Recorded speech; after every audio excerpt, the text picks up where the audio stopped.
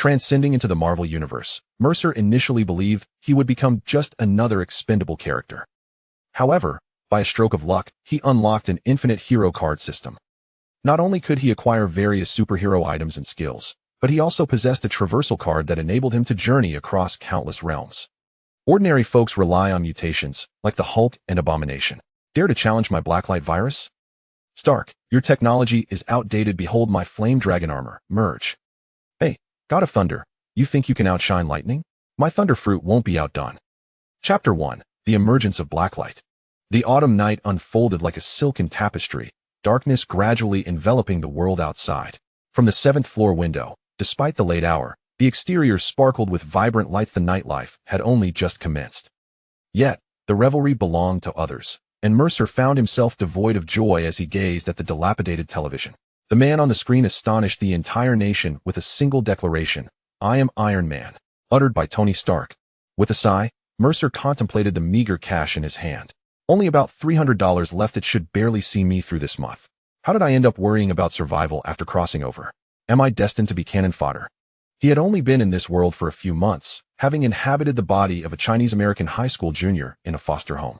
Here, he was known as Mercer, Alex Mercer. I truly am the most pitiful of transgressors, he lamented.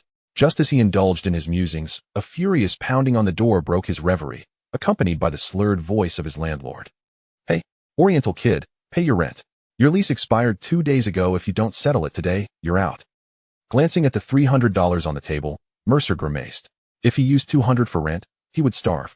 He shouted back, "I'm sorry, landlord. Please give me another chance. I promise to find a job tomorrow." Did he not wish to find employment? As an ordinary student, especially as an Asian, he faced discrimination, with employers often finding fault. He had been dismissed from multiple jobs within days. Now, the landlord, perceiving him as an outsider, exploited his vulnerability. With a heavy fist, the landlord pounded on the door, threatening to burst in. "You must pay today, or pack your things and leave." The landlord's aggressive demeanor left Mercer with no retreat. With a resigned sigh, he began to gather his belongings in preparation to vacate when suddenly, a woman's voice resonated from the doorway, conversing with the landlord. This familiar voice prompted Mercer to step outside, where he encountered a tall, blonde-haired, blue-eyed woman with an exquisite appearance. "Alex, I have some beef stew at my place. If you haven't had dinner, feel free to come over," she said, her stature commanding attention. "I've covered your rent for this month. You need to find a job soon. This situation is unsustainable." Thank you, Carter. You're too kind," Mercer replied, ignoring the landlord's mocking grin as he expressed his gratitude to Carter. This woman, Peggy Carter, was an agent of S.H. Uldy's universe's Captain America. In this timeline, it was not Steve Rogers who successfully received the super serum, but rather Peggy Carter herself. When Mercer first learned of this twist, he was taken aback. He had anticipated traversing into a cinematic universe, only to find himself in one where Peggy Carter was Captain America. The timeline had shifted, and subsequent events would undoubtedly ripple through reality, creating a butterfly effect of unforeseen consequences. What might unfold from this divergence was beyond Mercer's comprehension. Carter regarded him, her gaze lingering in his eyes for an inexplicable moment. "I have a mission to attend to. Please wash the dishes after you finish," she instructed, handing him a key. For reasons unknown, Carter seemed to place an unusual level of trust in him, permitting him free access to her home. Was it due to his youth? Stunned, Mercer accepted the key, his expression a blend of confusion and curiosity. "Why are you so kind to me?" Carter appeared momentarily taken aback by the question. Her gaze lingered on his face, but she offered no further explanation. As she departed, she lightly said, "I find your eyes reminiscent of his." As for whom she referred, Carter left that ambiguous and walked away. The only one baffled by this cryptic exchange was the landlord, who nudged Mercer with his shoulder and smirked. "Well, Oriental kid, it seems the most beautiful woman in our apartment has taken an interest in you." Before this lecherous middle-aged man could finish his thought, Mercer rolled his eyes and ignored him, striding toward Carter's room and using the key to enter. Inside, a faint, alluring fragrance lingered, the source unknown, perhaps perfume or something else entirely. Standing before the mirror by the shoe cabinet, Mercer noted that although he inhabited the body of a Chinese youth, his eyes bore a strikingly rare blue-green hue, deep and captivating. The person she spoke of must be Steve Rogers, Mercer mused, shrugging. Only Steve could leave Carter so entranced and concerned. The layout of the room was familiar, and Mercer quickly located the kitchen. There, indeed, simmered a pot of beef stew. Lifting the lid, the aroma wafted through the air, tantalizing his senses. His stomach growled in protest, and unable to suppress his hunger any longer, Mercer hastily retrieved a bowl and spoon. For weeks, he had subsisted on discounted bread and milk from the bakery's closing sale, nearly reaching his limit. He filled a large bowl with steaming beef stew, the enticing fragrance beckoning him as he prepared to lift a generous spoonful to his lips. Suddenly, a deafening crash erupted nearby, and before he could react, it seemed as if the very building had been breached. The immense force obliterated one side of the room, while Mercer remained in the kitchen, spoon in hand, oblivious to the chaos unfolding just beyond. What on earth is happening?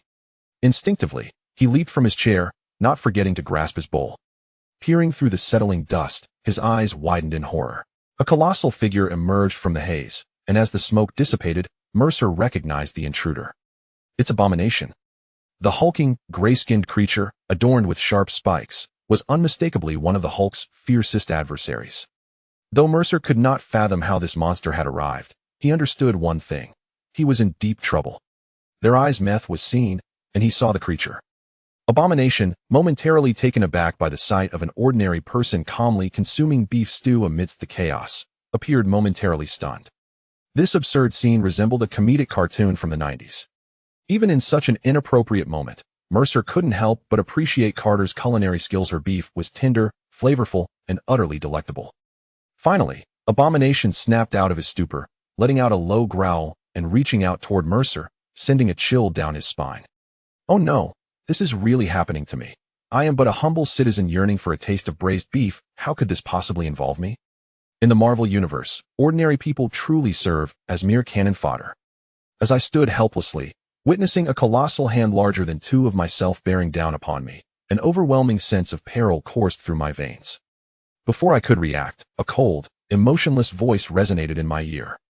Perception of host's life under threat detected. Infinite hero card system activated, claiming novice gift pack. Acquired antihero card, Blacklight Virus. Chapter 2. All I desire is a quiet meal of braised beef. A shiver ran through my body, as though some arcane force had entered me. In the next moment, I noticed the Abomination's movements had slowed to a crawl, akin to the effect of slow motion. What is happening? Why is he moving so slowly? I can even discern the subtle shifts in his expression.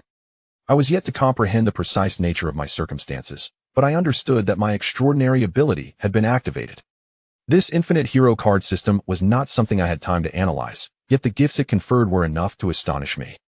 The Blacklight Virus, a lethal pathogen from my previous life, known from a game called Prototype. Those afflicted would transform into horror-stricken, flesh-hungry zombies, or into enhanced monstrosities wielding their bodies as weapons. If utilized wisely, it was an immensely potent virus capable of infinite absorption and mutation. In this Marvel realm, it would be no weaker than any existing entity. Task issued: the emergence of Blacklight completion rate, 01000. Feeling the terrifying enhancements bestowed by the Blacklight virus within me, I gazed at the Abomination before me, a smile gradually forming on my face. So, you are the Abomination? I suppose you have never faced death before? Outside the building, special forces stood armed with rifles and heavy weaponry, maintaining vigilance. Despite the barricades, a crowd had gathered to observe, wielding their smartphones in anticipation. This damned creature. Langley, where is the anesthetist? Agent Carter, clad in Captain America's uniform, urged the man beside her anxiously. She had only just stepped out when news of the Abomination's arrival in the area reached her. Given the presence of numerous ordinary citizens, the situation was dire. Merely relying on bullets would not suffice to bring down this monster. Only the specially developed tranquilizer darts from S.H.I.E.L.D. could sedate it, restoring its demeanor to that of a normal human. Yet, the anesthetist equipped with the tranquilizers had yet to arrive. They could only attempt to suppress the creature with gunfire, minimizing its area of chaos. Suddenly, a look of terror crossed Carter's face as she noticed the light in her room was on, and a gaping hole had been smashed into it. She had left her room dark when she exited. This meant that Mercer had entered. Now, with a significant breach in her room, the occupant within could only be. She felt a chill. Alex, seal off the 2 blocks beyond this point. Langley, you take charge of the perimeter. The rest of you, evacuate the civilians. Despite her rising anxiety, Carter swiftly dispatched a series of commands. Understood. Upon hearing her words, the S.H.I.E.L.D. operatives promptly sprang into action, executing her orders. Carter removed her shield from her back, intending to ascend and rescue those within, only to see a figure hurtling out of the building, crashing forcefully into the opposite edifice. As the crowd remained bewildered by the occurrence, they witnessed an individual emerge slowly from the partially demolished structure. The person stood slightly over 6 feet tall, shrouded in a black hood, obscuring their features from view. Alex. Only Carter could feel her pupils dilate in shock, instantly recognizing the young man before her as Mercer, remarkably unscathed. Could he be responsible for this? As she gazed at the flung abomination, an absurd thought crossed her mind. She found it difficult to believe in her memory. Mercer had always been a rather unassuming young man. How could he possibly have launched the abomination? At that moment, Mercer spoke. Honestly, this is infuriating. Is it so difficult to enjoy a meal of braised beef? His youthful yet composed voice echoed amidst the stunned crowd, all eyes fixed on the emerging Mercer. I once read a novel where a character destroyed a village, interrupting the protagonist's meal, and ended up getting thoroughly beaten. Do you wish to try your luck? The abomination twisted its painfully throbbing arm and neck, its pupils constricting to the size of Mercer's head. It had completely failed to register what had just transpired. By the time it regained its senses, it had already been flung aside. Could a mere ordinary human achieve such a feat? This was impossible. Who are you? The abomination's words, articulate yet bewildered, betrayed its human origins, albeit mutated. I am merely a quiet youth passing through, longing to savor some braised beef. You, my friend, are in a predicament. The term quiet youth elicited a wave of incredulity among those present. Was such a feat attainable by a quiet lad? As I stretched and flexed my limbs, I had yet to fully explore the system I had recently acquired, but the infusion of the Blacklight Virus had significantly augmented my physical prowess. Without it, I could not have so effortlessly expelled the several-ton abomination from within. Now, I had to address the immediate threat before me. As I flexed my fingers, feeling a seemingly boundless strength coursing through me, a grin spread across my face. The Blacklight Virus was even more formidable than I had anticipated. What perfect timing to test its potency. Kneeling slightly, I gathered my strength and propelled myself forward, akin to an arrow released from its bow. To the onlookers, only a sharp whistle of wind was heard as I darted from a distance of several meters to stand before the abomination in the blink of an eye. I unleashed a powerful fist, striking its jaw. The abomination, far larger than me, was sent soaring into the air. Even as I struck, the shockwave of my punch created a visible sonic boom, indicative of my incredible speed. How impressive! Among the gathered crowd, only Carter exclaimed in astonishment. She, being the only enhanced individual present, understood the abomination's weight better than anyone else aside from this mutated anomaly. To send it flying? She felt as though she were dreaming, yet Mercer had indeed accomplished it. Could he have been concealing his true strength all along? Rubbing her eyes, Carter questioned her own wakefulness, yet no one was available to provide clarity. Mercer continued his assault, leaping effortlessly over 10 meters, arriving before the abomination in a mere heartbeat. His fists, clenched tightly, rained down upon the creature with relentless ferocity. The overwhelming pain coursing through the abomination left it bewildered. The power of Mercer's strikes was immense and unyielding. It had breached its defenses. Perhaps a punch or two might be manageable, but how is it possible for him to deliver dozens or even hundreds of blows with such force? Even if I exerted all my strength, I could not achieve such a feat. The abomination roared within its mind, even as its own enhanced physique failed to comprehend Mercer's movements. Just as it attempted to raise its hand to block a strike, a series of agonizing impacts erupted in its abdomen, realizing the punch it perceived was merely an afterimage. Its massive size restricted its speed, rendering it incapable of swift retaliation. Mercer, possessing a physique of ordinary proportions, bore no such burden. Each of his punches struck with the velocity of a speeding train, delivering resounding impacts against the abomination, echoing with a clarity that attested to their tremendous force. The descent of both combatants was rapid, yet Mercer's punching speed eclipsed even that, with the thunderous sounds of his strikes resonating at an unnatural pace. In a matter of seconds, he unleashed a flurry of punches, exceeding 100. Each strike landed with resounding impact, each blow powerful beyond belief. Gradually, the feeling of animosity began to sense something amiss. Chapter 3. The tumultuous Blacklight Virus. Each strike from the opponent was not merely a punch. It bore the sharpness of a blade, with dozens of blows landing upon the same spot. The skin, impervious even to bullets, began to yield slightly under the relentless onslaught of Mercer's rapid-fire fists. The blood that gushed forth did not splatter outward, but rather, peculiarly, merged into Mercer's clenched fists. One drop of blood summoned two, two summoned four. And only when it reached the ground did Mercer finally cease his assault. As the two descended, the creature, known as the Abomination, lay half-conscious. Its once mighty form, now significantly withered. Onlookers, unaware of the truth, mistakenly believed the Abomination was merely striving to regain its normal human state, oblivious to the fact that Mercer had siphoned away a substantial amount of its blood. Mercer stood triumphantly over the Abomination, regarding it from a lofty vantage point akin to a lamb beneath the shadow of a colossal elephant, a striking visual juxtaposition. Could I absorb him? Mercer's body trembled slightly, not from fear amidst the throng of spectators, but from a burgeoning desire for the Blacklight Virus, which thrived on the absorption of biological entities for evolutionary progression. The Abomination was an extraordinary boon. Yet reason cautioned Mercer against such an action. The extraordinary display of his superhuman prowess had already left the crowd in awe. Should he absorb the Abomination, the resultant fear would eclipse their astonishment. The notion of transforming and consuming a being was far too unsettling for the masses to digest. Perhaps it was wiser to bide his time. With a disappointed shake of his head, Mercer resolved against becoming a public enemy. He surveyed the surroundings. Despite the area being cordoned off, numerous curious citizens had infiltrated the scene, some even recording the events on their phones. What consequences might arise from indiscriminate absorption remained a mystery to Mercer, and he could not risk such an experiment in plain view of the public. Hey, are you going to fight or not? Guarantee you, just full of bravado? Get up and let us continue. Mercer declared, his foot crashing down, causing the solid ground to fracture and splinter around him. No more, no more. The Abomination, gradually reverting to its human form, waved its hands in a desperate gesture, internally lamenting that the rate of blood loss was far more severe than any experimental capture. Thus, it refrained from further confrontation, allowing the nearby special forces to approach and administer tranquilizers. Seeing the Abomination as unexpected compliance, Mercer smirked. Evidently, the creature was acutely aware of its precarious situation.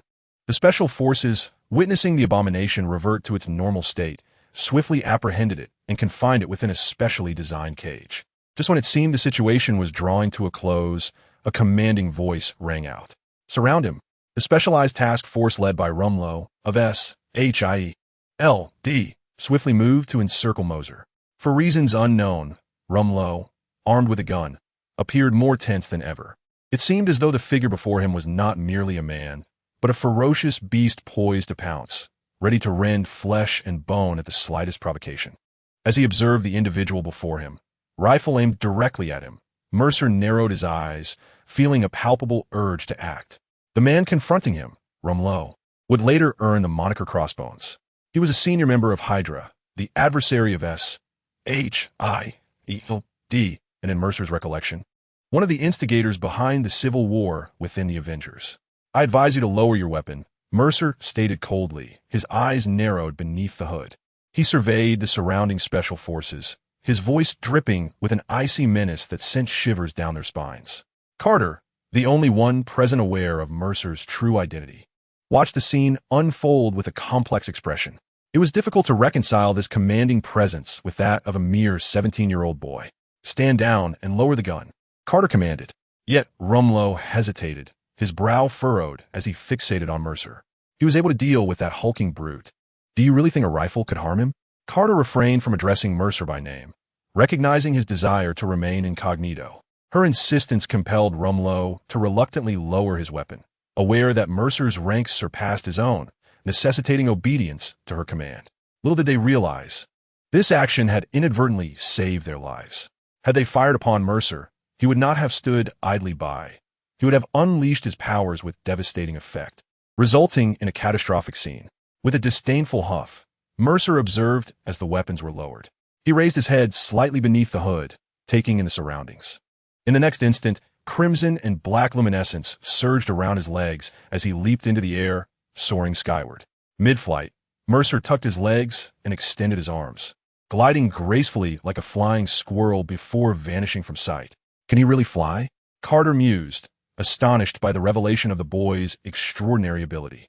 As she watched him disappear, she contemplated the necessity of inquiring about the source of his powers. The commotion subsided with Mercer's departure, yet many onlookers captured the moment on their cameras. Curiously, amidst the throngs, no one managed to photograph Mercer's full face. At most, a fleeting glimpse of his profile was caught in the light. Even this partial view ignited a frenzy online. "My word, I've never seen such a perfect profile," exclaimed one commentator. "Look at that chiseled jawline. Surely this isn't just some actor playing a role. The upstairs fans must be losing their minds. Do you see any cameras around?" In a whirlwind of speculation, the internet buzzed with conjectures about the identity of the mysterious figure in black, whose presence overshadowed even that of the dreaded villain. Unperturbed by these matters, Mercer alighted upon the rooftop of a towering edifice, surveying the city from his elevated vantage point. After digesting the events that had just transpired, Mercer felt a surge of exhilaration. The coveted golden finger he had awaited for so long had finally been activated. He raised his right hand, and a substance of dark luminescence writhed within his palm, coalescing into a container the size of a beverage can, within which lay the loathsome blood. System detects an object that can be transformed into a card. Would you like to proceed with the transformation? The voice of the system echoed suddenly in his mind, leaving Mercer momentarily taken aback. Could this substance truly be transmuted into a card? Transform it, he decided. After all, he was uncertain what might occur should he attempt to absorb it directly.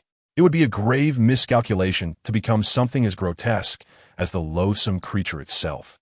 No sooner had he spoken than the loathsome liquid in his hand vanished, replaced by a rectangular card the size of his palm. At its center was an illustration of the loathsome blood, depicted as droplets cascading down, with the name Loathsome Blood emblazoned at the top. Simultaneously, a frame appeared before him. Card name, Loathsome Blood. Level, Tier 1. Effect, grants a minor enhancement from Loathsome Essence. Appears to synergize better with the Blacklight Virus. Gazing at the text within the frame, Mercer was taken aback. Was a creature of such formidable strength merely classified as Tier 1? Chapter 4. Journey to S. H. I. D.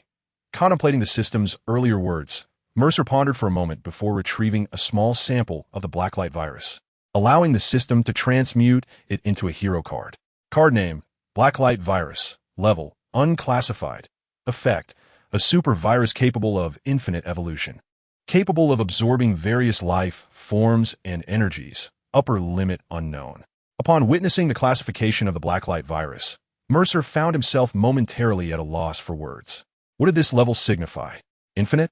The Blacklight Virus was astonishingly powerful.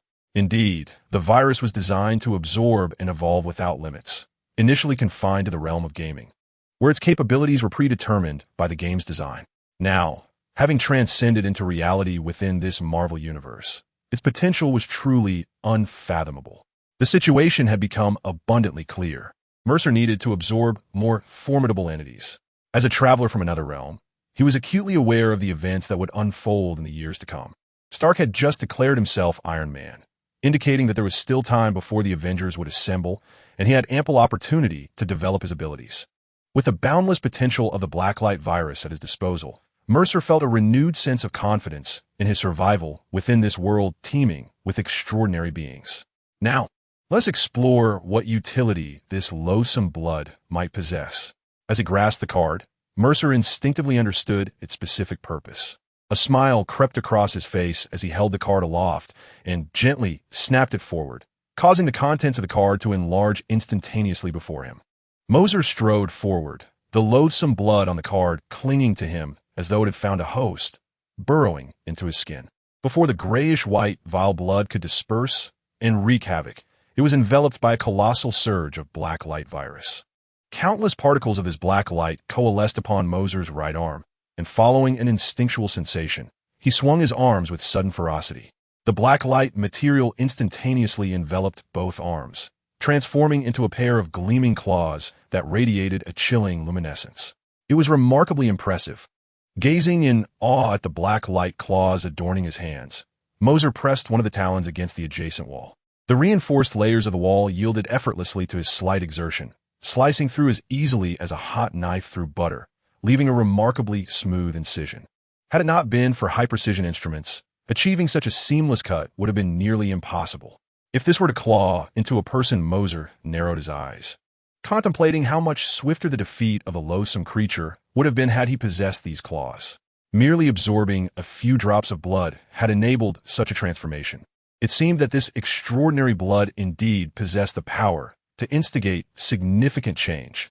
Upon further examination of his own transformations, Mercer discovered that the effects extended well beyond mere physical prowess. The absorption of the loathsome blood granted him some capabilities akin to those of its original owner, including martial arts and linguistic skills. He attempted to speak in English.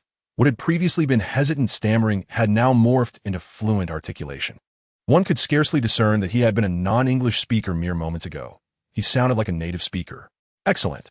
I can now communicate in English fluently, alleviating any concerns regarding interaction. As for martial arts, Mercer couldn't help but grin as he executed a few moves, each accompanied by a fierce whoosh of wind. Each strike lethal. The loathsome creature had originally been a peak special forces operative, and by absorbing its blood, Mercer had inherited its abilities. However, the capabilities derived from merely a few drops of blood were limited. He would require much more to fully realize his potential. If I were to absorb the entirety of the loathsome being, I could potentially transform entirely into him. With this thought, Mercer felt a surge of excitement. He resolved to investigate the Triskelion, the headquarters of SHIELD, to uncover information regarding the loathsome creature's whereabouts. For this individual was undoubtedly a menace that needed to be dealt with. That evening, at SHIELD, within the Triskelion, Nick Fury, the bald man with an eye patch, wore a grave expression as he scrutinized the surveillance monitors. The footage displayed Mercer's entire confrontation with the loathsome creature. Witnessing a human of ordinary stature deliver a punch that sent the towering loathsome creature flying, Nick Fury felt overwhelmed. Yet another formidable adversary had emerged. Natasha, what is your assessment of this individual? He inquired, turning to the tall woman with auburn hair standing beside him, seeking her insight. The woman, Natasha Romanoff, was a senior operative of SHIELD and one of Nick Fury's trusted confidants. Natasha meticulously examined the video, formulating a concise character analysis. I speculate that he is likely in his 20s or perhaps even younger. Judging by his demeanor, he does not exhibit any inclination to seek the limelight, thereby ruling out any direct connection to this incident. I believe, as those agents suggested, that this man acted out of frustration because the large gray figure interrupted his meal of braised beef. Upon hearing this, Natasha couldn't help but chuckle. If that truly were the reason, then the man must be extraordinarily unfortunate. Do not jest with me. I am already overwhelmed as it is. Observing Natasha's barely contained amusement, Nick Fury helplessly rubbed his bald head. This was not a fortuitous situation for him. The preparations for the Avengers initiative had only just begun, and now an enigmatic character had emerged, potentially jeopardizing our plans. After pondering for a moment, Nick Fury tapped his fingers on the table and continued. Here's what we shall do.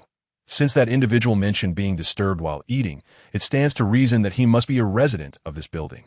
Investigate his background and see if you can locate him. Understood, Natasha nodded, confirming Mercer's address on her computer before preparing to leave.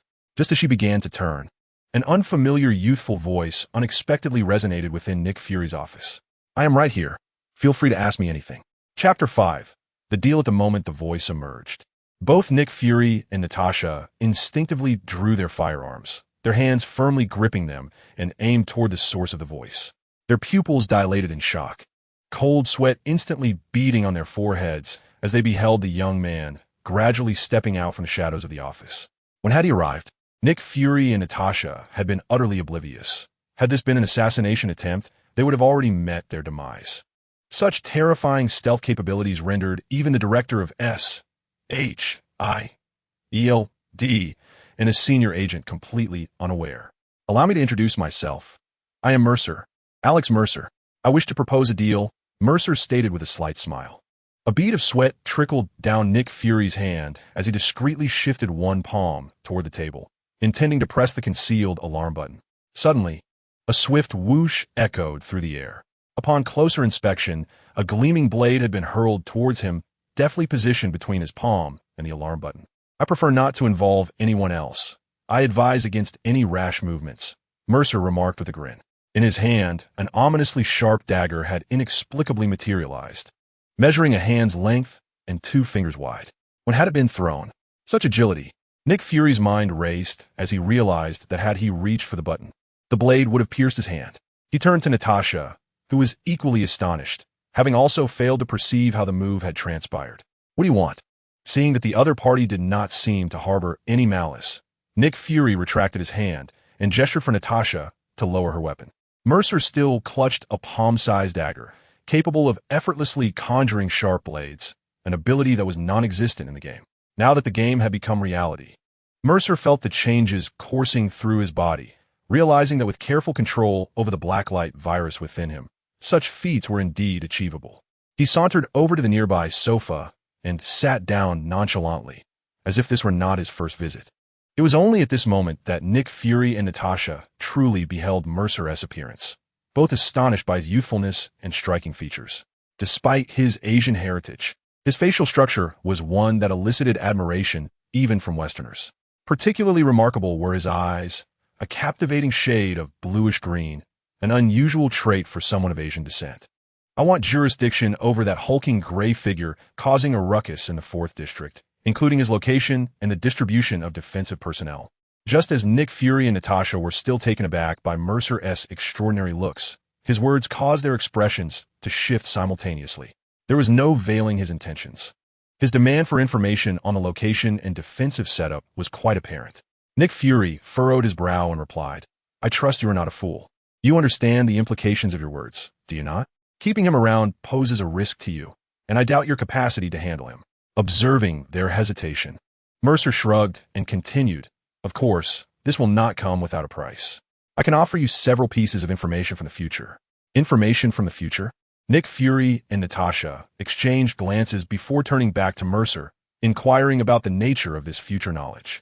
However, Mercer chose to remain silent, crossing his legs and casually sharpening his nails with the blade in his hand. Understanding his intent, Nick Fury deliberated for half a minute before turning to Natasha. "Natasha, retrieve the location details of the creature and withdraw the defensive personnel. There is no need for them." Yet Natasha hesitated momentarily. "Go," Nick Fury commanded, leaving no room for argument. After a nod, Natasha promptly approached the computer to access the necessary information, relaying the creature's location to Mercer. Upon hearing this, Mercer nodded in acceptance, showing no sign of suspicion, and stated, "Dr. Banner will become a significant asset to the Avengers. Do not let his transformation into a green giant cloud your judgment with thoughts of violence. Stark is worthy of your recruitment, and Agent Carter possesses the qualities suitable for leading the Avengers. A formidable force will likely emerge in New Mexico within the next month. Perhaps Agent Coulson should monitor that area. The Insight program is unfeasible. I advise its prompt cancellation, regardless of the veracity of his claims." The mere fact that he could articulate such information left both Nick Fury and Natasha utterly astonished. The Avengers and the Insight program are our most classified initiatives. There are no more than 10 individuals within the agency who are privy to this information, all of whom hold high-ranking positions. How would you possibly know about it? As Nick Fury spoke, his emotions surged, and he instinctively tightened his grip on the handgun he had not put down. Large beads of sweat cascaded down his forehead. The Insight program is an exceedingly secretive matter within SHIELD. Even Natasha is unaware of it. How could Mercer be informed? While it would not be particularly surprising for someone to know about the Avengers, knowledge of the Insight program is quite astonishing. I have already stated that this is information from the future. What else would you have me say? The winning lottery numbers for the next draw? Mercer replied with a calm smile, seemingly unfazed by Fury's reaction, which he had anticipated. If there were no surprise, that would indeed be strange. So, will these matters eventually come to light? After a moment of composure, Nick Fury focused on the crux of the issue and promptly inquired. Mercer had not indicated his affiliation with SHIELD, yet his knowledge of these affairs could only mean one thing. These matters would indeed be exposed in the future, hence his awareness of them. That is all I wish to convey. As for the authenticity of my claims, time will reveal the truth. Farewell." Mercer did not respond to Nick Fury's inquiries, but instead walked out through the front door, heading toward the location of the abomination. "Fury, are we really just going to let him leave?" Natasha said, her mood fluctuating. "The security of SHIELD is renowned for its rigor. Yet they had been so easily infiltrated, and he brazenly exited through the front entrance, which seemed excessively audacious. After a moment's hesitation, Nick Fury replied, "Let us not concern ourselves with him for now. The fact that he could share this information indicates he is likely not an enemy. However, do look into his identity, Alex Mercer. Investigate him." As he spoke, he approached his desk and picked up the phone to dial a number. "Is this Coulson? I have a task for you. You need to head to New Mexico immediately." Upon seeing Nick Fury begin to assign a task to Agent Coulson, Natasha refrained from further comment and promptly set about investigating Mercer's identity. Unbeknownst to them, in the corner of the office resided a small mass of black slime, roughly the size of a thumb. After the two had finished their conversation, it began to wiggle and made its way out of the office. Chapter 6. Excessive absorption. Despite being merely a small blob of slime, its speed was remarkable. Within mere seconds, it had caught up to Mercer and seamlessly integrated into his body. This bald man is quite perceptive. Otherwise, I might have thought he would attempt to eradicate SHE Altojeter. After all, it has already been infiltrated by Hydra, and whether it is sooner or later, its demise is inevitable. Mercer left behind a trace of dark matter in the office to monitor the actions of Nick Fury and Natasha after his departure. Observing that they had no intention of surrounding him, Mercer felt reassured. Having one more ally is preferable to acquiring another adversary, even though he held no fear. As for self-examination, it is merely a trivial matter. Mercer now needs to hasten to the location of the abomination. He can hardly contain his anticipation for the transformations that will ensue from its complete absorption. The place where the abomination is confined is not far off. Situated near a detention facility of SHIELD. By the time Mercer arrives, the area has been evacuated, allowing him easy access. Inside a vast white chamber, a colossal cage occupies the center, within which a gray figure thrashes about in a fit of rage. This creature is the abomination. Having reverted to its monstrous form after the effects of the tranquilizer, striving to break free from its confinement. As Mercer approaches, he notices the crimson liquid splattered across the floor, evidently blood. It seems that containing the abomination has proven to be no simple task, as at least 10 individuals have sustained injuries. Surveying his surroundings, Mercer strides directly to the front of the abomination. Upon noticing Mercer's presence, the creature visibly quakes. "You. It's you. How could you be here?" Its expression reflects palpable panic, while it exhibits no fear in the face of formidable weaponry. The sight of this striking youth, of mere human stature, instills a sense of dread within the abomination. The opponent's strength is beyond imagination, even in its transformed state. It realizes it cannot withstand Mercer's onslaught, which naturally evokes fear. "I am here. You should be more aware than anyone else," Mercer states. As dark energy writhes in his grasp, forming several sharp blades that he flicks with a sudden motion, causing the abomination to leap back defensively. However, the anticipated pain does not come. Upon inspecting its surroundings, the abomination discovers that Mercer's blades have merely destroyed the surveillance cameras within the room. "I would prefer that my abilities remain unseen." Mercer smiles broadly as the dark energy surges up his arms, morphing into a pair of massive black claws. He leaps forward, aiming for the bars of the cage. The metal, which could withstand the abomination's fierce assaults, is effortlessly sliced through by Mercer's strike, as though it were mere tofu. With a piercing scream from the abomination and a wicked grin from Mercer, the scene evokes a sense of a wolf entering a flock of sheep. Despite the stark contrast in their physical statures, it is the abomination that finds itself in flight. "Damn it, I will not lose to you, you scrawny monkey." Realizing Mercer's approach is undoubtedly ominous, the abomination becomes desperate. Recognizing the neatly severed metal bars, it understands that its predicament is dire. With a rallying cry to bolster its courage, it expends all its strength in a reckless charge towards Mercer, determined to fight to the bitter end. Unfortunately, the disparity in their physical capabilities is insurmountable. Though the abomination possesses an extraordinary mutated physique, this advantage is relative only to ordinary humans. Among the throngs of the underprivileged who rely on their mutations, it is not particularly formidable, especially as it has only recently undergone its transformation and has yet to master its newfound abilities. In contrast, Mercer became one with the Blacklight Virus that infiltrated his body. As if it had melded into an intrinsic part of him, empowering his mind to its utmost potential. Confronted with the loathsome creature's desperate final struggle, Mercer unleashed a surge of energy from the blacklight material prepared on his leg, delivering a powerful kick to the creature's abdomen. The impact resounded with a deafening thud, sending the creature hurtling backward to collide violently with a metallic pillar, the force causing it to spew forth a copious amount of blood, bending the pillar under the strain. "Oh dear, let us not squander such precious blood. That would be a pity," were the final words the abomination heard before it succumbed to unconsciousness.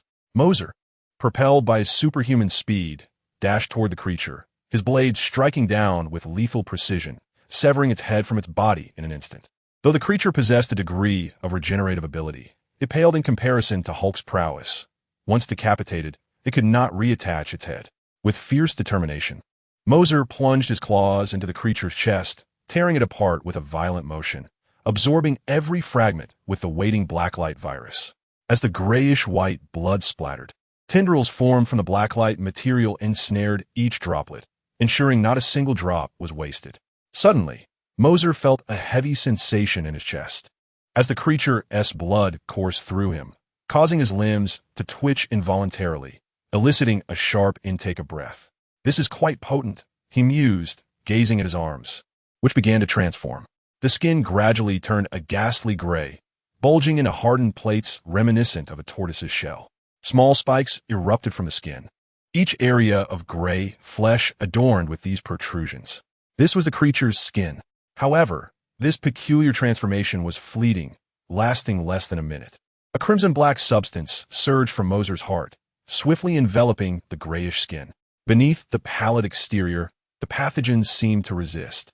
Yet they were utterly overwhelmed by the ravenous Blacklight Virus.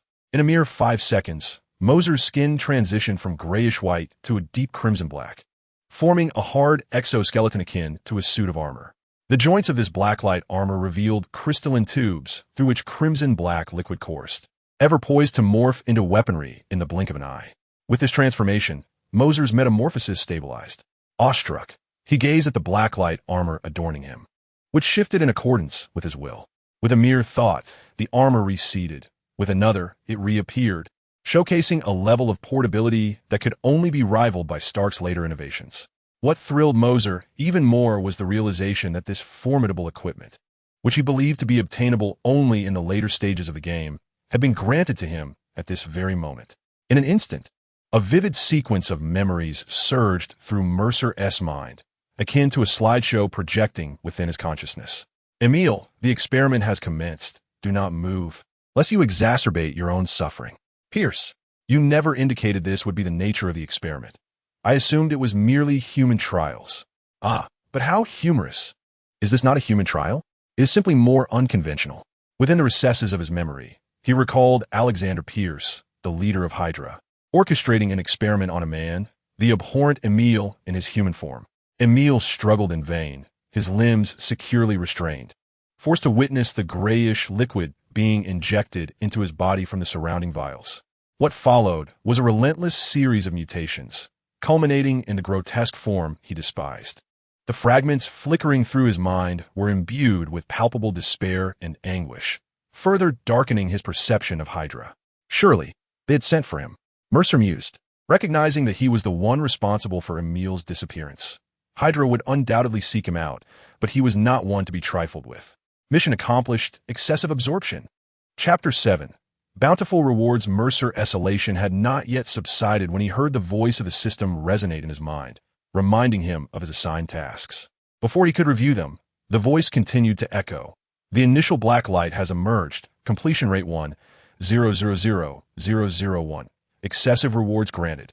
Acquired item card, Star Wars Dark Saber. Acquired character card, Transformers Lockdown. Interdimensional card collection branch activated." The sudden influx of rewards left Mercer momentarily stunned as 2 cards and a book materialized before him, prompting an instinctive reach to grasp them. One card depicted a plasma beam saber radiating black and white light, while the other showcased a Lamborghini supercar. These objects were familiar to him. The dark saber was a unique lightsaber from the film Star Wars. In terms of design, it surpassed most lightsabers, resembling a true sword rather than a mere glowing tube.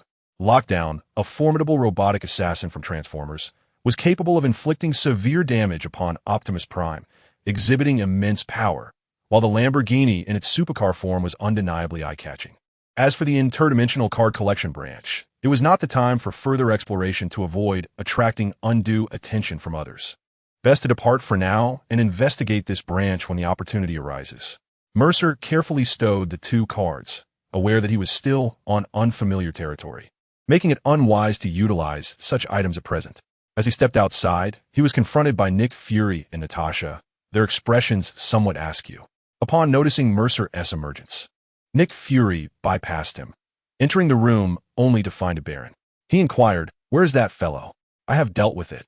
Is this not part of our transaction?" Mercer remarked nonchalantly, "Is that resolved?" Nick Fury surveyed the room once more. The pristine white chamber contained only the central cage, devoid of any other hiding places.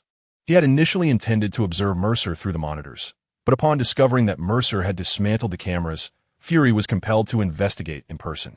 Remarkably, in less than 10 minutes upon entering the room, the loathsome figure had utterly vanished. How could this be? Fury began to suspect that there might be secret passages within the room.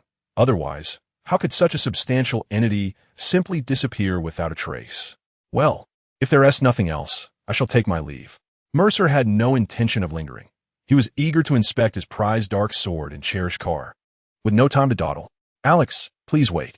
Natasha hurried after him, tucking a strand of hair behind her ear as she softly inquired, "May I have your number? Should you require anything, feel free to call me." The ambiguity of her words, especially when uttered by a woman of Natasha's striking beauty and figure, would likely leave most men utterly flustered.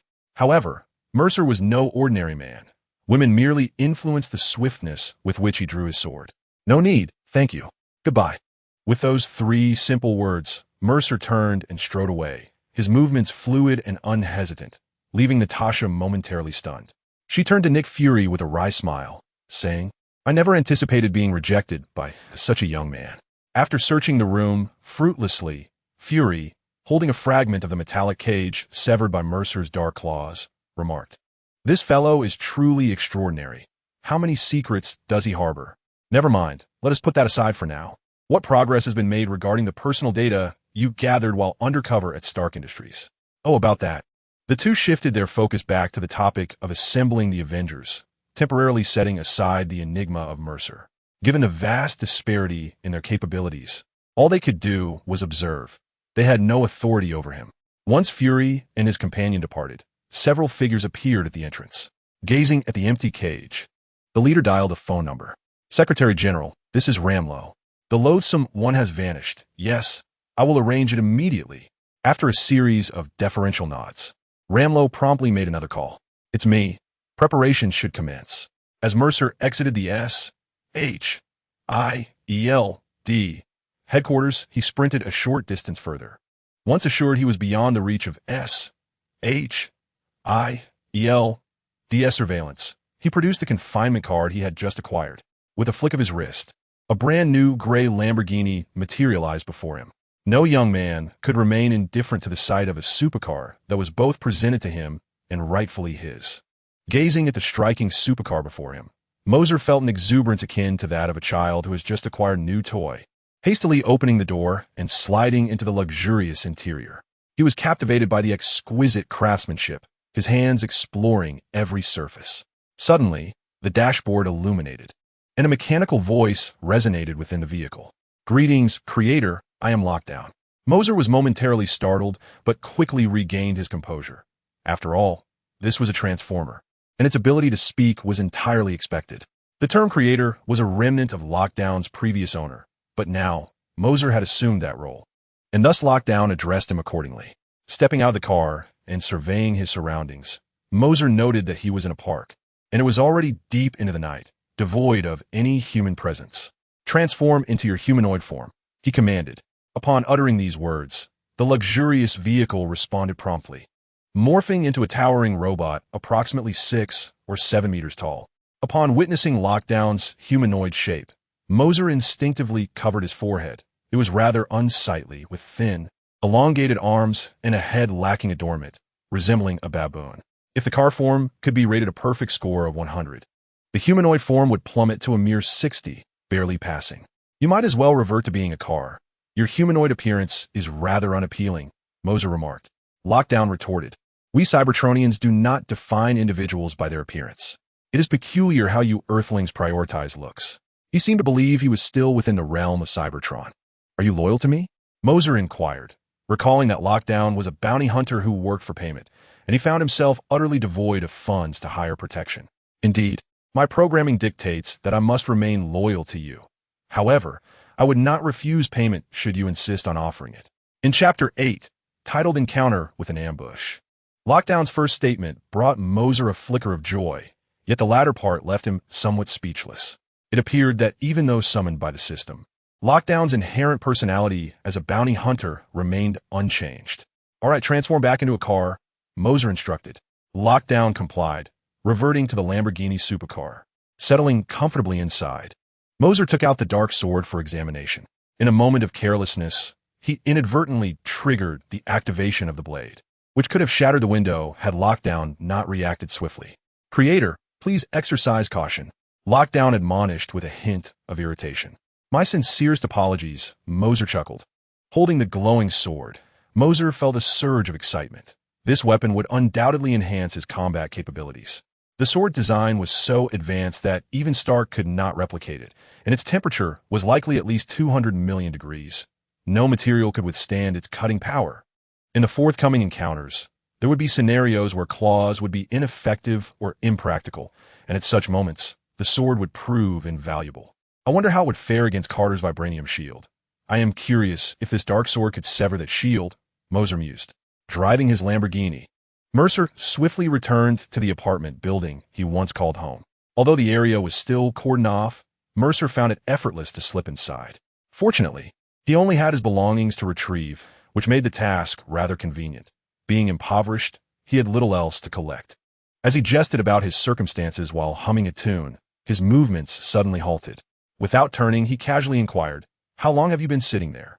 Upon glancing back, he noticed a graceful figure concealed in the shadows. The gentle moonlight cascaded upon her, illuminating her exquisite form. She rose and approached Mercer, and only when the light graced her face did he recognize her. "Captain Carter, I was pondering your usual antics. You hide quite well," Carter remarked in an elongated tone, her golden locks and azure eyes making it difficult for one to look away. The passage of time had not diminished her allure. Rather, it bestowed upon her a unique charisma. After all, not every woman could have been injected with the super soldier serum and subsequently frozen, only to awaken in the present day. I had no intention of concealing anything, merely that plans often fail to keep pace with reality, Mercer shrugged, acknowledging the truth in his statement. As he had not anticipated activating the system at this moment. "Where do you intend to go next?" Carter inquired, observing Mercer as he continued to gather his belongings. Mercer paused, pondering where he might venture. Despite possessing an array of valuable items, he still felt like a pauper with no place to stay. While he contemplated his next move, Mercer abruptly tilted his head back, as if something had just whizzed past him. Simultaneously, both he and Carter shifted their gazes toward the wall, which bore a small hole the size of a thumb. A sniper, the word echoed in their minds. And without further ado, they quickly sought cover within the room. "Was that bullet aimed at you? Who have you crossed paths with to warrant a sniper's attention?" Mercer questioned, his expression grave as he examined the bullet mark, noting it had been fired from a silenced rifle. While one might frequently witness snipers in films targeting individuals, any assignment involving such lethal marksmen was not one for the ordinary. Moreover, Mercer had skillfully concealed his identity during the previous encounter with the abomination. Could it be yes? Hield? He pondered, dismissing the thought. Nick Fury was not one to act without reason. The information Mercer had provided was more than sufficient to astonish Fury. Having an ally was preferable to acquiring another foe, a truth he understood well. Thus, the answer became evident. Mercer quickly deduced that since he had emerged from S.H. Idle, there was only one faction that could have known of his whereabouts, Hydra, which had long since infiltrated the organization. "I didn't expect them to arrive so swiftly. I shall not hold back." Mose let out a cold laugh in his heart, relieved that the Blacklight Virus within him possessed an instinctual sense of self-preservation. Thus, at the moment the bullet was fired, it sensed the intent to kill and instinctively evaded the shot.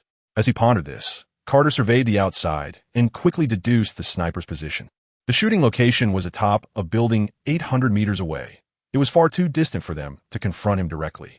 Gazing at the towering structure, by the time Carter and Mercer reached the rooftop, the sniper had long since made his escape. Mercer, do you have any ideas? As he turned to inquire about Mercer's thoughts, he noticed the latter tossing his backpack into his hands, skillfully sliding to the window and leaping down. This was the 7th floor. Before departing, Mercer left behind a single statement. I will take care of him. You wait for me here. With that, he leapt without hesitation. As the night enveloped the surroundings, Mercer sprinted through the darkness, but his chosen path was anything but ordinary. He ran along the side of the building. Despite the wall being vertical to the ground, he moved across it as if it were level terrain. This ability to traverse walls was the primary reason he could infiltrate the S.H.I.L.D. headquarters. Mercer had developed the Blacklight Virus, allowing him to run on walls with ease. The 800-meter distance would have been insurmountable if he were to run normally and ascend a building. By the time Mercer arrived, the sniper had indeed slipped away. However, now he could run across the building's surface, and with a slight exertion of force, he leapt to the adjacent structure with ease, as if merely overcoming a small obstacle. On the rooftop, a man clad in a black suit lay prone, a sniper rifle poised in his hands, motionless as he aimed at the building before him. This fellow was quite adept at hiding, but I had already blocked all escape routes. At the height of the 7th floor, there was no feasible way for him to flee. The man spoke with confidence, fueled by his disdain for the creature that had left a massive crater in the building. While Mercer and Carter found themselves just on the other side of the door. To exit, one would have to traverse a completely exposed corridor. And if he were to appear there, the man was certain he could take him down. Is that so? You seem quite confident. Came a sudden voice that resonated sharply in the quiet corridor, causing the man's pupils to constrict.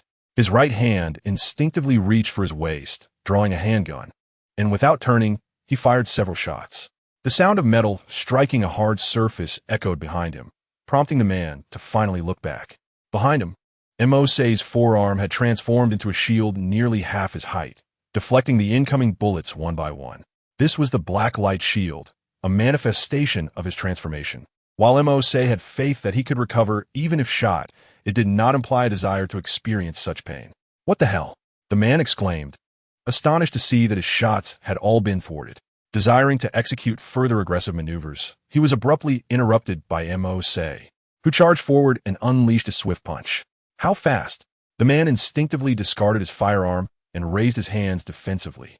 The force of the blow collided with his arm, sending searing pain coursing through him, causing him to grimace and draw in a sharp breath, his eyes widening in astonishment. Is this strength characteristic of an ordinary human? The sheer power behind that punch felt as though he had been struck head-on by a speeding motorcycle. With that single blow, his forearm was rendered nearly useless. Attempting to lift it proved futile as the agonizing pain compelled him to abandon the thought. It appears I still lack control over my strength. I must address this aspect. Mercer lamented softly, shaking his head in disappointment. His intention had been to restrain his own power, testing the efficacy of the combat techniques he had absorbed from the disdainful, ordinary human stance. Yet, even after suppressing his strength to 1/10 of its capacity, that punch had still delivered a devastating blow, far beyond what an average person could withstand. Though the man was an assassin, his physical capabilities remained within the limits of an ordinary human, rendering him unable to withstand Mercer's strike. Wait, let us negotiate the terms, the man implored, raising his numbed hands, eager to dissuade Mercer from further aggression. Before he could finish his plea, an unadorned yet forceful kick loomed larger in his vision. Thud! The kick landed squarely upon the man's head, producing a dull thud as the tremendous force flattened it. Cracks radiated outward from the epicenter, showcasing the immense power behind the blow. The encounter was a complete and utter domination. After crushing his opponent's skull, a dark, luminous substance enveloped Mercer's foot, making contact with the lifeless form beneath him. The body transformed into a swirling amalgamation of black and crimson liquid, merging with Mercer's being. In the blink of an eye, he had adopted the man's appearance. Indeed, he was sent by Hydra. As fragments of the man's memories flooded his mind, Mercer realized that this individual was an assassin allied with Hydra, intent on eliminating or subduing him. Hydra. It seems I must carve out some time to confront this organization.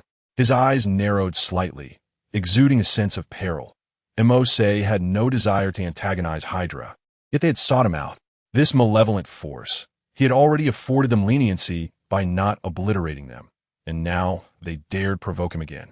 Mercer was unperturbed at the prospect of eradicating this malignant growth. Tidying up the remnants of the encounter, Mercer unceremoniously took possession of the sniper rifle left behind. It would be unwise to leave it here. Even though he had no use for it, it would serve well as a collectible. Upon returning downstairs, Mercer called Carter, informing her that the situation had been resolved. The resolution of the matter unfolded with surprising swiftness, eliciting little astonishment from Carter. For Mercer was indeed capable of effortlessly overpowering his adversaries. When he asserted that a solution existed for the sniper, it was undoubtedly true, which alleviated Carter's concerns. The thunderous roar of an engine approached, and the vehicle, known as Closure, glided to a stop beside Mercer. "Shall we embark on a leisurely drive? Is this your car?" Carter queried, momentarily taken aback by the sight of the open door, which had been unoccupied prior to Mercer's entry. How had it arrived here? Mercer chuckled and gallantly opened another door for Carter, gesturing for him to enter. For a fleeting moment, Carter found his perception of this young man increasingly perplexing. Just recently, he had appeared as a mere impoverished high school student. How was it that he now commanded a Lamborghini? "Closure, this is Carter. Please extend your greetings," Mercer instructed while fastening his seatbelt. Carter, somewhat bewildered, suddenly heard a mechanical voice resonate within the car. "Greetings, Miss Carter. I am Closure." The unexpected voice startled her. "Is this artificial intelligence?" she inquired, curiously examining the Lamborghini's interior.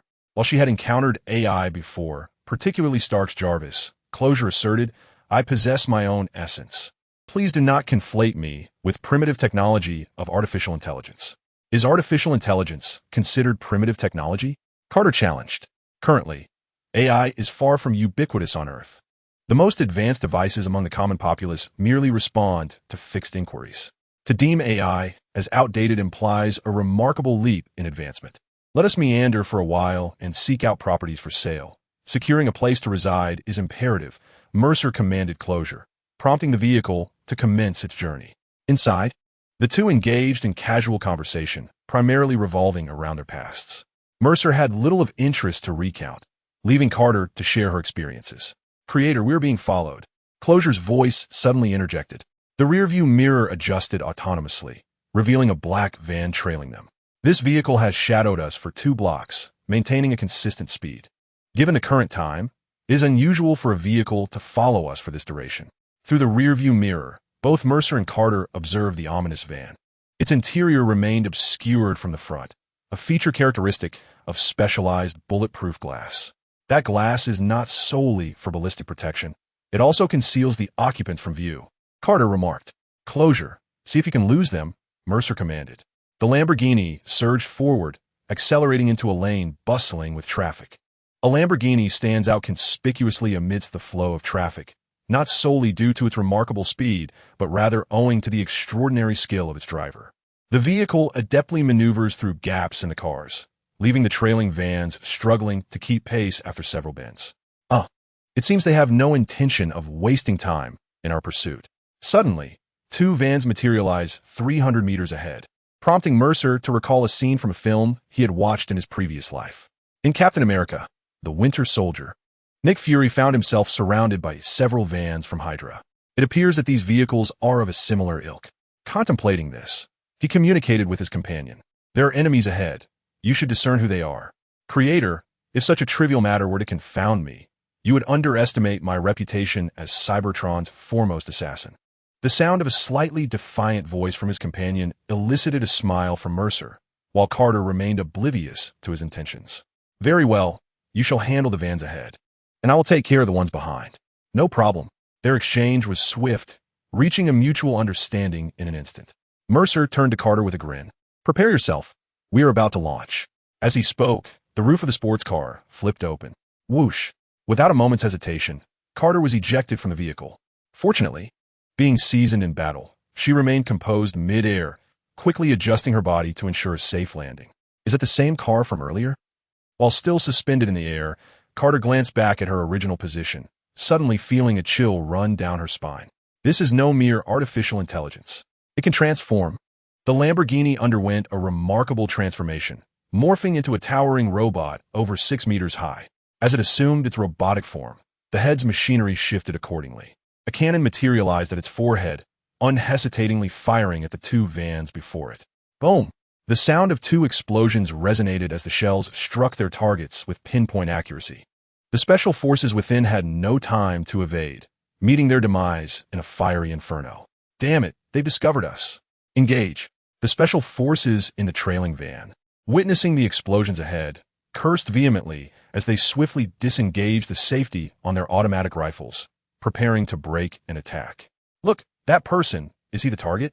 The driver of the van's face turned pale with terror as he spotted a young man standing directly in the path of their vehicle. Given the van's speed, even with a brake, they would crash into him. The headlights illuminated Mercer's face, and the bewildered special forces could only see him wearing a somewhat enigmatic smile. In the next moment, a card materialized in his right hand, which then transformed into a short, dark-hued weapon. With a firm grip, Mercer summoned a blade of blacklight, radiating a gleaming white aura from the hilt. Unfazed by the rapidly approaching vehicle, he raised his hand and executed a swift strike. The specially armored van, under the onslaught of the beam blade, succumbed as if it were mere water flowing past.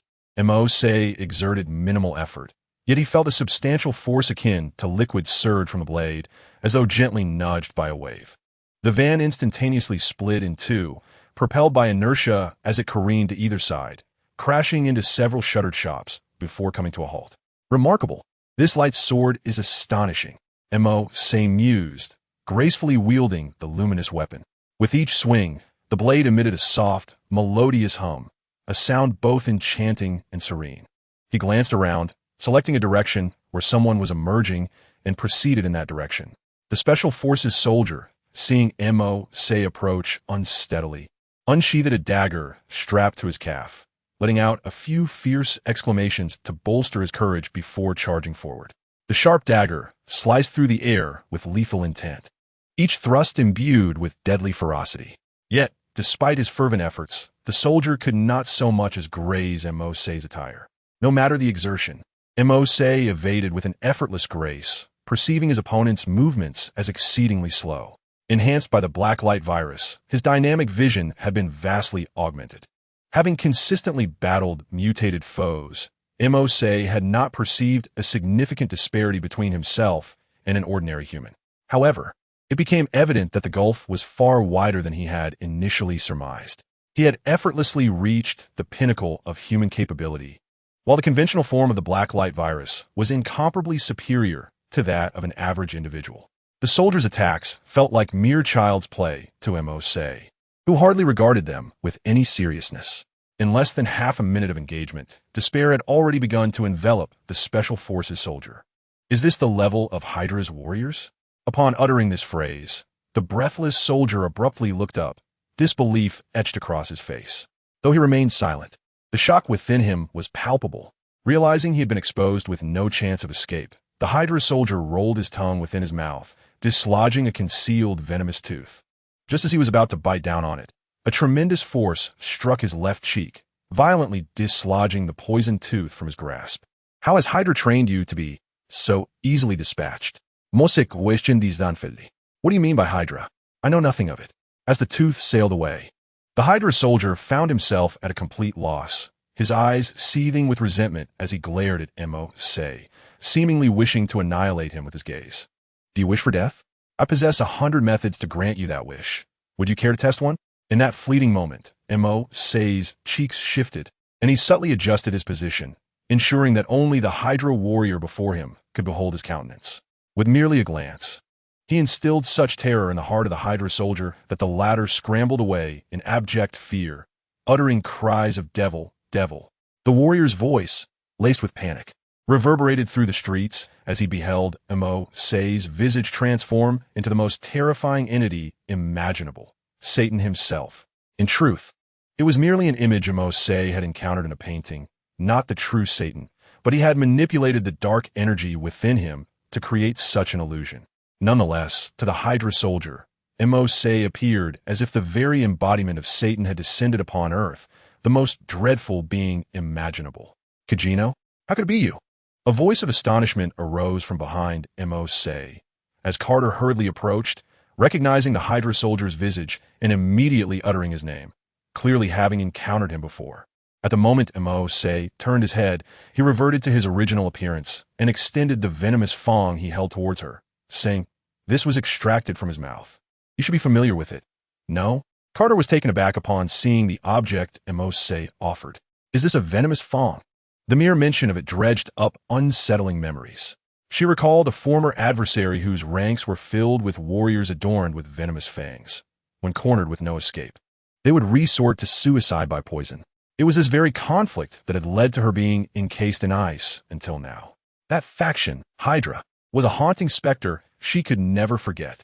Yet, Hydra had been obliterated 70 years prior. Was this merely a coincidence? A troubling thought welled up within Carter as she observed the onlookers gathering around them. She leaned closer to Mercer and whispered, "Spare this fellow's life. This is not the place for confrontation. Let's depart." Mercer nodded, delivering a swift strike that rendered the Hydra soldier unconscious before handing him over to Carter. "He is in your hands now. Conduct a thorough interrogation, and you shall uncover revelations that will astonish you." With that, he cast a knowing glance at the enclosed figure, who promptly understood, transforming back into the Lamborghini and driving towards Mercer's side. The doors closed seamlessly behind them. Watching Mercer depart. Carter's expression was a tapestry of complexity, and after a prolonged silence, she sighed. What other secrets does this young man harbor? Chapter 11. The otherworldly card collection branch with a press of the accelerator. Mercer swiftly departed the scene, leaving the ensuing matters to Carter's capable hands.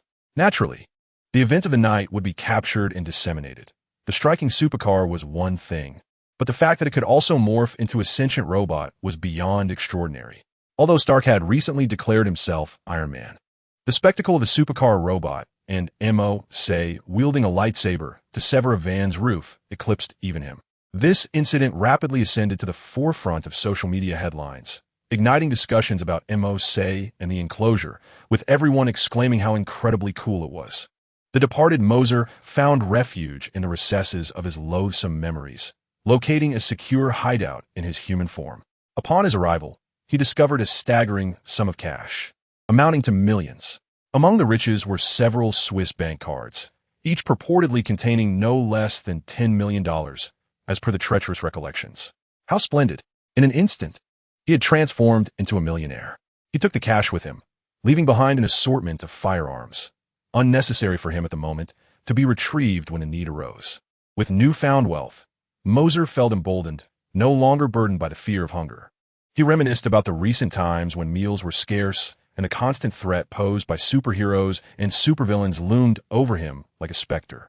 The thought brought a mist to his eyes. He had undergone such a remarkable transformation in just one night. First, he needed to rent an apartment, a place to call home. Returning to his vehicle, Mercer set off to find a suitable dwelling. Meanwhile, at a suburban villa, Iron Man, Tony Stark, was engrossed in a video playing in his basement. The footage depicted a battle that had recently transpired on the streets, with Mercer as the focal point. Lasting less than 3 minutes, the conflict was resolved with remarkable swiftness. Jarvis, does the SHIELD database contain any information on these two individuals, particularly concerning the Avengers Initiative? Stark inquired of his artificial intelligence. Initially indifferent to the matter, his interest peaked only when Jarvis mentioned Captain Carter's involvement, prompting him to review the footage. Upon watching, he was astounded. Whether it was the transformative capabilities of the confinement or the ease with which a van was cleaved in two by a lightsaber, Stark realized that such phenomena could not be mere illusions. While the untrained onlooker may relish the spectacle, the connoisseur discerns the intricacies. At that moment, Stark deduced that the video was undeniably authentic and recognized the formidable challenge of creating a robot like confinement or lightsaber. He had just developed the arc reactor, believing his technology to be among the pinnacle of global advancements.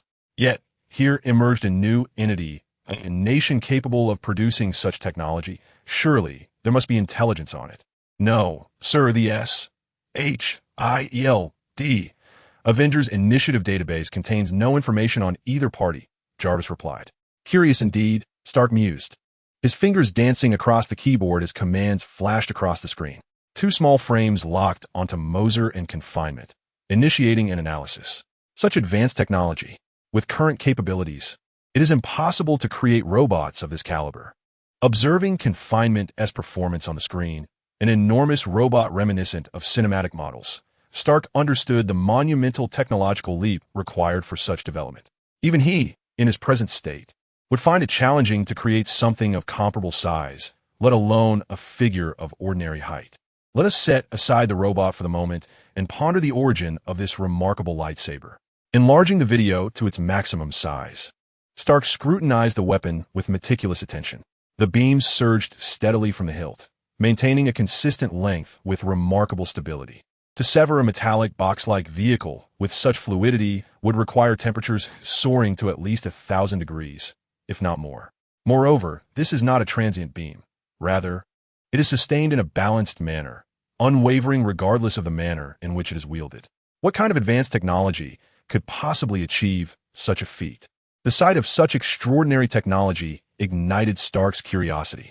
While he could easily engineer a disposable laser weapon, a weapon as stable as the one depicted in the video was beyond his current capabilities. At least with Earth's existing technology, it seemed unattainable. Jarvis, please investigate this individual's background online. I wish to obtain his contact information and address. Understood, sir. As Stark replayed the video of Mercer repeatedly, his intrigue regarding the youth in the footage deepened. A personal visit was imperative. Meanwhile, Mercer was blissfully engaged in selecting a house, oblivious to the events unfolding elsewhere. Half an hour later, Mercer chose a modest villa, situated merely 5 blocks from the city center. The home was not particularly large, and he had not anticipated acquiring his own residence so swiftly. Sitting on the sofa, he exhaled deeply. This villa was move-in ready, equipped with all necessary amenities, though small. It was by no means inexpensive. The purchase price exceeded $800,000, yet Mercer felt no remorse, as it was money he had fortuitously acquired.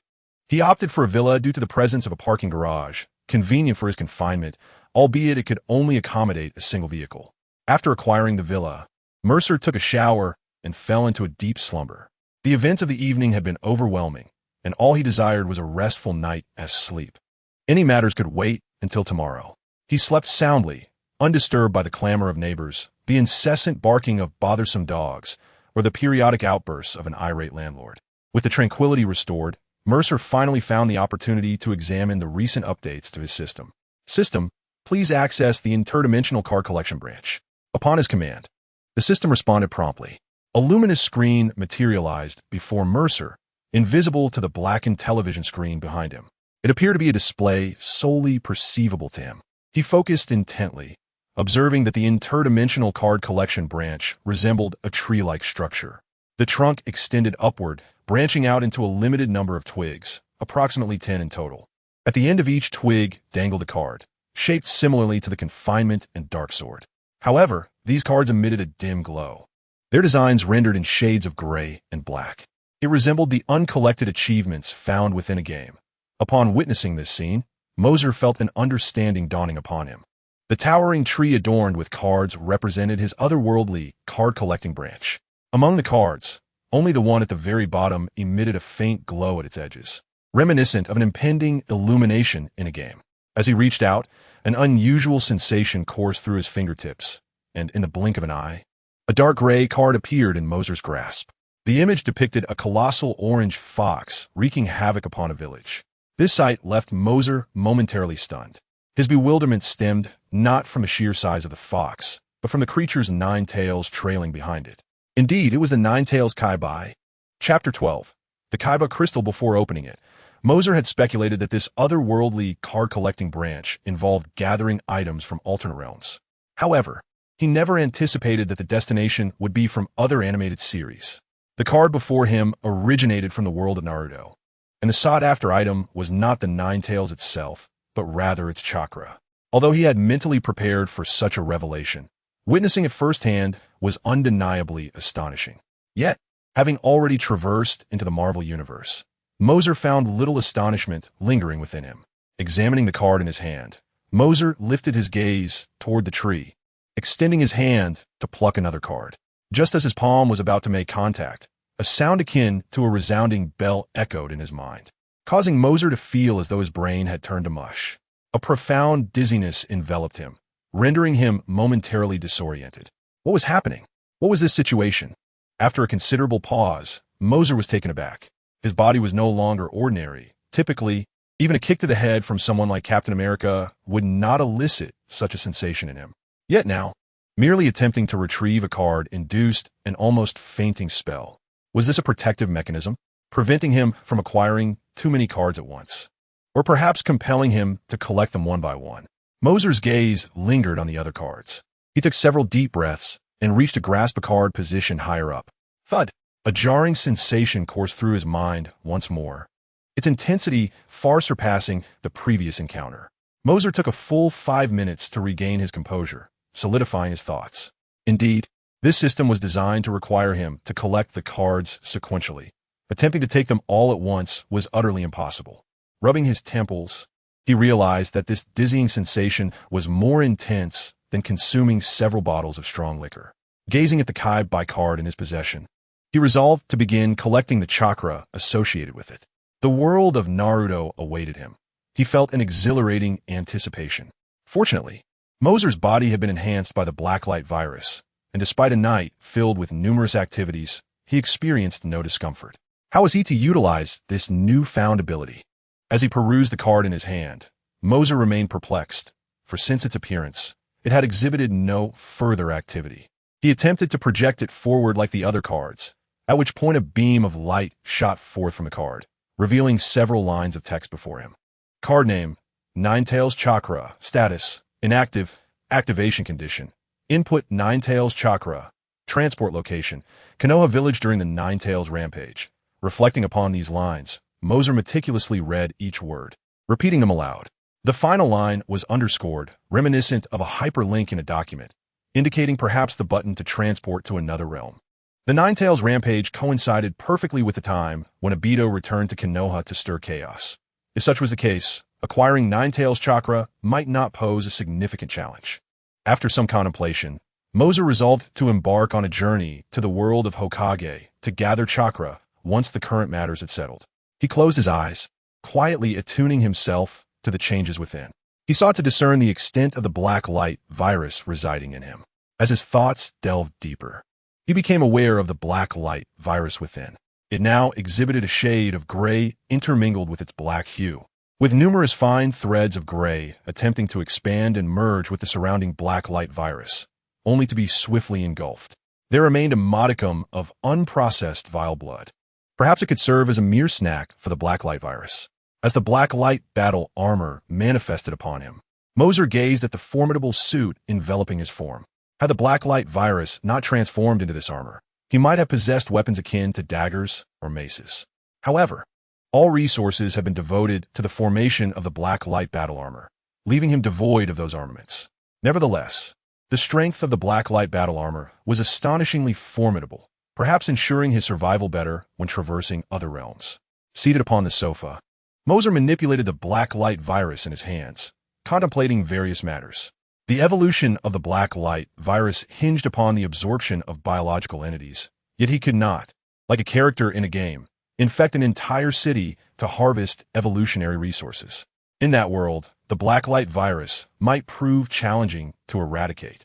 But in this Marvel universe, the ordinary Blacklight creatures might not pose a significant threat. Conversely, such actions could render Mercer a target of public disdain. It appeared that the only viable method remained the absorption of formidable adversaries. Perhaps I could also endeavor to absorb those energy entities. Speaking of energy, an idea sparked within Mercer's mind: Infinity Stones. As the mightiest artifacts accessible on Earth within the Marvel universe, Infinity Stones were undeniably the optimal choice. Yet prior to that, preparations were essential. After all, he was unaware of the transformations that might ensue from absorbing the energy of the Infinity Stones. The Blacklight Virus was merely designed to absorb biological energy, continuously mutating and evolving. The other form of energy was an enigmatic force, its existence difficult to define. Upon contemplating this, Mercer hesitated. If the Blacklight Virus could not absorb this energy. Encountering it might be akin to a mosquito meeting an electric swatter. Instant annihilation. A dire predicament indeed. If only there were some energy I could absorb. Lost in this thought, Mercer suddenly paused. A flicker of light danced in his palm as the dark sword materialized in his grasp. The core within the sword, the kyber crystal, was a ceaseless source of energy. Perhaps I could attempt to absorb it. This notion was rather fanciful. After all, there existed no precedent in either Star Wars or prototype for absorbing energy or drawing from the kyber crystal. Should Mercer succeed, he would be the first. Gripping the hilt of the dark sword, Mercer hesitated, uncertain of the feasibility of his plan, yet he recognized this was the sole path available to him. Enough of hesitation. Fortune favors the bold. If one does not dare, how can one grow stronger? With a resolute heart, Mercer took several deep breaths, gripped the sword hilt, and summoned the blade. The blade, now in an activated state, facilitated Mercer's search for the kyber crystal within the hilt. In the next moment, black light surged from Mercer's palm, enveloping the hilt. Tendrils of black light seeped through the minuscule crevices of the dark sword, spreading until they enveloped the entirety of the hilt's interior. In the center of the hilt, Mercer sensed a dark crystal suspended within, its power continuously siphoned away. This was the kyber crystal within the dark sword. Chapter 13. Satan, let us give it a try.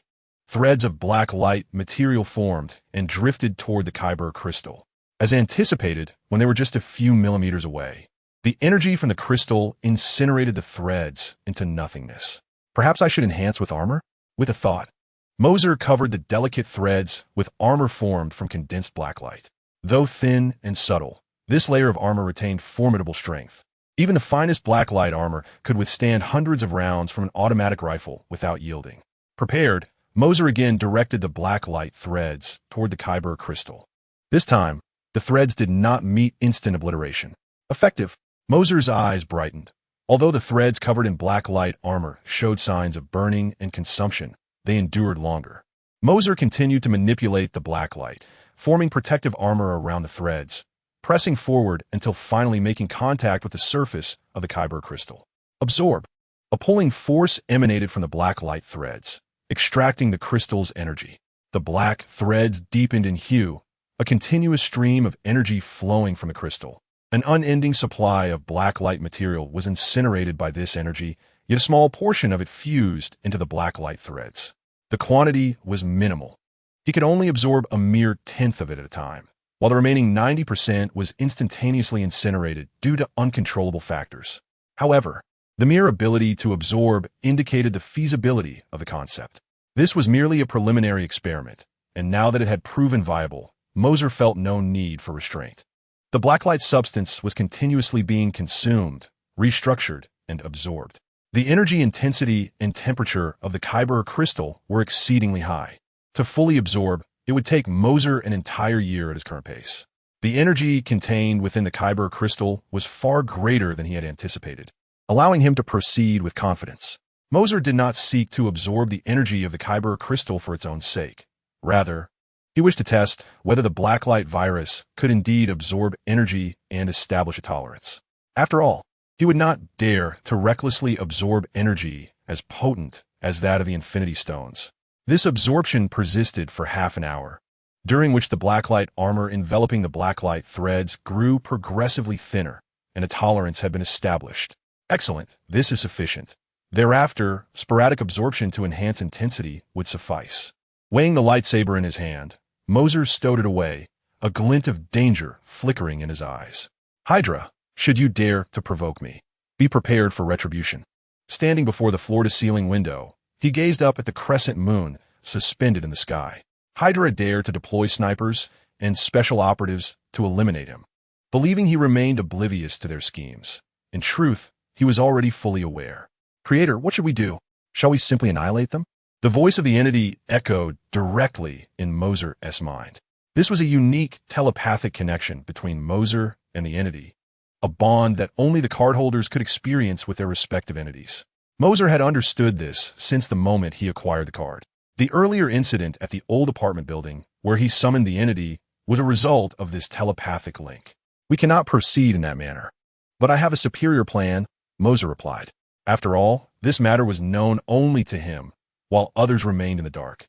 Should he indiscriminately unleash slaughter upon the members of Hydra, he would ultimately become the target of ire, branded a murderer.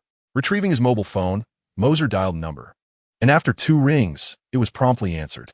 Mercer? It's me, Carter. Have you extracted anything from that individual? Currently situated in a secure chamber within S.H.I.E.L.D. Carter was alongside Nick Fury and Natasha. Upon seeing that venomous fong, Carter had realized that the matter should not be publicized. Thus, she confided only in her most trusted allies, Nick Fury and Natasha. The 3 of them had brought the Hydra soldier to the secure chamber, employing various methods to extract information from him. Yet, a Deadpool willing to meet his demise remained remarkably tight-lipped. No matter how much pressure or torture Carter and the others exerted, the Hydra soldier refused to divulge anything. Just as the trio was engulfed in confusion, Carter received Mercer's call and immediately connected. Upon learning the unfolding events from Carter, Mercer remarked, "I have a way to ascertain his affairs." "Where are you?" "I shall seek you out now." The voice on the other end of the phone, Carter, was using a speakerphone. Upon hearing these words, she glanced at Nick Fury, who nodded slightly in affirmation. Only then did Carter respond, "I will send you the address." "Good." Upon receiving the address, Mercer promptly descended and drove out. With the formidable racing prowess of the confined driver, Mercer need not concern himself with the distance. The vehicle instinctively charted the optimal course. In approximately 6 minutes, Mercer arrived at the safe house where Carter and the others awaited. Seeing the familiar Lamborghini, Carter knew that Mercer had arrived. After parking, Mercer entered the safe house alongside Carter, proceeding to the area where the Hydra soldier was detained. "Mercer, I didn't expect our meeting to be so swift." Nick Fury greeted Mercer with a handshake. "Do you possess a method to extract information from him?" Without indulging in excessive pleasantries, Mercer appreciated the direct approach. He gestured for the others to step aside and advanced towards the imprisoned Hydra soldier. The soldier was bound to a chair, his hands and feet restrained. Bloodstains marred his body, revealing he had endured significant torment since Mercer last encountered him. "You remember me, do you not?" Mercer's gentle words caused the previously unyielding Hydra soldier to blanch visibly. His lips trembled, struggling to utter a coherent phrase, finally managing to stammer out 2 words. "Satan, Satan." Witnessing the soldier's sheer terror, Carter and the others were taken aback. Was he truly so frightened of Mercer? "I have just grasped a new skill, and you are the perfect subject for my experiment," Mercer said with a smile as he grasped the back of the Hydra soldier's hand. The next moment, the soldier lurched back violently, convulsing as if possessed. However, the chair was firmly anchored, and the bindings were exceptionally tight, rendering him unable to escape despite his frantic thrashing. What is happening? Observing the soldier's agony, unable to produce a single coherent sound, Nick Fury and the others exchanged bewildered glances, unsure of the source of his torment. They were equally perplexed by the extent of his suffering that could elicit such a pained expression. All eyes were fixed on Mercer, whose serene smile persisted, seemingly unfazed by the soldier's distress. Chapter 14. Torment delighting in the soldier's suffering. Mercer felt satisfaction in his newfound skill. This ability had arisen while he manipulated dark matter to absorb the energy of the Kree crystal. Transforming dark matter into countless threads, he penetrated the bodies of his adversaries. The exceedingly fine strands of dark energy could execute the precise act of devouring the blood cells of his foes. Under the manipulation of Mercer, he could also conjure corresponding substances to replenish the lost blood cells, thus sustaining the lives of his victims. Mercer was unaware of the extent of the agony involved. Yet in his imagination, it surely surpassed the torment of a sudden cramp in the calf during the dead of night, and was accompanied by an overwhelming sensation of pain. In less than a minute, a foul liquid emanated from the Hydra warrior, who was so tormented that he lost control of his bodily functions. The warrior's gaze remained fixed upon Mercer, seemingly conveying his acquiescence to divulge everything. However, Mercer remained indifferent, his smile unwavering, his hands continuing their grim task. It seemed that the other Hydra warriors had met their end in the explosion, a form of liberation for them. A fierce glint appeared in Mercer's eyes, indicating that this surviving Hydra warrior would now bear the brunt of their suffering. This agonizing ordeal did not last long. To an outsider, it appeared to span merely 2 minutes. Yet, when Mercer withdrew his hands, the Hydra warrior felt as though several hours had elapsed. utterly exhausted and collapsing into unconsciousness. Perhaps he had been a tad too forceful, but once he regained consciousness, he would undoubtedly reveal all. Mercer extracted a handkerchief from his pocket to wipe his palms, casting a nonchalant smile towards the others. Carter and the others were at a loss for words, pondering the term slightly in reference to the earlier torment. The Hydra warrior lay unconscious, his expression still contorted, having lost control. Observing the boy's smile, one would think the recent torture had been committed by another. "Are you in a hurry to return? Why not linger here for a moment?" Carter suggested hesitantly. She had not anticipated that Mercer would resolve matters so swiftly. From his arrival to the conclusion, no more than 5 minutes had passed. Meanwhile, she and her companions had subjected the Hydra warrior to torment for several minutes. "Chatting is fine, but I prefer a different room." Mercer indicated the soiled floor where the Hydra warrior had lost control. Of course, Carter nodded in agreement. Natasha and Nick Fury, recognizing the two, discreetly remained to handle the subsequent arrangements. It was better for the pair to converse privately, as they were not well acquainted with Mercer. They moved to the adjacent room, which offered a view of Nick Fury and Natasha. It dawned on Mercer that this was an interrogation chamber. The two found chairs, and, after a brief silence, Carter spoke first. "Your abilities are formidable." At her words, Mercer raised an eyebrow, but said nothing.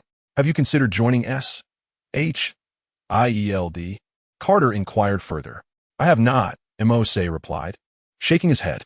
"I prefer the freedom of my own path, unbound by constraints." Carter nodded silently, not surprised by his response.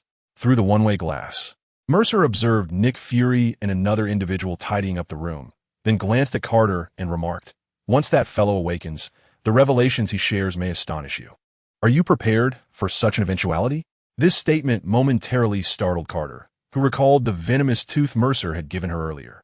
She sighed and responded, "What difference does it make if I am unprepared? Such occurrences rarely wait for readiness." Mercer nodded quietly, acknowledging the truth in her words. Just as she was not prepared when she was encased in ice, everything had transpired unexpectedly. Mercer, too, had not been ready when she activated the system to acquire the Blacklight Virus. That night had been replete with events beyond measure. If indeed, things unfold as you and I envision, what course of action do you intend to pursue? Mercer's words lacked context. Anyone else present would have been utterly baffled by their discourse. Yet both Carter and he understood perfectly well that they were alluding to Hydra.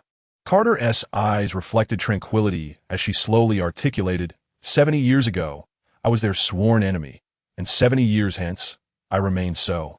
As long as they persist, I shall not perish." Mercer found solace in her assertion, realizing that no matter the timeline, Captain America would never disappoint. Each would staunchly oppose Hydra, each a formidable adversary. It seemed, however, that there was more beneath the surface. Mercer detected a deeper implication in Carter's words beyond mere enmity. After a brief silence, Carter produced a bronze pocket watch, approximately half an inch thick, and opened it. It was an ordinary timepiece, yet the interior cover housed a photograph that had been carefully trimmed to fit. The image depicted a slender man clad in white. Upon seeing the watch and the figure it contained, Mercer's pupils dilated slightly. The man portrayed was none other than Steve Rogers, Captain America, as she remembered him. Astonishingly, his likeness now occupied this space, previously belonging to a photograph of Carter herself held by Steve Rogers. "This is my comrade," Carter spoke with unwavering conviction. He felt the hands of Hydra. "I had believed that Hydra had been vanquished 70 years ago, yet they have survived to this day, which means my vengeance remains unfulfilled." She gazed at the man in the photograph with a resolute determination. After a moment, she masked her subtle sorrow with a faint smile and said, "I apologize for burdening you with this knowledge." "No matter," Mercer gently shook her head and replied. "Then let us await the resolution of events." Time passed, each second ticking by. The wait was not prolonged. Roughly 10 minutes later, Natasha entered, dousing the Hydra soldier with a bucket of water, startling him awake. The torment Mercer had inflicted, coupled with this brief respite, rendered the soldier's mind hazy and disoriented. If he were to endure further suffering, he would likely spiral into complete madness. "Now, are you willing to speak?" Natasha leaned down before the Hydra soldier, squinting as she questioned him. The Hydra soldier, now devoid of bravado, was haunted by the brief yet excruciating torment he had just endured, a suffering so profound that even his mercenary experience had never prepared him for it. After a tumultuous internal struggle, he finally divulged all that he knew. Natasha promptly produced a recording device, capturing every word he uttered from start to finish. The soldier spoke for nearly 10 minutes, sharing everything he had in one unrestrained outpouring. Once he had spoken, a sense of relief washed over him. With his secrets laid bare, there seemed no reason for further torture, even if they intended to end his life. It would be preferable to the torment he had just experienced. Observing the soldier's newfound tranquility, Natasha and Nick Fury exchanged a glance, both astonished by the revelation that Hydra had existed right beneath their noses for so many years, its insidious roots even infiltrating S.H.I.L.D. It was now evident that at least half of S.H.I.E.L.D.'s personnel were Hydra operatives, an alarming realization. Chapter 15. Shocked Nick Fury felt a tingling unease creeping over him. He signaled to Natasha, and together they exited the room, making their way to where Mercer and Carter were located. Standing at the doorway, they remained silent for a time, lost in thought, until Natasha finally broke the stillness. "Fury, do you believe what he said is true?" Fury's already dark complexion seemed to deepen with concern. He dared not dwell on the implications, yet the situation demanded contemplation. Had Hydra truly begun its infiltration of S.H.I.E.L.D.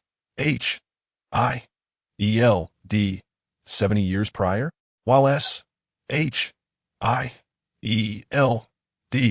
presented a facade of integrity?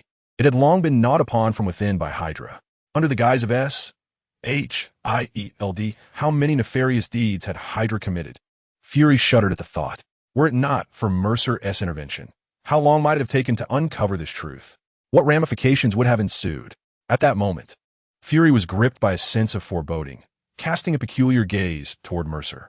Here stood an ordinary high school student, endowed with extraordinary abilities, yet possessing knowledge of such clandestine matters. He had no apparent ties to S.H.I.E.L.D., save for a slight connection to Carter. Mercer had never interacted with any other agents. The term Insight Program suddenly flickered in Fury's mind, recalling Mercer's previous mention of future information. The Insight Program was deemed unfeasible, implying that Hydra must have been exposed during that time. Could it be that Hydra had successfully utilized the Insight Program to eliminate individuals deemed threatening to the nation and the world? Fury's eyes were filled with confusion and astonishment as he regarded Mercer, realizing that even his keen perception could not penetrate the enigma of this youth. Not only Fury, but Natasha and Carter were equally taken aback. They initially believed that Hydra merely existed in survival, yet they never anticipated that S.H.I.E.L.D., their sworn adversary, had been infiltrated. Such an eventuality was beyond their imagination. "Fury, what shall we do next?" Carter inquired, recognizing that, as the director, his opinion was paramount in such critical circumstances. "Let us remain still for the time being. Fortunately, only the four of us are privy to this information." Natasha, shortly, "I need you to fabricate a death scene, ensuring it appears that the Hydra member took his own life. Then, disseminate this information, feigning ignorance on our part." Nick Fury instructed. The news of the captured Hydra member would surely reach Hydra, necessitating their pretense of unawareness to facilitate subsequent maneuvers. After all, the distribution of their members remained uncertain. A hasty declaration of war would yield little advantage. Natasha nodded in understanding, promptly setting forth to execute the task. As a premier assassin, contriving a death scene posed no challenge for her. Carter, during this period, monitored Langley's activities closely. Their assassination attempt on Mercer has failed, and they may attempt again, so remain vigilant, Fury continued. Carter nodded in agreement. Finally, Mercer, on behalf of S.H.I.E.L.D., "I extend my heartfelt gratitude. Had he not informed us, the consequences could have been catastrophic," Nick Fury stated earnestly. Mercer did not decline the gratitude. With a calm smile, he waved his hand dismissively. "It's nothing. They provoked me, and my intention in informing you was to ensure you could handle it. Rest assured, we will manage this matter effectively. No one shall trouble you again," Fury said, extending his hand to Mercer in a gesture of appreciation. His visage was imbued with sincerity. Having spent a lifetime within S.H.I.L.D., witnessing its growth, Fury could not allow it to succumb to decay. Mercer nodded slightly. confident in Fury's capability to resolve the issue. Those who occupy such positions are not to be underestimated. Subsequent matters were not for Mercer to fret over. Just as he exited the safe house, Carter and Natasha pursued him from behind, calling his name. "What is it, ladies? Is there something further?" Mercer inquired, raising an eyebrow with a light-hearted smile. The two women exchanged glances, and Carter took the initiative. "We wish to invite you to join us." H.A.L.D. Mercer's brow furrowed slightly, preparing to decline, but Natasha preempted him. "This invitation is not an expectation for you to assist us in eliminating Hydra. Rather, it's to suggest that should you wish to travel anywhere in the future, affiliation with S.H.I.L.D. would undoubtedly facilitate matters." Carter nodded in affirmation, adding, "Indeed, consider it a complimentary pass. If you venture elsewhere, you might access S.H.I.E.L.D. aircraft, which would be significantly swifter than commercial flights." Upon hearing this, Mercer did not refuse. Stroking his chin, he revealed a contemplative expression. This was indeed a commendable proposition. "My level of authority?" he inquired. "Level 8, Carter replied, casting a penetrating glance at Mercer. "Level 8? Mercer expressed his surprise upon hearing this. An agent of S.H.I.E.L.D. at level 8 has served the organization for no less than a decade, a rank held by only a select few. The fact that Mercer was immediately recognized at such a high level was indicative of Nick Fury's intentions. It was clear he wanted Mercer to assist with any insurmountable challenges the agency might face in the future. However, the initiative lay firmly in Mercer's hands, and S.H.I.L.D. could not coerce him. Having one more ally is preferable to gaining another adversary. After a moment of contemplation, Mercer nodded and said, "Very well. Please arrange for my credentials to be delivered to my residence." Suddenly, a thought struck him, and he turned to ask, "By the way, you are aware of my address, aren't you?" Carter and Natasha exchanged awkward nods. Their embarrassment stemmed from the fact that Mercer had never disclosed it to them, yet they were aware. As a person of interest to S.H.I.E.L.D., it was impossible that they had not investigated where he lived. "All right then, let it be settled," Mercer affirmed, summoning his vehicle in his mind and returning home. Observing his swift departure, Carter and Natasha exchanged glances, both sensing the mutual exasperation reflected in their eyes. He left so abruptly, without uttering another word. Were they truly so devoid of charm? Unfortunately, Mercer was oblivious to their sentiments, as his thoughts were solely focused on returning home. On his way back, Mercer stopped to purchase soda and fried chicken. Despite his wealth, his taste remained unchanged. On this late night, nothing complemented each other quite like soda and fried chicken. With his right hand laden with a generous portion of fried chicken, he contentedly opened his front door. At that moment, a shadowy figure lunged at him from the side, accompanied by a fierce rush of wind aimed at his face. This sudden assault did not startle Mercer in the slightest. Even in the absence of light, Mercer's enhanced physique allowed him to effortlessly adapt to the darkness, his free hands swiftly capturing the incoming fist. The assailant, unprepared for Mercer's lightning-fast reaction, attempted to withdraw their fist to launch another attack, only to find it firmly ensnared, as if trapped within a stone wall, immovable. Feeling the texture in his grasp, Mercer uttered a soft sound of realization. A metallic arm? Chapter 16. Rogers without granting Mercer a moment of contemplation, the assailant quickly followed up with another attack. A dagger, glistening with the moonlight's cold sheen, was seized by Mercer's other hand as the assailant drew closer, thrusting the blade toward his abdomen. This method of combat bore the essence of a desperate fighter. Being so close to the target had its drawbacks, as the assailant would be severely harmed if the target managed to react. However, the advantage lay in the precision of the strike. Being in close proximity made it difficult for the opponent to retaliate. Unless, of course, the opponent possessed the skill to deliver a powerful strike from such a short distance. As the dagger lunged forward, the assailant was already contemplating the completion of his task, eager to hear the agonizing scream of his victim. However, a crisp cracking sound interrupted his anticipation. Startled, he looked down to find that the sharp blade had pierced a piece of black armor. The immense force had caused the blade's tip to bend, leaving his palm tingling. How could this be? In those fleeting seconds, Moser's attack had arrived. He swiftly delivered two powerful kicks to the opponent's knee, shattering it and eliciting a muffled cry of pain from his adversary. Releasing the man's fist, Mercer reached for the light switch, nonchalantly remarking, "Hydra truly is relentless, even sending assassins to my home." As the light illuminated the room, Mercer was taken aback by the identity of the intruder. The assailant, a man with a black mask obscuring the lower half of his face, possessed striking blue-green eyes that unmistakably mirrored his own, instantly revealing his identity to Mercer. Steve Rogers? Upon hearing this name, the man visibly stiffened, a look of confusion flickering in his eyes. "Who is Steve Rogers?" he inquired, struggling to rise. But the shattered knee Mercer had inflicted rendered his legs powerless. While he could force himself up, the agony would be unbearable for an ordinary person. Mercer, equally astonished, realized that the one who had dared to attack him was indeed Steve Rogers, the individual who should have become Captain America in his memories. It seemed their fates had been intertwined, with Rogers taking the place of Bucky Barnes. Observing Rogers' appearance, Mercer quickly grasped the gravity of the situation. His friend Bucky must have met his demise, and on that train, which was destined for Bucky's fall, it was now Rogers who had plummeted. Captured by Hydra, he had been transformed into the Winter Soldier, frozen until now, and dispatched to eliminate Mercer. Though the Winter Soldier possessed enhanced abilities, his strength paled in comparison to Mercer, akin to an ant confronting an elephant, entirely disparate realms of power. Mercer swiftly maneuvered behind Rogers, delivering a precise strike to the back of his neck. Rogers attempted to resist, but he was no match for Mercer's formidable blow, collapsing into unconsciousness. Gazing at the fallen man, Mercer paused in contemplation, scratching his head. What to do with such a large figure? Discard him? That would be impractical. Sighing, he decided to leave him for the moment. Mercer began to stride towards the hall, but abruptly turned back, casting a glance at the man sprawled on the floor, and let out a soft sigh. "Very well. I shall assist you this once."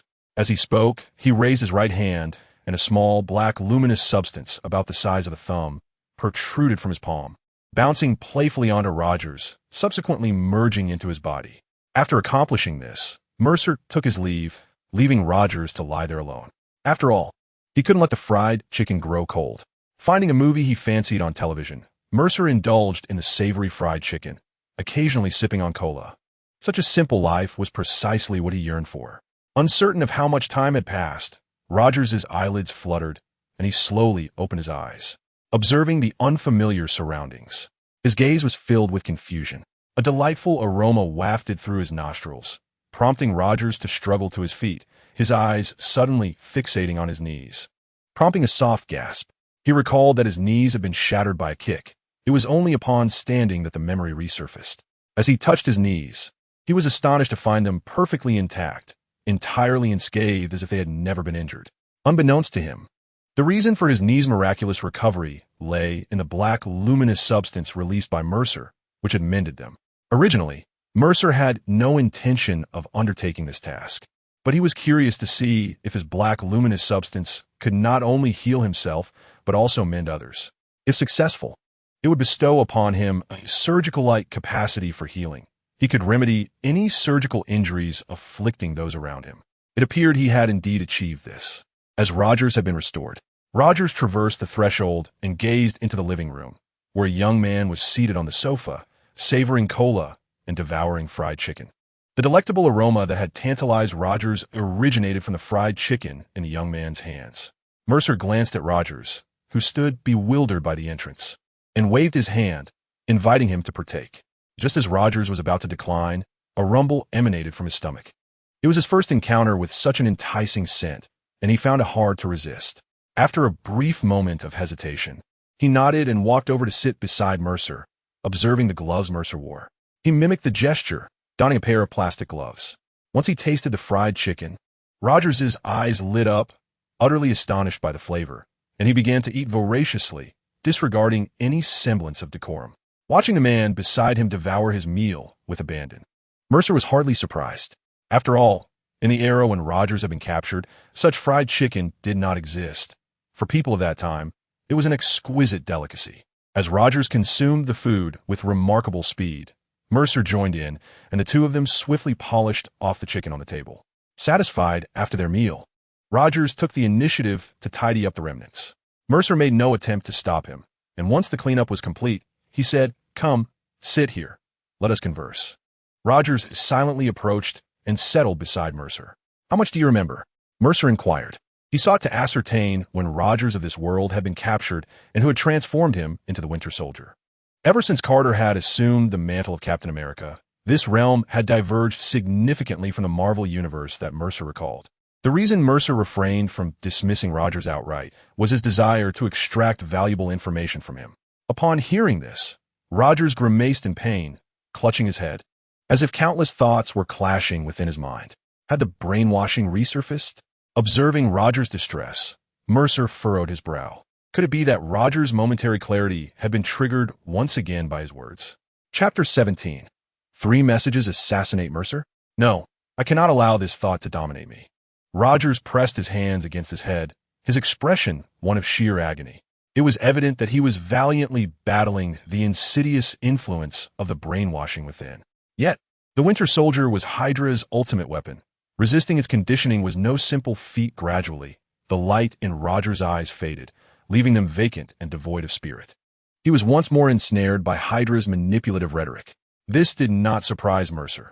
If sheer willpower could have sustained him, Rogers would not have been controlled and brought here to eliminate him. Had he lost control again? Mercer shook his head slightly.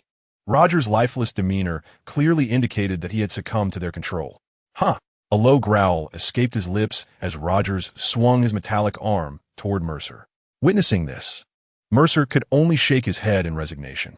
Having just dined, he had no intention of engaging further. He advised, "You should be more compliant. I shan't entertain you." Remaining stationary with his hands in his pockets, Mercer suddenly unleashed numerous tendrils of dark energy from behind him, which swiftly ensnared Rogers, binding him securely. No matter how Rogers struggled, he could not break free from the bonds formed by this dark matter. "It's rather noisy," Mercer remarked, waving his hand as a small portion of the dark energy materialized into a mask, sealing Rogers' mouth. Now, Rogers resembled a black cocoon. An unsuspecting observer would undoubtedly be horrified, pondering whether this was some grotesque mutation. After leaving a breathing hole, Mercer, seeing Rogers flail in impotent fury, chose to disregard him and decided to wash up and retire for the night. The following day, this slumber extended until midday the next day. Stretching languidly as he emerged from his room, Mercer realized that during his time in this world, he had never slept so soundly. Strangely, after acquiring some wealth, he found himself at a loss for what to do next. While freshening up, his old, battered phone rang. Upon checking, he discovered it was Carter on the line. "Your documents are ready. Are you home? I could deliver them to you." Carter's voice sounded weary, as if she had not rested throughout the night. "I just woke up. Feel free to come by," Mercer replied, surprised by her efficiency. "All right, open the door. I'm at the entrance," Carter declared promptly. "So soon?" Mercer exclaimed, startled.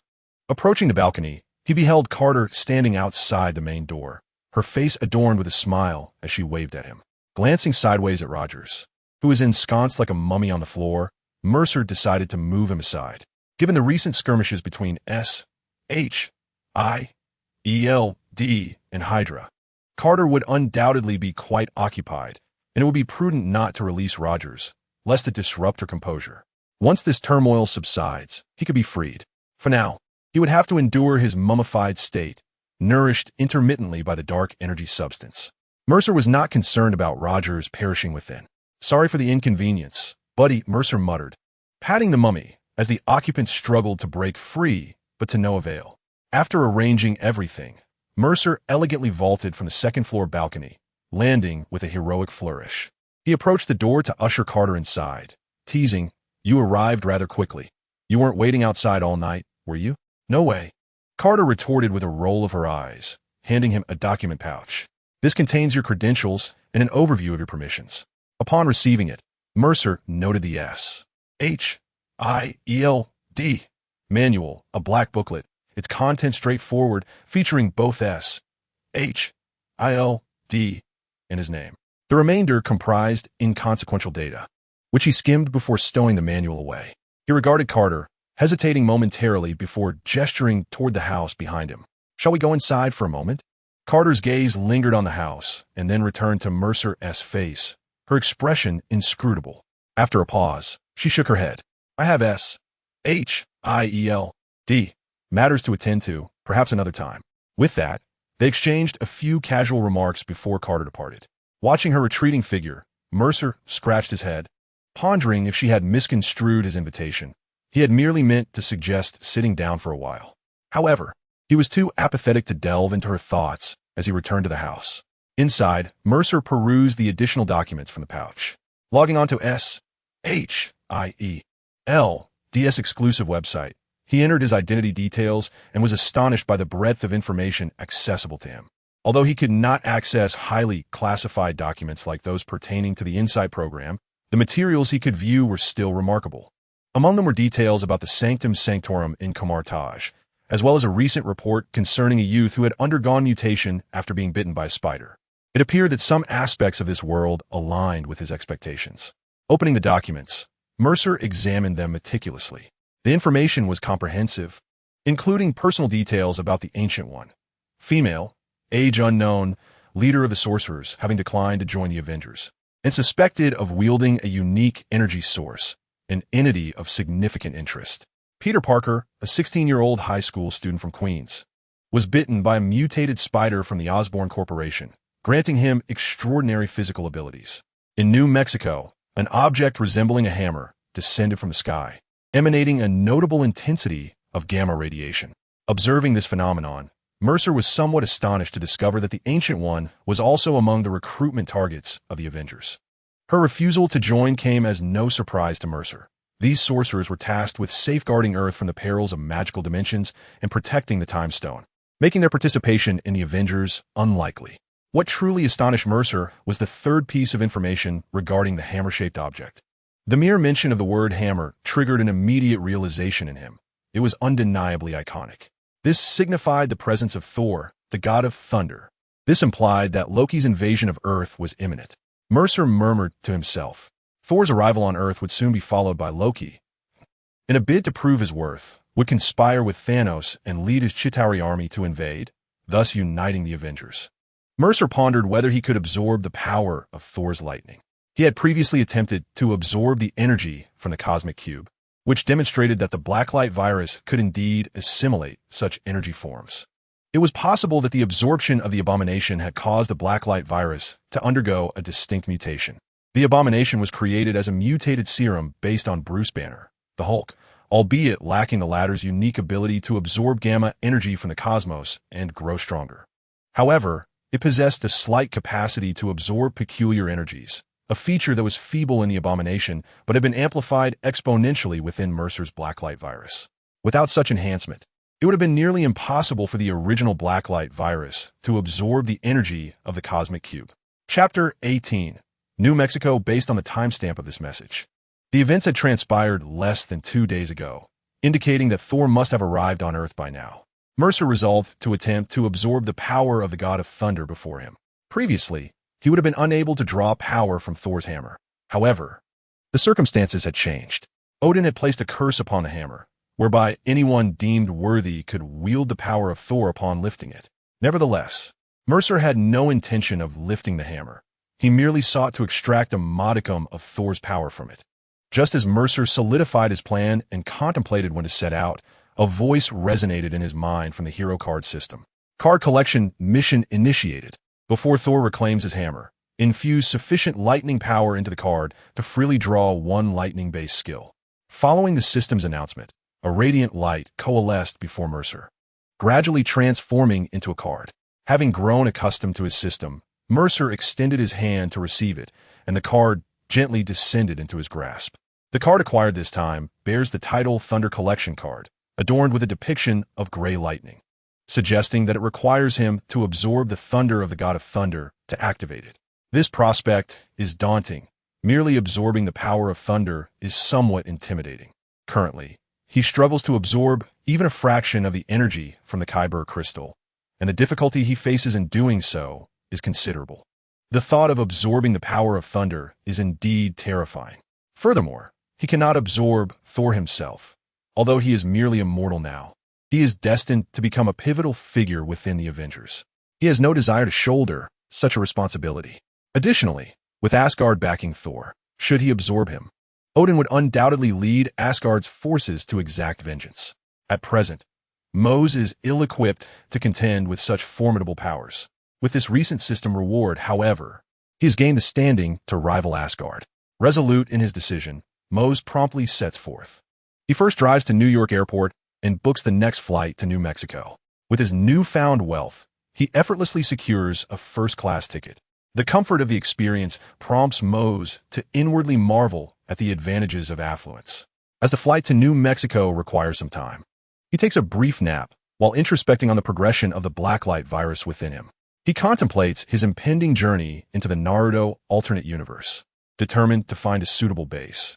He cannot afford to miss such an excellent opportunity for the Blacklight Virus to evolve extensively. The first-class cabin is exceptionally quiet, with few passengers aboard. Mose occupies a seat in the front row, while a handful of others sit at the rear. The tranquility allows him to overhear the hushed conversations of those around him with his heightened sense of hearing. Although initially disinterested in their words, one particular exchange piques his curiosity, prompting him to lower his sensitivity in hopes of avoiding eavesdropping. However, the content he catches leaves him somewhat astonished. "Stay alert, everyone. Once we arrive, we must coordinate effectively," murmured a man in a baseball cap, gently pressing his finger to his earbud. "This is a crucial moment for Hydra, Mr. Pierce believes this hammer could elevate us to unprecedented heights." Not far ahead, another man glanced back at him and whispered, "But it seems that S.H.I.L.D. has caught wind of our presence. Several of our comrades have been reassigned from headquarters recently, and we've heard nothing since." A diminutive man seated elsewhere interjected, "That's impossible. We have disguised ourselves exceptionally well. For decades, we've left no trace. Nick Fury cannot possibly detect us. If he claims to have, it may be due to that individual." At this point, they hesitated momentarily. The man in the baseball cap spoke again. "Are you referring to that young man who inexplicably caused Abomination to vanish? He is indeed a ticking time bomb. Yesterday, Mr. Pierce dispatched the Winter Soldier for an assassination, but now there is no trace of him." Upon hearing this, the other two visibly paused. One of them incredulously remarked, "The Winter Soldier?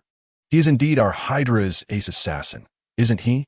It is truly terrifying that even he could not resolve this matter. After all, he is capable of single-handedly defeating Abomination. I'm not surprised by this outcome." The slender man added, "In any case, let us proceed with caution in this operation and strive to avoid any mishaps." Certainly, their conversation was overheard in its entirety by Mercer, who frowned, somewhat displeased that he encountered members of Hydra wherever he went. "Your reach is indeed extensive, attempting to meddle in everything. Too bad you crossed paths with me. You can only await your demise." With Mercer present, they could not even disembark from the plane. During the journey, while the three men separately attended to their needs, Mercer stealthily followed them and silently eliminated all three. Hydra once again suffered the loss of 3 members. Although they later discovered that Mercer was also aboard the plane, no matter how diligently they searched, they could not find the remains of these 3 Hydra members.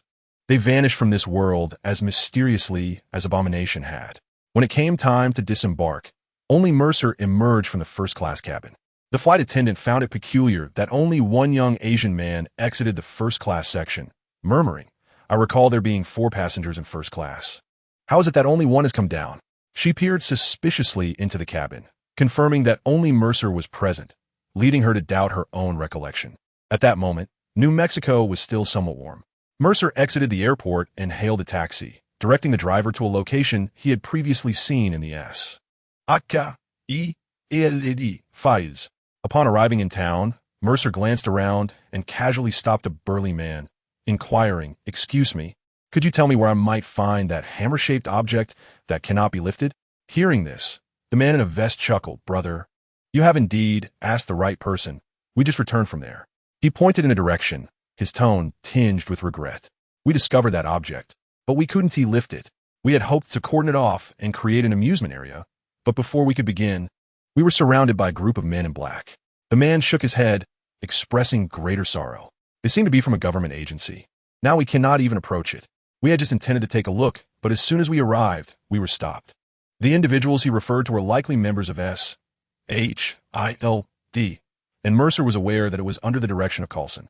When Mercer disclosed information about the future to Nick Fury, the latter immediately dispatched Coulson to surveil the vicinity. Within a day of the hammer's appearance, It was surrounded by layers of protection from S-H-I-E-L-D. Chapter 19. The Usage of Collection Cards. Thank you. Moose expressed his gratitude and turned to dash towards the direction indicated by the burly man. Such eagerness to witness the spectacle was indeed remarkable.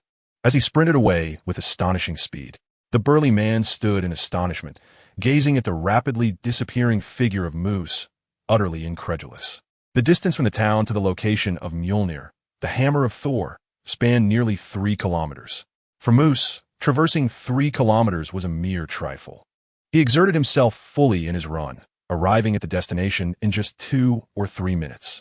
If he were to compete in an athletic event, he would effortlessly shatter all existing records. Even from a distance, one could discern the rudimentary structure, encircled by barbed wire in a pentagonal formation. As Moose approached within 100 meters, 2 off-road vehicles approached, from which armed Special Forces soldiers disembarked. Ahead lay a restricted zone, inaccessible to tourists. The vigilant soldiers, weapon in hand, scrutinized Moose, who had arrived alone and seemingly on foot, which was certainly perplexing. I am a member of S-H-I-E-L-D. Here are my credentials, Moose stated, dismissing the need for further dialogue as he presented his identification, his hands casually tucked into his pockets as he regarded them. The Special Forces soldier examined the credentials, his expression one of surprise, observing the remarkably youthful Moose and then glancing back at the identification photo. He found it hard to believe that S-H-I-E-L-D would have such a young member. However, the authenticity of the credentials was undeniable. After a moment of hesitation, he replied, "Please hold on while I verify the authenticity of your credentials." Moose nodded coolly. The soldier dashed back, and it was not long before he returned, accompanied by a man. The man appeared to be in his 30s, and Moose regarded him with mild surprise. "Greetings, Agent Moose. I am Coulson, the person in charge here." The man extended his hand in greeting. This man before Moose was none other than Coulson, dispatched by Nick Fury. Upon seeing Moose's credentials, he recognized their validity without needing further confirmation. The director had informed him of a distinguished honorary member named Moose, instructing him to cater to any needs he might have. Coulson, realizing Moose had arrived, hastened to greet him, aware that this was someone the director had personally instructed him to treat with utmost respect. Although Coulson was unaware of the reasons behind such instructions, he trusted Nick Fury implicitly, following his directives without question. After a brief handshake, Moose received his credentials back from Coulson, smiling slightly as he said, "Hello, I am Moose, and I wish to take a look at the hammer." "Of course, please follow me," Coulson replied, leading the way while Moose followed. Soon, he guided Moose to a temporary structure fashioned from white tents, within which lay Thor's legendary weapon, Mjolnir. "So this is Mjolnir," Moose murmured to himself, gazing at the hammer that lay quietly upon the ground. Few are aware that this object hails from a deity. "Is there something amiss with this hammer?" Mercer inquired of Coulson. With a resigned shake of his head, Coulson replied, "The only peculiarity may be that it cannot be lifted. Over the past few days, we have attempted numerous methods, yet none have succeeded in moving it even a fraction. Furthermore, this hammer is imbued with a certain energy, emanating at a gentle yet unceasing frequency, albeit in minuscule amounts." After hearing Coulson's words, Mercer nodded and approached the hammer of the Thunder God. He too attempted to lift it, only to find it beyond his grasp. The worthiness to wield such a hammer belongs to those with a righteous heart. Mercer's ability to grow stronger by absorbing others does not align with this notion of justice. "Very well, I shall first explore how to absorb the lightning within," Mercer said, turning to Coulson behind him. "I wish to study this alone. Could you clear the area of onlookers?" "Huh? Oh, of course." Coulson, momentarily startled, quickly responded. "The director has instructed us to accommodate this individual's requests whenever possible, and what he asks now is not unreasonable nor implausible." Once everyone had been dismissed, Mercer ensured no one was watching and that no surveillance devices lingered, then approached the hammer once more, gripping its handle with both hands. In the next moment, a surge of dark energy enveloped his arms, forming a gauntlet akin to Iron Man's armor. He exerted tremendous force to pull it free. The intensity of his effort cracked the ground beneath him, creating spiderweb-like fissures, with his feet sinking into the earth. After straining with all his might, the hammer remained stubbornly immobile. My goodness, Odin's enchantment is indeed formidable. It appears not just anyone can wield it. Releasing his grip, Mercer dissipated the dark energy from his arms. With 2 fingers of his right hand brought together, a Thunder Collection card materialized between them. How does one utilize this thing? Observing the card, he noted the absence of instructions. As he pondered its usage, he inadvertently let it slip from his grasp, and it fell precisely onto the head of the Thunder Goddess hammer. In the next instant, he witnessed the once dull Thunder Collection card gradually illuminate with a silvery hue. It has begun to collect, so this is how it functions. Realizing the card as purpose, Mercer understood that he had mistakenly believed the Thunder God needed to lift the hammer and direct lightning at him for absorption. Had that been the case, it would have posed a significant challenge. Yet now, through a stroke of luck, he had inadvertently discovered the card S function. The card S color transformed rapidly, with the speed of lightning absorption far exceeding Mercer's expectations.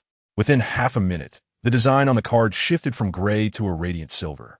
Mercer picked up the card, and as it settled in his hand, he could almost hear the thunderous roar of electricity echoing in his ears, an experience that felt quite extraordinary. Collection task complete. The host may choose one of the following lightning-based abilities. Thunder type Zanpakudo, Yanling Maru. Ninjutsu series, lightning release. Electromaster, railgun. Natural type Devil Fruit, sound thunder. As he perused the options, Mercer's gaze ultimately settled on the final line, his expression one of astonishment. Each of these thunderous abilities was formidable, yet the first was undoubtedly dismissed. Mercer already wielded the dark sword as his primary weapon, rendering any other blades unnecessary.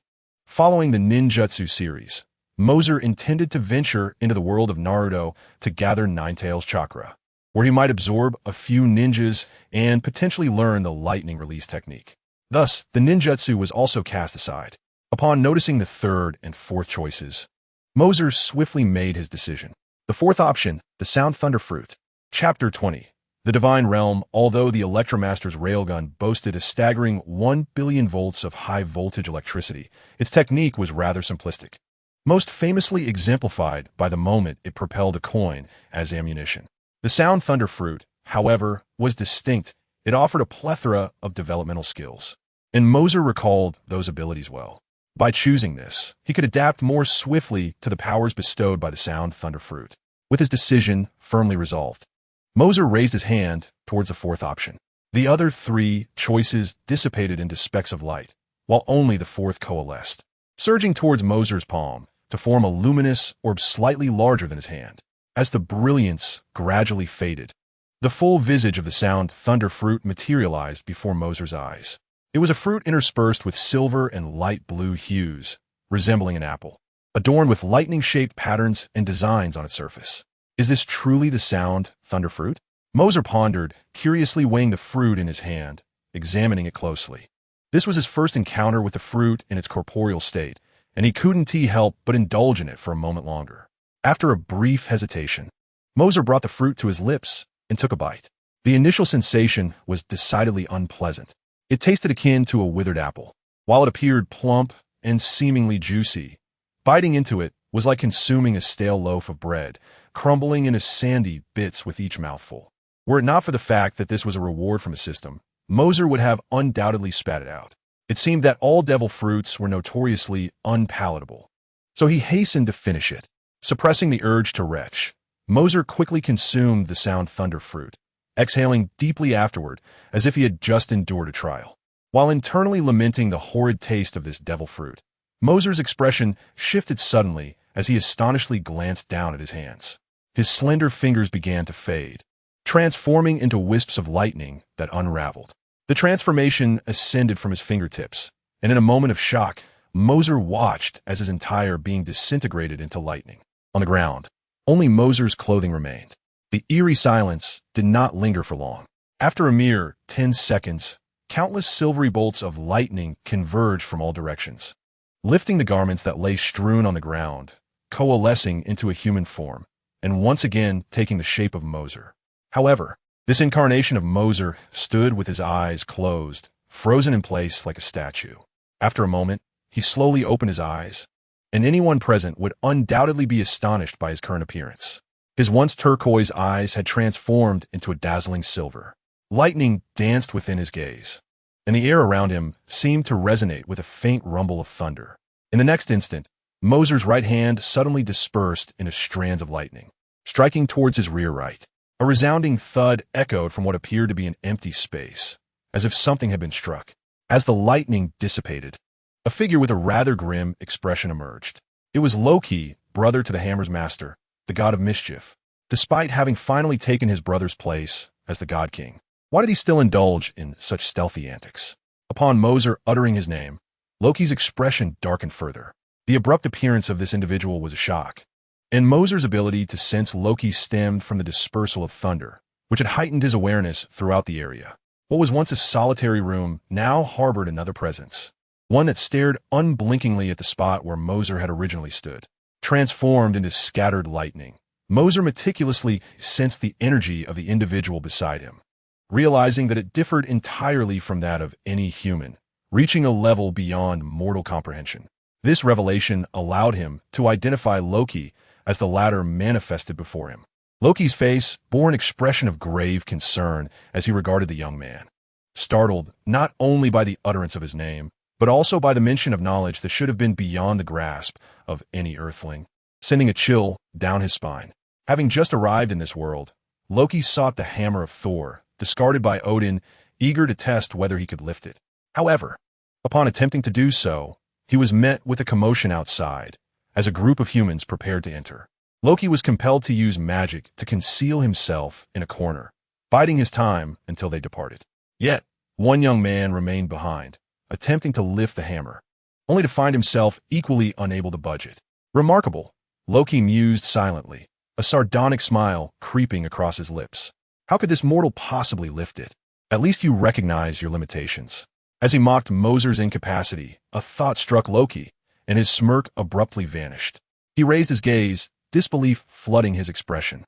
How did Mercer know that Odin had placed a spell on this hammer? Then, Loki witnessed Mercer produce a card, which slipped from his grasp and adhered itself to the mighty hammer. In the next moment, that card astonishingly began to absorb the energy of Thor's hammer. Loki witnessed everything that transpired, including Mercer's consumption of the Thunderfruit. You are well aware of my identity, yet you still dare to strike against me. Are you declaring war on Asgard? Observing the flickering lightning in Mercer's raised right hand, Loki's expression grew increasingly grim. The individual before him, fully cognizant of his identity, wore a smile that concealed a palpable intent to kill. A cascade of golden light enveloped Loki, transforming his attire to reflect his status in Asgard. Adorned with a resplendent golden crown reminiscent of a horned ram and wielding an extraordinary spear, he truly embodied the princely stature of Asgard. However, you must first be the true God King of Asgard. Upon uttering these words, lightning enveloped Mercer's hand, and his form abruptly vanished from Loki's sight. Witnessing this sudden disappearance, Loki's pupils constricted, and he exclaimed, "What incredible speed!" No sooner had he spoken than he heard a crackling sound behind him. The next moment, he was hurled away by a bolt of lightning. The electric force, accompanied by a numbing sensation, propelled Loki's figure through the air. As Loki flew off, Mercer instantly pursued him. This commotion drew the attention of the security personnel, armed soldiers swiftly surrounding the scene. Upon recognizing Mercer and an unfamiliar individual before him, Coulson urgently instructed his team to lower their weapons. "Mercer, what's the situation? Do you require our assistance?" "No need, just observe from there," Mercer replied, shaking his head as he regarded Loki, who was struggling to rise. Excitement flickered in his eyes. "He's quite resilient. It seems I can test the strength of my Thunderfruit." Chapter 21. The True God of Thunder Mortals. You are courting death.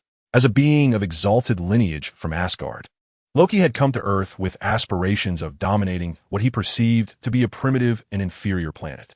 He had never anticipated being bested by a mere earthling. This was an immense humiliation for him.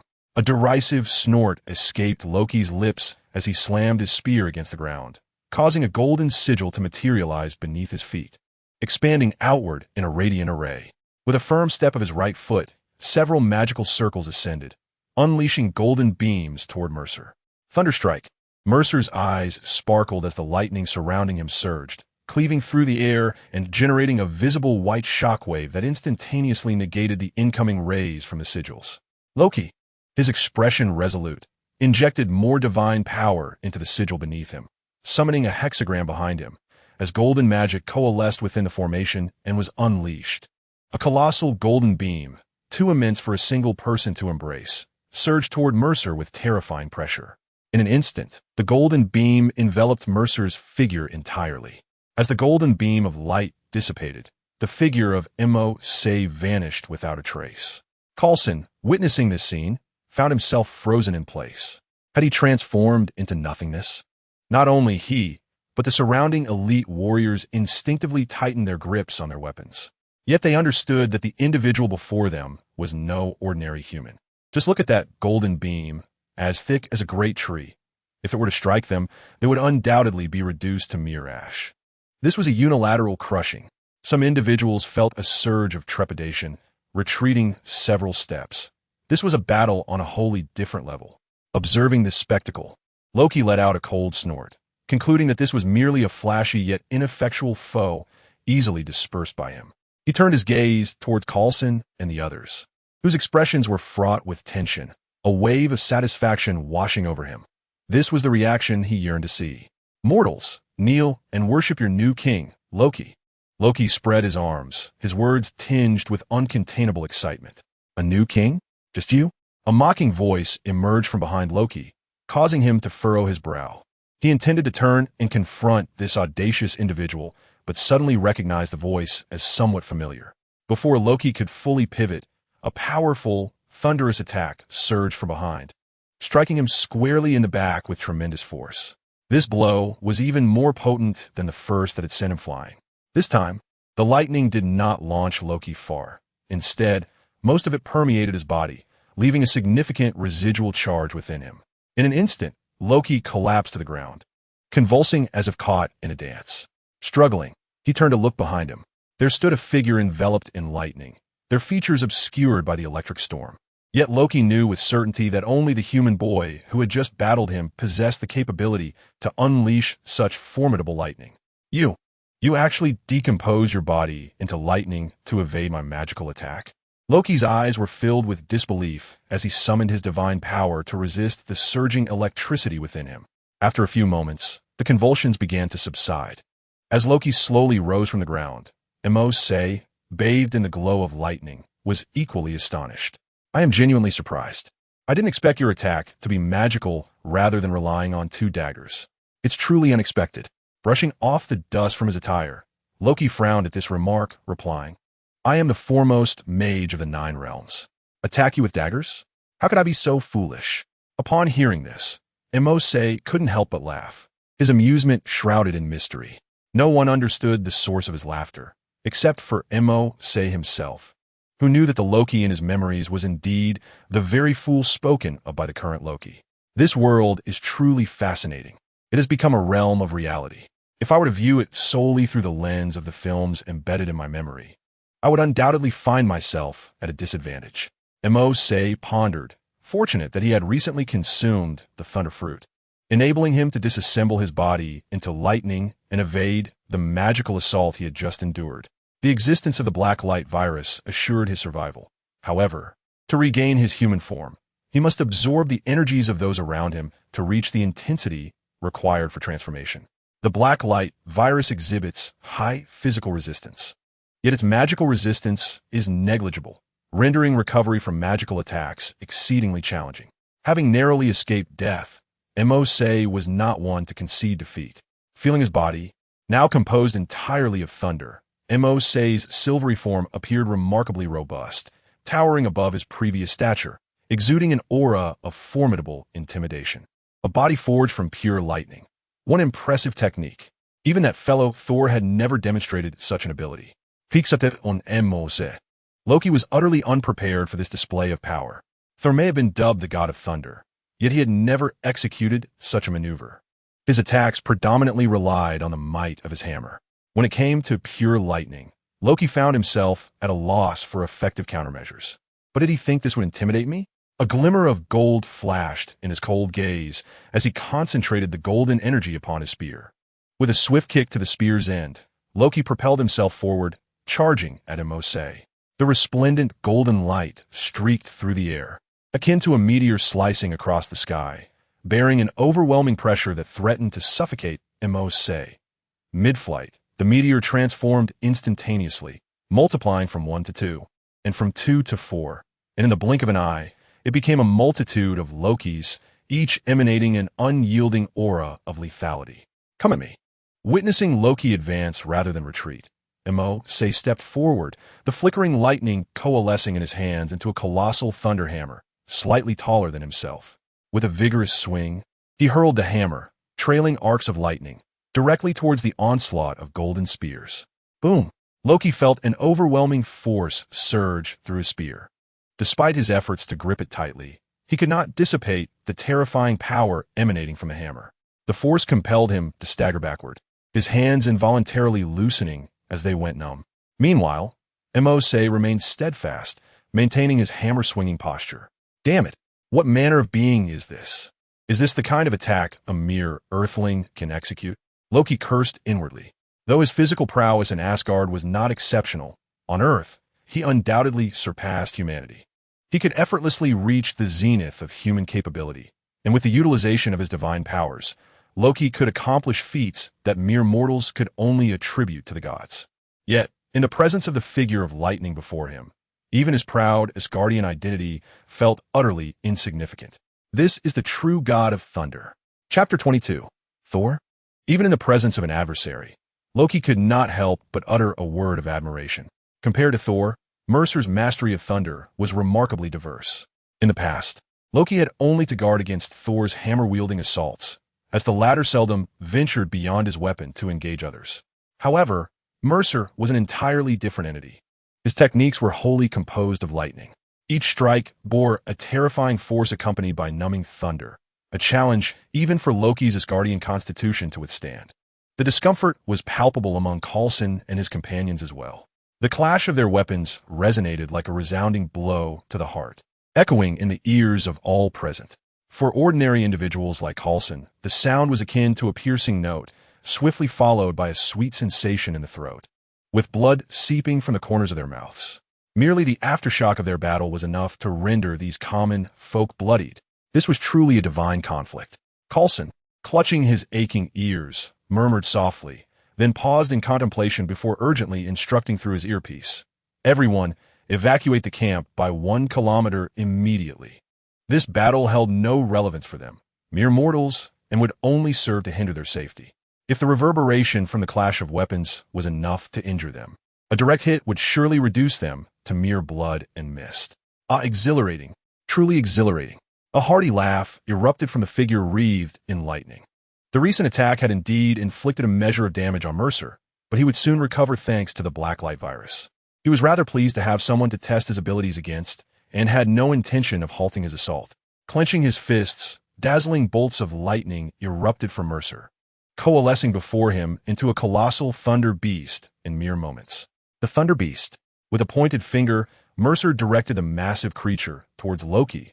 Upon witnessing the fearsome apparition, felt a twinge of alarm and hastily called out to the heavens. In an instant, a radiant beam of multicolored light shot down from the sky, enveloping Loki. The thunder beast collided with this luminous column, causing it to tremble momentarily, yet it continued to ascend. As the light dissipated, Loki's form vanished as well. Gazing at the giant totem left by the Rainbow Bridge's radiant beam, Mercer murmured, "So, this is the capability of the Rainbow Bridge? It appears you have fled rather swiftly. It seems the title of the foremost sorcerer of the 9 realms is self-bestowed." In this world, Loki indeed possessed magical abilities, though their potency appeared somewhat lacking. If he were to truly devote himself to the study of magic, he would undoubtedly be a force not inferior to the god of thunder. However, it seemed he still had a considerable distance to cover. With Loki's disappearance, a flicker of disappointment crossed Mercer's visage. He had yet to fully unleash even half of the capabilities granted by the Thunder Fruit. Mercer craved the thrill of real combat over mere practice. Only by truly immersing oneself in battle can one discern the appropriate techniques to employ and the most opportune moments to utilize them. However, with Loki having fled, there was no chance of pursuing him back to Asgard, and thus he could only shake his head in resignation. The lightning gradually coalesced around him as Mercer returned to his human form, donned the attire he had previously worn, and made a call to summon Coulson and his team back. Coulson, surprised by Miser's promptness in reaching out, inquired if he had managed to deal with the adversary. No, he escaped. The denizens of Asgard are not so easily vanquished, Miser replied. Asgard? The fabled realm of gods. Asgard? Coulson exclaimed with astonishment. Miser nodded in affirmation. Even for Coulson, such a revelation was hard to accept. Asgard, a sanctified domain woven into the fabric of Earth's mythology, now stood as a tangible reality. And who was that just now? Coulson pressed. Loki, the son of Odin. The son of Odin? Then his brother must be the wielder of that hammer, correct? Coulson's mind raced. Loki's appearance in such an unremarkable locale could only signify his quest for the hammer. The fact that he had not seized it implied he likely was not its rightful owner, thus rendering him incapable of claiming it. Indeed, the true master of that hammer was Thor, the god of thunder, who would undoubtedly be a significant ally on Earth. As Miser spoke, his tone shifted to one of uncertainty. If Loki had truly become a master of magic, what of Thor? Would he still be the brash warrior he once was? Or had he undergone a transformation as well? The Thor of old was known for his brawn and propensity for violence, but with the alteration of the timeline, Miser found himself uncertain of Thor's current disposition. One thing was certain. The relationship between Loki and Thor remained fraught, or else Loki would not have stealthily ventured to this place in an attempt to lift the hammer of the thunder god. Sighing, Miser realized that pondering such matters was futile. He had no time stone to glimpse into the past or future. All he could do was take each step as it came. Right, you all should withdraw. It's uncertain what Loki's next move may be. I can guard this place alone. You are free to retreat, Miser instructed. Coulson hesitated for a moment, recalling the otherworldly clash between Miser and Loki. He suddenly recognized the gravity of such a confrontation.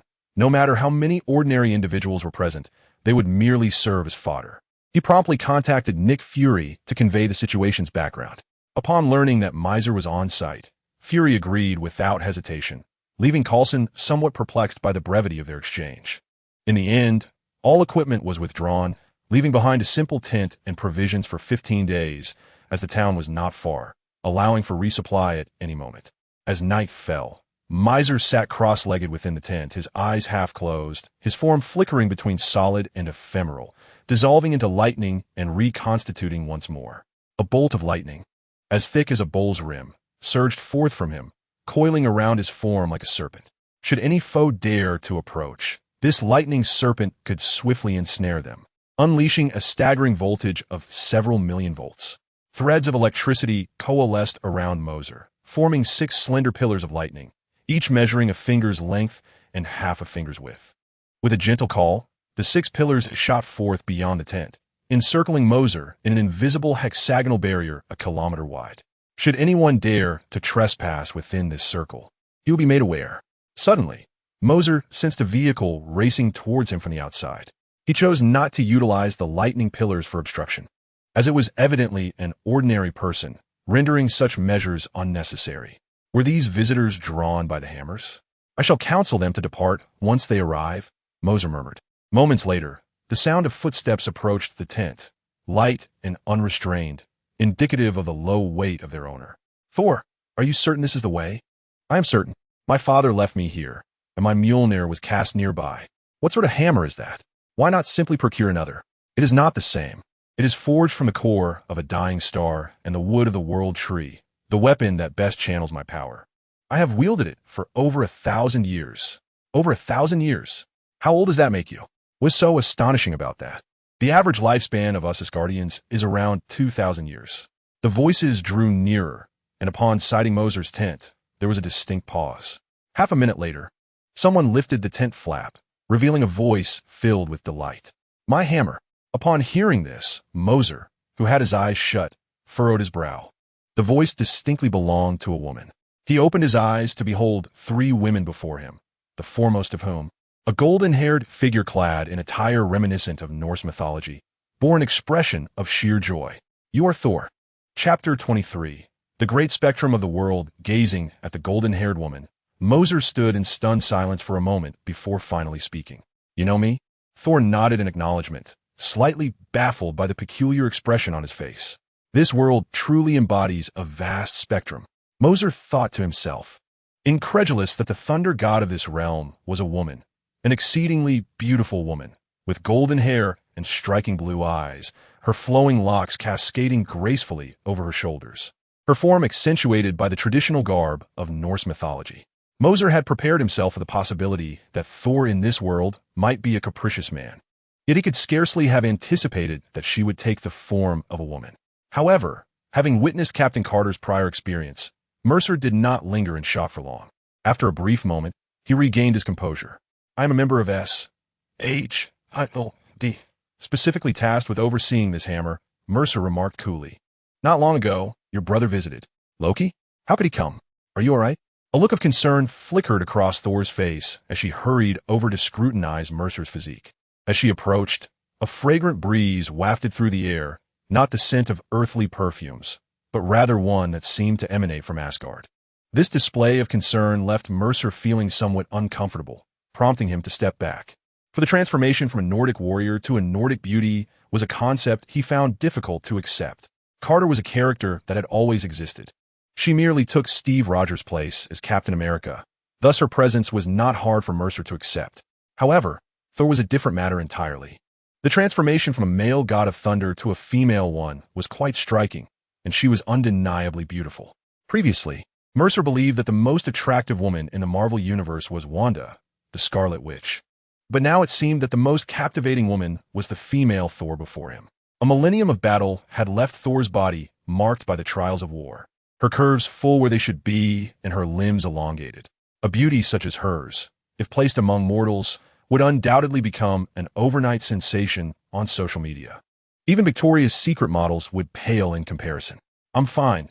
Just some trivial matters occurred, but he has already returned to Asgard," Mercer stated, making a gesture with his hands to indicate that Thor should not come any closer. His actions piqued the curiosity of the two women accompanying Thor, astronomer Jane and her friend and assistant, Daisy, who observed Mercer's behavior with intrigue. Thor was a figure they both admired for her alluring beauty, yet this young man seemed indifferent to it. "Jane, this guy is quite handsome." Daisy nudged Jane's shoulder and whispered, "I noticed, but our purpose here is not to flirt with young men. We have serious matters to attend to," Jane replied, though her gaze often lingered on Mercer's face. Despite his Eastern features, Mercer's appearance was undeniably among the most striking of men, garnering considerable attention. "You're not here to check my identification, are you? Perhaps you should first see if you can lift this hammer," Mercer interjected as Thor seemed poised to inquire further. She exclaimed an "oh" and nodded, striding toward the hammer in the center of the tent, grasping it with one hand and attempting to lift it. It did not budge. Thor's expression suddenly darkened, and she applied her other hand, her demeanor becoming somewhat fierce. Yet, no matter how hard she tried, the hammer remained immovable. After several attempts, Thor stood beside it, looking somewhat dejected, and sighed, "Have I truly lost my divine strength? Is it really that difficult to lift? Let me try." Daisy, who had been watching from the sidelines, felt an irresistible urge to try her hand at it when she saw Thor struggling in vain. As soon as the latter stepped away, she eagerly approached, turning to Thor with a look of inquiry. Thor, with a wry smile, shrugged nonchalantly. Excitedly, Daisy stepped forward, grasping the handle tightly and pulling with all her might. Could this object truly be lifted? A voice of astonishment echoed as Daisy felt the hammer meld with the ground, as if it had been intrinsically connected from the very start. Thor sighed and explained, "This is the seal placed by my father. Only those with a special divine essence can lift it. I too have lost my power of the Thunder God because I cannot wield it. Why don't we just excavate this piece of land and take it with us?" Daisy queried, a notion that also garnered Jane's approval, as she too considered it a splendid idea. Although it could not be lifted at present, relocating it to a safer place seemed prudent. Leaving it in such a desolate area was unwise. Thor shook his head, clarifying that the seal was not merely a barrier against lifeless entities. As long as a living being consciously intended to lift it, no matter the means employed, they would be bound by the seal. The hammer itself was not particularly heavy. It could even be hung on a coat rack.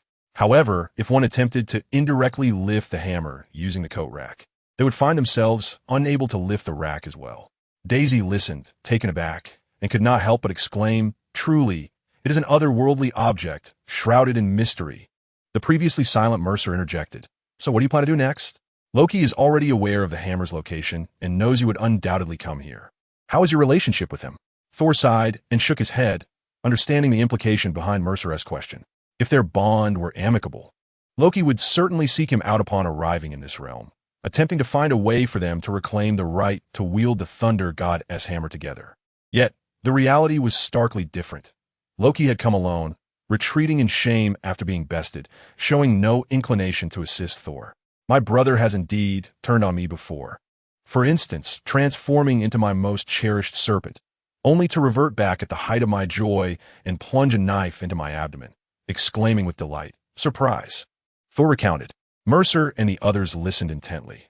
In the past, when he possessed divine powers, a few jabs wouldn't have harmed me. Now, I am but a mortal. Should he strike me even once, I would surely perish. You two share a remarkably peculiar sibling bond, Jane remarked softly. Is it common for someone to disguise themselves as their sister's favorite thing, only to spring forth and stab her?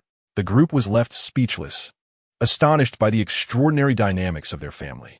After a moment of silence, Mercer suddenly stood up, his expression grave as he gazed towards the sky. What is it? Thor began to inquire, but before he could finish, a tremendous sound reverberated in their ears. Boom! As the sonorous toll of an ancient bell resonated through the night.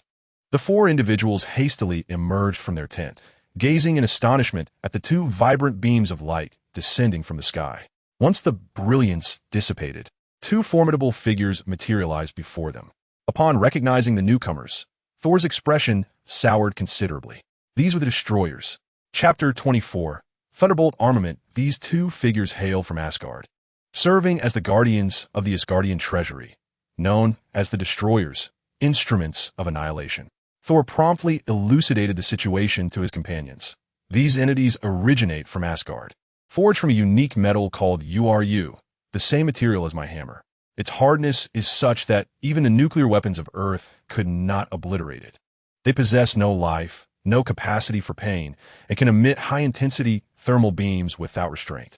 Loki has only 4 destroyers at his disposal, and he has the audacity to deploy 2 at once. Truly an extravagant display for my sister. Thor gritted his teeth, yet Mercer harbored an alternative perspective. Perhaps Loki's deployment of 2 destroyers was not solely for Thor's sake, but rather for his own. Moreover, these destroyers were not necessarily dispatched to eliminate Thor, but rather seemed intent on targeting Mercer.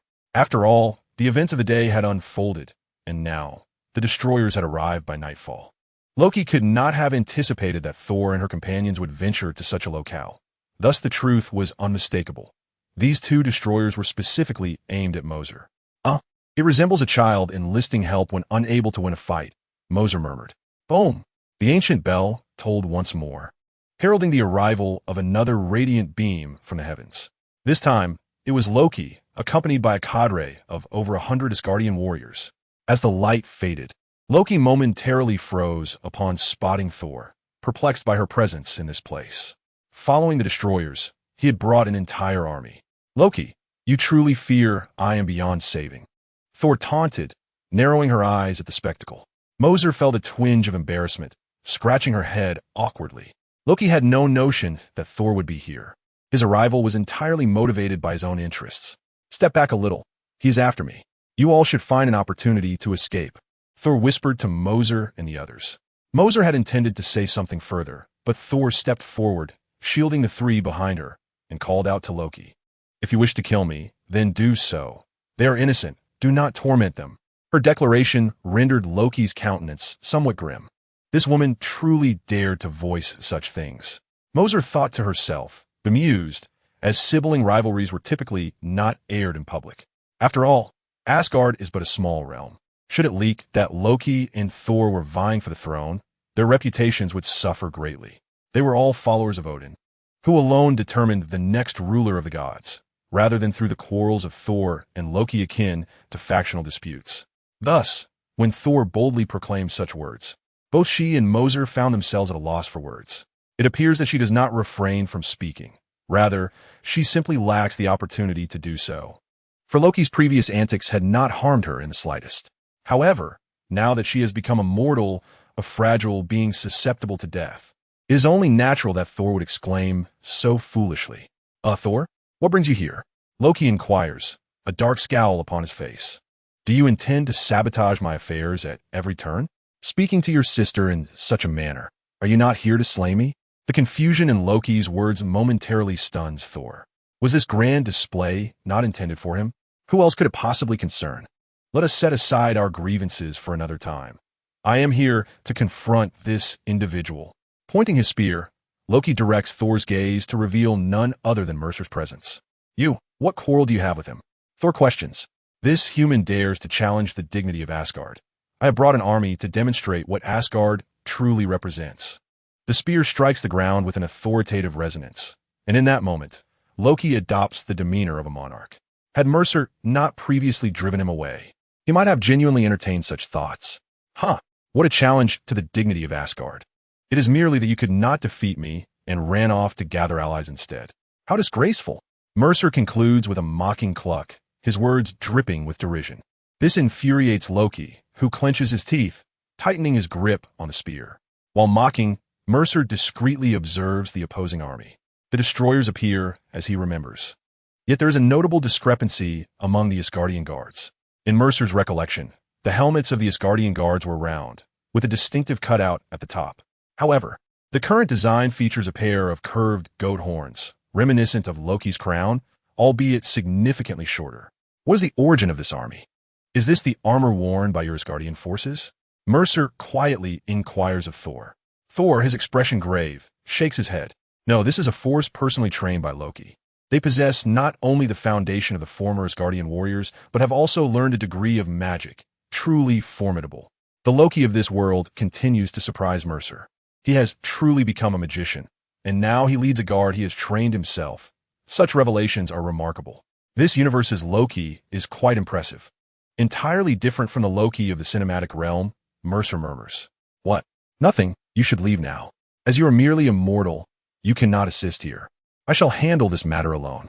Mercer stretches his neck and steps forward, preparing his body for what lies ahead. You will resolve this. But what can you, before he can finish? Thor's mouth drops open in astonishment as brilliant lightning erupts from Mercer's form, dancing around him with a sentient grace. Originally, the night sky was clear and devoid of clouds, but suddenly a mass of tumultuous dark clouds surged forth, obscuring the final luminous source of the earth, the moon. With each step he took, the lightning coalesced into shimmering silver armor, adhering closely to his form. After advancing a dozen paces, the entirety of Mercer's body was enveloped in this radiant armor forged from lightning. The air crackled with bursts of thunder, heralding the arrival of a true god of thunder. In the blink of an eye, he appeared as a celestial being, his silver silhouette exuding an unwavering steadiness reminiscent of an iron tower. Lightning-clad. Indeed, this armor possesses strengths that rival the Blacklight armor, each with its unique advantages. Mercer mused. The protection afforded by the Blacklight armor is the pinnacle of physical defense. Meanwhile, the armor formed from the lightning of the thunder fruit also offers physical protection. However, Mercer discerned an even greater benefit, magical protection. During a brief skirmish prior, he had noted the formidable anti-magic properties of the thunder fruit. Chapter 25. Stealthy learning faced with the Asgardian Loki's elite guard and two formidable destroyers. Mercer did not flinch, but instead advanced steadily forward. His audacity instilled a sense of dread among all present. Loki let out a cold snort and remarked, "You may show a semblance of bravado now, but once I capture you, you shall experience a fate worse than death. Attack!" With a sharp command, the guards drew their long swords, their battle cries piercing the heavens as they charged toward Mercer. The blades shimmered with a faint golden light, seemingly capable of cutting through any obstruction. As they rushed forward, the two destroyers flanked the guards, their iron masks layered with gleaming armor, from which searing beams of light erupted. The searing rays struck first, and Mercer raised his right hand, channeling lightning into a circular ring around his wrist. In the next instant, a powerful thunderbolt erupted from the ring, launching toward the two scorching beams. Judgment of the gods. With a resounding crash, three potent energies collided. The fierce lightning unleashed by Mercer effortlessly dissipated the two radiant beams, creating pillars of thunder that surged backward. Several Asgardian warriors at the forefront were instantly charred, their Asgardian armor proving inadequate against the onslaught. Aware of the formidable nature of Asgardian warriors, Mercer had escalated the intensity of the lightning to 10 million volts at the onset of the attack. Such a magnitude of thunder was not something even Asgardian warriors dared to withstand.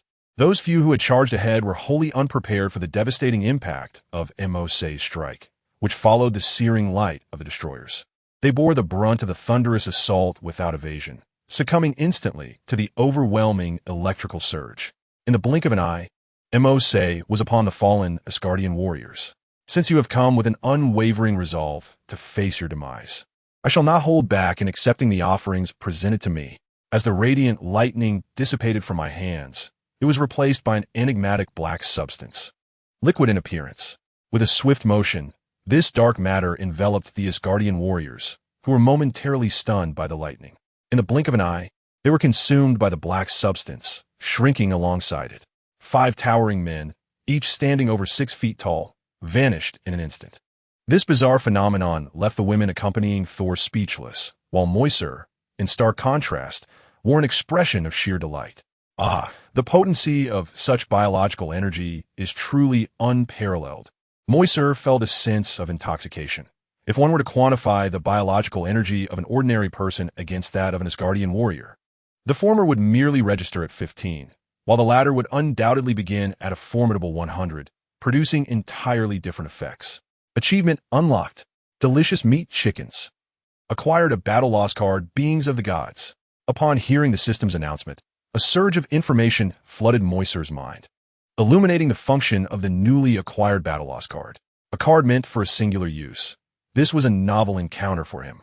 Rather than simply being a one-time use, it seemed the energy contained within could only be harnessed once. Unlike the Blacklight Virus or the Thunder Fruit, this battle loss card would not grant Mercer a lasting ability. Only when he possessed sufficient energy could he invoke the beings of the gods. He was acutely aware of the type of energy required. Chakra. However, in the Marvel Universe, the concept of chakra is non-existent.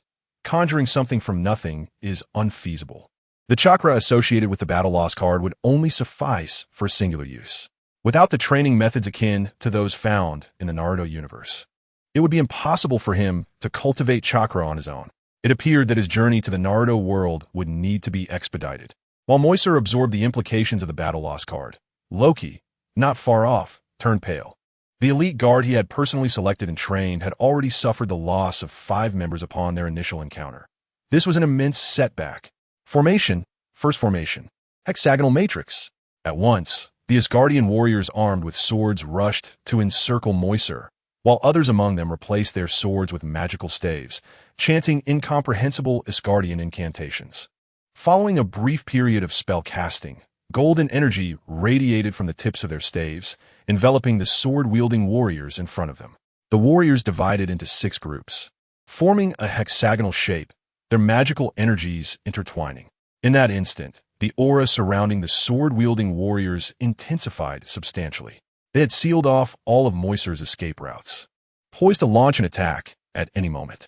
When one of the angles initiated the assault, the energies from the other 5 angles surged to empower that singular attack, amplifying its ferocity. If Mercer were to shift his attack target, he could instantly transfer his magical energy to another angle. Indeed, a formidable tactic against powerful individuals. The hexagonal matrix formation, which had enabled him to effortlessly slay a magma dragon with the strength of 5 warriors, was a terrifying array. Loki mused, realizing that this young lad was truly serious.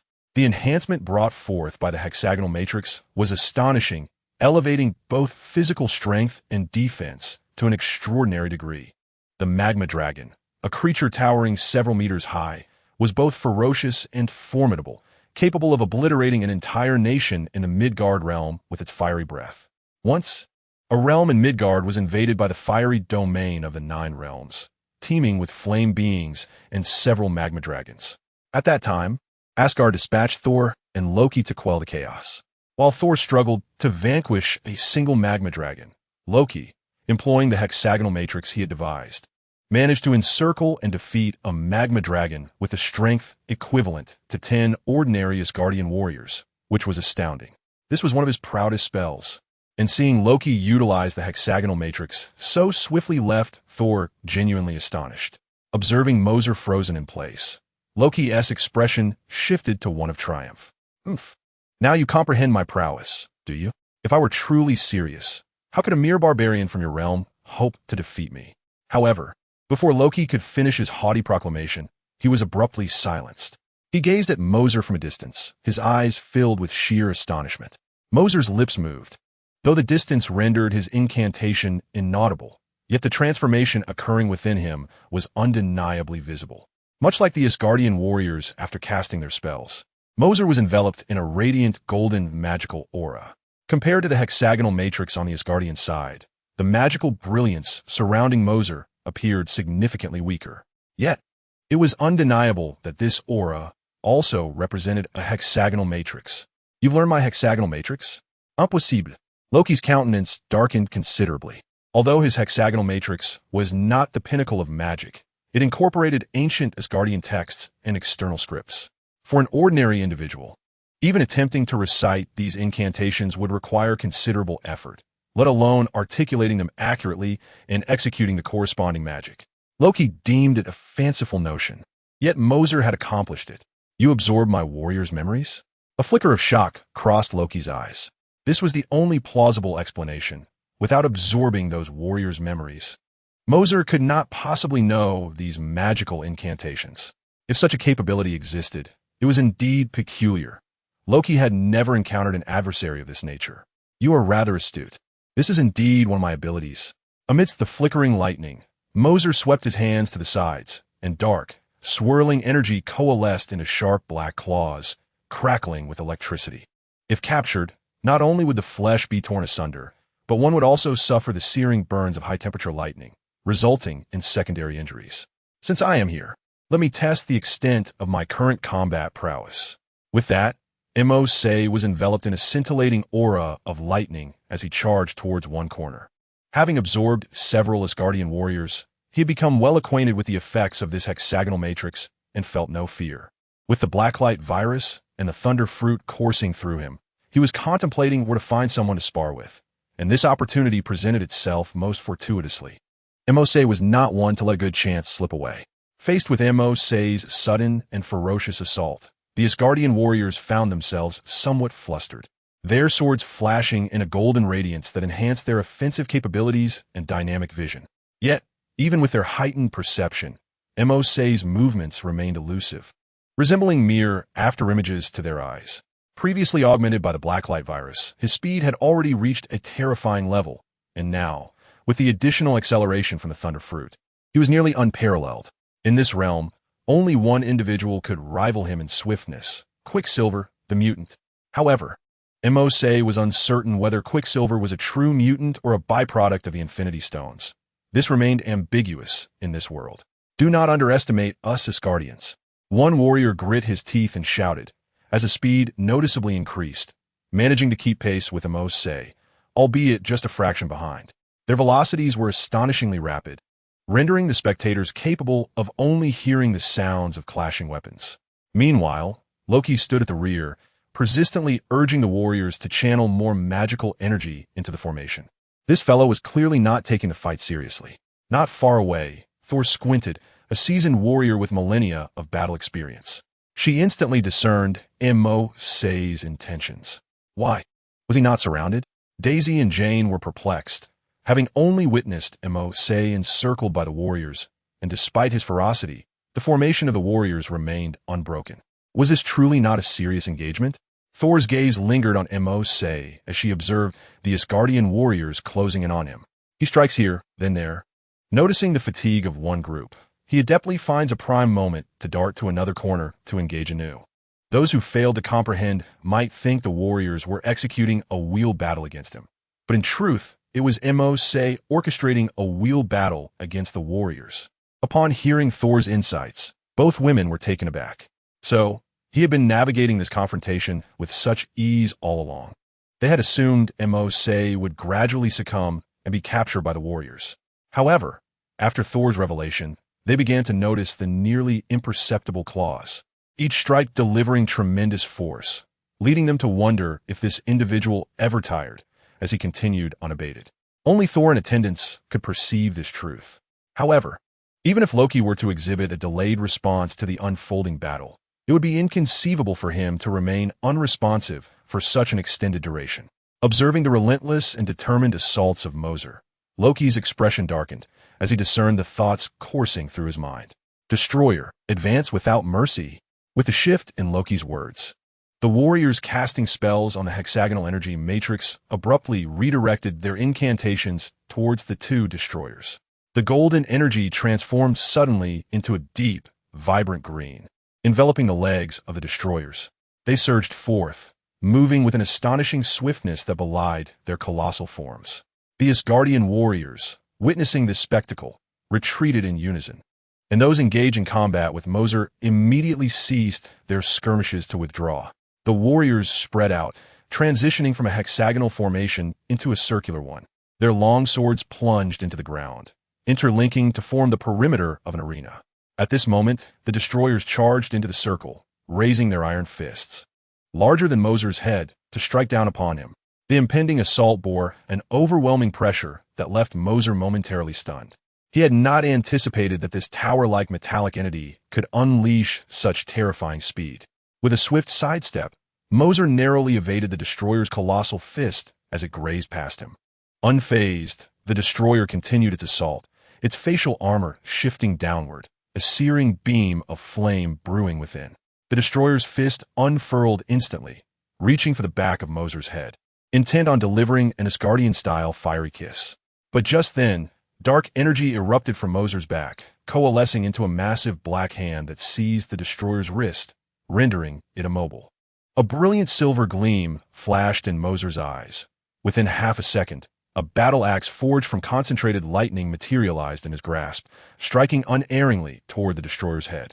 From such a close distance, the axe, charged with over 1,000,000 volts of electricity, wielded tremendous force, the air itself seeming to tear as it sped towards the destroyer's skull, trailing arcs of lightning without any flourish.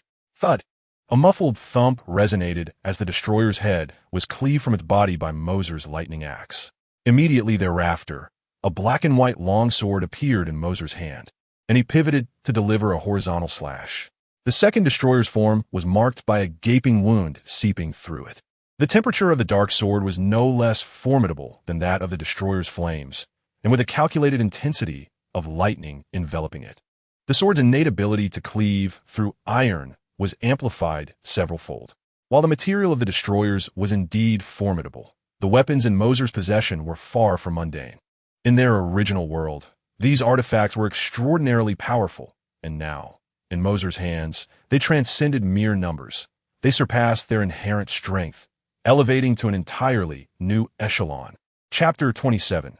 The celestial deity, to prevent the destroyer from reactivating, Mercer was determined not to conclude the battle so easily. He wielded a shadowy sword, dazzling patterns of light emanating as he struck, shattering the ground-bound destroyer into countless fragments. The towering silhouettes had vanished, leaving only scattered metallic debris. Even Thor, witnessing this scene, felt an involuntary shiver run down his spine. It was not particularly challenging to damage the destroyer with one's prowess. The true difficulty lay in reducing that resilient metal to such minute pieces. Even in Asgard, one would require specially designed stellar temperatures. The temperature needed to vaporize a normal human on Earth ranges between 8,000 to 10,000 degrees per millisecond, a threshold just sufficient to cut through such metal. Yet, the sword in Mercer's hand sliced through effortlessly. Could it be that the blade's temperature exceeded 10,000 degrees?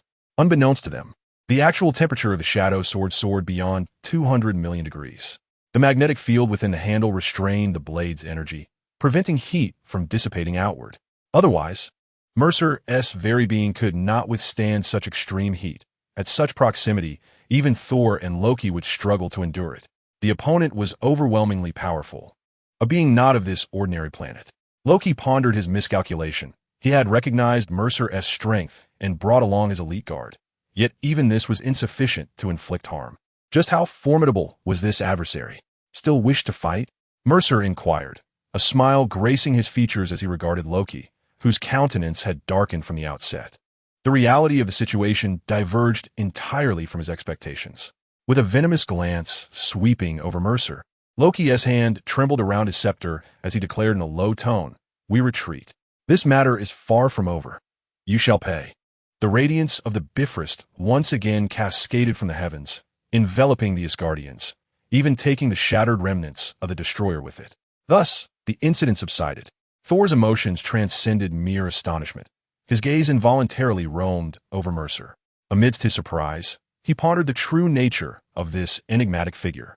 A force of thunder even mightier than his own, a dark substance capable of devouring others, and a luminous sword that could cleave through URU metal, all converged to render Mercer a man of enigma. The sudden emergence of such a formidable being on Earth, only now coming to his attention, struck Thor as utterly unfathomable. How could such a person be so unremarkable? Meanwhile, Mercer sheathed his divine powers and turned to see Thor. Momentarily taken aback. Wait, he recalled that Thor had regained her godhood when Loki commanded the destroyer to eliminate her. Now, due to his intervention, that event had been averted. How then had she regained her divine essence? It was only upon seeing Thor that he realized his presence had disrupted the timeline. The subsequent occurrences bore no circumstance that could lead Thor to reclaim her godhood through self-sacrifice. This situation has become rather troublesome. If Thor does not regain his divine status during this period, it would mean drifting further away from the timeline in Mercer's memory, which is far from favorable. The god of destruction. Mercer suddenly recalled the damage card he had just acquired. The effect of the god of destruction is to subtly manipulate others and irrevocably alter their thoughts and will. If Thor were in possession of his divine powers, he might have some capacity to resist such a mental assault. However, at this moment, he is merely an ordinary person, utterly incapable of withstanding this otherworldly psychological attack. Well, it's worth a try. With that thought, Mercer sprang into action. The damage card quietly appeared in his hand, adorned with a crimson background and a black boomerang-shaped pupil. This was the kaleidoscope Sharingan. Upon the emergence of the god of destruction damage card, Mercer's eyes transformed into kaleidoscope Sharingan. Your eyes. Thor observed the change in Mercer's gaze, but before he could utter a word, he stood frozen in place.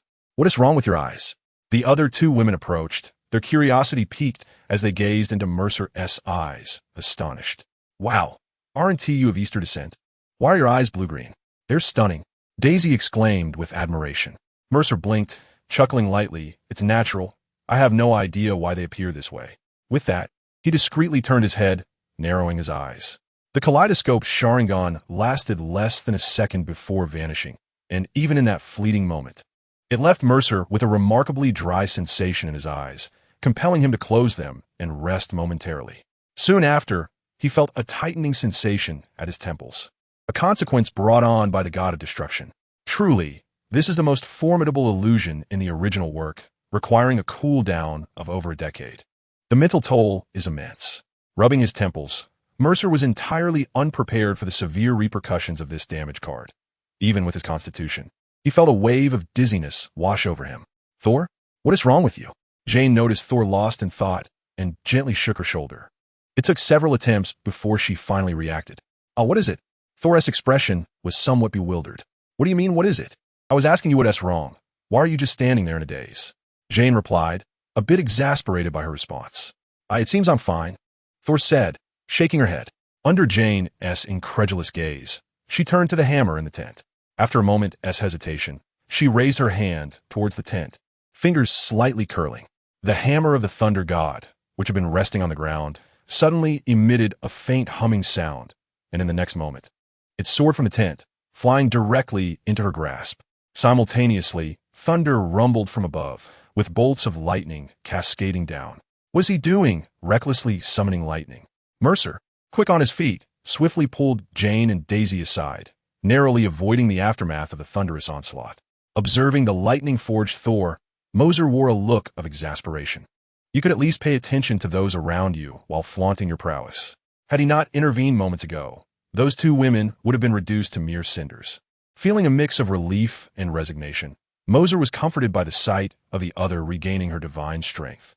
As the thunder clashed against Thor's form, the radiance dissipated, revealing her clad in resplendent silver armor, both protective and form-fitting, exuding an aura of celestial magnificence. You actually picked it up. Is this your attire in Asgard? Truly impressive, Daisy exclaimed, unable to contain her excitement at the sight of Thor wielding the hammer. It seemed this woman captivated both men and women alike. Thor, gazing at the hammer in her grasp, wore a look of confusion. Just moments ago, she had felt disconnected from her divine essence, yet now it surged within her. Tentatively, she reached for the hammer, and, to her astonishment, it responded to her call. Daisy, noticing the fading lightning enveloping Thor, hurried over, chattering animatedly beside her. Though Jane felt a hint of exasperation, she too joined the lively conversation. Only Mercer remained a short distance away, lost in contemplation. The one most profoundly affected by Thor's restoration of divinity was undoubtedly he. He had not anticipated that the otherworldly being could achieve such a feat. Its power within the Marvel realm rivaled that of Odin or the enchantments of the Ancient One. Chapter 28. An unexpected invitation. Mercer had employed the otherworldly being to cast an illusion upon Thor, allowing her to believe that only she could wield the hammer of the god of thunder. Initially, he had little hope for this endeavor, given the seal placed by King Odin himself. To his astonishment, the otherworldly being succeeded, altering Thor's mindset, even in the absence of her self-sacrificial experience. Her subconscious compelled her to act in this manner, a quality previously absent in her. It was this newfound essence that enabled Thor to lift the hammer once more.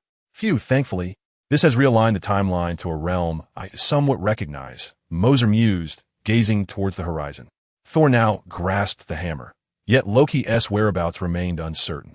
After having driven him away, Mercer pondered what might transpire should he return. Given recent events, it was clear Loki was not one to approach with an open heart.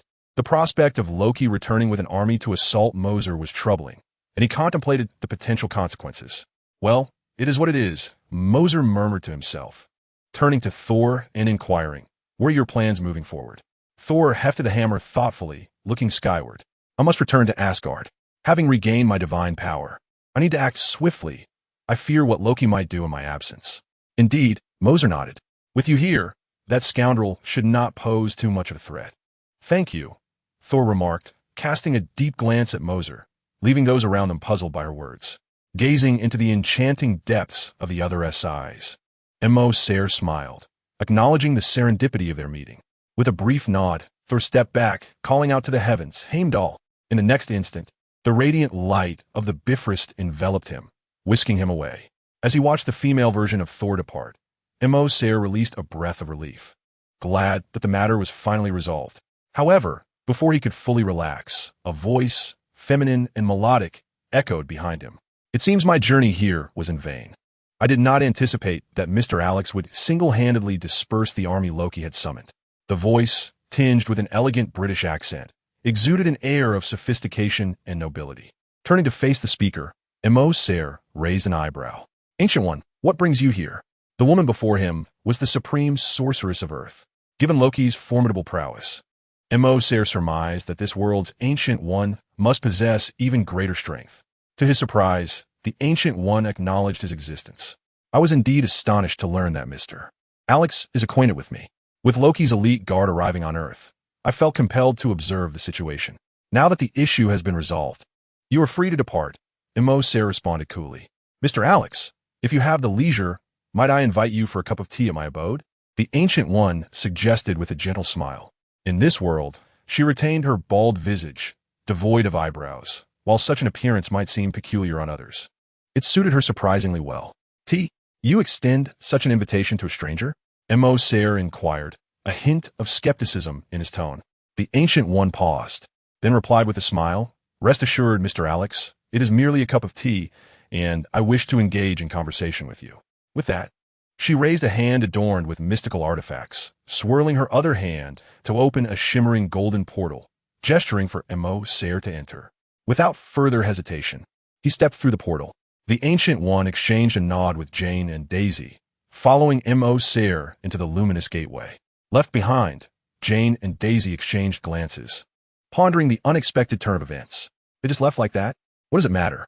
What we witnessed today has truly expanded my worldview. It was worth the experience, Daisy remarked. "Indeed, let us depart as well. We don't know when Thor will return." Unbeknownst to them, when they next encounter Thor, it will be amidst a fierce battle. On the other side of the portal awaited a somewhat antiquated study, its interiors meticulously maintained, though the furniture bore the marks of time. "This is the tea I cultivated, brewed with spring water, Do have a taste, the Ancient One's voice floated to him. Turning to look, he saw her seated before a low table, steam wafting from her teacup. After observing her for a few moments, Mercer approached and seated himself, lifting the cup to his lips. The flavor of the tea instantly enveloped his palate, lingering with a delicate sweetness, enhanced by a subtle bitterness that amplified the sweetness. Although Mercer was no connoisseur of tea, he could not help but exclaim, "This is exquisite tea." Gui smiled as she lifted the teapot, refilling his cup. The two engaged in little conversation, simply savoring the tranquility of their tea. After several rounds of drink, Mercer set down his cup and regarded Gui, inquiring, "What was your true purpose in summoning me? Surely, it cannot be merely to indulge in tea." Sipping the last of her tea, Gui replied with a gentle smile, "While enjoying tea is one aspect, my primary intention was to discern the nature of Mr. Alex." "Have you figured it out?" he asked.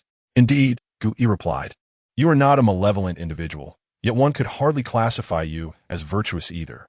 This ambiguous statement elicited a raised eyebrow from Mercer, who motioned for her to elaborate. The ability to absorb the powers and memories of others, coupled with that formidable, thunderous strength. Truthfully, in my many years, I have not encountered anyone possessing such abilities. Moreover, Mr. Alex seems quite familiar with me and others in this world. The messages conveyed to Nick fury from the future, the presence of automobiles that belong to a realm beyond this one, and your immediate recognition of my name. These all suggest that you are anything but ordinary. A typical high school student would not possess knowledge of such matters. Though her words were unembellished, they revealed much. The attributes exhibited by Mercer were not ones he could have acquired through his original identity. A mere high school student, if suddenly endowed with these extraordinary powers, could be deemed fortunate. However, to maintain composure in the face of Loki's army and to utter Gui's name with such familiarity suggests that unless his abilities included foresight, he could not possibly possess this knowledge. "So what do you wish to convey?" Mercer smiled, his expression unchanged by her remarks. "I wish to inquire," Gui said, her gaze unwavering as she scrutinized Mercer. "From which universe does Mr. Alex hail? Might you enlighten me?" Chapter 29. Gui's request. "Oh, what prompts such a question?" Mercer did not respond directly, but smiled back at her.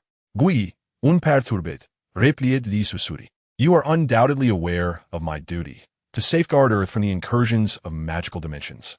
I often utilize the Eye of Agamotto to glimpse into the future. While I do not interfere with the course of events, I am curious to see what transpires. Just the other day, as I employed the eye once more, the once clear vision of the future abruptly became obscured. Obscured, just the other day, Mercer pondered, recognizing that the time frame she mentioned coincided precisely with the day he activated his system. This meant that from that moment onward, the world line began to diverge in unforeseen directions. It was now confirmed. The reality of this world differed significantly from the one I once comprehended. Noticing Mercer deep in thought, Gui did not linger in silence for long before continuing. "For some time, I have been seeking the cause of this obscurity, and ultimately, I trace it back to you, Alex Mercer. Your emergence has rendered the timeline I perceive indistinct. Only two possibilities could give rise to such a situation. One, a formidable magical entity has disrupted the timeline. The other, a being not of this universe has arrived, thereby altering the original timeline. I sense that Mr. Alex leans towards the latter." This statement momentarily halted Mercer's motion of raising the teacup to his lips, and then a subtle smile graced his lips. After savoring the tea, he slowly remarked, "Indeed, you, in this universe, are quite formidable, Supreme Sorcerer. I do not oppose your possession of that title." Such words, nearly an admission, caused a slight arch of the brows from Ancient One, who, although unsurprised by the outcome, felt a flicker of astonishment. "How did you come to this world? Were there others with you?" Ancient One's tone held a tinge of urgency. It was no wonder she reacted thus. Even Mercer alone was exceedingly powerful, and Ancient One dared not claim she could entirely surpass him. From their brief exchange, she discerned that Mercer was not malevolent. However, the potential presence of other beings from beyond, equally as potent, could pose a threat to Earth and this universe at large. "Rest assured, I arrived in this world alone, and I believe I am the only one of my kind here," Mercer replied, confident that no other traveler had crossed over, unless they were of an extraordinary caliber. "However, I do not intend to disclose my origin. Do you plan to compel me to do so? As he spoke, tiny sparks of lightning flickered at his fingertips, gripping the cup. Of course not. The purpose of this meeting is merely to engage in conversation. Ancient One replied with a gentle smile. It must be said, the Supreme Sorcerer, having lived for centuries, displayed no anger upon witnessing the glimmer at Mercer's fingertips. As she stated, she had merely invited him for tea. Having absorbed the perspectives of so many, Mercer scrutinized Ancient One and discerned that she harbored no malice. Thus, the sparks at his fingertips dissipated. May I request your assistance? Ancient One suddenly inquired. Request my assistance? What could possibly warrant such a plea from the esteemed Supreme Sorcerer? Mercer raised an eyebrow, intrigued by the prospect. Do share what you have in mind. Are you familiar with Strange? Ancient One posed the name, and upon seeing Mercer nod, she continued, he will be my successor. Conventionally, he is destined to encounter an accident that will lead him here for study, eventually assuming my role as the master of this place. Mercer nodded along, already aware of these events. Yet hearing them articulated by Ancient One felt peculiar, akin to two individuals who had perused the script revealing the plot. I fear he may not survive that accident, should he falter. I hope you can lend a guiding hand, ensuring he does not stray from the path, or, if necessary, eliminate him. Such resolute words astonished Mercer. Dr. Strange, not escaping that accident, still coming to the sanctum to study magic? If he were indeed such a person, his performance in Avengers Endgame should not have been limited to merely controlling water. His descent into darkness would surely empower him, mused Mercer. Observing the fluctuating expressions on Mercer's face, ranging from grave to peculiar, Ancient One, though unaware of his thoughts, surmised they were intricately linked to strange corruption and Mercer's envisioned future, thus eliciting such a captivating display of emotions. With a resigned sigh, Ancient One found herself at a loss. Gazing across the earth, she realized that if Strange were to encounter any peril in the future, the Avengers would undoubtedly prove unreliable. The disparity in their combat prowess was monumental. A master of magic, adept in the dark arts, could silently eliminate everyone. One could be jesting with companions one moment and stepping into a realm of illusions the next. In such a scenario, the victim would remain oblivious. Akin to falling asleep suddenly, without external disturbance, one would hardly realize they had succumbed to slumber. This was the true reason Ancient One had invited Mercer for tea, not due to fears of his potential threat to Earth, nor out of trepidation towards otherworldly beings like him, but rather concern that Strange might be unfit to wield the mantle of Sorcerer Supreme. Why must he assume the role of Sorcerer Supreme when you are equally formidable? Mercer refrained from immediately acquiescing. This was no trivial matter. Since time immemorial, emotions have been a volatile factor. Should he agree, he would ultimately confront the corrupted Dr. Strange, an adversary whose tenacity was truly unfathomable. Do you know how I have survived until now? Ancient One inquired. Mercer glanced around to ensure they were alone before whispering, Dormammu? This utterance finally altered Ancient One's typically composed demeanor, revealing that Mercer's knowledge exceeded her expectations. She chuckled softly, shaking her head. How remarkable. It seems I cannot conceal anything from you. From which universe do you hail? Mercer lifted his teacup, savoring a sip while feigning mystery.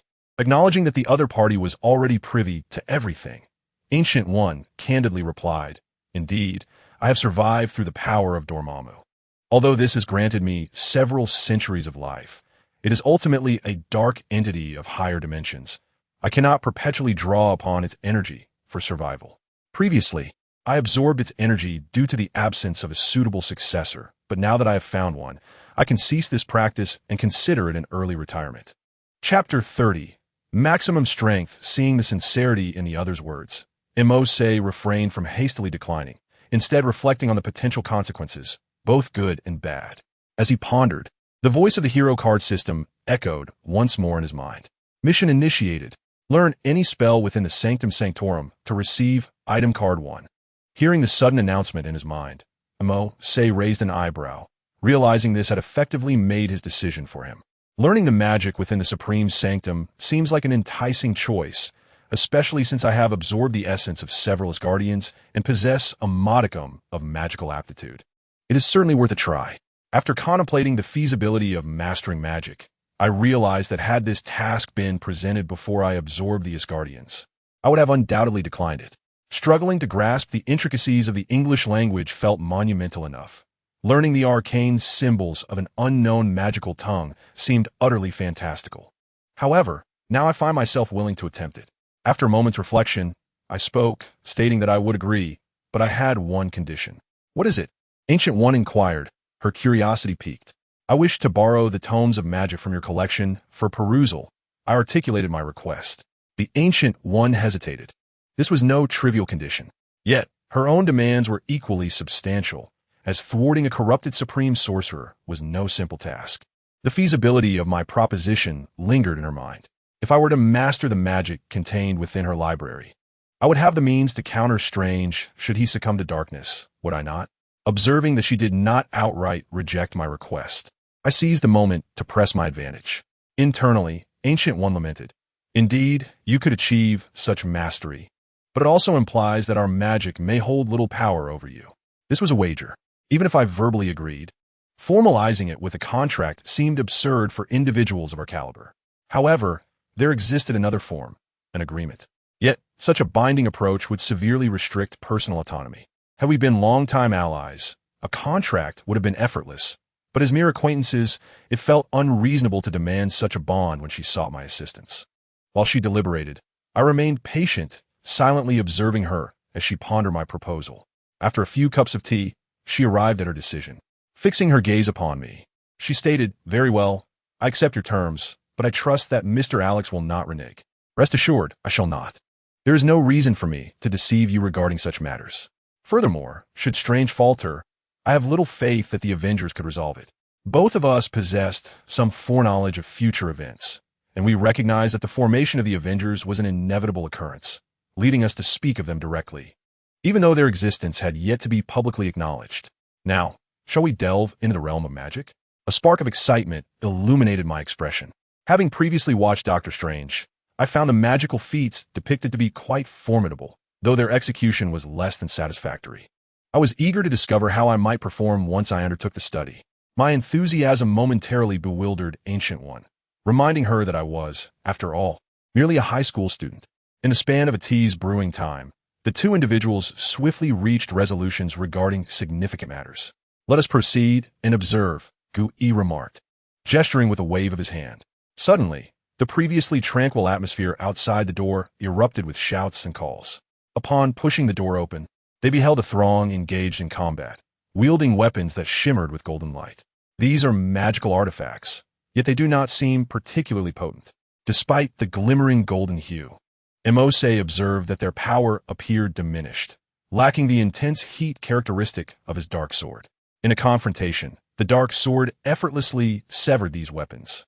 The strength of a magical artifact hinges on the wielder's magical prowess. Since most have not delved deeply into their studies, the artifact's potential remains largely unutilized, Gu-E explained. "May I attempt to wield one?" Mose inquired. "Certainly," Gu-E replied, extending his hand toward a nearby weapon rack, from which a black short staff soared into Mose's grasp. This staff was adorned with brass rings along its length, with black sections at both ends resembling handles. "This is the staff of the Court of Life. Some spells are too formidable for ordinary mages to master. Thus we infuse them into artifacts," Gu-E elaborated. Gripping the staff with both hands, he pulled sharply, causing it to extend and revealing luminous strands akin to golden threads connecting the brass rings. With magical infusion, the weapon can assume various forms, contingent upon the wielder's technique. As he handed the staff of the Court of Life to Mose, she felt its substantial weight, suggesting it was forged from materials beyond mere metal. The staff appeared ancient, likely older than Mose herself, and it had withstood the passage of time and magical infusion that would have rendered ordinary metal cracked and useless. "What does it feel like to infuse magic?" Mose asked, aware that she possessed some magical energy within her, albeit she had only absorbed the power of a few Asgardian warriors within the last hour, leaving her little time to learn its application. With a master of magic at her side, it seemed an opportune moment to acquire knowledge. "It is difficult to articulate. We typically provide tomes of magic to apprentices, allowing them to contemplate and grasp the concepts themselves. A common individual can sense the presence of magic within a month of study and learn to store it, thereby naturally infusing it into artifacts," she explained, summoning a robust man with dark skin. This is Modu. You may practice with him. I sense the presence of magical energy within you, and through practical experience, you can learn to channel that energy, she continued. Modu, standing just under 6 feet tall, with a closely cropped hairstyle and clad in the training attire of the Supreme Sanctuary, nodded silently at Mo Se, acknowledging her presence. Handing the short staff to Morpheus, Gu-E stepped back a short distance, folding her hands behind her back, a smile gracing her face as she observed them.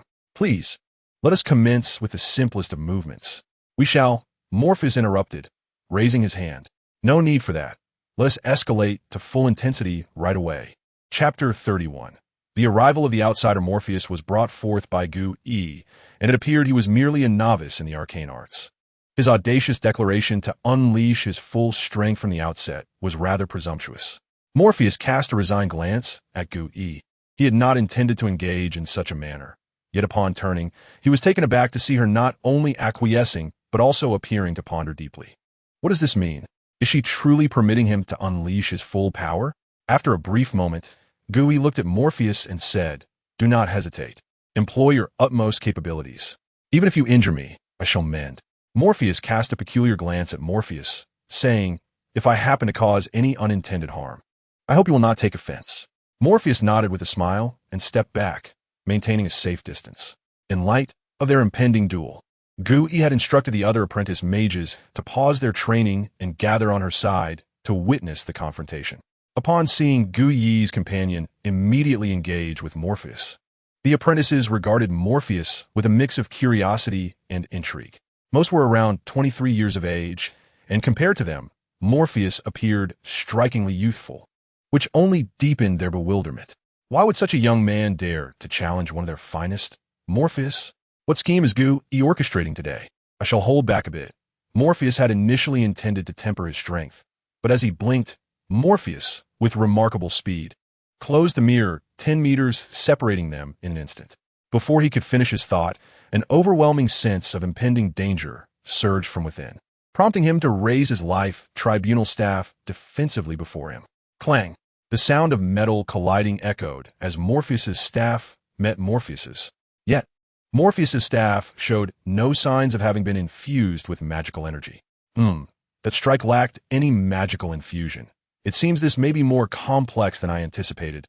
Morpheus mused. He refrained from launching another attack, stepping back to maintain a safe distance.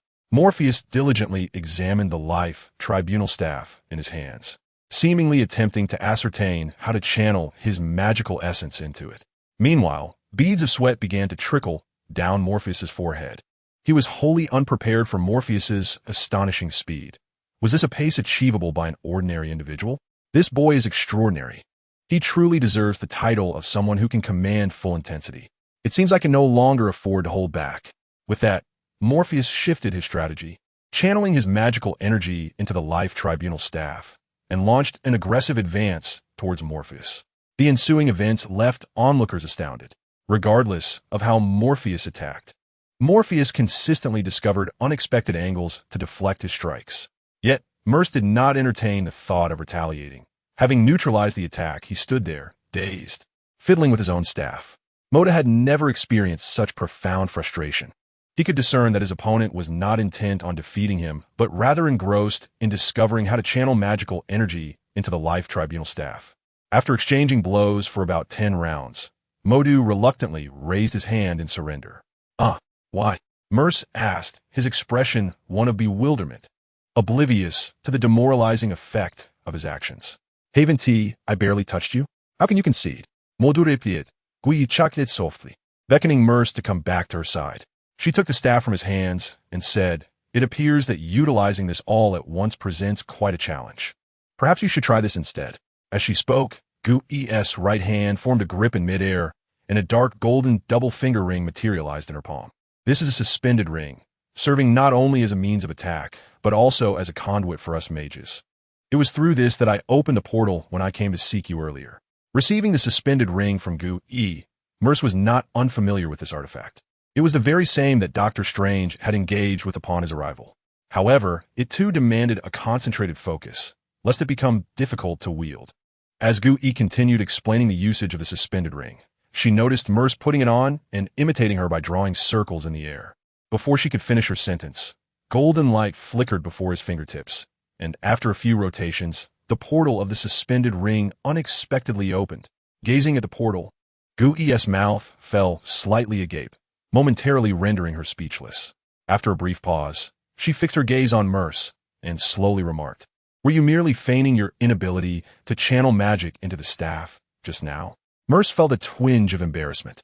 How could the portal open so effortlessly when he had just struggled to infuse the staff with magic? It was quite amusing.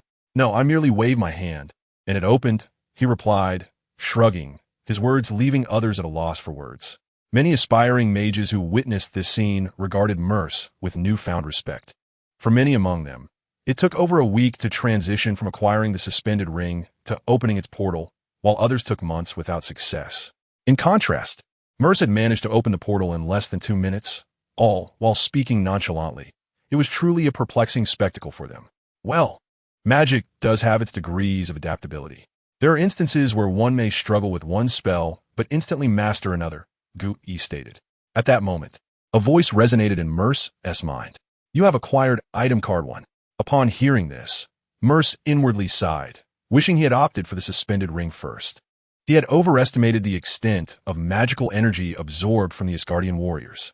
Although he currently possessed some magical power within, he still lacked the knowledge to wield it and had no opportunity to delve into their memories. Holding the Life Tribunal staff felt akin to wielding an iron rod. As Gui was about to express some further precautions, she noticed Mercer's expression shift to one of solemnity. After a brief moment of surprise, both of them turned their gaze towards the horizon. There, a streak of fire descended from the heavens, landing upon a distant mountain range. What could that be? Mercer pondered, contemplating the object that had fallen upon the mountain. "Let us investigate," Gui said without hesitation, retrieving the suspended ring and opening its portal. Stepping in with Mercer following closely behind. Upon emerging from the portal, they surveyed their surroundings and soon spotted it. Mercer pointed, and Gui followed the direction of his finger, discovering a massive creature sprawled upon the ground. Gui's expression hardened, and she nodded before reopening the portal, leading them to the side of the colossal being. Upon encountering the enormous creature, Gui and Mercer exchanged glances, both reflecting surprise in their eyes. This creature, reminiscent of a small mountain, was a deep emerald green and appeared to be an irregular liquid mass, yet it remained cohesive. Atop this mountain, 2 enormous eyes, at least the height of a person, stared blankly at Gui and Mercer. "A slime?" they exclaimed in unison, recognizing the massive green entity as a liquid monster known as a slime. Such creatures existed on Earth too, albeit in very limited numbers, and collectively they likely did not amount to even 1/10 of this one. This enormous specimen must have originated from another world. However, these monsters possessed extremely low combat capabilities and could be easily dealt with on any planet that had entered the era of firearms. After observing the creature for a moment, a delicate voice suddenly rang out behind them. "Are you here to steal my food?" Chapter 32. The young girl in that instant, as the words hung in the air, Mercer and Gui sprang to the side, revealing a golden array weapon in Gui's hand. Simultaneously, a soft sound emanated from Mercer's body, as silvery lightning wove itself around him, forming a fitted lightning cloak, while a lightning battle axe materialized in his grasp. The exquisite control of energy astounded Gui. Although the cloak appeared thin, the energy contained within was formidable. She sensed that a mere touch could result in a shocking outcome. "What is it?" Mercer inquired, noticing Gui's gaze. "Nothing. I am merely astonished by your adeptness with energy manipulation. It is remarkably proficient and distinctive," Gui replied candidly. "It's nothing. This is standard practice for us in the realm of fantasy," Mercer said with a light smile. "Thor merely swings his hammer mindlessly, unleashing lightning without finesse. Mercer, in contrast, could craft numerous techniques using lightning. The Thunder Fruit itself bore many inherent abilities, with more awaiting his own development." The two remained vigilant as the girl who had appeared behind them approached, her true form becoming increasingly discernible. The girl appeared to be of similar age to Mercer, around 18 or 19 years old, standing approximately 1.60 meters tall. Her attire predominantly featured shades of purple, and atop her head rested an extraordinarily large, cylindrical purple hat. This hat, adorned with two pointed protrusions on either side, was so iconic that it left Mercer momentarily dazed. It evoked thoughts of a certain individual, rather, a deity, one whom even 10 Mercers would stand no chance against. Her fair complexion was veiled with a delicate purple scarf, and her violet eyes scrutinized Mercer and his companion for a brief moment.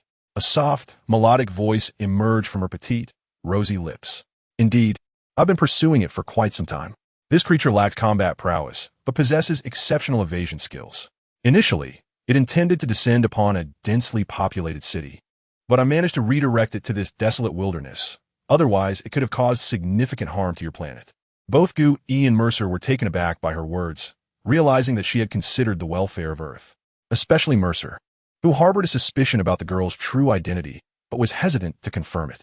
After all, if she were indeed related to that divine being, matters could become complicated. "Mr. Alex, what are you doing? Stop staring at her." Gu E discreetly nudged Mercer as the latter continued to gaze at her, which was rather impolite given their ignorance of her background. It was only then that Mercer snapped back to reality, acknowledging that he had indeed been lost in thought. Of course, he would never admit that it was her physique and appearance that captivated him. Rather, it was her attire that conjured the image of a certain entity in his mind. That entity was one of the 5 primordial deities from the Marvel Universe, who thrived by devouring planets, and was humorously dubbed a unit of combat power by many netizens in Mercer's past life. The girl's outfit, with its distinctive cylindrical pointed hat and her purple garb, bore an uncanny resemblance to the character in Mercer's memory, achieving a similarity of 90%. "All right, let us discuss this once I finish my meal," the girl in purple said, bounding over to Mercer and playfully patting his shoulder. Standing before a mound of slime, she appeared diminutive in comparison. This petite girl opened her mouth, and a torrent of energy surged forth from the large accumulation of slime before her, flowing into her mouth. The entire process lasted less than 10 seconds, and a massive pile of slime vanished before the eyes of the three. Mercer and Gu E stood there, mouths agape, watching the girl in purple, who now wore a frown while rubbing her stomach. "Sigh, this little bit is hardly enough to satisfy my hunger." Her smooth, jade-like belly showed no sign of having consumed anything, as if she had ingested nothing at all.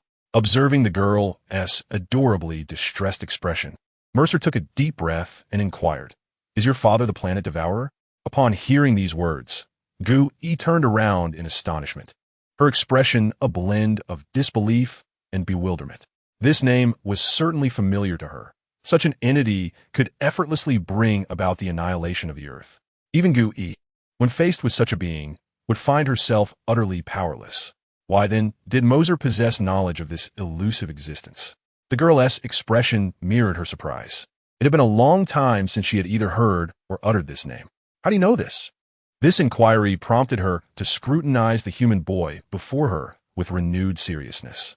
After receiving the violet-clad maiden's unequivocal affirmation, Mercer refrained from directly addressing her question, his wariness intensifying, for this was the answer he most dreaded to hear. "What truly matters is that your father survives by devouring planets. Are you truly here solely for this slime?" Mercer could not disclose that this knowledge stemmed from his past life, as that would certainly be the most peculiar admission. Thus, he deftly shifted the conversation to another topic. In response to this, Gu E regarded the violet-clad girl with a serious demeanor, equally concerned about her purpose for arriving on Earth. Mercer and Gu E exchanged vigilant glances, while the girl, with a dismissive pout, declared, "I am not like my father, who disregards life. There are countless beings on Earth. I could never harm them." This statement astonished Gu E in her understanding. Planet devourers would not hesitate to target any living world, yet here was his daughter expressing such a perspective. In contrast, Mercer's expression shifted. A smirk slowly formed at the corners of his mouth, as if he were concocting a cunning plan. Suddenly, he raised his palm, summoning a sphere of thunderous energy the size of a thumb, tossing it playfully in his hand. "Why not accompany me? I can offer you delightful treats." Mercer tossed the sphere with an air reminiscent of a dubious uncle attempting to entice an unsuspecting girl. Were it not for Gu Yi's acquaintance with him, she might have considered alerting the authorities. Mercer felt a bead of sweat form. If this endeavor succeeded, he could navigate the Marvel Universe with unparalleled ease. In the face of the challenges awaiting on Earth, None of the villains combined would pose a threat to the girl. Keeping her by his side would be an immense gain. The sphere of thunder he held did not possess any extraordinary effects. It simply contained pure, thunderous energy, capable of provoking a significant explosion if unleashed. Is this sphere in your hand what you consider a delightful treat? I must first inspect it, the girl stated. Mercer did not refuse. Instead, he conjured a few more spheres and tossed them to her. The girl received them without hesitation, promptly placing one of the thunder spheres into her mouth. Chapter 33. Transformation. Is this thing safe? Gu leaned closer to Mercer, her brow furrowed in concern. Before them stood a being of immense power, and she herself dared not treat the situation lightly. If there was anything amiss with the sphere Mercer had given her, they both could meet their demise. Rest assured, I have not tampered with it, he replied. The initial part of Mercer's statement brought a sigh of relief to Gu, yet the latter half sent a shiver down her spine. It was merely an energy bomb capable of obliterating a medium-sized city. A medium-sized city? You intend to give her such a thing? Gui's tone was laced with incredulity. If anyone else had uttered such words, she would have scoffed. However, the speaker was Mercer, and Gui found it difficult to dismiss his claim. Observing Gui's anxious demeanor, Mercer smiled nonchalantly, assuring her, rest easy. While this substance poses a threat to us, it is not to her. This is pure energy. Its explosion would undoubtedly yield only destruction. If ingested by someone with a frail constitution, it could lead to catastrophic consequences. Yet, what if the consumer thrived on energy absorption? At this point, Mercer paused, and Gui understood. Indeed, for an ordinary person, this would be akin to wielding a nuclear bomb. The young girl before them relied on energy absorption for sustenance. And for her, it might bring benefits rather than harm. As they engaged in casual conversation, the girl regained her composure, her expression revealing excitement. This orb is truly remarkable. The energy within rivals what I would obtain from 10 blobs of slime. Mercer beamed at her words, though internally he was beset by a whirlwind of thoughts. Just 10 blobs? I can indefinitely condense thunder into lightning orbs, and what I conveyed to Gui was merely a fraction of my potential. Indeed, this lightning orb could annihilate a medium-sized city, yet I could conjure even more. When Mercer crafted this orb, he sensed an abundance of energy within himself. Releasing 7 or 8 at once would be trivial. Thus, with strategic placement, it could even decimate a large city. The girl hesitated, sensing that the energy within this lightning orb was entirely unlike anything she had absorbed before. It was a different realm of energy composition. If it were a standard energy entity, she possessed the capability to seek it out herself. The energy contained in Mercer's lightning orb was remarkably unique, its intensity far surpassing anything found in the universe. Although she yearned for the lightning orb, her rationality remained intact, preventing her from hastily agreeing. If I follow you, will I have access to such treasures? You won't make me do anything immoral, will you? Of course not, Mercer replied. To be candid, one of my abilities is also to consume things. With you by my side, I can better pursue my desires for sustenance. Mercer smiled, yet his manner of tossing the lightning orb resembled that of a dubious uncle. Leaving Gui beside him in silent disbelief at his audacity to keep such an entity close. Should one marvel at youthful ambition or lament the ignorance of the unwise? The girl's face reflected uncertainty, and Mercer patiently awaited her response. Truth be told, he too felt a twinge of anxiety. Securing the girl's presence would undoubtedly provide significant assurance in this shifting tapestry of the universe. Thus, Mercer was determined to retain the other party's presence. For should any insurmountable issues arise in the future, this would serve as an invaluable trump card. You mustn't delay in providing me with sustenance, the girl remarked, causing a subtle smile to grace Mercer's lips. Done. No worries. I shall take care of it, he replied, confident that with the acquisition of further abilities, sustaining the girl would pose no challenge. This thought led Mercer to realize he was still unaware of her name.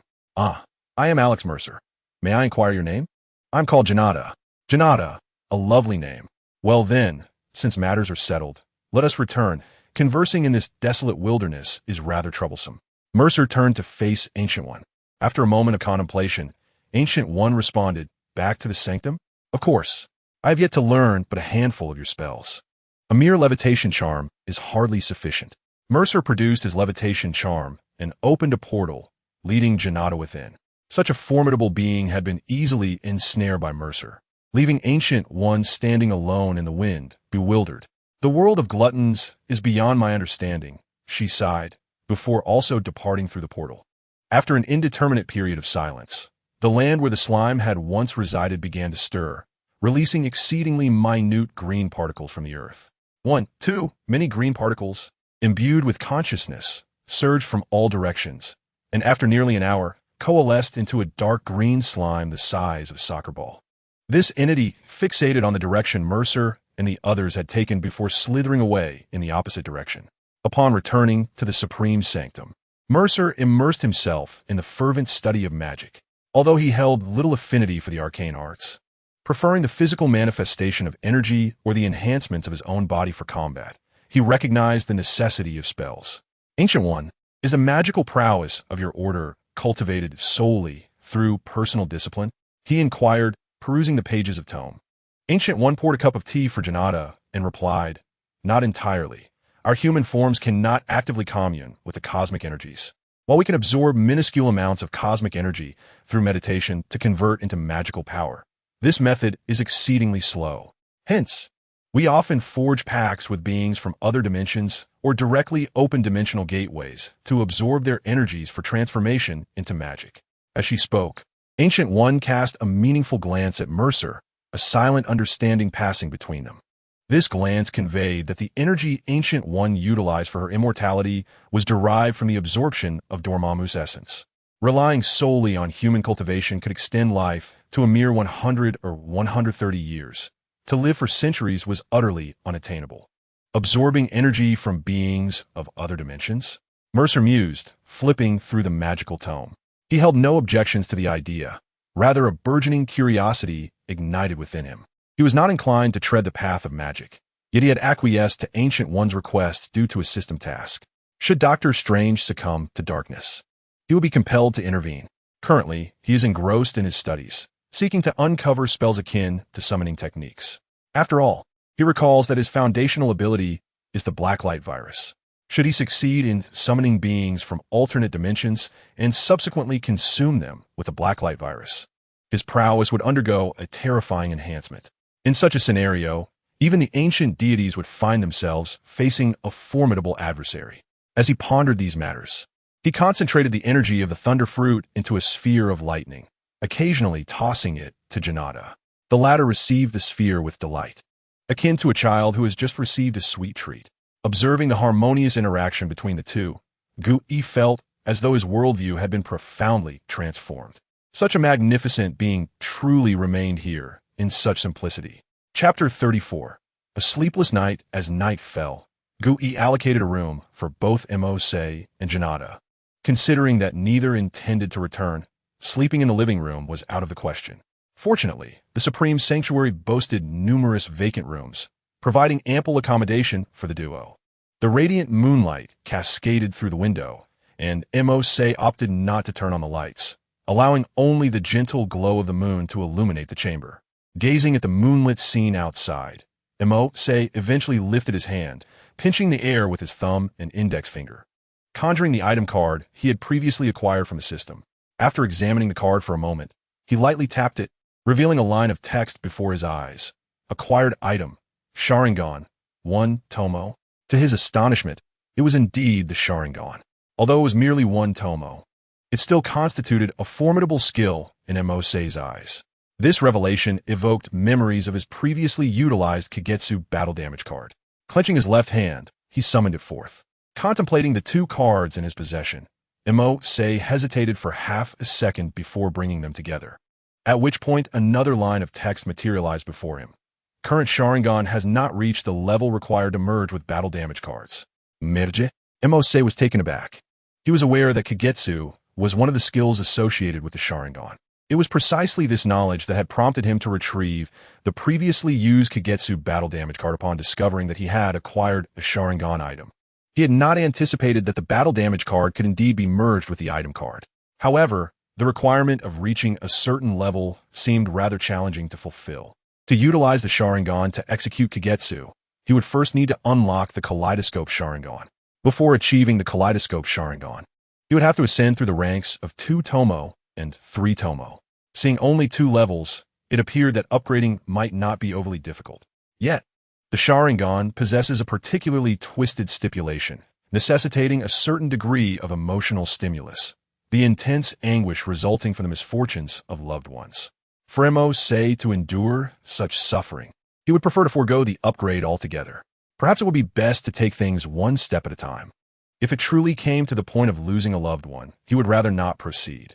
Emo say chuckled softly to himself. While he acknowledged this, he realized that in this world, he had no one of particular significance to him. The previous foster family offered him no assistance whatsoever. These past few days, he had been left to fend for himself, utterly disregarded. The ambition to evolve the Sharingan felt insurmountable. With a soft sigh, Mercer activated a prop card, slapping it forward. The card transformed into a flurry of crimson light, surging into Mercer's eyes, causing him to instinctively squint. After a brief moment of silence, he opened his eyes, revealing that his once teal irises had turned a vivid crimson, with a small Tomo positioned in the lower left corner of the pupil. This was the Tomo Sharingan. Surveying his surroundings, Mercer found that the emergence of the Sharingan did not significantly alter his perception. If anything, it merely enhanced his clarity in the darkness.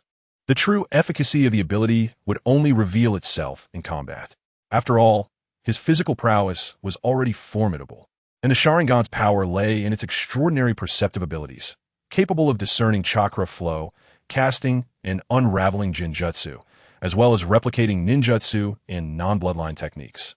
Among this array of skills, only the application of Jinjutsu would prove beneficial to Mercer. The rest were of no use to him, as the Marvel Universe lacked chakra, let alone the practice of ninjutsu. As for enhanced perception, he had already acquired that when the Blacklight Virus took hold. Unless he evolved to the Mangekyou Sharingan, the single or double Tomo Sharingan held little merit for him. Nevertheless, possessing it was certainly preferable to being without. If only there was someone to test it on, Mercer mused. Although this single Tomo Sharingan was not deemed a potent skill in his eyes, he was reluctant to use it carelessly on ordinary individuals. There was no need to mention Ancient One. It was inconceivable to engage her in training. The group of sorcerers led by Mordo was equally unsuitable. Despite Mercer's belief in the Sharingan's lack of strength, it could still prove effective against them. Should anything go awry, it would be difficult to explain to Ancient One. Suddenly, Mercer's gaze shifted to the window adjacent to the corridor, his expression tinged with exasperation. There he spotted a small head cautiously peeking through, stealthily observing him. Their eyes met, and the figure startled, swiftly turning to flee. In the next instant, a bolt of lightning surged forth, intercepting her, coalescing into Mercer. Ganada, did you see everything?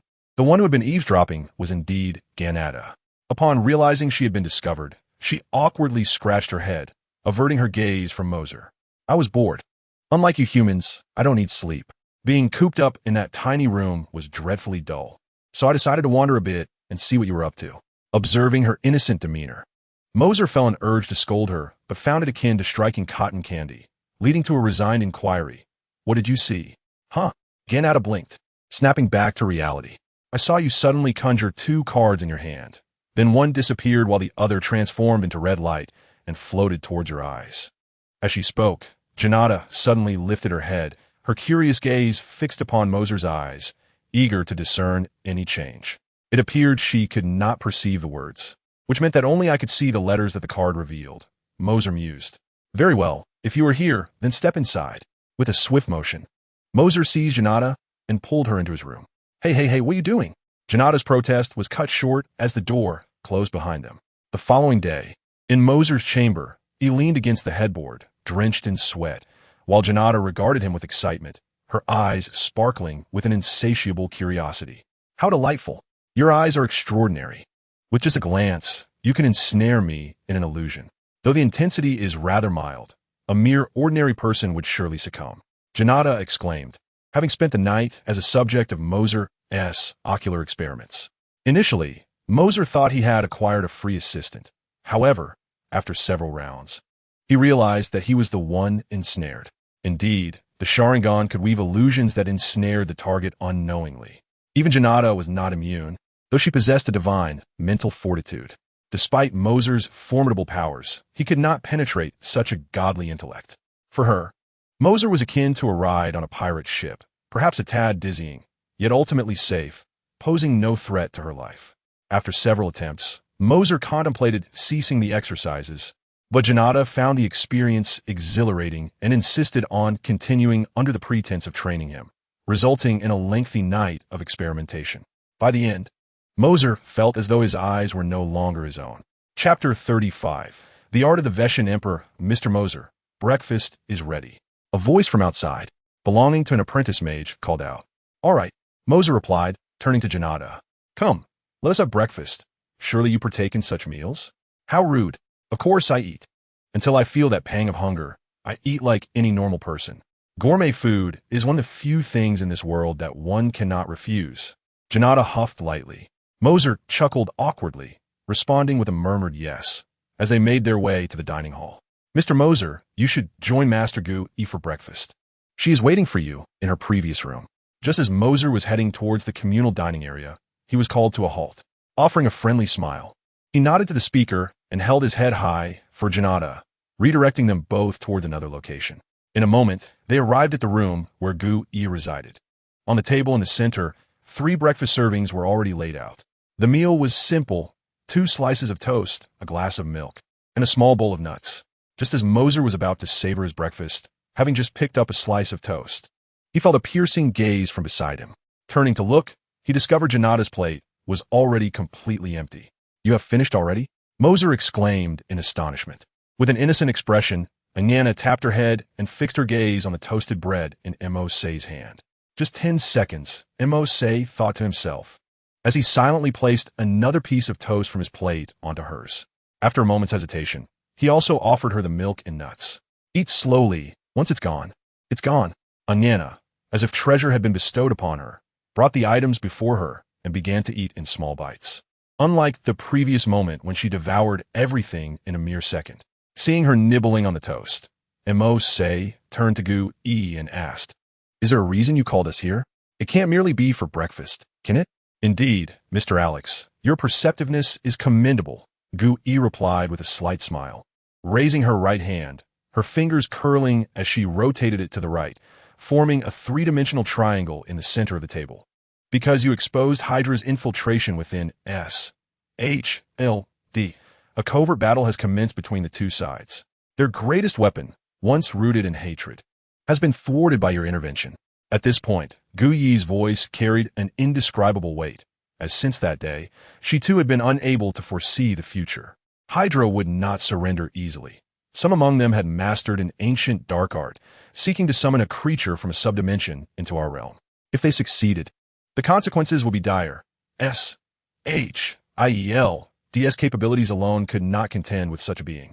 When discussing this matter, Gu Yi initially maintained a serious demeanor, fully aware of its gravity. Yet upon glancing at Mercer and Anyana, she was momentarily taken aback by the intensity of Mercer's gaze. Anyana, did you hear? We have delicious food. Wow, that's wonderful. When do we go? The 2 food enthusiasts displayed excitement rather than fear at such news. Could you 2 be a bit more serious? Gu Yi remarked, somewhat exasperated. After all, we are talking about a subdimensional creature.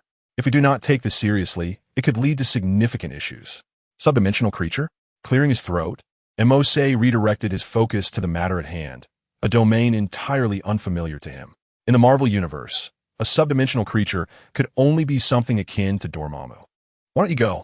Mercer inquired, recognizing that he could never contend with such a being. Given his current rudimentary magical skills, he could not inflict any harm. Gu Yi shook her head with a wry smile. I could have gone, but I do not trust the safety of this place. I fear that if I leave the sanctum, it may come under attack. There are 3 sanctums. If one were to be breached by the enemy, Earth would lose its magical protection. So serious? Mercer furrowed his brow. Realizing this was a perspective he had not considered. Gu Yi sighed thus. I wish for Strange to take over my position as soon as possible. At least that would help share my responsibilities, and Earth would be safer. Her words suddenly left Mercer in a state of shock. Cher, you're not going to die, are you? Even with the temperament of Ancient One. Hearing such words could not help but elicit a roll of the eyes. Why would I seek death when I am living well?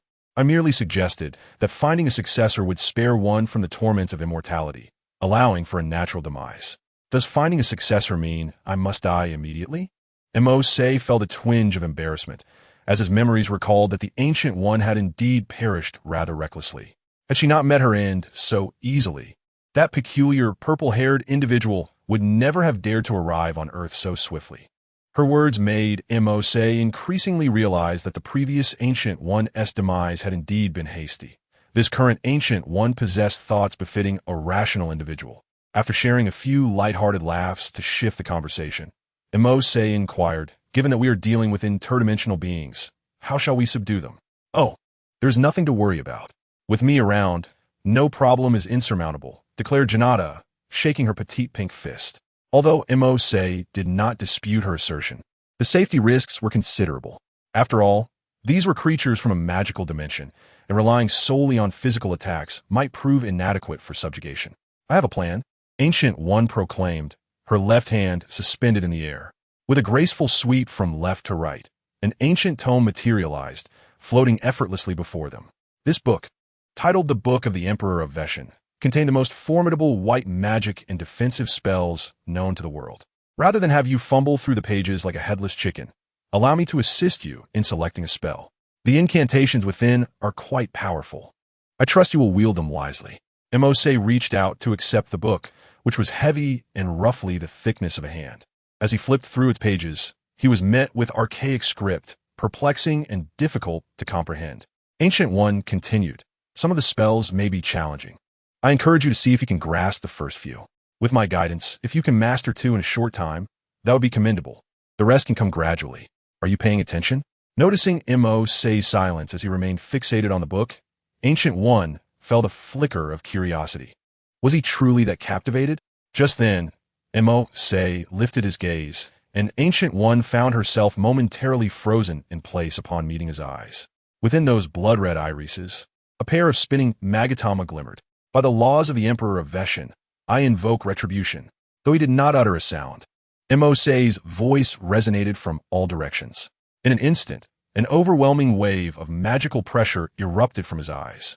Janata, with her elevated mental acuity, was unaffected by this magical intimidation, whereas Ancient One alone felt its impact. Even she, formidable as she was, staggered back a few steps, astonishment etched across her features. You've learned it. Chapter 36. The evolution of the Sharingan. Only moments prior, she had been asserting her role in guiding Mercer through the learning of spells. Yet now, he unleashed a surge of magical pressure from his eyes. The first spell in the Book of the Emperor of Veshin was precisely that, utilizing magical pressure to intimidate adversaries. It was the inaugural spell, and also the most arduous to master at the highest level, compared to the direct assault on an adversary or the act of defense.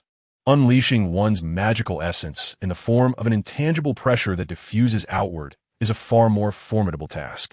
This requires a continuous outpouring of energy.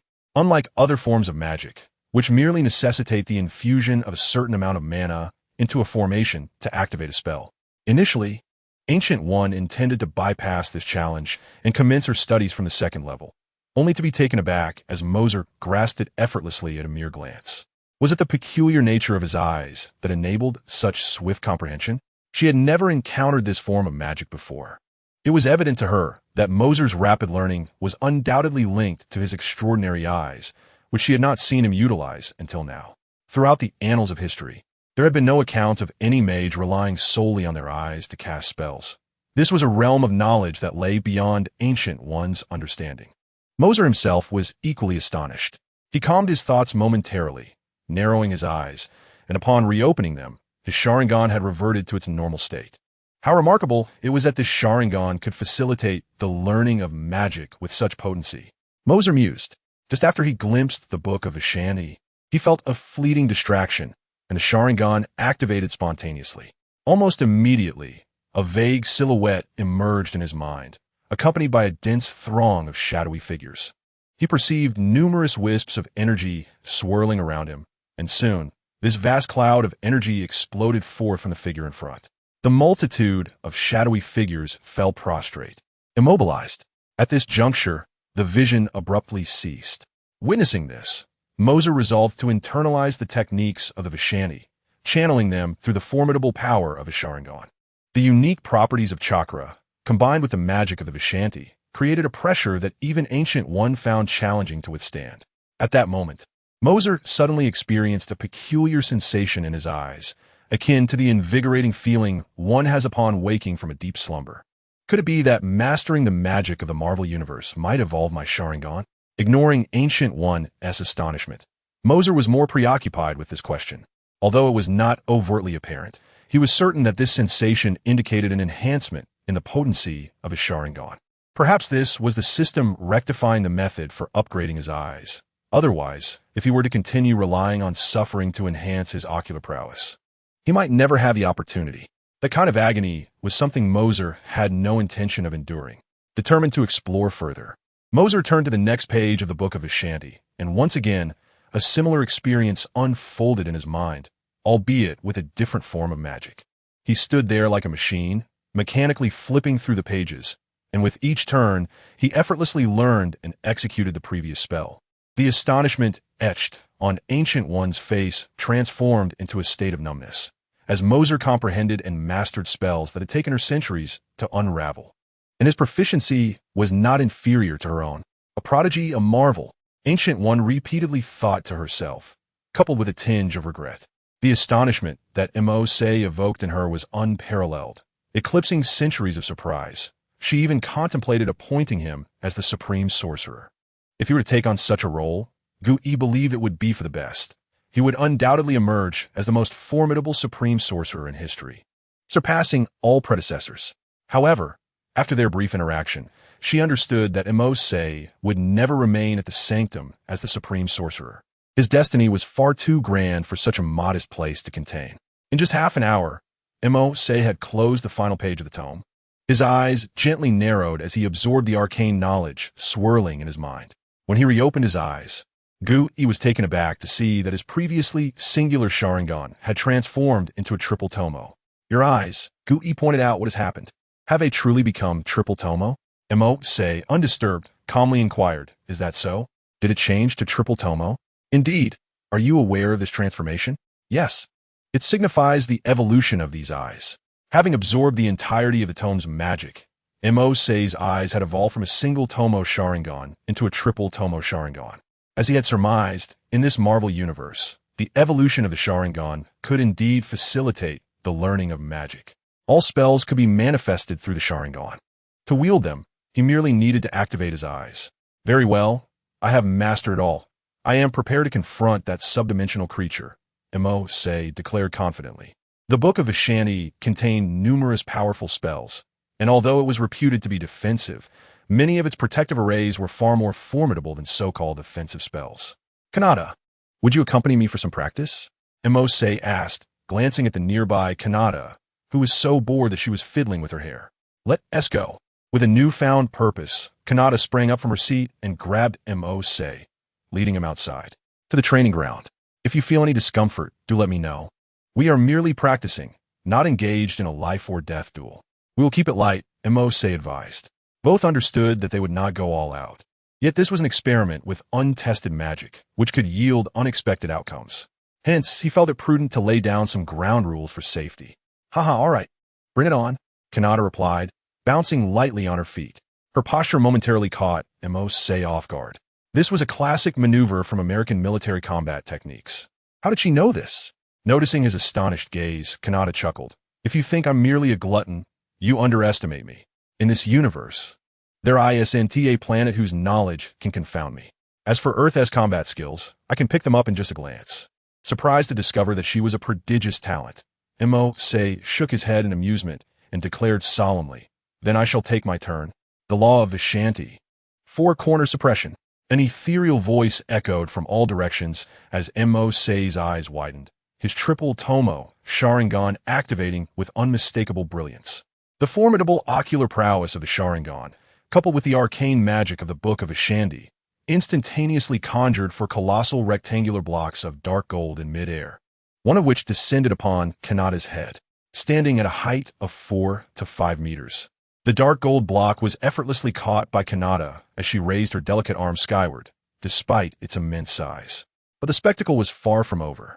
With a mere glance, Mo summoned another dark gold block, which crashed down atop the one Kanata was supporting.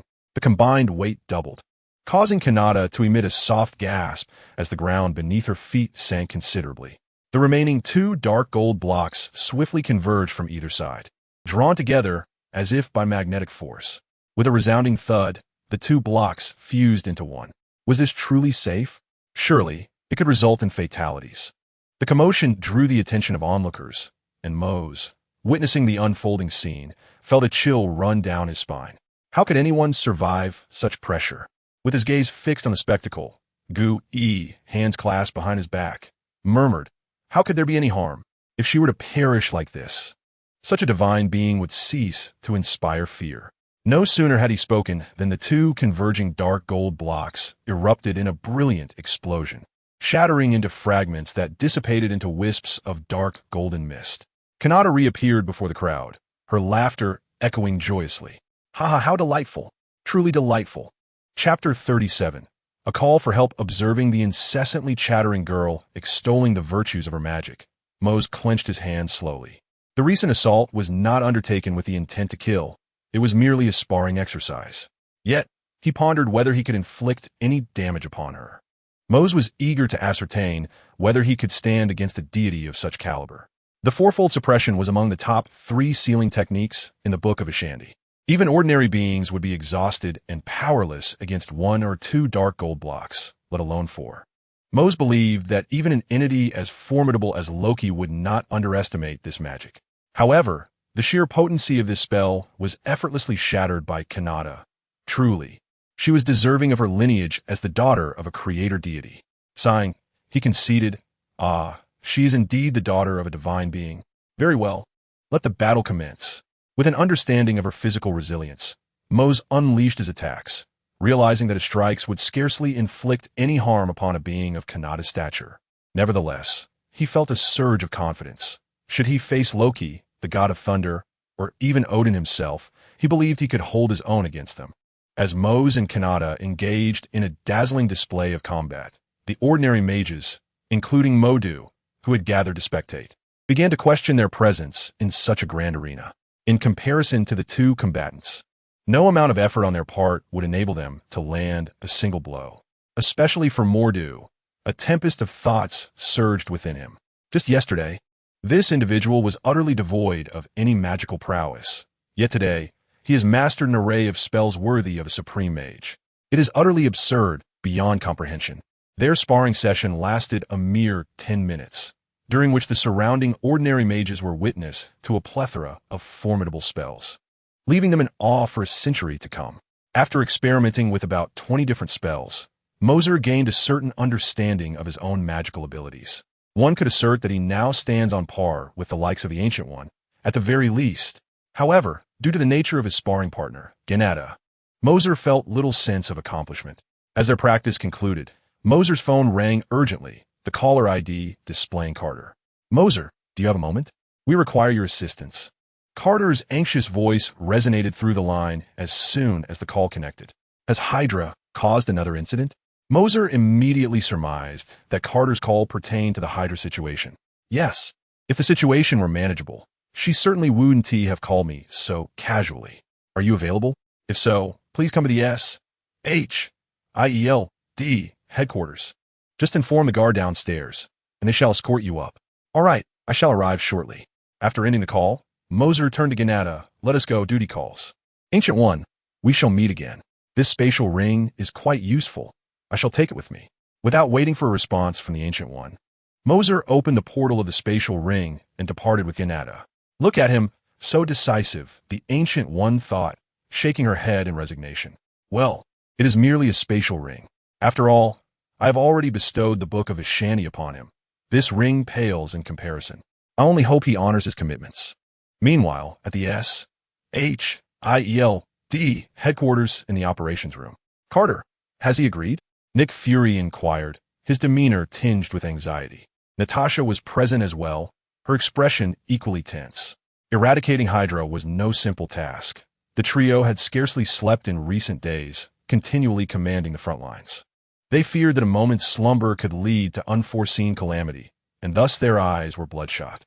Carter nodded affirmatively. He said he would be here shortly.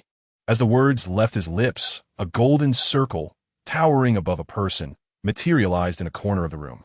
Upon witnessing this anomaly, many in the operations room drew their sidearms, aiming at the golden circle. Two figures emerged from the circle, and soon a mocking voice echoed from within. "What a grand welcome you've prepared for me, Mercer." This unique entrance was a first for many present. Upon recognizing the newcomer, Nick Fury gestured for his colleagues to lower their weapons. "And who is this?" The stunning woman beside Mercer instantly captured everyone's attention as Ganata made her entrance. Not solely due to her appearance and physique, but primarily because of her bizarre attire. Mercer suddenly recalled that Ganata had not changed her outfit. Such ostentatious dressing could hardly escape anyone's notice. "Ah, please wait for me a moment. I shall take her to change into something more appropriate," Mercer declared, opening a portal and leading Ganata through, leaving Nick Fury and the others exchanging glances. Before long, the portal reopened, revealing Ganata adorned in a new ensemble. She donned simple denim shorts paired with a white blouse, her purple hair styled into a high ponytail, radiating youthful exuberance. Despite the simplicity of her attire, it fit her as flawlessly as if she were a model. "Excellent. Now she does not appear so odd," Mercer mused, gazing at Ganata with satisfaction. Indeed, she was beautiful, and he could admire her openly without any sense of guilt. "You Earthlings possess quite a commendable sense of aesthetics. Your clothing is far superior to that of many other planets. So practical," Ganata remarked as she surveyed her outfit, clearly pleased. "Do you like it? If so, I shall take you shopping for more later," Mercer replied with a grin, feeling rather affluent with millions at his disposal, exuding an air of newfound wealth. Ready to purchase without hesitation. "Absolutely yes," Ganata chirped excitedly, sharing her thoughts on the garment she had just seen, her appreciation for beauty evident. "Ahem, Mercer. May we commence?"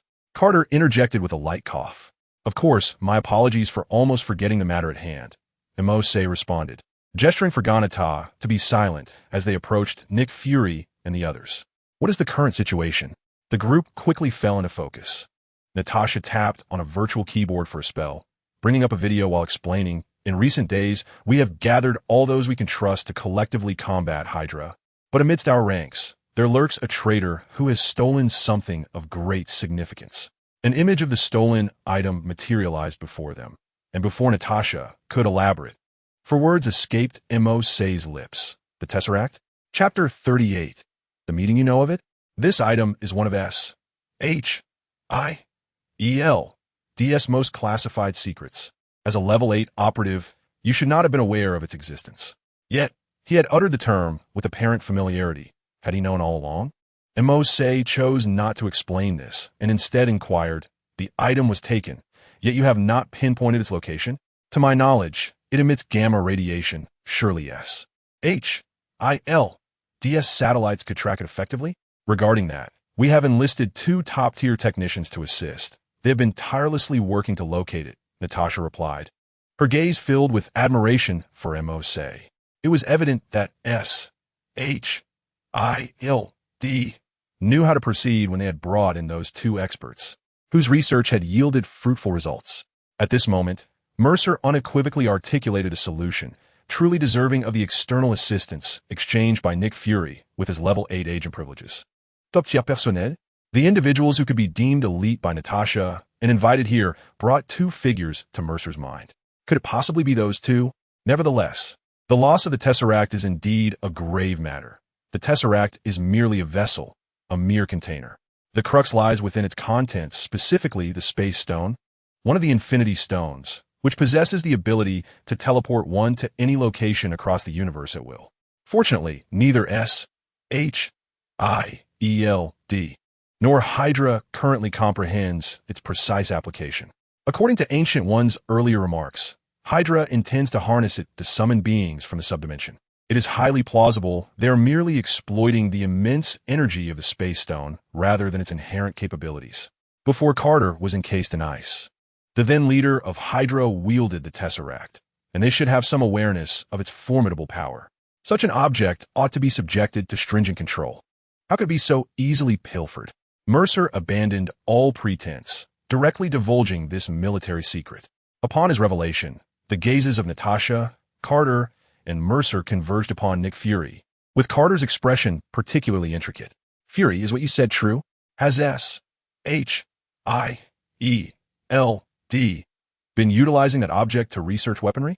She had witnessed the Tesseract's might firsthand on the day of the ice encasement, when she led a team into Hydra's base. There, she observed Hydra harnessing the Tesseract's energy to develop an extraordinarily powerful weapon capable of reducing a person to nothingness. At that moment, the leader of Hydra, under the Tesseract's radiant glow, vanished into oblivion. Such a terrifying source of energy, given Earth's current technological capabilities, should certainly not be recklessly exploited. If mishandled, the consequences could be far more catastrophic than the simultaneous detonation of dozens, even hundreds, of nuclear bombs. Contemplating this, Carter furrowed her brow, an uncommon display of anger evident in her demeanor. How could such a thing be casually employed to manufacture weapons? Nick Fury, too, recognized the impropriety of this behavior. Utilizing the Tesseract to create weaponry was excessively advanced and potent. Should it be produced, unless managed with utmost precision, it would spell disaster for humanity. This is the current predicament. The Tesseract, having been utilized for weapon creation, was exploited by Hydra, causing tension on both sides. Let's set this matter aside for now, Mercer suggested, consciously steering the conversation away from such sensitive topics, aware of Carter's past. Where are those two technicians? I wish to make their acquaintance. No sooner had Mercer uttered these words than he heard the sound of footsteps approaching from afar, followed by a voice he recognized. We have located them. The adversaries have not fled New York City. They remain within the confines of the city. Turning around, Mercer was not the only one taken aback. The person who spotted him was equally astonished. Tony Stark and Dr. Banner, although it was somewhat expected, seeing the person in reality still left Mo-Se feeling rather astonished. You must be Mo-Se. It is a pleasure to finally meet you. I've long wished to do so, but you were rarely at home. Stark approached and scrutinized Mo-Se, his expression betraying a sense of having finally encountered a long-awaited acquaintance. Mo-Se found this demeanor rather peculiar and inquired. We have never crossed paths. How do you know of me? Just a few days ago on the street.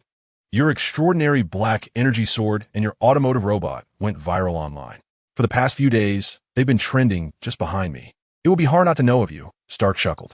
To be honest, Mo-Se had been entirely disconnected from the internet lately, engrossed in various matters, and had not considered what was occurring online. Were it not for Stark's remark, he would have remained oblivious to this development. Allow me to introduce, this is Dr. Banner. Stark gestured to the man behind him and continued with the introduction. Hello, I am Banner. I have also heard of you, and, coincidentally, I have some matters I wish to discuss, Banner stated. You do? Mo-Se was taken aback. While he could comprehend Stark's interest due to his dark sword and confinement, why would Banner wish to converse with him? What could he possibly have to discuss with someone like him, an ordinary high school student? While Banner himself was a super genius with multiple doctorates, Banner glanced around, ensuring that those present were trustworthy, sighed, and candidly confessed, to be frank, it is about the Hulk within me. I heard that you managed to resolve the issue with the Abomination, and I wish to know how you accomplished that. Is it possible for me to eliminate him from within me, or perhaps control him? The troubled expression on Banner's face rendered Mo-Se momentarily speechless. For Banner, the Hulk was indeed a burden, and he would eventually come to realize how significant the Hulk's power truly was. In Mo-Se's memory, Banner had accepted the Hulk's existence, even integrating with him, embodying him in the form of the Hulk. What if I were to absorb the Hulk's blood? Mo-Se mused, lowering his gaze, already envisioning the transformations that might ensue from such an act. The Abomination was merely a diluted version of the Hulk, and if such a transformation could occur from that, the consequences of absorbing the Hulk could be terrifying. Yet, this remained merely a thought. Mo-Se had no intention of acting upon it. He was not a cannibalistic monster like Hannibal Lecter, although the Hulk could indeed be of great use to him. Retaining him for the formation of the Avengers was equally crucial. Mo-Se had no desire to shoulder the monumental responsibility of saving the Earth alone. Thus, the Avengers needed to be properly assembled. Otherwise, when multiple threats emerged, he would be burdened with the task of confronting them each time, which would be quite troublesome. Nevertheless, absorbing a bit of blood wouldn't be a bad idea. Even that alone could yield significant enhancements. Chapter 39. Observe his teeth after a moment of contemplation. Mose smiled and said, "How about this? If you trust me, provide me with a sample of your blood, and I shall study it to find a way to help you control the Hulk." "All right." Banner nodded fervently, as if fearful that Mose might retract his offer. Though it was their first encounter, Banner held a profound trust in Mose. He had previously viewed footage of Mose entering the containment chamber of the abomination, and upon his exit, the chamber was indeed devoid of the creature's presence. There were only two plausible outcomes. First, Mose had allowed it to escape. Yet, given the chamber's unique design, breaching it from within would be virtually impossible without considerable force. Second, Mose must have employed some means to eliminate and subsequently contain the abomination, and it was certain that such containment was not of a conventional variety. Otherwise, there would have been traces of its presence. The fact that Mose now stood with them in defiance of Hydra further solidified Banner's trust. For all these reasons, Banner, despite their initial meeting, willingly relinquished a vial of his blood to Mose. At present, he felt utterly powerless against the Hulk within him, and could only place his hopes in Mose. Naturally, they could not commence their work immediately upon meeting. Nick Fury was well aware of this. Observing the ease with which the three conversed, he decided to forego his intentions of facilitating their rapport, allowing them to deepen their acquaintance. Mose and the others did not converse for long. After a few casual exchanges, they redirected the conversation towards their objectives. "Banner and I have utilized DS satellites alongside my own to devise a specific program aimed at locating the gamma radiation signal source." Stackley mocked, a playful glimmer in his eyes as he glanced at the somewhat exasperated Banner. "In addition to our primary signal source, there exists another here." Stark gestured to the map, which revealed an address in Queens, specifically the first high school. A school? Why would they choose to act there? Nick Fury furrowed his brow. The equipment capable of such operations cannot be small. How could they possibly smuggle it into the school? "You are correct," Stark nodded, adjusting the content on the screen, which displayed a news article. As depicted, the school is currently hosting a technology fair funded by several major corporations, including my Stark Enterprises and the recently renowned Osborn Group. Hydra must be leveraging this opportunity to transport their substantial equipment onto the campus. Upon hearing this, the group felt the gravity of the situation. The adversaries operating within a school, utilizing the entire student body as a human shield, would impede their ability to secure the perimeter effectively. Students are the most easily panicked demographic. Once chaos ensues, the likelihood of accidents escalates dramatically. "This is dire," one remarked. "Our personnel cannot infiltrate the campus in large numbers. If such an event transpires, it will be exceedingly difficult to identify the Hydra operatives hidden among the crowd. Should they intend to perish together and detonate the corresponding weapons at First High School, the ensuing devastation would be utterly terrifying." A heavy silence fell over the crowd. Indeed, this was a grave concern. "Moses, what are your thoughts?" Carter inquired, turning to Moses, who appeared lost in thought. "Ah, you all share your opinions first," Moses hastily replied. His momentary distraction stemmed from the profound memories this location evoked. Queens, High School, the Osborn Group. These keywords were intrinsically linked to a superhero from Moses' recollections, Spider-Man, Peter Parker. "I wonder where Peter Parker is now, having been bitten by the spider. Perhaps I might seek him out," Moses mused inwardly. As he pondered, Moses raised his gaze to those fervently debating how to infiltrate the school. Suddenly, he declared, "I shall infiltrate and assess the position of Hydra. My youth makes me an ideal candidate." "What?" Nick Fury exclaimed, his face a mask of confusion. "You're the least suitable for infiltration, my dear boy. Indeed, you're already a primary target for Hydra. If you appear at the school, their operatives will undoubtedly spot you immediately," Natasha concurred. "Then how about this?" Moses replied with a slight smile, brushing his palm across his face. In the next instant, the others gasped in astonishment. Moses's striking Eastern features transformed into an utterly commonplace Caucasian visage, one so ordinary it would go unnoticed in a crowd. "You can alter your appearance?" Carter stepped closer, scrutinizing his features, her amazement growing with each glance. There were no discernible signs of alteration. They would believe him if told this was his face from birth. "And you can conjure several faces." As he spoke, Moses shifted into various different appearances. Even Natasha, with her undercover experience, found herself taken aback. She could detect no indication of disguise. This ability to alter one's appearance was unique to Moses in this world, for it transcended mere disguise. It was the genuine transformation into another person. This was the camouflage capability of the Blacklight Virus. The identities Moses assumed were those he had previously absorbed, merely adjusted to a younger age. In the game, such adjustments were impossible, but now that the Blacklight Virus had become a reality, modifying the age of his disguised form was effortless for Moses. By manipulating the virus to smooth wrinkles and replenish collagen, he could even recreate the youthful appearances of individuals in their twilight years. As Moses showcased his transformation, a sudden clatter interrupted the moment. Something had fallen nearby. The group turned to see a staff member, eyes wide with shock, hastily crouching to retrieve his belongings, eager to escape. Observing this figure, Moses furrowed his brow and softly uttered, "Giant, restrain him." With a soft rustle, the enigmatic Gonada swiftly moved beside the staff member, her hand gripping his throat with an iron grasp. The bewildered agents of S.H.I.E.L.D. raised their rifles, their expressions tense as they focused on Gonada. A girl barely over 5 feet tall effortlessly constricted the neck of a man towering over 6 feet, rendering him motionless. Such inhuman strength left onlookers in awe. "Alex, what is happening?" Nick Fury gestured for the armed personnel to lower their weapons, turning his attention towards Mercer. "Look at his teeth." This seemingly light remark ignited a fervor among the S.H.L.D. personnel, causing them to redirect their firearms towards the staff member held aloft by Gonada. They were acutely aware of the precarious situation S.H.I.E.L.D. faced, comprising only those handpicked by Nick Fury himself, individuals he deemed trustworthy. They understood the venomous nature of Hydra operatives, and Mercer's words carried ominous implications. Upon hearing this, Fury's expression darkened as he hastened to the staff member. Choked by Gonada, the man could only mouth wordlessly as Fury inspected his teeth. Moments later, Fury extracted a tooth from the staff member's mouth, his countenance transforming into one of dread. "This is a poisoned tooth. Vimir, you are indeed a member of Hydra. After all these years within S.H.I.E.L.D., were you a Hydra agent from the very start?" Fury's voice trembled with rage, hinting at a shared history with the traitor. "Well done, Gonada.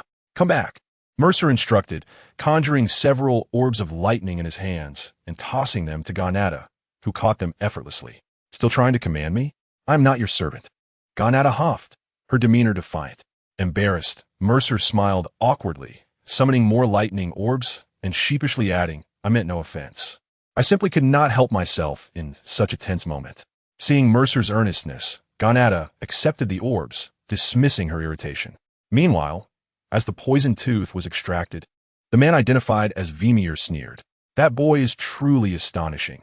I lost my composure, never expecting my long-hidden identity to be revealed in such a manner.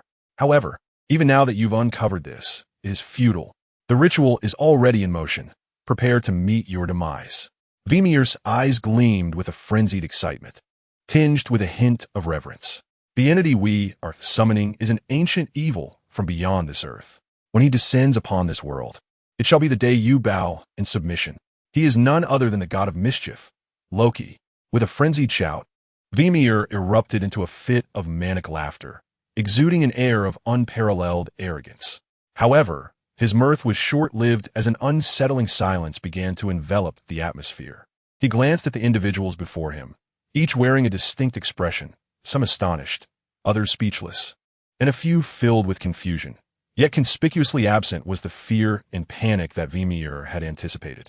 To his astonishment, it was Loki. Mercer shook his head in resignation. What had happened to the supposed extra-dimensional beings? He had spent an entire night mastering the art of the Vishand to combat those terrifying entities, only to discover that the one arriving was Loki. He had already faced him before and had managed to drive him away. What was there to fear? The trio from S.H.I.E.L.D. also wore expressions of disbelief. Upon hearing the first half of Vimir's statement, their hearts had indeed leaped into their throats, envisioning an impending battle. However, the events that unfolded in New Mexico had already been relayed in full detail by Coulson, and only Nick Fury and his 2 associates were privy to that information. Initially, Hydra had dispatched agents to investigate in New Mexico, but those 2 mysteriously vanished. cutting off all communication. At the time, Nick Fury and his companions were genuinely astonished by Mercer's capabilities, realizing he could contend with an extraterrestrial deity without succumbing to defeat, thus confirming the existence of such otherworldly beings. The atmosphere, once fraught with tension, began to ease as Nick Fury gestured for Vimir to be restrained. The group then reconvened at the conference table to deliberate on their strategy. Vimir, utterly bewildered, was led away, completely unaware of why his revelation had failed to evoke surprise among the others. 10 minutes later, they finalized their plan. Nick Fury declared, "All right, Alex, our course of action is set. You will infiltrate the campus to ascertain where Hydra intends to investigate, then report back to us. The subsequent matters will be handled by us." Mercer nodded in agreement, indicating that they should depart immediately as time was of the essence. Once their arrangements were confirmed, the group swiftly set out. Mercer and Ganada were bound for the school. Originally, the latter was deemed unsuitable for the mission due to her striking appearance, which would hinder their covert operation. However, when Mercer inquired about her intentions, she produced a palm-sized flashlight and illuminated her face. To his astonishment, her celestial beauty transformed into an ordinary visage, her form unchanged, yet her disguise technique was indistinguishable from Mercer's, flawless in execution. Stark, ever the tech enthusiast, rushed over at the sight of this gadget, eager to grasp it, but Ganada deftly moved the flashlight away.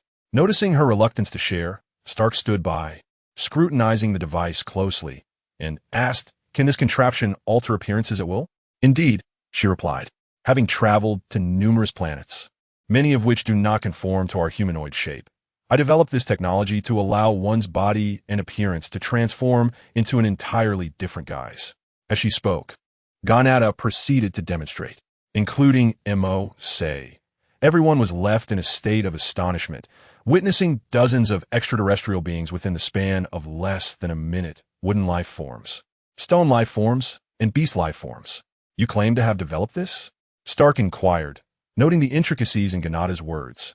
Astonished that such advanced technology was beyond his current capabilities, yet this youthful girl, seemingly no older than 16 or 17, had created it. Understanding the implication behind his gaze, Ganada let out a light huff and replied, "My age surpasses the combined years of everyone present, and my knowledge encompasses the technological advancements of all intelligent planets in the universe. The technology of your Earth is insignificant in my eyes. Most murdered nearby. So, she is actually an old lady." Ganada. In an instant, her violet figure flashed beside Mercer, lifting him by the collar. "So many years? You're not even from Earth?" Feeling inexplicably belittled, Stark would have erupted if anyone else had spoken such words. However, whether it was her appearance, physique, or intellect, Ganada completely captivated him. Observing her effortlessly lifting Mercer as if he were a mere chick, Stark's eyes flickered with a hint of regret. It seemed impossible to pursue her. At the very least, he needed to study her technology. Chapter 41. "Old friends, could I borrow this device of yours for research? I assure you, I want to take it for free. Name your price." "I will pay," Stark declared grandly, his demeanor embodying that of a wealthy patron. "No, I have no interest in the currency of your planet," Ganada replied, dismissing him with a scoff and a glance. Just as Stark felt a loss and his cheeks flushed with embarrassment, he saw Ganada toss the transforming flashlight into Mercer's hands, saying, "Here, you can play with this. Of course, during the time it's in your possession, you may lend it to whomever you wish. Just remember to treat me to something delicious." "Delicious?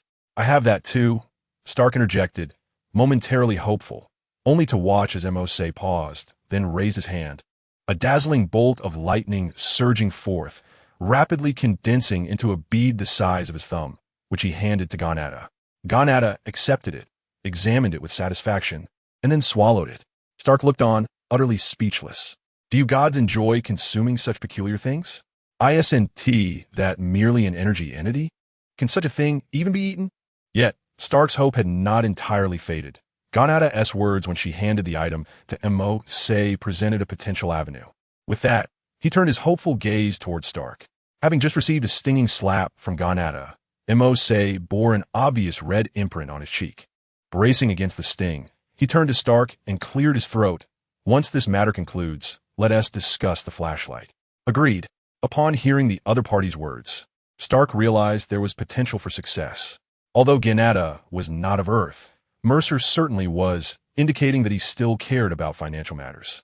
A disguised device effectively bridged the gap between Mercer and Stark, transforming their interaction into a clandestine negotiation between two close comrades. By the way, take this with you when you infiltrate the school. Stark suddenly remembered an important detail. He dashed outside and quickly returned, holding a device the size of a bowl. This is a gamma energy disruptor.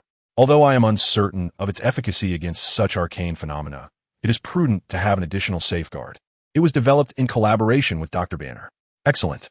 Now that they were all part of the same team, Mercer expressed his gratitude sparingly, accepting the device and placing it into the backpack that Carter had procured for him. Under Natasha's preparation, Mercer now donned a simple plaid shirt and shorts, carrying a black backpack with black-framed glasses perched upon his nose. Combined with his altered appearance, he resembled an ordinary student. Ganada sported a similar guise, making it nearly impossible for onlookers to suspect that they were two formidable entities. Very good. Nick Fury nodded in satisfaction. I will lead the team to patrol the vicinity of the school. If anything arises, report immediately, and we shall act accordingly. Understood. After finalizing their strategy, the group set off towards their destination, Queens, the first high school. The main entrance appeared unremarkable, indicating that S-H-I-E-L-D had yet to uncover their presence. Once we summon that malevolent deity, S-H-I-E-L-D will become our subservience, he chuckled. By the way, let us not lose focus on the task at hand. That fellow named Mercer might interfere. Rest assured, with his appearance, he will undoubtedly be noticed should he show up. Infiltration is not within his capabilities, one of the men replied, casting a glance around. Just then, a young couple strolled by. The boy was rather unremarkable, failing to capture their interest, but the girl drew their attention. Despite her ordinary features, her figure was exceptional, prompting both men to discreetly admire her legs. They observed as the boy conversed with the girl, but due to their distance, Mercer and Ganada's words were inaudible. However, they did not linger on the sight for long, redirecting their focus to monitoring their surroundings. Little Na, you seem quite popular, Mercer remarked with a light chuckle. Ganada shot him an exasperated glance at his endearing nickname, but did not dissuade him. I can't be bothered with those who think with their lower halves. Indeed, such individuals could never catch the eye of our esteemed Ganada. After all, you're a divine being, Mercer continued to lavish her with praise. This flattery was not merely for amusement. It was a strategic maneuver to fortify their bond, ensuring her assistance in future endeavors. Ganada appeared to appreciate the extensive compliments, relishing in the attention. Gradually, Moser came to realize that while the young girl was remarkably adept in technology, she was rather innocent in her interpersonal relationships. It was no wonder that he had managed to keep her around with mere food. Moser mused as they wandered aimlessly through the campus, constantly observing the changes in the people around them. There were indeed numerous individuals. Every 10 meters, a Hydra disguise guard was stationed, suggesting that matters would not be easily resolved. Moser's expression grew grave. Although these Hydra members masqueraded as teachers, staff, or visitors, their movements still bore the traits of agents or soldiers. This was something easily discernible to Moser, who had absorbed the skills of Hydra assassins. Is that him? Just as Moser was languidly surveying the campus, a figure caught his attention. Indeed, coming to this school, he was bound to encounter that person, Spider-Man, Peter Parker. The astonishment that graced Moser's face stemmed from the fact that the Peter Parker standing not far away was not the one from the Marvel Universe, but rather the Peter Parker from the Amazing Spider-Man. How could it be him? Moser's voice trembled slightly. This incarnation of Spider-Man was his favorite, the Garfield version, since his arrival in this world. He had not exploited his abilities for personal gain. Instead, he found himself in a passive situation. His girlfriend, Gwen's father, had perished, and not long after, Gwen herself had met a tragic fate, which was an immense blow to this young Spider-Man. This had become a significant emotional hurdle for Moser. The poignant scene at the film's conclusion, where Garfield gazed mournfully at Gwen's grave through the changing seasons, resonated deeply within him. If it were you, I would be willing to assist you, at the very least.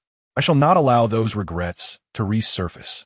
Moser silently vowed, observing Moser's unyielding gaze fixed on a young man in the distance. Janata curiously remarked, So, You are fond of that type?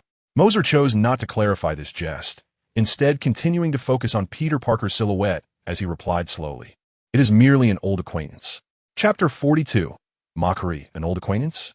Janata regarded the two with surprise, noticing the complexity in Moser's expression, which did not resemble that of someone who had merely spotted a friend. Naturally, it could not be mistaken for the gaze of someone harboring a crush. Janata could discern from Moser's look that he was heterosexual rather than homosexual. Presently, his eyes reflected a sense of sorrow and regret, which Janata found difficult to comprehend. Let us attend to the matter at hand. It was not the appropriate time to greet Peter Parker. After stealing a few glances at him, Moser turned to leave with Janata, for there were far more pressing concerns awaiting them. Janata, can you sense where the energy source of the opponent lies? Moser inquired. The cosmic cube would undoubtedly emit gamma energy, albeit in minute quantities. While most individuals were oblivious to such energy, S-H-I-E-L-D could not pinpoint its exact location. As I entered the school grounds, the scope of my search significantly narrowed. I instructed Janata to sense the surroundings, and she should still be able to perceive something. Janata scanned the campus, her eyes slightly squinting, and then, with her slender finger, she pointed towards a specific direction where a certain degree of energy emanated. Is that?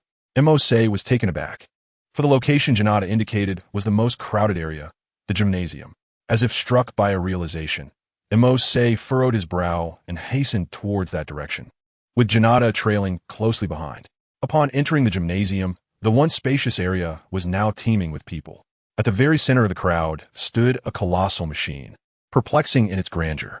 The machine resembled a mountain, with two massive metal columns extending on either side, so thick that two people could scarcely encircle them, and a somewhat longer column in the center. Although its purpose eluded comprehension, the sheer scale of the machine was undeniably awe-inspiring. The Hydra had abandoned all pretenses, placing their contraption right in the midst of the throng. Monsieur's expression darkened. They had previously speculated that the cosmic cube would be concealed, yet it was glaringly apparent that it had not been hidden at all, but rather displayed prominently atop the machine.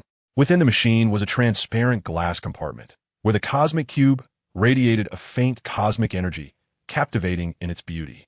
Had Mose not known what it truly was, he might have found it genuinely enchanting. I could simply go up and take it, Janata remarked, rolling up her sleeves, causing Mose to break into a cold sweat as he swiftly gestured for her to refrain from such actions. We cannot act here. More and more people are being drawn to this thing, he insisted, gripping her arm and whispering, if we make a move now, many lives will be at stake. Is this a joke? Really? Can't you tell? Janata shot Mose a sidelong glance, and only then did he realize he was still holding her wrist, prompting him to release her and offer an awkward smile. If consequences were not a concern, Mose believed she could indeed retrieve the cosmic cube with ease. Given Janata's physical prowess, withstanding the cube's direct energy would not be beyond her capabilities. However, the potential repercussions were daunting, necessitating a more prudent approach to resolve the situation. After relaying the circumstances to Nick Fury, Mose and Janata lingered near the machine, contemplating their next steps. Evacuating the crowd? That was the least viable option. There were too many people, and even clearing half would certainly attract Hydra's attention. Excuse me, what is this? A curious onlooker inquired, stepping forward. A Hydra operative, feigning benevolence, began to explain. This is a new energy machine, manufactured by the Creation Group. If used properly, the energy it generates in a single day could rival that produced by a coal-fired power plant in an entire year. The assertion sparked a cacophony of disbelief among the crowd. Such a claim was audacious, to say the least. Could one day's output truly compare to an entire year's worth from a power plant? The audience remained skeptical. However, it must be acknowledged that this serves as an excellent gimmick, for his words have captivated a greater audience. Yet, something feels amiss. Just as Mercer was grappling with uncertainty, a low whisper unexpectedly emerged beside him. Upon turning, he discovered Peter Parker standing a mere 2 paces away, gazing curiously at the energy-emitting tesseract. What do you mean? Do you sense something amiss? Mercer raised an eyebrow, leaning closer, wondering if Peter could indeed perceive the anomaly. Peter, observing the unfamiliar young man who had approached him at the tech exhibition, pondered for a moment. I feel that the object inside doesn't seem to be merely an exhibit. It genuinely emanates a certain energy, and it does not appear to diminish. After expressing this concern, he felt somewhat foolish and hastily added, "But they just claim this is a new form of energy? You could dismiss my thoughts as mere ramblings." Mercer, while maintaining a smile and nodding in agreement, internally reflected. It must be Peter's spider sense at work, allowing him to detect the threat posed by the Tesseract. After all, if he remained here when things escalated, he too would fall victim. As he spoke, Mercer's gaze involuntarily drifted to Peter's chest. This was certainly not due to any inappropriate inclination.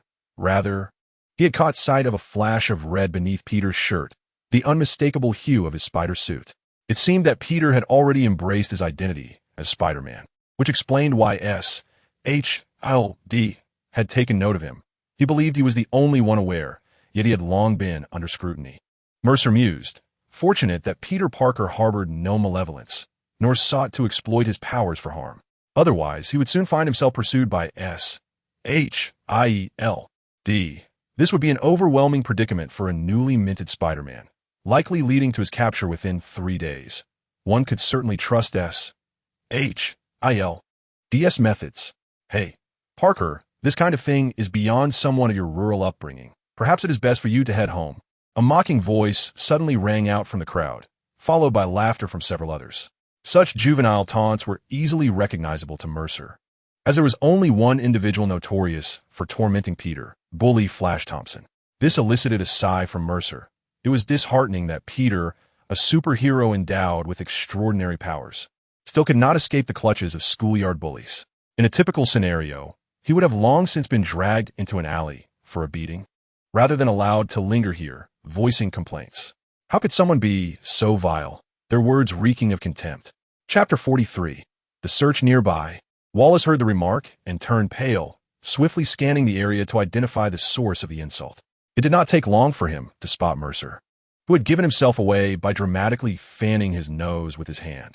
The words spoken by Mercer elicited even greater laughter, with many observing members of Hydra unable to suppress their amusement at the seemingly innocuous yet profoundly embarrassing statement. Even Peter Parker, upon hearing the remark, could not help but burst into laughter. As the echoes of laughter surrounded him, Wallace, his countenance darkened, advanced towards Mercer, accompanied by a few of his lackeys. Noticing the aggressive approach, Mercer raised an eyebrow, maintaining a disarming smile directed at Wallace, which hastened the latter's steps. "Why are you still standing there? Move. This guy comes from wealth. You cannot contend with him." Just as Mercer contemplated how to deal with such a bully, someone tugged at his sleeve. Turning to face the voice, he was surprised to find it was Peter Parker. "Do not worry. He cannot harm me. You should leave first. I do not believe he will spare you." Mercer replied with a calm smile. Observing Wallace's menacing demeanor, Peter hesitated for a moment, seemingly reaching a decision. Rather than retreating, he stood in front of Mercer, which took him aback. "Wallace, if you seek trouble, direct it at me, not him." Peter understood that he was the reason Wallace had targeted Mercer, and he did not wish for anyone to be harmed because of him. However, as soon as the words left his mouth, Wallace, without a second thought, swung his fist at Peter. To both Peter and Mercer, the punch appeared painfully slow, easily evaded. Yet, Peter did not flinch. He could not reveal his own strength. Standing still, he gave the impression of being caught off guard. Just as the fist was about to collide with his face, Peter felt someone suddenly grasp his backpack and pull him back. Wallace's fist brushed past Peter's cheek, missing its mark entirely. Engaging in violence at the slightest provocation. "It seems you are all mouth and no brain, filled with nothing but nonsense," Mercer taunted. This provocation caused the towering Wallace to lose his composure. Ignoring the current circumstances, he commanded his lackeys, "Go seize him." The lackeys hesitated momentarily, but upon witnessing Wallace's grim expression, they gritted their teeth and lunged at Mercer. "Oh dear, what has to hurry?" Mercer remarked with a glimmer of amusement in his eyes. As the group charged, he slightly shifted his body to the right and extended his foot. One of the leading boys, unprepared for Mercer's swift reaction, tripped over his foot and fell unceremoniously. The two boys behind, witnessing their companions stumble, quickly adjusted their approach and lunged towards Mercer, seizing his collar. Mercer remained unperturbed. As they pulled him forward, he complied, leaning into their force, causing them to unexpectedly topple towards him. By a curious twist of fate, the spot where they fell happened to lie behind the machine housing the cosmic cube. In a moment of unsteadiness, Mercer stumbled and fell alongside them. his hand instinctively reaching towards the machine. To the bewildered onlookers, it appeared as though Mercer merely sought to grasp something to steady himself during his fall. However, for the closest observers, Janata and Peter, a fleeting flash of light emanated from his hand, vanishing instantaneously into the machine. A glimmer of amusement danced in Janata's eyes as she regarded him with a playful smile. In contrast, Peter wore an expression of astonishment, rubbing his eyes in disbelief. For he had seemingly witnessed a silver glow pulsating within Mercer's grasp, subtle yet perfectly angled. Had he taken a few steps back, the radiant flicker would have eluded his sight entirely. Just as Peter was about to speak, he noticed Janata raising her delicate finger to her lips, signaling for silence. At that moment, the young Spider-Man remained perplexed. Had this girl also taken notice? Who were they? He too recognized that Mercer's actions were far from ordinary. The latter exuded an air of calmness, devoid of the panic typically exhibited by someone of his youth. Could it be that he, like Peter, possessed extraordinary abilities? Gazing at Mercer's retreating figure, Peter felt a yearning for camaraderie. The weight of his solitude was burdensome. If only there were someone to share the load. Even if it was merely through conversation, he would not feel so stifled. Raising his hand, Peter contemplated calling out to Mercer, but reconsidered this was not the moment, as the crowd was too dense, and he remained unaware of Mercer's recent actions. Perhaps he would seek him out later when they could escape the throng. Are we still going to fight? Mercer asked with a faint smile, observing Wallace. His underling had been effortlessly subdued, revealing that Wallace had some fighting skills. Yet his face was a mask of fury. Nonetheless, Mercer's display of composure indicated that engaging him would be futile. Just you wait. This isn't over. With no other recourse, Wallace shot Mercer an angry glare before retreating with his cohorts in defeat. How dull. Is this all they have? Mercer scoffed, initially expecting more prowess from his adversaries, only to find them lacking substance. Thank you for your help back there, Peter said, approaching Mercer with gratitude. Mercer smiled lightly, replying, It's nothing. I simply cannot abide such individuals. While responding to Peter's inquiry, Mercer discreetly observed the crowd's reactions. The energy he had just channeled into the machine served to gauge the intensity of the energy emitted by the cosmic cube, which was steadily increasing. This indicated that someone was persistently invoking its power, albeit with notably low efficiency, as the cosmic cube had yet to yield the required energy despite the prolonged effort. Those who had remained oblivious to the situation or had merely glanced before diverting their gaze were none other than the practitioners of the arcane. Mercer stepped forward, wishing to leverage the situation to uncover the identity of the incantation caster amidst the bustling crowd, where discerning the truth proved challenging. He aimed to create a stir and observe the reactions of those present. 10 meters to your right, wearing a black cap, Ganada's voice whispered softly into Mercer's ear, audible only to him. Naturally, Mercer turned his head toward the location Ganada indicated, and at that moment, a deep crimson hue emerged from the depths of his eyes, where 3 Tomo began to rotate slowly. 3 Tomo Sharingan activate. Since studying the book of the Emperor Visan, Mercer's Sharingan now enabled him to perceive traces of magical energy. In his sight, entities imbued with magic appeared as if coated in luminescent powder against the backdrop of night, strikingly conspicuous. However, due to Peter's incessant chatter beside him, Mercer had yet to seize the opportunity to employ his Sharingan freely. In that pivotal moment of turning, he swiftly activated his Sharingan and focused on the individual Ganada had mentioned. There it was, he found him. Mercer's gaze fixated on a rather unremarkable middle-aged man, standing in a corner. Beneath the cap, the man's eyes were fixed intently on the cosmic cube, his lips barely moving as if murmuring something. Chapter 44. A turn of events, O great deity, heed the call of your faithful disciple. Descend upon this world and allow the foolish denizens to receive your baptism. Observing the man's lips, Mercer effortlessly deciphered his silent speech, a testament to the extraordinary observational prowess of the Sharingan. These summoning incantations are rather juvenile, Mercer thought, somewhat exasperated. Moreover, the deity he sought to summon, Loki, hardly qualified as a great divine being, merely a petulant figure unable to claim his throne. Is Ancient One jesting with me? What kind of interdimensional entity could possibly emerge?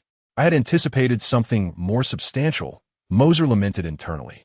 Now proficient in magic and accompanied by a reliable ally like Ganada, he genuinely wished to witness the prowess of such an interdimensional being. I need to use the restroom.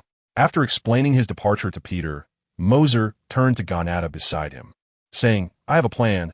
I leave this in your capable hands. If anything goes awry, save as many as you can. Feeling somewhat inadequate, he added, saving 5 individuals can earn you a Thunderlight Pearl. To his surprise, this statement elicited an unhappy expression from Gonata.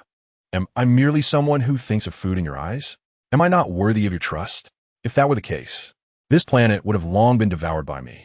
Taken aback, Mercer realized his verbal missteps. My apologies, I failed to articulate my thoughts properly. That was my mistake. I entrust this to you, my good partner. Who is your partner? Gonata turned her head away, though a slight smile betrayed her feigned annoyance. The man continued to chant his incantation, intending to harness the formidable energy of the cosmic cube through his knowledge of spatial magic to summon a powerful, malevolent deity. As he became absorbed in his reading, a male student approached him at a hurried pace, though he paid little heed to the interruption. Judging by the boy's expression, he seemed to be searching for the restroom and was likely coming over to inquire about its location. Having stood there for quite some time, he had already been asked by at least 5 individuals. The man perceived this as a clever ruse and chose not to elaborate. When he noticed the boy running towards him, he exhibited no reaction. Do you wish to ask about the restroom? It's over there, he casually remarked. But before he could finish a sentence, he caught sight of the swirling 3-tomo Sharingan in the boy's eyes. In that instant, a wave of disorientation washed over him, and a severe dizziness surged through his mind, causing his body to stiffen and topple forward. Sir, what's wrong? Someone call for help. This man has suddenly collapsed, the boy exclaimed dramatically. Observing the commotion, several members of Hydra rushed over. Upon seeing the man lying on the ground, one individual knelt beside him, and, after a brief examination of his neck, his pupils constricted sharply, and he subtly shook his head at the others. He asked, how could someone die so quietly right under their noses? Their gazes turned sharply towards the boy, demanding, what just happened? Panic and confusion flickered across their faces as the boy appeared as bewildered as a child unaware of the unfolding events. I just wanted to ask him where the restroom was. He fainted as soon as I approached. I truly don't know. A nearby Hydra member scrutinized the boy's expression, and upon hearing his words, discreetly shook his head at the others, indicating that the boy's account was credible. Take him outside first. Let us not delay this matter. 2 Hydra members moved in to assist the man, escorting him away, while one of them pressed an earpiece and murmured, attention all units, HLD. Agents have infiltrated. Manhattan is compromised. Enhanced security. To the others, this was merely a minor incident, and they paid it little mind. To kill an ordinary person with ocular power was exceedingly simple. It felt as if he could now lethally gaze upon someone. Watching the man being led away, the boy murmured to himself, this should be the end of it. Now HLD can come in and clean up the mess. Just as he believed the situation was nearing resolution, the building suddenly shook violently. Everyone was taken aback, bewildered, and searching for answers.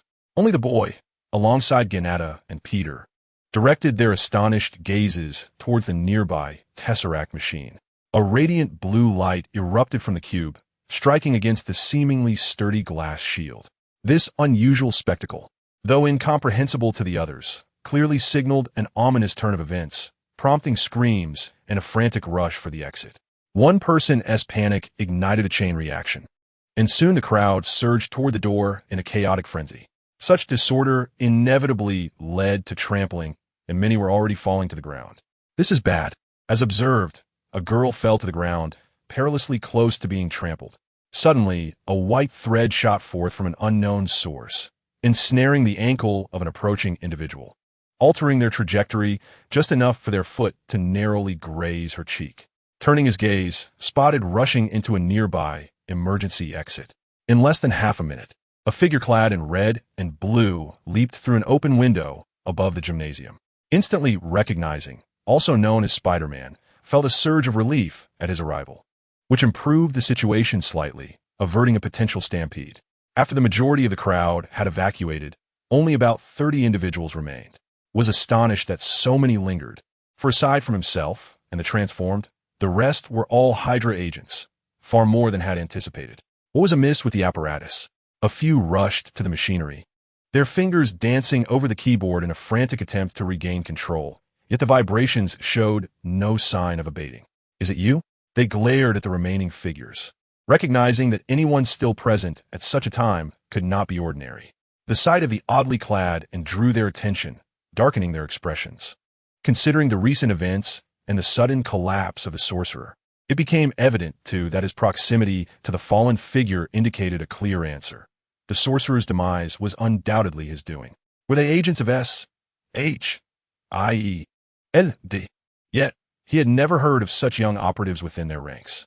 At that moment, a transformation swept over and, reverting them to their true forms.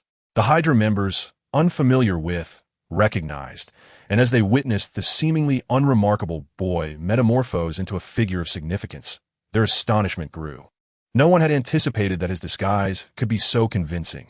Several Hydra agents, previously close to, had failed to notice any discrepancies in his appearance. Stood in a state of disbelief. The boy with whom he had just conversed moments ago had transformed into someone strikingly handsome. Yet, beauty was secondary to the pressing concern that they seemed to have come for the Tesseract. "Isn't that merely an exhibit?" murmured, his gaze fixated on the cosmic cube. Lost in thought. "These bastards, it's their fault."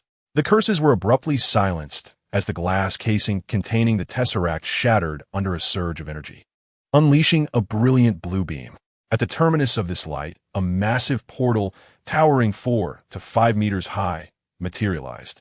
Almost immediately, several crimson phantoms emerged, ensnaring 3 unsuspecting Hydra agents who had yet to grasp the unfolding chaos. Their piercing screams echoed briefly before they were dragged into the portal, vanishing from sight. More phantoms emerged from the portal, allowing Mercer and his companions to discern the true visage of this life-threatening entity. The several writhing shadows in midair revealed themselves to be tentacles resembling those of an octopus. This was an old one. Chapter 45. Unexpected as these tentacles manifested, an indescribable terror rose within the hearts of the onlookers. The members of Hydra, upon witnessing these appendages, contorted their mouths into incredulous grimaces and then succumbed to madness. They collapsed onto the ground, shrieking like lunatics in the arena, uttering a string of nonsensical phrases devoid of any discernible connection. The sole commonality among them was their frantic attempts to crawl backward, away from the portal, daring not to approach it. Turning towards Peter, Mercer noted that perhaps due to his mutations, he fared far better than the Hydra members, remaining relatively composed, yet his arms and legs trembled visibly. Even Mercer, with his steadfast nature, felt a shiver run down his spine upon encountering such a being. The Old Ones. How could it be possible to summon such a presence? He had perused tomes in the Sanctum's library that spoke of these entities, noting that tentacles were their most conspicuous feature. The Old Ones, a formidable existence from beyond dimensions, could not be simply classified as aliens or gods. The text within the Sanctum contained a passage that described them thus. Their full form remains obscured, known only to be a group of indescribable beings with tentacles. Those who lay eyes upon them risk insanity at best, or death at worst, should one encounter them. It is advised to immediately shut one's eyes and kneel until they depart. This passage was written with a tone of humility. Had he encountered it elsewhere, Mercer would have dismissed it as mere fiction. It was found within the library of the Sanctum, a repository of knowledge that affirmed its authenticity. Such texts are not mere fabrications found in encyclopedias or books of curiosities. Their presence in the Sanctum's archives attests to their reality. Furthermore, the latter part of the advice was not simply a matter of action, but rather an expression of humility, beseeching the Old Ones to spare one's life. The records within the Sanctum also chronicled an ancient incursion by an Old One upon the earth, during which the most powerful supreme mage of that era, through the amalgamation of various arcane powers, barely managed to repel the invader. Notably, the term barely implies that each Old One possesses the capacity to influence an entire universe. To quantify their might, the text classified Old Ones as entities of universal caliber. Should they all emerge, it would spell catastrophe. Shall we take that being outside and return to help me seal this portal? Understood. With a flash, Janata appeared beside Peter, swiftly escorting him away before promptly returning to Mercer's side. Meanwhile, Mercer's eyes suddenly widened, and the 3-tomo Sharingan emerged from the depths of his pupils. He placed his right hand atop his left, and with a decisive motion, He clapped forward. Vishanti's technique, boundless lock. A resonant voice echoed from all directions, and ripple-like waves emanated from his eyes, expanding outward from Mercer's center and enveloping the entire arena in an instant. Bang! A surge of purple energy erupted from Ganada, who was uncertain of her purpose. However, knowing that Mercer needed her surely meant he did not require her to perform any magical feats. What he sought was merely one thing: energy. He needed the vast reservoir of power within Ganada to support his use of magic, a fact he had candidly shared with her during their previous training session. With my own ocular power, I can only conjure a mere 2 or 3 types of magic at most, and the scope is limited and weak. If anything were to occur, I would need to draw upon your strength, which would enable me to wield my magic more effectively. The energy within Ganada stemmed from the cosmos, a universal source unlike the enigmatic energy residing within Mercer. The Thunder Fruit and the Blacklight Virus were not products of the Marvel Universe. Thus, energy could not be directly supplied to the Sharingan for the use of the Vishanti's tome. However, Ganada's energy, being of the same Marvel Universe, could indeed transform into the magical energy required for Vishanti's technique. I feel as though I am carrying a colossal power bank, Mercer muttered to himself. Just as he uttered this thought, Ganada playfully tapped him on the head, and without needing to look, he knew she was glaring at him. He offered an awkward smile and redirected his attention to the matter at hand. With the boundless lock in place, I can freely wield my power without concern for the outside world. Boom! Silver and black radiance surged from either side of Mercer's body like flames reaching for the sky, while the 3-tomo Sharingan slowly rotated within his eyes. The numerous tendrils sensed an imminent threat from Mercer, and the previously erratic movements of the tendrils abruptly shifted, all aiming toward him, with one rapidly lunging in his direction. Layer upon layer of lightning coalesced around Mercer's right fist as he struck towards the incoming tendril. Bang! A dull thud resonated in the ears of the onlookers. To Mercer's astonishment, his earnest punch failed to inflict any damage upon the tendril. Nevertheless, it recoiled significantly, clearly unprepared for the strength he wielded. Mercer's expression grew grave. He had exerted at least 70% of his power in that strike, yet it had not breached its defenses. The situation was dire, and Mercer remained perplexed. The old ones were indeed entities of a lower dimension, just as Agamotto had stated. But had not the members of Hydra claimed they summoned the malevolent god Loki? Were they perhaps speaking falsehoods? After a moment of contemplation, Mercer dismissed the notion.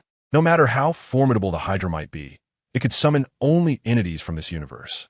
To invoke beings from a higher dimension would require a sorcerer of the caliber of the Ancient One.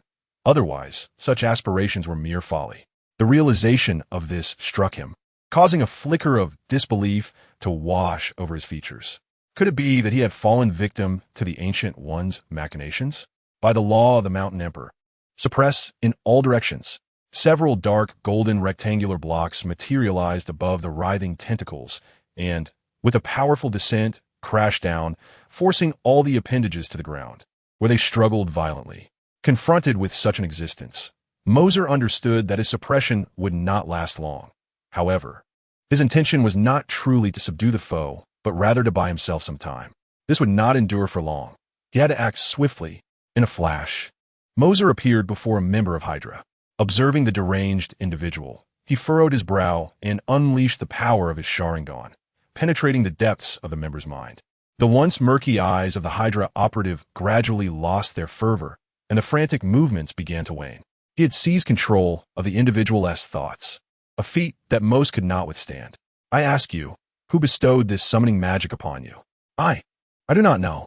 Disappointment washed over Mercer as he shook his head. Just as he prepared to question another, the operative's words left him momentarily speechless. I only know that the person is a bald woman. Chapter 46. The highest temperature the mention of a bald woman turned Mercer's expression utterly grim.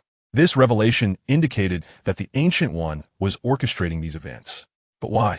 Just previously, she had requested his assistance in resolving the temporal anomalies concerning Doctor Strange. And now she engaged in such treachery.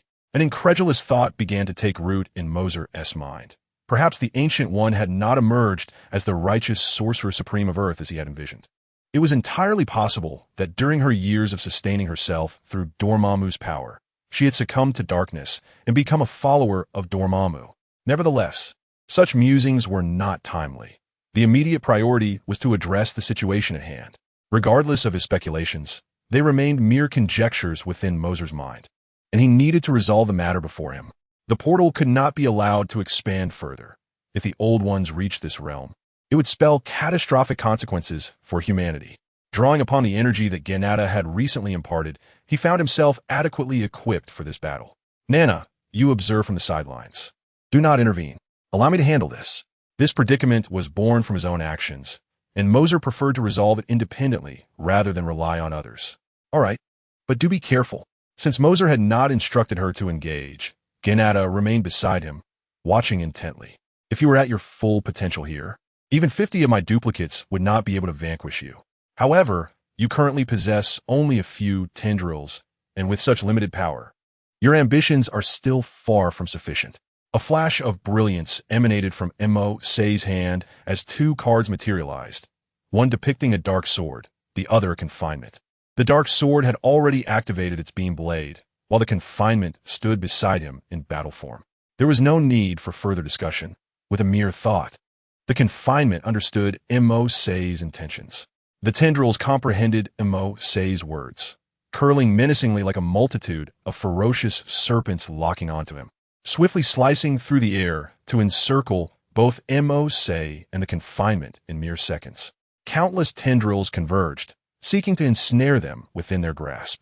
These colossal tendrils, several meters wide, could effortlessly crush anything caught within their embrace. A cannon barrel emerged from the confinement's forehead, while it produced two submachine guns seemingly from nowhere, unleashing a barrage upon the advancing tendrils. Mercer wielded the dark sword, declaring that these tendrils could not harm him. Yet the temperature of the dark sword soared to its zenith.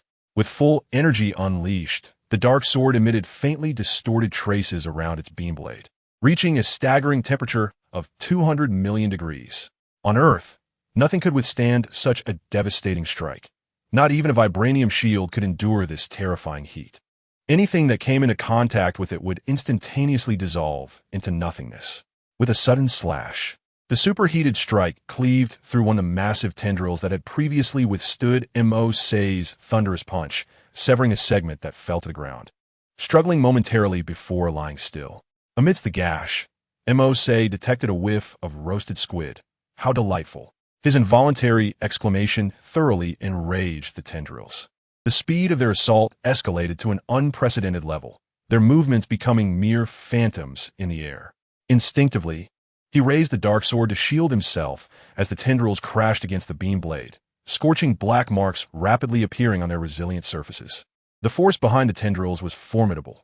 Mercer gritted his teeth, his body being dragged back several meters before he regained his footing. With a flourish of his sword, he broke free from the tendrils' grasp and struck out once more.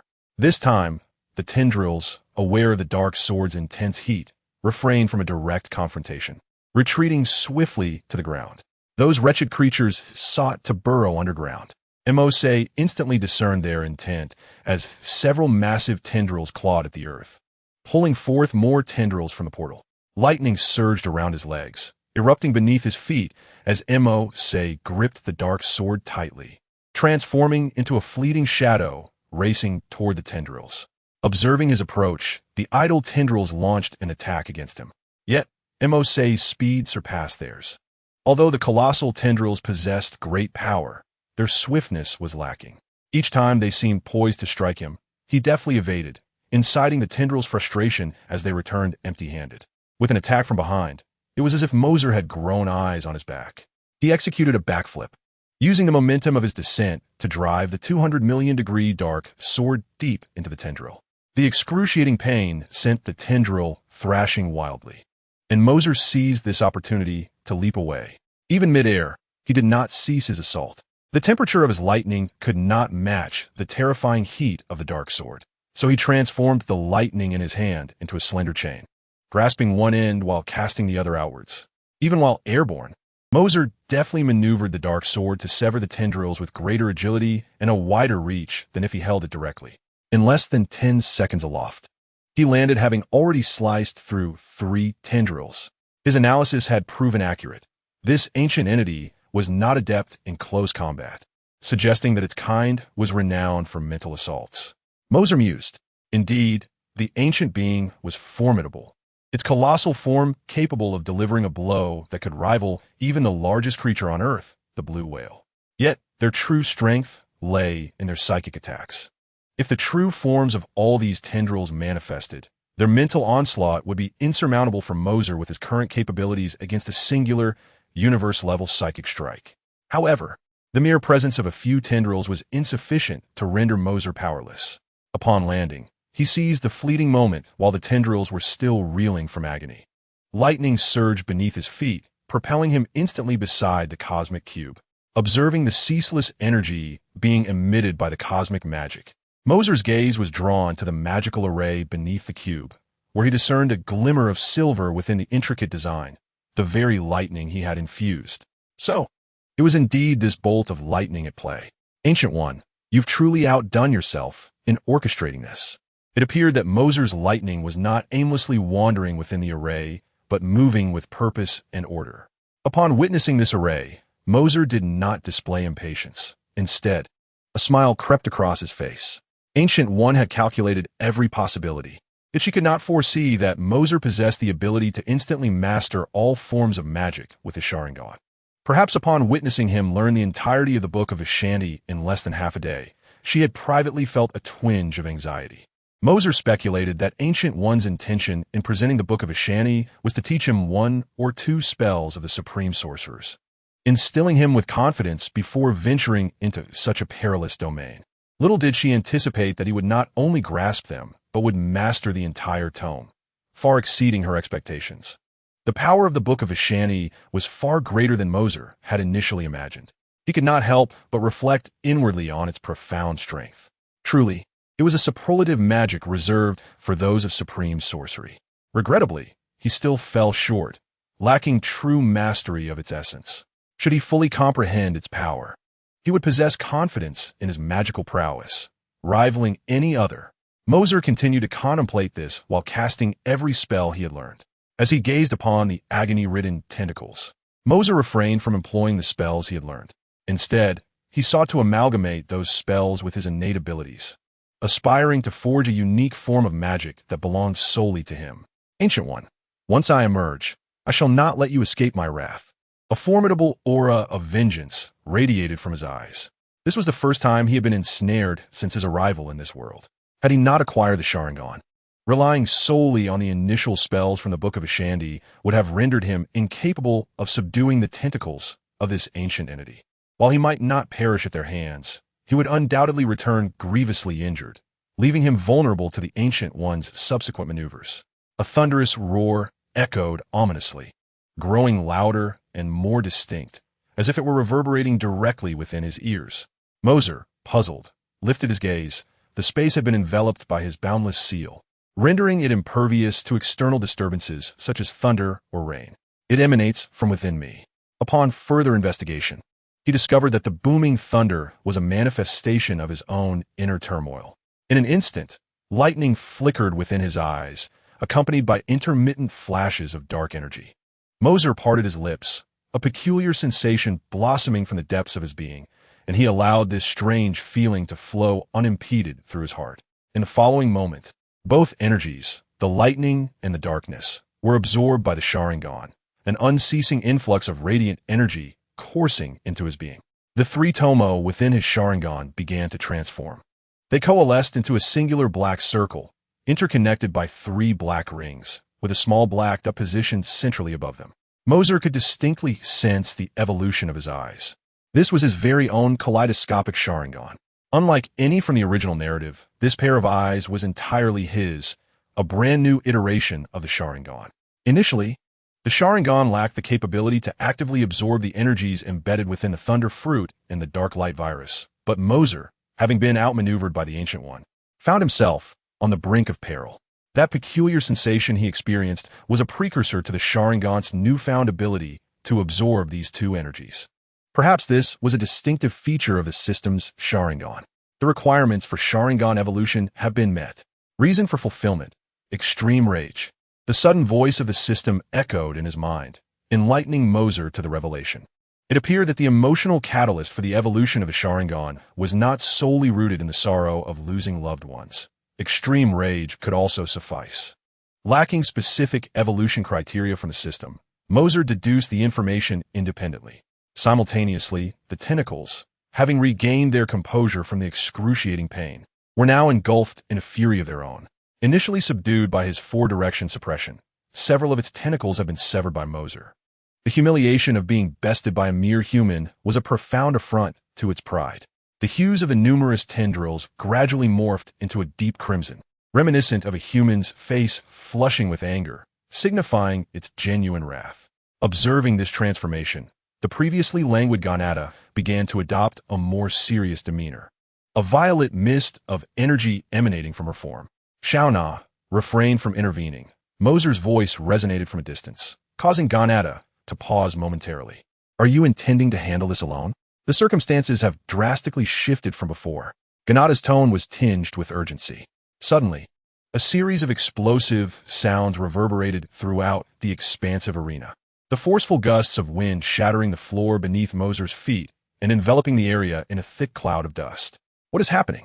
Ganada fanned her palm, her eyes swiftly scanning the haze for Mercer's silhouette. Upon catching sight of a figure emerging from the dust, her expression turned to one of shock. As the dust settled, a towering, deep purple skeletal form appeared, gripping a colossal tendril. Regardless of how the tendril thrashed, it remained firmly ensnared within the skeletal hand. Given the dimensions of the arena, the purple skeleton was not excessively large but stood at an impressive height of 5 to 6 meters. A radiant glow emanated from the skull, while the free left skeletal hand seized the dark sword from Mercer, activating the energy field of the beam sword blade, which expanded rapidly. It swelled to a size comparable to that of the purple skeleton, and the energy field within the sword's hilt surged forth, reforming it into a beam sword blade. This entire motion transpired in under 3 seconds, with the skeleton raising the enlarged dark sword high and bringing it down upon the tendril. Previously, Mercer could sever at most 2 or 3 tentacles, but now, wielding a massive dark sword akin to the purple skeleton, he cleaved the tendril from its root. The excruciating pain caused all the tendrils to curl, akin to a human instinctively bending their fingers in response to pain. What on earth is this? Ganada exclaimed, utterly bewildered, having never witnessed Mercer wield such power before. Shao Na, indeed, it has transformed in its anger, but I too possess a change. Mercer's voice chuckled softly. This colossal purple skeleton was none other than the unique ability of the kaleidoscope Sharingan. Susanoo. From the bones of the skeleton surged an abundance of black threads interwoven across its form, connecting like veins of blood between thunder and lightning, manifesting flesh. Once the flesh took shape, silver lightning erupted from within, enveloping the surface in a shimmering layer of electric light. Should a member of the Uchiha clan, capable of invoking Susanoo, witness this manifestation, they would undoubtedly be struck with awe. This Susanoo had ascended to its second form. It is a rarity for one to transition to the second form immediately upon activating Susanoo. However, Mercer Susanoo's second form diverged from the conventional second forms typically observed. This formidable entity, composed of the Thunder Fruit and the Blacklight Virus, possesses a corporeal form that rivals the original second stage of Susanoo in terms of resilience. In the realm of offense, the Dark Sword, radiating with an intensity of 200 million degrees, renders it an unstoppable force. This incarnation of Susanoo stands as the most powerful of its kind. Marvelous, truly marvelous. As he revels in the transformation, a look of rapture graces Mercer's face. It is no wonder that even before gaining the Six Paths power, the second pillar favored this form of Susanoo. Its malleability is extraordinary. Chapter 48. Magnificent Mercer chuckled softly, unperturbed by the confrontation with the tentacles before him. In a blink, the ethereal silhouette of Susanoo manifested beside several tentacles, which, measuring 3 to 4 meters in length, fell lifelessly to the ground. The eldritch abomination recognized its disadvantage against Mercer's prowess and retracted 2 of its appendages, attempting to brace the portal open. Mercer, however, would not grant it such an opportunity. With a swift motion, he severed the tentacles that propped up the portal. Let this farce come to an end. The kaleidoscopic Sharingan's power erupted, instantly dismantling the array that operated the cosmic cube, causing the portal to begin shrinking. As the portal diminished, the number of protruding tentacles dwindled, the remaining appendages clinging desperately to the portal, unwilling to be vanquished by Mercer. The ultra-high temperature dark sword effortlessly severed those tentacles, rendering their efforts futile. Ultimately, the last two tentacles were also cut, and without their support and the operational array, the portal gradually closed. In truth, Mercer could have closed the portal the moment he perceived the array, having mastered the entirety of the Vision Emperor's tome with his Sharingan, allowing him to easily discern the operational principles of the formation. Stopping it would have been a trivial task. However, the emergence of Susanoo prompted Mercer to test its capabilities, delaying his decision to shut it down. Now that the commotion had subsided, and uncertain whether the Eldritch Abomination had any further tricks up its sleeve, Mo Southeast resolved to close the portal promptly to avert any unforeseen complications. The cosmic cube lacked autonomous consciousness. Once the magic array that powered it failed, the azure magic surrounding it retreated into the cube, settling there. All fell silent once more. As the dust settled, Mercer let out a sigh of relief, returning the dark sword to its normal size and relinquishing the Susanoo form. I must say, I am truly impressed. You surpass my expectations by considerable margin. Ganada approached Mercer. Her curiosity piqued as she examined the man before her. Despite being significantly younger than herself, his arsenal of hidden abilities was astonishing. The deep purple skeletal giant she had just witnessed was an unprecedented spectacle in this universe, and it hardly resembled any form of advanced technology. This is of little consequence. What matters is that we must prepare the battlefield. Mercer surveyed his surroundings, a smile gracing his lips. Prepare the battlefield? Ganada was somewhat perplexed. Mercer leaned closer to her ear and whispered a few words. Upon hearing them, her eyes sparkled with excitement, and she eagerly nodded. Count me in. 10 minutes later, the door was violently forced open. Morse. Carter's voice echoed from outside as S-H-I-L-D. Agents rushed in, stunned by the chaos within. The gymnasium was utterly devastated, with no place left intact, every surface marred by enormous, inexplicable gouges and charred cuts. The once orderly floor was now a mosaic of debris, with not a single section exceeding a meter in completeness. The Tesseract lay discarded beside a machine. There's someone here. Carter scanned the room, his gaze quickly fixating on the center, and he rushed forward. Upon reaching Morse, he found him lying in a pool of blood, the thick crimson liquid creating a harrowing visual impact.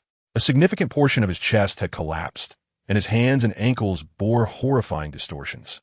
The onlookers were seasoned individuals who had witnessed death before. They recognized that such a twisted form could not possibly survive. Was this the work of Loki? What on earth transpired here? Such questions flooded everyone's minds, as this did not resemble the handiwork of a being of their stature, but rather that of a colossal creature. The lifeless boy in the bloodied puddle was devoid of any vitality. Carter knelt slowly, trembling as he extended his hands to lift Morse. Acutely aware that such a loss of blood left no hope for survival. Gazing at the lifeless Morse, Carter found himself at a loss for words, choked by silent grief. Witnessing this scene, the surrounding S-H-I-L-D agents remained silent, quietly departing to tidy the battlefield. Some retrieved specialized containment boxes, intending to secure the Tesseract. You cannot take that. It belongs to me. A voice resonated from an unknown source as a golden light emerged beneath the Tesseract, lifting it into the air. A golden ring materialized, a sight all too familiar to Nick Fury and his companions. Morse had emerged from such a ring before. Morse. Those who recognized him looked on with hopeful eyes, only to be disappointed as the figure that emerged was not the individual they had anticipated, but a bald woman clad in yellow garb. It was none other than the Ancient One. This object has always been under S-H-I-E-L-D-S custody. May I inquire as to your identity? Nick Fury stepped forward, assessing the reactions of those around him. The Ancient One cast a disinterested glance at him, disregarding his question, and instead remarked, "It is not easy to kill Morse. It seems one must resort to the teleportation circle of an old one." As she spoke, she surveyed the surroundings, noting the absence of Chanada, which piqued her curiosity. Could they have used the suspended ring to send her away? Quite considerate of Earth's safety. Yet they chose to leave themselves behind. The Ancient One's musings left the S.H.I.E.L.D. agents bewildered. They were unfamiliar with the term Old One, but it was evident that someone else was implicated in Morse's demise. What do you mean by that? Carter, who had remained stoic until now, finally lifted his head. His cold visage suffused with murderous intent, his eyes fixed intently on Gu-E. Gu-E, wearing a smile, seemed unfazed by Carter's lethal aura. This individual was an unpredictable variable. Without eliminating him, how could she seize control of Earth? She had long grown weary of protecting these feeble and inept beings. If Mercer were still alive, he would undoubtedly relish the gift she had prepared for him. "I shall kill you," Carter declared, leaping into action. His fist aimed at Gu-E. With a mere flick of her hand, an invisible force sent Carter hurtling through the air, colliding violently with a nearby support column. The other S.H.I.E.L.D. agents, witnessing this, swiftly drew their firearms, intent on shooting Gu-E. Yet, as she raised her hand once more, it felt as though their weapons were snatched from their grasp by an unseen whip, and all firearms clattered to the ground. "Huh, with such meager skills, you might as well kneel. You lack even a right to stand," Gu-E chuckled disdainfully. With a fierce glare, she caused all present to feel their legs weaken, compelling them to kneel as she had proclaimed. Carter and her companions struggled to rise, but the oppressive weight upon them was insurmountable. They could not even twitch a finger. "At last, I can reign over Earth. With Mercer dead, no one remains who can thwart me." The sight of the others grappling helplessly to stand brought a wicked smile to Gu-Ye's face, a laugh that radiated arrogance. Yet before her laughter could fully dissipate, a light chuckle interrupted her. "Is that so? Then allow me to present you with a gift as well." In an instant, the spatial cube in Gu-Ye's grasp detonated with a thunderous boom, its formidable energy enveloping her rather than dispersing outward. As the sound echoed, another ethereal voice resonated. "Veil of the Vientiane Emperor, boundless lock." In a mere 10 seconds, Gu-Ye vanished from the sight of the crowd, only to reappear before them, now kneeling upon the ground.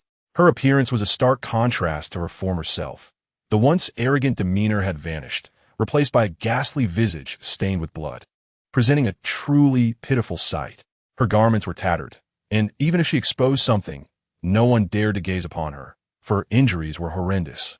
Not a single patch of unscathed skin remained, her body marred by charred wounds from the explosion. A cascade of black runes flowed across her form. Perhaps these dark inscriptions were the reason for her survival. As they coursed through her, they entered her wounds, and to everyone's astonishment, those terrifying injuries began to heal at a visible pace. With a swift motion, Gu-Ye summoned 2 pieces of black clothing from the portal, which draped themselves over her. Once prepared, she cast a solemn gaze toward a specific direction. In that ethereal void, a ripple coursed through the air as a young man, adorned with a smile, emerged alongside a stunningly beautiful maiden. The crowd erupted in astonishment. It was Mercer and Janata. In Mercer's grasp, the cosmic cube radiated a mesmerizing azure light, evidently indicating that they had just employed its power to conceal themselves. "You deceived me. You utilized the magic of the all-encompassing nature from the Book of Ashani, didn't you?" spoke the Ancient One, her voice laced with malice. Just an hour prior, the two had engaged in amicable discourse, yet the atmosphere now crackled with tension. Mercer casually tossed his hair back and chuckled. "Thanks to you, I mastered the Book of Ashani. It truly is quite effective." "I appreciate it."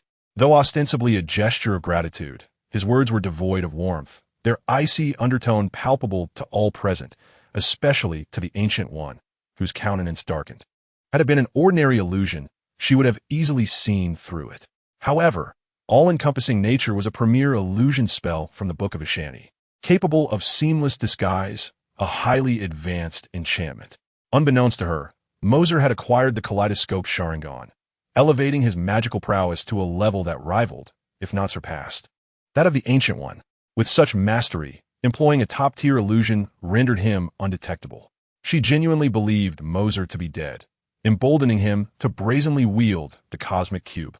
Yet now, not only had he failed to seize it, but he had also unleashed a powerful explosion against her. Impressive, truly impressive.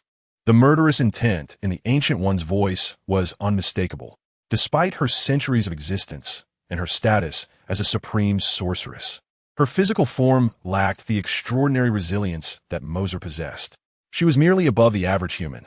A gunshot or a stab could inflict fatal harm upon her. The recent explosion had triggered a life protection spell she had cast years ago, consuming a significant portion of her magical energy. The Ancient One had not anticipated this turn of events, and before she could react, the spell had activated. To think that an ancient being could not vanquish you. You have truly surpassed my expectations. Dark waves of energy emanated from her, visibly distorting the surrounding space. I expended the vast majority of Dormammu's power to glimpse the singular possible future, crafting a plan based on that, and yet it seems you only sustained minor injuries. It is no wonder you altered the timeline. Those present were oblivious to the depth of the implications in the Ancient One's words. They only understood her intent to eliminate Mercer. However, the latter discerned something amiss. Dormammu's power? Mercer's brow furrowed deeply at the mention. Was this not her arch-nemesis? Could it be that you? At this moment, the Ancient One shed all pretense.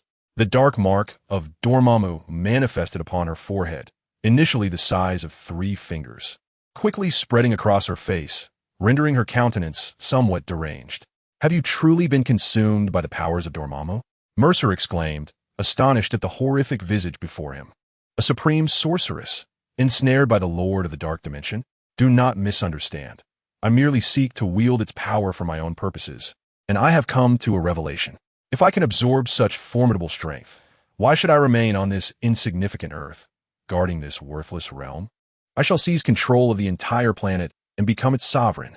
The serene demeanor that once graced Ancient One's countenance had vanished, replaced by an unimaginable frenzy that one would not expect from her. I never anticipated you would undergo such a transformation, Mercer remarked, disappointment lacing his tone. Do not feign omniscience. Once I have captured you, I possess the means to pry open your mind and uncover its secrets. A thick, dark energy surged from Ancient One's hand, embodying the essence of utter malevolence. This black energy spread rapidly around her feet. The SHIELD members attempting to exit the arena found themselves ensnared, their bodies gradually succumbing to the encroaching darkness. The most striking manifestation was the transformation of their scara into an inky black, rendering their eyes eerily unsettling. I had no inkling you possessed such abilities, Mercer chuckled, remaining still, devoid of any action. Ancient One disregarded Mercer's taunts, her palm clenched as boundless darkness surged toward him. Mercer regarded her with a smile. But just as the shadows threatened to engulf him, they halted abruptly 5 meters away, unable to advance further. Have you forgotten what I possess in my hand? This space is under my dominion. The azure energy pulsed gently, creating a barrier that repelled the darkness encroaching upon Mercer. Book of the Empyrean. Still the heart and clear the veins. With Mercer's incantation, clarity returned to the eyes of those previously consumed by darkness. Before they could comprehend their surroundings, they felt as if they had missed a step, and in a blink, they found themselves outside the arena. Within the arena, the softly radiating azure energy was retracted into the cosmic cube, expelling everyone else, leaving only Mercer, Ganada, and Ancient One amidst the wreckage. Now, I shall see what prowess you possess to escape my grasp, Mercer declared. Escape? You think this little brat could ever slay me? Frustrated by the thwarting of her plans, Ancient One waved her hand, summoning a portal beside her, and leaped into it. Observing this, Mercer sighed, shaking his head slightly. Dark energy surged from his right arm, expanding it significantly as he reached backward. With a single motion, he seized Ancient One by the throat from the newly opened portal, the immense force causing her eyes to bulge in disbelief, her face a canvas of incredulity. How could my actions be completely captured by the opponent? Did I not assert that this space is under my dominion? Chapter 50. Simplicity. It was at this moment that Ancient One realized the existence of a faint azure energy swirling within the surrounding space, while the hand of Mercer, still clutching the cosmic cube, remained unchanged. This was not the original arena. From the instant Ancient One stepped into this place, she had already found herself within a different space crafted by the cosmic cube. Just as Mercer had proclaimed, this realm, constructed through the power of the cosmic cube, was indeed under his control. Within this space, any form of teleportation magic had ceased to function. With a grip around Ancient One's neck, Mercer forcefully slammed her downwards. The sheer force of impact caused fissures to spiderweb out from her landing point, illustrating the immense strength of the blow. Coughing violently, Ancient One expelled a mouthful of fresh blood. Her body could not endure such repeated assaults. How dare you underestimate me? A black and gold circular magic array unfolded in layers within Ancient One's grasp, brimming with colossal magical energy, aimed directly at Mercer's visage. Yet, before she could unleash the spell, Mercer swiftly placed his foot upon her palm, ruthlessly shattering her magical array. The bones in her hand fractured alongside it, eliciting a cry of pain from her lips. Ancient One, the supreme sorceress, drawing upon the power of Dormammu, had become immeasurably stronger than before. Should the Avengers attempt to thwart her, even if they were to succeed by some stroke of luck, it would undoubtedly end in a spectacularly tragic conclusion. Mercer was acutely aware of this, which is why each of his attacks was devoid of pretense. He struck with lethal intent. After all, the opponent had already harmed him once. What hope was there that he would hold back? Mercer was neither malicious nor foolish. Such folly was simply out of the question. Curse this wretched fool. Beads of sweat began to form on Ancient One's forehead as a faint black glow emanated from her chest. Unlike before, she did not take time to concentrate before unleashing her power. Instead, it erupted forth. The tremendous explosion compelled Mercer to instinctively leap back a short distance, allowing Ancient One to create some separation. Escape was impossible at this moment. She needed to inflict some trouble upon him first. Otherwise, she would remain trapped. With this thought in mind, Ancient One uttered a low incantation and struck the ground forcefully with both hands. A dozen or so golden and black magic arrays formed beneath her touch, levitating in midair and with a sweeping motion of her palms. She unleashed a barrage of powerful magical beams directly at Mercer. Is that all you've got? Mercer mirked slightly, not even bothering to support the cosmic cube with his hands. Instead, he summoned the lightning from the thunder fruit to intercept the attack. With a mere thought, he activated the capabilities of the cosmic cube, causing the incoming magical rays to vanish into thin air, as if they had sunk into an abyss. At the moment when Ancient One was taken aback, a disturbance rippled through the space beside Mercer, from which emerged an identical magical ray. Ancient One's expression darkened as she absorbed these magical rays. Their power was as formidable now as it had been when she had previously employed them. The immense magical energy left her momentarily dazed, as it was Mercer who had utilized the cosmic cube to redirect those magical rays back at her. This type of magic had become utterly ineffective against him. No matter how much he used it, it ultimately rebounded upon himself. The capabilities of the Space Stone were indeed exasperating. Ancient One's countenance grew grim. She found herself at an impasse, as the magic she wielded was derived from the Book of Ashanti. Although the effects differed, the underlying principles remained the same. The kaleidoscope Sharingan was already functioning in Mercer's eyes, allowing him to discern the essence of any magic Ancient One attempted to cast. Could it be that? Ancient One gazed into his even more peculiar eyes, wondering if they could penetrate the depths of her magic. This was utterly preposterous. Even if one mastered magic, it was implausible to be able to counter every move with such precision. Could it be that Mercer had transcended the realm of magic? Damn it. This fellow was nothing short of a monster, having mastered the Book of Ashanti to an extraordinary degree in less than a day. Curse it, she had truly provoked the wrong person. Ancient One silently cursed. Her earlier composure completely evaporated. Had Mercer not mastered the Book of Ashanti, she might not have been at a disadvantage, but it was far too late to ponder such thoughts now. The space was sealed by Mercer. Escape was impossible, and her magical prowess was inferior to his, rendering her unable to retaliate. To subdue Ancient One was remarkably straightforward. She was constrained at every turn, with no possibility of triumphing over him. Fists rained upon Ancient One's face, and no matter what means she attempted to escape, Mercer effortlessly neutralized her efforts from the onset, leaving her to endure the blows passively. Minutes later, Mercer held the half-conscious Ancient One in his grasp, his gaze filled with pity. What a shame. I'd hoped we could become good friends. Yet, it seems you have lost your way. Seduced by the allure of dark power. You're so different from the Ancient One I once knew. Please wait. I concede. Spare me, and I shall follow you. Just grant me my life. Ancient One pleaded in despair, sensing the rising intent to kill in Mercer's words. If this continued, she truly would meet her end. After uttering those words, Mercer stroked his chin thoughtfully and nodded. Indeed, you may yet live, and you still have some utility. Upon hearing this, Ancient One's expression brightened momentarily, believing she might still have a chance. Just as she was about to press her advantage and speak further, Mercer interjected. Earlier, you asked me to engage it in battle. Now, I suggest you enter and try for yourself. If you can survive in your current state, then by all means, give a shot. What? Mercer snapped his fingers, and the cosmic cube beside him shimmered with cerulean energy, opening a portal. As he spoke, several tendrils appeared to writhe on the other side of the portal. Observing this, Mercer promptly tossed the Ancient One into it. The tendrils extended from the portal, ensnaring the Ancient One, drawing her in with an urgency that suggested they feared her escape. Mercer swiftly closed the portal, a subtle smile playing on his lips. You are indeed ruthless, casting her into the lair of that beast, especially after we had just provoked its ire. A light, airy voice floated from beside him, as Ganada gracefully landed next to Mercer. This is merely a tit-for-tat. With the Ancient One acting as a scapegoat, the Great Old One should refrain from disturbing our realm.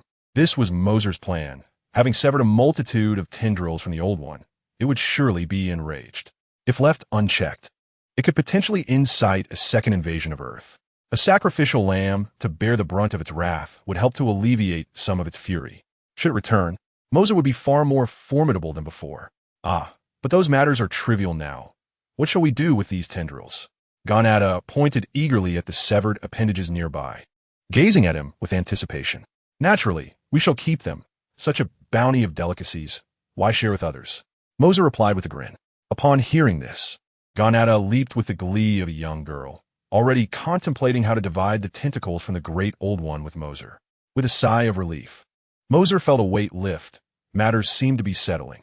This battle not only thwarted Hydra's grand scheme, but also eliminated a latent threat. Now I should be able to rest properly, shouldn't I? Before Mercer could catch his breath, a sudden voice echoed in his mind. Mission triggered. Rescue the Ancient One. Chapter 51. The curtain falls. The belated nature of this mission announcement left Mercer momentarily stunned. Why was the mission issued only now? Shouldn't it be presented prior to the events? And to rescue the Ancient One? I just sent her to the clutches of the Great Old One, and now I must retrieve her? Mercer furrowed his brow in contemplation, a myriad of possibilities racing through his mind. No, this cannot be. The system would not impose such an unreasonable demand upon me. It is aware of the nature of the world to which I sent the Ancient One. Given my current strength, traversing to that realm would only lead to my demise. Yet, the system has issued this directive. Could there be another Ancient One? A spark ignited in Mercer's eyes as he pondered this notion. After deliberation, this possibility appeared most plausible. Otherwise, venturing into the dimension of the Great Old One would only lead to one inevitable conclusion: death. Unless the system bestows upon itself some formidable card after its past. Such notions remain unsubstantiated. The realm inhabited by the Old Ones is shrouded in mystery, and he dares not risk his life in exploration. Thus, Mercer speculates whether there exists another Ancient One, clinging to a glimmer of hope that this Ancient One, clouded by malevolent forces, is not the true essence. He resolves to visit the sanctum. Mercer determines that indulging in idle thoughts is futile. It is far more prudent to investigate the sanctum. In the midst of contemplation, Mercer lifts the cosmic cube's confinement over this space. Once the azure energy enveloping the D agents outside the gymnasium dissipates, they cautiously survey the area before entering. Upon entering, they are greeted by the sight of Mercer and Ganada, brimming with enthusiasm as they transport those grotesquely oversized tendrils and hurl them into the azure portal. Mercer, are you unharmed? Upon witnessing the two handling the tendrils, particularly Mercer, who appears utterly unscathed, one cannot help but wonder. Carter, Mercer stammers, momentarily a loss for words. He vividly recalls her silent anguish as she cradled his lifeless form. Perhaps she harbors some peculiar sentiments towards him. It is indeed a fortunate circumstance for any man to gain the attention of such a striking woman. Yet Mercer is acutely aware that her feelings stem more from her connection with a man possessing the same color of eyes, Steve Rogers. Initially, Mercer regarded her as a neighborly sister, without any thoughts beyond that. So when confronted with the earlier scene, his heart stirred, albeit not profoundly. Carter, I appreciate your care during these days. How about this? I shall present you with a gift, Mercer says with a gentle smile. Huh? What? Carter inquires, puzzled. With a subtle gesture, Mercer conjures a ripple of spatial energy beside him, and suddenly a large black rat materializes before them, startling everyone.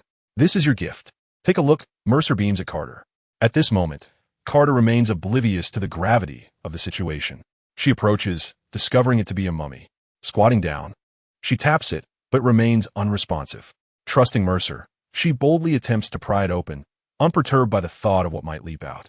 This entity, composed of the Blacklight Virus, remains impervious to any force Mercer does not wish to unleash upon it, unless one employs an intercontinental missile. It would be impossible to budge it even slightly. Yet now Mercer encourages Carter to open it, and she does so with ease. As she removes the mummy's facial covering, the visage that had haunted her dreams materializes before her, leaving Carter momentarily speechless. Upon witnessing the light, Rogers, confined for an extended period, stirs. Yet, just as he is about to rise, the blacklight material that Carter had effortlessly opened suddenly ensnares his limbs, forcefully pinning him back into the confines of the mummy's shell.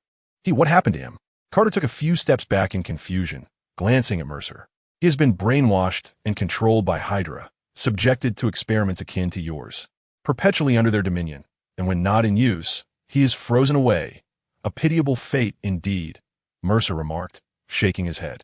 Carter stood rooted to the spot, observing the man who struggled incessantly, his eyes devoid of any lingering tenderness that once existed. Please, treat him. He is also a wretched soul, forced to become a weapon for Hydra. There is a death on his hands that you could never anticipate, Mercer added. Who is it? Nick Fury approached, eager to listen. Accompanied by Natasha, whose rank allowed her to stand beside Fury and glean some confidential matters. The remaining S.H.I.E.L.D. agents wisely distanced themselves, aware that while they were trusted by Fury, their responsibilities did not extend to such sensitive information, and remaining uninformed was indeed preferable. Once the others had departed, Mercer spoke again. He killed Howard Stark. At these words, Carter and the others were momentarily frozen in disbelief. Howard Stark. They were well acquainted with this name, as the establishment of S.H.I.E.L.D. was significantly tied to him. He had provided substantial financial support. Moreover, he was the father of Tony Stark, a pivotal member of the Avengers. This complicates matters. Tony Stark, a vital asset to the Avengers, would surely seek vengeance if he discovered that Rogers had slain his father. That carefree scion of wealth had always yearned for his parents, a sentiment masked behind his frivolity, though Fury and the others could see through it.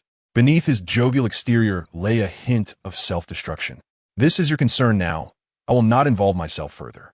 I wish to rest during the remaining time. So do not seek me out again, Mercer declared, his expression weary. The others, wearied by their recent endeavors, have been inundated with Hydra attacks even during mundane moments like returning home for fried chicken. Although Mercer felt mentally alert and physically unburdened, he had begun to find the situation troublesome. His thoughts were now occupied with how to savor the recently acquired squid tentacles. Very well, we shall manage the ensuing matters. Thank you immensely. If you require anything, do not hesitate to reach out to us, Nick Fury expressed with gratitude as he shook Mercer's hand. Mercer nodded, snapping his fingers, and amidst the ensuing ripples of spatial distortion, he vanished alongside Janata, leaving the onlookers in awe. This scene was observed by Peter, who had been lurking outside the gymnasium. Who was this person? Such formidable and enigmatic abilities. He had longed to assist Mercer, yet regardless of his attempts to enter, the gymnasium was encased in a cerulean energy that prevented him from gaining access, leaving him to wander aimlessly outside. Relieved to see that Mercer was unharmed, he finally exhaled. As he turned to leave, a sheet of white paper floated before him, inscribed with a line of text. If you wish to find me, go to the address written below. Chapter 52. The dim path. Moses did not return home. Instead, he first visited the sanctum. Ganada was unwilling to accompany him there, so Moses took her back to his residence. In the present sanctum, with the absence of Ancient One, no one could discern Moses' presence. He wandered alone within the sanctum, And thanks to the existence of the cosmic cube, he could easily evade everyone's gaze, remaining entirely invisible. Could my inference be incorrect? Is it truly necessary to rescue the Ancient One? Moses furrowed his brow. If that were the case, he would prefer not to undertake this mission. After fruitless searching, he sighed and was about to turn back home when he suddenly halted, a gentle breeze brushing against his face, compelling him to turn his head. At that moment, he found himself on the highest floor of the sanctum, essentially the office of the Supreme Sorcerer, a place typically devoid of visitors. Numerous weapons and tomes cluttered the space, comprising magical artifacts and spell books, which Moses regarded with disdain, perceiving them as nothing more than a heap of rubbish. Approaching the bookshelf on the right, filled to the brim with books, he distinctly sensed the earlier gust of wind. Gazing at the shelves for about 10 seconds, Moses smirked, already aware of what lay ahead. He stepped forward, and the bookshelf rippled with spatial distortion, allowing him to pass through. Behind the shelf, as anticipated, lay a dimly lit path. The path, constructed of stone bricks, bore patches of moss, suggesting its age. It was evident that it had not been built in the last century. The atmosphere hinted at what awaited at the path's end, and with a quick movement, Moses leaped deeper into the darkness. The path was not long, within moments. He reached the end, where a wall awaited him. Dark, damp, and narrow. These were Moses' 3 impressions of the path, a perfect place for confinement, indeed villainous in design. "Who is there?" A feeble voice echoed from the end.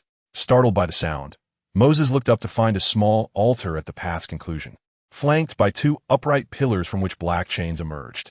Between the chains was a familiar face. "Ancient One, how have you come to be like this?" Moses rushed forward, squinting to see that the Ancient One's form appeared somewhat ethereal. A soul form? The state of the Ancient One was evident even to an ordinary person standing there. The body was spectral, with the lower legs completely vanished, dissolving into nothingness at mid-thigh, resembling a mere essence. "You're the first to arrive in this place after all these years. Who are you?" The voice of Ancient One was exceedingly frail, her eyelids drooping heavily. Were it not for the fact that Mose could directly sense her energy, one might have presumed she was on the verge of death. Yet, this was of little consequence. What mattered was that he must first rescue her. As he prepared to dismantle the 2 adjacent magical pillars, Ancient One halted him. "Do not attempt it. These pillars possess formidable protection. No one can breach them except for me." Mose, without a moment's hesitation, comprehended whom she referred to. Flashing a grin that revealed his brilliant white teeth, he reassured her, "Rest assured, I am quite adept in the realm of magic." With that, Mose widened his eyes before Ancient One.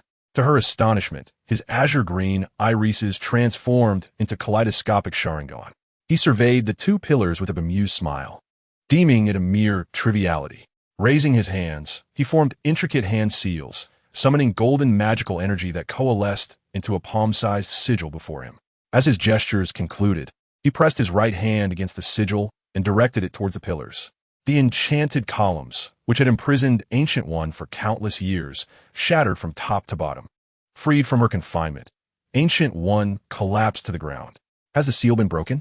she asked incredulously, glancing at the remnants of the pillars and then at the smiling youth before her.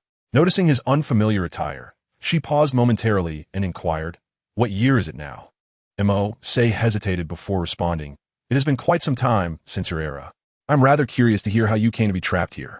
Ancient One let out a long sigh and recounted her tale. She hailed from a mid-17th century, a time when she was young and exceptionally gifted, having become the most powerful sorceress at the tender age of 23. In that era, Ancient One was a luminary within the magical community, renowned for leading her fellow sorcerers in numerous defenses against magical forces from other planets and dimensions. It was due to the formidable prowess of Earth's sorcerers that their reputation began to spread throughout the cosmos. Many extraterrestrial magical beings, however, were keenly aware of the most fatal limitation of humanity, their lifespan. While Earthlings typically lived around a century, many beings from other worlds boasted lifespans extending from 150 to 200 years. During that time, in a bid to protect Earth from external threats, Ancient One established the sanctum, earning the title of Supreme Sorceress. As the years passed, Ancient One began to seek new candidates for the title of Supreme Sorcerer. While many possessed magical aptitude, Finding someone who could ascend to the level of supreme sorcerer proved elusive. By the age of 50, she grew anxious, for no suitable candidates had emerged. It was then that she encountered dark magic. For every noble sorcerer dedicated to safeguarding the earth, there existed those who strayed from the righteous path, siphoning malevolent energy from evil dimensions to pursue their nefarious ends.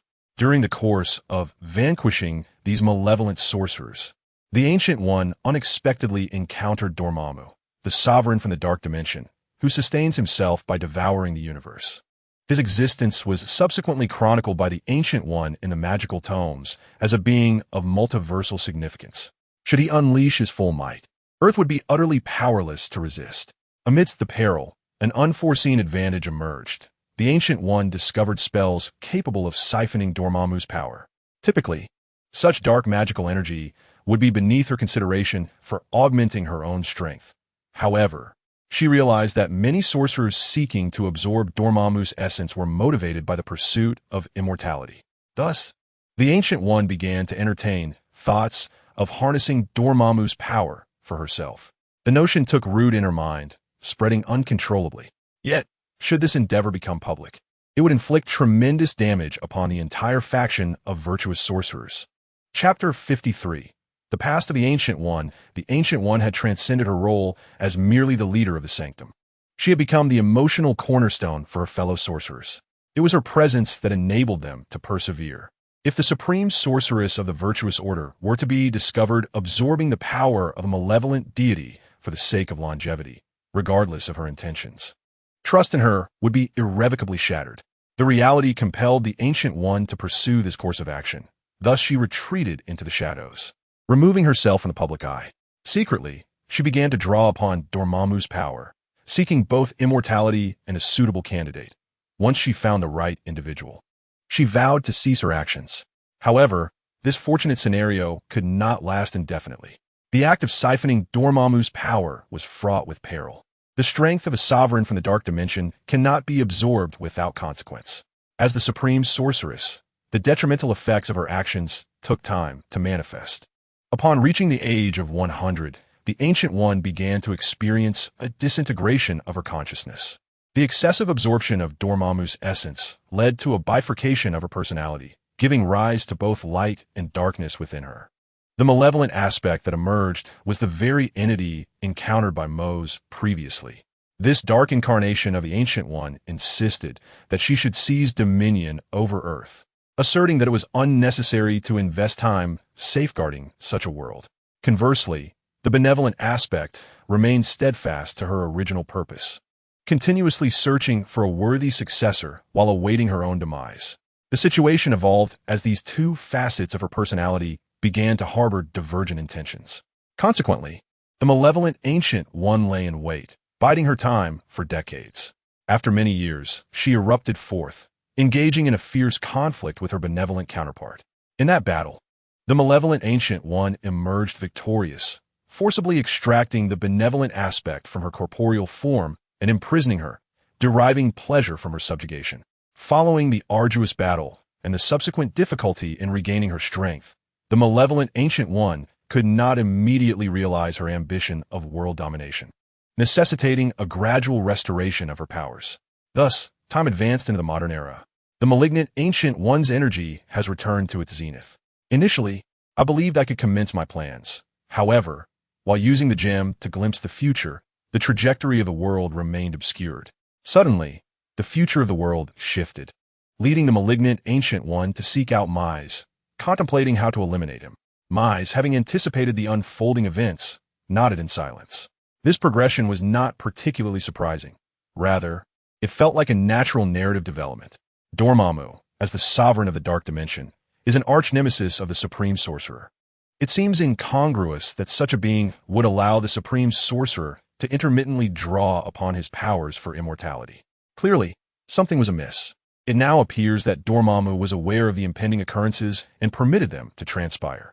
Had it not been for Mise's unexpected arrival in this world, disrupting the original timeline, the subsequent events would have led to Ancient One's dominion over Earth, absorbing increasing amounts of Dormammu's power, ultimately becoming his acolyte, and plunging this universe into Dormammu's grasp. A multiverse-level entity cannot be easily shaken by mere mortals. By the way, how did you know I was here?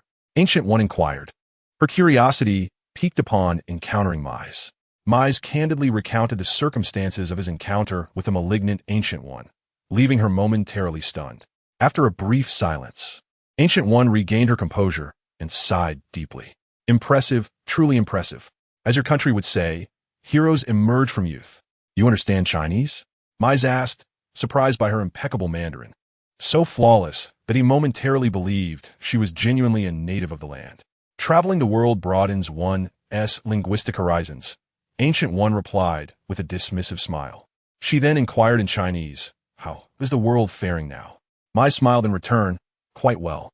Although nations still engage in both overt and covert conflicts, it has undergone a monumental transformation compared to the world you once knew. Technological advancements are remarkable. You may require some time to acclimate. Ancient One waved her hand dismissively, saying, conflicts between nations will always exist. I am accustomed to it. However, I am quite curious about the technological developments. What form have they taken now?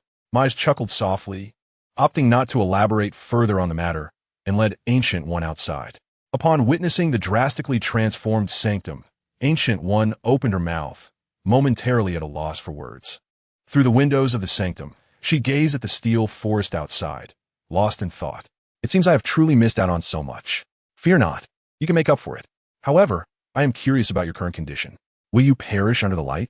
Mise inquired. Rest assured, I am not the type of specter you envision. Ancient One replied with a smile, having visited China and being familiar with its myths and legends, thus understanding the implication behind his words.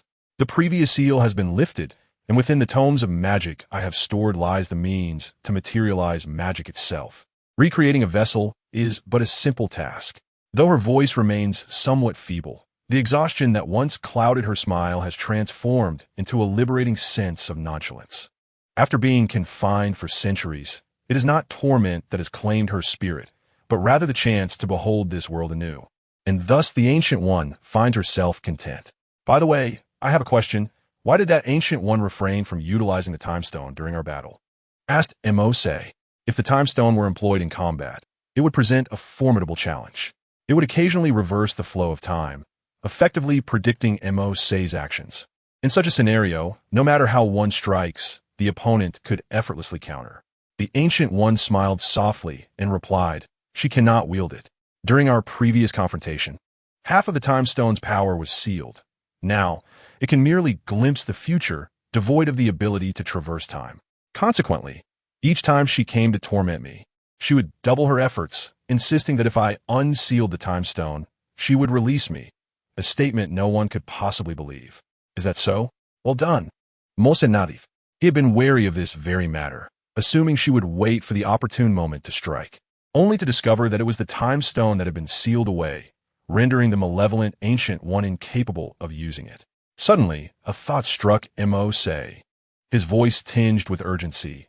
Oh no, I cast that Ancient One into another dimension. The time stone cannot have followed her there and become inaccessible. Can it? Another dimension?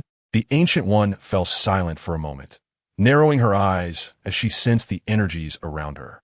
Raising her hand, she pinched her fingers together, and a gem radiating a verdant glow appeared within her grasp.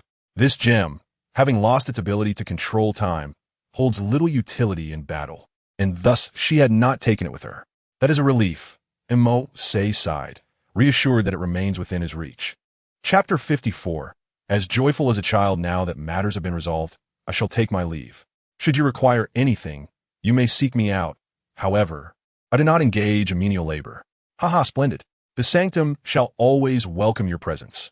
You shall be a lifelong friend to us. The Ancient One extended her ethereal right hand, shaking hands with Mose. After a brief exchange of pleasantries, Mose utilized the cosmic cube to depart from the sanctum.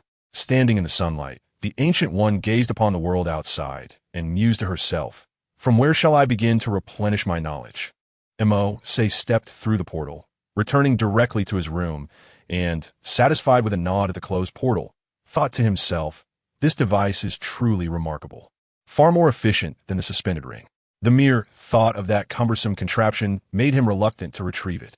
He had since stored it within the spatial realm created by the Cosmic Cube. With the Cosmic Cube, Mercer could effortlessly fabricate numerous storage spaces of varying sizes to accommodate his belongings. This method was employed to store the tentacles of the Great Old Ones, as their considerable size rendered them impractical to house anywhere else. As Ganada observed his method, he couldn't help but exclaim in astonishment, truly befitting someone hailing from a realm of fantastical novels. Task completed. Reward obtained. Acquired item card, Armor Summoner. Received game card, level 8. Upon hearing the series of resonant voices echoing in his mind, Mercer felt an involuntary shiver run down his spine. He hastily raised his hand and pinched, causing 2 cards to materialize at his fingertips. When he beheld one of the cards, he initially thought he had misread it and promptly chose to use it. What appeared was a substantial tome. Upon opening it, he discovered a plethora of incomprehensible content, yet he was certain it was a guide on how to engage with games. Such a thing existed? Moreover, I recall that in my previous world, the highest level was merely 5. How did the system manage to bestow upon me a level of 8? In my former life, I had long awaited level 6, but to no avail. To find myself in this world, unexpectedly encountering games from my past, and, at level 8 no less, filled Mercer with exhilaration. The gaming industry in his current world was still in its infancy. Despite the advanced technology, gaming remained stagnant at level 2, a perplexity that defied logic. Regarding the game card, Mercer decided to store the tome in his inventory for future reference.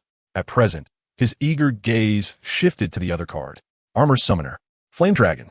Speaking of armored warriors, as a person of Huaxia, Mercer was intimately familiar with them. They were a cherished fragment of his childhood. He swiftly utilized the card, and the sudden manifestation startled him, as 3 items appeared before him. The main body of the Armor Summoner, several silver-edged badges, and a fragment of red crystal. Is this a fire crystal? So, I can summon the Flame Dragon armor, setting the fire crystal aside on the table. Mercer drew a chair and sat down, scrutinizing the summoner in his hands.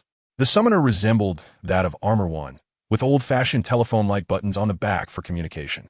However, the front's circular viewing area was not the red hue Mercer had envisioned. Since he had received the fire crystal, he assumed it should summon the Flame Dragon armor. Logically, the front circle should be red. Yet, it was a dull gray, and even the silver-edged badges remained blank, failing to display the emblems of the 5 armors. Could it be that Mercer held one of the silver-edged badges close to the fire crystal, which emitted a faint glow, and a ray shot forth, illuminating the center of the badge? Suddenly, the previously blank badge revealed a vibrant crimson, showcasing the emblem of a dragon's head. So, this is how it operates? Then I must collect the other luminous stones. Mercer glanced at the other 4 blank silver-edged badges on the table, feeling a pang of anxiety. It seemed as though he was being compelled to grind for game equipment. He chuckled softly to himself. Well, let's give it a try. Upon gazing at the Armor Summoner in his hand, Mercer could not help but smile broadly, a grin so foolish that anyone observing might be startled. Ahem, it's coming. It's coming, it's here. Mercer, with a serious demeanor yet unable to suppress the joy beneath, stood in the room, affixing the Armor Summoner to his wrist and inserting the Flame Dragon emblem. He waved his left hand upward, then his right, repeating the motion before exclaiming loudly, Flame Dragon Armor, Unite. Boom! A surge of luminous energy erupted from the fire crystal, illuminating Mercer. The crimson energy traced the outlines of the armor upon him, swiftly filled in by more energy, transforming into genuine armor. In the blink of an eye, Mercer had become the Flame Dragon hero. I have transformed. I have truly transformed. Feeling the changes within, the Mercer beneath the armor broke into a silly laugh. This exhilaration surpassed any previous abilities he had acquired. This armor was laden with cherished memories. Though its combat prowess might not be the highest, it surely held the deepest sentiments. What is happening? Did something occur? Mercer, is it you back? The resounding voice of Janata, from the same building, pierced through the transformation sounds, and she pushed open Mercer's door. Upon entering, she beheld Mercer clad in the Flame Dragon armor. Ah, you're here. Look at me. How stunning do I look? Mercer, believing himself to be quite dashing, flashed her a peace sign. Gazing at the armor before her, Janata opened her mouth, then slowly closed the door. Just pretend I was never here. Enjoy yourself. TCH, you don't understand the romance of man. Mercer paid her no mind, standing still to feel the armor. No, he should caress the armor itself. He touched it up and down, left and right, filled with joy akin to a child reveling in a new toy, with himself as the grandest of playthings. Time to test its might. Mercer descended to the ground floor, where behind the house lay a small patch of open space he had deliberately chosen when selecting the property. It was perfect for exercising or playing. Mercer turned the knob on the right side of his belt. In harmony with his thoughts, a Taiji emblem sprang forth, releasing a red crystal card the height of his body, containing a double-edged long knife. Reaching out to touch the red crystal card, Mercer grasped the double-edged long knife firmly, and the belt emitted sound. Flameblade. Oh wow. Chapter 55, Chinibu. Mercer, enchanted by the self-activated sound effects of his belt, reveled in its sheer coolness. Such a realistic toy was a delight only he could enjoy freely. Thus, clad in the flame dragon armor, Mercer played from 3 in the afternoon until 8 in the evening, indulging in 5 glorious hours of play. Nada stood on the balcony, gazing down at the scene below, her expression a tapestry of emotions. The emergence of this armor was indeed peculiar, yet was it truly deserving of 5 hours of play? Earlier, I had perceived him as quite mature. Was that merely an illusion? Had it not been for my own proclamation of hunger, Mercer would have continued for another 5 hours. What a thrill it was! Within those 5 hours, Mercer had thoroughly grasped all the capabilities of the flame dragon armor. The trio of weapons, the sword, the bow, and the dart, along with the ultimate techniques of slashing and striking, as well as an extraordinary skill, the Zen seal, were all within his comprehension. The strength of the flame dragon armor appeared to be moderate in the context of this Marvel universe. Its defensive capability should surpass that of Iron Man's suit, but fall short of the strength of vibranium. However, given its convenience, alongside its weapons and ultimate techniques, it could be said to completely dominate Iron Man in ground combat, aside from lacking aerial capabilities. Mercer nodded in satisfaction. After all, it was a piece from his childhood. The armor's strength was just right for occasional displays of prowess. Yet, the Zen seal was indeed a formidable skill, capable of freezing time within a certain radius. Though it remained uncertain what entities could resist it. Mercer had scarcely encountered such a skill in armor warriors. It seemed to be merely a showpiece for the armored warriors, despite its evident efficacy. Perhaps it was due to the energy consumption of the armor. The donning of the armor was not solely at the whim of the wearer. It could be dispelled through combat. Each set of armor possessed a specific combat duration, with the energy within gradually depleting with the use of skills. The rarity of employing a large-scale control skill like the Zen seal was likely attributed to its excessive energy consumption. Contemplating this, Mercer promptly produced the armor summoning device and executed an instantaneous transformation. Armor fusion. A crimson light enveloped him as the armor descended. While this spectacle ignited fervor among the boys, Nada merely wore a look of exasperation. Could he not refrain from such dramatic exclamations? Did he not find this overly juvenile? True to her nature, Nada had already grasped the concept of juvenile in this context. Hey, what constitutes juvenile? I used to dream that if I had a set of armor, I could outshine them all, Mercer chuckled. Clad in armor, he stepped aside, hands raised in a layered formation. Zen seal. The armor's belt resonated once more, and in an instant, the surrounding sounds vanished. The rustle of the wind through the treetops, the occasional chirp of birds, and the distant honking of cars were all silenced. Nada focused her mind, quickly regaining her composure. She was not immobilized. Taken aback, she sensed the shift around her. Time had seemingly been suspended. Observing her continued movement, Mercer deactivated the Zen seal and employed it several more times. After 3 iterations, the flame dragon armor automatically disassembled, confirming Mercer's thoughts. It appears that the energy stored within the armor is indeed pivotal. A transformation can only be utilized thrice at most, for exceeding this limit would lead to disintegration. Upon reverting from the fusion, Mercer found himself lost in contemplation when he suddenly sensed a gaze filled with resentment directed towards him. Turning to his side, he beheld Ganada. Her lips pursed in anger as she observed him. What a pretentious display of cuteness for a 1,000-year-old witch, she exclaimed, delivering a playful yet forceful jab to Mercer's cheek. Imbued with palpable malice, Mercer inhaled sharply, swiftly employing the cosmic cube to evade the blow. Gazing at the infuriated Ganada, he broke into a cold sweat. Had that punch landed, he would have surely been launched 800 miles away. Oh, come now, I was merely jesting. Let's eat, let's eat. Mercer chuckled nervously, offering some kind words to Ganada, and eventually succeeded in calming the irate girl. Dinner that evening consisted of the tentacles of the Eldritch One.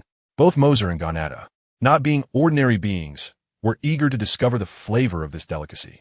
They set up a grand bonfire in the expanse behind the building, presenting a tentacle measuring no less than 4 meters in length and width, which they began to slice with a dark blade. Naturally, this fire was no ordinary flame. Terrestrial fire could never suffice to cook such tentacles. Instead, they utilized a specially designed boiler made from Kaber crystal, capable of elevating the temperature to several thousand degrees. Although the tentacle was remarkably resistant to heat, it had long since lost its vitality, and such extreme temperatures were sufficient to render it fully cooked. Mercer generously applied a plethora of seasonings, so abundant that even a shoehorn would taste delectable when prepared this way. Not bad at all. Quite chewy. Mercer and Ganada nodded in mutual satisfaction, engaging in discourse about the tentacle's flavor. If the Eldritch One were to witness this scene, it would surely incite its fury. After indulging in a few bites to satisfy their cravings, the ensuing spectacle would undoubtedly terrify any onlooker. Ganada and Mercer, each wielding tentacles far larger than their own bodies, proceeded to stuff the enormous squid appendages into their mouths. The tentacle transformed into a radiant streak as it neared Ganada's lips, swiftly vanishing within. Even she could not suppress her wide-eyed astonishment at the energy contained within the tentacle. Noticing her expression, Mercer felt a surge of anticipation. The ravenous Blacklight Virus within him surged forth, enveloping the entire tentacle in a mass of dark luminescence, transforming it into an undulating, enigmatic entity. The Blacklight Virus incessantly decomposed and absorbed, leaving not a single trace of the tentacle's essence wasted. The two of them consumed every last bit of the tentacle, with Ganada contentedly stroking her belly beside him, while Mercer remained rooted in place, acutely aware of the Blacklight Virus within him evolving at an astonishing rate. A sharp intake of breath escaped him, as he marveled at the sheer terror of it all. The tentacle from the Eldritch One exuded a formidable energy, and through the meticulous dissection of the Blacklight Virus, not a single fragment of energy was lost. The few tentacles he had absorbed set in motion the processes of mutation within him. What form will this evolution take? Will it manifest as weaponry or perhaps as skills? Mercer found himself in a state of anticipation, sensing the dark luminescent substance swirling within him. Just as he believed this enigmatic energy would converge toward his arm, it unexpectedly surged upwards, enveloping his brain. In that moment, Mercer stood frozen in place. Ganada, noticing his peculiar demeanor, approached and prodded him. "Hey, what's wrong?" No response. "Come on, say something." Despite her persistent inquiries, Mercer remained unresponsive, his gaze vacantly fixed on the distance, causing Ganada to feel alarmed. Chapter 56. Fragile knowledge, his physique seemed capable of assimilating such an entity without difficulty. However, a sudden thought struck Ganada. Mercer's body had not transcended to her level. Would consuming this substance prove unbearable for him? Unaware of the changes occurring within Mercer, she feared that if things continued this way, it might jeopardize his life. Gathering purple energy in her palm, Ganada intended to pat Mercer on the back, hoping to help dissipate some of the energy he had just absorbed. In that instant, a tremendous surge of intangible energy erupted from Mercer. The area affected was small, yet Ganada, positioned closest to him, was undoubtedly struck directly by this force, sending her hurtling backwards and leaving a deep mark on the ground before she finally came to a halt. Regaining her footing with great difficulty, Ganada looked up at Mercer in astonishment. What is this guy doing? Externally, Mercer appeared unchanged. The transformation occurred within him. This tendril had not altered his physical form. Instead, it had amplified his mental prowess. Mental power is the most challenging ability to enhance. In the realm of fantasy literature, it is a skill that only a select few can cultivate. In the Marvel Universe, the challenge is even greater, as most individuals rely on technology and cosmic energy. With the exception of the ancient dominators from subdimensions who are innately endowed with robust mental abilities, ordinary individuals have no means to augment their mental strength. In the Marvel Universe, mental power lacks a formal classification, though perhaps I could establish one myself. Previously, Mercer had encountered 2 classifications in the tomes of the Sanctum: singular universe level and multiverse level. both referring to the potency of such entities. This distinction is quite straightforward. After a moment of contemplation, Moser decided to refrain from further discussion with Janata and sprinted back to his room, eagerly scribbling the following conclusions with a rustle of paper currency. Asteroid level, capable of affecting only a planet's interior, followed by subplanetary and planetary levels, which can influence a single planet or even multiple planets, possessing cosmic space combat capabilities. Ascending further are substellar and stellar levels, with effects akin to the aforementioned, wielding combat power comparable to that of stars and the ability to obliterate them at will. Nebula level. Its deterrent effect can extend throughout an entire nebula. Beyond that lies the fodder level, capable of effortlessly annihilating a nebula. Lastly, there exists the singular universe level and multiverse level. The two entities in question represent the highest forms of existence that Mercer has encountered, either directly or indirectly. The singular, universe-level Old Ones and the multiverse-level Dark Lord Dormammu. Should I truly belong to this category? Mercer hesitated for a moment, encircling the first term on the paper, subplanetary level. Despite the convergence of numerous abilities within him, such as the Blacklight Virus, the Thunder Fruit, the Kaleidoscope Sharingan, and the Book of Ishani, when viewed through the eyes of those deities, he must appear as nothing more than a child playing house. It seems that I must enhance my strength, Mercer murmured. Learning new skills at this point is certainly out of the question. Rather than accumulating flashy abilities, what I truly need now is to integrate my various powers. In terms of fantastical narratives, Mercer's current cultivation is merely superficial, lacking a solid foundation. Although it appears formidable, if faced with an equally skilled opponent possessing superior technique, Mercer would find himself at a distinct disadvantage. Suddenly, he felt a tinge of envy towards Xiao Hua. How wonderful it would be to have a wise elder in a ring to guide my cultivation. Mercer sighed. Although he harbored many formidable abilities, their applications were solely for him to explore. For an ordinary person to master even one of these abilities could take a lifetime, and Mercer simply did not have that luxury of time. In a world teeming with deities, like the Marvel Universe, he must rapidly elevate his power to a divine level. Gazing at the various ranks delineated on the paper, Mercer gently tapped the table with his pen. Upon reflection, beings like Thor and Loki are, at most, of subplanetary status. After all, neither Thor nor Loki possesses the capability to obliterate a planet singularly. Though they proclaim themselves as gods, the Asgardians are not gods in the truest sense, but rather beings of advanced technology augmented to an extraordinary degree. They harness the energy of stars to enhance and transform themselves. And on Earth, a relatively primitive planet, their self-identification as gods is not entirely unwarranted. However, in earnest comparison, they are merely exceptionally strong mortals. They are not immortal, and will inevitably meet their end when their lifespan reaches its limit. I should begin my studies with weaponry. After some contemplation, Mercer arrived at a decision, summoning a dark sword to his hand. He was entirely unfamiliar with swordsmanship. These light swords possess techniques, yet the system had not provided any relevant information, implying that the art of swordsmanship was something Mercer must learn independently. However, he could not recall anyone within the Marvel Universe who excelled in sword techniques, which posed a challenge for him. I shall seek someone to inquire. Mercer took the cosmic cube and used it to open a ripple-like portal, stepping through directly. The Sanctum Sanctorum. Upon seeing Mercer suddenly appear before him, the Ancient One inquired, "Mercer, what brings you here so unexpectedly? What is the matter? Have you read so many books in the brief time I was away?" Mose glanced at the modern newspaper she had just set down. Though it comprised merely a dozen pages, a mountain of books surrounded her. Ancient One was already immersed in a sea of literature. Isn't there an overwhelming amount of knowledge to catch up on? I must hasten to keep pace with the times. Even the fight against darkness must evolve. She remarked with a smile. How do you manage that? Mose could not help but inquire. In such a brief span, it's quite a challenge to read even one or two books, let alone accumulate such a collection.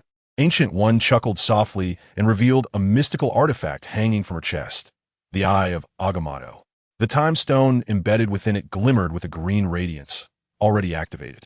I have significantly slowed down the passage of time for myself in relation to the external world. While I read for 10 hours in the realm of time, only about 10 minutes may have elapsed outside, she explained. Have you truly been reading for such an extended period? Mosa murmureth. When calculating the time since her departure, it had already surpassed 5 hours. By her estimation, Ancient One had consumed nearly half a month's worth of literature. Such perseverance was indeed remarkable. Setting that aside, your sudden appearance suggests something significant has occurred. Ancient One closed her book and approached. While she still appeared as an ethereal being, she seemed more corporeal than when Mose had first encountered her, indicating that she had not neglected her physical restoration during that half-month. Oh, it's nothing of great consequence. I merely wish to ask if you know any masters of swordsmanship. I would like to learn to wield a sword. Chapter 57. Learning the sword, learning swordsmanship? Ancient One expressed surprise. What prompted this sudden interest? It's not entirely sudden, since I possess a suitable weapon.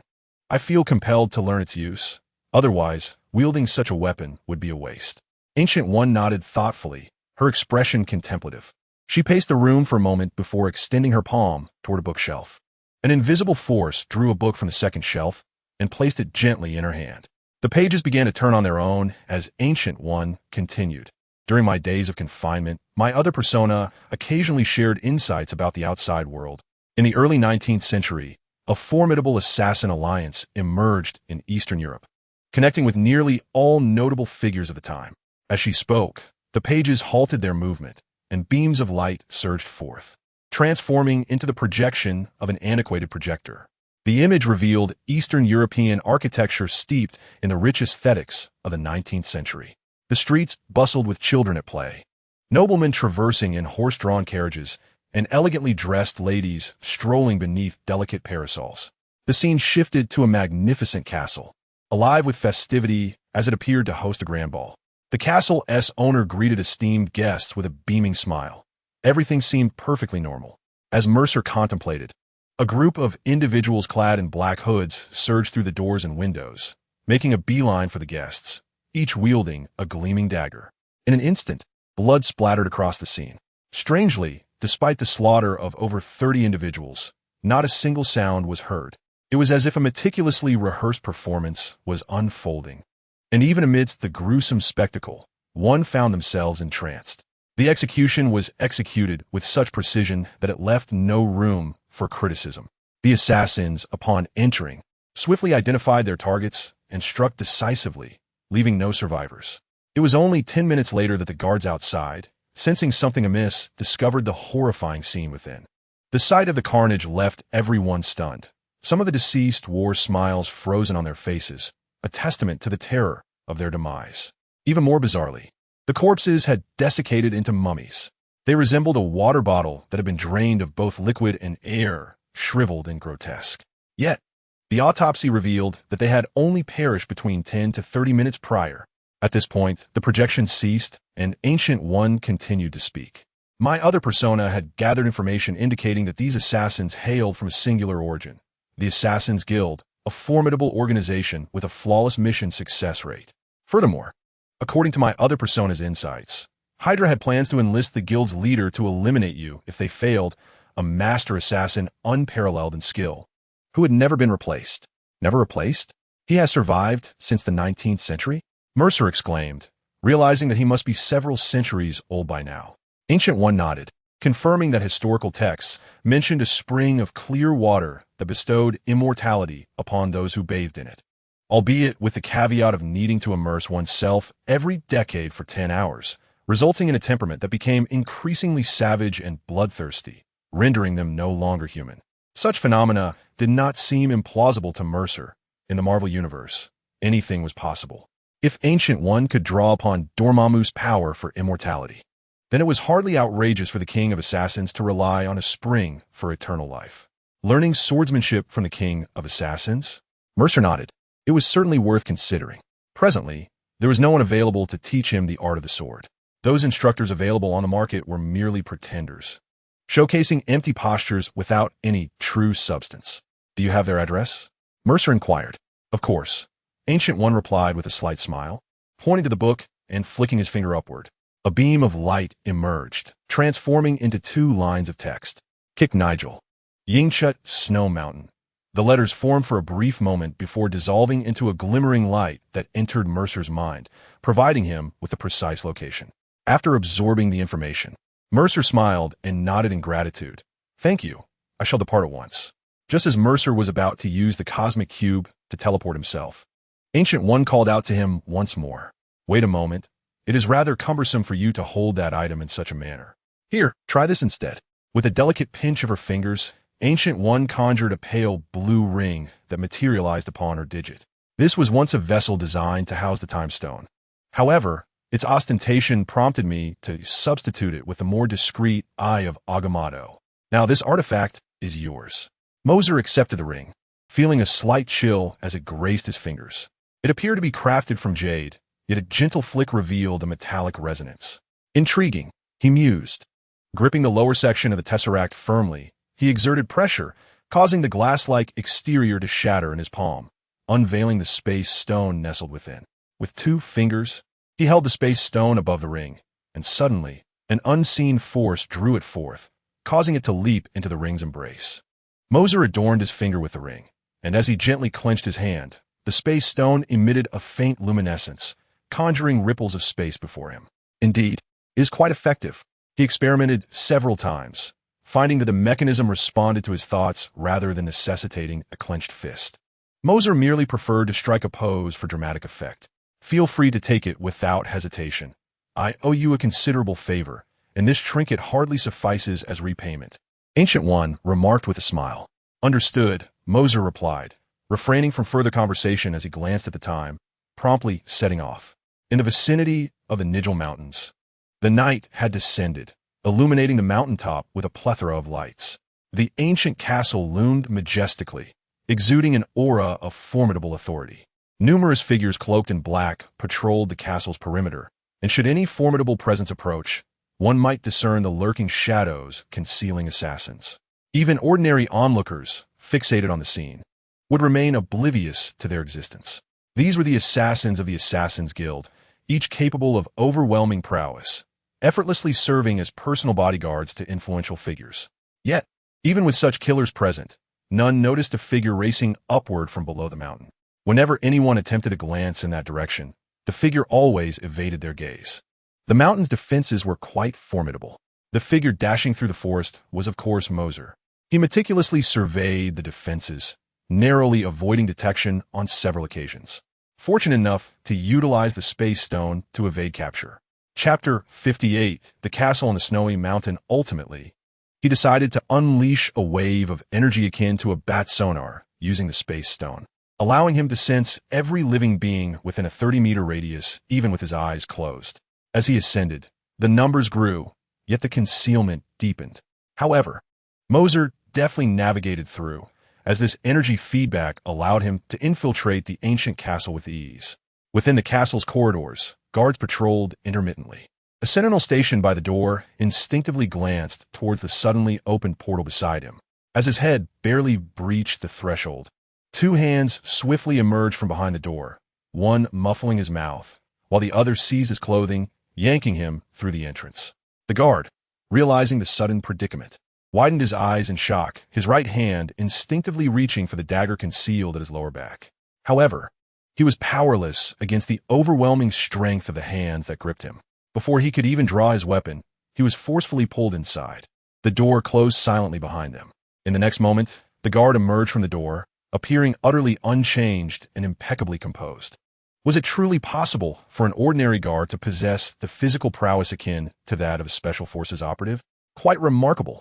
Indeed, his capabilities seemed to reflect at least half of Carter's extraordinary physique.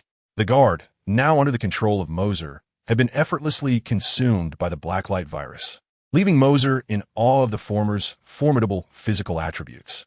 Achieving even half of Carter's physiological capabilities would enable one to shatter various world records in athletic competitions. Yet, this guard appeared to be nothing more than an ordinary sentinel, which rendered the revelation all the more astonishing. The source of their enhancement was the Fountain of Life, a substance that bore significant consequences.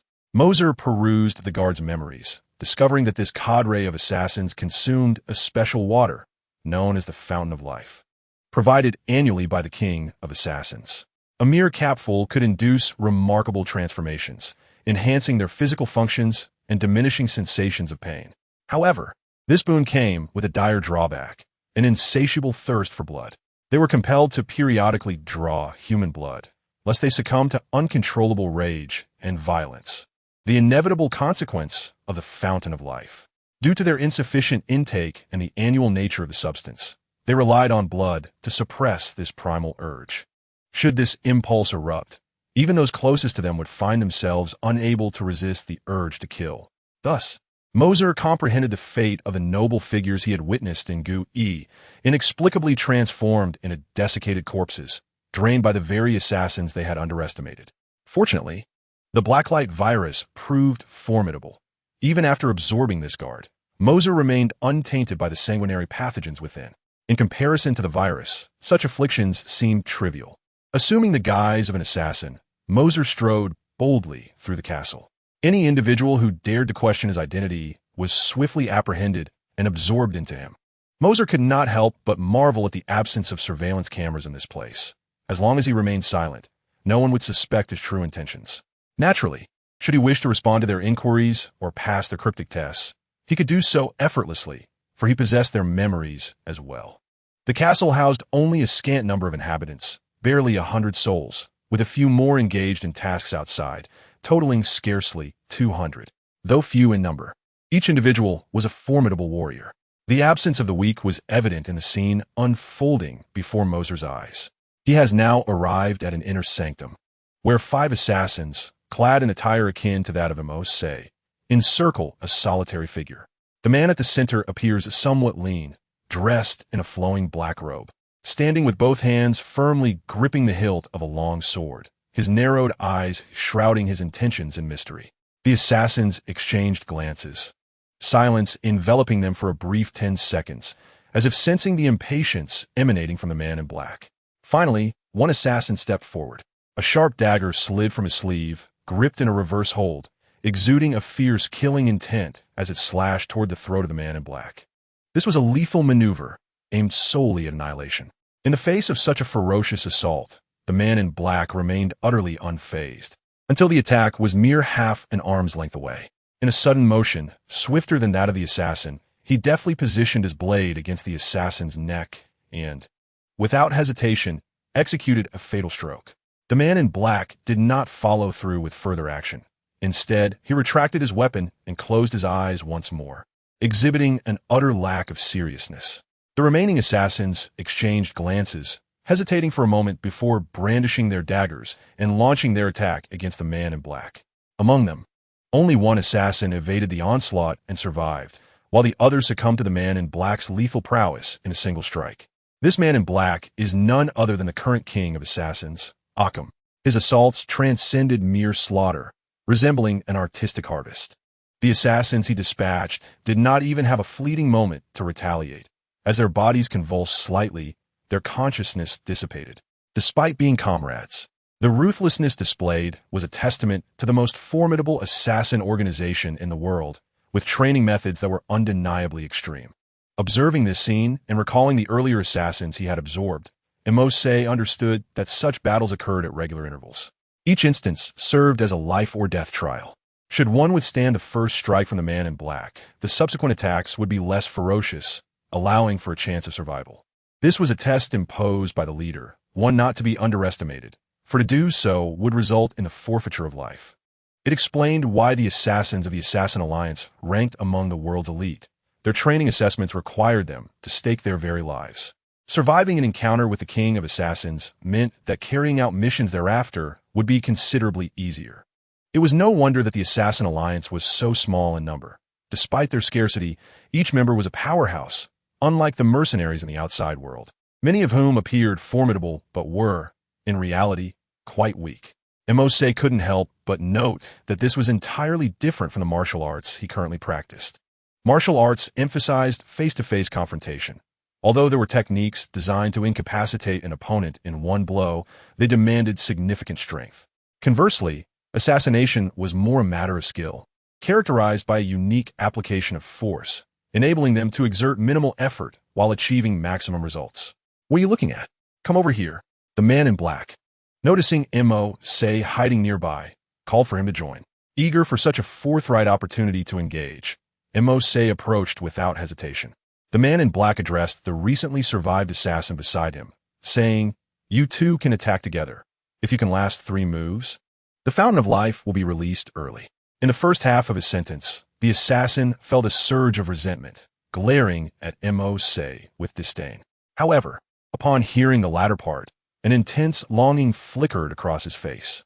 An early release of the Fountain of Life meant a better suppression of the bloodthirst within, as well as an enhancement of physical abilities, surpassing contemporaneous assassins. Thus, the chances of survival in subsequent sparring would be significantly increased. Gazing closely at the man in black, Mercer discerned that he appeared to be in his 60s, his visage unremarkable, lacking both a sinister demeanor and striking features. In the outside world, such an elder would easily be lost in the crowd, who would suspect he was, in fact, the king of assassins who had lived for centuries. "Lord Occam, I shall not hold back," exclaimed the assassin. As he spoke, 2 sharp daggers slipped from his sleeves, launching toward the man in black in a dual-wielding assault. The angles at which the daggers were positioned were exceptionally cunning. If one were to defend against one, the other would surely pierce through. It was evident that he had invested considerable effort into this technique. Yet, even confronted with such a fierce onslaught, the man in black merely squinted his eyes, waiting until the attack was nearly upon him before he moved. His seemingly elderly body erupted with a speed incongruent with his age. Swiftly stepping forward with his right foot while his right hand shot out, expertly seizing the assassin's left hand. Using the force of the assassin's thrust, the man in black drove his back into him. Got it. The assassin was momentarily surprised. If this continued, his other dagger would surely strike the man in black. Under normal circumstances, such a maneuver would have left any other man impaled by the second dagger. However, in that fleeting second, the man in black twisted his waist at an unbelievable angle, perfectly evading the incoming blade. Simultaneously, his free elbow swung back violently, crashing into the assassin's face with tremendous force. The impact sent the youthful assassin, appearing to be in his 30s, soaring through the air before crashing heavily to the ground. Upon closer inspection, his face was deeply indented, his features contorted in agony. The sheer power of that elbow had shattered his skull. Impressive. Mercer couldn't help but marvel at the combat prowess on display. The title of King of Assassins was truly well-deserved. "And you may join as well," the unremarkable man in black stated, remaining rooted in his position. As he closed his eyes, awaiting an attack from Mercer, half a minute passed without any assault. The man in black opened his eyes to gaze at Mercer, furrowing his brow. "What are you standing there for? Attack." To his surprise, Mercer stood nonchalantly with his hands in his pockets, showing no inclination to engage. "Why should I go? You should come at me. If you want me to strike, I will, but that would be quite undignified for me, wouldn't it? Charles, have you lost your mind?" The man in black scrutinized the assassin before him, easily recalling the name of this individual.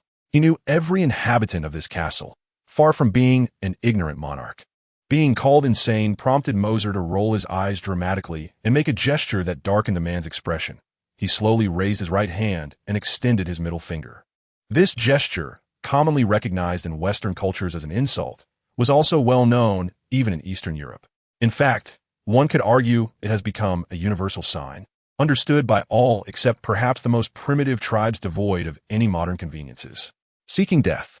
This action ignited the man in black, his previously placid eyes now flashing with menace. For the first time, Mercer sensed a palpable intent to kill emanating from this man, a distinct and oppressive presence. The recipient of such overwhelming malice might find themselves paralyzed with fear or left with lasting psychological scars, perhaps even driven to madness. Yet, this was merely an expression of lethal intent, devoid of any direct assault.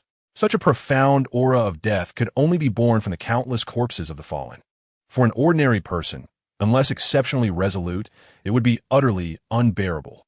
However, Mercer appeared unfazed. He idly tapped his nails, his expression indifferent as he examined his fingers, akin to a girl admiring her freshly manicured nails, wholly unaffected by the palpable threat. "Are you going to strike, or are you afraid that if I act, you want to have a chance?" Mercer scoffed. Lethal intent?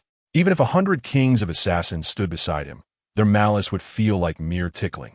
No matter how formidable the assassin king's intent, it could never surpass that of a singular cosmic entity from ages past. That was simply impossible. Although Mercer had absorbed merely a few tendrils of the ancient entity, it still contained at least 5% of its mental strength. While that may seem minimal in data, when related to human standards, Moser's mental assaults would equate to the force of at least 500 assassin kings. The man in black sprang into action, covering a distance of fewer than 10 meters that any average person could comprehend. Yet, he appeared as nothing more than a blur, instantly materializing before Moser, his right hand brandishing a dagger aimed at Moser's throat. As the man clad in black wielded his dagger, he unexpectedly relinquished it mid-motion. With a swift pivot of his right foot to the left, he propelled his body past Moser's armpit, instantaneously positioning himself behind him. This was the crux of his strategy. By directing all attention towards the dagger with his right-hand attack, he anticipated that Moser would be wholly engrossed in parrying the blow. However, he let go of the dagger and, utilizing his high mobility, maneuvered behind his opponent to execute a lethal strike. Such an offensive approach could ensnare even the most seasoned fighters. Yet, the man in black was unprepared for the fact that he faced one of the most formidable individuals on Earth. In less than 5 seconds, from a distance of 10 meters, he launched his assault and circled around. Just as the dagger was about to pierce Moser's body, it abruptly halted midair. It was as though the very atmosphere had solidified, and no matter how hard he exerted himself, he could not advance even a fraction. Looking down, the man in black saw that although Moser had not turned to face him, his hand had reached behind him, clasping the razor-sharp blade directly. "Oof. Do you think this will suffice to stop me? My blade is laced with deadly poison. Within a minute, you shall succumb to a gruesome demise."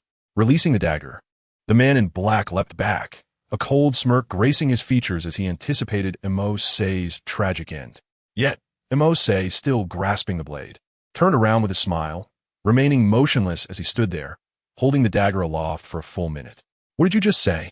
Care to repeat that?" Chapter 60. An unexpected arrival. Upon hearing Moser's mocking tone, the man in black was momentarily taken aback. He observed as Moser raised his palm, revealing a mass of indescribable black substance writhing within his grasp, almost as if it were consuming something.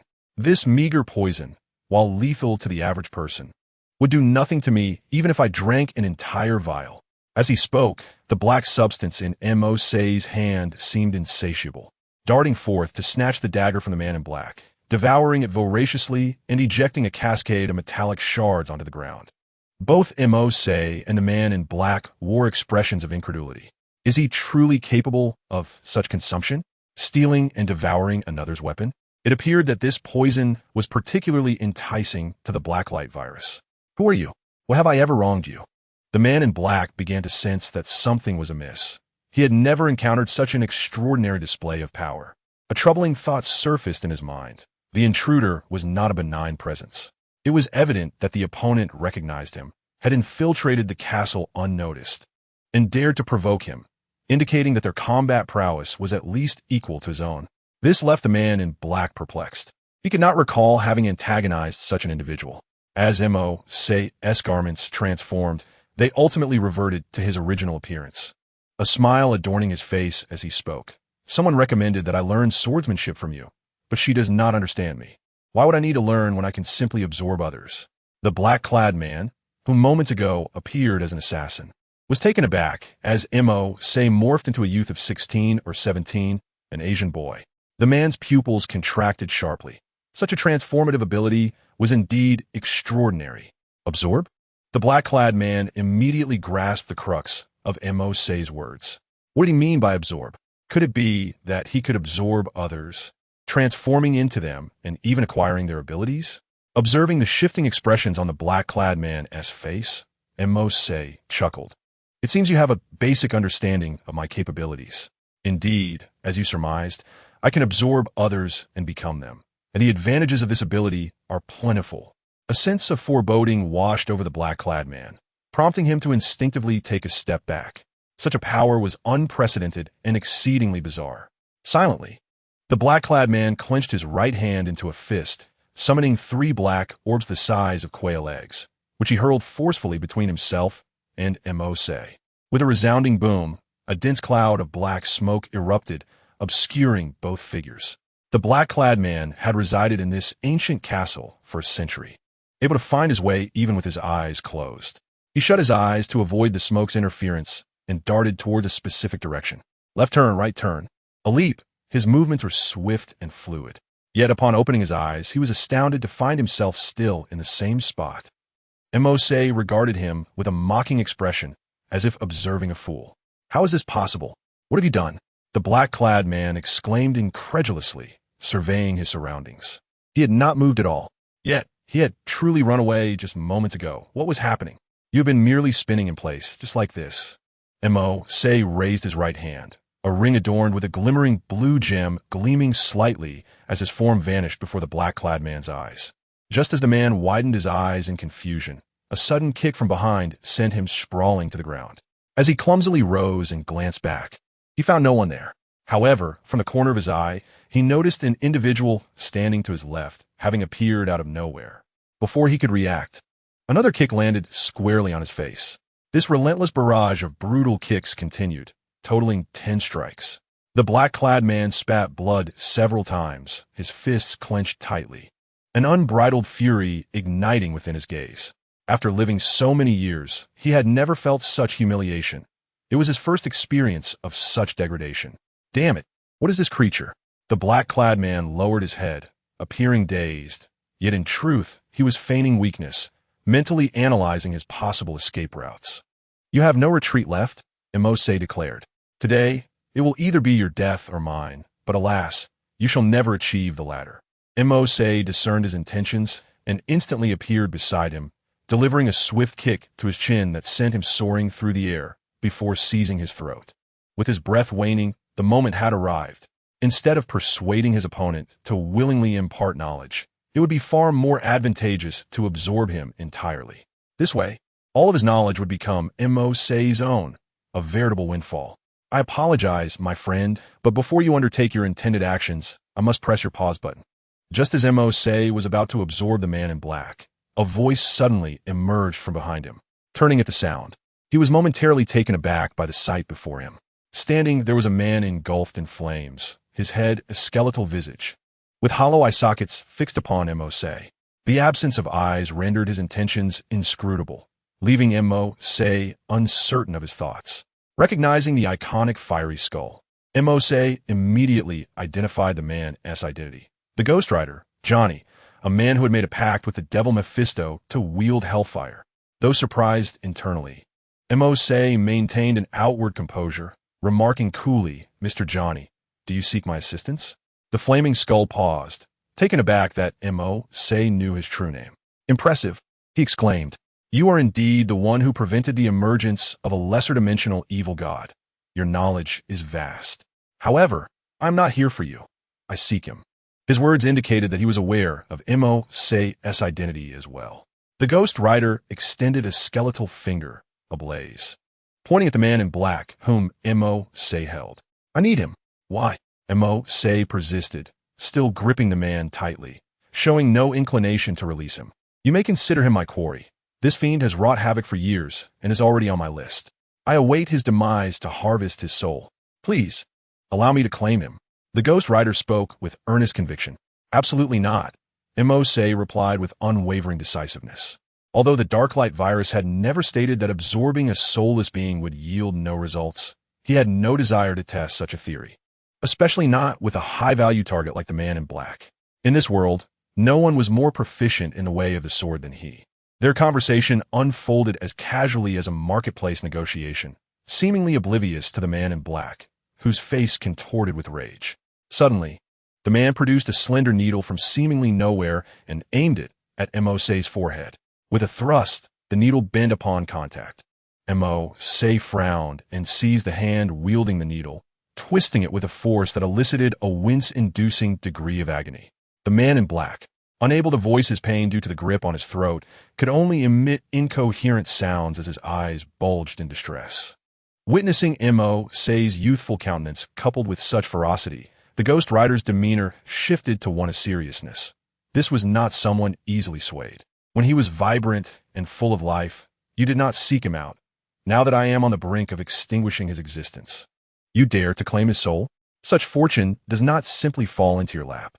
As these words left his lips, the spatial gem upon Mose's ring began to emit a faint glow, and the space surrounding him rippled with waves of energy. Today, this fellow must be mine. Not even Jesus can save him, I assure you. Chapter 61. The blade flow, hearing such arrogant declarations. The Wraith Knight stroked his fiery head, his voice growing icy. It appears I must resort to forceful means? Forceful means? Upon hearing this term, Mercer merely chuckled instead of becoming angered. There are always those seeking to provoke me, which is fortunate, as I desire to test the strength I have acquired since mastering the swordsmanship. In the next moment, Mercer exerted strength with his right hand, and the man in black, the legendary assassin king who struggled to flee, met his demise at Mercer's hands. The long-anticipated Blacklight Virus eagerly surged forth, ready to absorb and digest him, with the opponent expressing intentions to seize him. Could Mercer afford the luxury of a leisurely conversation? He absorbed him directly, wrapped entirely in the Blacklight Virus. The man in black was consumed without even a semblance of resistance. How dare you? Witnessing Mercer completely disregard his words and directly absorb the man in black, the Wraith Knight's hollow eyes flickered with a flash of furious flame. He tore off 2 iron chains as thick as his forearms, which were immediately engulfed in flames before being hurled violently at Mercer. The blacklight material instinctively formed a massive shield beside Mercer, thwarting the onslaught of the 2 chains. Yet, upon contact with the flames, the blacklight material failed to hold up well, losing nearly half of its mass to the searing heat. Sensing the damage to the blacklight material, Mercer promptly retracted it. The basketball-sized portion that had been scorched by the flaming chains was the first instance of loss for the Blacklight Virus, causing Mercer some displeasure. To think that something seeking to seize his possessions could also injure his Blacklight Virus? Mercer found himself amused by the audacity of such a person. Could it be that the Blacklight Virus fears fire? He pondered, recalling that the original narrative did not mention any fear of flames by the Blacklight Virus. After all, it was a formidable virus capable of surviving even a nuclear explosion. No matter how intense the Wraith Knight's flames may be, they could not surpass the temperature of approximately 100 million degrees Celsius resulting from a nuclear blast. His flames, derived from the inferno of hell, bring eternal suffering to the guilty, while the Blacklight Virus is an evil entity that continuously absorbs and evolves from others. Although the temperature of these flames is not particularly high, their characteristic of judging sin may indeed be the reason for the Blacklight Virus's scorching. Mercer deduced the cause and effect. At the very least, he could ascertain that the flames from hell inflicted significant damage upon the Blacklight Virus, rendering it unusable for offense or defense in the ensuing battle. Just as Mercer was formulating his analysis, the voice of the system suddenly resonated in his mind, and several lines of text materialized before him. The one who absorbs the Blacklight Virus can unlock branches. Please make the following choice. Choice 1. Acquire the lifelong teachings of Gillis da Occam, causing the Blacklight Virus to evolve. Choice 2. Cancel the rewards of Choice 1 and condense all rewards into a swordsmanship reward, Zoro's one-sword style. Without a moment's hesitation, Mercer chose the second option. Zoro's swordsmanship. Though it is referred to as swordsmanship, he wields a blade. In the land of the rising sun, swords and blades are often indistinguishable. Had Mercer been wielding a conventional sword, he might not have opted for this choice. However, with the dark sword in his grasp, he felt confident that it could execute such techniques. He chuckled, reflecting on how he never managed to follow the One Piece saga to its conclusion in his previous life. Now, possessing one of its skills somewhat alleviated his longing as an avid fan. It is no exaggeration to state that this swordsmanship, in the world Mercer currently inhabits, surpasses all others. He is destined to master it. His prowess with the sword is beyond question. The moment Mercer made his decision, the system promptly infused the corresponding reward into his mind. The dark sword gleamed in his hand. Previously, it had felt like an ordinary yet formidable weapon, lacking any profound sensation. Now, however, he could perceive the weight of the hilt and the state of the blade with utmost clarity. He now resembled a sword master who had devoted years to the art. Regardless of the skill of the dark-clad man's swordsmanship, it remains within the limits of humanity. In Zoro's universe, even the one-sword style is adorned with flamboyance. In an instant, the malevolent knight before Mercer sensed an unusual intensity in the gaze directed at him. Why did he feel a surge of excitement from Mercer, and what was peculiar about that weapon? Observing the dark sword, its blade shimmering with a white light and its body dark in hue. The malevolent knight felt no warmth, yet instinctively knew that what Mercer wielded was anything but benevolent. "Hey, I hope you can withstand a bit. Don't kneel after just a few exchanges." Mercer's voice rang out, and before the malevolent knight could respond, Mercer propelled himself forward like an arrow released from a bow. One sword style, crescent moon slash. Just as the malevolent knight anticipated a direct confrontation, Mercer suddenly halted, unleashing the dark sword in a crescent arc that transformed from blue to black in an instant. The crescent slash expanded as it flew, growing from a mere few seconds of flight time to a staggering 2 to 3 meters in height, continually enlarging. Cold sweat poured down the malevolent knight's brow as he hastily dodged to the side, narrowly avoiding the arc that grazed past him. Had it not been for the hellfire within him instinctively guiding him away, he likely would not have reacted in time. The Ghost Rider turned abruptly, casting a startled glance behind him, a half-formed curse escaping his lips. The very spot where he had been standing moments ago was now marred by a vast, leaf-shaped fissure. Had that strike landed upon him, a shiver of dread coursed through the Ghost Rider. What a remarkable combat technique, wielding such devastating power. Mercer's figure surged forward, the electric aura of the thunder fruit enveloping his fist, accompanied by the thunderous sound of sonic booms as he unleashed a punch at the Ghost Rider, causing the flames atop his head to flicker. The Ghost Rider raised his hands, crossing them in front of him, where hellfire coalesced into a shield. The thunderous impact met the fiery barrier, neutralizing the lightning, yet the force of the punch sent gusts of wind cascading around the shield, shattering the ancient castle walls on either side. The onlooking assassins, caught off guard, were inexplicably hurled away, their fates uncertain. Such a formidable attack.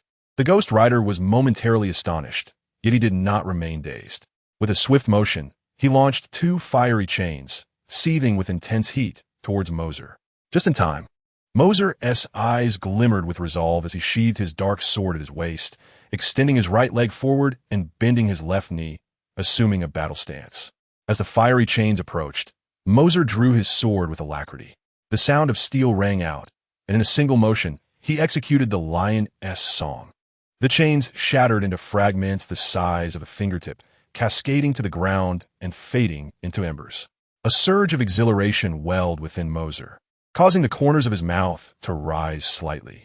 Truly, the swordsmanship derived from Zorro was remarkable. Even wielding a sword, he could execute it flawlessly. Observing the Ghost Rider retreating in disarray, Mercer scoffed lightly. The battle was far from over.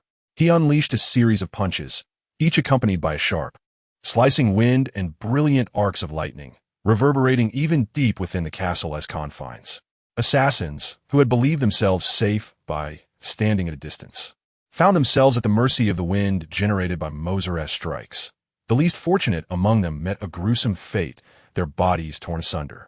The Ghost Rider could only defend passively, managing to leap away a short distance.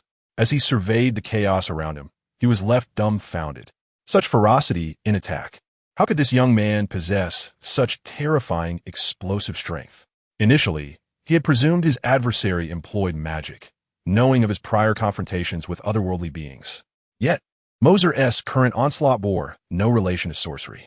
Was this not a mockery of combat? You seek souls, do you? My soul far surpasses that of your previous opponent. Do continue, Mercer remarked with a nonchalant tone, observing the Ghost Rider's immobile stance, while dark aura coiled around the blade of his dark sword, poised to unleash the next crescent strike. The Ghost Rider, witnessing Mercer's calm demeanor, felt an unsettling chill creep through him. The recent onslaught from the adversary has been utterly astounding, inflicting immense damage, yet he appears remarkably unfazed, as if exerting no effort at all. Despite my inability to land even a single strike, his attacks feel as if they are amplified to a grand degree. Who could possibly withstand such a force? It was indeed my folly. Although Occam embodies a most nefarious presence, I have no desire to offend another formidable individual on his behalf. Such an endeavor would yield nothing but loss. The Ghost Rider chuckled, suggesting, why not become friends through battle? As we are strangers no more? Flames danced upon the pallid skull, forming a crescent with upward curving horns, an eerie semblance of smile. Yet, this semblance of mirth appeared profoundly sinister upon his skeletal visage, devoid of any trace of camaraderie. Moses smiled faintly, observing the Ghost Rider's demeanor. He assumed reconciliation was at hand. Just as he was about to inquire the rider's name, the next words left him momentarily speechless. Very well, but you must relinquish some of your hellfire to me. While toying with the dark sword, Moses approached the Ghost Rider, the blade twirling gracefully in his grasp. How could I possibly grant you that? I acknowledge that injuring you was indeed unfortunate. Perhaps I could treat you to a meal instead? The Ghost Rider took a few steps back, raising his hands in a gesture of surrender. Ah, that is not yours to decide. With a sweeping gesture toward the Ghost Rider, Moses' palm beckoned, and the ring adorned with a spatial gem glimmered faintly. The Ghost Rider, perplexed, sensed the gravity of the situation, yet when he attempted to move, he found himself utterly immobilized, as if the very air around him had solidified. How could I allow you to depart so easily? Come here. Moses beckoned with a crooked finger, and the flames encircling the Ghost Rider's head vanished mysteriously, leaving behind a stark, bare skull. In the next moment, flames identical to those of the Ghost Rider ignited within Moses' palm. However, the nature of these flames was peculiar. Upon closer inspection, they appeared not to burn in a conventional manner, but rather struggled to escape from his fingertips. An invisible barrier entrapped the fiery essence, rendering it incapable of breaking free despite its desperate writhing. Moses released the Ghost Rider, and the flames rekindled atop his head. Observing the flames in Moses' possession, the Ghost Rider's demeanor shifted. He was taken aback by Moses' audacity, astonished that anyone could genuinely seize flames. Now we are even. Should you wish to continue this confrontation, let us see who prevails in the end, Moses remarked with a smile, eager for further combat. If he could not triumph over a mere Ghost Rider with his multitude of abilities, he would prefer to end his own existence. Very well, you truly are impressive. The Ghost Rider, with his head bowed, spoke through gritted teeth. Suddenly lifting his gaze, a flicker of flame ignited within his previously hollow eyes. The Eye of Judgment. He aimed to sear Moses' very soul with hellfire. Yet, the anticipated cries of anguish from Moses did not resonate. He remained standing there, adorned with a serene smile. The Ghost Rider was momentarily taken aback. This technique could not be evaded merely by closing one's eyes. Even a blind person would be unable to escape it. So how is it that Mercer appeared entirely unscathed? Upon closer inspection, it became evident that Mercer's eyes had transformed into a pair of unprecedented crimson orbs. If one were to scrutinize further, they would perceive an intangible energy emanating from his gaze, creating a barrier in the air before him that resisted the advance of hellfire. It was precisely for this reason that the Ghost Rider's judgment I proved utterly ineffective. How could this be? Just how much do you possess? The Ghost Rider exclaimed in disbelief. The transcendent swordsmanship, combined with fists imbued with lightning, was already astonishing enough, rendering any ordinary means of confrontation against Mercer futile. The judgment I had never before failed, and yet today it faltered against Mercer, a notion the Ghost Rider had never contemplated. If you wish to know, I can reveal everything to you, provided you can withstand it, Mercer replied, his smile unwavering. A purple aura emanated from his eyes, enveloping him in a layer of violet armor, albeit forming at a sluggish pace, seemingly awaiting the Ghost Rider's response. Consider yourself formidable. We shall meet again. The Ghost Rider, having his flames snatched away and his judgment I rendered useless, recognized the overwhelming unknown abilities of his adversary. With a final, penetrating glance at Mercer, he turned and leaped from the ancient castle, riding his ghostly motorcycle, vanishing from Mercer's sight. Such tedium, to flee so soon, Mercer remarked, a hint of boredom in his tone. He noticed the assassins lurking at a distance, observing the proceedings. Utilizing a spatial gem, he projected his voice outward. Come forth. Those assassins, far away and using telescopes to scrutinize the castle's happenings, suddenly heard Mercer's voice as though he were standing right beside them, causing them to startle. After a moment of internal conflict, they resolved not to flee, choosing instead to return obediently, recognizing the absurd strength of their opponent and questioning their ability to escape. Except for those who had perished in the aftermath of the earlier assault, all the assassins within the castle gathered before Mercer. Chapter 63. Subjugation according to your customs. Having slain your leader, I am now your leader, correct? Mercer spoke, his hands tucked into his pockets. With his weapons sheathed, he appeared merely as an unremarkable but handsome youth, utterly inconceivable as the one who had just decisively defeated the king of assassins, and the Ghost Rider. The assassins exchanged glances, seemingly seeking consensus among themselves. After surveying the group, none dared to voice an objection. They had witnessed the recent battle firsthand, where a mere wave had unleashed a devastating and palpable sword energy. As the foremost organization of assassins, they possessed knowledge beyond that of others, aware of the existence of divine and supernatural entities within the universe. Yet, the damage wrought by that gigantic sword energy remained starkly evident before them. Did they truly wish to resist? The kind of strike laid before them was insurmountable. Even 1,000 of them could not withstand it, destined to dissolve into nothingness under its onslaught. How could they resist? All they could do was submit. One individual knelt, and almost immediately another followed suit. Gradually, the entire assembly sank to their knees in unison. How many among them were due for the Life Springs elixir? Mercer inquired, though the purpose of his question eluded them. He was, after all, the king, and several assassins dutifully raised their hands. Mercer surveyed the crowd, counting 20 souls. He nodded. Very well.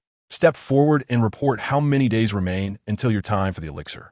I have 1 week left. I have 5 days remaining. I have just 1 day. Today I must partake. As the last assassin uttered these words, his body began to convulse. Oh no, the blood poison is manifesting. Is there any blood left in reserve? Upon witnessing this, the assassins quickly grasped the gravity of the situation, and someone shouted. There was some, but now it's gone. A feeble voice emerged from the crowd, and all eyes turned toward a particular spot behind them. Where their gazes converged lay a vast pool of blood, defying logic, easily suggesting that some colossal beast had been grievously wounded to produce such a torrent. The blood bank has been destroyed. A collective shiver surged through the crowd. This pool contained the blood they had accumulated, intended for this very day, should the man in black lose interest and deny them the life spring. This blood served as the antidote to suppress their wild instincts. So this is what blood poison is. The blood bank was obliterated in the recent battle. I hadn't even noticed. Mercer approached the afflicted assassin, whose eyes rapidly filled with bloodshot veins, the whites turning crimson, and his expression twisted into a grotesque mask. Upon seeing Mercer advance, the assassin, overwhelmed by an insatiable thirst for blood, lost his grip on sanity and lunged at him with a monstrous snarl. This action sent a chill through the hearts of the surrounding assassins. A hallmark of blood poison is the erosion of rationality, compelling one to charge regardless of the strength of their opponent. Mercer's recent display in battle set him apart from them entirely. A direct confrontation with him would yield a probability of victory at 0. Excellent. A prime example is at hand. Mercer raised his palm towards the assailant, and the air around him instantly solidified, suspending the assailant midair as if he had pressed a pause button. I do not favor such bloodthirsty methods of control. Henceforth, no one shall be plagued by this affliction. It is time for an upgrade. Gathering a small orb of darkness, the size of a pinky finger, Mercer hurled it towards the assassin. The orb adhered to the back of his hand, and, before the watchful eyes of the onlookers, gradually merged into his being. Witnessing this enigmatic scene, the crowd exchanged bewildered glances, uncertain of what had transpired. Yet the spectacle was undeniably eerie, and it hardly appeared to bode well. Mercer offered no explanation. His hands tucked into his pockets, a smile gracing his face as he gazed upon the assassin before him. After a brief interlude of approximately 10 seconds, he received feedback from the released mass of black energy in his mind, prompting him to dissolve the spatial confinement. The assassin, known as Carl, plummeted from the air, collapsing to his knees, gasping for breath as he sensed the transformation within himself. In disbelief, he uttered, "Am I cured?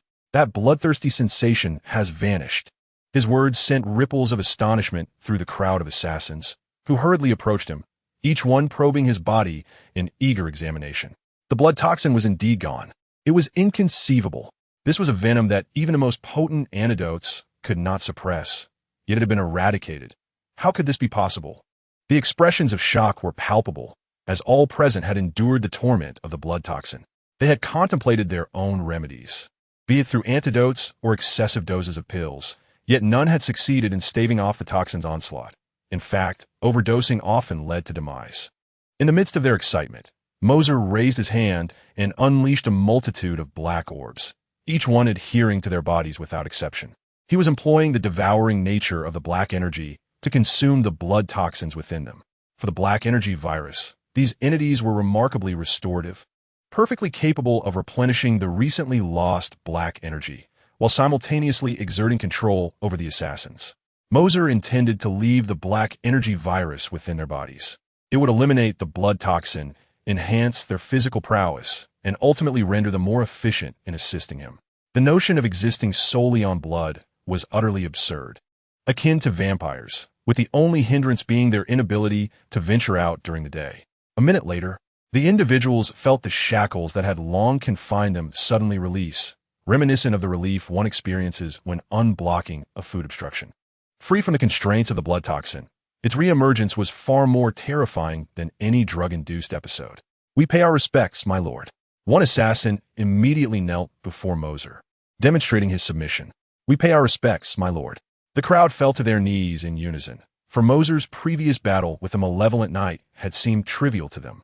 Now his act of liberating them from the blood toxin felt like a benevolent gift. The combination of a trivial skirmish and a bountiful offering had won their heartfelt allegiance to this young man. Had they been subdued through force, perhaps dissent would have lingered in their hearts. However, the alleviation of a toxin that had plagued them for years left no room for rebellion. Many had sought help in hospitals, only to find that this toxin was utterly incurable. Yet Mercer had triumphed, indicating that his abilities surpassed even those of the previous king of assassins. Such a figure commanded their respect. Observing the kneeling crowd, Mercer nodded in satisfaction. Before he could utter a word, a voice resonated in his mind, solidifying the smile upon his face. Faction acquired. Assassin Alliance. Card activated. Shadow Legion. Chapter 64, Shadow Assassin. The Shadow Legion. Upon hearing this name, Mercer found himself momentarily disoriented. Before him materialized a card, ethereal and almost elusive, which seemed to be visible only to himself, as none of the ninjas around him took notice. The card bore a title composed of 4 characters exuding an aura of enigma: Shadow Legion.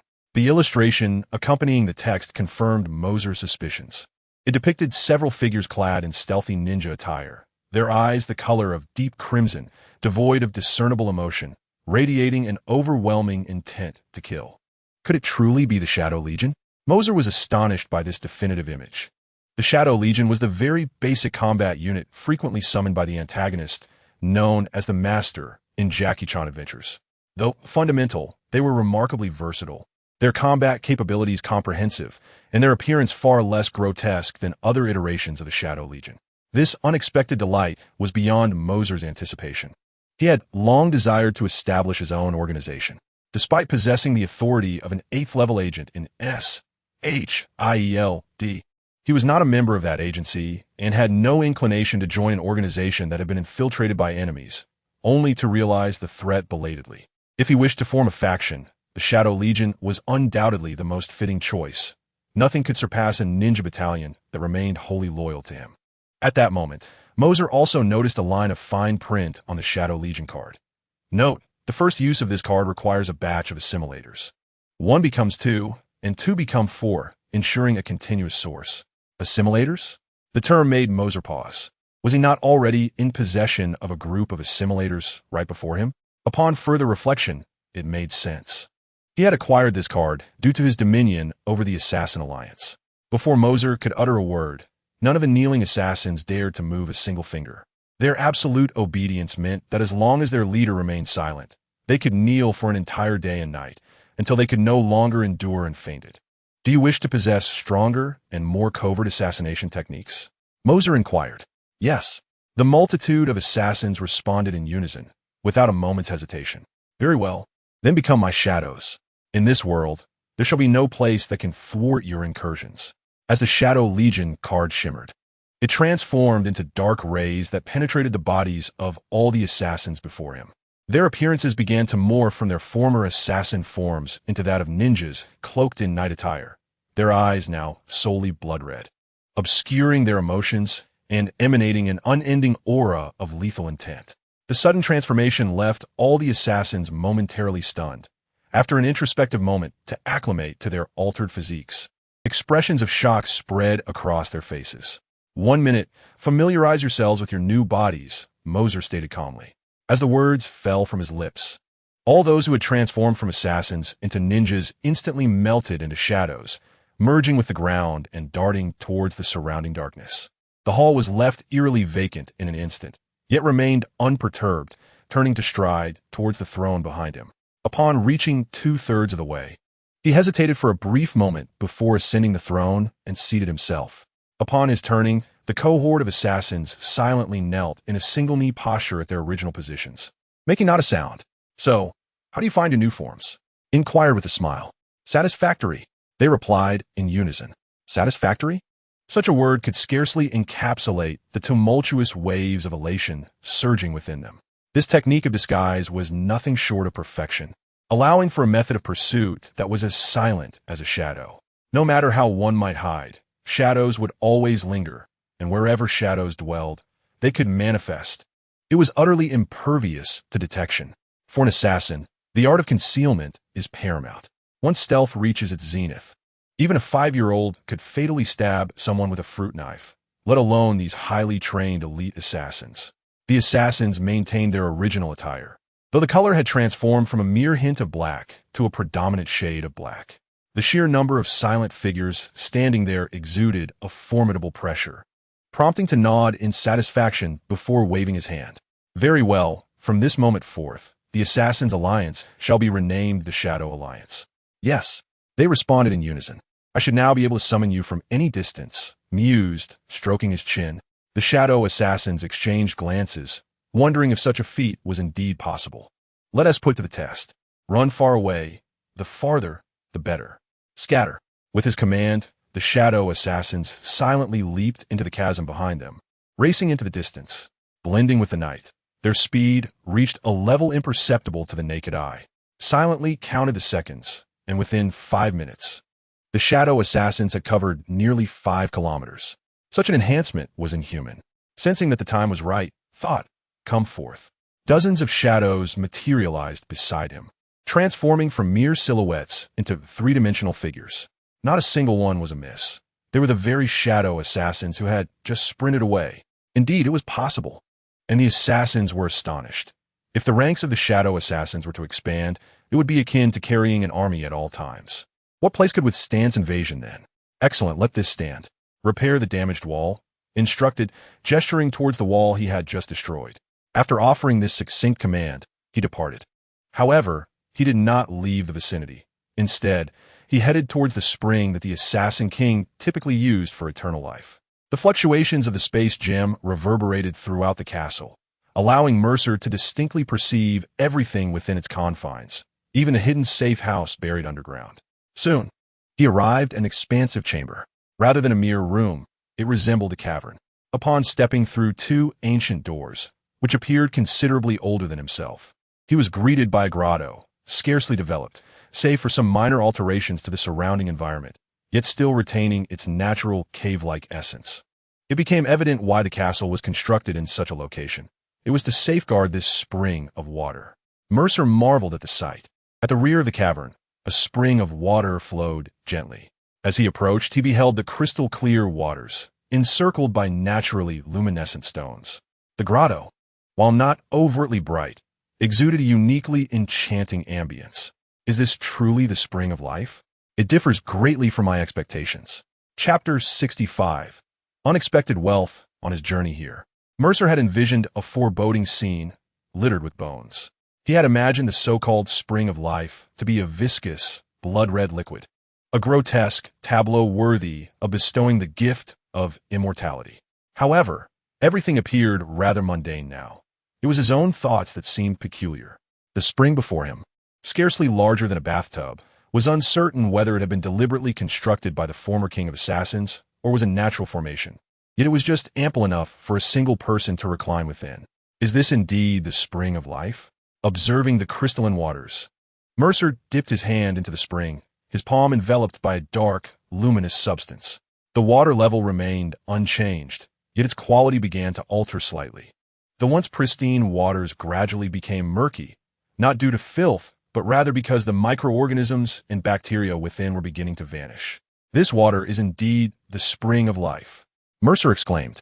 The dark substance was incessantly absorbing the waterborne pathogens, Devoid of their protective bacteria, other impurities amalgamated with the water, rendering it turbid. Previously, the presence of those peculiar bacteria had excluded foreign substances, which appeared colorless and intangible. Thus, the waters of the spring had seemed so clear, while in reality, the bacterial content was alarmingly high. After utilizing the dark luminous virus for absorption, Mercer also gleaned insight into their living habits. Those who partook of this spring of life would harbor these bacteria within their bodies. Indeed, the notion of immortality held truth. These microorganisms would consume the detrimental cells and generate new ones to replenish them. Ultimately, a substantial portion of the human body would be constituted by cells they produced. They do not fall ill, nor do they consume themselves, thus necessitating sustenance. Blood, or the essence of the spring of life, serves as their required nutritional components.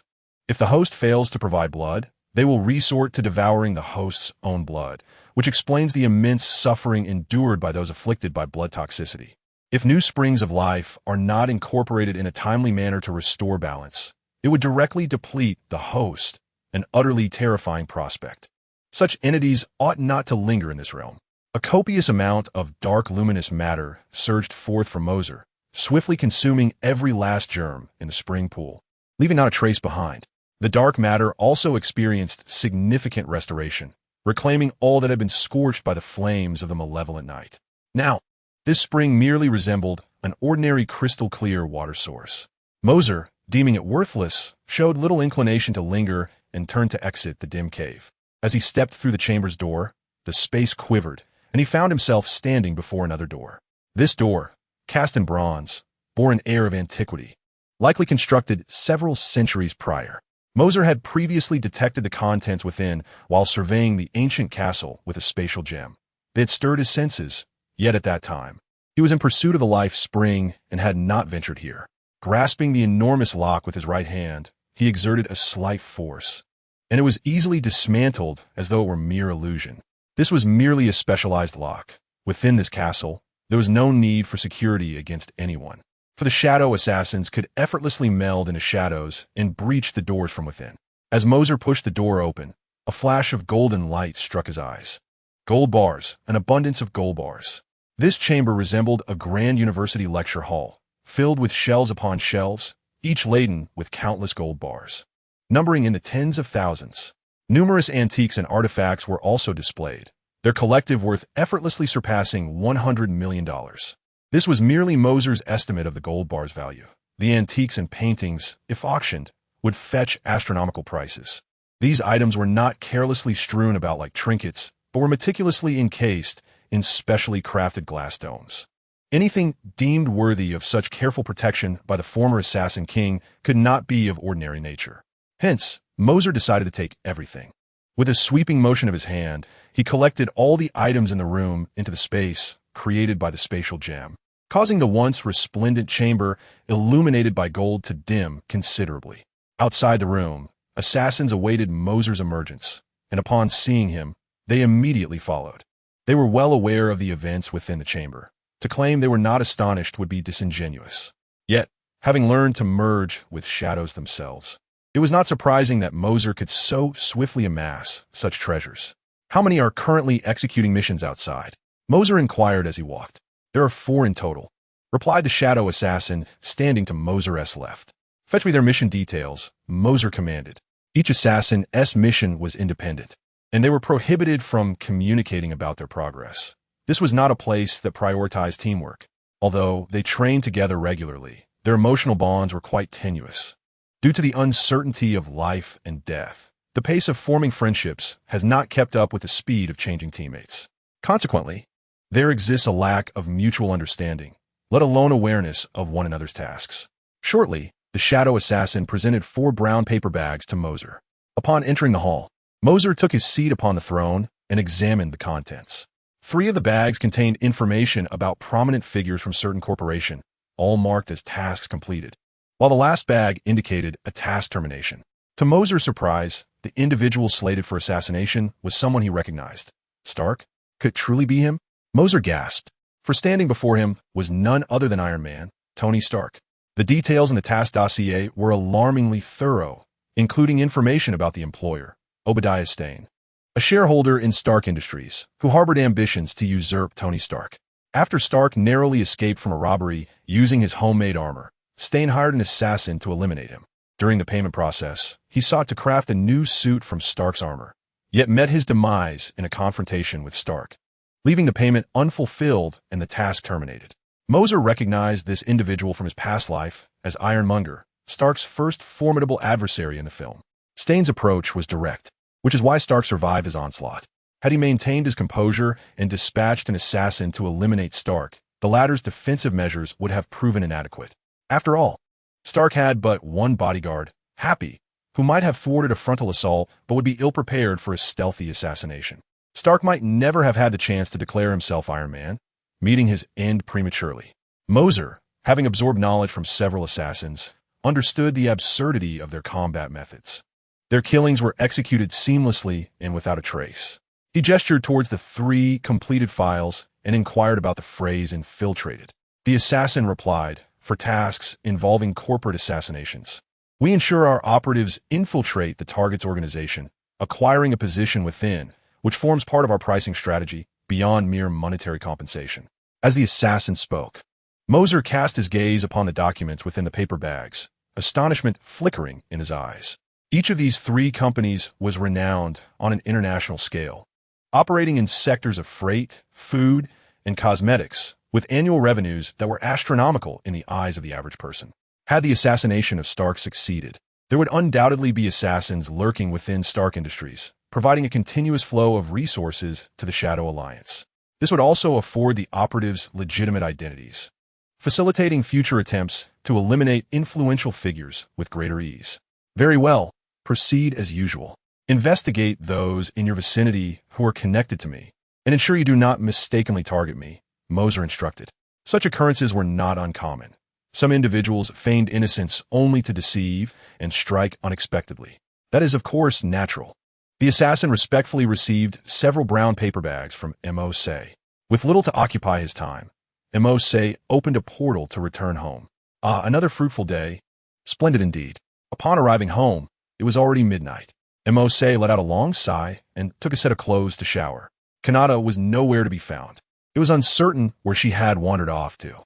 It seemed necessary to provide this individual with a mobile phone, for without it, there would be no means of contact if she ventured out. Such a presence, even if she were to stay out all night, did not concern Mercer.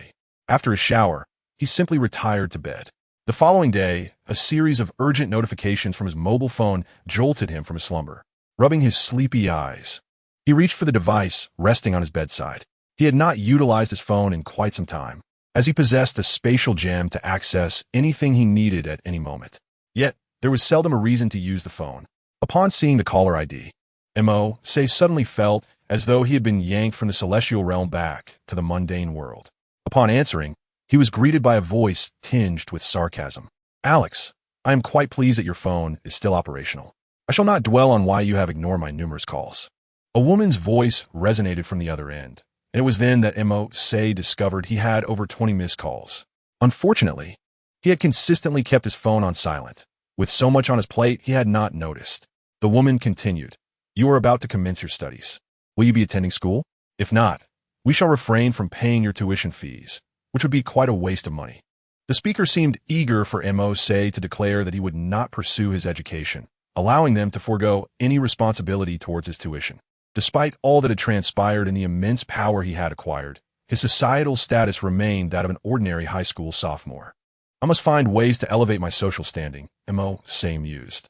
Even if I possess the might to vanquish deities in the eyes of the world, I'm still merely a typical high school student. What did you say? The voice on the line inquired, unable to grasp his words. I said I won't be attending school anymore. That's all. With that, Mercer could not be bothered to continue the conversation and promptly ended the call. During his previous, destitute life, that foster family had offered him no assistance whatsoever. His experience had been akin to that of Harry Potter, but even more dismal.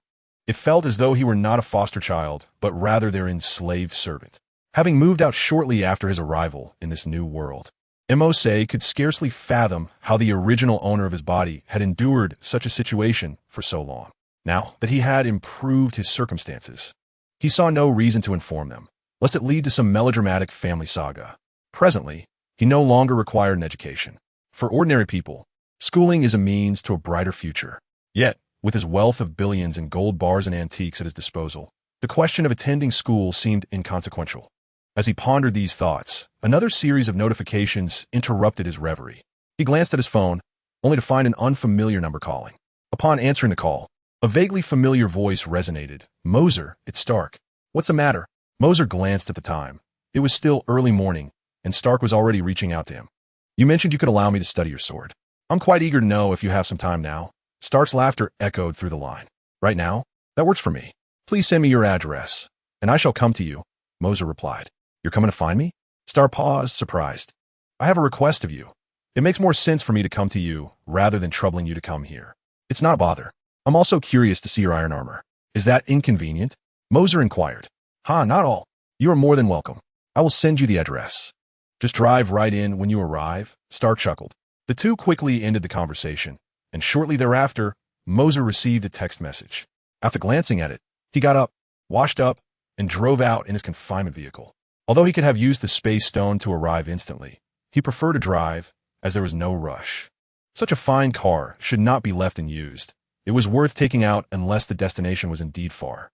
After a brisk 40-minute drive, Mercer arrived at his destination.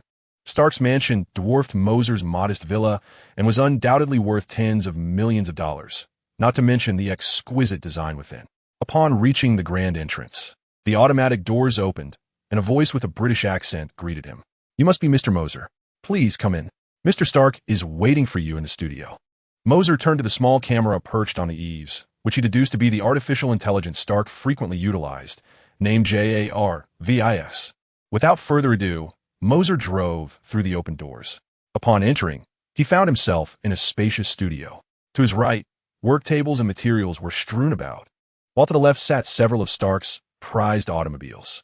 However, he noticed scorch marks on the hoods of a few vehicles. Mercer immediately understood that they were the result of Stark's experiments with the iron armor. One parking space was notably vacant, presumably reserved for Mercer's vehicle. As he exited the confinement vehicle, it automatically parked itself. "At long last, you have arrived," Stark exclaimed with a smile, extending his hand for a shake. Despite Mercer's youth, Stark did not assume an air of superiority. "Is this the vehicle that can transform into a robot? Its design is quite striking," Stark said, his excitement evident as he admired the confinement vehicle, which had just backed itself into the space. "Indeed," Mercer replied with a grin. "Confinement. Transform into a humanoid form for him to see. Oh, and remember to bend a bit.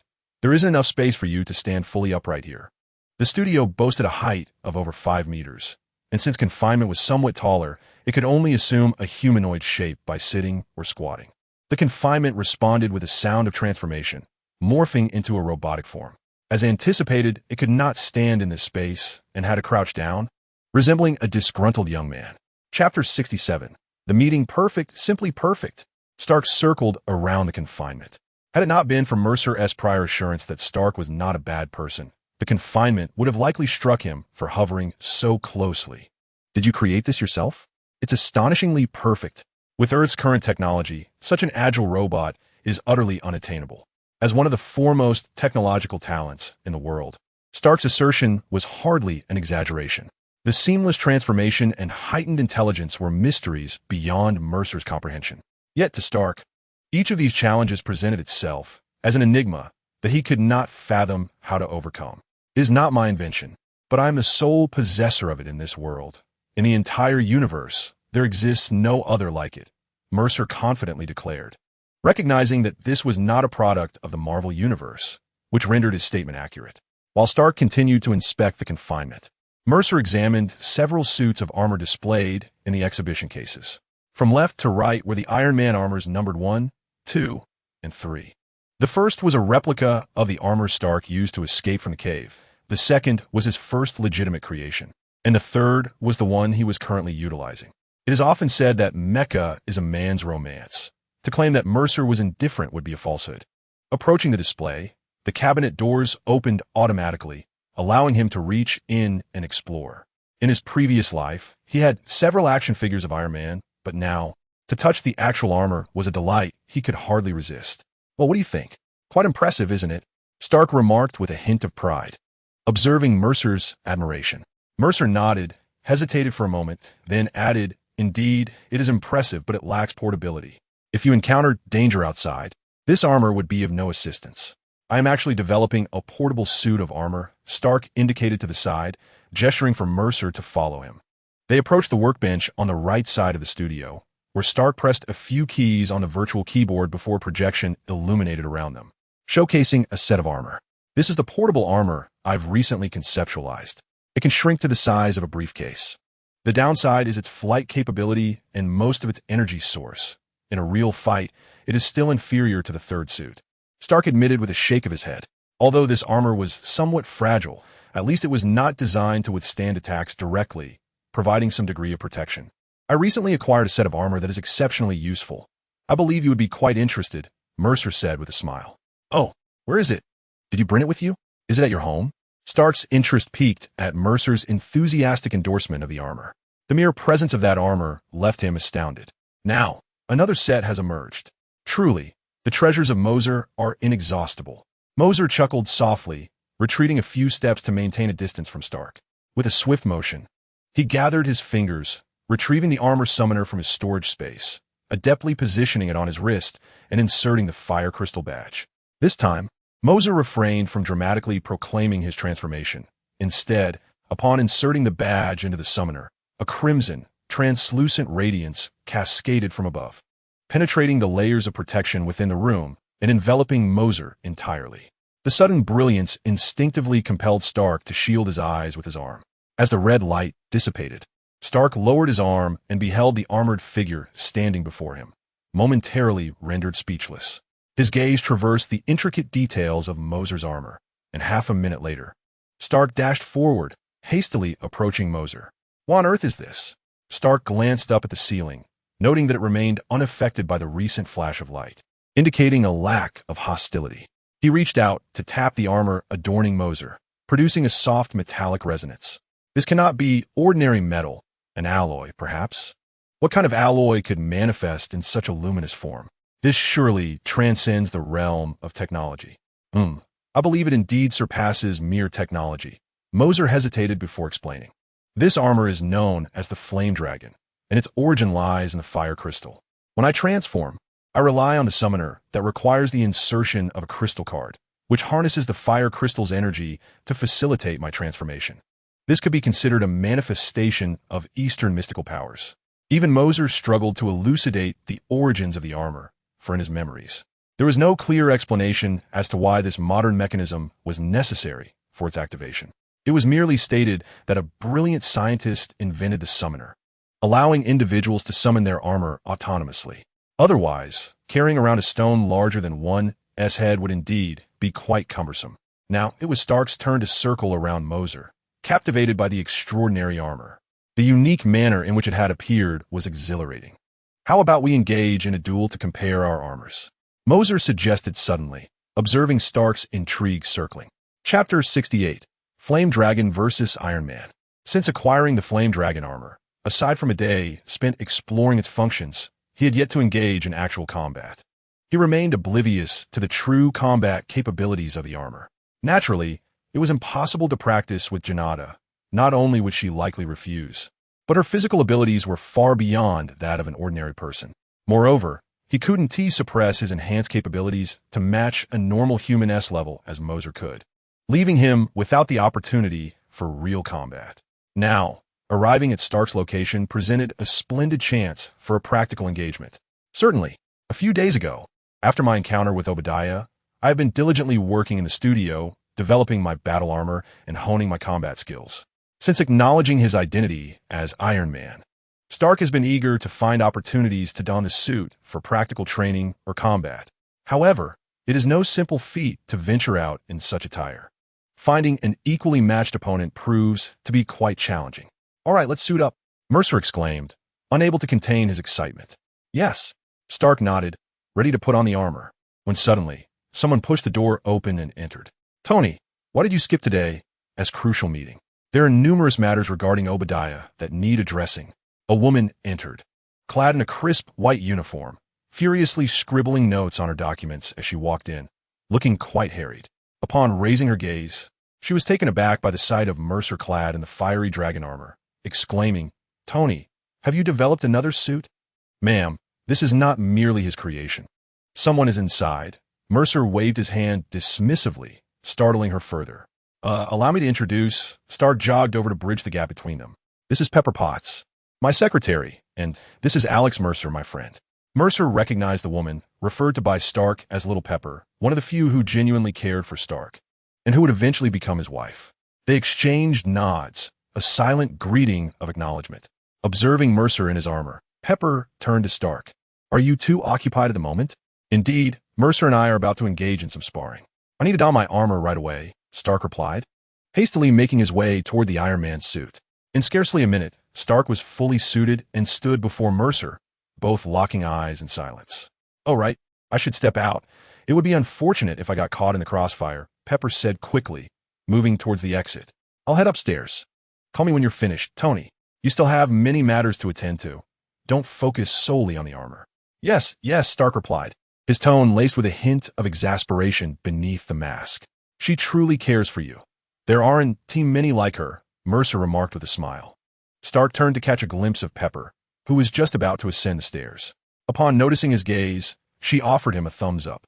Before departing, she pointed to the documents in her hand, reminding Stark not to forget to attend to the affairs of Stark Industries later. A secretary who manages the CEO to such an extent is indeed a rarity.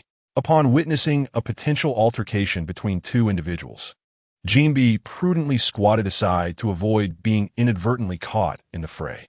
"Shall we engage in battle here?" observed Moser, indicating a few nearby luxury cars as he turned to Stark. "No worries, we can fight right here. Any damage incurred will be my responsibility." Stark replied with a boisterous laugh, stretching his limbs and performing a light bounce, clearly eager to commence. "Very well, let us proceed," Moser declared, shaking out his wrists. Taking a deep breath, he moderated the enhancement provided by the Blacklight Virus to align with that of an ordinary human. Currently, his normal punch could easily deliver a ton of force, and with the augmentation of his armor, the prospect of striking Stark dead was far from mere fantasy. It was imperative to temper his physical prowess to that of a regular human to warrant an actual duel. Otherwise, a one-sided domination would be devoid of significance. With a powerful stomp, the force unleashed by the flame dragon armor exceeded Moser's expectations, and in the blink of an eye, he closed the 10-meter distance between himself and Stark. His raised right fist ignited with flames as he unleashed a fierce blow toward Stark. "Your fist is actually on fire," Stark exclaimed, taken aback by his opponent's remarkable agility, hastily raising his hands to block, only to be forced back by the searing strike. "Be cautious now.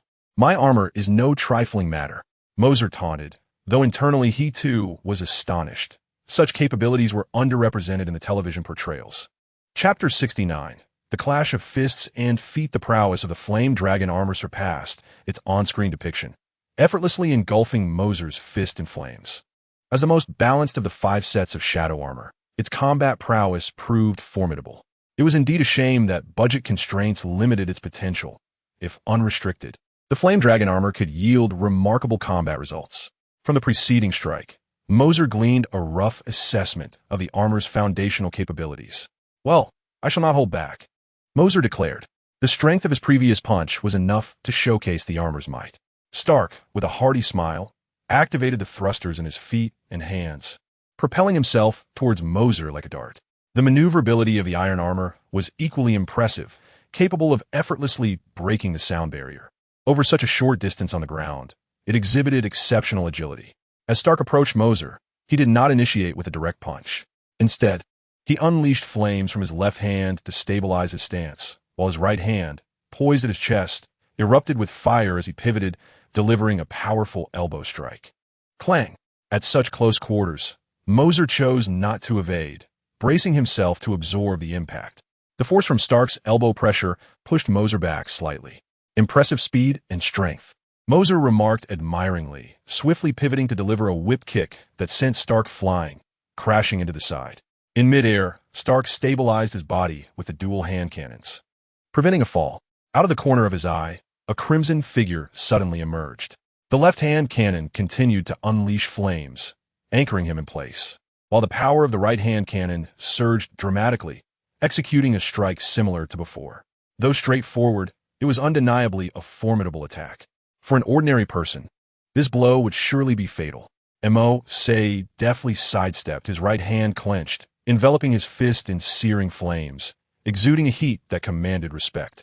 The flames from his foot cannons propelled Stark forward just enough to narrowly evade the fiery punch. The fiery fist swung through empty air, leaving a charred imprint on the ground, a testament to its might. Had it landed, the outcome would have been dire. Impressive indeed. It appears I must get serious now. If anything seems amiss, speak up immediately, Stark's voice echoed. Mercer extended his palm, beckoning him with a finger. This gesture ignited the battle fervor within both fighters. In an instant, they clashed, engaging in close combat. Mercer unleashed his full fighting prowess without restraint, employing every combat technique at his disposal. Hands, elbows, knees, utilizing every part of his body capable of inflicting damage. The sound of metal colliding resonated throughout the arena. You possess remarkable strength.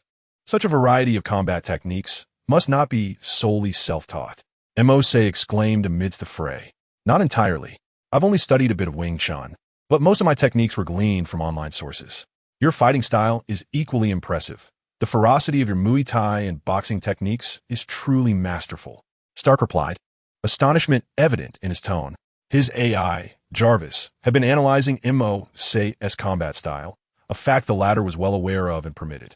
After all, Stark's Iron Man suit was predicated on high-tech combat strategies, utilizing artificial intelligence to analyze opponents' fighting methods and techniques, which was entirely permissible. Stark himself was merely an ordinary man devoid of combat skills, and employing such a method of fighting was entirely acceptable. It was precisely this approach that allowed Stark to ascertain the origins of Mercer's combat techniques. If it were merely superficial strength, I would indeed be underestimated. His combat techniques were derived from those he had previously absorbed. Each individual possessed at least one or two fighting skills. Coupled with Mercer's unique attributes due to the Blacklight Virus, even if his physical capabilities were reduced to that of an ordinary person, he possessed a deeper understanding of when and how to apply these techniques than the average martial artist. Even with his abilities diminished, Mercer remained a paragon among men. These two are utterly insane. Their ferocity in battle is astounding. Jinbai could not help but exclaim while observing the fierce confrontation between Mercer and Stark. Were it not for his battle analysis, he would have struggled to keep pace with their swift movements. The battle between Mercer and Stark intensified, yet it was evident to any discerning observer that Mercer dominated the confrontation. This outcome was hardly surprising, as the steel armor was primarily designed for firepower suppression. Stark's decision to engage Mercer in close combat stemmed from his desire to learn and hone his skills in this area, recognizing that such encounters were inevitable in the future. He was unwilling to forfeit this invaluable opportunity. Moreover, the Flame Dragon armor was inherently a close combat suit, placing Stark directly in the opponent's realm of expertise. With a resounding crash, the two combatants were propelled apart, sustaining various injuries along the way. Minor scrapes were unavoidable, as they were not pristine vehicles shielded from abrasions. I wish to test my weapon, but it seems inappropriate to do so without one, Mercer remarked. Fear not, as long as you don't kill me. You're free to use whatever you wish, Stark replied, his breath slightly labored. Mercer's combat prowess exceeded his expectations significantly, making Stark acutely aware of Mercer's strength. He possessed not only peculiar equipment, but also the skill to wield it effectively. What about your weapon? Stark was about to inquire when the entity known as the Conceal transformed into a humanoid form, indicating that it was not concealing a weapon. Could it also be summoned? Amidst his confusion, he barely finished his thought. Stark's eyes widened in disbelief as he witnessed Mercer turning a knob on his right side, deftly catching an object that sprang forth from the central chi emblem on his belt and tossing it aside. A crystalline card emblazoned with the image of a double-edged blade floated beside him. To Stark's astonishment, Mercer retrieved the very double-edged blade from this crystalline card. What manner of operation is this? Such a method of weapon utilization had never crossed Stark's mind. Was this yet another capability of the armor Mercer wore? The mere presence of the descending armor had already left him in awe. He could scarcely fathom that weapons could be ejected from a belt in such a manner. What kind of cutting-edge technology was this? Stark felt somewhat numb, overwhelmed by the numerous surprises Mercer had presented him, and he quickly assumed a combat-ready stance, prepared for anything. with the hilt of the double-edged blade firmly in hand. Mercer charged forth. In cinematic portrayals, clashes merely produce sparks as a visual effect. However, in reality, the sharpness of the flame blade was not to be underestimated. With a tearing sound, the flame blade struck the steel armor, leaving a shallow cut on the resilient surface. "Impressive," Stark exclaimed in astonishment. His armor was crafted from aerospace-grade materials reinforced with titanium alloy, resilient enough to withstand tank fire, without sustaining significant damage. Merely superficial scratches at most. Yet, this formidable armor bore a mark from Mercer's strike. Mercer's relentless assaults came in swift succession. Just as the blade was poised to strike Stark, it would invariably halt, veering off to target another area. This pattern of repeated strikes continued for half a minute, during which Stark found himself retreating with raised hands. "I concede. I cannot best you," Stark admitted, recognizing Mercer as restraint. Had the fiery blade not paused with each descent, Stark would have been unsurprised to find it slicing through his armor. The initial wound he sustained was undoubtedly due to Mercer's moderation. Otherwise, it might have cleaved through his armor entirely. "Well played," Mercer chuckled, disengaging from his armored state. Throughout their confrontation, he had not even broken a sweat. Observing Mercer's composed demeanor, Stark approached a nearby disassembly station to remove his iron armor. His forehead was slick with perspiration, as a recent battle had indeed taken a toll on him. "Here, take a look at this summoning device. See if you can integrate it into your armor," Mercer said, extending his hand to reveal a fire crystal, along with the summoning device and badge. Is this permissible?" Stark was taken aback. Such items should undoubtedly be classified as highly confidential, yet Mercer was so readily entrusting them to him. "I have faith in your character, and I also require your assistance. If you could mass-produce them, even just a few dozen sets would suffice," Mercer replied with a smile. "A few dozen sets?" Stark was somewhat incredulous at the figure.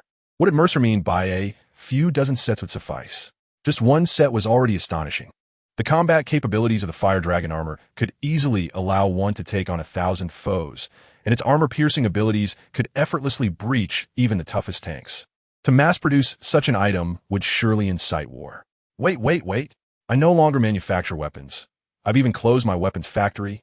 Stark hastily pushed the items back toward Mercer. Given the portability of the Fire Dragon armor, should it fall into the wrong hands, it would undoubtedly spell disaster. "Oh, it's not as dire as you think." Mercer placed the items on Stark's workstation and continued, "This armor is actually the weakest item I possess. If I wish to instigate a war, I wouldn't need this at all." As he spoke, Mercer demonstrated some of his other abilities. For instance, he summoned the powers of the Thunder Fruit, causing arcs of lightning to swirl around him, forming a lightning-infused armor. He also showcased the Book of Vishanti from his Sharingan, a massive golden array unfurling beneath his feet, though he did not explicitly reveal his capabilities.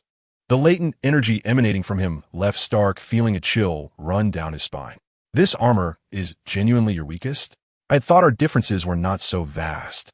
Stark mused, utterly speechless, realizing just how significant the gap between them truly was.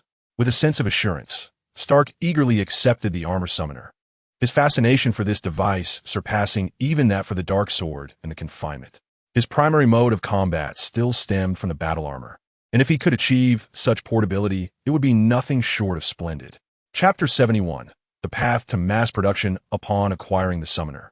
Stark immediately immersed himself in research. Various intricate machines were arranged around the summoner as he engaged in operations that were incomprehensible to Mercer. Midway through, Pepper descended in an attempt to call Stark, but upon witnessing his engrossed demeanor, she shook her head in resignation and retreated upstairs without uttering a word. Seeing Stark in such a state, Pepper understood that it would be futile to distract him. Once this technological fanatic focused on a particular task, he became oblivious to all else. Time passed, and nearly 2 hours had elapsed since Stark began his research. Seated in his office chair, he moved back and forth between the sides of his computer desk, inputting an array of indecipherable data. Bored, Mercer resorted to playing with the cars in Stark's garage, manipulating the vehicles as if they were colossal toys. "How is it? Any results?" Mercer inquired, leaning against Stark's work desk. The summoner nearby was connected to numerous data cables, with 2 mechanical arms occasionally scanning its surface. "The armor you wear is not merely metal in the conventional sense. It is a manifestation of energy," Stark replied, his gaze fixed on the data displayed on the screen. This energy is emitted by the summoner when the badge is inserted, triggering the light and shadow stones stored elsewhere, which activates their energy and allows them to descend upon the summoner as armor. To store the Iron Man suit within, it must also be transformed into that luminous energy. Transformed into luminous energy? Mercer paused, taken aback. Is that possible? If it's about creating those badges and summoners, that's not a challenge for me, Stark said, rubbing his aching temples. After 2 hours of research, he had thoroughly analyzed the armor summoner. The technological advancement of the era from which the summoner originated was not as sophisticated as that of this world, being one of the leading technological minds on this planet. Deciphering the structure of the armor summoner was not overly complex. Yet, despite this, a look of frustration crossed Stark's face. Noticing Mercer's gaze, he took a large sip from a cup containing green juice and continued. The real challenge lies in my inability to distribute the energy within the light and shadow stones evenly into dozens of portions, thereby transmitting it to all the armor summoners.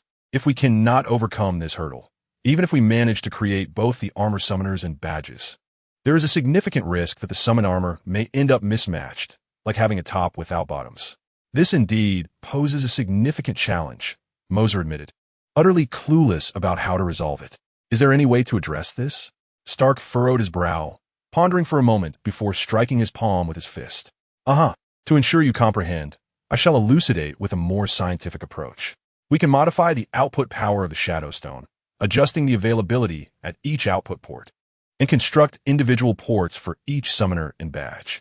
This scientific explanation is rather straightforward, and Mercer nodded in agreement, turning his gaze toward the Shadow Stone. But how do we implement this? It's not as simple as opening a computer case to swap out components. Stark stroked his chin thoughtfully. I just observed you employing a magic circle. Can your magic penetrate the Shadow Stone? If so, simply proceed as I instruct. I shall give a try. Mercer blinked. His 3-tomo Sharingan suddenly activated, the peculiar transformation eliciting an exclamation of awe from Stark, who curiously examined the change in his eyes. Raising his hand toward the Shadow Stone, he initiated his ocular power. The base of the Shadow Stone illuminated with a golden magic array, extending outward as strands of golden light ascended from the array, making contact with the Shadow Stone. Oh, Mercer was somewhat astonished. He could feel his magic interacting with the Shadow Stone, which exhibited a distinct resistance. Does the Shadow Stone possess its own will? The sensation of wanting to enter, yet being denied, was palpable. Mercer's magic was not particularly forceful. Otherwise, such resistance would be inconsequential. Indeed, given that the shadow armor is a manifestation of the heavenly Tao's will, it is only natural for it to possess a faint consciousness. However, attempting to obstruct me is utterly futile. Mercer summoned his magic, forcefully penetrating the interior of the Shadow Stone. What do you require me to do? Speak. So swift. Very well, proceed in this manner.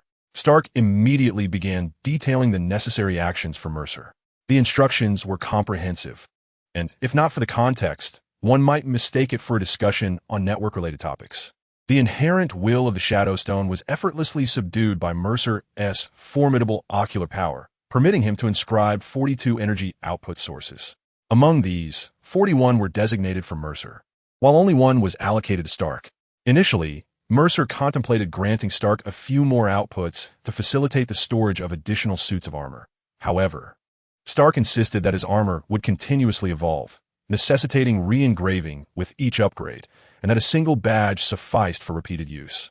Seeing his steadfastness, Mercer refrained from further debate, reserving one output for himself, while the remaining 40 were prepared for the Shadow Alliance. Although the assassins possessed the ability to shadow walk, their offensive capabilities remained on par with ordinary individuals. This was entirely adequate in the mundane realm, but Mercer anticipated his future involvement in divine battles.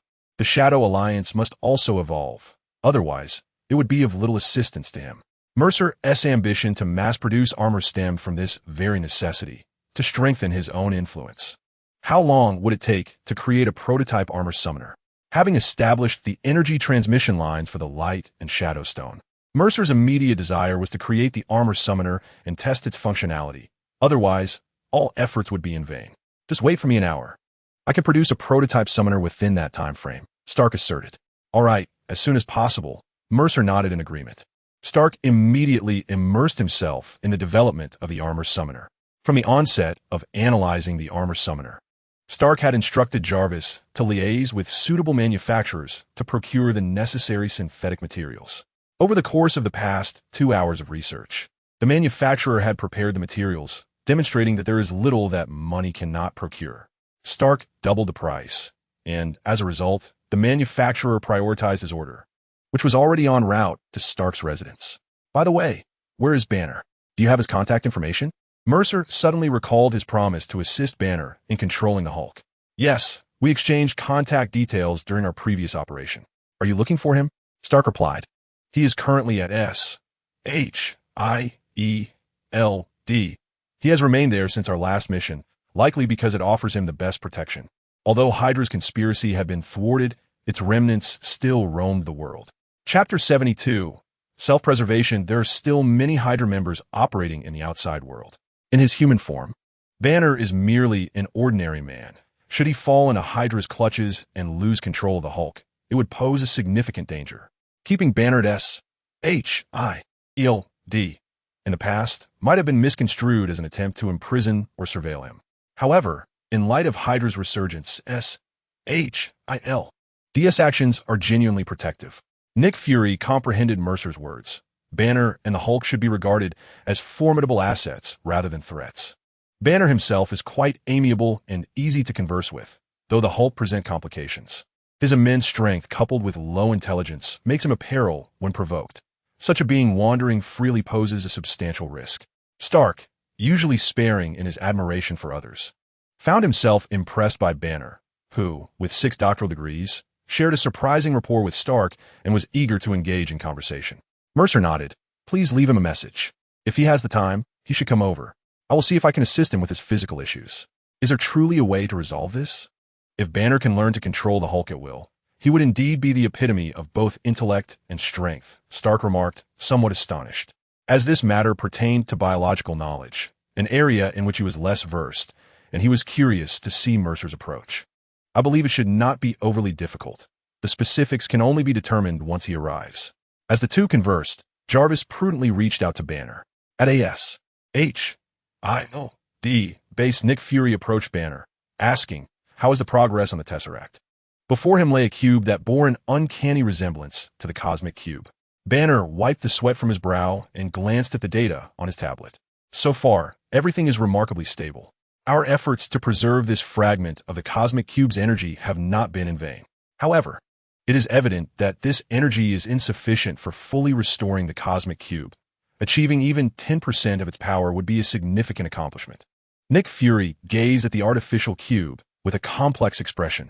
On the day the old ones were banished, Mr. took the cosmic cube and S-H-I-L-D had no objections, nor dared to voice any. Mr.'s capabilities exceeded their expectations, rendering him an entity beyond their control. As long as Mr. remained unproblematic, they were grateful and did not dare impose any restrictions upon him. While surveying the battlefield, S-H-I-E-L-D had discovered this energy within Hydra's machinery. Fury had not confided in Mr., but had taken it upon himself to collect this energy. Fury, is this truly the right course of action? Banner was acutely aware that what he was involved in was a closely guarded secret, one that could lead to the creation of an exceedingly terrifying portable weapon. Once developed, its power might surpass the threats posed by nuclear arms. The existence of such a formidable weapon in human hands raises profound ethical concerns. After all, humanity had yet to venture beyond Earth.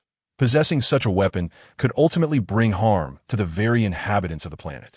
Nick Fury let out a long sigh, fully cognizant of Banner's apprehensions.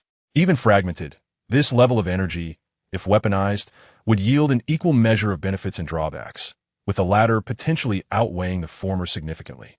Alas, Earth is too fragile. We must possess a certain degree of formidable weaponry. Should another powerful entity emerge, we cannot rely on the next Mr. to assist us. Although nuclear weapons are formidable, their strategy of inflicting damage while compromising oneself is fraught with peril. What they could do is develop a new energy weapon, one that would grant Earth a semblance of self-defense. Let us proceed with the research, Nick Fury declared. At the very least, it can be confirmed that there are no moles within S If a weapon is developed, it will not fall into the hands of those with nefarious intent. Banner nodded. To be candid, he had initially refused this assignment. He was not an expert in weaponry and had wondered why Stark was not approached for such matters. Stark was undoubtedly the preeminent figure in weapon manufacturing, a fact beyond dispute. Fury's response was that Stark would no longer engage in the creation of such weapons, as he had effectively shuttered all his weapon manufacturing facilities after escaping that cave. To expect him to craft weapons for SHIELD, it would likely result in chaos. Thus, Nick Fury chose Banner, who, despite being an amateur, possessed 6 doctoral degrees. With a mere consultation with relevant individuals, his ability to grasp concepts would far surpass that of an ordinary person, multiplying several times over. While the two engaged in conversation, a short-haired woman clad in a sleek agent's leather coat approached briskly, extending a phone towards Banner. "Dr. Banner, you have a voice message. I believe you should listen to it." The woman before him was Hill, Nick Fury's right hand, managing numerous tasks that Fury could not attend to himself. "Thank you, Hill," Banner replied with a smile, taking the phone from her hand. The only individuals capable of reaching him by phone were a select few. One stood before him, Nick Fury, and the other was Tony Stark.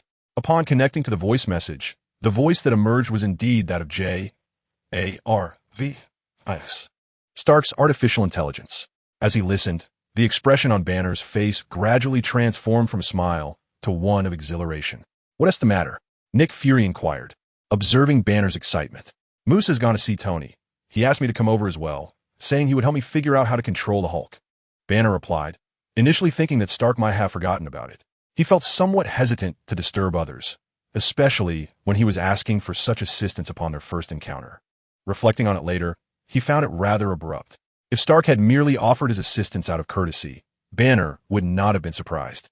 However, he was taken aback that Moose not only remembered the matter, but also encouraged him to address it right away. Without further ado, Banner relayed the situation to Nick Fury and hurriedly made his way outside, not waiting for a response. "Fury, are we really just going to let him go?" Hill remarked, watching Banner's swift departure. "Indeed, what else can we do? Shall we imprison him?" Nick Fury replied, exasperated as he raised his hands in resignation. Given the current weakened state of SHIELD,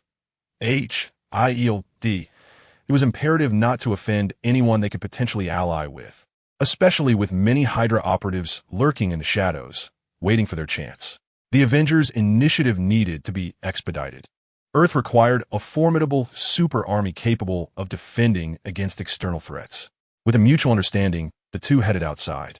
They were oblivious to the fact that upon their exit from the room, the artificial cube mounted on the apparatus emitted a visible ripple of blue light, as if it had been activated. Chapter 73. The upgrade of Iron Man Banner arrived at Stark's residence, entering the underground workshop just as Moose had done before, with the door wide open. "Dr. Banner, good to see you again," Moose greeted with a smile, extending his hand for a shake. "Just call me Banner," he replied, returning the smile while surveying his surroundings, his gaze suddenly fixating on the containment unit nearby. Noticing his attention, the figure within the containment raised a hand to acknowledge him. "What is this?" Banner exclaimed, his eyes widening in astonishment. Although he had heard of Moose's luxury car that could transform into a robot, he was utterly unprepared for the advanced intelligence it exhibited. Upon seeing oneself greet their own reflection, it becomes evident that this entity transcends the mere definition of a robot, resembling a form of life. "Is confinement, my subordinate, a mechanical being?" Moser discerned the astonishment of the other and, with a smile, offered an introduction. Banner could not resist glancing a few more times before redirecting his gaze. He noticed 3 figures displayed on the table, resembling a communicator. Since entering the room, this device had remained active, indicating that it was intended for his observation. Banner inquired, "Are you developing new equipment? A communicator?" To the uninitiated, the buttons on the interior of the armor summoner might easily be mistaken for a mere communicator. The exterior embellishments only suggested an ostentatious design rather than something of genuine utility. "You are partially correct, Banner. This is a device capable of altering the global landscape. Should you behold the finished product, you would undoubtedly be astonished," Stark teased. "Seeing your excitement, is it ready?" Banner's interest was piqued, and Stark's remarks had certainly whetted his appetite. Stark glanced at his watch, then towards the machine not far ahead, noting that only a minute remained for completion. The computer projected a 1-minute countdown, and the three of them focused intently on the diminishing numbers. Once it reached 0, the machine ceased its operations. Stark hastily approached and retrieved the completed armor summoner. This machine, typically utilized by Stark to forge Iron Man suits, could not have its data entrusted to other factories for manufacturing, as any leak would spell disaster. Thus, he maintained a working machine in his studio specifically for crafting Iron Man suits, though was capable of producing other items as well. The summoner in Stark's hand showcased the standard red and gold of his armor, with additional golden accents. Alongside it lay a badge engraved with the Iron Man mask. "This is the remarkable item you mentioned? To my eyes, it appears merely as a communicator, albeit a rather extravagant one," Banner remarked, unable to discern its hidden intricacies. "Jarvis, analyze the summoning process," Stark replied with a smile, sidestepping Banner's question and urging Jarvis to commence data simulation. "Understood, sir," Jarvis responded, projecting the three-dimensional model of the summoner and initiating a systematic analysis. Mercer and Stark eagerly fixated on the screen, while Banner, who had only recently arrived, wore a look of confusion. Observing that this device had reached the testing phase, Banner refrained from further inquiries, opting instead to witness the intentions of these two individuals. A few minutes later, Jarvis announced, "Sir, the analysis is complete. The summoner possesses the full capability to summon armor and is ready for use." Mercer and Stark's eyes sparkled with delight. While Jarvis's results could not be deemed infallible, it was an entity of remarkable intelligence, producing calculations rivaling those of supercomputers from several major nations. Often, achieving a result that is 100% certain is of little consequence. Words are futile. I shall proceed to experiment. Stark, holding the summoner, stepped into an adjacent clearing, eagerly fastening the device to his wrist. Following the earlier actions of Mercer, he inserted the Iron Man emblem into the summoner. The energy stored within the emblem was activated, and the nearby Fire Shadow Stone resonated, emitting a crimson beam that enveloped Stark. Meanwhile, the three armors, activated by Jarvis, soared towards him, merging with the red light before even making contact. As the crimson radiance dissipated, the new Iron Man emerged before the onlookers. The design of the armored suit, a fusion of the iron armor and the flame dragon armor, exuded an unmistakable Eastern flair. Delicate dragon patterns floated across the armor, enhancing its dimensionality with the shoulder guards adorned by three-fingered dragon claws. The helmet, in resplendent red and gold, featured intricate dragon horn engravings, adding layers of depth to what was once a smooth metallic surface. Success! Mercer and Stark exchanged triumphant high fives, while Banner remained utterly bewildered. "Wait, what on earth just happened? How did your armor suddenly become so formidable?" Witnessing Stark's transformation firsthand left Banner grappling with an incomprehensible reality. Surely, this transcends mere technology. Stark, no longer holding back, elucidated the entire sequence of events to Banner. Upon hearing that Mercer intended to mass-produce such armors, Banner's expression mirrored Stark's earlier astonishment. If they truly managed to create so many, wouldn't that be problematic? Chapter 74. Disappointment. Stark recognized Banner's concerns, reflecting his own prior apprehensions, and gently patted Banner's shoulder. "Fear not. This is merely the weakest model. The more powerful variants are altogether different. After all, was it not he who resolved the previous Cosmic Cube incident?" Banner's demeanor shifted upon the mention of the Cosmic Cube, his gaze evasive. Stark noticed, but attributed it to a recollection of unpleasant memories. However, Mercer, with a keener perception, discerned otherwise. That dodging gaze did not seem indicative of a mere bad memory. It suggested a deeper, more clandestine involvement that prompted such avoidance. "The Cosmic Cube? Isn't it currently in my possession? Why would he react in such a manner to this topic?" Observing the two in discussion, Mercer noted that whenever Stark broached the subject of the Cosmic Cube, Banner would deftly redirect the conversation. This behavior immediately conjured thoughts of the original Marvel timeline, wherein SHIELD exploited the Cosmic Cube to fabricate weaponry.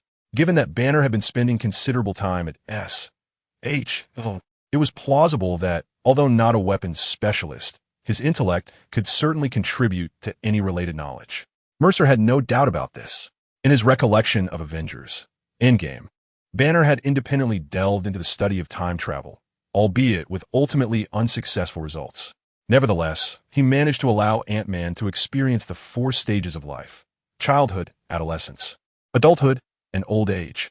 This alone demonstrates his remarkable intellect, as it hints at the potential for immortality without adverse consequences. One can only hope he is aware of his actions. I shall refrain from interference. He is an adult now, and as long as his actions do not impact me. Mercer is disinclined to intervene. I'm not like the old man with the ring, who would feel compelled to guide those straying from the path. At present, my sole wish is to extract Hulk's blood. Let us return to the matter at hand, Banner. Kindly provide me with a sample of your blood, Mercer stated. How careless of me. I completely forgot about this amidst my haste, Banner exclaimed, smacking his forehead. It was only upon hearing Mercer's request that the thought resurfaced. Tony, do you have any blood extraction tools? Stark shook his head, responding, no. How could I possibly possess such equipment? This is not a hospital. Then I shall procure some, Banner said as he turned to leave, but Mercer halted him. No need, I have a solution. Mercer beckoned him closer, and the dark energy coalesced in his hand to form a black syringe. Aligning the syringe with Banner's wrist, the dark substance adhered to his vein. Banner felt a sudden chill at his wrist, realizing his blood was being drawn, and he couldn't help but marvel at Mercer's capabilities. Before long, Mercer retrieved the syringe, which now contained a blood sample roughly the size of a pinky finger. The blood was a normal red, contrary to the green hue he had anticipated. Storing the syringe in his dimensional space, this action was actually unrelated to aiding Banner in controlling the Hulk. It merely provided a natural means of obtaining Banner's blood, without the need for forceful extraction. Now, let us witness the extent of Hulk's power. Before Banner could fully comprehend Mercer's words, he caught a glimpse of a powerful punch coming his way. Although the punch did not directly land, the sheer force of the wind from it sent Banner flying. This unexpected attack left Stark bewildered. What are you doing? Move aside. I will handle the next part. Mercer replied, stepping forward. Banner was slammed against the wall with such force that it crumbled, leaving him deeply embedded within it. A ferocious, beast-like roar emanated from the shattered wall. A massive green hand emerged, pulling itself free from the debris. The Hulk stood before Mercer. Is this the Hulk? He appears rather impressive, far more appealing than that grotesque abomination, Mercer mused. In comparison, Abomination seems like a haphazard creation, utterly repulsive. Do good individuals mutate in ways that enhance their appearance?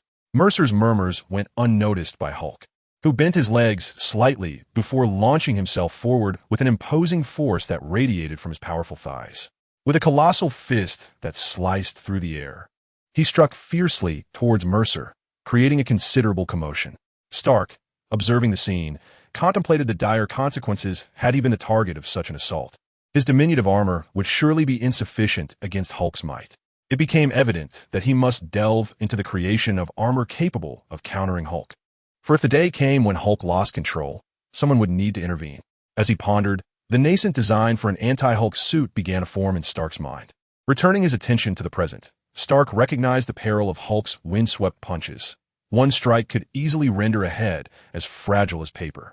Yet amidst this onslaught, Mercer displayed remarkable composure, hands casually tucked in his pockets, a smile gracing his face. Swiftly dodging, he occasionally landed a hit on Hulk. One punch here, a kick there. The poor Hulk found himself toyed with, consumed by impotent rage. Gradually, Mercer's initial nonchalance transformed into a hint of impatience. Disappointment crept in. Chapter 75.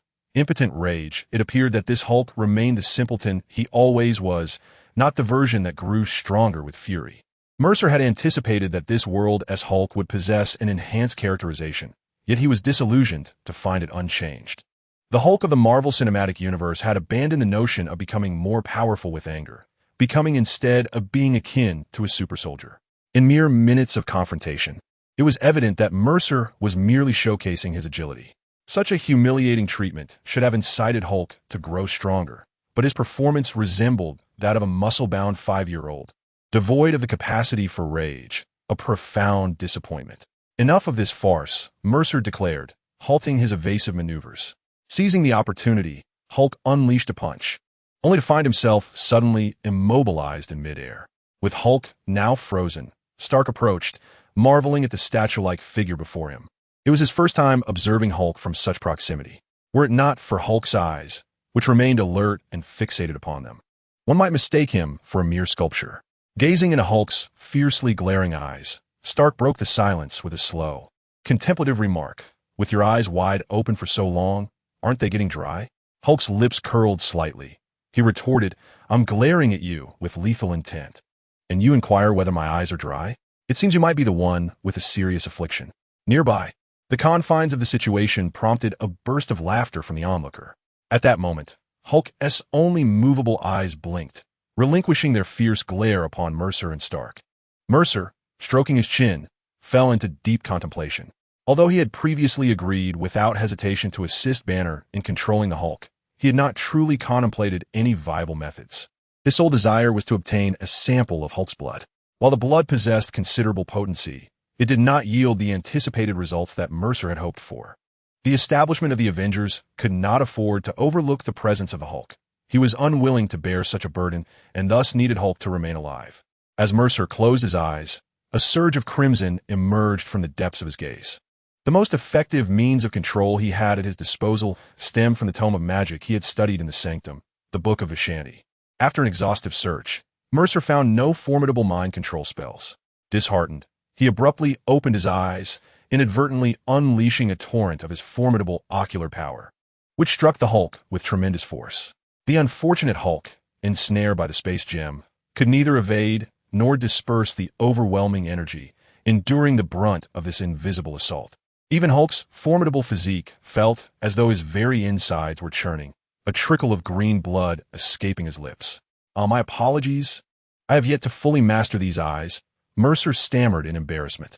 His Sharingan, since its acquisition, had primarily been utilized for the study of magic or the activation of Susanoo, lacking the finesse required for precise control. Noticing the Hulk's resentful gaze, Mercer felt a twinge of awkwardness. This was his current dilemma. He possessed an overwhelming array of powers, each one a pinnacle of its original narrative. They were not difficult to control due to their weakness. Rather, their immense strength rendered them challenging to manage. While Mercer could unleash their formidable destructive potential, he struggled with meticulous manipulation. This duality had its advantages and disadvantages. In combat against foes, his assaults were incredibly potent, nearly insurmountable for ordinary individuals. Yet, this same overwhelming power posed a risk. Should Mercer fail to control this energy, it would equate to indiscriminate attacks, endangering even his allies. Thus, during each confrontation, he consciously restrained his strength, only utilizing less than half of his capability. Then it struck him, Kotoamit's Tsukimi. Recalling his recent use of the Sharingan, Mercer remembered this supreme genjutsu. Now that his Sharingan had evolved into the Mangeki Sharingan, he could invoke Kotoamit's Tsukimi as the pinnacle of Sharingan techniques. Controlling Hulk, a being with the mental maturity of a 5-year-old, would be quite simple. The crux of the matter lay in its worth. Kotoamit's Tsukimi demanded significant energy. If it were merely to assist Banner in managing the Hulk, it would not merit such a grand favor from Mercer. Unless he could aid Hulk in acquiring the intriguing attribute of growing stronger with increasing rage, the thought sparked a shiver of excitement in Mercer's mind. If Hulk could attain such a characteristic, his blood would hold great value for Mercer, as Hulk's strength emanated from gamma radiation. The current Hulk is merely subjected to gamma radiation without connecting to the cosmic gamma energies. Thus, his anger, despite its intensity, is merely a display of impotent fury. Should he establish a bond with the cosmic gamma force, he would possess the true strength he rightfully deserves. However, Mercer is plagued by indecision. If Hulk were benevolent, such power would enable him to safeguard others more effectively. But what if he were malevolent? A Hulk infused with cosmic gamma power would rival even the mightiest of gods like Thor. Mercer harbors a deep reluctance to create a true Hulk only to be forced to eliminate him later. What troubles you? Do you have a solution? Noticing Mercer's conflicted expression, Stark sensed he had conceived an idea. Cosmic gamma energy? Can you actually harness such a force? Stark exclaimed in astonishment. This energy is exceedingly rare and notoriously challenging to control, especially for a colossal being like Hulk, which necessitates an immense quantity. Mercer nodded, casting his gaze upon his space stone ring. He could manipulate the space stone to draw cosmic gamma energy from the universe and infuse it into Hulk. Once connected to the cosmic gamma energy, Hulk would be able to continuously tap into this power. In that state, he would truly be formidable. But this approach carries significant risks, Stark interjected, furrowing his brow. Even a normal individual might struggle to maintain a stable mindset with such power, let alone the immature intellect of Hulk. Moreover, Banner's character is rather dubious. Both Mercer and Stark do not fully comprehend his true nature. Many present a fodder while concealing their true selves, and one cannot predict their actions. Stark fixed his gaze on Mercer. It's up to you. I believe in your ability to manage this. If you deem it feasible, proceed. After weighing the pros and cons in his mind, Mercer nodded resolutely. Let's give it a try. The three tomo in his eyes transformed into the kaleidoscopic pattern of the Sharingan as he unleashed the supreme illusion, Kodo Amatsukami. With a mere glance from Mercer, Hulk's eyes turned a blood-red hue. The Kodo Amatsukami had been cast upon him, instilling a directive to coexist peacefully with Banner and to protect Earth. The illusion was straightforward, yet sufficient to mitigate any threat Hulk might pose to humanity. As long as these conditions were met, he would become a formidable member of the Avengers. After casting the illusion, Mercer closed his eyes to attune himself to the cosmic gamma energy and extract it. With his eyes shut, his breathing deepened, and the space stone radiated a brilliant azure light, enveloping him entirely. Stark, witnessing this spectacle, instinctively recoiled, his pupils narrowing in disbelief at what Mercer was conjuring. However, at this moment, Mercer chose not to explain himself. His consciousness delved into the space gem, instantly immersing him in a vast expanse of the cosmos. Surrounded by countless stars, is this truly the universe? Bathed in a cerulean glow, Mercer gazed at the boundless stars amidst the darkness, momentarily lost in thought. Each star might represent a nebula, within which resided countless celestial bodies. That diminutive Earth, in this grand universe, was but a mere speck. As he ventured into the cosmos for the first time, Mercer could not help but feel a sense of wonder. The thought of being merely one of the inhabitants of that tiny planet, while the ancient beings he had encountered possessed the power to influence the entirety of this universe, made him feel rather insignificant. With a sigh, he resolved to cast aside those trivial concerns and focus on the present task at hand. The azure energy emanated from his being, radiating outward. With each breath, this energy surged forward at least 10,000 miles, swiftly gathering sufficient gamma energy. This gamma energy should suffice. It is time to return. Mercer assessed the gamma energy he had collected, nodded in affirmation, and with a fleeting motion, vanished from this cosmic expanse. 5 minutes after his disappearance, a silver figure materialized at the location where Mercer had once stood. Observing the emptiness around, the expressionless face scanned the surroundings. Although he sensed a presence in this direction, it had vanished in an instant. Who could possibly appear in such a place? The silver figure lingered in the vicinity for a moment, confirming the absence of any beings before muttering to himself. Never mind. The current task is to locate Janata. Where could she have gone? As he spoke to himself, the silver figure stepped onto his surfboard and transformed into a brilliant silver streak, disappearing into the cosmos. Back on Earth, Mercer's consciousness returned, and he opened his eyes, raising his right hand with his palm directed toward Hulk. He slightly curled his fingers and tore through the fabric of space before him. The once empty air was rent asunder, creating a rippling effect in the space. An invisible energy surged forth from this rift, swiftly entwining around Hulk's form, as a torrent of energy flooded into his body. Such potent energy, even with Hulk's formidable constitution, caused him to widen his eyes in pain, his body trembling uncontrollably, yet he was bound and unable to struggle. It was the first time Mercer had witnessed Hulk in such agony. He mused inwardly. Were it not for his control over Hulk, he would undoubtedly be writhing in pain on the ground. Mercer could even sense a slight tremor emanating from the space that bound him. What immense power could elicit even a quiver from a confinement that rendered an ordinary person immobile? Merely this change was enough to astonish Mercer. He moderated the infusion of gamma energy to prevent overwhelming Hulk. As the gamma energy coursed through him, Hulk's originally dark green skin gradually transformed into a jade-like hue, slightly translucent. This transformation lasted but half a minute before Hulk's body reverted to its previous dark green shade. Stark, I shall release him to test the effects. For safety, you should maintain a greater distance, Mercer remarked. Stark nodded, promptly retreating to the wall and summoning his armor to transform. Uncertain of what might transpire, he deemed it prudent to remain in his transformed state, for should an event occur, he would have no time to change. As the spatial confinement was just lifted, Hulk's figure vanished instantly from their sight. He disappeared? Stark exclaimed in astonishment. No, he is simply too swift. Mercer, with his hands in his pockets, remained unfazed by the unfolding events. The space behind them was solidified by the space stone, and a dull sound immediately echoed. Hulk's fist crashed against it, yielding no penetration. The formidable force struck the air solidified by the space stone, dispersing explosively to the sides. The two gusts of wind from his punches sliced through the air, leaving deep imprints upon the wall. Without hesitation, the green figure flickered, and a similar sound resonated from the other side of Mercer's body. This fellow's speed and strength have escalated beyond a mere increment. Stark gazed at the scene in horror, having narrowly avoided the residual shockwaves. Were it not for his prior armament with armor, even a fraction of Hulk's residual force could have confined him to a hospital bed for half a year. Fueled by rage, having been ambushed by Mercer and fixed in midair, Hulk, under Mercer's piercing gaze, was now on the verge of eruption. With the confinement lifted, he yearned to deliver a crushing blow to Mercer. Such formidable strength, yet still merely a brute prone to indiscriminate smashing, Mercer chuckled. Hulk comprehended the remark and was further incensed.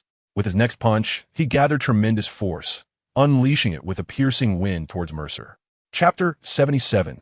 Venom this time. Hulk's green fist did not strike the spatial wall as before. Instead, it pierced into a void. In the next moment, Hulk's fist astonishingly emerged beside Mercer's cheek. Bearing the full brunt of his own strength, he was forcefully sent flying, obliterating Stark's luxury cars along the way before finally crashing into a wall, where he came to a halt. Stark pondered, why is it that during their confrontation, I am merely collateral damage? Meanwhile, Hulk, with that single punch, rendered himself unconscious. His physique had indeed enhanced significantly, yet he could not withstand the full impact of his own blow, for he had held nothing back. Mercer swiftly approached the unconscious Hulk, a dark blade materializing in his hand, igniting with an intense heat of tens of millions of degrees. Murmuring to himself, he swung the sword downward. I harbor no ulterior motives. I merely wish to observe Hulk's recovery capabilities. As the words left his lips, the blade severed Hulk's right arm cleanly. Though Hulk's bodily functions were considerably stronger than before, he could not withstand the terror of such immense heat in his flesh. Unless one employs the Gamma God's power to coat the surface with a protective layer, it is unfortunate that the current Hulk lacks such capability, particularly in an unconscious state. With a single stroke, the arm fell, and Mercer's swift action ensured its immediate placement into his storage space. To prevent the Hulk's arm from regenerating into a whole being within the storage realm, Mercer meticulously enveloped it with layers of spatial force. Before them, the Hulk's severed limb was visibly reconstructing at a discernible pace. This process was neither swift nor sluggish. It took 3 minutes for the arm to completely regenerate from its severed state. The original Hulk would have been utterly incapable of such a feat. Is this truly the essence of Gamma God power? Mercer marveled at its astonishing regenerative speed. As gamma energy circulated within the Hulk for a longer duration and his body adapted further, his recovery could surpass even this remarkable rate. Injuries, such as limb severance, might be mended in mere moments. This is overwhelmingly powerful. I believe we have birthed a monster. Stark approached. His armor still donned, but with the headpiece removed. For you, the intensity is indeed beyond the standard. In truth, Mercer remained unaware of the Hulk's true strength and the nature of gamma energy itself. Ultimately, in this realm of knowledge, he was merely an ordinary individual. His prior encounters with comics featuring the Hulk were scant, insufficient to bolster his understanding of the character. His familiarity was limited solely to the cinematic universe's portrayal of the Hulk. It matters not. I have faith in my illusions. The Hulk's abilities are incapable of unraveling them. Mercer stated, the might of the celestial beings is evident. Only a master of illusion could possibly breach such defenses, and such beings must be on par with Gunnoth. The Celestial's ocular power encompasses the potent magic of the Book of Ashanti and the mental prowess of the Great Old Ones, an amalgamation of enhancements rendering its strength extraordinary. The unconscious Hulk gradually returned to his normal stature, transforming back into Banner. Stark and Mercer hurried to his side, gently patting his cheek. Banner slowly awakened, and upon seeing the two surrounding him, he quickly sat up. What has transpired? Banner rose from the ground, surveying the chaos around him. Has the Hulk caused another disturbance? Mercer and Stark nodded in acknowledgement. Witnessing the scene, Banner gazed around in despair. He bore no resentment towards Mercer for his earlier actions. He understood the intention was to elicit the Hulk's emergence, and that Mercer would not truly harm him. Does this mean I can no longer control the Hulk? Banner sighed deeply. If even Mercer could not resolve this, who could? No, we have succeeded. You should sense the changes within yourself. You should now be able to communicate with the Hulk's persona, Mercer replied with a smile. I can communicate directly with him? Banner was momentarily taken aback, carefully attuning to the transformations within himself. Suddenly, a green, solidified liquid erupted from his body, transforming directly into the visage of the Hulk, who bellowed. Let me have another round with this man. I refuse to back down. The unexpected emergence of the Hulk's head startled both Banner and Stark, leaving them in bewilderment. What on earth is this? Hulk, how did you come to be like this? Banner exclaimed, astonished. Isn't it your doing? Now Hulk can only emerge with your consent. And he wants to smash him. The Hulk referred to himself in the third person, exhibiting a somewhat juvenile mentality. This, Banner pointed at the Hulk's head beside him, gazing at Mercer with a look of confusion. Did you do this? Mercer nodded, smiling.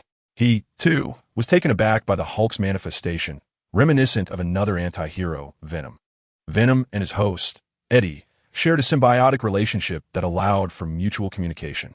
Initially, Mercer had anticipated their interaction to resemble a dialogue between alternate personalities within one's mind, never imagining it would take on this Venom-like form of communication. This was indeed intriguing, an unconventional version of Venom, quite fascinating. Mercer smiled at the Hulk, saying, We will have plenty of opportunities to spar. You and Banner should work together for now. The Hulk was insistent on fighting, yet Banner restrained him, focused on understanding the situation between them. The two soon found themselves in a heated debate. Mercer, I am still eager to explore your lightsaber. I am immensely interested in that energy source, Stark whispered, drawing closer to Mercer, initially distracted by the armor summoning device. Stark's attention was rekindled upon witnessing Mercer effortlessly sever the Hulk's arm with the darksaber, igniting his curiosity about such a potent energy beam. The Iron Man's suit required a substantial energy source, although he currently had the Fire Shadow Stone to rapidly supply him with one set of armor. The required energy still derived from his own nuclear reactor. The Shadow Stone merely provided a portable suit without supplying energy, making the energy issue a pressing concern for him. I could never accept such a valuable item without compensation. I recognize the worth of that sword. It's $100 billion as a deposit. I will bring it for research and later provide you with $1,000 billion, along with a guaranteed 50% share of any future ventures related to the sword. What do you say? Stark declared, producing a bank card with remarkable swiftness, clearly having prepared it in advance. Stark, indeed a wealthy tech mogul, casually spoke of sums in the billions, offering a 50% share, which essentially meant Mercer would receive immense earnings without any effort on his part. It was an unmistakable gesture of goodwill, signifying a firm alliance. With a smile, Mercer accepted the bank card and replied, I won't push back.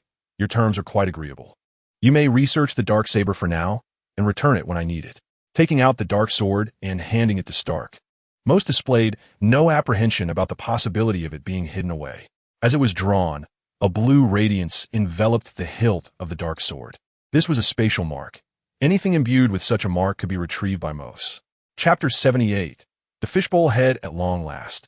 The long-anticipated item was in Stark's possession, and he eagerly grasped it, unable to part with it.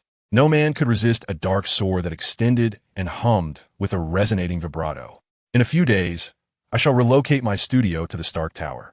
This place no longer serves my needs. Stark carefully secured the dark sword, glancing around. The area had become dilapidated due to the recent battle between Mos and Hulk, rendering it unfit for any further endeavors. Stark Tower? Indeed, I have already begun constructing my studio on the upper floors there. As the equipment here can no longer meet my requirements, I need a new location. Stark busied himself gathering his belongings, packing away items he needed to transport manually. The vast majority of his files were stored in a personal cloud, so there was little cause for concern regarding those. Motse, I truly do not know how to express my gratitude. I am immensely thankful to you, Banner exclaimed, approaching with palpable excitement. Although Hulk was still present, communication had become possible. From their earlier interaction, it was evident that there were moments of genuine anger, yet this did not provoke Hulk to emerge. This indicated that Hulk's emergence now required Banner's consent, a considerable favor indeed. There is no need for excessive gratitude. I've already severed your arm as compensation. Most replied nonchalantly. Banner, momentarily taken aback, repeated the latter part of Most statement. Oh, okay. Severing an arm as compensation is acceptable. Suddenly, his eyes widened in realization. What did you say? Sever my arm? From a distance, Stark's voice chimed in. I can attest. He indeed severed your right arm, though it healed swiftly. By the way, strictly speaking, it was Hulk's arm, not yours. Banner flexed his right arm, which appeared unscathed, completely unlike someone who had ever lost a limb. How astonishingly resilient Hulk's healing abilities were. In the ensuing silence, Banner's phone rang abruptly. Upon answering, his expression shifted dramatically. After covering his mouth and murmuring a few words into the microphone, he turned to Mose and Stark with a grave countenance. We have a problem. Both Mose and Stark turned their attention to him, urging him to elaborate.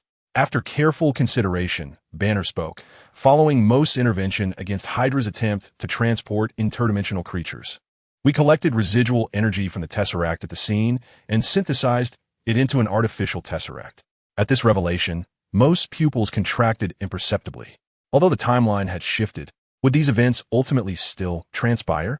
Mose's voice turned somber. Someone is utilizing the artificial Tesseract to come here? The gravity of his words left Banner astonished, and he nodded in affirmation. Mercer then inquired, Who is it? Is it Loki? The unexpected denial left Mercer astonished. Then who could it be? He asked. I am not certain. Fury sent me a video. Let's watch it together. Banner handed his phone to Stark, who accepted it with a nod, connecting it to his computer and retrieving the sole video stored within. The timestamp indicated it was 5 minutes after Banner had departed from that location. In the video, an artificial cube, positioned within a spherical container, emitted a vibrant azure energy that crackled audibly. All machinery had been powered down, eliminating the possibility of any equipment malfunctioning and causing the cube to release energy. The voices of Nick Fury and his staff resonated through the video. The energy of the cube has increased by 4 points. A staff member reported. Shut down those machines. Fury commanded. The machines are already off. It is not a machine issue. It's the cube emitting energy on its own. The urgency in their voices was palpable. Clearly, they had been investigating the problem, but had failed to identify its source. Suddenly, someone speculated, could it be that someone activated it from the other side? At this revelation, everyone fell silent. They all understood that this cube had the capability to connect with another realm, perhaps even countless realms. Since they had not initiated any action on their end, the implication was clear. Someone had activated the cube's power from the opposite side. A dull thud resonated from within the artificial cube. The surrounding azure energy coalesced into a flickering vortex around it, distorting the space with signs of impending rupture. Almost immediately, the area within half a meter of the cube plunged into utter darkness, akin to the void of the cosmos. Upon witnessing this anomaly, the staff quickly recognized the cube was in distress and hastily retreated, while armed agents filed in, weapons drawn, aiming at the artificial cube. The crackling sounds emanating from the cube intensified, reaching a crescendo before a beam of energy shot forth.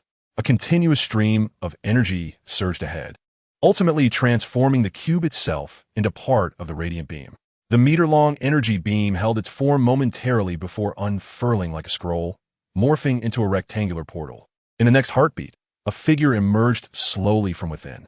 It was a man with a fishbowl atop his head.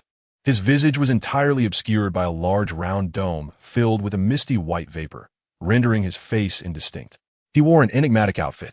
Upon stepping out and encountering a group of armed individuals, the man exhibited no sign of panic.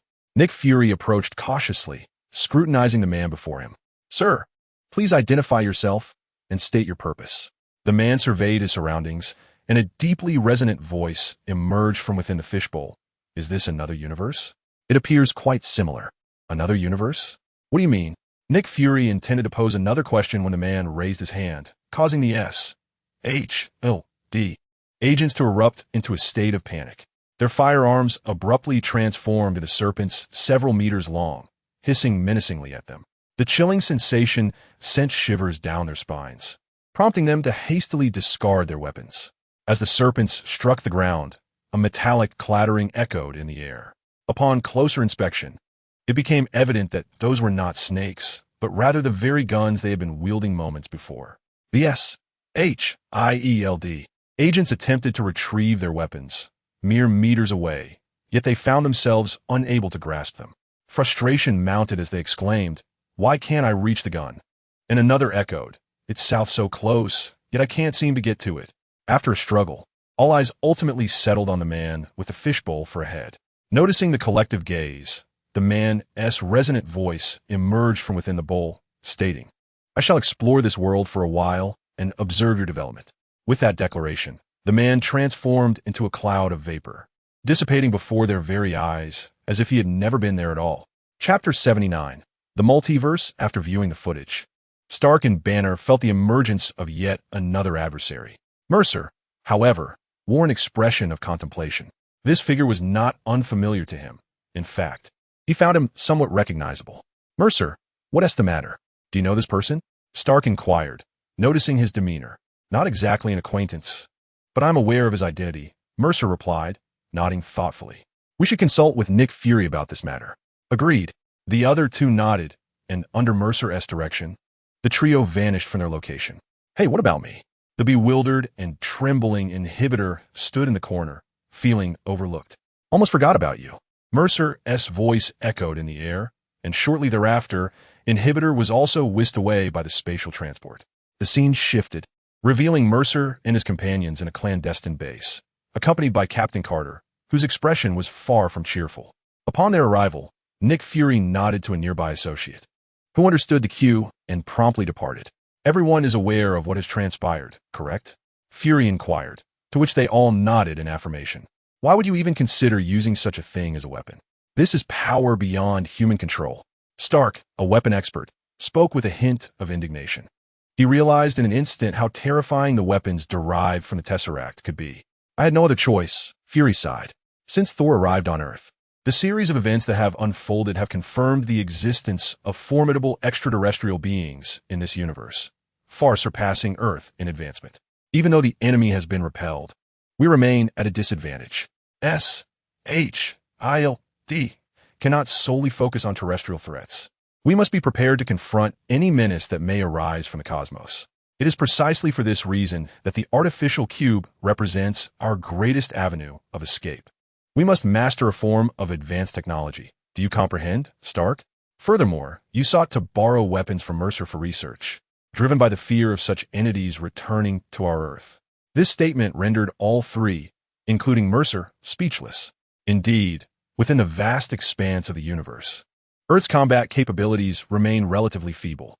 They cannot place their entire hope upon Mercer, pleading for his salvation in times of peril. It was this very notion that led Nick Fury to resolve to create weapons using the artificial cube, yet unexpectedly, calamity struck before the weapons could be completed. Nevertheless, the current SHIELD possesses the right to utilize the cube for weapon construction, as at least you are all virtuous individuals now, Mercer remarked. Had SHIELD not uncovered Hydra, Mercer would have certainly opposed the agency's use of such resources for weaponry. Even though the cube is artificially created, its embedded energy is undeniably potent. In terms of sheer destructive power, its energy may equate to that of 3 to 5 nuclear warheads. Yet it possesses the characteristic of spatial transmission. When applied to advanced firearms, a single shot could render an adversary into nothingness. Over 70 years ago, during the era of Hydra, under the research of Dr. Zola, such a weapon was indeed developed. Regrettably, for all these years, there's only been one Dr. Zola. After retrieving the frozen Captain Carter, prior to Mercer taking possession of the cosmic cube, SHIELD had already held the cube for decades. Yet, even so, no one could effectively harness the cube's energy for weaponry. Seeing Mercer's stance, Stark ceased to pursue the matter further. Regarding that individual, Mercer, Banner inquired, "Do you claim to know who he is?"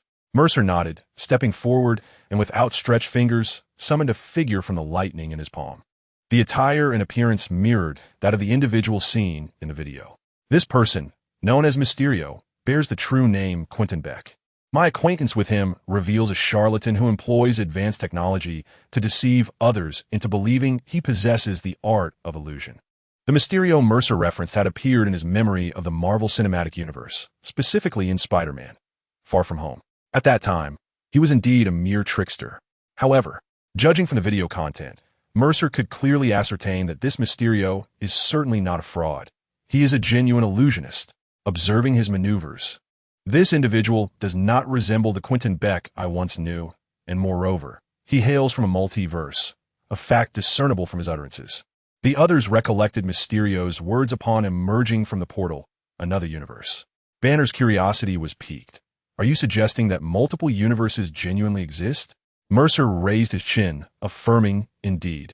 These universes vibrate at a shared frequency, unless one's speed is sufficient to transcend this vibration. To traverse, to alternate universes, one might require certain extraordinary artifacts or spatial magic. Otherwise, it is inherently implausible. Moreover, I shall divulge that I hail from another multiverse, though I shall refrain from specifying which one. The revelation that one is a character from a film is a notion that defies belief. Who could fathom that their years of existence were merely the fabrications of another's imagination? The crowd stared at him, astonished, upon learning he was an extraterrestrial. Moses shrugged, stating, I'm also an inhabitant of Earth, albeit from a different universe, and my current concern lies elsewhere. We are yet to ascertain whether our visitor is friend or foe. You mentioned this individual goes by the name of the mysterious guest? Nick Fury inquired, turning his gaze towards Moses. Surely you can locate him? Moses nodded affirmatively. Excellent. Please search for his whereabouts, and we shall proceed immediately. Nick Fury began, only to be interrupted by Moses's cold retort. Why should I assist you? You have made your own missteps. What gives you the right to expect me to rectify them? When did I become a member of your S.H.I.E.L.D.? The atmosphere turned awkward following his declaration. Stark feigned indifference, focusing his attention elsewhere, while Banner stood perplexed, uncertain of what to say. Acknowledging that these troubles were indeed of their own making, Moses had participated in several incidents related to S.H.I.E.L.D., leading them to mistakenly perceive him as one of their own. Now, as Moses unflinchingly shattered that illusion, Nick Fury regained his composure. Moses was not affiliated with S.H.I.E.L.D. This predicament was born of their own actions, and they could not impose upon him to resolve it. Chapter 80. Reunion. I shall assist you up to this point. I've already enabled Stark and Banner to better harness their powers. Your Avengers initiative may commence, Moses declared. The original Avengers did not possess Stark's Iron Dragon armor or Banner's mastery over the Hulk. Furthermore, Hulk had now tapped into the gamma energy of the universe, rendering him even more formidable. Should any calamity arise, the Avengers would be their sole recourse. Yet, Thor's absence was notable. Without her, the Avengers would lose a powerful ally. Moses pondered whether this world's Thor was female. Originally, Thor was male, and he shared a romantic bond with Jane, which fostered his attachment to Earth. However, with Thor now transformed into a woman, their love story would not unfold. Did this imply that even the narrative surrounding the reality stone would not transpire? Suddenly, Moses's eyes sparkled with realization. The reality stone. How could he have overlooked it? The location of the reality stone was indeed on Earth, and it could be retrieved with relative ease. I seem to recall that location to be Greenwich in England. Moses mused, stroking his chin in contemplation. Understanding the futility of overthinking, Moser resolved to proceed and spoke to Nick Fury, stating, Very well, you may handle the matters ahead on your own. I have pressing business to attend to. With that succinct declaration, Moser promptly utilized the space stone to depart. Nick Fury, resigned to Moser's exit, turned to Stark and proposed. Let's deliberate on the Avengers initiative, Stark. Have you given it any thought? Stark articulated his conditions. I am willing to join, but I must stipulate that I refuse to be beholden to anyone, and my armor shall not be entrusted to anyone else. Of course, Nick Fury nodded. Then glanced at Banner. What about you? I concur. It is time for Hulk to engage in some good deeds, Banner affirmed. I'll serve as your muscle.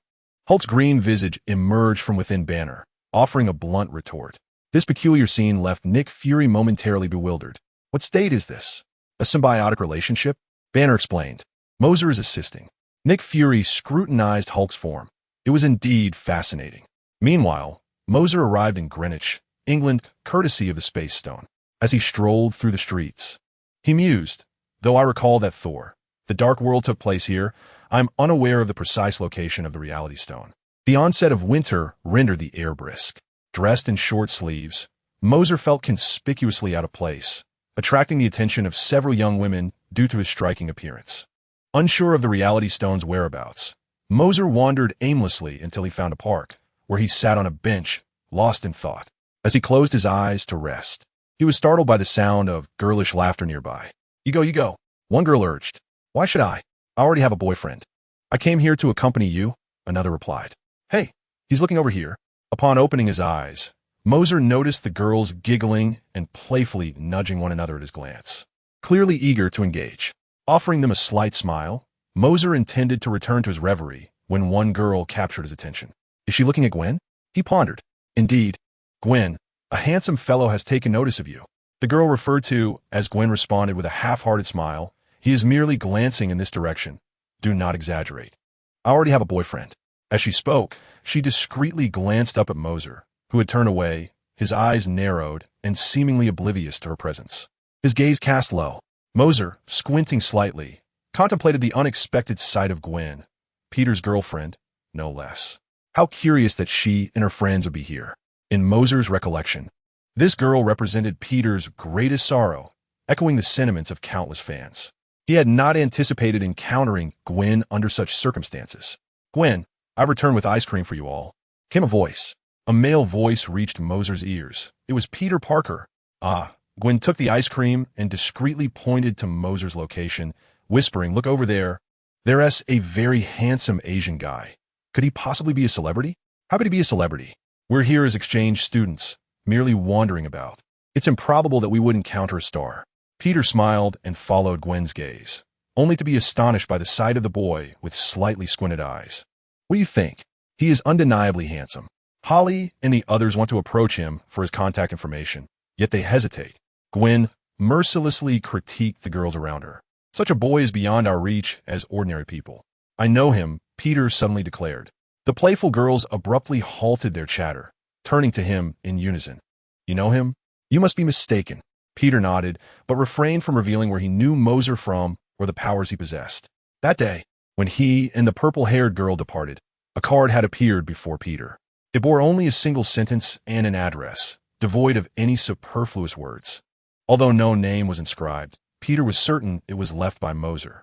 He had intended to seek out Mercer that weekend, but the school had arranged for them to attend a high school in Greenwich, England for a 7-day exchange program, compelling Peter to abandon his plans. He had never anticipated encountering Mercer here. Such a handsome Asian. I've only seen one in my lifetime.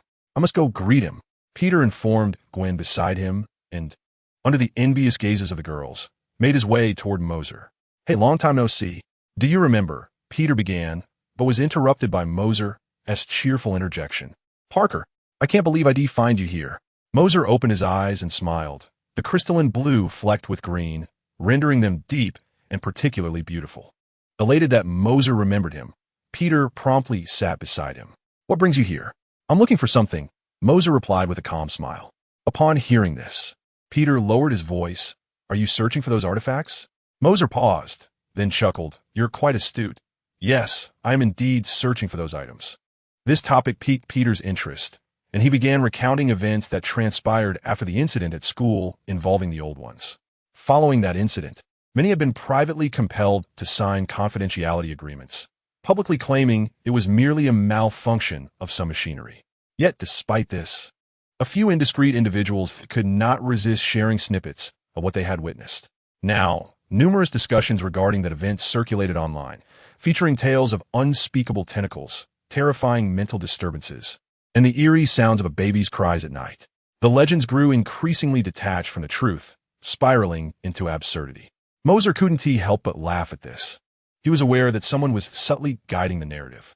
The SHIELD cannot possibly be unaware of the exposure of such information. Rather than imposing a series of bans, it would be more prudent to manipulate the direction of public opinion. A direct prohibition would only serve to make the situation more tangible, inciting curiosity about the underlying truth. As it stands, the genuine events have been diverted into the realm of supernatural horror stories, leading to a gradual distortion of the narrative. Watching Peter and Mercer engage in conversation was nothing short of astonishing for Gwen and her friends. It was evident that such a boy stood out amongst a throng of peers, and even among the prettiest girls, they felt inadequate to captivate someone like him. Gwen, Parker is quite remarkable to know someone like that, remarked a girl with her hair styled in two buns, her eyes wide with disbelief. I'm surprised too. He has never mentioned it to me, Gwen admitted, completely taken aback by the enthusiastic exchange between the two. Chapter 81.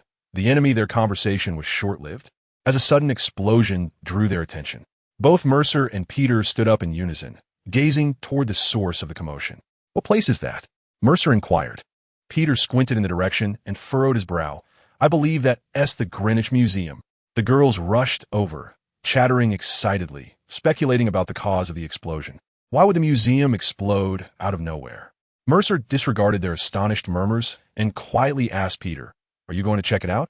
Gazing at the direction of the explosion and then at Gwen beside him, Peter nodded slowly. I'm going, seeing his unwavering determination reminiscent of the Spider-Man he admired. Mercer felt a surge of joy. How do you plan to get there? After a moment of contemplation, Peter suddenly feigned surprise and addressed Mercer. Did you say you'd like to invite me over? I'd be delighted. While Mercer was momentarily taken aback by this remark, Peter turned to Gwen and stated, It doesn't seem safe here. You all should head back. I'll go visit him and return to the hotel before nightfall. Without allowing Gwen and the others a chance to respond, he seized Mercer and headed in the opposite direction toward the hotel. As Peter walked away, quietly conversing with Mercer, Gwen felt a sense of helplessness. The museum erupted again in another explosion, causing the girls to scream, prompting them to hastily retreat, cautious not to linger. The two arrived in a narrow alley, where Peter swiftly donned his spider suit, which he had been wearing underneath his clothes. Isn't it hot wearing that suit underneath? Mercer asked, voicing a question that had lingered in his mind. Even in summer, Peter kept it on. Surely that wasn't comfortable. Peter chuckled wryly. It is a bit warm. I would prefer to take it off and stow it in my backpack, but I fear being discovered. It's too perilous. It's safer to wear it close to my body. This was merely a trivial matter on his journey to becoming a superhero. Upon hearing the response, Mercer nodded slightly, not dwelling on it. Observing Peter donning a spider suit for disguise, Mercer too preferred not to reveal his true visage before too many eyes. The Blacklight Virus surged across his skin, capable of not only transforming his appearance, but also altering his attire according to his whims.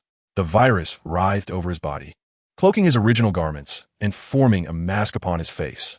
Before long, Mercer had transformed into a robust figure clad in a striking black outfit, complete with a mask and a prominent emblem resembling a black creature with outstretched wings. Is that a bat? Peter marveled at Mercer's swift metamorphosis into a new ensemble. Mercer chuckled. Indeed, I call this my Batman suit. Quite fitting, wouldn't you agree? His physique, far from frail, had been enhanced by the Blacklight Virus, rendering him muscular even in ordinary attire. Now, enveloped in the Batman costume, he appeared even more formidable. Absolutely stunning, Peter exclaimed in admiration. While the two engaged in light banter, an explosion erupted from the nearby museum. They exchanged glances and hurried towards the scene, each employing different means of travel. Peter swung forth using webbing, while Mercer, relying on the power of his leg muscles, leapt several meters high, running vertically along the wall as if on solid ground. If faced with any obstacles, he simply soared above them, gliding through the air. Peter, swinging through the air, was momentarily taken aback by the array of maneuvers available. They quickly arrived at the museum's entrance, opting to observe the situation from outside rather than rushing in. Inside the museum, a figure clad in high-tech rhino armor was busily extracting exhibits from the display cases. Nearby, numerous individuals lay sprawled, suffering various injuries and trembling in fear. This guy certainly has an appetite, taking everything. But why choose a museum over a bank? Peter pondered aloud, despite the inopportune timing. Indeed, it is rather peculiar, Mercer remarked, his eyes gleaming with recognition. The individual in the rhino suit was none other than one of Spider-Man's adversaries, Rhino.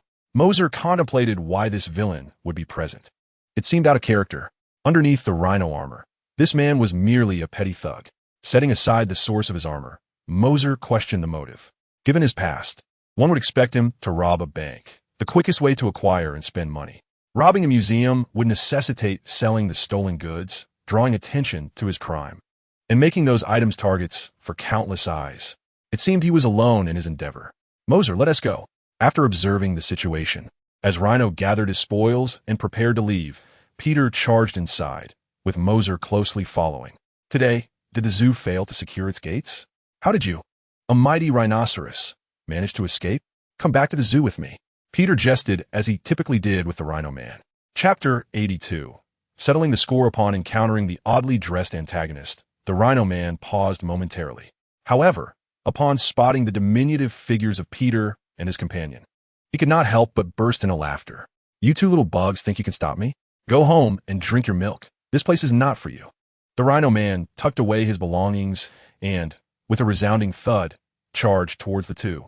Two strands of webbing shot forth from Peter's launcher, ensnaring one of the Rhino Man's feet and anchoring the other end to the wall. The Rhino Man stumbled and fell to the ground. Damn little bugs, get down here. Struggling to regain his footing, the Rhino Man glared at Peter, who remained perched on the wall, indifferent to his shouts. First, I'll deal with this fellow. He appears much easier to handle. After a series of futile threats, the Rhino Man realized that Peter had no intention of descending and continued to ensnare him with webs. If this persisted, he would be trapped. Thus, he shifted his focus to the calm figure of his companion, Mercer, who stood with arms crossed by the entrance. Believing Mercer to be an easy target, the Rhino Man prepared to launch an attack. With astonishing speed, his massive form shook the ground as he barreled toward Mercer. Yet, Mercer did not flinch. Instead, he stood his ground, awaiting the Rhino Man's approach, convinced that the beast posed no threat. Seeing Mercer remain motionless, the Rhino Man assumed he was paralyzed by fear and grew even more brazen. He swung his enormous fist towards Mercer, who remained undeterred. A smirk of derision dancing in his eyes, as if mocking the Rhino Man's foolishness. Boom! The Rhino Man's fist struck Mercer's body with tremendous force, creating a thunderous sound. Any ordinary person would have been sent flying, rendered unconscious by such a blow. Instead, Mercer advanced, taking a step forward, while the Rhino Man felt as though he had collided with an iron wall. The force of his own punch rebounded, leaving his arm tingling. What? The Rhino Man exclaimed in astonishment, realizing he had been effortlessly thwarted. You are far too weak, Mercer remarked, shaking his head. Infuriated by the insult, the Rhino Man's face flushed crimson as he bellowed. You insolent wretch, how dare you mock me? He lunged forward once more, but Mercer suddenly vanished. Where's he? The Rhino Man shouted, but received no answer. Mercer's figure reappeared before him, raising his right foot and delivering a crushing blow upon the Rhino Man's ironclad head. The immense weight of the Rhino Man sank several inches into the ground under the force of the strike. Mercer then lifted his leg, using tremendous strength to hoist the Rhino Man high before forcefully tossing him aside. Boom! The colossal, unyielding steel cranium crashed against the formidable marble wall, embedding itself deeply within, its limbs hanging limply. Despite the protection of its iron physique, Mercer's assault was exceptionally fierce. The Rhino Man struggled for a moment before finally extricating his dazed head from the wall.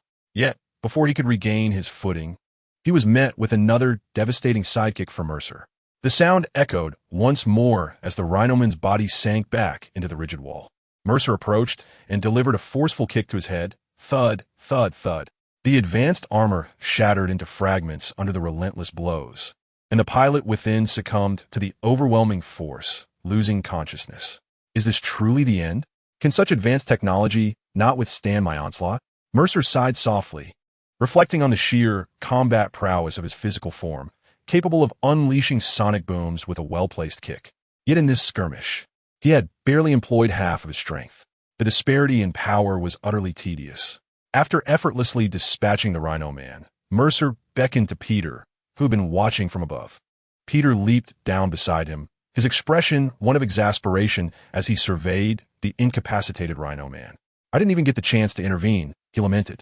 His visit had merely consisted of shooting a web and then witnessing Mercer's display of prowess, leaving him questioning his purpose in this endeavor. This time it just so happened I was here. There will be times in the future when you find yourself in dire straits, Mercer replied with a gentle smile. And what shall we do with this fellow? Shall we leave him here for the authorities? Peter inquired, glancing at the massive form of the Rhino Man sprawled on the ground, a daunting presence that seemed problematic to manage. Mercer turned his gaze toward the Rhino Man, his palm subtly clenched. A radiant blue energy emanated from within the armor, causing it to disintegrate into a heap of metallic debris. Such technology could easily be salvaged and repurposed, a common occurrence indeed. By destroying it outright, Mercer spared himself the potential troubles that might arise later. Curious about what the Rhino Man had pilfered, Mercer examined the stolen goods. Amongst the collection of ancient artifacts, one particular tool, resembling a pickaxe, caught his attention. Is this vibranium? Its design was identical to that from the original narrative, and in an instant, Mercer recognized its significance. So, the Rhino Man's true objective was this? His extensive theft was merely a ruse to obtain this pickaxe? But why? Mercer remained perplexed. The audacious attempt to seize vibranium was a stark departure from the events of the original storyline. In the original narrative, the individual who pilfered the vibranium pickaxe is named Ulysses Claw. In the present timeline, it is likely that he has successfully stolen a substantial amount of vibranium. The nation of Wakanda has dispatched agents to pursue him. Logically, one would expect a museum housing vibranium to be discreetly targeted for theft. It is inconceivable that one would brazenly attempt to steal it. Vibranium? What is that? Peter leaned in closer and observed that Mysterio was gripping a pickaxe, which appeared significantly rusted. His right hand enveloped the vibranium pickaxe, and an energy wave emanated from his palm, removing the rust from the metal exterior and revealing its true form. A sleek, silver-hued metal manifested before them. This was vibranium, possessing a unique molecular structure that rendered it nearly indestructible. On Earth, if fashioned into armor, nothing could penetrate it, and it scarcely conducts heat or kinetic energy. Is it truly that formidable? With a scientific acumen, Peter quickly grasped its value. The applications of such a material in science are boundless. Should it be mass-produced as weaponry, it would spell disaster for other nations. Did this individual intend to steal vibranium? But how could an ordinary person even be aware of its existence? Just as Mysterio pondered this, Peter suddenly grasped his arm and yanked him aside. Mysterio stumbled, about to inquire about the commotion, when he noticed a large black mark where he had previously stood. A soft gasp echoed nearby. How could he have anticipated my illusionary attack? How was that possible? Chapter 83. Confirmation. The surroundings shifted dramatically. The once pristine museum, marred only by the rampage of the Rhinoceros Man, now lay in ruins. It appeared as though it had been ravaged prior to his entry, rather than as a result of it. The Rhinoceros Man on the ground, and the vibranium pickaxe in Mysterio's hand had vanished. Especially upon hearing that statement. Anticipating an illusionary attack? Who is orchestrating this? A fierce shout erupted from Mysterio's lips as an intangible mental force radiated from within him.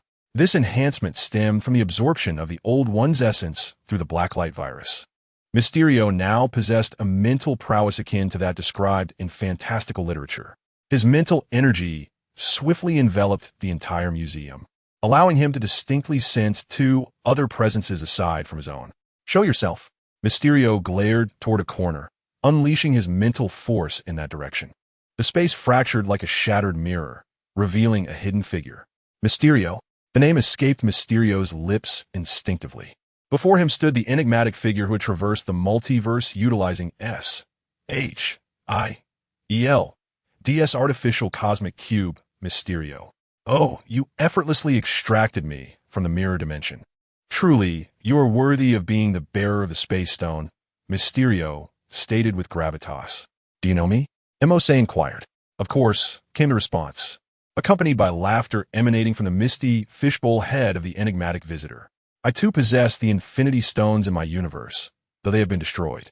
I utilized an ancient magic to open a portal to other universes, only to discover that it opened upon that man-made cosmic cube. The energy contained within that cube was merely sufficient to allow me to traverse from another universe before dissipating. Following the remnants of that energy, I found my way to you. At this, Mose narrowed his eyes, his Batman suit vanishing as he gazed intently at the mysterious visitor, his words laced with a palpable mental pressure. So, you intend to seize my infinity stones? Seize your stones? No, no, no. Why would I engage in such an act? The enigmatic figure quickly gestured. I am here to provide you with information. Your world is under siege by creatures known as the elementals. Should they wreak havoc, your realm will be in peril, for my own world met its demise in such a manner. Elementals? Mose was not unfamiliar with this faction. These were elemental monsters composed of 4 elements: wind, water, fire, and earth, collectively referred to as the elementals. Their existence was akin to the thunder fruit within Mose, representing a natural disaster, rendering physical attacks ineffective against them. Is that so? Mose chuckled coldly, his mouth opening to utter, Book of the Vishani for direction suppression. In an instant, 4 massive golden blocks materialized from thin air, hurtling towards the mysterious visitor. Yet, before the visitor could utter a word of reproach, 2 green beams of light erupted from his hands, allowing him to sidestep the 4-direction suppression. The golden blocks, however, did not aim to crush him directly. Upon his evasion, they landed around him, interconnected by golden magical lines, sealing off his escape routes. As Mose advanced step by step, it appeared as though he were treading upon an invisible staircase, walking through the air in the eyes of the mysterious visitor and Peter. "You possess the Book of the Vishanti? How is that possible?" the visitor exclaimed in astonishment. Mose raised an eyebrow. "You are aware of the Book of the Vishanti? I once requested it from that stubborn old hag, Ancient One, to learn from her, but she refused to lend it, clinging to those archaic rules." The mention of this irked the mysterious visitor. Had she taught me the Book of the Vishanti sooner, our universe would not have fallen to the elementals. The very mention of the Book of the Vishanti lent credibility to the enigmatic visitor's words. This was a premier magic known only to the supreme sorcerers within the Sanctum Sanctorum. To learn it, one would need to be at least on the cusp of the Ancient One's level of mastery. By the way, speaking of which, did you just conceal yourself using the mirror magic of the Sanctum Sanctorum? The spatial distortion experienced when he had unearthed the mysterious visitor was a signature effect of the mirror magic. Indeed, the visitor nodded. Inquired, "Did she teach you?" The mysterious guest nodded affirmatively. "What evidence do you possess to prove that this did not come from Ancient One?" Remained skeptical, as prior notions clouded his judgment. His words bore an air of confrontation due to the revelation of the 4-fold suppression by the other party. Swallowing hard, the mysterious guest cradled his fish tank, bringing it down, revealing a fair visage before them. With a fluid motion, the helmet vanished. The unveiled figure of the mysterious guest was strikingly handsome, undoubtedly ranking among the most distinguished of Western men. "You possess a space gem. I shall provide you with the extreme coordinates of my universe. Use the space gem to verify the truth of my words." While traversing the cosmos solely with the space gem is a formidable task, a fleeting glimpse is certainly attainable. In the guest's outstretched hand, a small orb of green energy materialized. The so-called extreme coordinates resided within this energy, not something that could be inscribed on paper. Directly embedding the information into one's mind from energy is feasible, albeit challenging for someone like. Gazing into the mysterious guest's eyes beckoned, and the energy orb drifted towards him. A surge of immense mental strength penetrated the green light, confirming the absence of any hidden traps before pressed it against his forehead. As the energy entered his mind, closed his eyes and summoned the confinement, "Protect me for 10 seconds. A reluctant voice responded from the confinement, subtly chastising for only calling upon it in times of need. Nonetheless, his command could not be disregarded. Instantly, a plethora of weapons emerged from the confinement, all aimed at the mysterious guest. The barrels of guns and cannons were poised, ready to unleash a physical reckoning should the guest make any sudden movements. After 10 seconds, open his eyes. A gesture from him signaled the confinement to retract its weapons, positioning itself beside him. "You were right. You indeed hail from another universe, and you are not malevolent." Through the extreme coordinates provided by the mysterious guest, ventured into that universe, only to find a void. This emptiness was akin to a universe devoid of existence. Had it not been forced possession of the space gem, which allowed him to sense spatial alterations, he would have remained oblivious to the existence of this void. It was a universe obliterated by a terrifying force. Chapter 84. The Blacklight Pulse. Only 2 possibilities could account for the obliteration of such a universe. 1. The life of the universe has reached its terminus. However, the lifespan of a universe is staggeringly long. By the time such an endpoint is reached, the universe's energy would have been depleted eons prior, rendering any life forms incapable of survival. It would gradually succumb to decay, leading to its ultimate demise. Another possibility is annihilation by a formidable force. The Infinity Stones are capable of such destruction, as are certain transcendent entities. The myriad existences within this universe are overwhelmingly vast. Very well, I shall tentatively place my trust in you. Mercer lifted the fourfold suppression, gesturing towards the site of devastation. Is this your doing? Not all. The mysterious figure shook his head. This place was already in ruins prior to my arrival. I merely recreated a semblance of the previous scene. Recreated? So, this location has indeed been plundered, Mercer mused. After surveying the area for a moment, he promptly retrieved his phone and composed a message. The recipient was Nick Fury, and the content was succinct. The mysterious figure has neutralized the threat. Vibranium has been stolen from the Greenwich Museum. Having dispatched the message, Mercer turned to the mysterious figure and inquired, "What are your plans next?" The mysterious figure pondered briefly, fixing his gaze on Mercer.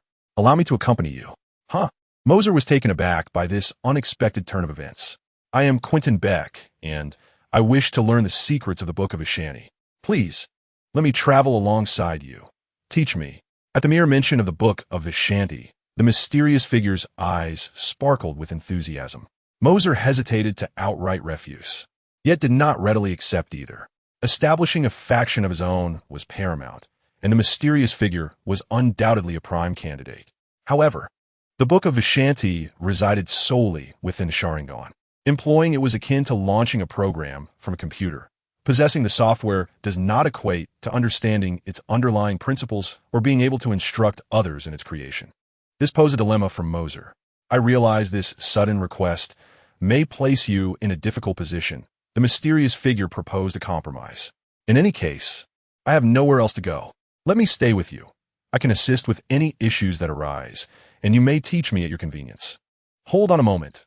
Allow me to process this." Mercer rubbed his aching temples, having prepared himself for a fierce battle prior to his arrival. He had anticipated engaging in a thrilling magical confrontation, yet found that the other party bore no hostility whatsoever. Indeed, had there been any animosity, the mysterious figure would have unleashed chaos long ago at S.H.I.E.L. rather than resorting to theatrical tricks such as transforming firearms into serpents to intimidate. Now, the mysterious figure sought to accompany him. This was all due to the Book of Vishanti. Without it, the mysterious figure would not have so readily aligned himself with Mercer. "Very well. Since I am also in need of assembling a faction, you shall be my first recruit," Mercer declared. "Excellent." Although Mercer appeared significantly younger, the mysterious figure felt no discomfort. He adhered to a philosophy that prioritized strength. For individuals like him, age held no sway. Only formidable power could earn respect. Youth mattered little, for even an infant could crush those many decades older if imbued with sufficient strength. The notion of wielding age as a means of authority was only relevant within a society of normal human standards. If an elderly individual were to stand before the mysterious guest, attempting to assert their age and wisdom while being disregarded, it would be preferable to simply escort them away without resorting to violence. After conveying the situation to Nick Fury, Mercer stowed his phone and remarked, "All right, let's be on our way. I have pressing matters to attend to in Greenwich. So, I shall return to the hotel then?" Peter inquired. Although he was oblivious to Mercer's true intentions, he understood that it was not a matter in which he could involve himself. He certainly did not believe himself capable of doing so. "Until we meet again, should fate allow," Mercer said, patting him on the shoulder. They exchanged a few more words before parting ways. In midair, Mercer stood suspended, empowered by the space stone, enabling him to defy gravity effortlessly, much like a formidable combatant. The mysterious guest conjured a green magical array with both hands, which granted him the ability to hover in the air, watching Mercer stand effortlessly above the ground. A flicker of envy crossed the mysterious guest's eyes as he remarked, "How fortunate are those who possess the Infinity Stones. Walking through the air seems so effortless." Mercer smiled faintly, offering no reply. His gaze swept over the city below. He could not recall the precise location of the Reality Stone, only that it resided in an old, dilapidated warehouse. "What are you searching for?" the mysterious guest inquired. "The Reality Stone, also known as ether particles. You should be familiar with it," Mercer replied. "That artifact?" the mysterious guest exclaimed in astonishment. "Such a potent object that can manipulate reality. If I were to possess it, I could effortlessly weave illusions that envelop the entire planet." Mercer cast a sidelong glance at him, prompting the mysterious guest to immediately fall silent, offering an awkward smile. I was merely jesting. Ignoring his words, Mercer narrowed his eyes, surveying the expanse below. The host can utilize the pulse capability of the Blacklight Virus. After a period of enhancement, the Blacklight Pulse can sense certain unique energies. It is worth a try. Chapter 85. Scene recollection after a long absence. The system suddenly spoke up, informing Mercer of his newfound capability. The Blacklight Pulse, you say? I realize I have never employed this ability. The Blacklight Virus emits a pulse energy similar to bat sonar, originally designed to locate human targets. Once a target is identified, it returns a fan-shaped wave centered on the target, allowing Mercer to perceive their presence. Since there had been no need to locate anyone, Mercer had forgotten about this ability until now. Let us give it a try, Mercer thought to himself, and as he concentrated, a peculiar energy surged from his brain. This sensation resembled a psychic pulse, radiating outward. Could it be? Mercer combined a fragment of his mental energy with a blacklight pulse, causing its range and velocity to increase dramatically. In an instant, it enveloped a significant portion of the city. Oh, what a fascinating sensation. Through Mercer's heightened perception, he could sense every breath, every movement, and even count the fine hairs on a person's body. Seeing through solid objects was almost child's play. Thus, he also encountered some rather inappropriate scenes. Ahem, now is not the time for such matters. Let us attend to the task at hand. Mercer cleared his throat as the dark pulse oscillated several times, guiding him to a location imbued with energy akin to that of the space gem. There, Mercer pointed to a spot and transformed into a streak of light as he soared toward it. Wait for me, the mysterious guest exclaimed, hastily following suit. The pair arrived at their destination, an abandoned warehouse. Mercer rushed to the place brimming with the energy of the Infinity Stones, where he beheld the towering pillars that once contained the Reality Stone. His expression brightened. Indeed, in the original narrative, the Reality Stone was situated between these two pillars. However, as he lowered his gaze, his joy turned to despair. The Reality Stone was nowhere to be found. Had it been claimed by someone else before him? Mercer murmured. I have a method. Let me take a look, the mysterious guest replied. A green magical seal formed upon his right hand, branching into several rings that ascended along his arm. With a gentle twist, the surrounding scene began to shift, as if time were rewinding. Is this a spell for retracing scenes? Mercer pondered aloud. The tableau transformed, revealing a sleek alien warship stationed outside the warehouse, from which emerged several aliens whose pallor was strikingly unnatural. They approached the pillar and appeared to converse, after which the foremost alien raised his hand toward the stone. The Reality Stone within the pillar began to flow toward him, as if animated, coiling around his palm and merging with his being.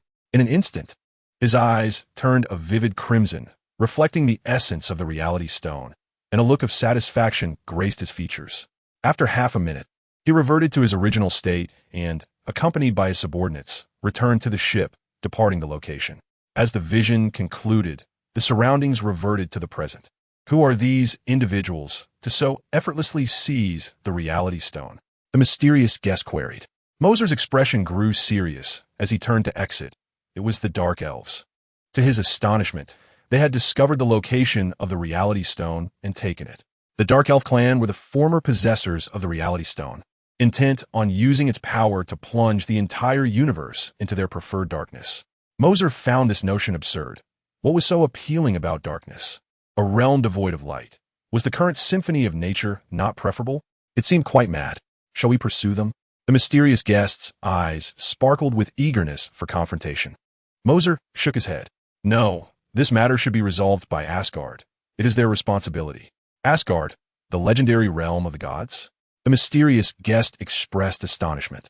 Does Asgard truly exist along with those deities? You wield magic. How could Asgard not exist? Mercer began to jest, but he sensed something amiss. Wait a moment. Did Asgard not intervene when the elementals sought to obliterate your universe? No, the Mysterio shook his head.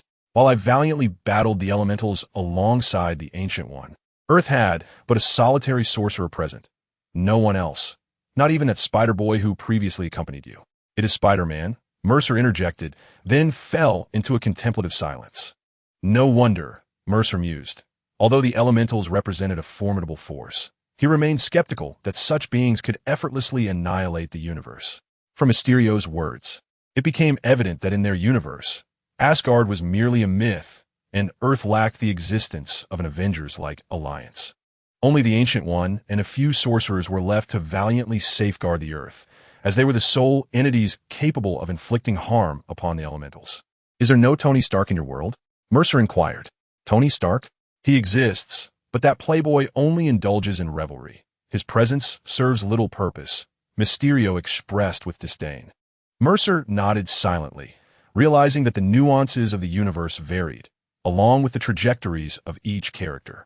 The Tony Stark of his world had never endured the experience of being kidnapped and subsequently becoming Iron Man Chapter 86. Fashion insights emerging from the warehouse. Mercer addressed the sky. "Heimdall, can you hear my voice?" The sky remained eerily silent, prompting Mysterio to cast a peculiar glance at Mercer. Mercer chose not to elaborate, instead continuing, "Heimdall, the Reality Stone has been seized by the Dark Elves. You must urgently relay this to Odin. Should such a relic fall into their possession, darkness will once again envelop the universe." After his declaration, the silence persisted, and Mercer departed amidst Mysterio's profound awkwardness. "Hey, wait for me." Mysterio hurriedly followed. In the realm of the gods, Asgard, Heimdall stood within the teleportation chamber of the Rainbow Bridge, his eyes deep as the cosmos itself, surveying the universe's expanse. Suddenly, a human voice resonated beside him. "Heimdall, can you hear me?" Shifting his gaze, Heimdall swiftly focused on a relatively small planet amidst the myriad of stars, Earth. His vision pierced through all, landing upon a singular human, Mercer. His exceptional ocular prowess scanned Mercer, who possessed formidable mental strength and was acutely aware of the probing. "Heimdall, the Reality Stone has..." As Mercer uttered these words, Heimdall's pupils contracted, his focus retracting as he drew forth the sword used to activate the Rainbow Bridge. Hastily departing to seek Odin. As the guardian of the Rainbow Bridge, he understood all too well the dire consequences of the Reality Stone falling into the hands of the Dark Elves, prompting his urgent quest for Odin. In the grand hall of the sanctum, Odin listened intently to his subordinates as they reported pertinent information from the other 9 realms, occasionally nodding in acknowledgement. Loki and Thor were engrossed in their reading, with Loki's face bearing the marks of a recent altercation. Suddenly, a voice echoed from afar, and Heimdall's figure appeared in the grand hall. Observing his disheveled appearance, Odin inquired, "Heimdall, why have you left your post at the Rainbow Bridge?" "Your Majesty, I bring grave news. The Reality Stone has been stolen by the Dark Elves." This proclamation silenced the hall as all eyes turned towards Heimdall. "Where did this information originate?" Odin asked, his brow furrowed. "Earth, from a man named Mercer," Heimdall replied succinctly. At the mention of Mercer, Loki sprang to his feet, declaring, "I shall seek retribution." However, Thor promptly pulled him back down, saying, "Calm down, brother. Exercise restraint. The last time you brought your guard, it ended poorly. What do you propose to do now?" "That was an accident. I underestimated him. I assure you, it will not happen again," Loki insisted, only to be met with Thor's dismissive scoff. "Dear sister, your brother has been bested, and yet you offer no support," Loki lamented. "Huh, I did not see you rushing to my aid when I fell to Midgard." "Now sit down," Thor commanded. With a reluctant pout, Loki complied, settling into his seat. Should Mercer witness this scene, he would surely be astonished at Loki's newfound obedience. Rising from his throne, Odin gestured decisively. "Thor, Loki, you are to lead the forces in search of the Dark Elves. Upon discovery, they are to be dealt with swiftly." "Yes, my lord," they responded in unison.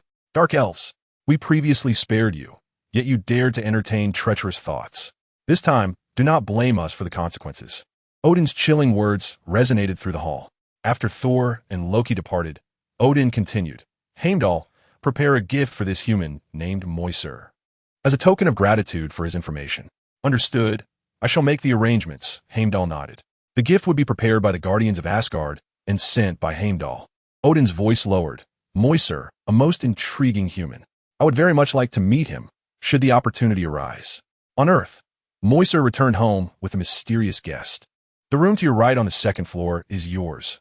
Feel free to make use of it," he said, handing over a key. The mysterious guest accepted the key, his face lighting up with joy. Moments later, a thought struck him, and he remarked, "By the way, I don't have the money for rent." Consider being my muscle payment enough? Mercer replied. Absolutely. The mysterious guest exclaimed, racing to his new room. Where have you been? A voice suddenly called out. Mercer turned to see Janata standing behind him. Is that you? I haven't seen you in days. Where have you been?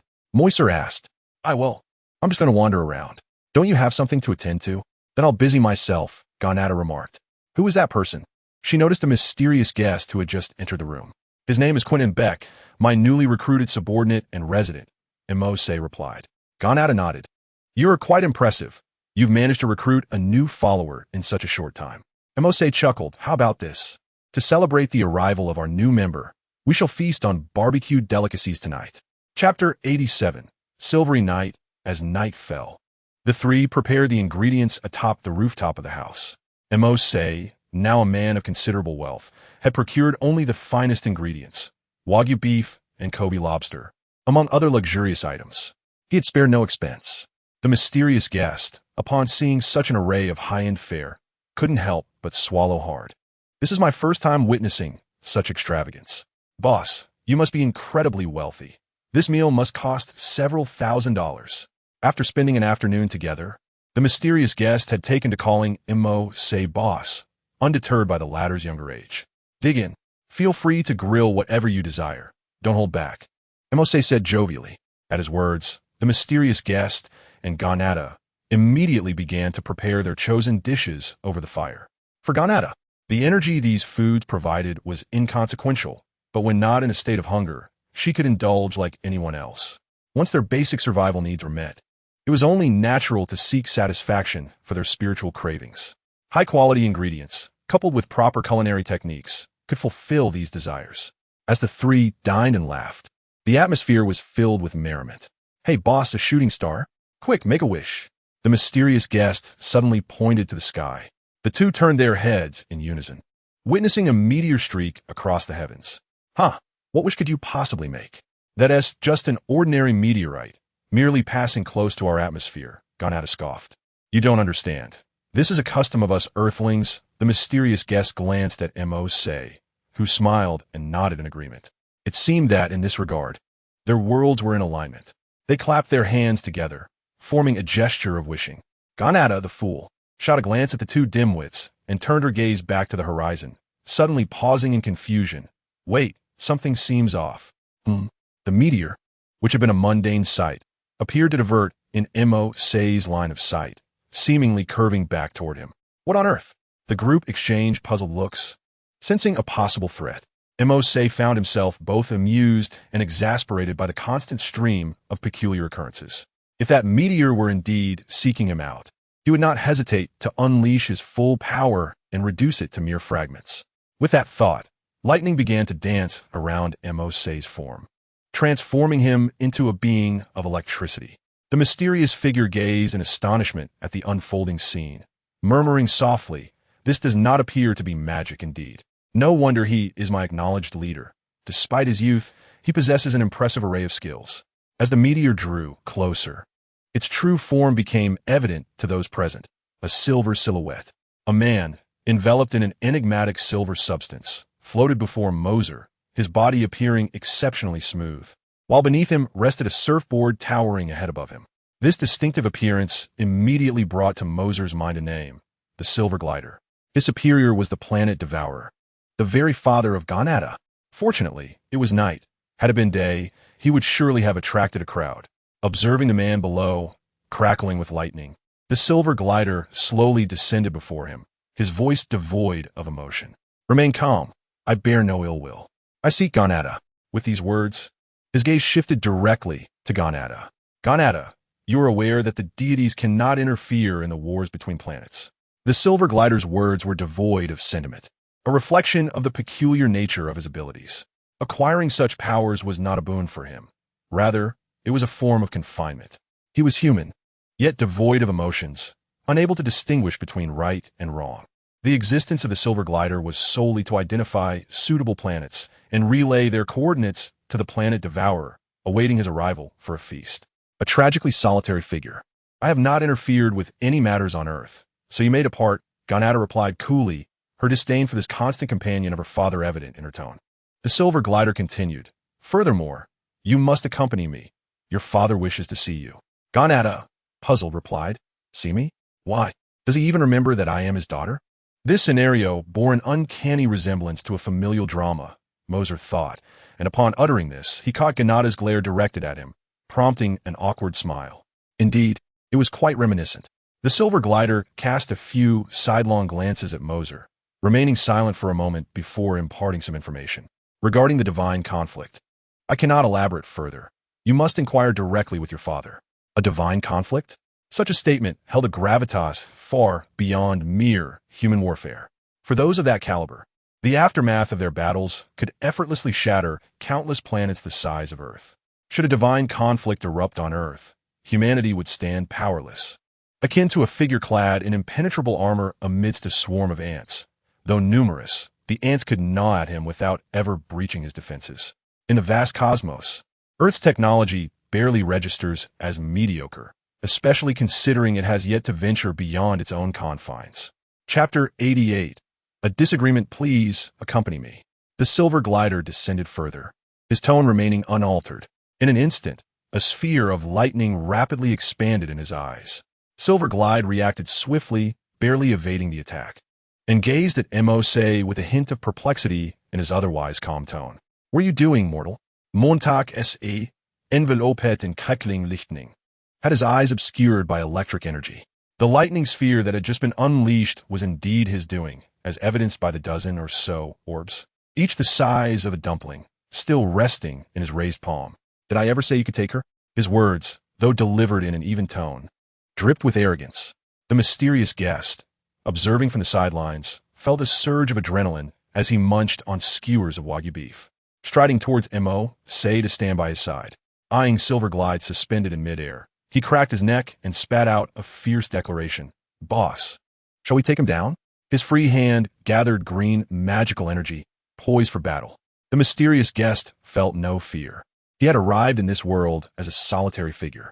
Although his acquaintance with Mercer had been brief, the half-day spent together had revealed to him that this youth was quite amiable, with a good nature and formidable abilities. He considered it a stroke of luck to have encountered such a leader upon his arrival. Thus, when Mercer was about to engage in combat, he stood resolutely by his side. From his elevated position, Silver Glide contemplated the duo before him. These two were not weak. Confronting them head-on would diminish his chances of victory.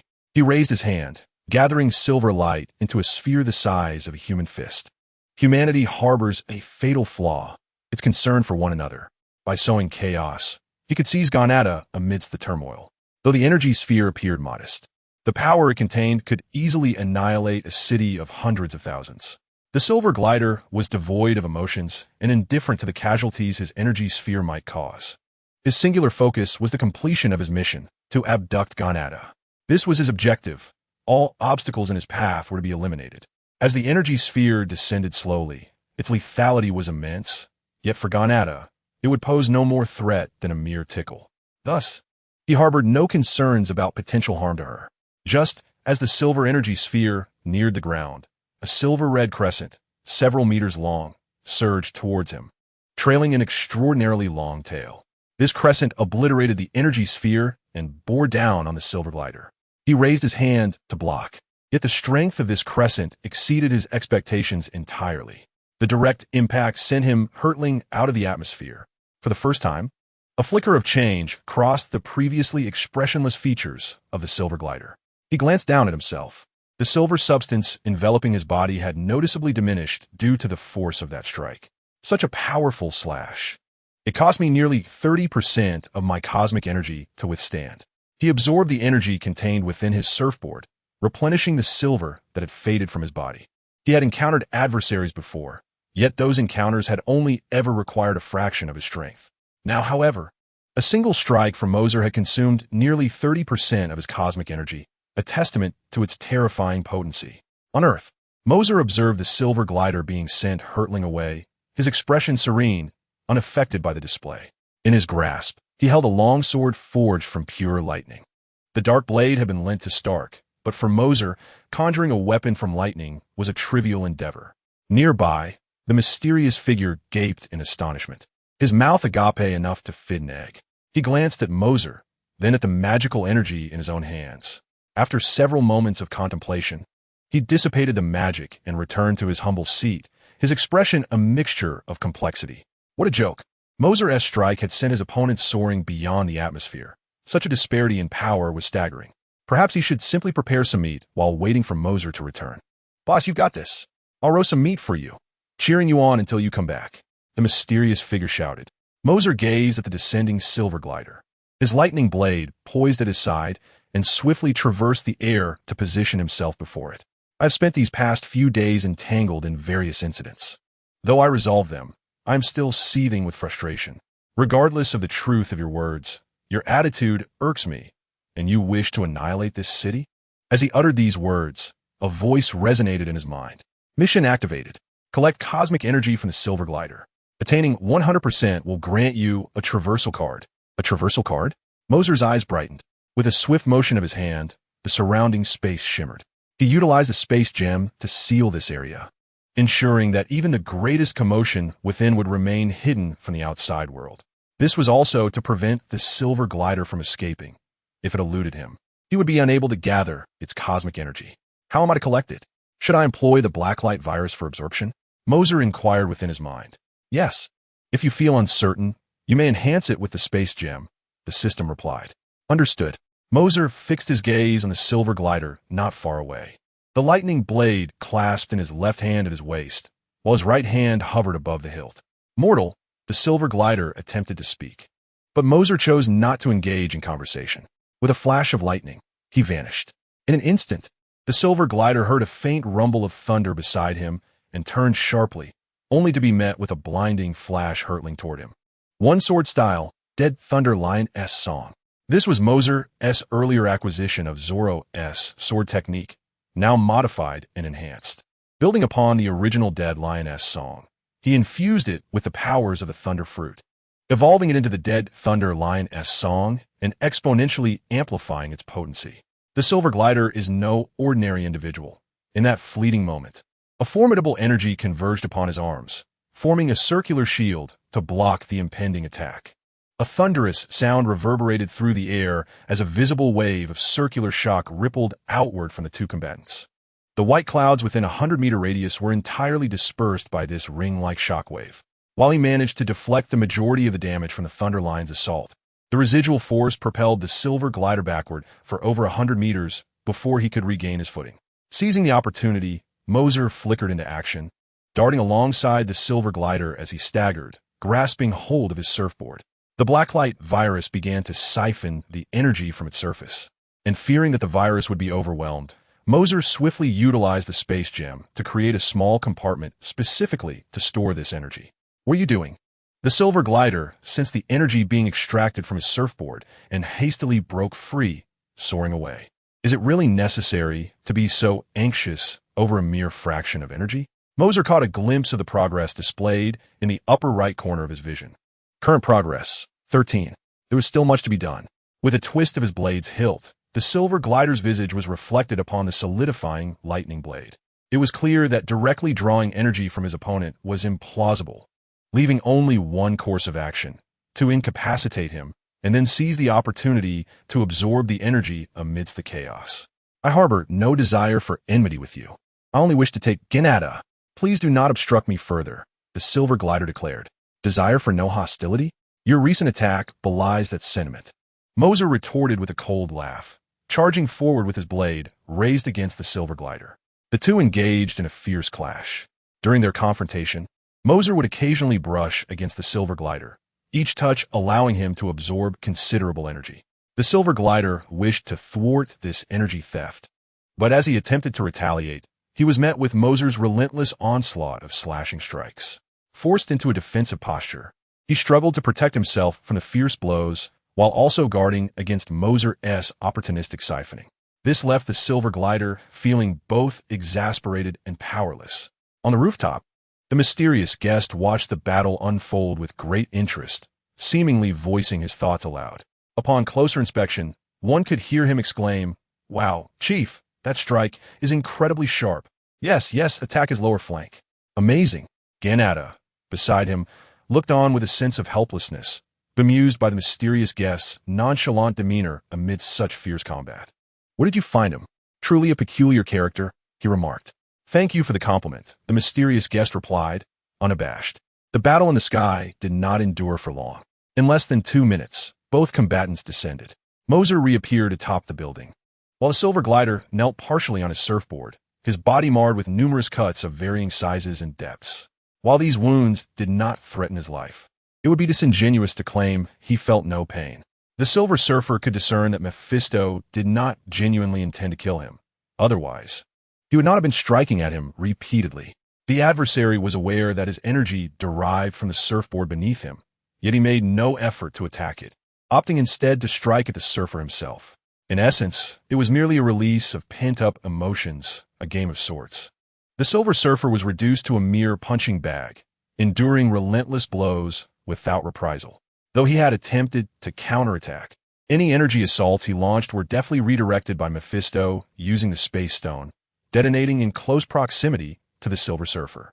The harder the attack, the fiercer the retaliation. Thus, the Silver Surfer refrained from unleashing a widespread assault with the energy from his surfboard, fearing it would rebound upon himself. The Space Stone was extraordinarily powerful. Thanos had squandered its potential by merely using it for teleportation. Mephisto inwardly lamented the Thanos he was familiar with, wondering how such a valuable artifact could be so underutilized. Had Thanos employed the Space Stone more effectively in the previous Avengers film, no one would have been able to approach him. Unless one possessed an even greater ability to counteract the spatial confinement the stone created, it was insurmountable. Mephisto regarded the Silver Surfer with a faint smile. "So, will you continue to fight? I wouldn't mind absorbing a bit more of your energy. I am merely an executor. Even if you were to severely injure or kill me, it would hold no significance." The Silver Surfer's tone softened slightly as the varying sizes of dark spots on his body began to be enveloped by the silvery substance emanating from his surfboard. "Garnata has a more pressing mission. To forcibly keep her by your side would be detrimental to the entire universe." Chapter 90. Journey to Another Realm. Mephisto chose to disregard him, turning his attention to Garnata. "Are you departing?" Garnata nodded silently. If it involved divine warfare, she needed to return. Mephisto fell silent as well, reflecting on how he had initially wanted her to stay as a talisman for protection, unaware of the immense responsibility she bore. "Very well, go. Once you have resolved your matters, return," Mephisto said gently. Garnata nodded, taking a step forward as a cascade of white light descended from above, transforming her back into the purple attire she had worn upon arriving on Earth. "I will come back to play with you." She gazed deeply at Mephisto before soaring into the sky, becoming a streak of light that accelerated instantly. The Silver Surfer observed Garnata's swift departure, understanding that she was anxious to leave before hesitation took hold. He glanced back at Mephisto, nodding at him before following in Garnata's wake. After some time, as Mephisto remained transfixed on Garnata's retreating figure, he snapped back to reality. "Come, let us continue our feast." "Huh?" The response from the mysterious guest left him momentarily bewildered. "Boss, shouldn't you be heartbroken that your girlfriend has left? You seem rather unfazed." "Who said she was my girlfriend?" Mephisto shot a perplexed look at the mysterious guest. Are you not?" This time, the mysterious guest was taken aback. He had always assumed the two were in a romantic relationship. "Not at all." Mercer took a bite of grilled wagyu, the unique aroma of the meat instantly enveloping his palate. They were merely friends. "Then why were you so reluctant to part just now?" "She lost a long-term benefactor, and I lost a talisman, that is all." "Your relationship is indeed quite transparent," the mysterious guest mused in silence, quietly savoring the grilled meat. There remained many things in this world that he did not comprehend. The departure of Janata had not significantly impacted Mercer. It was not a final farewell. The mere thought of a heart-wrenching parting scene sent shivers down his spine. That would truly unsettle him. After exchanging casual banter, the two finished their meal, tidied up, and returned to their respective rooms to rest. Leaning against the moonlight on the windowsill, Mercer softly called out, "System, settle the task." Task settlement. Successfully absorbed 100 of the silver glider's energy. Reward: 1 traversal card. A card illustrated with a black hole materialized before him, which Mercer grasped. The card bore no extraordinary features, golden edges, a white background, and the words traversal card emblazoned at the top. System: to which world does this traversal card lead? The current selectable worlds are 3, available for the host's choice. Age of Sail, a world filled with pirates, where you may acquire abilities such as devil fruits and hockey. The Age of Sword and Magic, where you can enhance your swordsmanship and magical prowess. All Realms Earth, a world where angels, demons, and deities have descended, and the people of Earth are struggling against extraterrestrial invaders. Here, you can obtain advanced technology, known as divine power. The 3 options presented themselves, and Mercer took them in at a glance. These worlds corresponded to those of One Piece, Sword Art Online, and the Academy of Super Beings, did they not? Although Mercer in his past life was not a quintessential anime enthusiast, he had certainly encountered these well-known Japanese animations. Furthermore, the terminology was unmistakably indicative of their respective worlds. Rubbing his chin, Mercer's gaze flitted back and forth among the options. The world of One Piece did not pique his interest. He already possessed the thunder fruit and a swordsmanship style, and he had no desire for more fruits or abilities. Too much of a good thing. The world of Sword Art Online seemed rather redundant. The techniques of his sword style would surely rank high within that game, and there was no necessity for him to enter. Finally, Mercer's attention lingered on the 3rd option, the world of super beings. This world intrigued him quite a bit. It resembled Earth in the Marvel Universe, also besieged by alien invaders. Though superheroes had emerged, it was not a Marvel-style superhero world. There were always individuals stronger than them. The Earth's inhabitants are in dire straits. Once thriving cities have been reduced to mere ruins. Mercer yearns to lend a hand, to assist the suffering citizens of the Great Xia, a sense of urgency that the other 2 worlds fail to provide. He inquires, System, if I venture there, what is the flow of time between the other world and here? The time ratio between the other world and the primary world is 2 to 1. 2 days in the other world equate to 1 day in the primary world. You may proceed with confidence on your journey, the system replies. Excellent. With such a time flow, Mercer feels reassured. His greatest fear is that if he ventures too far, he may return to find a Marvel world irrevocably altered. A world with a slower time flow is indeed a blessing, granting him ample opportunity to hone his abilities. Content. He strikes the traversal card, and a towering portal materializes before him. Without hesitation, he steps through. The journey to the other world commences. Chapter 91. Sacrifice for Justice in the Super God World, Great Xia. Night falls. Suddenly, a figure plummets from the sky with great speed, creating a substantial crater upon landing. Damn this system. Why place my teleportation point in midair? Luckily, my skin is tough, otherwise I could have met my demise. Mercer crawls from the pit, waving away the swirling dust and coughing repeatedly. He had anticipated the teleportation point would be on solid ground, not suspended in the air. Before he could voice his complaints, he had already fallen from the heavens to the earth. Observing the barren land around him, he gazes about in confusion. Where am I? Current location, suburbs of Huangshe City. The system's notification appears in the upper left corner of his vision. Suburbs of Huangshe City? Mercer reflects on the original storyline, faintly recalling that this plot point involved characters named Rose and Liangbing. As their images surface in his mind, his interest is piqued. Both are remarkably statuesque women within the super god world. Rose is a super soldier skilled in space wormhole combat, possessing abilities akin to a weakened space stone. What she can achieve, Mercer can also accomplish using the space stone. Even more formidable is Liangbing, the daughter of an angel, a devil in her own right. Also known as the fallen Angel Morgana. She is not only admirable, but also strikingly beautiful, and she holds a particular fondness for Rose. This connection stems from the temporal gene she created, which was implanted within Rose, thus intensifying her focus on her. A mission has been issued. Create a battle engine belonging to the host before departure. The system will not reclaim it and may be brought back to the primary world. The so-called battle engine is the primary device through which the deities of this world manipulate divine power. To the ordinary observer, the powers emanating from these descending deities and extraterrestrials are akin to legendary divine might. In truth, it is an advanced technology, a formidable computer. During battles, the competition lies in the swiftness of calculations, with a quicker party casting negative effects upon the opponent or enhancing themselves to annihilate the foe. The mention of a combat engine startled Mercer as he pondered how to navigate such a realm of technology. Suddenly, a luminous screen descended before him. Engine name, not set. Engine effect, not set. Energy source, Not set. The screen that appeared was the template for the engine available to Mercer. It was devoid of any configurations.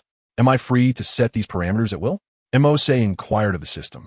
Please consult the entities of this world for further details. The system shall not provide answers. This dismissive response left Mercer clicking his tongue in frustration. All right, I shall seek someone knowledgeable. As he ventured into this world, he would inevitably need to interact with its inhabitants. He resolved to find those who possessed expertise in this area and seek their counsel. Though in the outskirts, numerous dilapidated houses dotted the vicinity, resembling the aftermath of a bombardment by some advanced weaponry. Mercer walked aimlessly along the road, uncertain whether to proceed forward or retreat, ultimately choosing a direction in hopes of encountering fellow humans. Is that the sound of gunfire? Mercer turned his gaze to the right, where faint gunshots resonated.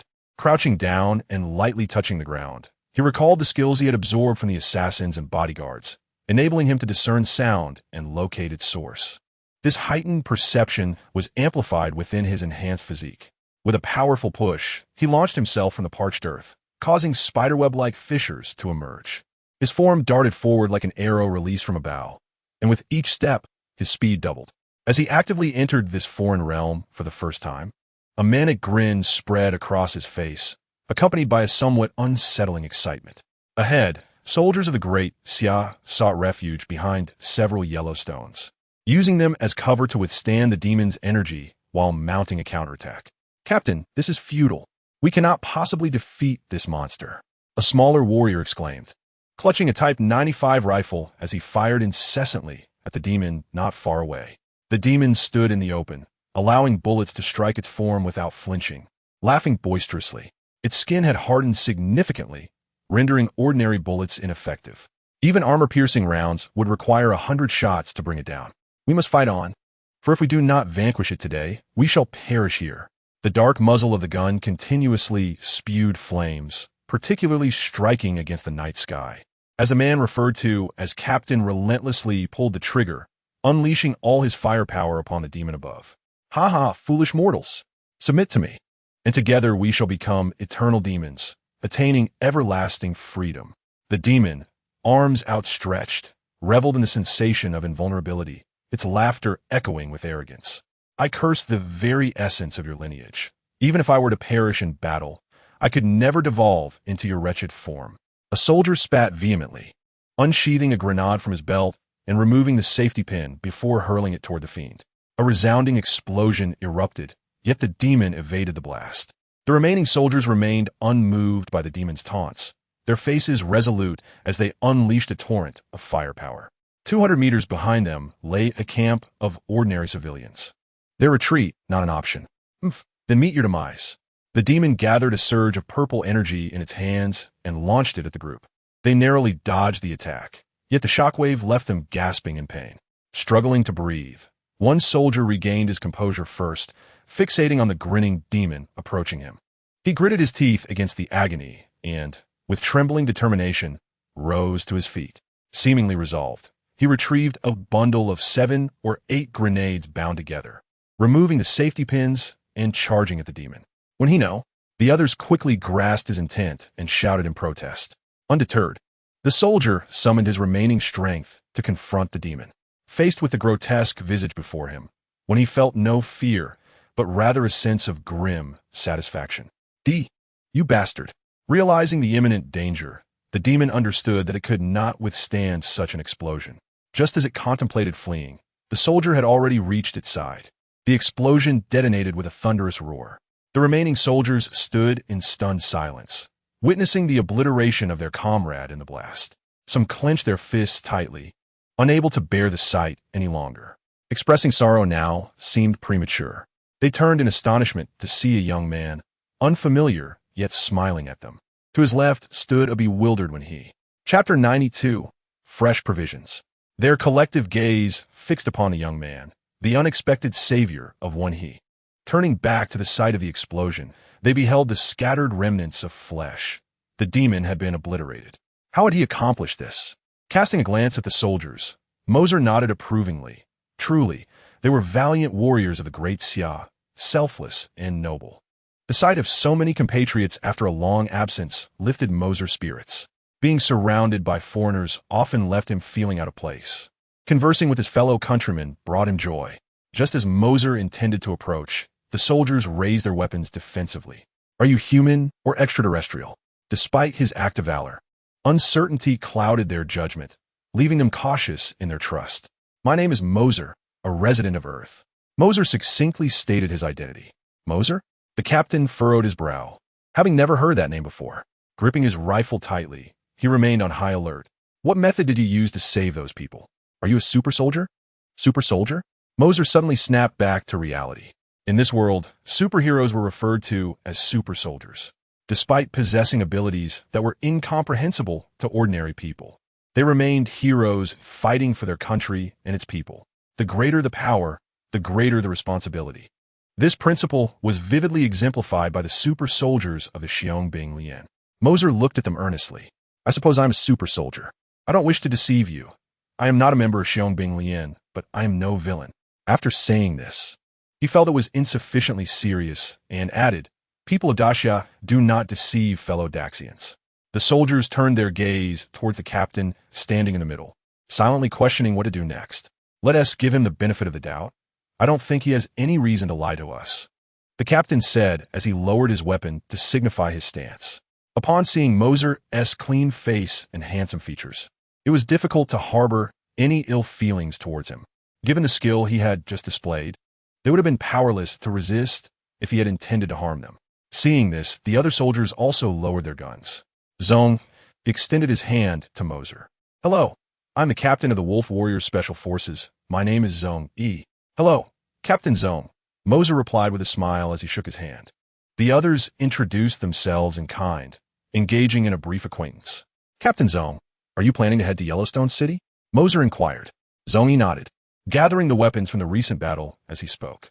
We received word that there are several divisions stationed at Yellowstone City. It would make for an excellent refuge. We are approximately 10 kilometers away. He sighed as he continued. We have lost many soldiers along the way. Only 5 of us remain.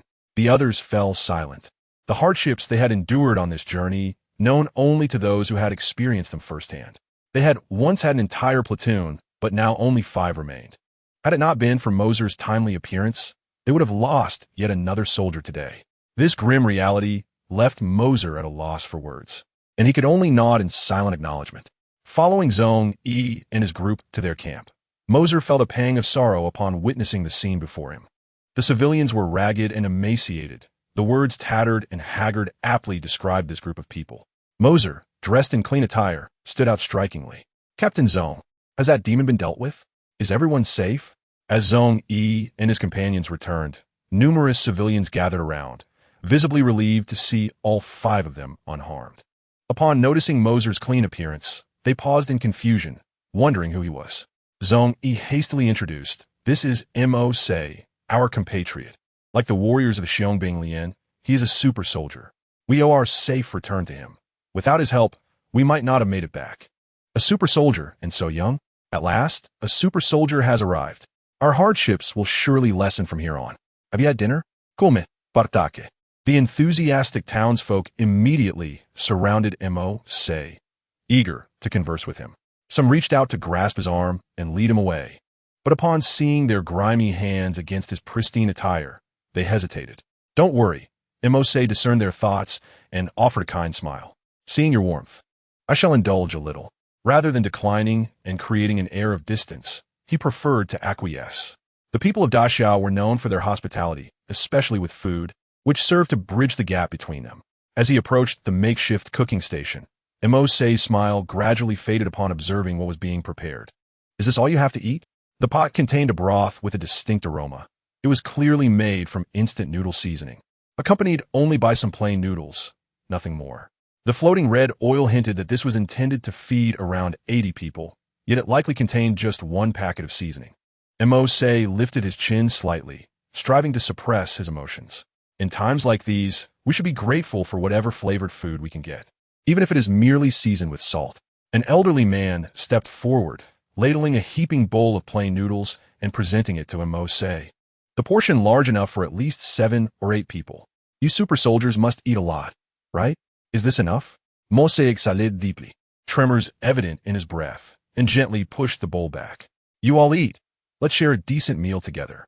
As he spoke, a ripple of energy emanated from his right side, and he produced some beef and vegetables. The vegetables were vibrant in color, plump and fresh, while the beef displayed exquisite marbling, evidently cut not long ago and well-preserved. The sudden appearance of such food startled the crowd. What is this? They had been on the run for months, deprived of quality sustenance, and this was the first time since the war that they had seen such fresh ingredients. Mose handed the fresh provisions to the elderly man. I'm a super soldier and have already eaten. Take this and enjoy a proper meal. The old man stared at the ingredients in disbelief, then looked up at Mose and bowed deeply. The others followed suit, bowing in gratitude. Though Mose was a super soldier, they did not see the act of providing food as something that was inherently expected of him.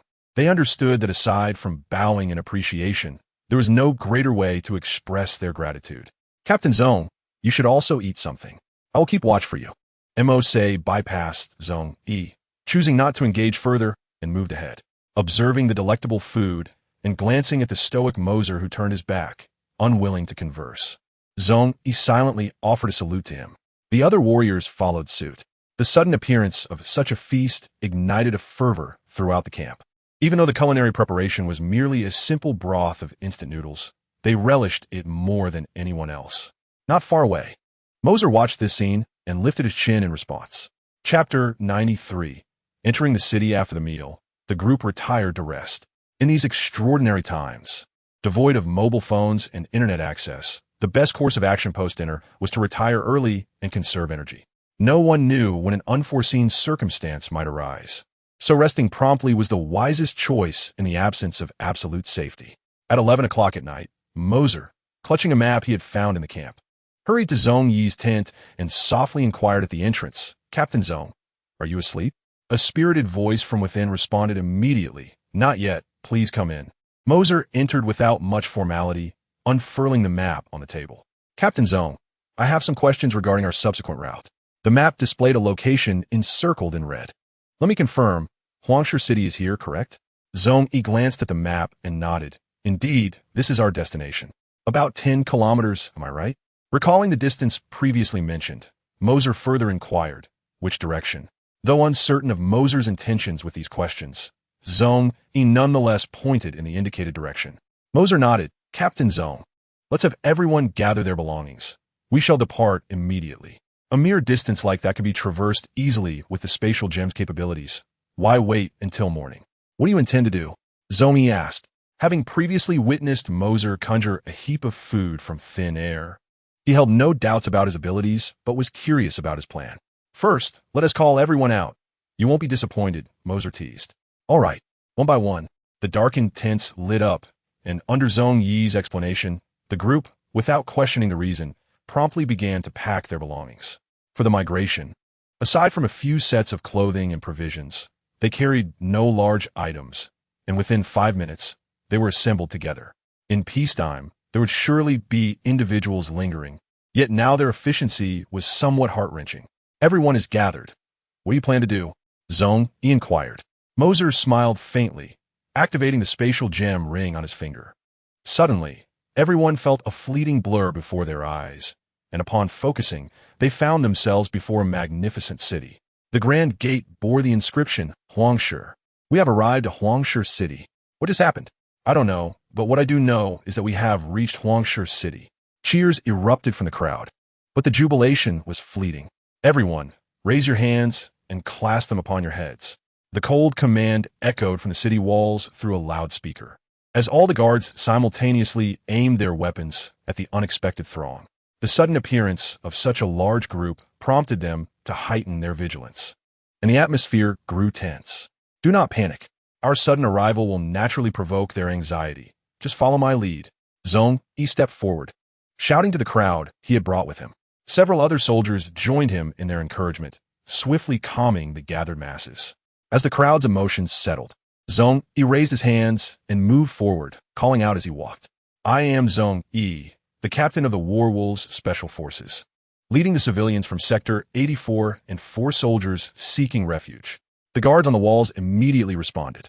Upon hearing this, he halted his advance and gestured to those behind him. The Special Forces members understood his intent and said, "All right, everyone, please remain in place and await their inspection. Once cleared, we can enter the city." Soon, 5 jeeps, each filled with fully armed soldiers from the Great Xia, emerged from the city to conduct the scrutiny of the incoming civilians. Everyone cooperated, and the process unfolded swiftly. Once inside the city, a collective sigh of relief was breathed. They could finally feel at ease. He lingered at the rear, ensuring that no one was left behind. Spotting Say standing nearby, he called out, Say, "Are you not coming in? I shall remain here and observe the surroundings. There may be others like you who need to be brought back," Say replied. Taken aback by the resolute determination of this youth, who was at least a decade his junior, he found himself momentarily at a loss for words. After a brief silence, he saluted Say with a formal military gesture. Say waved in acknowledgement before turning and sprinting into the distance. It was only when the figure vanished from sight that returned to his senses and proceeded into the city. That night, Say indeed encountered several groups similar to Zhong Yi's, leading civilians to Huangshi City for sanctuary. He guided them all to the city gates. The influx of people transformed the quiet night into a bustling scene. Many residents already living within the city descended to assist the newcomers in finding suitable accommodations. After all, the soldiers had to maintain their posts and could not personally escort each person to their new homes. Fortunately, the residents voluntarily came forth to share the responsibility, greatly alleviating the soldiers' burden. Some even reunited with lost family and friends, creating an incredibly moving spectacle. The soldiers in the city were only aware that these miraculous events were orchestrated by a young man named Say, though he remained unseen by them. Say had already gained fame within Huangshi City. In a luxurious room high above, 2 individuals found themselves amidst the splendor of the heavens and the earth. Listening to the soldier's report, a red-haired woman clad in black armor slightly furrowed her brow. "Are you saying that a young boy transported over 3,000 people to the gates of Huangshi City overnight?" She was Rose, an active-duty soldier of the Heroic Legion, endowed with temporal and spatial genes. "Indeed, Sergeant Rose, we have been attempting to verify the identity of this boy, but there is no record of him in the database. Nor have we encountered him personally." The reporting soldier conveyed all he knew. Were there any anomalies among the incoming civilians? None. The soldier shook his head. All underwent stringent dark energy detection and were confirmed as ordinary citizens. "Wait, are you implying that he conjured them out of thin air?" A black-haired woman in leather interrupted, hastily inquiring. This woman, named Liang Bing, was an acquaintance of Rose's on the road, her true origins shrouded in mystery, save for the certainty that she was not human. "Yes," the soldier replied truthfully. "Oh," Liang Bing responded with a prolonged sound, her gaze flickering, lost in thought. "Very well, we understand now. Thank you for your efforts." Rose nodded at him, expressing her appreciation. The soldier saluted and exited. "Rose, judging by the soldier's description, this individual's abilities bear a striking resemblance to your spatial powers," remarked a blonde woman seated on the windowsill. This was Angel Yen. Presently, her body was impaired, necessitating the concealment of her wings to prevent further energy depletion. Chapter 94. Intrigued, Rose nodded. The various descriptions indicated that such feats could only be achieved through spatial-related abilities. Yet she shook her head. "This person's capabilities surpass my own. I cannot traverse such distances in a short period and return with so many people." She shook her head in regret. If she possessed such abilities, she would have already brought back more civilians, rather than allowing them to come to Huangshi City in batches. Could it be that Morgana's little imp harbors another set of temporal genes? But it shouldn't manifest in an unknown boy. Yin pondered. Her memory held no fragments regarding this, and she was oblivious to the origins of the boy who appeared out of nowhere. Ahem. Liang Bing, also known as Morgana, felt the sting of Yin's self-reproach close at hand, but refrained from revealing her identity, merely clearing her throat as if she had not heard. "Shall we pay a visit to that boy?" Rose glanced at her, noting her apparent curiosity. Liang Bing hesitated momentarily. "Didn't they say he is quite handsome? I wish to see just how handsome. You might want to exercise a bit of restraint." Over the past few days, Rose had come to understand Liang Bing's nature. Recognizing her tendency for nonsensical chatter, often rolling her eyes at her words. As the topic shifted away from herself, Liang Bing furrowed her brow, a contemplative expression gracing her attractive features. Who could this individual be? The concept of temporal genes, a subject that Liang Bing began to study while still in Angel City, has been pursued for millennia. Rose was originally the sole individual implanted with temporal genes, and now, another person seemingly possessing such genes has unexpectedly emerged. How could she not be intrigued? Carl, the deity of the underworld civilization, harbors no interest in temporal genes, focusing instead on the study of the afterlife. Thus, Liang Bing finds herself perplexed regarding the identity of this sudden young man. Besides myself, who else could be researching this? Liang Bing mused internally. After a brief discussion among the three women, they resolved to proceed. The following day, the trio, dressed impeccably, awaited by the city walls. According to reports from frontline warriors, the boy would deliver approximately 80 to 100 individuals within half an hour. By morning, the number of arrivals had surged to 3,000. If those people were to arrive on foot, it would take them at least 2 months or more. The warriors chose not to stow away their detection equipment, instead remaining stationed, anticipating Mercer's arrival with the group. Why hasn't he arrived yet? Liang Bing pondered, idly toying with her fingers as she gazed at the empty city gates. Just then, a commotion erupted atop the walls. They're coming, a warrior shouted. Are they here? Where? Liang Bing promptly rose, peering outward. Not far beyond the city gates, near the dark energy detection area, nearly 100 individuals materialized. In transit, Mercer had reached a mutual understanding with them to teleport directly here. This would facilitate immediate analysis without causing panic among the populace. Capture him, Liang Bing called out. Calm down, Rose remarked, casting a bewildered glance at the fervent woman beside her, unsure of the cause of her excitement. Nevertheless, she swiftly calculated a spatial wormhole, teleporting the three of them to Mercer's side. The sudden waft of fragrance behind him momentarily stunned Mercer. After a night of exertion, his face and clothing bore considerable dust that he had not wiped away in time. Upon seeing the three stunning women, each with her own distinct charm, Mercer was momentarily taken aback. Rose, Liang Bing, and Angel Yin were all present. Ah, little brother, you recognize us, Liang Bing said with a beaming smile, her alluring fragrance captivating the senses, her tone laced with an almost imperceptible temptation. Mercer smiled faintly as he regarded the approaching woman, his eyes narrowing slightly as he inhaled her scent, pondering to himself. The fragrance emanating from Liang Bing was a deadly allure for the uninitiated. Yet, this scent bore a sinister reputation. Before their arrival in Huangshe City, a group of 4 mercenaries had intercepted them. Merely inhaling Liang Bing's aroma had led to the deaths of 2 mercenaries, a lethal force concealed within the intangible. Upon their encounter, Mercer immediately sensed 2 peculiar energies scanning his body, though they were quickly withdrawn. They found themselves at an impasse. Mercer was not of this world, and their abilities were rendered ineffective against this foreigner. Only Mercer could harness such power, provided he possessed a system engine capable of rewriting itself to access the data of any individual across any realm. Subject to divine engine scanning, automatic template replication initiated. Template replication successful. Engine designation. Angel Queen. Engine designation. Demon Queen. A subtle smile graced Mercer's lips as he realized he had effortlessly acquired 2 of the most advanced engine templates. This was easier than I anticipated, he murmured. What did you say? Rose inquired, having not caught his words.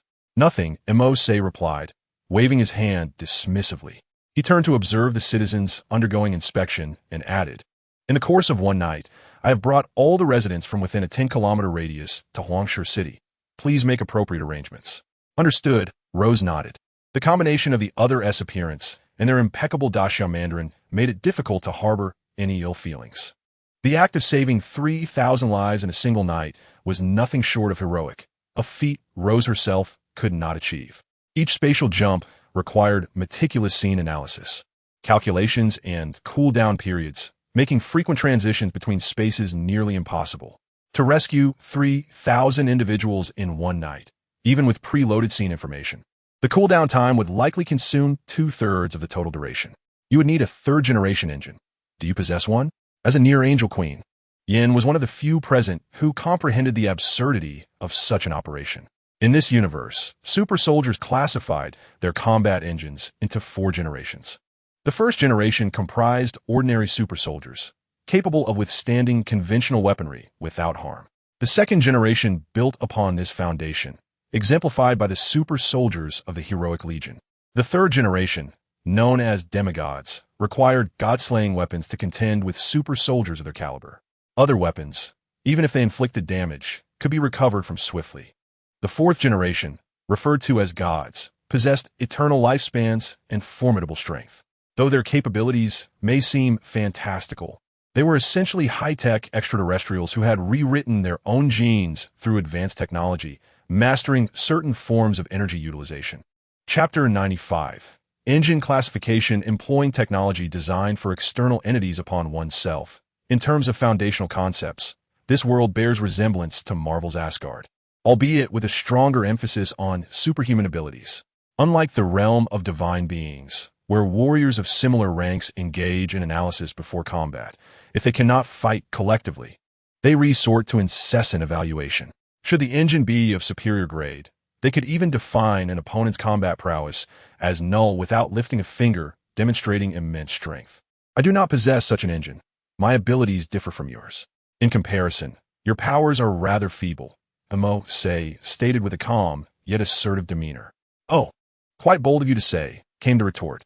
To speak of the inadequacy of the temporal genes is to imply the ineptitude of Liang Bing herself, who, with sleeves rolled up, seems ready to take action. Rose seized the back of her collar and pulled her back, saying, "All right, don't make a mess of things. I appreciate your assistance. You worked hard last night. Why don't you go in and rest for a moment? Look, you've gotten dust all over yourself." Mercer did not refuse and followed Rose into the city of Huangshi. Along the way, many individuals spotted Mercer and greeted him with cheerful waves, to which he responded with nods and smiles. Among them were several he had brought along the previous night. Word of his exploits had spread rapidly, and even those who had never encountered him were aware of his reputation. A remarkably handsome 17-year-old and a super soldier. That was the impression each person relayed. Although Mercer appeared somewhat disheveled, he was still far cleaner than the majority of the weary populace, making him easily recognizable. "You become quite the celebrity now," Rose teased, feeling the weight of the gazes around them. Mercer smiled, but refrained from commenting on the matter. He glanced around and inquired of Rose, "What is the current population within the city?" Rose replied, "Including the 3,000 you brought, the population is approximately 150,000. 150,000, a rather modest figure. Huangshi was not a large city. Its permanent population should be over 400,000. It was now less than half that number." Rose understood his thoughts. With the onset of war, everyone was retreating inland, and Huangshi served as one of the evacuation points. Without communication, organizing a large-scale retreat or counterattack was exceedingly difficult. In times of war, communication is of utmost importance. The vast territory of the Great Xia would be impossible to navigate without portable means of communication. How else could one relay information regarding enemy movements or military news across such an expanse? Indeed, we must address the communication issue, Mercer mused quietly. To orchestrate a genuine counteroffensive, restoring communication as swiftly as possible was imperative. As they conversed, Mercer arrived in front of a building, gazing at the characters inscribed above. After reading them several times, he discerned their original meaning: heaven on earth. The first horizontal stroke of heaven had fallen away, transforming it into a character signifying great. Upon entering, a soldier stood at the door of a certain room, awaiting their arrival. Upon seeing Rose approach, he offered a salute. Rose returned the gesture, saying, "Thank you for your service. Please go about your duties." The soldier said little more and departed. "This single room is yours. Currently, we are implementing electrical energy restrictions to conserve resources. The water supply is available from 7 to 8 in the morning and from 8 to 10 in the evening, while electricity will be cut off uniformly at 10 o'clock at night," Rose explained. "As for the cleanliness inside, that responsibility falls to you." "Understood, Mosenadif." The room appeared somewhat disordered and covered in dust, suggesting it had been neglected for quite some time. "Then you should tidy up and take a rest. We will call you at noon. Our room is just next door." As Qiang Wei turned to exit, she seized the eager Liang Bing, pulling her along. The three beautiful women returned to their room, and faintly, one could still hear Qiang Wei conversing with Liang Bing. "Can't you be a little more reserved? You are practically lying on someone else's bed. It's not that exaggerated. I simply wanted to observe up close. I find your kind, the super warriors, quite intriguing. Amused by the playful banter from next door, Mercer chuckled softly and closed the door. After tidying up the room, Mercer reclined on the bed. The fact that Xiang Wei and her companions resided next door felt like a form of oversight. Had she been placed elsewhere, they might not have felt as secure. After all, her sudden appearance and brief acquaintance with everyone posed significant safety concerns. The abilities she had displayed were astonishing, making it difficult for anyone to feel at ease with her presence in unfamiliar surroundings. Therefore, residing next to the room of Xiang Wei, the warrior, Yanji, the angel, and Liang Bing, whose abilities remained a mystery yet were surely extraordinary, was a form of control. If trouble were to arise, only they could potentially intervene. Now, let me examine the differences between the two templates I recently acquired. System. Please present the two templates. Engine name. Void Engine, King of Angels. Engine effect. A supercomputer capable of transmitting energy to the sub-engine S user. Energy source. Yanji. Engine name. Void Engine, King of Demons. Engine effect. A supercomputer that can effortlessly analyze super warriors of the 4th generation and below, with an incredibly rapid calculation speed. Energy source. Liang Bing, Morgana. The two templates were quite similar, which did not surprise Mercer, although a higher engine level was preferable. It also depended on the bearer. A 1st generation super warrior could not possibly bear the combat system of a 4th generation super warrior. In simple terms, the system's hardware would not suffice. Even with the addition of a superior component, the overall performance would still be subpar and would not enhance significantly. Only the appropriate fit could be deemed the best. Can I create my own engine instead of using theirs? Absolutely, under the existing templates. The host can modify them to create a combat engine tailored to personal needs. Excellent. Mercer contemplated her ideal engine. She had 2 reasons for entering this divine realm. First, to assist the people of Daxia in overcoming their plight, and second, to develop a system that could be distributed among her Shadow Alliance. In the future, her influence would expand, and her numbers would increase. This also implied a necessity to enhance their strength. She could not simply bombard from the heavens while her troops below wielded primitive weaponry. The disparity in levels was far too great, rendering them ineffective forces for Mercer's ambitions. Thus, it is imperative to provide them with a source of energy, a unique capability. The battle engine of the super divine world is the most suitable to satisfy the needs of Mercer. By transforming it through the hero card system, Mercer can take this battle engine back and distribute it to the Shadow Assassins and future members to join. This battle engine allows them to stand behind Mercer, rather than beneath his feet. Engine effect. It enables me to freely share my own power with others, capable of analyzing 4th generation and lower-level super warriors, as well as super concept rewriters. Energy source. Alex Mercer. As for the name, Mercer hesitated for a few moments before slowly stating, Celestial Court. Chapter 96. Celestial Court configuration complete. Engine activated. Celestial Court initiated. Bang! In a room with only one window open, a gust of wind erupted from Mercer, disheveling the freshly tidied space. The name is derived from the divine Xia Kingdom, the heavenly realm that shelters its citizens. Mercer, bearing the heart to save the people of Xia, is himself a citizen of Xia. Thus, this name is most fitting. Utilizing himself as the energy source is equally appropriate.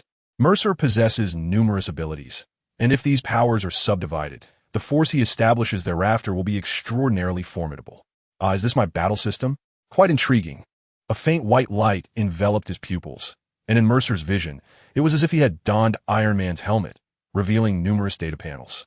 The surroundings were instantly scanned for information. A sudden idea struck Mercer. He decided to attempt to analyze the angelic template he had just acquired. Analyzing Angel King template. In progress, sweat beads formed on his palm as Mercer anxiously listened to the voice in his mind. The system had never indicated that the battle engine could analyze these templates. Mercer reasoned that since these 2 templates resided within him, they should remain dormant rather than vanish. Thus, he decided to proceed with the analysis. Analysis progress 10. Analysis progress 20. Analysis progress 100. Analysis successful. Boom. 2 pure. Radiant wings unfurled from behind Mercer. Angel wings. He truly succeeded in the analysis. The wings fluttered lightly, and with a slight exertion, his body began to ascend into the sky. You may activate Angel King privileges. Would you like to proceed? Mercer paused, bewildered. Angel King? Me? After a moment of contemplation, Mercer grasped the implications. He had analyzed the Angel King template, and if this bestowed upon him not only the battle engine of the Angel King, but also its associated powers, included the qualification to become the Angel King. I have activated the Angel King privileges. Can Yin also activate them? Mercer inquired. Yin possesses the authority of the Angel King, yet she is gravely injured, with energy within her insufficient to even heal her own wounds, let alone expend the immense energy required to activate her Angel King powers. The Angel King is singular in existence. Upon the emergence of this thought, Mercer felt a tingling at the nape of his neck. Angels are embodiments of wisdom and beauty. This is no mere metaphor. Those chosen to become angels have already distinguished themselves during their mortal lives. Upon becoming angels, they acquire the most exquisite forms and faces.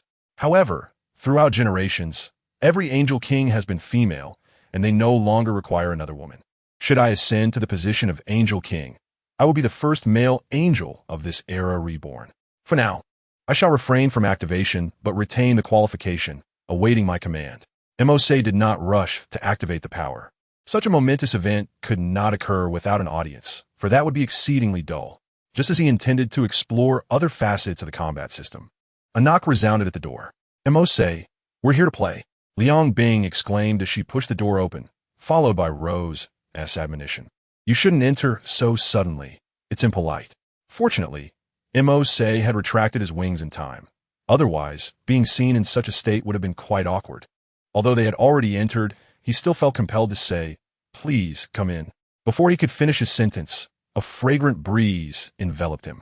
When I first saw you, I wanted to ask, Liang Bing said, stepping closer to Mercer, inspecting him from left to right. Mercer, why are your eyes turquoise? You are clearly from the Great Xia, yet possess such a color. This question was also on Rose's mind. Indeed, as a person from the Great Xia, his turquoise eyes were particularly striking on his visage. Anyone approaching Mercer could not help but be drawn to his captivating gaze. Only someone as carefree as Liang Bing could pose such a personal inquiry so soon after their acquaintance. This is innate. I do not know why it is so.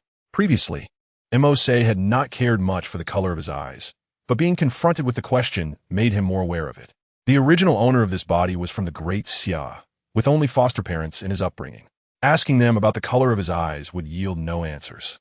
However, now that I have activated the Celestial Court, I can analyze others. Surely I should be able to analyze myself as well. With this thought, Mercer immediately recognized its feasibility. It is indeed viable. I shall attempt this once they depart, he mused. If I were to test myself now, Liang Bing would notice immediately, rendering it unnecessary. A few individuals engaged in a casual conversation, with Liang Bing being the most talkative. She exhibited a particular fascination with Mercer's spatial jumping ability, bombarding him with questions.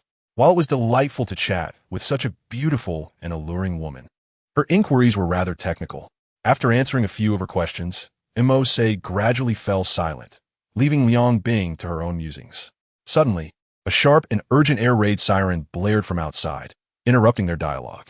Approaching the window, they discerned several dark shapes slowly advancing in the distance. Were those warships? Mercer squinted. His extraordinary vision allowed him to see clearly what was flying far away. You can see that from so far away? Chang Wei exclaimed in surprise. As she could see nothing. Super soldiers are not universally superior. Their enhancements are limited to certain aspects, determined by the super genes within them. Unlike Mercer, who truly possessed supernatural abilities, the augmentation from the Blacklight Virus, combined with his concentrated mental energy, enabled him to perceive a grain of rice from a kilometer away. What type of warships are they? Describe them, Yin inquired, moving closer to him. Mercer focused on the few vessels for a moment and hesitantly replied, they are black, narrow at the front and broad at the back, consisting of one flagship and 4 escort ships. This configuration is standard for the Great Wolf civilization. Upon hearing this description, Yin immediately recognized their origin. Are they difficult to combat? Chang Wei asked. Yin pondered briefly before responding, with the firepower of Yellowstone City. If we strike directly at the warships, it should be manageable. However, we might not even breach their shields before they enter our attack range. If they get in, the citizens of Yellowstone City will be in grave danger. Chang Wei hesitated. She was unwilling to take risks without further assessment. Mose, you should come along too. Let's go. Chapter 97. Fleet assault. The group hurried toward the city gate. Old 7. What is the current situation? Upon reaching the city wall, Chang Wei inquired of a soldier peering through binoculars. Wei Qi handed her the binoculars and replied, a fully staffed fleet. We have issued a warning, but they show no intention of departing. We must intercept them before they enter a threatening range. Furrowing her brow, Chang Wei turned to Mose and the others, asking, do you have any solutions? Liang Bing, clad in a camel-colored trench coat with her hands in her pockets, gazed nonchalantly at the approaching fleet and remarked, just swat them down with a palm. Can you suggest something a bit more rational? Chang Wei sighed, shifting her hopeful gaze towards Mose. Don't look at me. I've never fought such warships and don't know what to do. I'm open to your suggestions, Mose replied. Despite having recently created the Cloud Heaven Palace, he had yet to study it and was unsure how to employ it in this situation. I have a solution, Yin interjected. While I may not be able to resolve it immediately, I can intercept them. They wouldn't dare act recklessly against an angel. What is most important is you, Chang Wei. She turned her gaze towards the rows and continued, you can take this opportunity to infiltrate the main ship while we launch missiles from here, utilizing your spatial wormhole to penetrate its interior. There are energy shields outside the warship, but none within. This method is certainly worth considering. Rose and Mercer exchanged glances, both finding it feasible. I will accompany you, Mercer declared, eager to witness their combat tactics. Old 7, did you hear that? This place is entrusted to you. Rose instructed Wei Qi, who nodded in agreement. She then raised her hand, summoning a set of black armor that materialized around Mercer and Liang Bing. Liang Bing appeared unfazed, having already donned the armor, while Mercer curiously examined his own. Rose explained, this is dark matter armor, commonly referred to as black armor. It cannot be tracked by satellites, radars, or thermal imaging tools of the primary world. Wearing it, those aliens won't be able to detect us. Quite intriguing. It's so lightweight. How does it provide defense? Mercer inquired, astonished by the armor's minimal weight, akin to a few winter jackets combined. It does not rely on inherent hardness, although it can withstand certain thermal weapons. In the face of overwhelming impact and assault, it utilizes dark energy conversion to dissipate energy into the surrounding dark space. It's rather sophisticated, yet that is precisely how it functions, Rose elucidated. Oh, I see now. We can proceed, Mercer remarked. Rose waved her hand, opening 4 wormholes beside them, then turned to Yin, saying, I'll leave it to you for a moment. From Yan's back, pristine white wings unfurled, gently flapping as she ascended into the sky. The flapping wings abruptly halted, allowing her to stand upon the air, inciting a stir among the onlookers below. How theatrical, Liang Bing scoffed, dismissing the soldiers' astonishment. It's merely a matter of placing a miniature wormhole circuit beneath one's feet and standing atop it. It's prone to malfunction. And angels love to flaunt such tricks. How transparent. Mercer, bemused, glanced at Liang Bing, pondering the animosity she harbored as she seemed to relish teasing the angels. Let us depart, he suggested, looking at Rose, who raised her arm, enveloping the 3 of them in a spatial ripple, vanishing from the sight of the crowd. Rose, I entrust you with this, Wei Qi murmured, watching the disappearing figures. In the sky, the colossal wolf fleet suddenly halted. Within the main ship's control room, several aliens clad in dark red armor, their oval faces bearing only 2 tiny eyes, stood observing. They were compelled to a stop by the sight of the ethereal angel approaching with grace. The giant wolf's officer adjusted the small telescope embedded in his right eye, scrutinizing Angel Yin with fervor, exclaiming in awe, Leader Badala, look at that angel. She is walking in the air.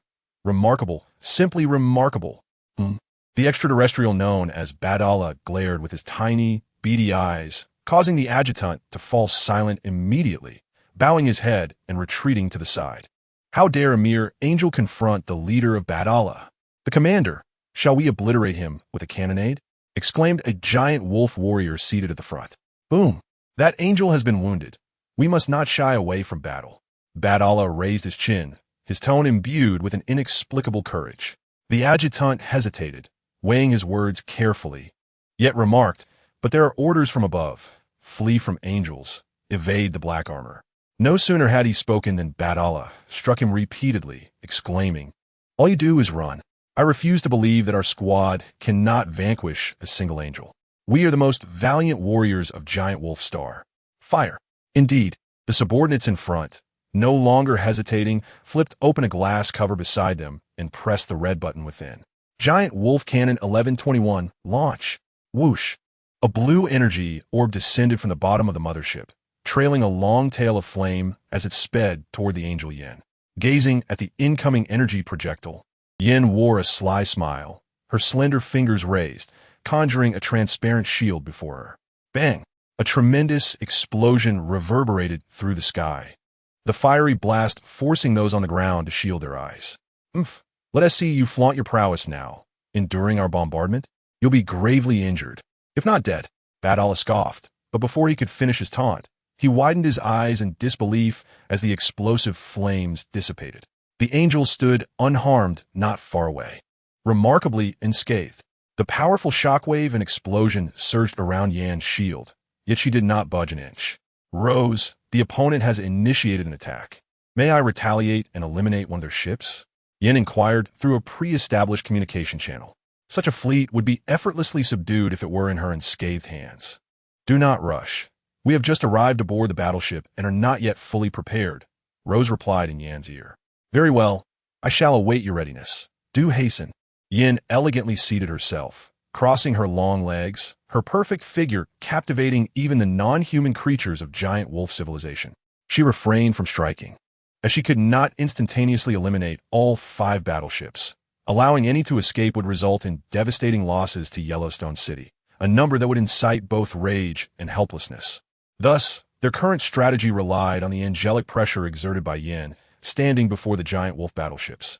Following such a powerful attack, Yin remained unscathed, compelling the Giant Wolf warriors to further contemplate their next move. Chapter 98. Astonishment at Yin for a century. On top of the mothership, 3 figures clad in black armor emerged from a spatial wormhole above. Rose crouched down to tap on a metallic cover, calculating the spatial medium to open a micro-wormhole. Calculating spatial medium in progress. Calculation in progress. Calculation failed. The opponent has activated energy shielding, unable to open the micro-wormhole. TSK. Rose furrowed her brow. I cannot access the micro-wormhole. The energy protection of this flagship not only defends against attacks, but also safeguards against certain spatial calculations. We must first prevent the ground forces from initiating an assault, or else the situation could spiral out of control, Mercer reminded. Rose nodded and conveyed this matter to Wei Qi, the soldier from the ground forces. We must decipher this as swiftly as possible. We cannot afford to wait too long. Rose, I will lend you my flame sword. Pay attention. In the distance, Angel Yin transmitted the data of the flame sword to Rose. The flame sword ranks as the 3rd most formidable superweapon in the known universe, possessing the ability to resonate with solar energy, exhibiting extraordinary physical power and radiation effects. As a standard weapon of the angels, it is an indispensable core element that enables them to become the most powerful combat unit in the cosmos. All right, begin receiving. Rose glanced at the distant Angel Yin, ready to accept the transmission. Wait, what is happening? The data has been intercepted. Intercepted? How is that possible? Angel Yan's previously composed demeanor showed signs of disturbance. She knew Rose would not jest at such a critical moment. Even Morgana could not intercept their transmission of the flame sword data face-to-face.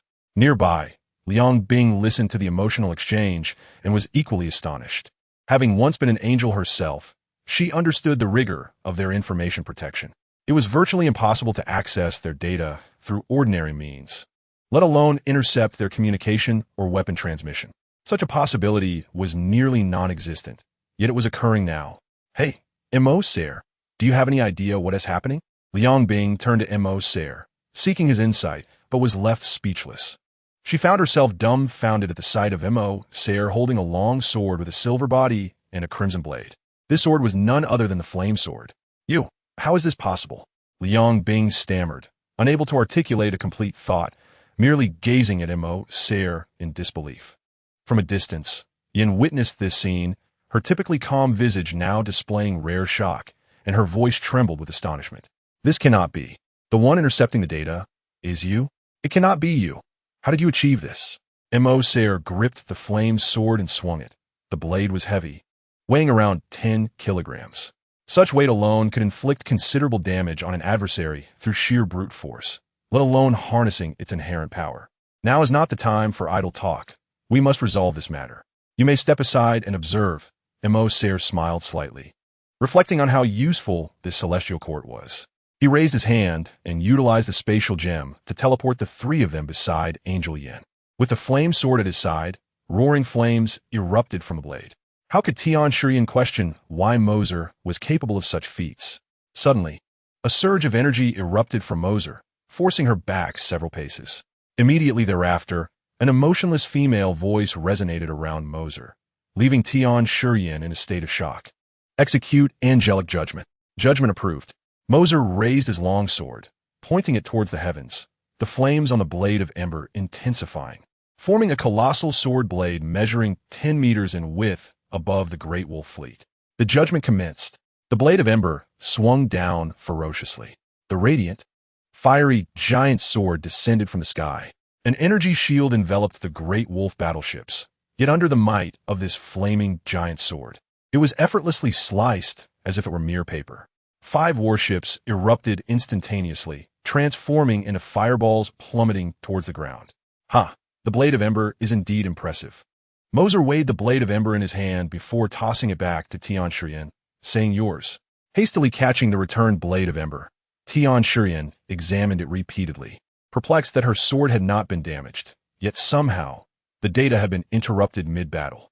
After tens of thousands of years of conflict with external foes, such an occurrence had never transpired. Even the demon legions, with whom they had perpetually battled, had never achieved such an absurd feat. Tian Shiyan drew roast behind her, taking a few steps back with a serious expression. You are no ordinary person. Who exactly are you? Liang Bing glanced around, choosing to stand in the center, arms crossed in observation. I'm certainly not an ordinary person. Have you ever seen such a handsome commoner standing in the sky? Mercer replied with a smile. Standing in the sky. At that moment, Tian Shiyan realized that beneath Mercer's feet, there was no wormhole circuit she had placed. This meant he was suspended in midair purely by his own abilities. My true identity, revealing it might frighten you, so I shall refrain. Suffice it to say, you know I harbor no ill intentions towards you. As he spoke, Mercer directly opened a portal and stepped back to Yellowstone City. Liang Bing, witnessing this, hurriedly followed him. This boy is truly fascinating, utterly captivating, Liang Bing thought to herself, possessing abilities akin to the temporal genes she had studied for years. And now he could even intercept the blade of ember at will. How could she not be intrigued? If such a person were to ally with her, dealing with angels would be a breeze in the future. With this thought, she quickened her pace to keep up with him. Inchong was somewhat bewildered, observing Yan's gradually grim expression, realizing the gravity of the situation. Let us follow him, she urged. Yan gritted her teeth, and Rose complied. Upon returning to Yellowstone City, they happened upon Mercer and Liang Bing engaged in conversation as they walked toward building. Halt! Yan commanded sharply, her snow-white wings unfurling as she gracefully propelled herself to stand before Mercer, raising the blade of ember towards him. Who are you, really? Be clear. Mercer sighed in resignation, shaking his head.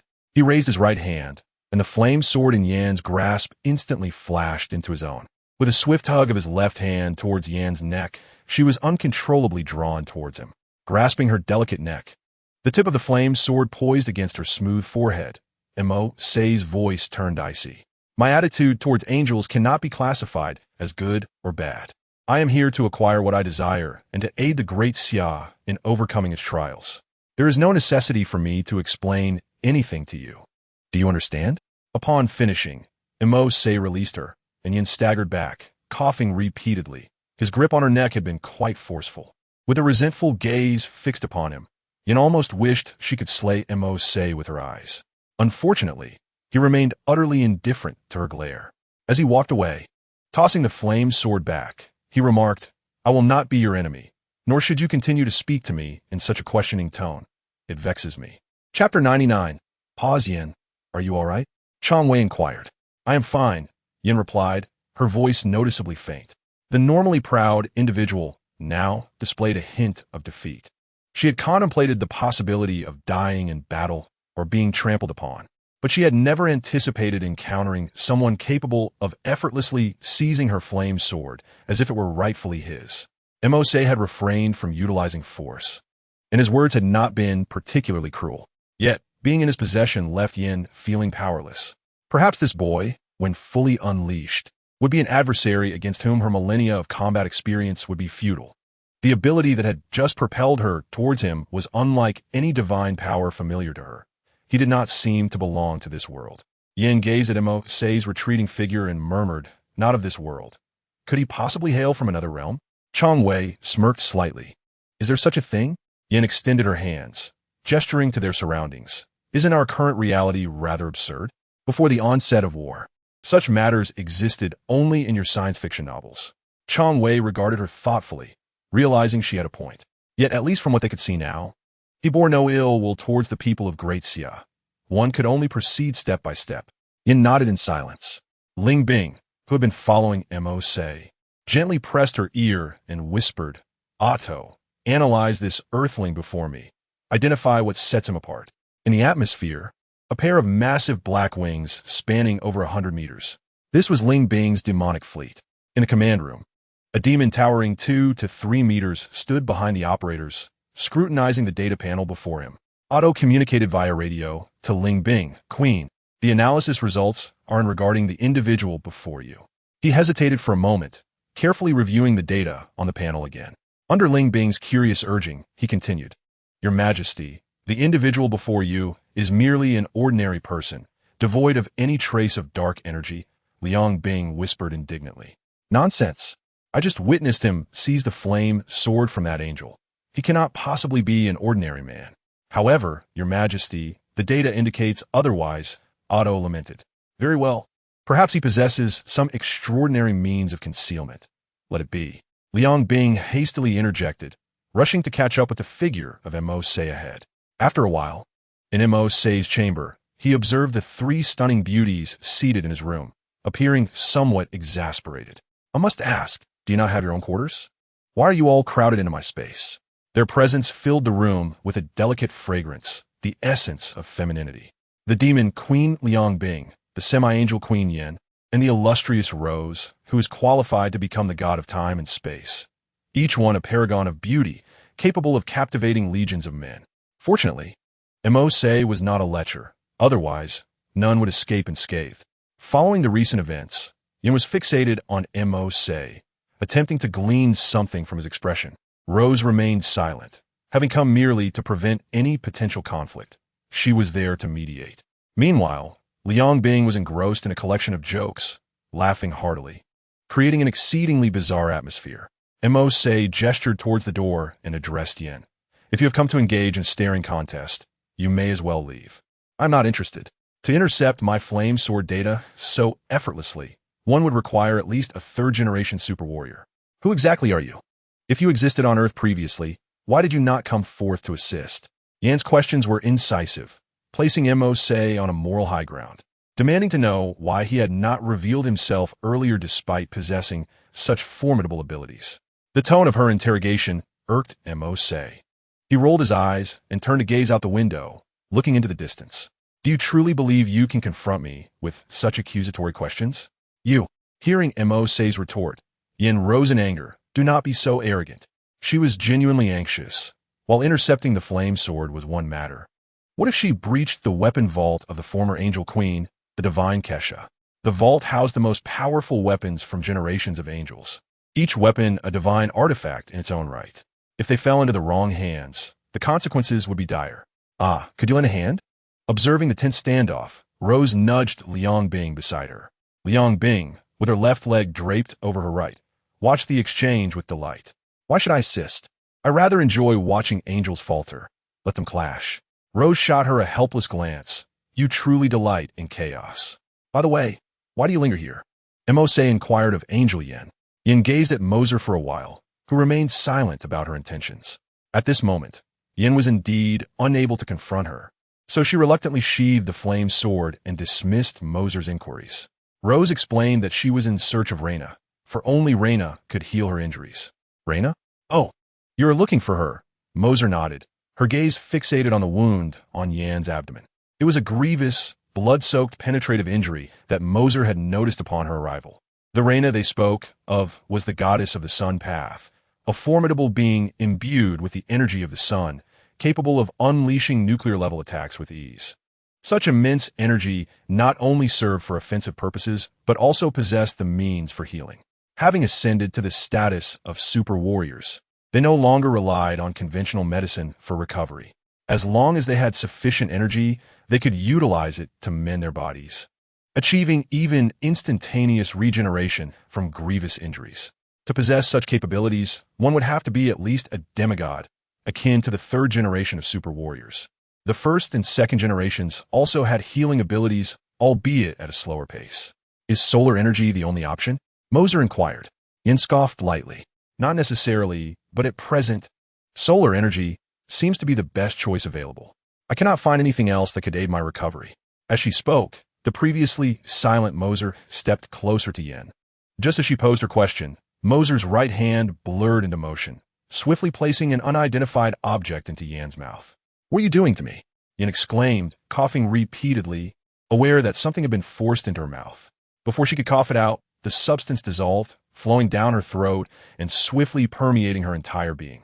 A potent restorative. Take a moment to appreciate its effects, Mercer remarked nonchalantly before moving to the window, quietly observing Yan's transformation.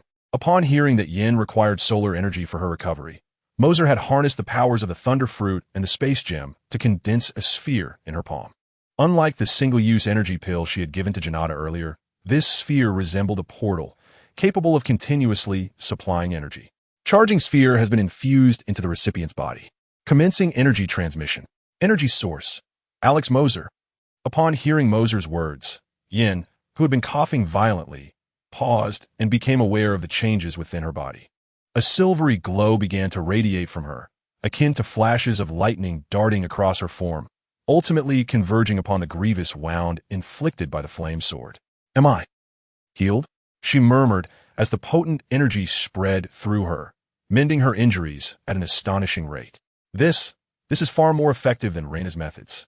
Not only is it powerful, but it suits me perfectly. She is inherently imbued with the attributes of thunder, often referred to by some lesser civilizations as the Thunder Angel.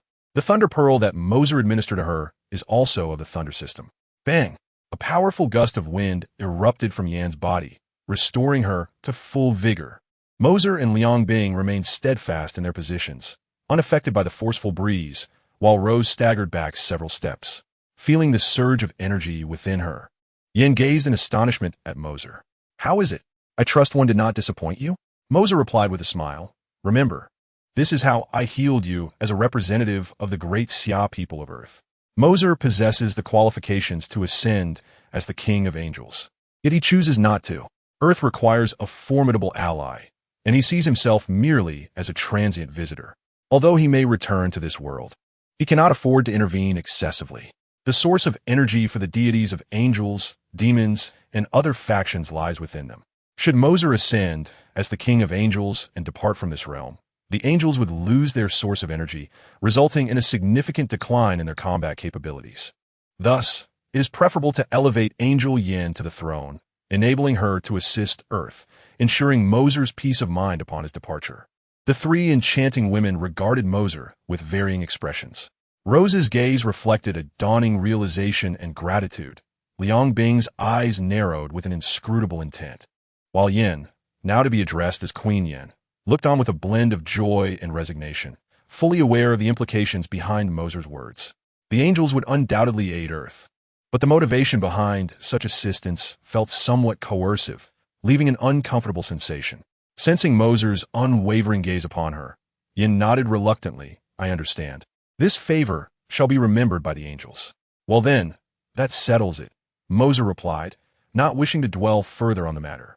He harbored no fear of Yan's potential change of heart. If she were to waver, it would diminish the value of the angels. Given their pride, once they committed to something, they would see it through.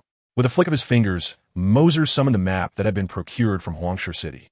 "Rose, please elucidate the current situation and the changes occurring across the globe." Rose approached, having exchanged her black armor for a police uniform, which accentuated her striking figure exquisitely. A seemingly ordinary outfit appeared to radiate charm on her. Leaning closer, Rose circled several points on the map. Currently, communication has been severed across the north and south of the Yangtze River, particularly in the North Star region. which serves as the capital of the Great Xia and undoubtedly has the largest population, with conflicts raging fiercely. I plan to evacuate these civilians before departing. Mercer pondered over the marked locations on the map. The North Star, you say? The North Star, which is Yinjing City. The areas she highlighted represented several key cities. Under normal circumstances, one could reach these locations swiftly by air. However, the air superiority has now predominantly fallen into the hands of those extraterrestrial beings commanding warships. For the people of Earth, merely ensuring their safety from overhead incursions is a significant achievement. How could they possibly employ aircraft as a means to venture elsewhere? Should they rely on motorcycles or traverse on foot? The uncertainty of the journey's duration looms large, and the roads are fraught with peril. Rosa sighed and remarked, "Our warriors are scattered across various locations. Although those in command are enhancing the soldiers' equipment, it remains insufficient and feeble. Only when we establish communication and armament can we hope to confront these aliens. The turmoil besieging Earth is not solely due to the celestial forces. There are also many misguided compatriots turning against their own people." Mercer also sighed, feeling that such matters indeed dampen one's spirits. Traitors exist in every era. Mercer had come to this world primarily for leisure. He could have departed long ago when he activated the Celestial Pavilion. The only asset this world offered him was the combat engine known as the Celestial Pavilion. He could return and conduct further research on subsequent matters, confident that they would not pose a challenge for him. The reason he lingered in this realm was due to his encounter with the individuals at Zhongyi's camp yesterday.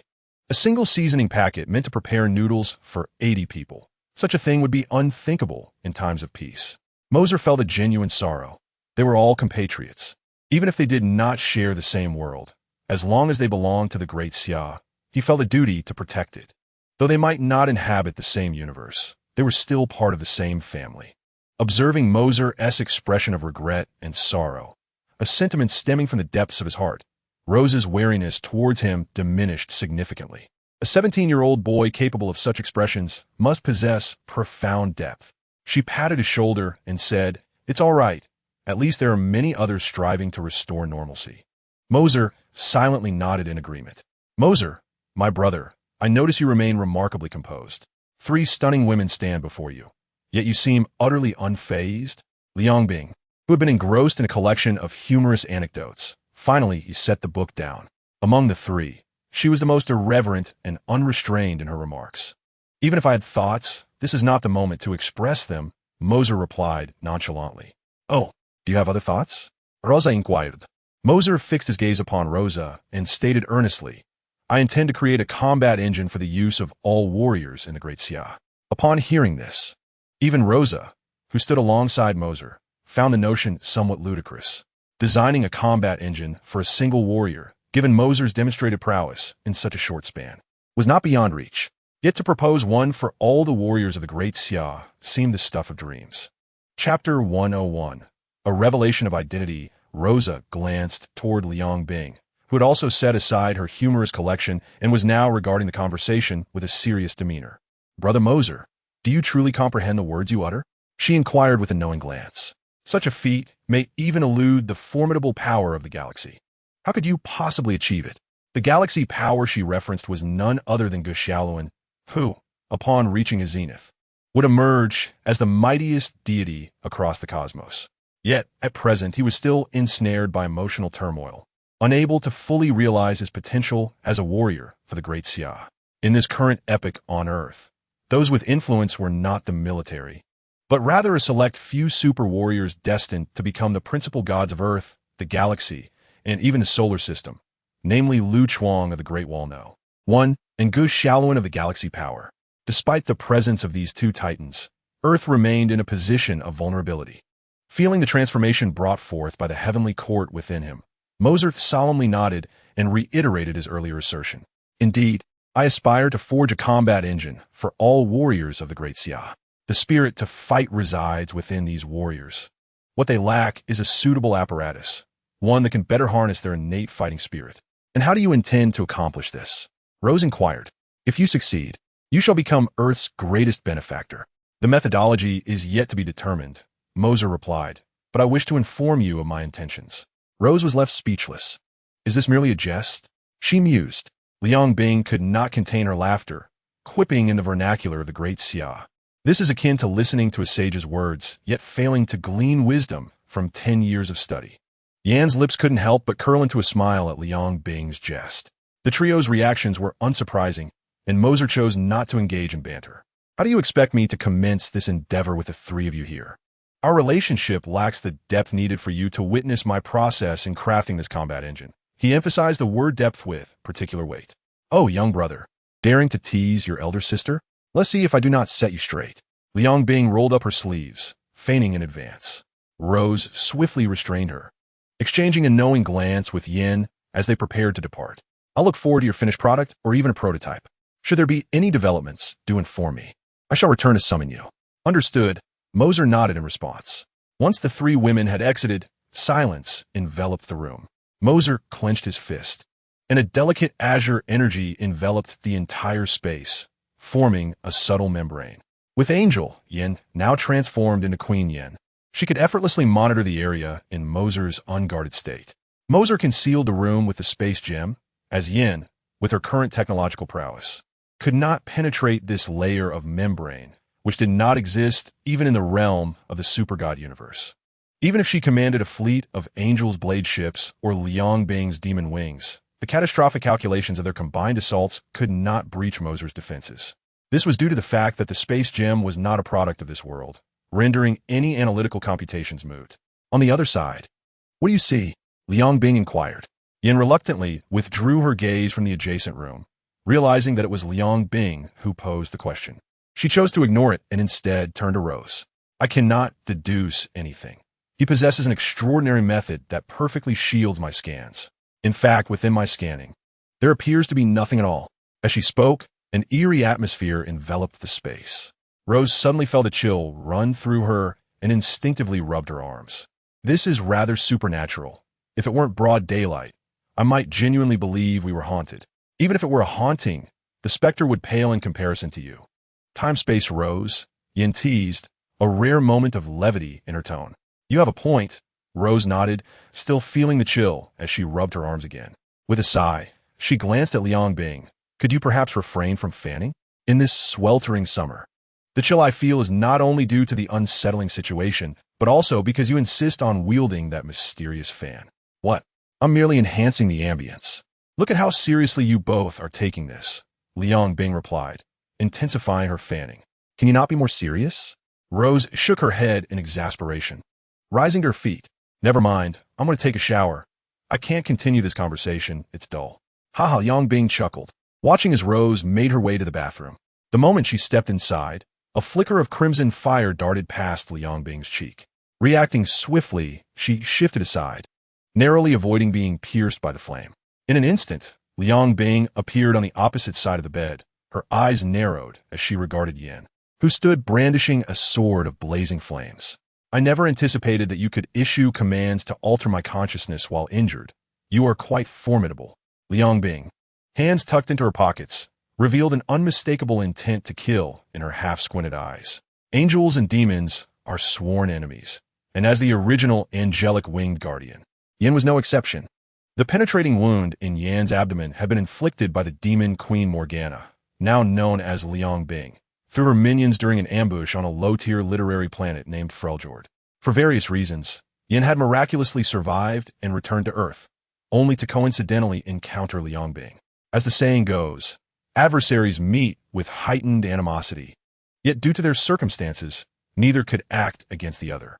Instead, they resorted to infiltrating one another's consciousness to alter their perceptions of each other. Liang Bing had not taken it too seriously. Yan's forceful intrusion had caused her to forget her true identity, leading her to believe she was merely an ordinary angel, rather than the one destined to become the angelic queen, Yin.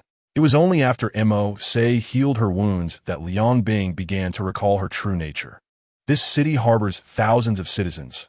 Would you truly act against me without regard for their safety? Liang Bing regarded Yin with a smile, entirely unperturbed. If sacrificing these tens of thousands could lead to your demise, it would indeed be a worthwhile endeavor. The flames of the fiery sword intensified, and Yan's tone grew increasingly frigid. Liang Bing regarded her with a serene smile, unfazed by Yan's words. You just pledged to protect the Earth to that young man, and now you speak of slaughtering thousands. Do you truly believe you possess the right to judge him? Yin glared at Liang Bing with fierce indignation. After a prolonged silence, the flames upon the fiery sword extinguished, and Yin lowered her weapon, stating, "This time you are fortunate. Should we meet again, I shall not show you mercy." Chapter 102. Cataclysm 24. The confrontation between the two concluded with the arrival of Rose. In this clash of divine beings, regardless of the outcome, the greatest victims would inevitably be the people of Daxia. Liang Bing, who held a fondness for Rose, could never act against the Daxian people in her presence. Yin, having made a promise to Mercer, could not resort to violence either. Both parties were thus restrained, and the tension between them subsided. It was not the right moment to engage in battle. Rose, towel in hand, was drying her hair as she glanced toward the adjacent room. She wondered how Mercer was faring in his endeavors.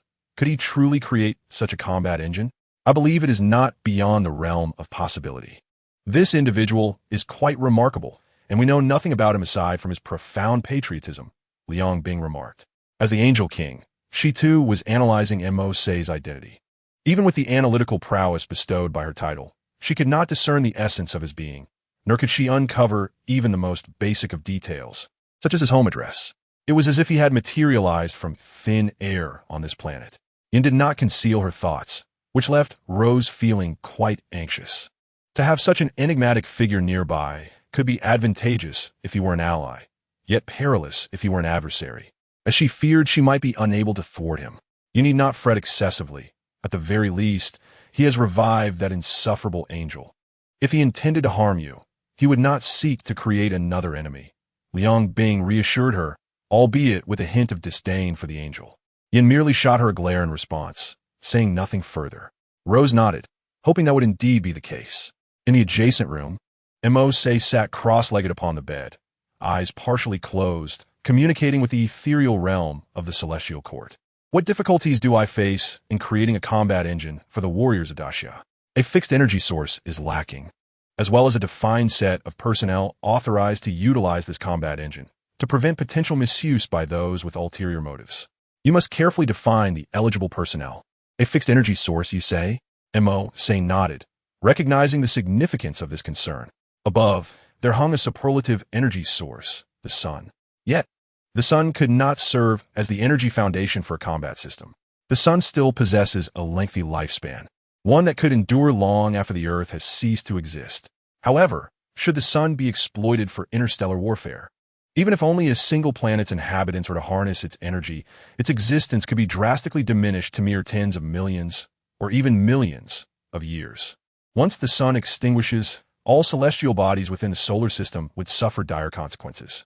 Earth is merely a birthplace, not a bastion to be clung to. Humanity's true imperative lies in safeguarding the sun. It is imperative to repel adversaries from the solar system and engage them beyond its boundaries. Engaging in combat within the solar system allows everyone to siphon some energy from the sun, and such a singular extraction could entail a recovery period of several million years.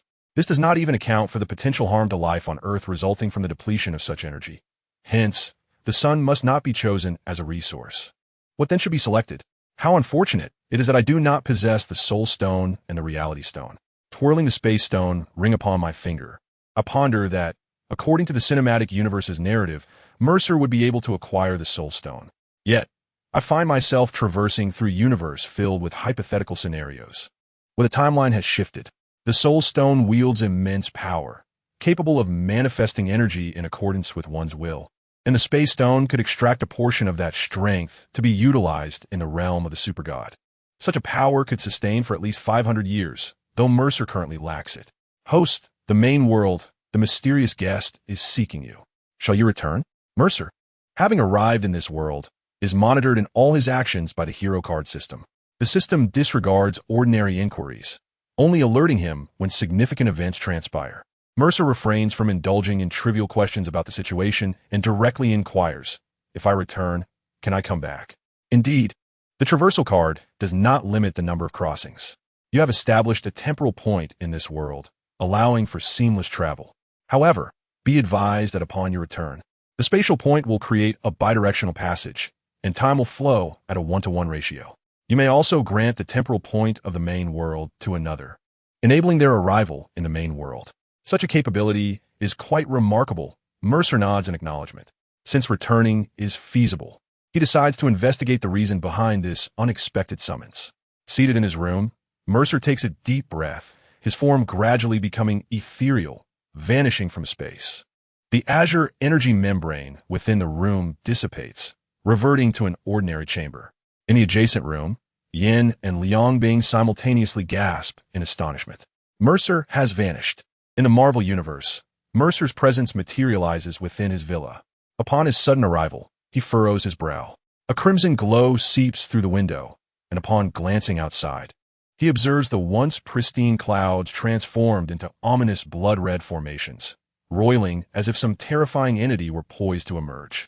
With a swift motion, he ascends to the rooftop, gazing in shock at the bizarre and disconcerting hues of the world around him. The once pristine streets are now stained with a vivid crimson, marred by scattered remnants of flesh. Mercer can distinctly discern that the gruesome remains belong not solely to humans, but also to various other species. A discordant roar of a beast echoes ahead. Peering forward, he observes a mysterious figure, emanating an aura of green magic, relentlessly slaying an otherworldly creature. This being moves on all fours, its skin a deep red and covered in scales, with a head that is peculiar in nature. It possesses a single, enormous eye that occupies a third of its head and a gaping maw lined with sharp teeth. What is happening? I have only been gone for a brief moment, and the world has turned upside down? Witnessing this apocalyptic scene, Mercer is enveloped in crackling bolts of lightning. With a decisive step forward, he descends from the heavens, landing beside the enigmatic figure.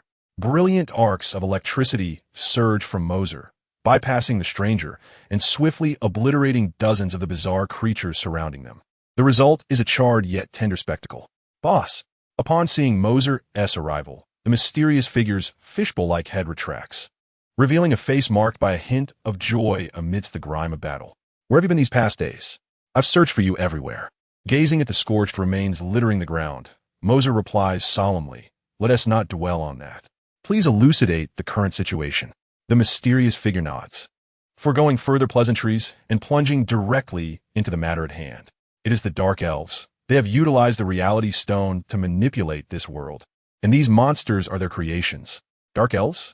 Mercer is no stranger to this race, yet he is perplexed by their capability to enact such chaos. As this thought crosses his mind, an inexplicable fury surges within him, flooding his consciousness. Damn it! Is this another consequence of the altered timeline? I have underestimated the situation. Does this mean Asgard has fallen? In the cinematic universe etched in Mercer's memory, the Dark Elves sought to plunge the cosmos into darkness using the Reality Stone. In the film, Thor triumphed over them, which is hardly surprising given that the story unfolds in a movie titled Thor, where it is only natural for the god of thunder to prevail. However, Mercer now finds himself in a realm detached from the cinematic universe, perhaps even transcending it. Here, the constraints of film budgets are irrelevant, and the characters can be fully realized in their potential. Given that the Dark Elves in the movie universe were rather feeble, Mercer had disregarded the fact that they had stealthily absconded with the Reality Stone from Earth. Little did he realize that such negligence would lead to monumental upheaval. Asgard, upon receiving news of the situation, would undoubtedly mobilize forces against the Dark Elves. Yet, the turmoil now befalling Earth signifies that Asgard must have faltered in its battle, failing to thwart the Dark Elves' sinister plot. No wonder they dare to come directly to Earth to seize the Reality Stone. It appears that all is in readiness, awaiting only the final impetus. Mercer squinted, an unusual glimmer of murderous intent flickering in his eyes. He turned to the mysterious guest and inquired about any actions from S.H.I.E.L.D. Nick Fury has assembled a team of superheroes known as the Avengers, who are currently engaged in rescuing people throughout the city. The mysterious guest replied. Mercer was taken aback that the Avengers' initial battle would revolve around this matter. He pointed toward the distance and asked, "What is that?" In the direction of his finger, a thick cloud of vapor loomed, reminiscent of the usual mist, albeit tinted red. That substance is officially termed disaster mist. Those who inhale it become monstrous entities, irreversibly, the mysterious guest explained. Mercer's pupils constricted. This meant that those monsters they had just slain were once living humans? Damn those Dark Elves. Mercer cursed vehemently. The lightning coursing through him pulsed in response to his fury, causing the mysterious guest to retreat a few steps in trepidation. "Boss, please remain calm. There is still good news," the mysterious guest hastily interjected. "What is it?" Mercer prompted. "Well, after my arrival, SHIELD developed an energy shield, utilizing the energy source from the sword you provided to Stark. Its original purpose was to defend against extraterrestrial attacks. But now they are employing it to contain the mist within the city limits, preventing its spread beyond New York. While it is undoubtedly unfair to the city's residents, it could be considered a stroke of luck amidst the misfortune," the mysterious guest elaborated. A brilliant blue energy surged beneath them, lifting Mercer and his companion as they traversed the air, surveying the entire city. As Mercer gazed around, the mysterious guest continued to speak.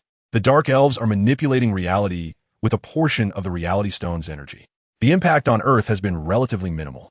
They have not engaged in widespread urban destruction, but merely released this mist, akin to a cleansing of humanity." Mercer interjected. "Indeed, they are purging the Earth, creating a space for the Dark Elves to inhabit." This was a clear indication of their intentions. If they possessed such advanced technology, far surpassing Earth's capabilities, they could easily obliterate half of human civilization. Yet, with control over the Reality Stone, they chose to engage in such actions, which was perplexing. Only this interpretation made sense. The Dark Elves sought to establish a foothold on Earth. Why do all kinds of beings flock to Earth? Is it truly that appealing? Mercer lamented. The mysterious guest couldn't help but chuckle. It was indeed a thought-provoking question. "Boss, can you resolve this mist?" he inquired. "Yes, quite simply," Mercer replied. Ascending to a higher altitude, he raised his hand toward New York City as the blue energy of the space stone transformed in his palm into an ethereal orb. The crimson mist enveloping the city swirled as if drawn by a vacuum, converging towards the hollow orb in his palm. In a mere half-minute, the red haze of New York was entirely absorbed, contained within this empty sphere. "Wow, boss, you're incredible. You accomplished it so swiftly." The mysterious figure, displaying a fan's admiration, gazed at Mercer with astonishment. "Let us seek out the Avengers to discuss how to resolve the ensuing matters." Certainly, the two transformed into a streak of light, slicing through the sky toward the heart of the city. In the central district, the Avengers found themselves besieged by a horde of grotesque creatures with sharp fangs and vicious jaws. Iron Man Stark and Captain Carter executed a flawless collaboration. A beam of laser from Stark's palm was directed towards Carter, who skillfully deflected it with her shield, severing several monsters in half. Beside them stood a rejuvenated Steve Rogers, his metallic arm unleashing tremendous force, shattering the skulls of the creatures with each powerful punch. As lasers shot from the side, Rogers raised his metal arm, reflecting the beams like Carter, eliminating several more foes. Truly, they were the most formidable partners, having seemingly obliterated Hydra 70 years prior. Stark marveled at the combat prowess of Rogers and Carter. Both were super soldiers with exceptional synergy. Engaging alongside them, Stark's own attack patterns became more varied. Not far away, Hawkeye and Black Widow were also in the fray. As elite agents among mere mortals, their combat style lacked the flamboyance of the trio, yet they too felled a considerable number of monsters. "Stark, I cannot thank you enough. Without your assistance, this ordeal would have been insurmountable. I also appreciate your capacity for forgiveness," Rogers expressed. The narrative then shifted back 2 days prior. Upon awakening from Hydra's brainwashing, Rogers' first act was to seek out Stark to confess his sins. He believed that as long as Tony Stark existed in this world, he bore the necessity of atonement. Rogers' unwavering resolve was unyielding even to Nick Fury and Carter's attempts to deter him. While an ordinary person may have concealed such a truth, his principles forbade him from doing so, compelling him to seek Stark and reveal everything. The sudden appearance in Stark's home, confessing to the murder of his parents, led Stark to question whether this was some cruel prank. However, the arrival of Nick Fury and Carter afterward lent the situation a definitive credibility. Faced with this earnest man, Stark fell into silence. Was he angry? To claim he was not would be a lie. Despite his past as a reckless youth, Stark harbored a deep love for his parents.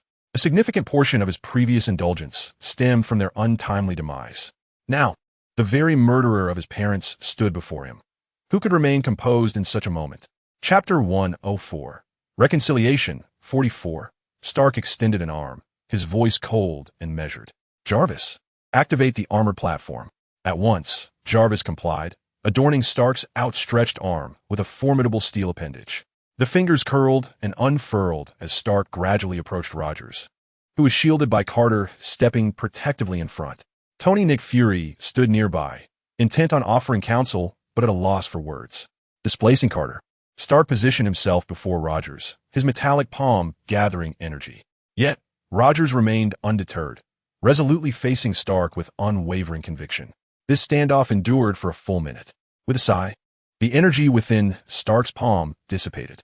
He gently patted Rogers on the shoulder with the unarmored hand and spoke, "In my father's notes, you were regarded as a dear friend.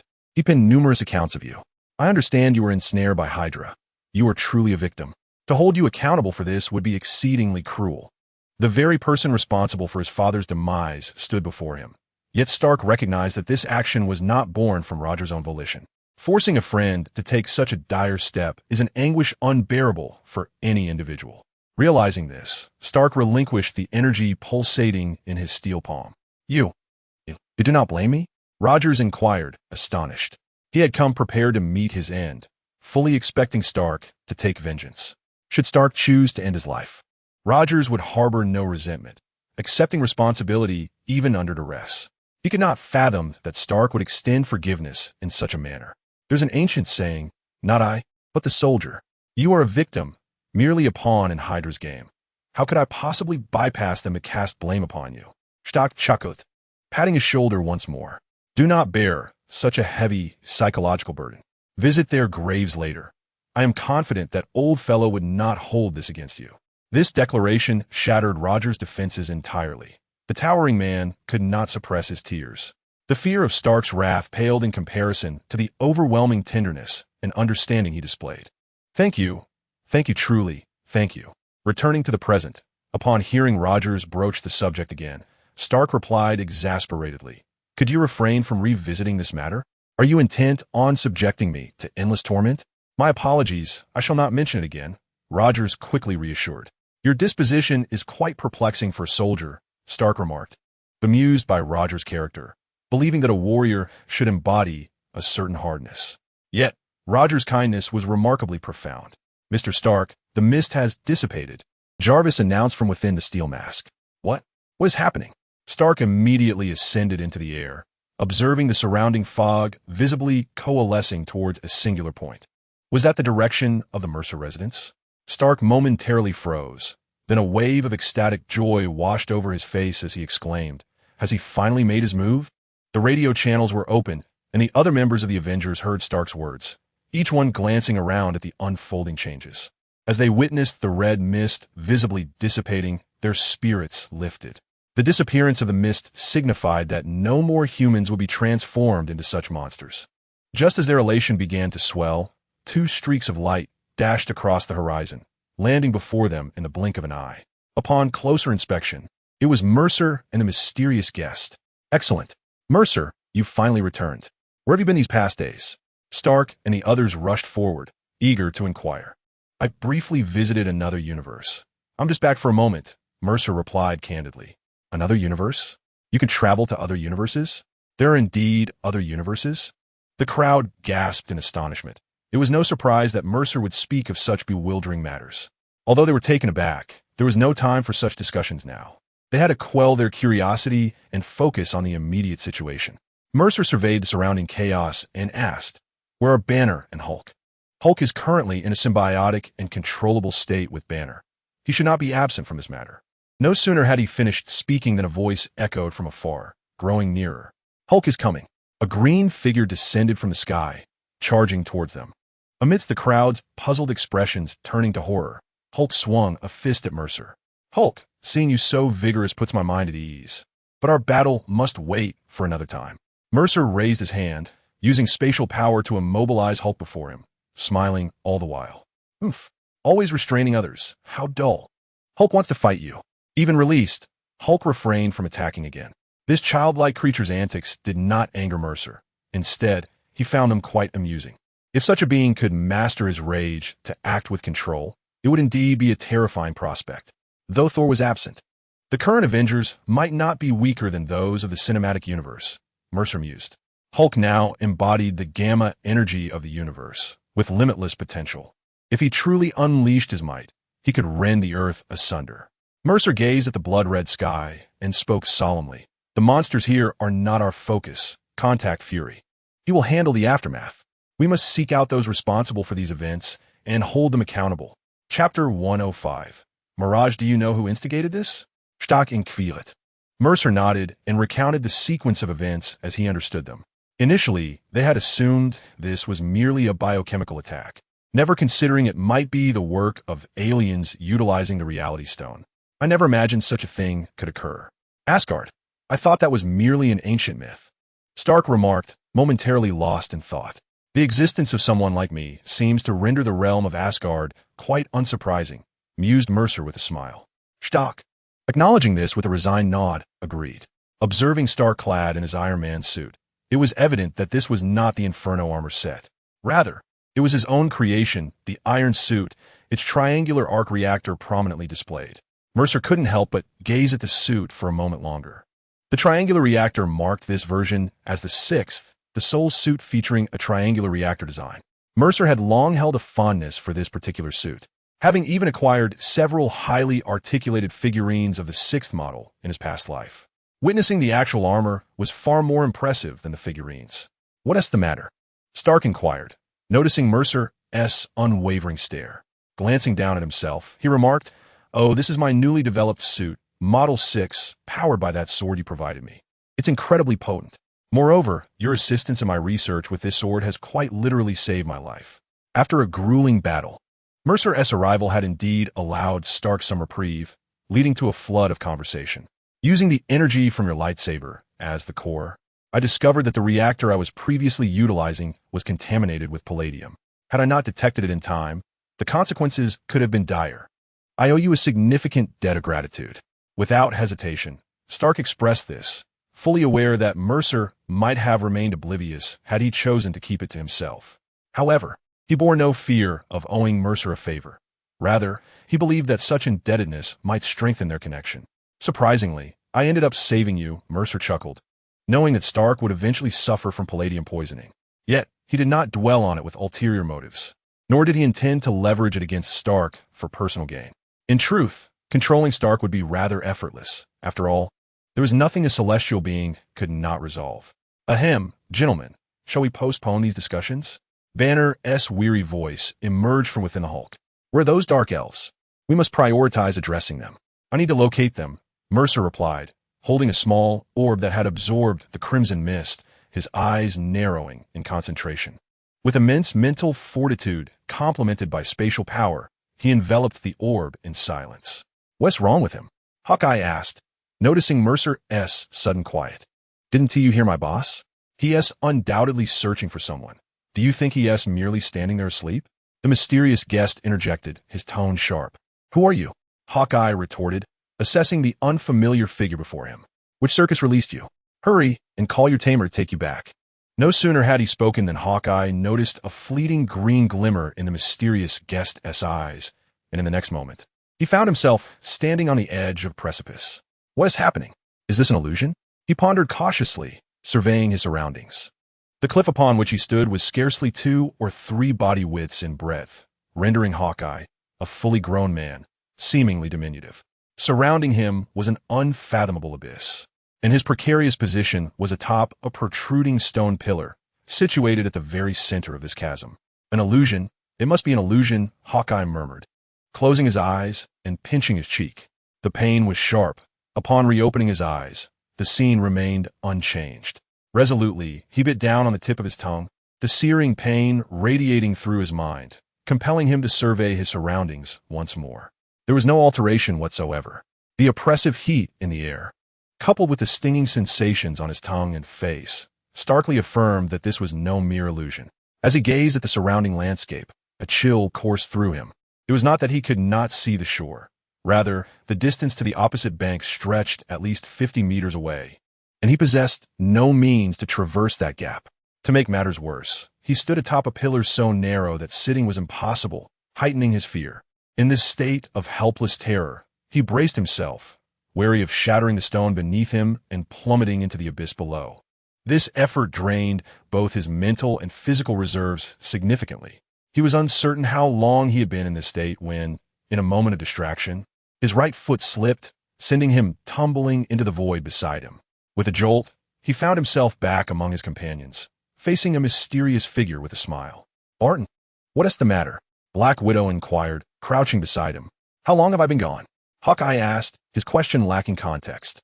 This perplexed Black Widow, who responded, "Gone? You've been right here with us. You just fell. Are you injured?" As she spoke, she examined his wounds. Hawkeye waved his hand dismissively, signaling that he was fine. However, as he attempted to rise, he was struck by a profound weakness in his legs. Since his initiation into the world of espionage, he had never allowed himself to succumb to such extreme exhaustion. Circumstances always demanded vigilance. According to Black Widow, he had never actually left, implying that what he had just experienced was indeed an illusion. Yet, why was he unable to shatter it? Biting his tongue and slapping himself. Such rudimentary methods to dispel illusions were futile against his conjurations, as the mysterious figure had remarked with a smile. "Was it truly you?" Hawkeye asked incredulously, the realization solidifying in his mind that it was indeed his doing. The smile on the mysterious figure's face gradually faded, and he replied coldly, "I intended to teach you a lesson. From now on, show me some respect. Do not dare to speak in my presence without the requisite strength." "You." Hawkeye made as though to retaliate, but the immense drain on his energy rendered even the slightest movement a challenge. The moment he stirred, his legs buckled beneath him, making the prospect of confrontation untenable. The mysterious figure cast a glance at him, disregarding his agitation, and stood quietly, awaiting Mercer's words. Black Widow supported Hawkeye and whispered, "What happened? What was going on with you just now?" Ensnared by his illusion, "I felt as though I had just endured over 20 hours, Hawkeye murmured weakly. "Over 20 hours? This revelation astonished Black Widow and several others, as she remarked, "Yet from our perspective, it appeared as though you merely locked eyes with him before collapsing to the ground." Hawkeye's lips trembled as he gazed at the mysterious figure standing beside Mercer, scrutinizing the latter with a sense of dread. Chapter 106. The ordeal. Could this individual's illusion be so potent? Merely locking eyes had plunged me into a delusion for countless hours, while in reality, only mere seconds had elapsed. This was merely the mysterious guest's initial intent to instill fear. Had he harbored murderous intent, enduring such torment for numerous hours would have been insurmountable. This brief interlude lasted a few minutes, after which Mercer opened his eyes, his expression grave. "Prepare yourselves. The upcoming battle may prove to be the most formidable adversary you have ever encountered," Mercer declared. Had such words been uttered by another, the members of the Avengers might have found solace, attributing it to the other's anxiety. However, coming from Mercer, whose mere presence could effortlessly ensnare others in an illusion, they pondered the depth of his strength. The veracity of his words was beyond their comprehension, and they could only nod earnestly in response. "Ahem, it's not that I wish to flee. I merely seek to inquire why we must accompany you on this venture when you are more than capable," Hawkeye questioned, adding, "You are all undeniably formidable." Mercer replied, "The Earth will undoubtedly face even mightier foes in the future. I cannot act as a mere caretaker, following you around and assisting you with your tasks. There may be times when I am not even present in this world. I only hope that my friends can safeguard themselves. Thus it is imperative that you execute this task independently, unless the situation demands my intervention." Mercer harbored no ambitions of being Earth's savior. His aspiration lay in growing stronger and traversing the cosmos. After all, this universe, like others, is home to numerous formidable beings. Mercer would not remain on Earth engaged in trivial skirmishes. He sought to lead the people of Xia out of this world into the realm of the super gods, and he aimed to elevate his own forces beyond Earth, becoming a divine entity within the cosmos. "So, are you prepared?" Mercer inquired, casting his gaze upon the Avengers, each face reflecting deep contemplation. After a moment of reflection, several expressed their thoughts. "You're correct. Some matters must be resolved by us," Stark stated. "Avengers, let us vote. Those wishing to participate, raise your hand." With that, he was the first to lift his hand. "My father founded S.H.I.E.L.D. for the sake of the world, and I created the iron armor. Had I not created it, I could have easily hidden behind layers of steel walls for protection. Yesterday in Queens, I encountered an intriguing young man who imparted to me the wisdom that with greater abilities comes greater responsibility. This sentiment elicited mere astonishment from others, who were surprised that Stark, once a privileged youth, could utter such words. However, Mercer was particularly taken aback by the latter part of the statement, pondering the profound truth behind it. This phrase inevitably conjures the image of Spider-Man, Peter Parker, yet is not exclusively his. Anyone can invoke it.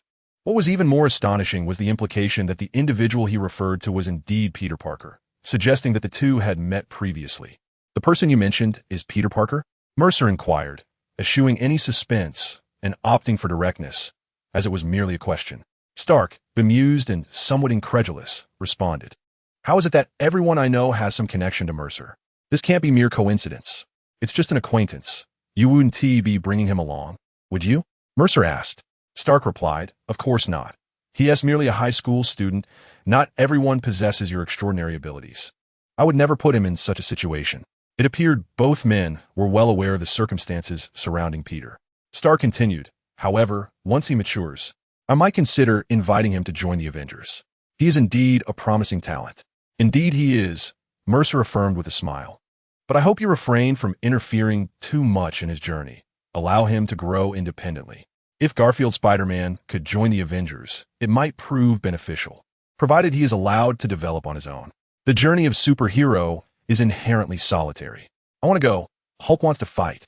Hulk exclaimed, his fists pounding together, brimming with excitement at the prospect of battle. "Banner, what is your take?" Stark inquired. From within, Banner's resigned voice emerged. "What has my opinion ever mattered? Nonetheless, we must go. Hulk's immense strength is not easily utilized on Earth. Perhaps it will be more advantageous elsewhere." Hawkeye and Black Widow also expressed their desire to partake. Although they were merely agents, ordinary humans, they yearned for the experience of an extraterrestrial conflict. There will certainly be future opportunities, so why not seize this as a trial? Mercer surveyed the group with satisfaction. Although Thor was absent, the current Avengers were no less formidable than their cinematic counterparts.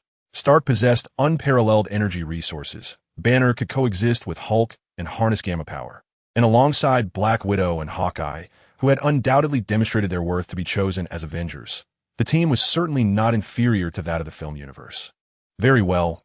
Let us embark," Mercer declared, gesturing grandly as the azure force of space enveloped them. As the brilliance faded, their figures vanished without a trace. Meanwhile, in the sacred city of Asgard, the once resplendent realm lay in tatters, marred by bloodstains and the bodies of valiant Asgardian warriors, their fates uncertain. The magnificent edifices had been reduced to crumbling ruins. At the center, Thor, breathless and weary, rested one hand upon her knee while clutching her hammer with the other. Her gaze filled with fierce determination as she confronted the mocking dark elf before her. "Malekith, you shall never conquer Asgard. Do not harbor such delusions." Beside her stood Loki, wielding his staff, equally breathless and adorned with numerous wounds. Behind them, dozens of Asgardian warriors, armed with long spears and stained with blood, stood resolute, their eyes betraying no hint of fear. Before them, the man known as Malekith, the leader of the Dark Elves, reveled in the swirling waters of the reality stone that encircled him. His gaze lingered on the exhausted Thor, momentarily captivated by her striking beauty and formidable form. He raised his hands in a pose reminiscent of a deity, proclaiming, "Submit to me. If you yield, I might spare your life, and I could ensure a merciful fate for the other Asgardians. Do not be foolish. Do not even think about it. If you wish to fight, then let us commence without further ado." Thor wiped the blood from her lips and spat a mouthful of crimson. You are merely courting death." Malekith's expression hardened, and with a swift gesture, dozens of swords materialized from thin air, hurtling towards Thor. Just as she prepared to defend herself, the swords vanished into a rift in space, only to be followed by a voice she had longed to hear. "All must perish in due time. If she lives, you shall not. If she dies, you shall suffer." Chapter 107. In the blink of an eye upon the utterance of those words, the vanished arrows re-emerged from another direction, aimed squarely at Malekith. His countenance shifted as he raised his hand to deflect them, yet the speed of these swords surpassed even those he had unleashed earlier. Each blade trailed a streak of lightning, crackling with electric energy. Malekith evaded the majority, but one struck true, slicing his cheek and allowing the searing lightning to seep into his wound, a paralyzing sensation coursing through his body. What in the name of all that is sacred is this? Malekith cursed in confusion, using the power of the reality stone to expel the lightning from his system. Upon looking up, he found Thor accompanied by several formidable figures. Some donned red and gold armor, others towered over 2 meters tall, while one wore armor with a peculiar fishbowl atop his head. Modi, be wary of Malekith. The power of the reality stone is not to be trifled with. Upon encountering the individual before him, Thor felt a surge of joy. Since Malekith's invasion of Asgard, she had longed for the arrival of Mors, the only one capable of saving Asgard in such dire circumstances. Spicy shredded chicken? Where's the spicy shredded chicken? The mysterious figure removed his helmet and scanned the surroundings, surprisingly uttering these words in Chinese. Mors cast a reluctant glance his way, remarking, "All right, I see you can speak Chinese. You even went for a pun." While feeling exasperated, he was also somewhat astonished that the mysterious figure could indeed speak the language. Though his proficiency was somewhat clumsy, communication with him was certainly feasible. "Quentin, take action. Leave those minions to you." Mors refrained from elaborating. The carnage surrounding them was enough to convey the severity of the situation. Words were futile, and decisive action was imperative. A torrent of energy erupted from Mors, transforming into a towering blue beam that soared into the sky. He raised his hand and clenched it forward, the immense energy causing the very fabric of space around him to exhibit signs of imminent fracture. It was indeed the Space Stone. Realizing the precariousness of the situation, Malekith quickly recognized the power Mors wielded and hastily manipulated the reality stone to distort the space before him. The impending rupture in space, under the influence of the reality stone, reverted to its original state. Malekith's cheeks took on a slight flush. For an ordinary individual, a rosy complexion signifies health. But for a creature like Malekith, who shunned the sun, such color was a sign of distress. "Damn it, where did this obstacle come from?" Malekith shouted furiously, activating the liquid form of the reality stone. The surrounding ruins suddenly animated, transforming into grotesque beasts that charged toward Mors with gaping maws. Rewriting reality? A trivial task. Mors replied with a calm smile. He blinked, revealing the 3 Tomo Sharingan in his eyes. The 3 Tomo fused and transformed into the kaleidoscopic Sharingan. With a mere glare, the remnants of the ruins, altered into monstrous forms by the reality stone, shattered into countless fragments. A purple energy mist rose from Mors, continually coalescing and expanding until it manifested into a terrifying giant towering several meters high. Susanoo, second form. A massive chakra blade materialized in the right hand of Susanoo, cutting through the air with a howling wind aimed at Malekith. This method of attack was unprecedented for Malekith, sending chills down his spine. The reality stone flickered as it transformed the surrounding debris into a colossal shield that stood before him. The materials of Asgard's structures were extraordinary, providing the shield with formidable defensive capabilities. When the chakra blade struck, it left only a deep fissure but did not cleave through entirely, while Malekith remained unharmed. The dark elves behind him were far less fortunate. A powerful gust of wind erupted from the shield, directly assaulting those beside him. Many dark elves were hurled away by the 2 powerful gusts of wind, leaving long trails on the ground as they violently expelled blood. The more severely affected were knocked unconscious, their insides churning violently. "Damn it, who are you?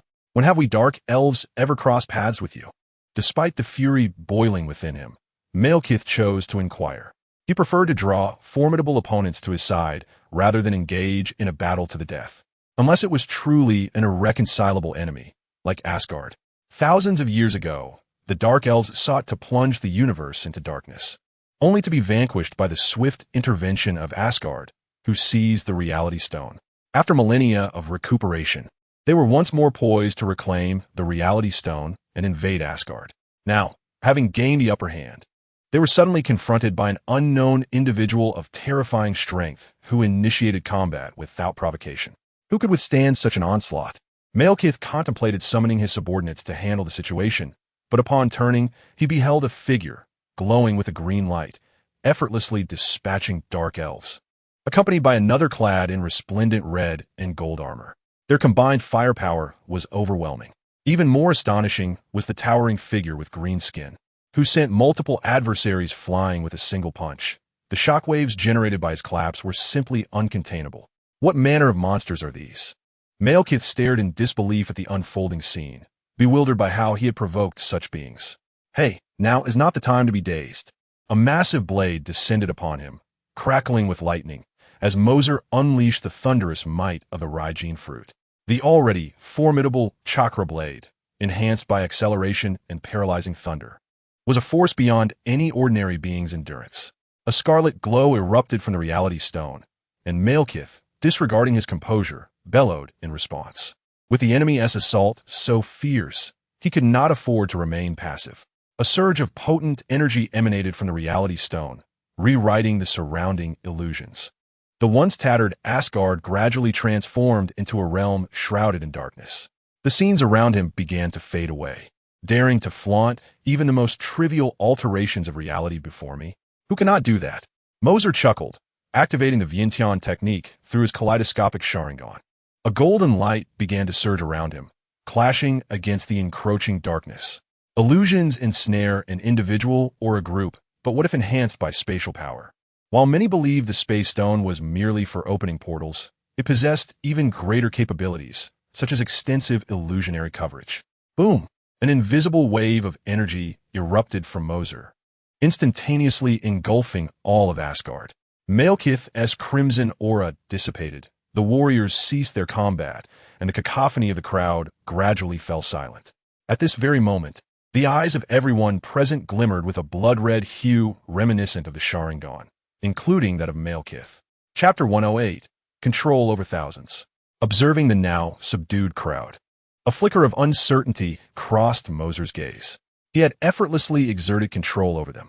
All those present were ensnared by Mercer's Sharingan, augmented by spatial power to an unfathomable degree. This surpassed the limitations of a singular Sharingan, transcending its original capabilities. It was formidable, indeed terrifying. Mercer felt an overwhelming sensation with but a thought.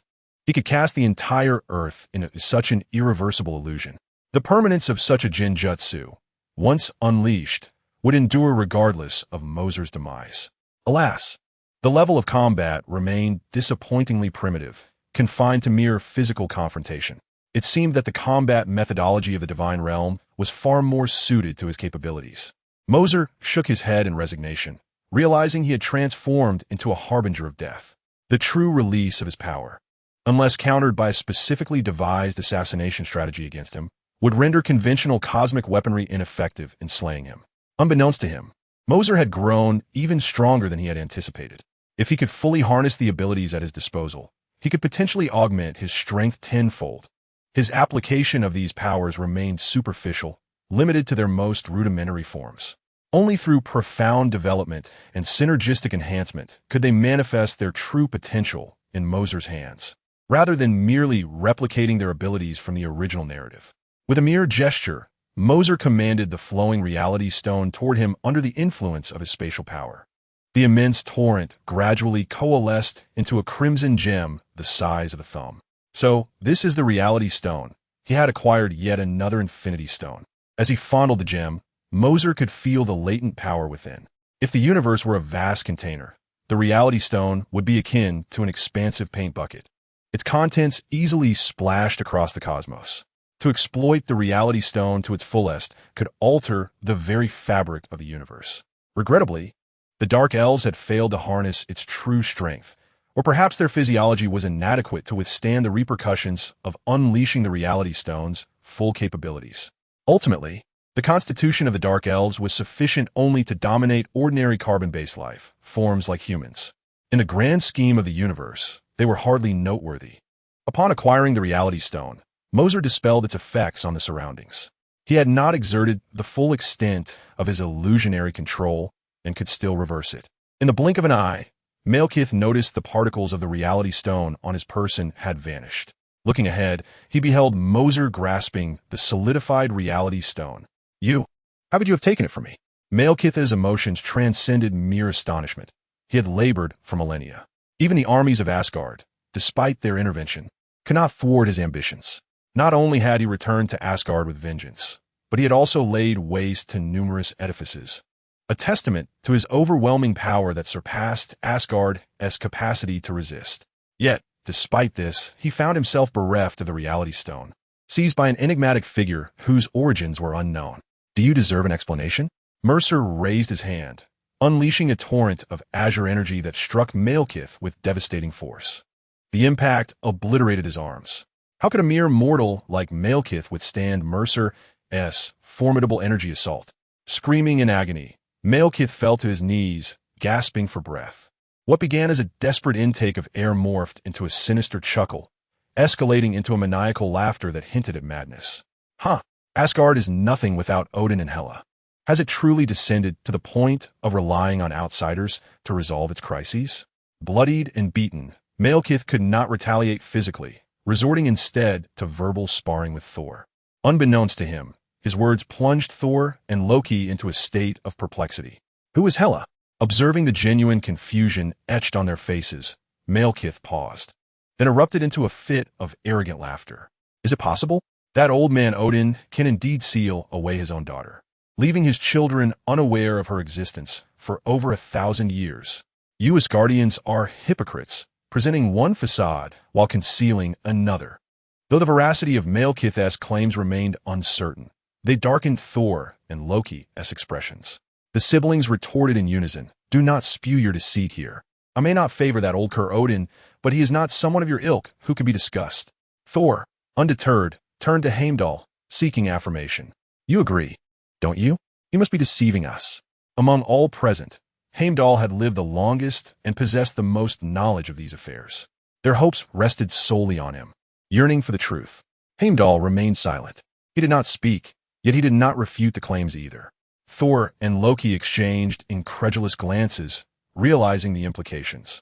Heimdall was not prone to falsehood. It was precisely this quality that had earned him Odin's trust, granting him the ability to see across the 9 realms and oversee all beings. If he could lie, he would not have been entrusted with such a monumental duty. Lies and deceit, I shall end you. Thor brandished his hammer, launching toward Malekith, lightning crackling around its head. At this moment, under normal circumstances, Malekith would be unstoppable. Just as she was about to strike him, an invisible wave intercepted her. "Moses, what do you mean by this?" Thor turned to see that it was indeed Moses who had intervened. Moses glanced at the armless Malekith, who now resembled a lamb awaiting slaughter. The average dark elf possesses physical attributes superior to those of humans, but inferior to those of the Asgardians. Moses could easily crush a dozen with one hand. These individuals still have their uses, Moses remarked nonchalantly. To cultivate his own faction, it was unrealistic to expect to encounter subordinates as commendable as the mysterious guest everywhere. Although the shadow assassins could gradually grow stronger under his leadership, that would require time.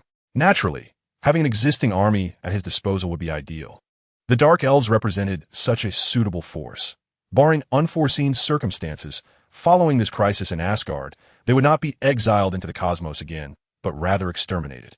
Thousands of years ago, they had committed atrocities using the Reality Stone, and it was Odin's father who intervened at that time. He did not eliminate the Dark Elves, but chose to exile them. Over the millennia, the Dark Elves not only failed to redeem themselves, but also invaded Asgard with even greater strength.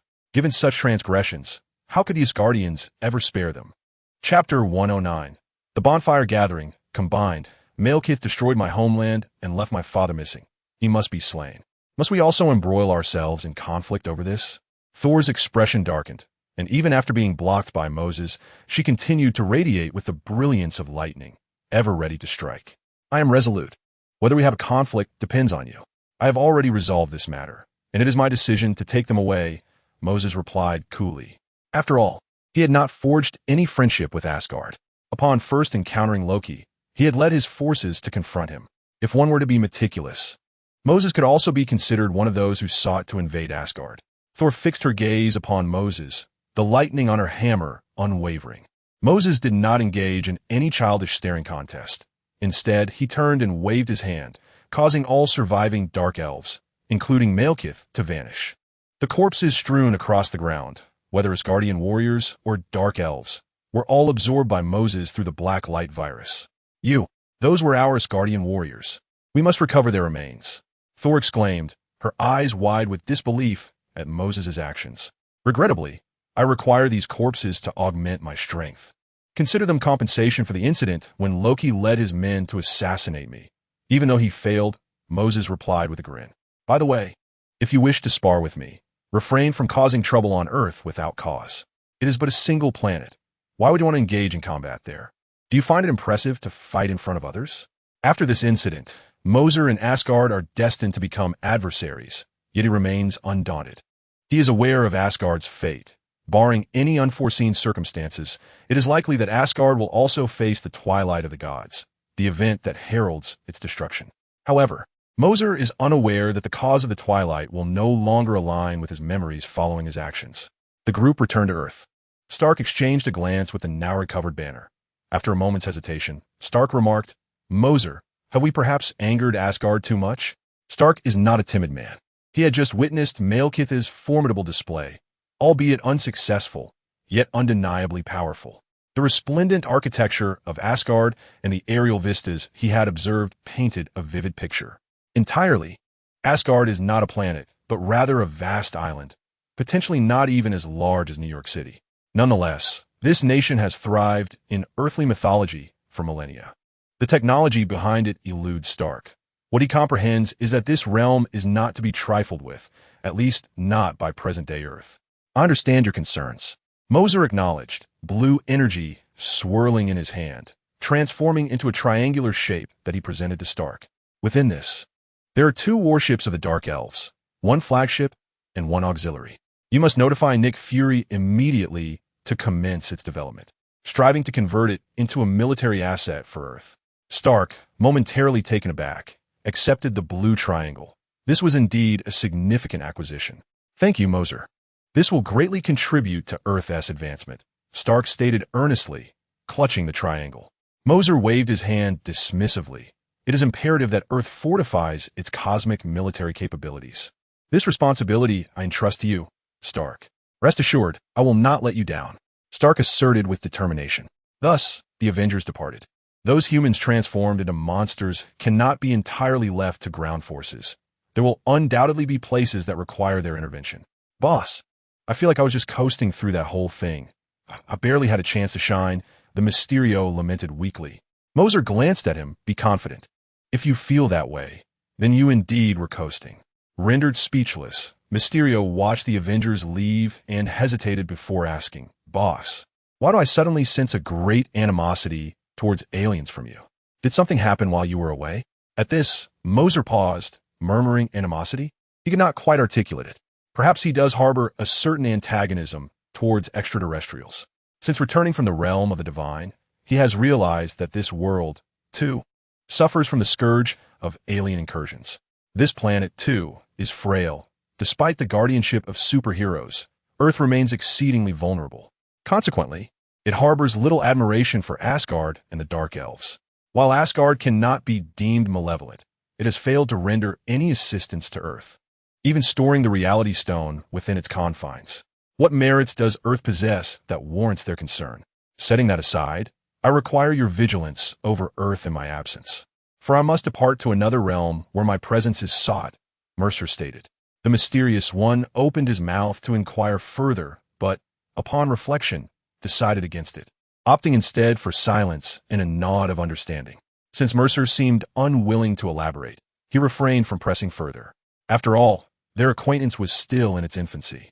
In due course, as time unfolds, questions may arise that could be addressed gradually.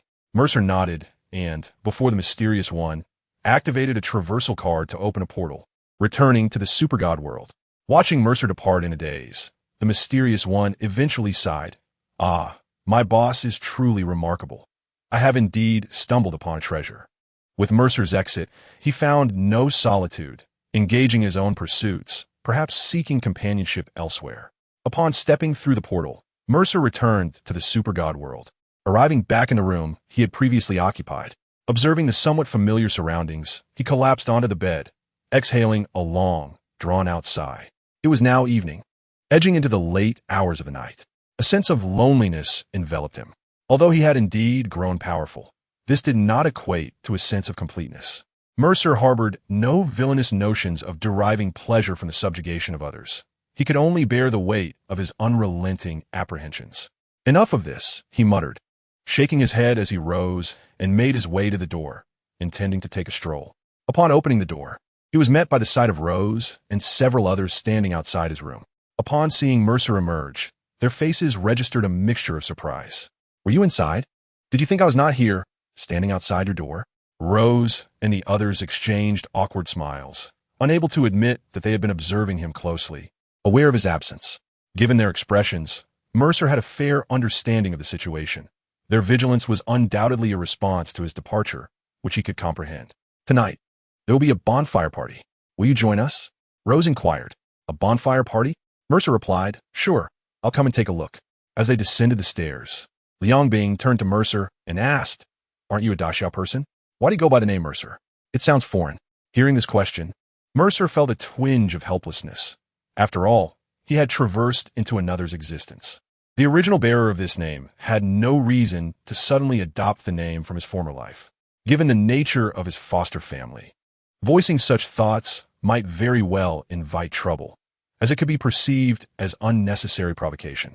In this otherworldly realm, Mose paid little heed to the matter of names and decided to adopt the one he had been given. However, he naturally could not divulge this to Liang Bing and the others, concocting a rather implausible excuse to deflect their curiosity. The bustling atmosphere of Huangshe City at night was palpable. In this moment of tranquility amidst the alien invasion, the populace found joy in the fleeting peace.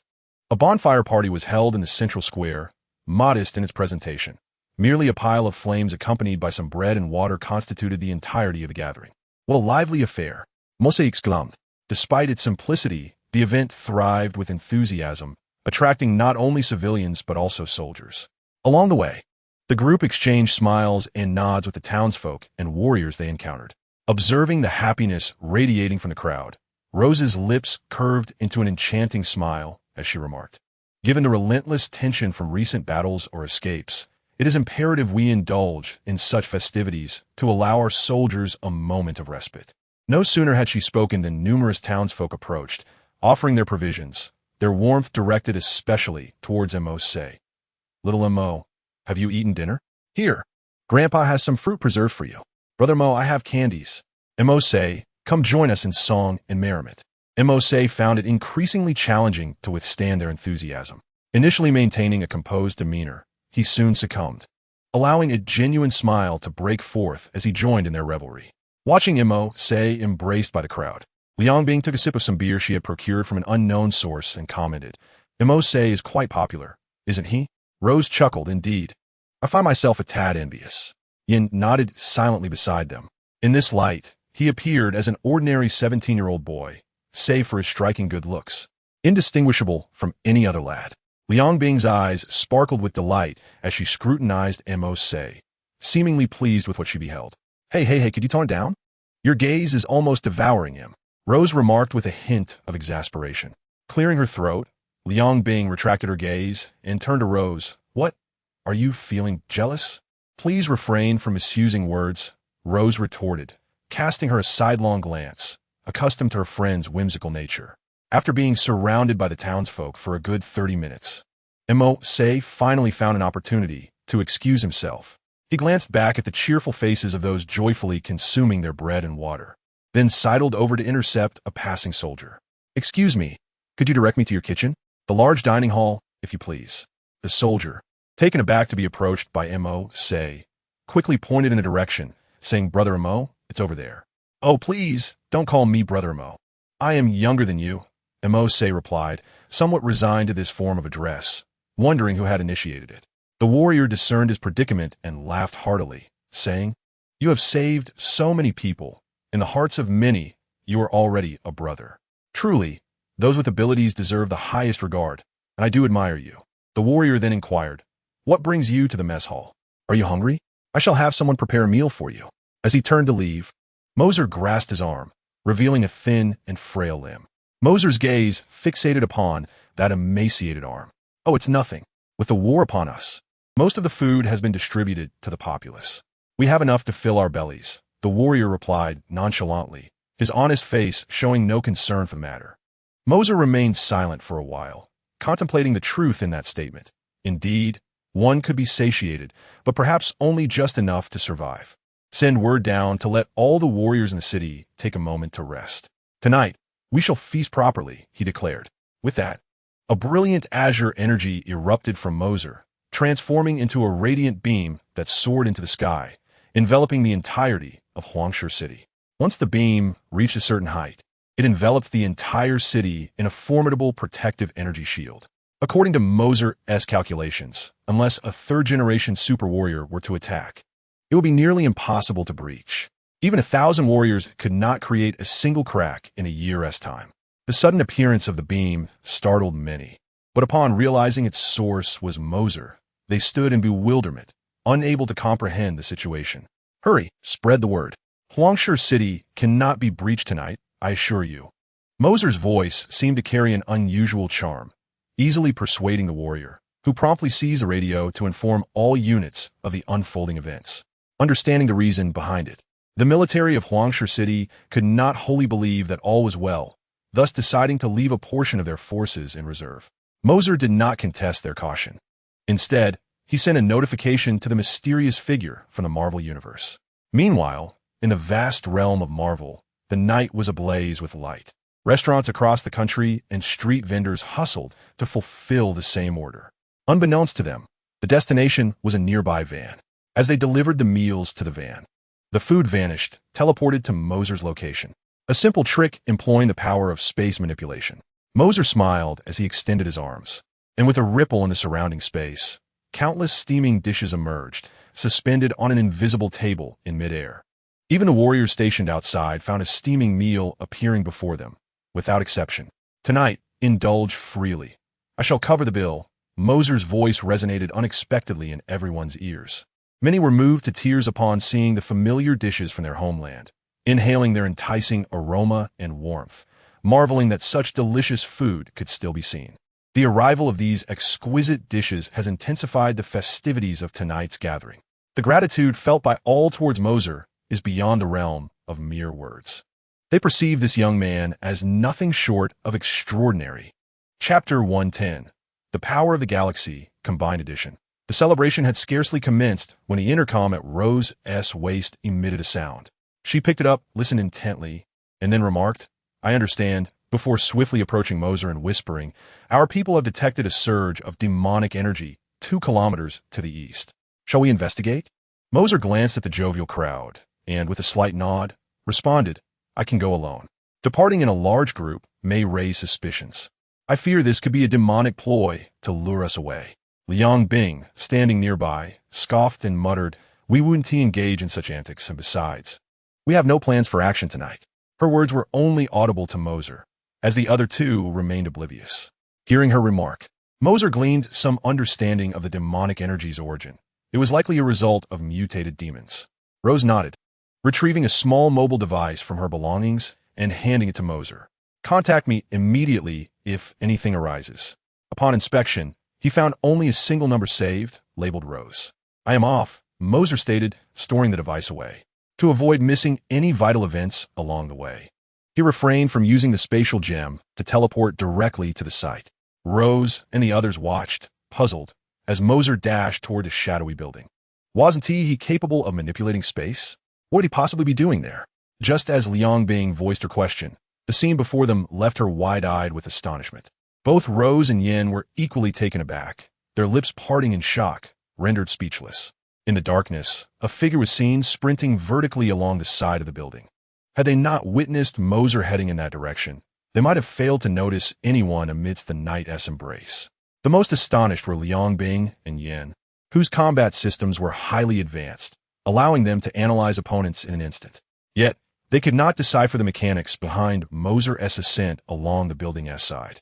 It was evident that he was relying on his innate abilities rather than manipulating spatial mediums through calculation. Unbelievable, Liang Bing exclaimed, having never witnessed such a mode of running before. The night was thick with darkness. Once, there had been scattered streetlights illuminating the roads beyond the city of Huangshe, but now they were all in disrepair and visibility diminished to mere inches, It was a realm where one could not see their own hand in front of their face.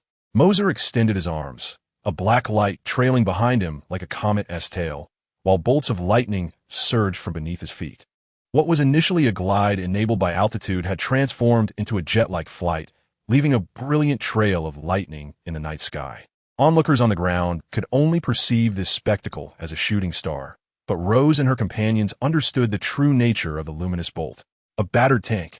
Its exterior marred and worn, relentlessly bombards the sky in a futile attempt to vanquish a self-mutating demon. Yet, the tank's maneuverability pales in comparison to that of the demon, as it deftly evades every shell fired at it. Inside the tank, a soldier cries out, "This cannot continue. Xiaolun, you can fly. We will provide covering fire while you deliver the final blow." Before the tank stand a man clad in black armor, wielding a massive metallic sword. Sprouting from his back are black wings, reminiscent of an angel's, which flutter slowly, lifting him from the ground. However, his unsteady form betrays his struggle to maintain altitude. This armored warrior is Xiaolun, codenamed Galactic Power, destined to become one of the mightiest deities in the known universe. Yet now, he bears the stubble of neglect and a bitter smile, responding vaguely to the shouts from behind him. All right, I shall go." Despite his words, his wings only flutter weakly, barely granting him any height. He grasps his colossal sword and flaps his wings with fervor, yet he remains grounded. "Xiaolun, the demon is about to escape our fire range." A soldier in the tank urgently exclaims. If that demon were to flee now, it would undoubtedly return, exposing their location. Just as Xiaolun wrestles with despair, a thunderous roar slices through the sky. The demon, caught unawares, is pierced by this sound, followed swiftly by an explosion of lightning that reduces its form to a mist of blood. While Xiaolun remains momentarily dazed, a voice, laced with disdain, echoes in his ear. The hybrid of human and demon is indeed repulsive. Bathed in moonlight, Xiaolun glimpses the newcomer, a strikingly beautiful face of Asian descent, captivatingly adorned with eyes of blue tinged with green. After shattering the mutated demon, Mercer brushes off his garments, relieved that he had conjured a veil of spatial energy to shield himself from the blood mist, lest he become tainted. The extraterrestrial demons had unleashed a curse upon Earth, causing those who succumbed to it to undergo a grotesque transformation. Such abominable forms, neither fully human nor fully demon, are scorned by both species. In a time when humanity should unite against foreign invaders, such a creature emerges. "Who are you?" Xiaolun demands, eyeing Mercer with suspicion, gripping his sword even tighter. The tank crew, witnessing this exchange, instinctively pivots their cannon towards Mercer. Unfazed, Mercer acknowledges their caution. In these chaotic times, self-preservation is paramount. He activates the analytical capabilities of his internal system, swiftly uncovering the entirety of the stranger's identity. Xiaolun was originally an ordinary university student, inexplicably drawn into the Super God Academy, bestowed with the identity of possessing galactic power.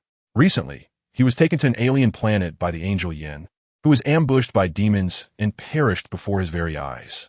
Subsequently, Yin used the remnants of her energy to bring him back to Earth, leaving him unaware that she was still alive and had already arrived on Earth. Consequently, he held himself accountable for Yan's demise, believing it to be his own incompetence that led to her death. Thus, in his early 20s, he had grown a scruffy beard, resembling someone in their 30s, and had developed a fondness for roses. "I am Mercer, a native of the Great Xia, emerging from the city of Huangshi, and I bear no malice towards you," he stated with a prepared speech and a smile. "What proof do you have?" Xiaolun inquired. He was aware of Huangshi City, yet that did not guarantee his belief in Mercer's origins. Moreover, given Mercer's abilities, he had never heard of another super warrior with such powers. Thus he remained cautious. "Here, I possess a phone containing someone you surely wish to meet. You may inquire and verify my identity," Mercer offered, presenting the phone that Rose had given him to Xiaolun. Hesitantly, Xiaolun accepted the phone and peered inside. "Rose? You know Rose?" he asked, astonished. "I have only just met her," Mercer shrugged. "Xiaolun, what is going on?" A great Xia warrior approached, glancing at Mercer before directing his question at Xiaolun. "I'm just making a call," Xiaolun replied. Upon connecting, The voice on the other end was the one he had longed to hear. "Hello, Mo-se. How is everything?" The mere utterance of this question confirmed Mo-se's identity. Gu was certain he could never mistake Rose's voice. Clearing his throat, Gu steeled himself before responding. "Rose, it's me, Xiaoluan." "Xiaoluan? Is that really you? Are you all right?" Rose's voice was filled with astonishment and concern. It had been a considerable time since they last saw each other, the last encounter taking place aboard the aircraft carrier Giant Gorge, where they had been training for battle. On a fateful day, Morgana had utilized Reyna, who possessed solar energy among them, to obliterate the Giant Gorge. Consequently, the warriors of the Brave Legion were scattered across the globe as the extraterrestrial Tathagatas launched their onslaught. In an instant, chaos ensued, and the soldiers of the Brave Legion found themselves devoid of any means to contact one another, compelled to first address the immediate crises. This separation had endured for nearly a year. It's really me." Gu Xiaoluan's voice trembled with excitement. "So, the demonic energy that appeared on your side has been resolved, right?" Rose inquired. It has been resolved," Gu Xiaoluan replied, casting a surprised glance at Mo-se. He could detect the immense trust Rose placed in Mo-se, despite the latter claiming to have only recently met her. "All right, Mo-se, can you hear me?" Rose asked. "I can hear you," Mo-se responded. "I shall provide you with a coordinate, and you will transport Gu Xiaoluan and his companions to this location." "Very well." Their dialogue was succinct, and in the next moment, Mo-se received a message containing a coordinate in his mind. He raised his hand, and Gu Xiaoluan, along with the tank, vanished in a thin air, followed closely by him. When they reappeared, they found themselves in a vacant space within Huangshu City, observing the brilliantly lit surroundings. Gu Xiaoluan stood in astonishment, exclaiming, "Time-space gene? Such an ability can only be accomplished by Rose's time-space gene, right?" "Not quite. She and I both possess spatial abilities, but they are not the same," Mo-se elucidated. Before Gu Xiaoluan could inquire further, he noticed a familiar figure he had long yearned for, accompanied by someone he never expected, Rose and Yin. The sight of Yin standing alongside Rose struck Gu Xiaoluan with immense shock. "Isn't Yin dead? How could she be here? She seems to have recovered, but how is this possible?" "Xiaoluan, what has happened to you?" Rose remarked, observing Gu Xiaoluan's scruffy appearance. "Well, that's not important. What matters is, Yin, how did you end up here? You're not supposed to be." Gu Xiaoluan gazed at Yin, his mind swirling with confusion. "It is thanks to you, really. I expended my last energy to send you to Reyna, who infused you with solar energy. I have a connection with you, and I absorbed a bit of it, which allowed me to arrive on Earth," Yin explained, a slight smile playing on her lips. "What connection? How was I not aware of this?" Gu Xiaoluan's expression turned anxious, his gaze darting between Rose and Yin, pondering the implications of their connection. "Enough of these matters for now. Let us rest. It has been a tiresome journey," Rose suggested, disregarding the previous topic and instructing the warriors accompanying Gu Xiaoluan to take a break and enjoy some nourishing food. Many of the warriors, having wandered for so long, had been subsisting on nutritionally deficient rations, with some resorting to eating tree bark. The aroma of food wafted through the air, causing their stomachs to rumble in anticipation. "How come you have so much food, and it appears to be well prepared?" inquired a robust warrior. Mo-se smiled faintly and replied, "This is related to my super ability. For specifics, you may inquire when you go to eat." He showed no interest in the interactions between Gu Xiaoluan and Rose. Having said his piece, he turned to leave with a final remark. "I have devised a combat engine for our warriors of the Great Xia. I shall provide detailed information tomorrow." "Ah, so soon?" Rose exclaimed in disbelief. Liang Bing and Yin exchanged glances, astonished by each other's expressions. How could such a breakthrough occur in such a short time? Could it be related to the moment he abruptly left the room?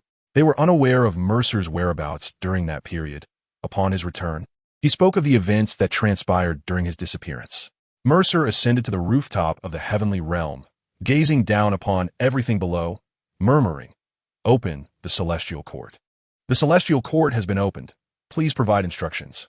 He created a blank template, initially setting the parameters for a combat engine designed for the warriors of the Great Xia, with the intensity enhanced by their conviction to fight for their nation and people. Capable of manifesting their innermost desires, drawing energy from Alex Mercer. Acknowledged, template created. A blank template appeared before Mercer. Engine name. Engine effect. Intensity enhances with the warrior's conviction to fight for their nation and people, capable of manifesting their innermost desires. Energy source. Alex Mercer, this combat engine utilized the Celestial Court to create a foundational template, incorporating reality gems as its core. The two were interconnected. As long as the users will remain resolute, their thoughts would materialize. However, the intensity could not possibly alter the entire world or universe like reality gems could. It could only enable the user to effectuate personal change, a notion Mercer had already contemplated. Was it merely the name that remained? Each time it came to naming, Mercer found himself particularly conflicted. After all, this was something he would utilize for an extended period, and perhaps the name of this combat engine would echo throughout the cosmos. If the name were poorly chosen, others might feel embarrassed to utter it. After a moment's contemplation, Mercer slowly declared, "It shall be named the Southern Gate." Chapter 111, The Southern Gate. In the mythology of the Great Sia, it represents the main entrance to the Celestial Court and serves as the portal from the realm of immortals to the mortal world. As Mercer's creation, the Southern Gate, drawing energy from the Celestial Court, was indeed a fitting appellation. Constructing the Southern Gate system. Construction successful. Let's test its effects. Mercer suppressed his enhanced physique to that of an ordinary person and addressed the Southern Gate system. Adjust spatial structure. Adjust gravitational structure. Adjusting spatial structure. In progress, adjusting gravitational structure. In progress, Mercer's physical capabilities now mirrored those of an average individual. After a brief wait of 10 seconds, the Southern Gate system responded. Adjustment successful. Sensing the changes around him, Mercer leaped lightly. While an ordinary person could not jump high, he astonishingly soared several meters. He swung his fist with force, unleashing a powerful gust from his strike. Impressive indeed. "Let us restore my original form," Mercer exclaimed. Merely these enhancements were sufficient to render an ordinary human on Earth no less formidable than those alien beast warriors. "Bring me a weapon." As his thoughts shifted, Mercer conjured a silvery firearm, a model of a high-tech gun he was unfamiliar with, drawing inspiration from conventional weaponry. His fingers squeezed the trigger, unleashing not mere bullets, but beams of crimson light. Aimlessly, he fired several rounds into the sky, the laser projectiles exhibiting an astonishing precision, effortlessly hitting their mark. Satisfied with his mastery of the weapon, Mercer nodded contentedly. Just as he concluded his self-assessment, the rooftop door swung open, revealing Rose and her companions, accompanied by Gushaloin. Clearly alerted by the earlier commotion. "What's going on?" Rose inquired, her gaze fixed on the firearm in Mercer's hands. "Have you completed it?" "Indeed," Mercer replied, casually dispersing the weapon. "I shall grant you the usage rights. You may decide whom to distribute it to after discussing it with the higher-ups." Transmitting data for the Southern Sky Gate. Rose paused, though questions lingered. The priority was to receive the data. Receiving data. Moments later, Rose absorbed the incoming information, her expression transforming into one of astonishment. "This system possesses such capabilities?" Mercer chuckled lightly. "These are merely foundational abilities. I will implement updates later, with the permissions now granted. These fundamental skills should suffice for our warriors." "May I take a look?" Gushaloin, having just returned, noticed the closeness between Mercer and Rose. While she feigned indifference, curiosity piqued her interest. Observing their conversation, she discerned no hint of romance, rendering her silent. She could only hope to glimpse the system as well. Rose glanced at Mercer, who nodded in affirmation, allowing her to share the data of the Southern Sky Gate with Gushaloin. After a moment of exploration, Gushaloin's expression mirrored that of Rose's astonishment. "This is remarkable. It rivals my own system, albeit slightly inferior." Currently, the Southern Sky Gate had only unlocked the reality gem branch. Due to Mercer's constraints, it could only perform basic modifications to one's data and the materialization of weapons. Nevertheless, even these capabilities were impressive. Gushaloin was baffled by the ease of materialization. Where no calculations were necessary, one could simply conjure their envisioned object. The ability to bypass the computational delay in materializing items could prove life-saving on the ever-shifting battlefield. He marveled. "I'm glad you find it agreeable," Mercer said with a serene smile. While Rose and Gushaloin engaged in fervent discussion about the system, punctuated by exclamations of wonder, Mercer turned to Angel Yin. "What about you? Would you like a set as well? It's high time for an upgrade for your kind." "Can I have one too?" Yin was taken aback by the prospect.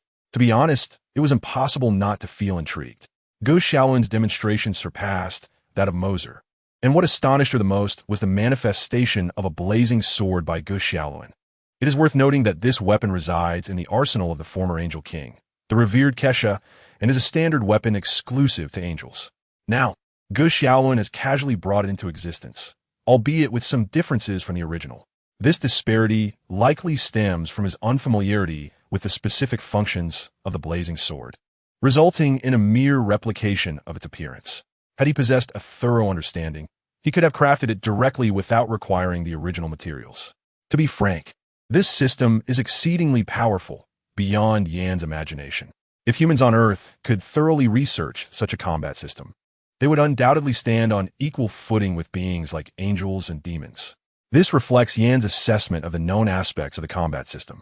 After a moment of contemplation, Angel Yan remarked, "Interstellar combat is becoming increasingly intense, and we are uncertain of the movements from Carl's side. Should there be a new combat system, we angels would be more than willing to adopt it." As he spoke, Yan observed Mercer, paying close attention to his expression. The latter remained seemingly unfazed, and she quickly grasped the implication. Of course, we angels intend to accompany Earth in its growth. If we could integrate such a system, it would undoubtedly enhance our ability to fulfill this objective. This statement was precisely what Mercer yearned to hear. "All right, I shall remember your words." Mercer then sent him a copy of the data from Nandiaman. Currently, he was casting a wide net. Was this solely for the divine realm of Daxia? Not entirely.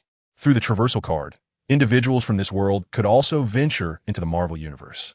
This implies that if Mercer required a tactic involving a multitude of forces in the Marvel world, a simple call could summon a host of celestial beings. The mere thought of this made Mercer unable to suppress a grin. Fortunately, he turned his head in time. Otherwise, his expression might have led others to suspect he harbored some peculiar intentions. "Hey, such an impressive item. Could you possibly give me a copy?" Liang Bing leaned close to Mercer and whispered. Listening to the praises from Xiang Wei and Gu Xiaolun, Liang Bing felt a surge of desire for one as well. Mercer glanced at Xiang Wei and the others, then turned to Yin, ultimately leaning in to whisper in Liang Bing's ear. She anticipated some kind words from him, her expression filled with expectation. However, upon hearing Mercer's words, her expression gradually solidified. "If you wish to request this from me, you cannot do so in this capacity." Chapter 112. Distribution of permissions. If such words were heard by those with impure thoughts, they would undoubtedly think of inappropriate interpretations. Yet Mercer wore an innocent and harmless smile. His ability to effortlessly heal Angel Yan's injuries, coupled with this statement, should indicate that he is now fully aware of his identity. To befriend angels while also seeking favor with demons. I find your intentions quite perplexing. Liang Bing softly remarked that she had always referred to herself as a demon. A declaration of her own identity, which Rose perceived merely as jest. By uttering these words, she sought to subtly probe Mo Se's intentions. "If Queen Morgana could become my ally, I would indeed consider it a great honor," Mo Se responded quietly. The matter was settled. There was no need for pretense. He directly uttered the name Morgana. Liang Bing realized that he had fully grasped her true identity, yet a flicker of doubt lingered within her. "You know I am Morgana. Yet you do not wish to eliminate me? I have caused some harm to your Earth after all." Mo Se chuckled softly and replied, "That was war, at present. The greatest damage to Earth has not been inflicted by your demon legion. If you can become my friend, then I shall be your friend. And the great Xia shall also be your ally. Friends and those rabble, I trust you can discern who is strong and who is weak." Liang Bing regarded Mo Se with a complex expression. Throughout their exchange, his focus remained steadfastly on Great Xia, never mentioning Earth in a significant light. How deeply does this fellow care for his nation, always invoking Great Xia? Mo Se continued, "A mundane nation lasts but a millennium, while the realm of the divine is eternal. My current ambition is to create divinity, to ensure the everlasting legacy of Great Xia. In the wake of demons and angels, a third illustrious entity shall emerge, Great Xia." Liang Bing was momentarily taken aback. The first half of Mo Se's statement echoed words she had once used to entice Lu Chuang of the Great Wall One. She paid little heed to how Mo Se had come by this phrase. Instead, she was captivated by his vision, which was undeniably grand. The entire Earth struggles for survival. Yet Mo Se is already contemplating how to elevate Earth. Nay, Great Xia, to cosmic renown. To call him arrogant would be accurate, yet he also presented a formidable system. To deny his audacity would be unjust, for both angels and demons have taken millennia to achieve prominence in the known universe. Liang Bing did not believe MOC would remain alongside Earth for hundreds or thousands of years. Very well, I can assure you that my demons and I will no longer invade Earth, and I am willing to combat extraterrestrial forces to protect it. However, my conflict with the angels shall not cease, Liang Bing declared. The struggle between angels and demons has persisted for so long that it could not simply be halted. It was in essence inscribed in their very beings. That is acceptable. I shall not interfere with your battles, provided they do not affect Earth, MOC stated, subsequently transmitting the data of the Southern Heavenly Gate to her. Now, all three parties, Earth, angels, and demons, possess the combat system data of the Southern Heavenly Gate. After a moment of contemplation, MOC added, I intend to establish a faction. I wonder if you would be interested in joining? A faction? What kind of faction? Liang Bing inquired with curiosity, while the others turned their gaze toward MOC's face. I must candidly confess to you that I do not belong to this world, nor to this universe. My presence here can be regarded merely as a diversion, for I shall undoubtedly return to my own realm. I can provide you with some teleportation markers, enabling a select few of you to join me, though I prefer to limit the direct interactions between our worlds, as the power dynamics and worldviews vary greatly across these realms. MOC stated this with utmost sincerity. The notion that she hails from another universe is indeed intriguing, truly fascinating. Liang Bing and her companions had speculated about MOC's identity, and they were certain that she could not possibly be a native of Earth. If an individual of her strength truly existed, it would be inconceivable for her to have remained inactive until now. There must be some peculiar reason behind it. Her explanation renders the situation comprehensible, elucidating why MOC had not intervened previously. She simply did not belong to this universe, making any assistance impossible. What is the purpose of your faction? Guxiao Luan inquired, voicing a question that preoccupied everyone's thoughts. MOC responded, to enhance oneself and others. In my universe, there exist beings even stronger than I. I must fortify my own faction so that I can safeguard myself when those beings arrive, or perhaps to retaliate against them. The very thought of entities more formidable than MOC was almost beyond comprehension for Liang Bing and her companions. At the very least, the power MOC had exhibited was sufficient to render even the mightiest kings of their universe, Liang Bing and Yan, incapable of claiming they could easily vanquish her. The existence of beings surpassing her strength raised questions about the extent of their power. I understand now. Rose clapped her hands. So this South Heaven Gate system is not solely for Ardisia, but also intended for your faction's future use? Monsieur Noded acknowledging this intention. However, rest assured, although it is a singular system, the branches are entirely incapable of probing one another. You can be completely at ease regarding this matter. The information among you is disseminated solely through me. Without my consent, the branches cannot access each other as data. Naturally, I doubt you could ever decipher it. Even with the mightiest computational device known in your universe, the Great Clock, it would take at least 10,000 years to unravel the associated mysteries. MOC's words were primarily intended to astound them. The Great Clock is indeed the most powerful celestial computer in the known universe. Yet it would be utterly incapable of computing anything related to the hero card system. After all, it originates from an entirely different worldview. And since it is an external tool of MOC, its decipherability would be quite extraordinary. In truth, Liang Bing and her companions were indeed dazzled by this revelation. Oh well, we have no access to something like the Great Clock. It's better that we cannot compute it. My only concern is that my privacy might be exposed. Liang Bing chuckled. Rose, let us take this system to the Black Great Wall tomorrow and disseminate it from there. It would be far more efficient than each of us transmitting it individually, MOC suggested. The Black Great Wall? You actually know that place? Rose exclaimed in surprise. Well, it's a good idea. We will go there first thing tomorrow morning. The Black Great Wall serves as a high-tech research and development base, from which Rose procured the dark matter armor worn by Liang Bing and MOC. Once there were no further issues, the group dispersed, each returning to their respective rooms. That night, everyone harbored their own thoughts. Guxiao Luan pondered over Rose next door, while the three women contemplated how to effectively utilize the system. Mose, on the other hand, was calculating when he could leave. Chapter 113. Liang Bing's proposal. The system I wish to create has already been completed. Thus, there is no longer a need for me to remain in this world. Mose murmured as he lay on his bed. He could not assume the role of a savior, rescuing each individual one by one. Providing the Southern Heaven Gate system was the greatest assistance he could offer. The Earth in this universe must learn to stand on its own. Mose could not walk alongside like a teacher guiding a child. Hence, he felt it was time for him to depart, though hesitation lingered. Knock, knock. A gentle rapping on the door interrupted his thoughts. Mose approached and opened the door to find Liang Bing standing there, clad in a camel-colored trench coat. She glanced around his room and inquired, "May I come in?" "Of course." Mose gestured for her to enter. "When did you realize I am Morgana?" Liang Bing asked as soon as the door closed behind them. "From the moment I first laid eyes on you, or rather, prior to my arrival in this world, I had a fundamental understanding of your identity," Mose replied. "What is your perception of me, of our universe?"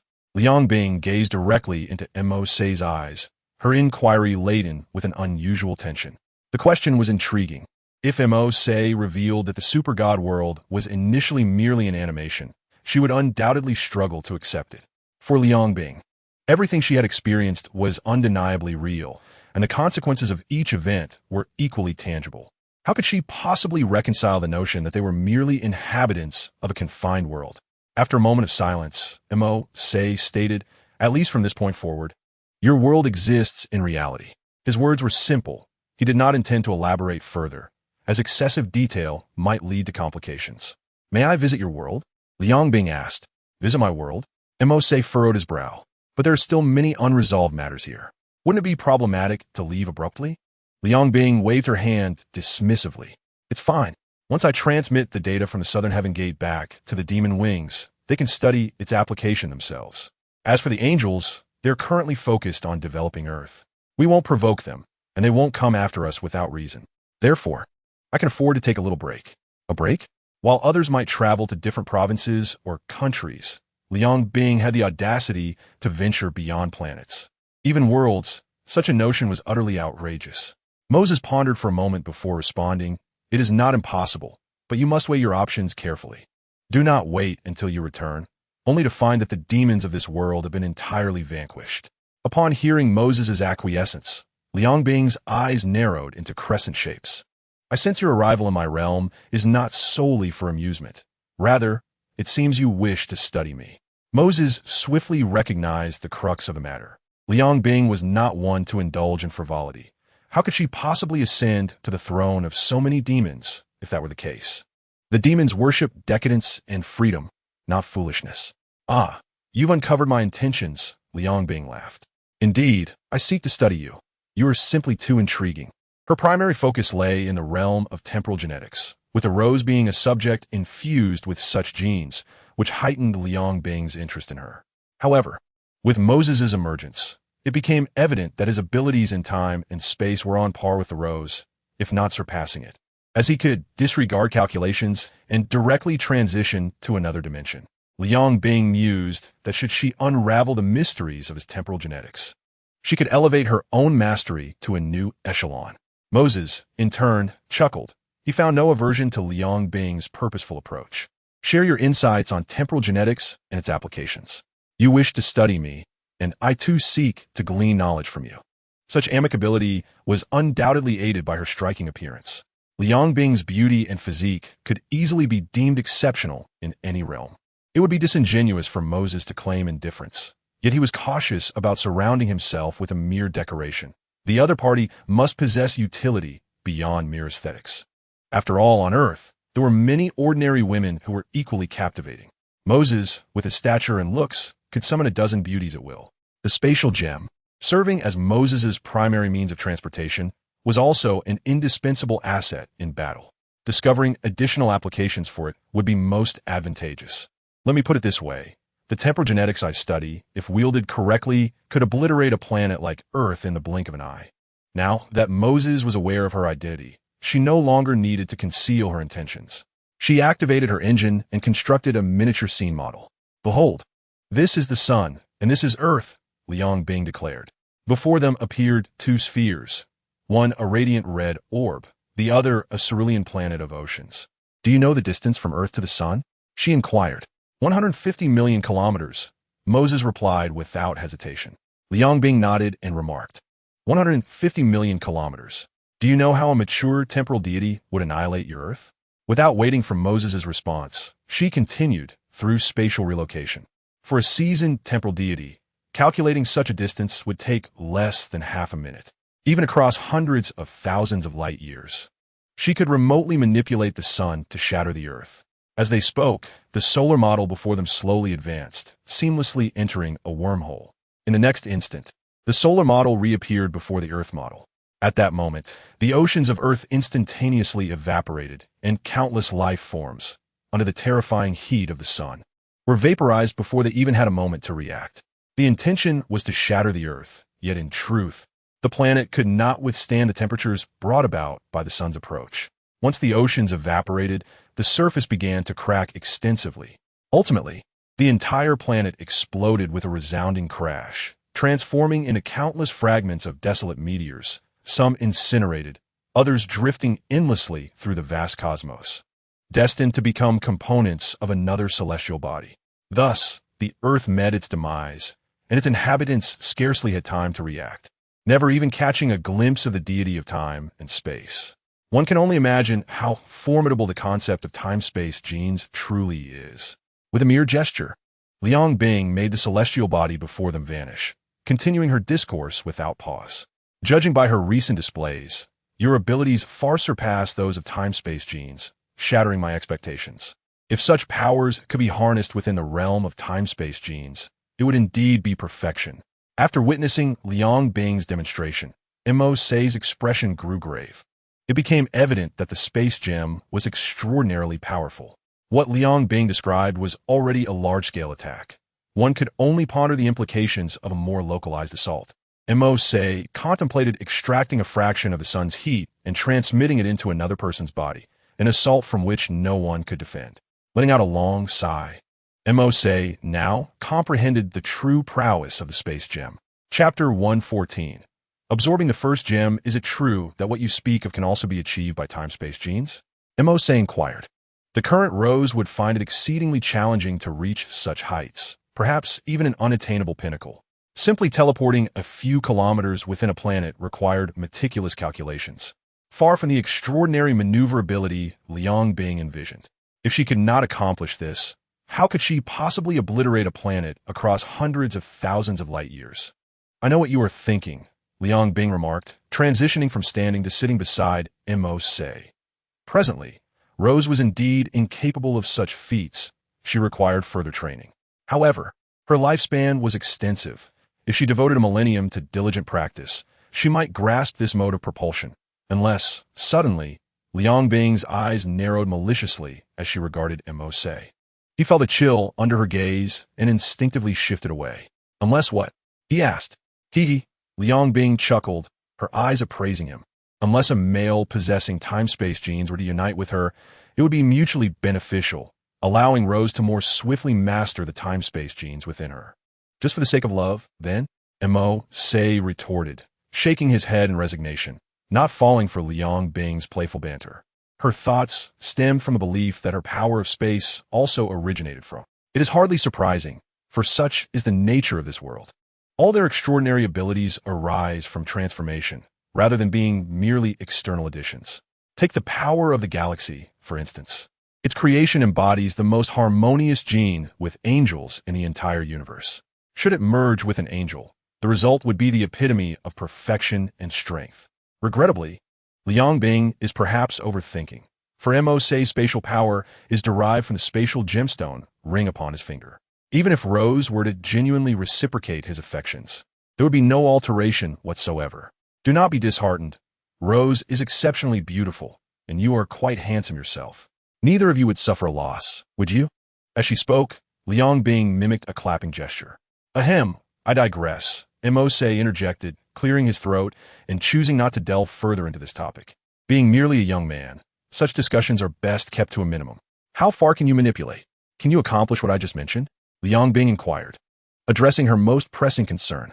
If Mo Sei could indeed achieve this, he would undoubtedly be the strongest of all. Regardless of angels or demons, he could rise to supremacy. Mercer stroked his chin and replied, "I believe I can. I had not considered it before, but if it were to be realized, it would pose no issue." He did not conceal his thoughts, as this too served as a form of intimidation. Demons are incapable of such feats. The temporal gene exists solely in one instance, bestowed upon Rose. Otherwise, Liang Bing would not have placed all her hopes upon Rose, who bears the temporal gene. Mercer pondered his words carefully before continuing. "I grasp your thoughts on the temporal gene. I can take you to my place, but everything must proceed according to my arrangements. Understood?" Upon hearing Mercer's agreement, the delight in Liang Bing's eyes was unmistakable as she rose to offer him a respectful bow. "By the way, have you reconsidered the matter with Rose?" she queried. "You should return to your room. It is inappropriate for a solitary man and woman to share a space at such an hour," Mercer advised. "What is inappropriate about it? That is merely a notion of you earthlings. We demons adhere to no such rules." "I intend to engage in a lengthy discussion with you tonight," Liang Bing provocatively stated, clearly attempting to entice Mercer. The latter, however, remained unperturbed, gazing at her with a weary expression. "If you persist in this manner, I cannot risk taking you back. Using such tactics against me, you are indeed clever." "I shall take my leave," Liang Bing remarked with a light huff before turning to exit. Just before leaving, she cast a wink back at Mercer, saying, "If you need me, just call. Hurry along now." Mercer recognized her playful teasing. Liang Bing had always been rather unpredictable. After she departed, he clenched his fist slightly, and in an instant, azure spatial energy enveloped the entire room. "Liang Bing has reminded me. It is indeed time to test whether I can absorb the spatial gemstone." The Blacklight Virus transformed into a tendril, removing the spatial gemstone ring from Mercer's finger and suspending it before him. Mercer did not rush to absorb it. Instead, he closed his eyes to sense the changes within his body.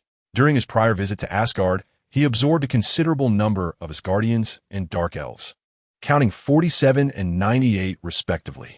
This infusion significantly enhanced the Blacklight Virus. Yet Mercer was too preoccupied to fully appreciate the transformation within his body. Upon closer introspection, Mercer realized that, according to the original design, the Blacklight Virus had now evolved to its pinnacle, unlocking all its inherent abilities. The dark matter on his arms surged, morphing into claws, swords, and flails. Mercer could now wield all the capabilities of the Blacklight Virus. However, rather than elation, he felt a sense of inevitability. This power was destined to manifest. The true strength of the Blacklight Virus lay not merely in the unlocking of these pre-existing abilities, but in its capacity to absorb other entities. This was the virus's greatest asset for Mercer. It was time to experiment. The substantial infusion of Asgardians and Dark Elves had fortified the Blacklight Virus, enhancing its resilience to levels previously unattainable. Absorbing the space gem was a worthy endeavor. Separating the space gem from the ring, Mercer gazed at the softly glowing blue gem and resolved to use the Blacklight Virus to erode it. A faint hissing sound arose as the dark matter made contact, the intense energy momentarily overwhelming its capacity. Unfazed, Mercer increased the intensity. A torrent of dark matter enveloped the space gem, transforming it into a sphere the size of a football. Cradling this dark orb, countless tendrils extended from his arms and body, connecting to the sphere. Occasionally, bursts of azure energy coursed through the black lines, merging into Mercer-esque form. Excellent, effective. Sensing the viability of the process, Mercer closed his eyes, allowing even more tendrils to surge from him, linking to the dark sphere. The absorption process could not be expedited, and Mercer had no intention of rushing. He planned to dedicate the entire night to this task. Indeed, completing the absorption of the space gem's energy in a single night would be a remarkable achievement. After the icy departure of Qing Bing from the room, the demonic wings fluttered. "Ah, the queen's heart flutters, though her affections do not lie with you, Otto." The observers, demons with watchful eyes, beheld the scene unfolding in the chamber. An extraterrestrial being, with black mist emanating from its feet and hovering midair, addressed Otto. He was known as Black Wind, a former Tejo who followed Morgana, having altered his body to enhance his mental assault capabilities. The sword demon Otto observed the unfolding events on the screen, murmuring, "If the queen loves me, she is no longer my queen." Following his words, a profound silence enveloped the command room, so palpable that Otto sensed something amiss. Turning to face his comrades, he found them gazing at him with peculiar expressions and could not help but inquire, "Why do you all stare at me so?" Others were entangled in hesitation, unsure whether to speak, when only Black Wind drifted before him and remarked, "Otto, do you know there's a term on Earth that perfectly encapsulates you? A sycophant." Upon uttering this phrase, the other demons could not help but burst into laughter, while a faint smile tugged at the corners of Otto's mouth, who chose not to engage further on the matter. "Otto, are you there?" The voice of Liang Bing suddenly echoed within the command room, prompting the previously jovial demons to fall silent. Otto replied, "My queen, I am here. What are your commands?" Far away on Earth, Liang Bing stood on the balcony at the end of the corridor, gazing into the distance as she slowly articulated her thoughts. "I intend to explore another world. For the time being, I shall entrust you with the command authority over the demon wings." Explore another world? Not only Otto, but the other demons were equally perplexed. What could this possibly mean? "My queen, are you in peril?" Otto asked hesitantly. "Don't be absurd. You're the one who is in danger," Liang Bing retorted sharply. "I apologize, but I failed to comprehend your meaning," Otto inquired earnestly. Though the other demons wished to laugh, Liang Bing's tone suggested a seriousness that warranted their attention. It was not a moment for levity. They needed to clarify the situation. Liang Bing, without reservation, divulged the matter regarding Mercer and the Southern Heaven Gate. The demons were intrigued by the existence of Mercer. From Liang Bing's description, should he be an adversary, he would indeed pose a formidable challenge. "In that case, will we still be able to contact you?" Otto asked. "I shall return from time to time to check in. You should thoroughly investigate the Southern Heaven Gate. It has the potential to amplify our combat capabilities tenfold." Liang Bing extolled the merits of the Southern Heaven Gate system. "By the way, I have struck a deal with Mercer. We're tasked with safeguarding Earth. Establish a jump station near Earth, and seek out a habitable planet within the solar system." "Understood, my queen." "Very well, that will be all for now. Reach out to me if necessary." With that, Liang Bing abruptly severed the communication. Otto remained lost in thought for some time before letting out a resigned sigh. First, it was the Grim Reaper Carl, and now, the otherworldly deity Mercer. Should I attribute this to the Queen's overwhelming charm? How is it that every man she encounters possesses such extraordinary capabilities? Enough with the musings, Otto. Come and examine the Southern Heaven Gate that the Queen just sent. It is truly fascinating, Black Wind urged. The following morning, in Mercer's chamber, azure gas billowed upward from his body. He no longer cradled the dark orb, but sat cross-legged upon his bed.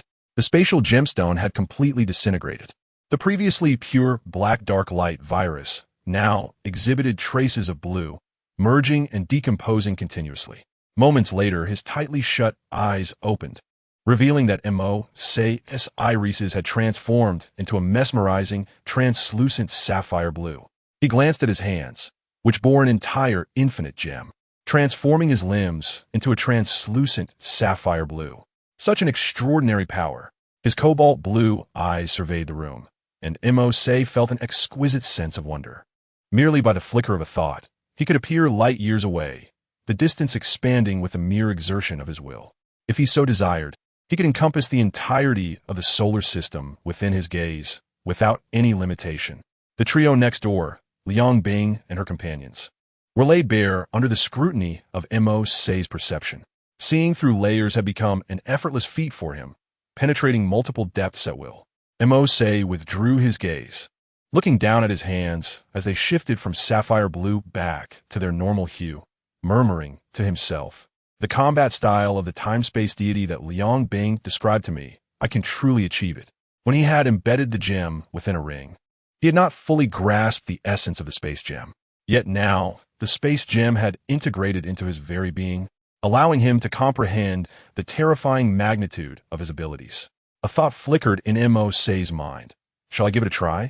Indeed, with a mere thought, he instantly found himself in a distant corner of the universe, 3 light years away, where any experiments he conducted would have no impact on Earth. As he gazed into the vast, dark cosmos, a crystalline blue hue enveloped his eyes, enabling him to discern the surroundings clearly. The power of space within him allowed him to stand corporeally in the universe, to soar freely, unaffected by the frigid temperatures, and breathing was certainly not an issue. This star seems suitable. Let us test it. Mercer directed his attention to a star several dozen kilometers away, manipulating it to propel toward a nearby planet. The cluster of planets was utterly annihilated in the wake of this star's destructive force. This was merely a minor display of his capabilities. He could effortlessly manipulate colossal stars, moving through the vast expanse of the cosmos with the same ease as playing with a rubber ball on Earth. Unbeknownst to him, this very action inadvertently aided Earth significantly. In this star system resided a formidable fleet, the main ship of the Tao Tai.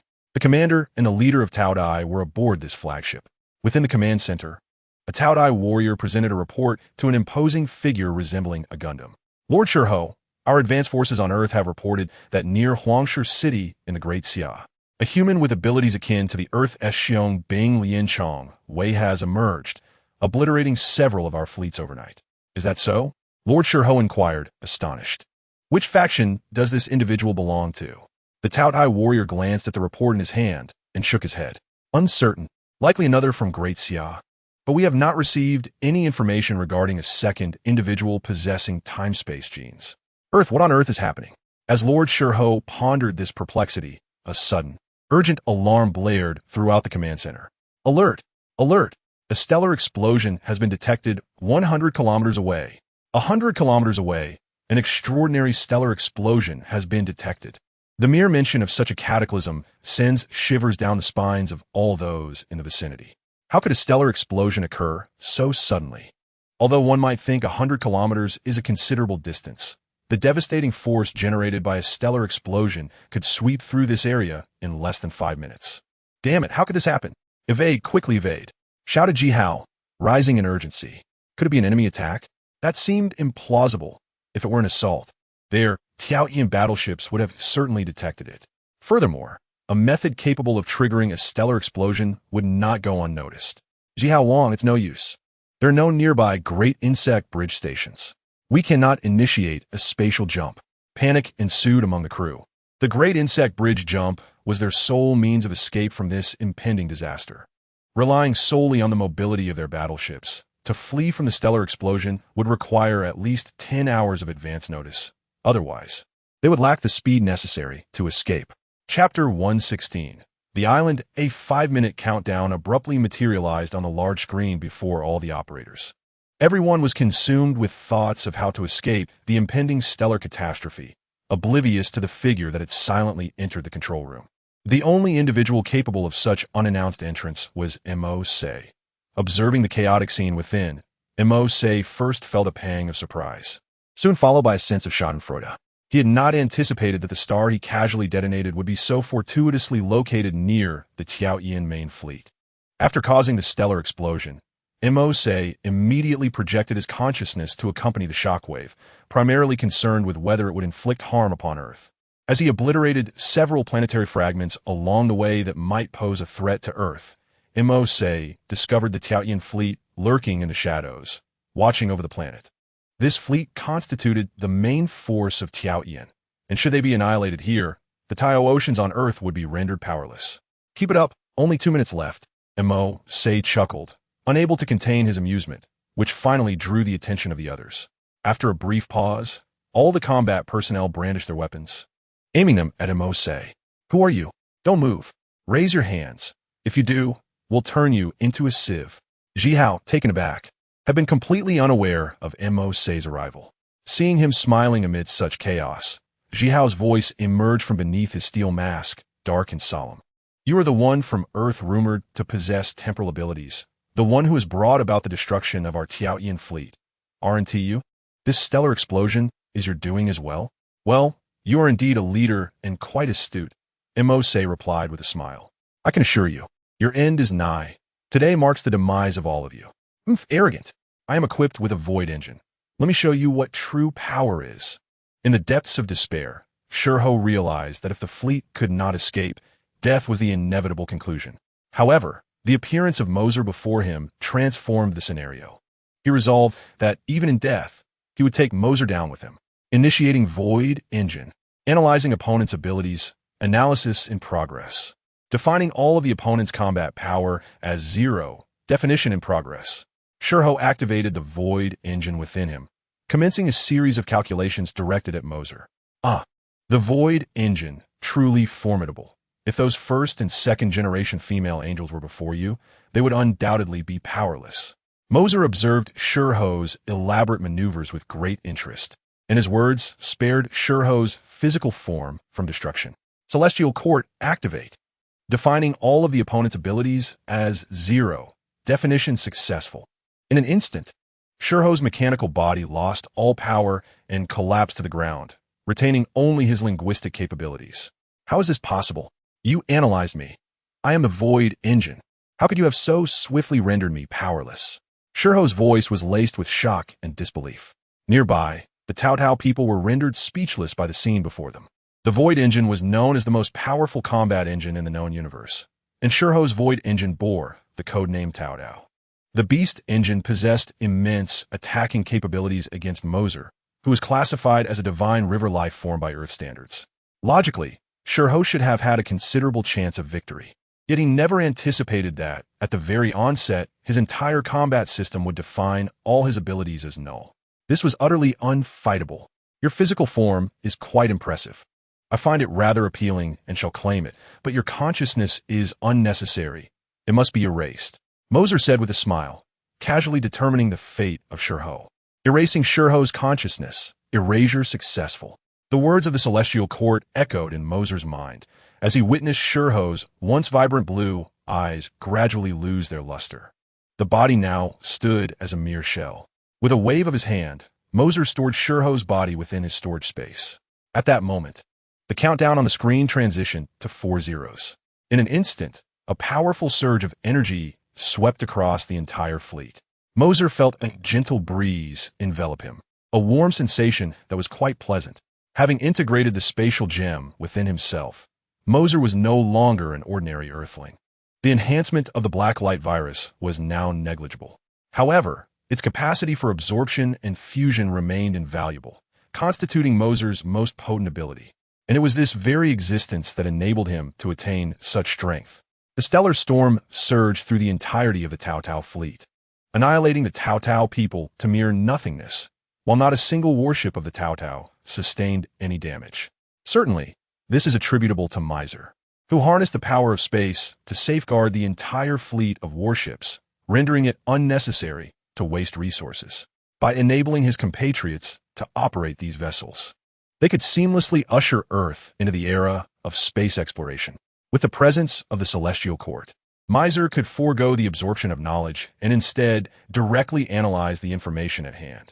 The entire Tao fleet fell into an abrupt silence, leaving only a sea of white armor, which Mercer meticulously collected.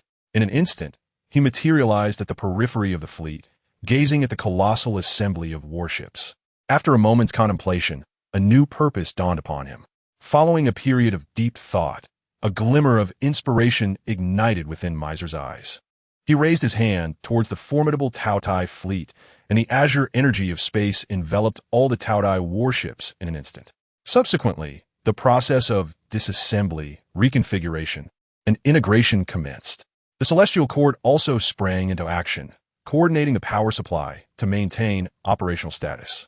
After nearly half an hour of assembly, the once numerous Tao warships transformed into a single, gargantuan space fortress. Rather than a fortress, it was more akin to an island. Beneath this island lay advanced technological modules, while above sprawled an astonishing expanse of flatland, reminiscent in size to Asgard itself, a concept inspired by Mercer's experiences in Asgard. He had metamorphosed the entire Tao fleet into a floating island, which would henceforth serve as his home, his sanctuary. Was this not superior to any mere fleet of warships? Mercer descended upon the plain, his feet meeting the ground. As he gazed upward, he was greeted by a clear sky, rather than the inky blackness of space. Such an accomplishment was beyond mere machines. He had also employed the capabilities of the reality gem to alter the fabric of this island, shaping it into its current form. As for the construction of dwellings, he planned to undertake that later, once his influence had solidified. The presence of people would breathe life into the land. Viewing the expansive terrain with satisfaction, a smile crept across Mercer's lips. Excellent. This shall be my Celestial Court. In the ensuing days, he continued to reshape the environment of the Celestial Court with the reality gem. A range of mountains here, a river there. Ah, and how could he forget the forests?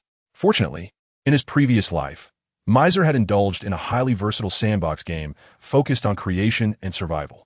He possessed a save game from over a year of play, centered around constructing various edifices around a mountain. Although he was now working with an island, the challenge was manageable.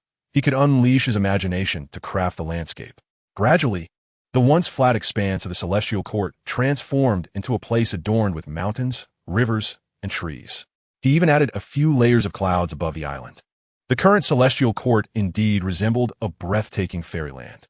It was far superior to Asgard in its own right, and Mercer nodded in approval. On the island lay residential areas and a central city, while beneath resided the command center for operations. With the assistance of the Celestial Court, Mercer meticulously organized all the weaponry and control rooms of the Tautai warships. All of Tautia's weapons are operational, none rendered ineffective. The separation ability between the upper and lower realms is remarkably proficient. Even amidst the fervor of battle below, the upper realm remains untouched. After accomplishing this, Mercer, suspended in midair, transported the entire Celestial Palace through a spatial portal, re-emerging at the periphery of Earth. Unbeknownst to him, this sudden appearance triggered an alert on the planet. On Earth, Rose received an urgent call from Commander Lianfeng. Rose, we have detected an unidentified floating island at the outer edge of Earth. You must come to the Black Great Wall immediately. Lianfeng, the current commander of the Heroic Brigade, an extraordinarily beautiful woman over 10,000 years old, is responsible for overseeing the brigade and stationed at the Black Great Wall, an establishment dedicated to monitoring extraterrestrial civilizations and researching new equipment for the brigade. Upon detecting the floating island, astonishment rippled through everyone present.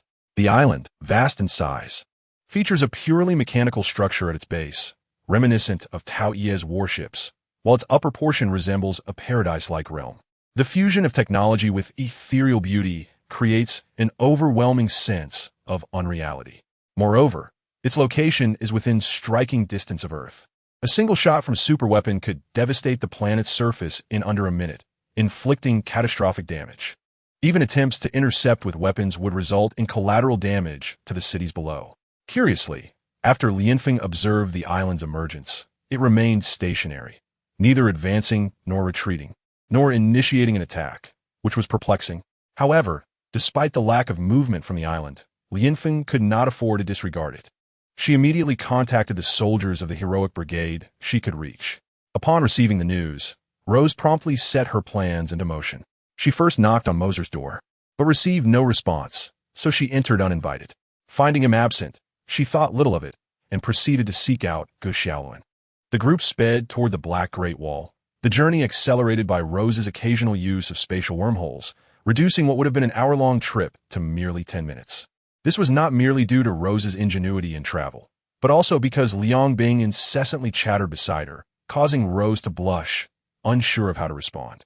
Only wishing to reach their destination swiftly and distance herself from Liang Bing, their vehicle entered a secluded mountain and halted before a tunnel, where several soldiers of the Daxia stood guard. Upon seeing Rose and her companions disembark, the soldiers saluted her, and upon recognizing godhood, they expressed their surprise with a salute as well. If the power of the galaxy were to return, the situation could stabilize significantly. After disembarking, Liang Bing continued to speak to Rose, urging her to consider her options, stating, if this works out, it would be beneficial for you. Rose, growing increasingly exasperated, retorted, can you please stop? Is this something one can simply decide to do? The wide-eyed Rose was on the verge of flipping out. Throughout the journey, Liang Bing kept telling herself that applauding for love with Mo Se would elevate her temporal genes to a state of perfection. After all, this was an act of love. How could such a thing be executed so easily, especially in front of so many people? While Angel Yin remained indifferent, godhood was a different matter entirely. His reaction was one of profound embarrassment, wishing to find a crack in the ground to hide in. As he listened to Liang Bing encouraging the girl she fancied to applaud for love with someone else, the sheer sycophantic nature of it left godhood utterly speechless. Yet, Liang Bing seemed utterly unfazed, continuing to speak as if she genuinely believed it was beneficial. Why should it be impossible? If you were to become a deity of time and space, your lifespan would be eternal. What does this fleeting act of applauding for love mean in the grand scope of eternity? Liang Bing proclaimed, her audacity unabated. And how can you be certain you won't grow fond of it? I see that Mercer is quite spirited. Who knows, you might even. Before she could finish, the Rose abruptly activated a spatial wormhole, leaping into it and leaving the others behind as she entered the black Great Wall ahead of them. Such a lack of appreciation. Liang Bing shook her head in exasperation. With your eloquence, why don't you go? Angel Yin retorted coldly. Me? Liang Bing pointed at herself, saying if I possessed temporal genes, I would undoubtedly go, but I do not. And why should you concern yourself with my affairs? Such brusque words escalated the tension between the two. Gu Xiaoluan trembled in the background, unaware of Liang Bing's true identity as Morgana, thus oblivious to the root of their animosity. After standing awkwardly for a moment, he finally spotted the soldiers emerging to greet them, and he felt a wave of relief wash over him as he followed them into the black Great Wall. Inside the command room, only Gu Xiaoluan and Angel Yin were present, as Liang Bing's identity remained a mystery to them, preventing her from entering. Upon entering the command room, Gu Xiaoluan found the Rose already deep in discussion with Commander Lianfeng. Commander Lianfeng, Gu Xiaoluan approached briskly, saluting the woman clad in military attire. Lianfeng smiled and nodded. Xiaoluan, it's been a while. I'm relieved to see you well. Gu Xiaoluan nodded in acknowledgement, asking, what is the current situation? The floating island has been stationary in the Earth's inner layer for half an hour now. We've attempted to send identification signals, but there has been no response. Lianfeng replied gravely. Gu Xiaoluan looked up at the screen, stunned by the sight before him. It's magnificent, he exclaimed involuntarily. The entire island was shaped like an inverted triangle, with technological fortresses below and the island above.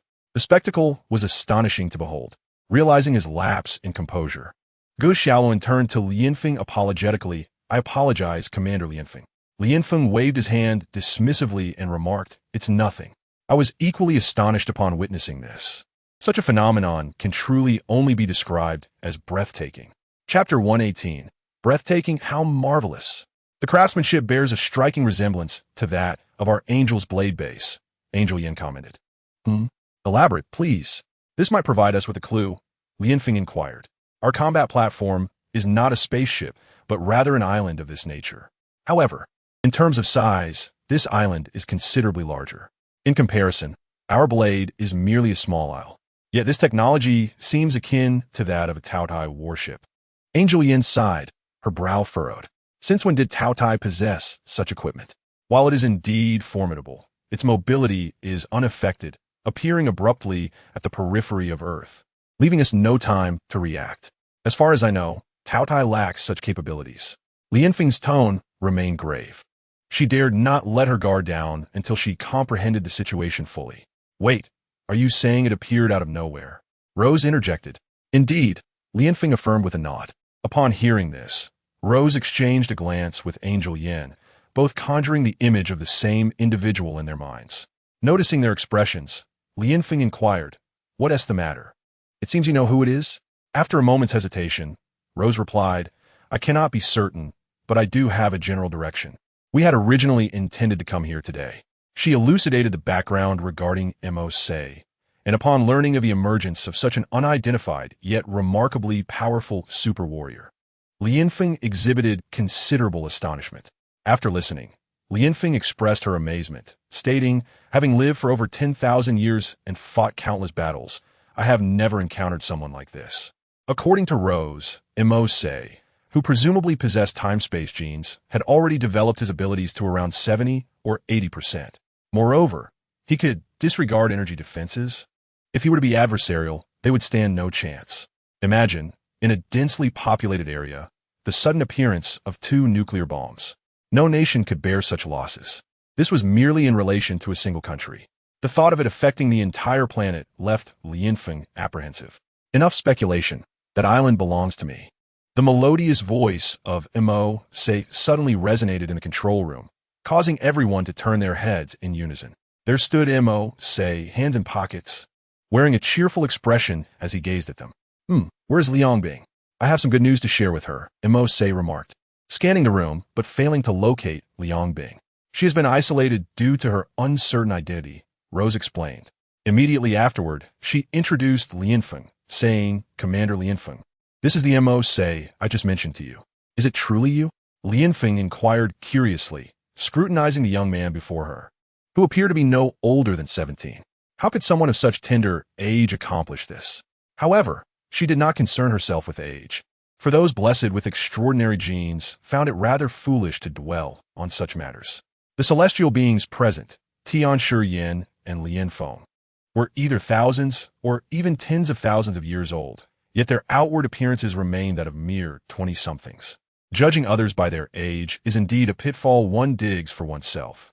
Let Liang Bing in. I've struck a deal with her. Henceforth, she shall be our ally on earth, and you may trust my word, Mo remarked with a smile. The others remained silent, turning their gazes towards Lianfeng, who held the authority to speak in this gathering. After a moment of contemplation, Lianfeng nodded and directed a nearby guard. Please escort Ms. Liang Bing in. Understood. A few minutes later, Liang Bing entered, her eyes lighting up upon seeing Mo, who was smiling at her from the control room. Mo, I knew it was you. That island was your doing, wasn't it? She exclaimed joyfully. Mo nodded, replying, Indeed, I owe it all to you. Oh me? I'm quite perplexed. How is this related to me? Liang Bing inquired. Mo recounted the earlier events, explaining that after their discussion regarding the application of time-space genes, he ventured into the cosmos to find a star for experimentation. The revelation that Mo had effortlessly detonated a star left everyone in the room exchanging bewildered glances. Even a trace of helplessness appeared on Tian Shiyan's face. There could be no more absurd situation than this. A star, which typically has a lifespan of billions of years, was casually obliterated by Mo. The aftershocks of the explosion even annihilated the entirety of the Taotai crew. An unprecedented misfortune. Ha! Mo, you truly are remarkable, Liang Bing exclaimed, leaping forward to plant a kiss on his cheek. Aside from Mo, no one understood her excitement. Her elation stemmed from the fact that she was the creator of the time-space gene and aspired to reach a level where one could manipulate stars in battle. Now that Mo could achieve this with ease, it indicated that his abilities far surpassed those of the time-space gene. Moreover, having established a cooperative relationship with him, there was a possibility that Liang Bing could also acquire such powers in the future, hence her exhilaration. The gentle press of her lips against his cheek stirred something within him, and it would be disingenuous to claim he was unaffected. Mo hastily pushed Liang Bing away, a rare blush gracing his cheeks. Speak your mind without resorting to such gestures. Oh, Mo, are you shy? Are you still a little boy? Liang Bing teased, glancing playfully at him. Cough, cough. Let's get back to business, Lianfeng interjected, her face a picture of exasperation at the antics unfolding. What sort of buffoonery was this? What kind of collaboration could possibly arise from such levity? So, the object floating in space was modified using the Taotai warships? And what is the significance of the islands atop it? Lianfeng continued her questioning. If it were merely a matter of creating a shape, that would be understandable. But during their examinations, they discovered that the islands were enveloped in air, clouds, mountains, and rivers, entirely unaffected by the gravitational pull of the cosmos. This exceeds the bounds of reason. Such feats are not within the capabilities of a mere devouring warship. One of my abilities? Mercer did not elaborate, but provided a brief summary. Everyone found it somewhat difficult to breathe upon realizing that Mercer's ability could conjure a habitable space island akin to Earth. What manner of power is this? Even Gu Xiaoluan's system would require an extensive duration to achieve such a feat. A being of this caliber is unparalleled throughout the cosmos. You mentioned this place is called the Celestial Palace? Lianfeng's expression suddenly became peculiar. Indeed, what of it? Mercer inquired. Is there an issue? Lianfeng replied. It cannot be termed a problem, merely that the supreme deity of Liang Star's palace is also referred to as the Celestial Palace. Chapter 119. Benevolence, what a coincidence. Mercer raised an eyebrow and remarked. Liang Star is the planet where Raina resides, also known as the Path of the Fiery Sun. At the time Mercer chose this name, he was unaware of this fact. Incidentally, Liang has had conflicts with Earth. Liang Bing interjected abruptly. Mercer turned to her. Thousands of years ago, Liang had set its sights on your Earth, intending to establish it as a colony. However, your son Wukong was quite formidable, single-handedly defeating dozens of guards from Panjun's domain, rendering him utterly powerless. After that, he became your great sage equal to heaven, Liang Bing explained with a smile. Mercer, do not overthink it. Although such events transpired, Liang is our ally now, Rose quickly added. Upon hearing Liang Bing's account, Mercer displayed a contemplative demeanor, which seemed more like calculating whether to undertake a certain action rather than mere thoughtfulness. Coupled with Mercer's earlier nonchalant mention of having disrupted a star and obliterated the main warship of the Devourers, Rose genuinely feared he might seek trouble with the Liang civilization. Rest assured, I will not pursue them. Mercer discerned Rose's thoughts instantly and reassured her. While she spoke, Mercer effortlessly accessed her mind regarding the Liang civilization through the Celestial Palace. This civilization's cultural style resembles the flourishing Tang dynasty of the Great Xia, with attire and architectural aesthetics reminiscent of that era, almost akin to a fantastical novel. This is not surprising. Advanced technology does not necessitate a futuristic, cyberpunk aesthetic with aircraft soaring through the skies. Each civilization develops in its distinctive manner, and this Tang-style attire signifies their trajectory. Their technology is advanced, yet their lifestyle reflects this aesthetic, supported by formidable strength that does not compel them to embrace high-tech innovations or steampunk elements. Much like Asgard in the Marvel Universe, they're not gods in the truest sense. Rather, their narrative closely aligns with a world of super beings. The Asgardians have modified their genes using advanced technology, enabling them to wield certain abilities that are incomprehensible to Earthlings. Excessive advancement can only be interpreted as divine power. In reality, Asgard is merely a technologically advanced extraterrestrial race. If they were indeed deities, then dark elves, who rely solely on the reality stone and possess no other means, would hardly dare to invade Asgard. Only those celestial beings concealed within the cosmos, along with even more ancient entities, could be considered true gods. Once the alarm was lifted, everyone returned to their normal duties. How do you know so much? Inquired Lianfeng, her brow furrowed at the revelations about Sun Wukong that Liang Bing had just shared. Such information is classified at the highest level. Ordinarily, it is impossible for an average person to possess it, unless they were from that era. Oh, is it something I shouldn't know? Then let us pretend I never said anything. Liang Bing shrugged nonchalantly, showing no concern for the caution and hostility present in Lianfeng's words. Such brazen remarks felt as if they were striking cotton, rendering one utterly powerless. By the way, Commander Lianfeng, we actually came to find you to deliver something. Rosa quickly informed Lianfeng about the Nanchaman system. Upon learning of its existence, Lianfeng's expression, previously calm, finally exhibited a hint of surprise. Are you serious? Lianfeng asked, astonished. Yes, I will grant you access.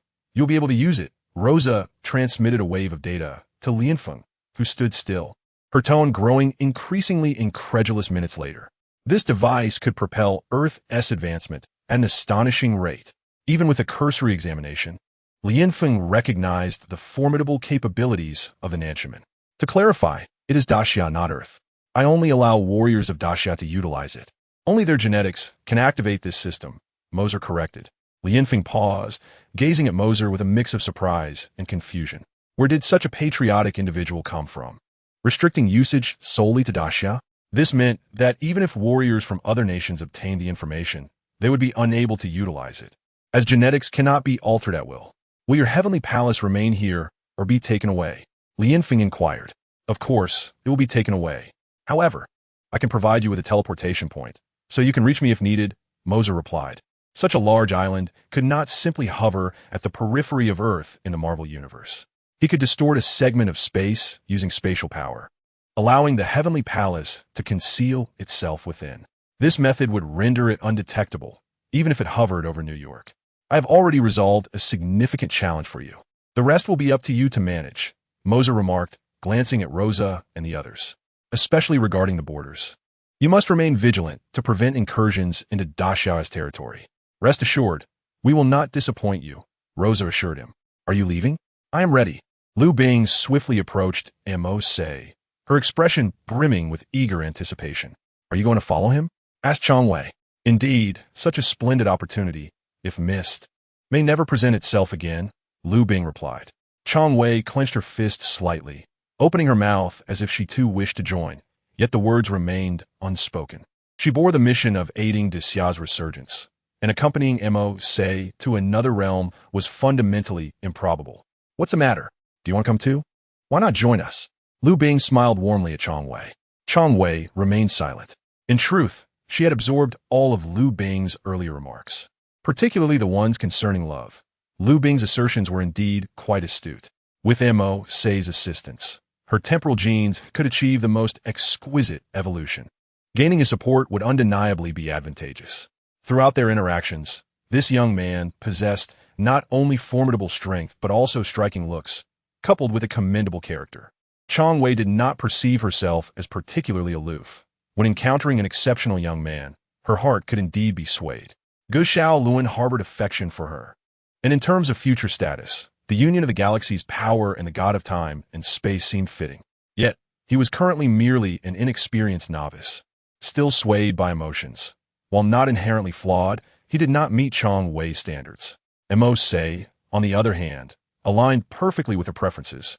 At least during these past few days, he had demonstrated not only extraordinary strength, but also an amiable disposition that made him approachable. Unbeknownst to Chong Wei, she pondered how her sentiments would be perceived by entities from the realms of Tao Dai or Asgard within the Marvel Universe, should they overhear her thoughts.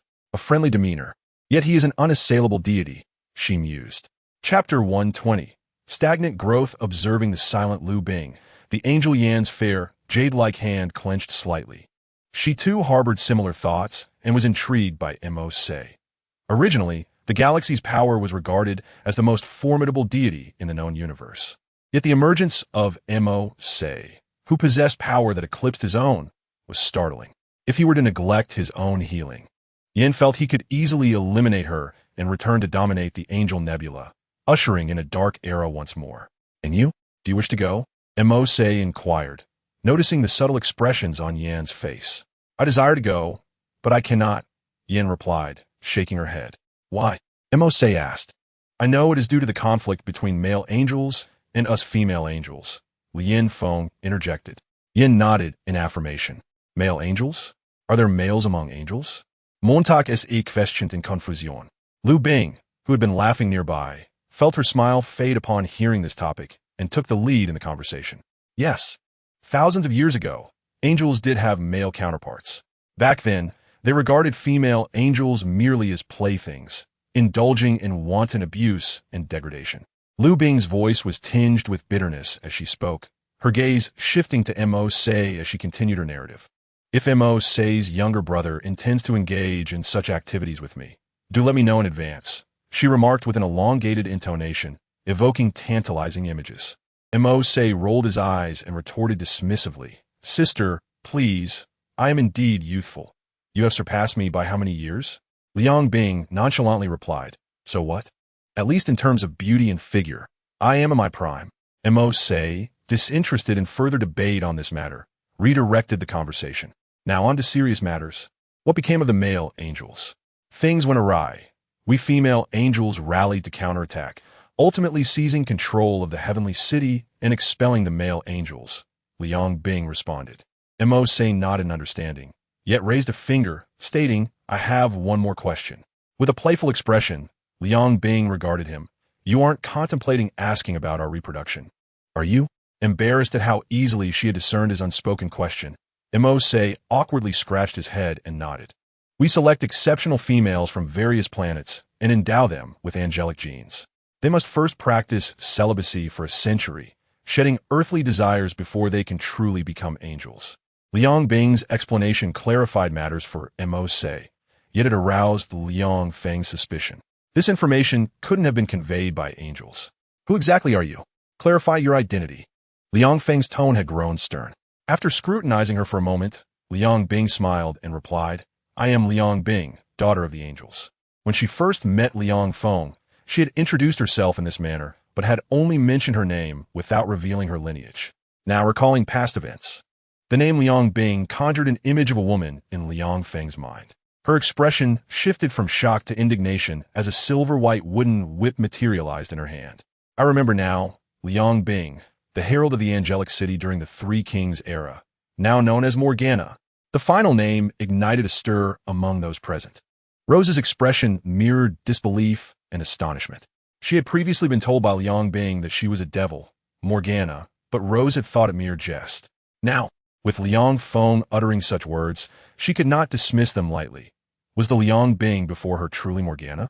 Having anticipated this revelation, Liang Bing's expression remained unchanged, returning to the previous smile. So what if you know I am Morgana? Do you intend to kill me? With that, a sharp sound of wind was heard as Liang Feng lashed out with her whip toward Liang Bing. Yet, an unexpected hand intercepted the strike, neutralizing the force effortlessly. To everyone's astonishment, the one who caught the whip was Mercer. What are you doing? Liang Feng questioned, a mix of surprise and anger in her voice. I previously mentioned that I have a deal with her. Do not resort to violence. Let's converse amicably, Mercer replied. Upon noticing the wooden whip in his hand, Mercer let out a soft exclamation, realizing it was the legendary God-striking whip.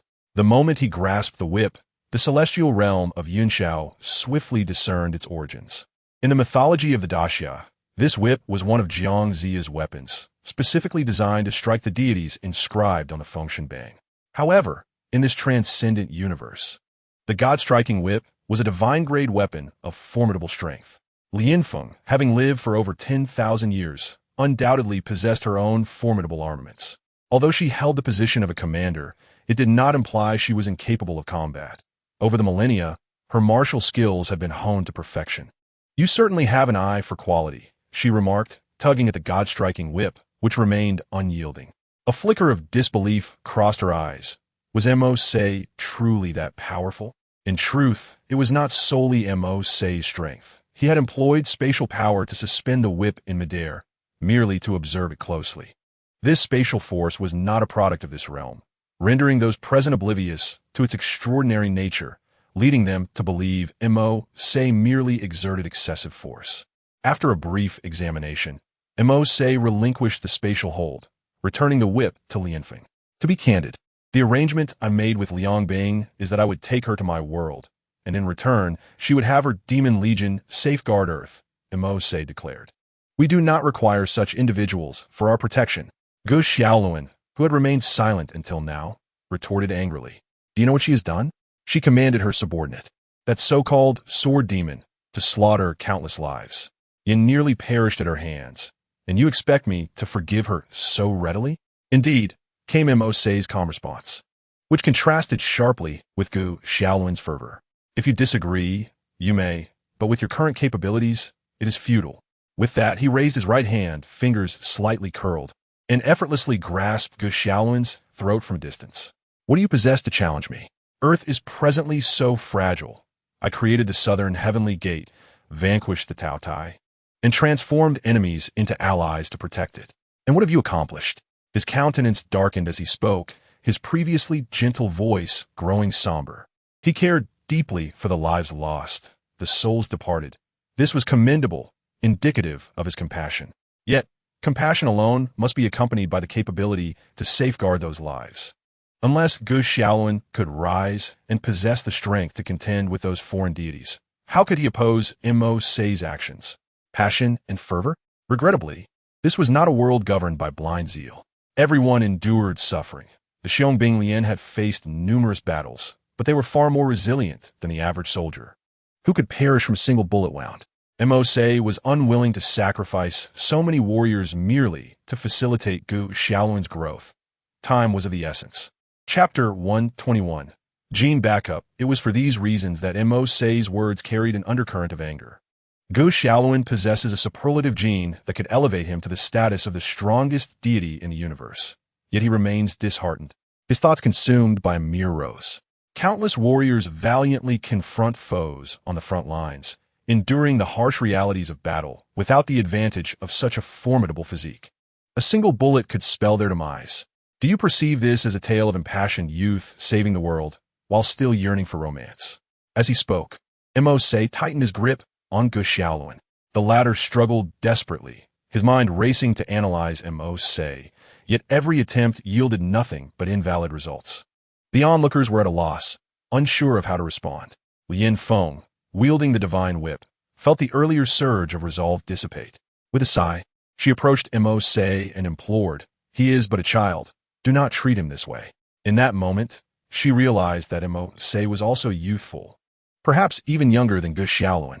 Indeed, Mo-se was merely 18 or 19 before his journey here, exhibiting the impulsiveness of youth, which explained his reckless behavior in the public eye. Mo-se released Gu Xiaoluan, who collapsed to the ground, gasping for breath, his complexion pale, not solely from oxygen deprivation, but also due to Mo-se's words. Our planet is still embroiled in a bitter struggle, fragile and in dire need of assistance. You may oppose my methods, but I wish to see you take effective action first. Mo-se sighed, softening his tone. Gu Xiaoluan sat on the ground, head bowed, lost in thought. Liang Bing, I hope this incident does not jeopardize our collaboration, Mo-se remarked, turning to her. Of course not. You truly care for your country, even in this world. Your love remains commendable, Liang Bing replied with admiration. Had Gu Xiaoluan the fortitude to rise and become the power of the galaxy, the bulwark of Earth, perhaps Mo-se would reconsider his alliance with the demons. Gu Xiaoluan stood up silently and strode towards the exit. Xiaoluan, I wanted to say more, Liang Bing began, but Mo-se interjected. If you find this unacceptable, harness your resentment and grow stronger. Earth requires a guardian deity, and the solar system demands a powerful sovereign. At these words, Gu Xiaoluan hesitated briefly, but said nothing, continuing his exit from the control room. Hey, are you sure everything is all right? I've seen many characters in your daxia novels and dramas turn dark in similar situations, Liang Bing whispered to Mo-se. You are aware of the term turning dark. Mo-se fukled softly, vat xingye seolun depot. Rest assured, he will not succumb to darkness. He possesses a truly kind heart. Liang Bing was taken aback by Mo-se's unwavering faith in Gu Xiaoluan. Before she could contemplate their bond, she heard Mo-se murmur again, if he does turn dark, it would be simple for me to incapacitate him. Liang Bing, is it your hidden card that gives you such confidence in your emotions? Observing Liang Bing whispering with Mo-se, Rose fell silent for a moment before turning to follow Gu Xiaoluan. The departure of the two restored tranquility to the control room. I shall refrain from pursuing past matters, yet I wish to prevent the demon from encroaching upon my realm. May I kindly request the departure of this lady, Liang Bing? Though Yan Feng's words were courteous, his tone bore chill. Liang Bing raised an eyebrow, glancing at Mo-se, who nodded in agreement, and together they exited. Alas, how did it escalate to this? Lian Feng rubbed his aching temples, feeling somewhat helpless. Just moments ago, they had been engaged in discussion, and the atmosphere had suddenly turned tense. What do you intend to leave? Liang Bing inquired of Mo-se. We can depart now, replied Mo-se, then turned to Lian Feng, saying, do remember to thoroughly study the system I provided. There will be subsequent updates. You can refer to the update panel I will release later for details. Understood, Lian Feng responded, his expression conflicted, yet he nodded. He allied with the demons solely for the sake of Earth. The previous demons could hardly be considered benevolent towards Earth. Yet the current state of the planet possesses little resistance. The prior Taodai represented a mid-level war technology civilization, beneath which lay a formidable wolf civilization. Should this wolf civilization launch a full-scale assault on Earth, it could inflict no less than 30% casualties upon humanity, a burden too great for anyone to bear. Thus, a judicious collaboration would yield benefits without detriment to Earth. Very well, once you access the Nandiaman system, there exists a public channel from the Age of Deification.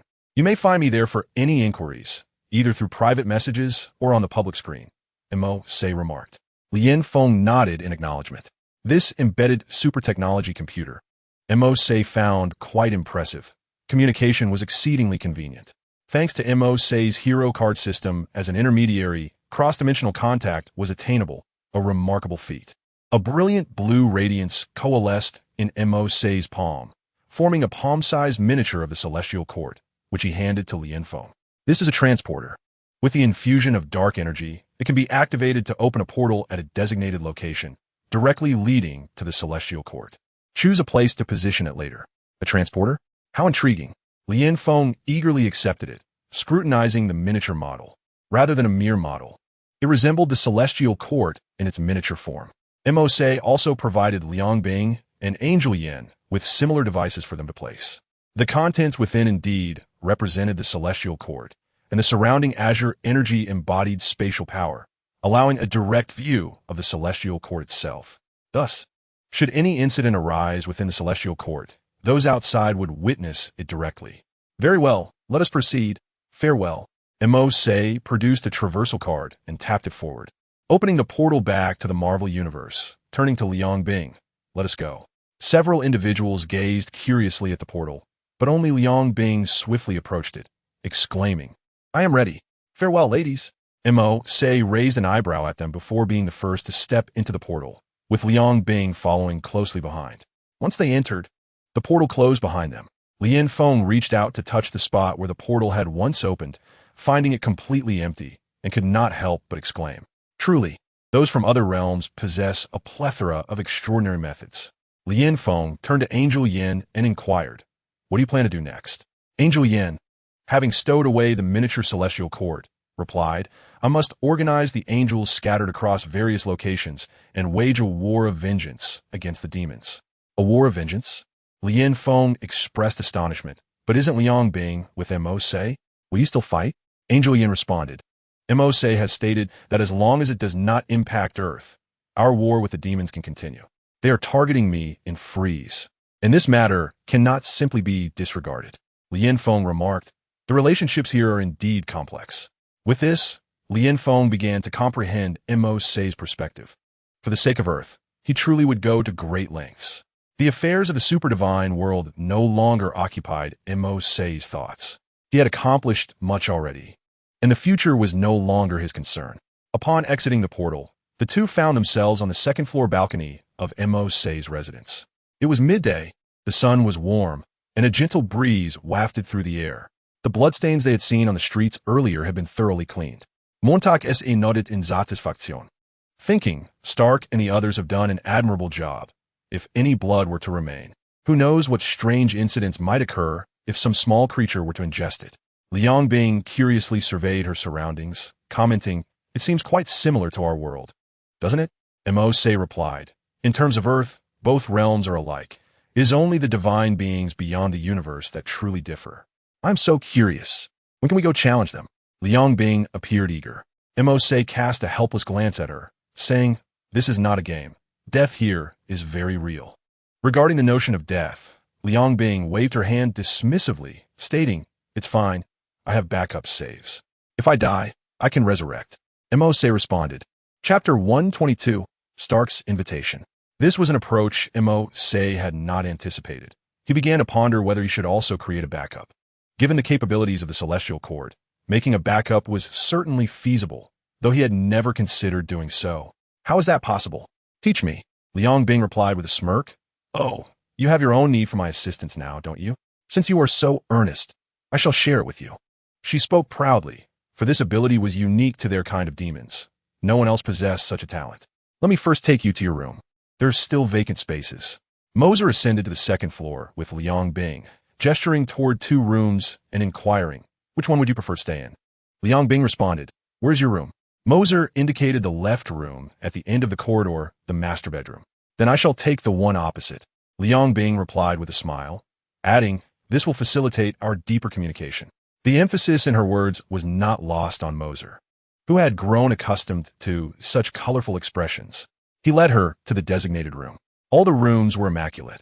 If Mercer wished to avoid cleaning, he could simply utilize his spatial powers to tidy up without lifting a finger. A melody wafted up from the first floor, proclaiming, The boss ISN tea home today. I could do whatever I please.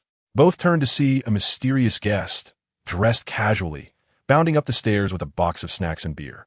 As the guest reached the second floor, he felt two gazes upon him. Turning to meet their eyes, an awkward silence ensued. B-boss, you're back. Upon noticing the two, the mysterious guest hastily concealed his items, looking sheepishly at them. Upon seeing Liang Bing, his eyes widened in surprise. Previously, the enchanting Janata had been a striking beauty, but now, standing beside Mercer was a tall, sophisticated woman, stirring a deep sense of envy within him. The caliber of beauties Mercer encountered was truly unparalleled. Allow me to introduce. This is Quentin Beck, and this is Liang Bing. By the way, do you speak English? Mercer asked Liang Bing, using English for the introduction and reverting to Chinese for the latter part. Of course, no problem at all, Liang Bing replied with a slight smile in Chinese. After a brief pause, she continued in English, It's merely a matter of switching languages. Knowledge of Earth is the easiest to acquire.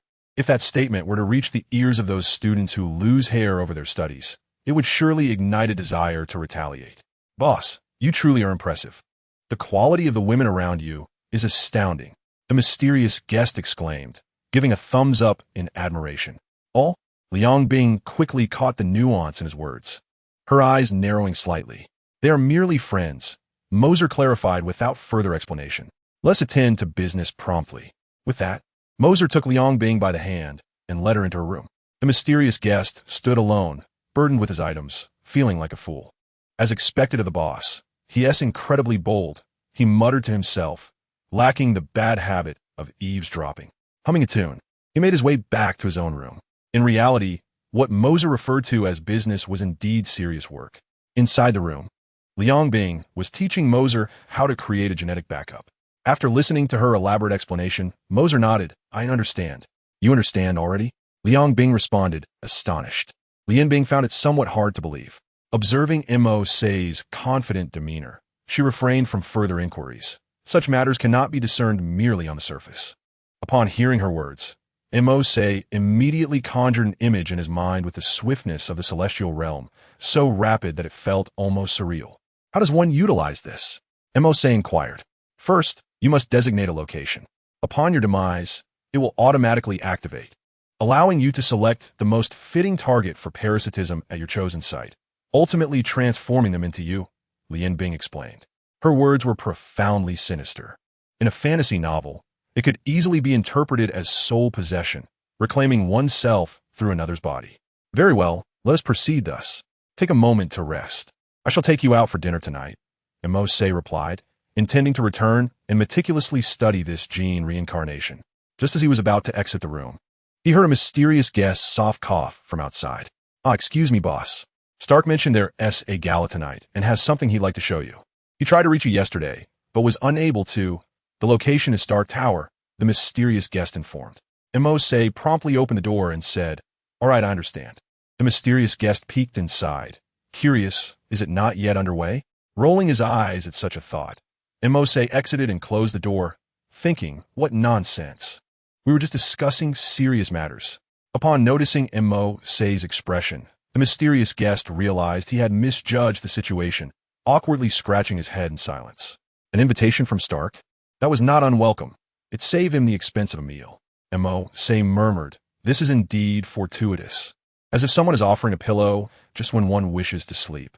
The mysterious guest, overhearing his muttering, found it amusing, considering Mo Se's extravagant barbecue last time. It was hardly surprising he was concerned about this meal. Lian Bing, our supper plans are secured for tonight. Would you care to join? Mo Se called out towards Lian Bing's room. Certainly, came her response from within. And what of you? Will you accompany us? Mo Se asked the mysterious guest. The latter winked and replied, I have a date with a few ladies. I have my own plans for the evening. So soon? Mo Se expressed surprise, taken aback by how quickly he had adapted to this world in just a few days.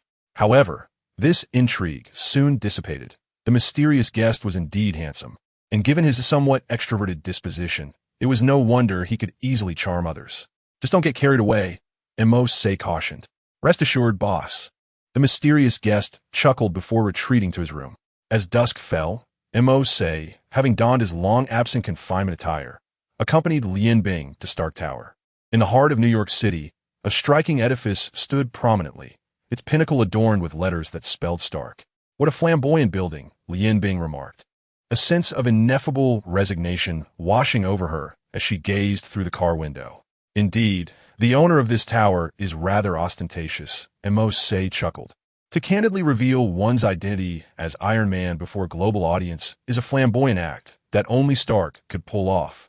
Upon arriving downstairs, a plethora of luxury vehicles graced the entrance of the building, and those emerging from the cars were familiar faces from television, renowned socialites, alongside several men clad in military uniforms. Mercer found this spectacle rather astonishing. The grandeur was indeed remarkable. As Mercer stepped out of his sleek confinement, he attracted quite a few curious glances. The confinement's essence was embodied by a particular Lamborghini, valued at several $1 million, making it one of the most prestigious vehicles present. Especially striking was the modification of certain exterior components tailored to its own preferences, which enhanced the car's imposing presence, overshadowing the majority of the luxury cars around. Everyone's curiosity piqued as they wondered about the identity of the occupants within this Lamborghini. When the doors swung open, the emergence of two unfamiliar faces left the onlookers momentarily stunned. Soon, however, all attention gravitated towards these two individuals.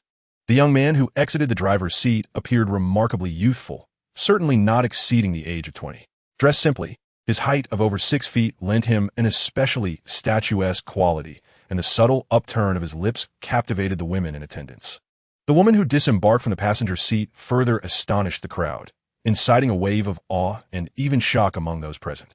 Despite the presence of numerous attractive women, many of whom boasted both beauty and grace, the woman in a black leather jacket, complemented by a camel-colored trench coat, rendered them inconsequential. Not only the men, but also several women in the vicinity were rendered speechless by her perfection. "Sir, allow me to park your vehicle," a valet approached, momentarily taken aback by the striking beauty of the duo, before promptly recalling his duty. Mercer smiled and waved his hand dismissively, stating, "No need, my car will park itself." After closing the door, to the astonishment of all, the vehicle indeed drove away on its own, executing a stylish drift as it approached the parking lot entrance, leaving everyone incredulous. How was such a maneuver possible over such a distance, especially when there appeared to be no one inside? Chapter 123. An unexpected naming the guest could not help but steal a few more glances at Mercer and his companion, speculating about their identities. The banquet was being held on the 4th floor from the top, a designated area for hosting guests. Upon ascending, they found numerous attendees already present. The arrival of Mercer and his companion naturally drew the attention of the entire gathering. Their ordinary attire was overshadowed by their striking physiques and stunning appearance. Particularly noteworthy were the two Asian faces, which only deepened the intrigue among the crowd. Upon arrival, Liang Bing surprisingly positioned herself beside Mercer, linking her arm with his, eliciting envious gazes from all the men present. "You've got quite the companion, young man," came a voice, somewhat aged, from his side. Moser turned his gaze, somewhat astonished to find an elderly gentleman in a suit, adorned with black-rimmed glasses. "Is that Stanley?" As a traveler between worlds, Moser instantly recognized the man's alternate identity as one of the founders of Marvel. "Thank you," Moser said politely, nodding his head. He took 2 glasses of champagne from a passing server's tray, offering one to Liang Bing. "What is the status of this dark?" Liang Bing inquired. Ordinarily, she could directly access others' data to acquire information, yet now, in this alternate realm, her system could only be used on Moser. Rather than relying on verbal explanation, Moser had a more efficient means to enlighten Liang Bing. He sent a stream of information her way, which she received with a momentary pause. This was not merely a textual elucidation, but a transmission of memory. Moser shared a segment of his memories concerning Stark, a method that transcended the inefficiencies of traditional learning. After processing the information, Liang Bing quickly grasped the concept. "Your South Heaven Gate can be utilized in this world, correct?" "Of course," Moser affirmed. "Very well. I shall explore its application later. I imagine it won't be too challenging," Liang Bing remarked. Being one of the pinnacle figures in the realm of supergods, mastering the South Heaven Gate posed no difficulty for her. As they engaged in light conversation, the once vibrant banquet hall gradually dimmed, signaling the arrival of the main event. The spotlight illuminated a small platform at the center, where Stark, beaming with a smile, ascended the stage, accompanied by Pepper Potts. "Good evening, everyone. For those unfamiliar with me, I am Tony Stark," he announced, eliciting laughter from the audience. "Today, I have invited you all to introduce the latest technological marvel from Stark Industries, a groundbreaking innovation." As he spoke, a column with a pull lever ascended before him. Noticing the puzzled expressions in the crowd, he smiled slightly and continued, "Upon pulling this lever, this building will sever its power supply from New York City, becoming the first self-sustaining skyscraper in New York, indeed, in the entire world." His proclamation stirred a wave of astonishment among the attendees, for they had never encountered such an idea. Even the wealthiest individuals relied on the national grid. Self-generated energy represented an extraordinary revenue stream. The assembly of business, military, and political elites gazed at Stark with eager anticipation. Stark chuckled and nodded towards Pepper, who understood his cue and tapped a few commands on her tablet. The large screen behind them flickered to life, displaying a real-time data chart that was unmistakably the building's power meter. Stark grasped the lever and pushed it forward. The lights in the banquet hall flickered for a moment before stabilizing. The data on the large screen plummeted until it reached 0, signifying that the building had completely severed its connection to the external power supply. Yet, the operations within the structure continued seamlessly. The energy required to power the entire edifice was undoubtedly substantial, and the fact that not a single light extinguished bore testament to the formidable strength of the self-sustaining energy source crafted by Stark. I have christened this energy source the Mercer reactor. The majority of those present exhibited little reaction to this name, save for Liang Bing, whose expression displayed surprise, and Mercer, who appeared at a loss for words. A peculiar smile graced Liang Bing's lips as she fixed her gaze on Mercer. You two seem quite close. To this, Mercer offered an awkward smile. I never anticipated you would take such action. The energy source of this reactor was surely derived from a kyber crystal at the heart of a dark sword. Stark had previously shared all his research findings regarding the kyber crystal, with Mercer playing a significant role, yet he had never indicated he would proceed in this manner. A voice from the audience inquired, Mr. Stark, who exactly is this Mercer? Are you partners? Stark shook his head, a genial smile lingering on his face as his gaze fell upon a particular individual in the audience. Observing his demeanor, the crowd began to form their own conclusions, realizing that this was indeed a Stark acquisition. However, his next statement left them in shock. Strictly speaking, I am working for him. A hush fell over the crowd as astute observers noted Stark seemingly locking eyes with someone, and following his gaze, they found Mercer, who wore an expression of resignation amidst the throng. With an inherently striking appearance, Mercer was now engaged in a silent exchange with Stark. Good day, sir. Allow me to introduce myself. I am Snow from Kyle Industries. May I inquire your name? A regal woman approached Mercer, gracefully bowing slightly as she posed her question. Alex Mercer, he replied, casting a brief glance at her and succinctly offering his name. Indeed, a tremor ran through the woman as she realized that the reactor was named after this young man. What could their connection be? An illegitimate child? Given Mercer's youthful visage, such thoughts inevitably surfaced in the woman's mind. However, observing Mercer's distinctly Asian features, it was clear he bore no resemblance to Stark's offspring. The woman wished to say more, but upon noticing Mercer engaging in conversation with a flawless Asian woman beside him, it became evident he had no intention of conversing with her. With a dismissive pout, she recognized the futility of her approach and departed. With the woman's approach, speculation regarding Mercer's identity began to circulate, as he was the sole, unfamiliar face in attendance. And the president of Kyle Industries had taken the initiative to speak with him, drawing a considerable crowd around Mercer. Unprepared for such attention, Mercer found himself responding to inquiries with little more than perfunctory nods and simple affirmations. The individuals present were all astute, perceiving that Mercer was disinclined to engage in conversation.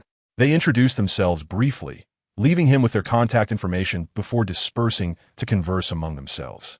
Chapter 124. The remnants of Hydra Stark approached Mercer with a glass of wine, chuckling, how does it feel to be in the limelight? If you were planning such an affair, you ought to have informed me earlier. Had I known, I certainly would not have attended. Mercer could only shake his head in resignation. That is out of the question. I'm not one to take advantage of others. The technological advancements brought forth by your Darksword Corps are nothing short of revolutionary, and it is imperative that everyone knows who its true master is. Stark's earnest demeanor caught Mercer off guard. His gaze drifted to the enchanting figure beside Stark, and he inquired, and who might this be? Oh, this is Liang Bing, my new friend, Mercer replied with a smile. Greetings, I am Tony Stark. Stark introduced himself with gentlemanly grace.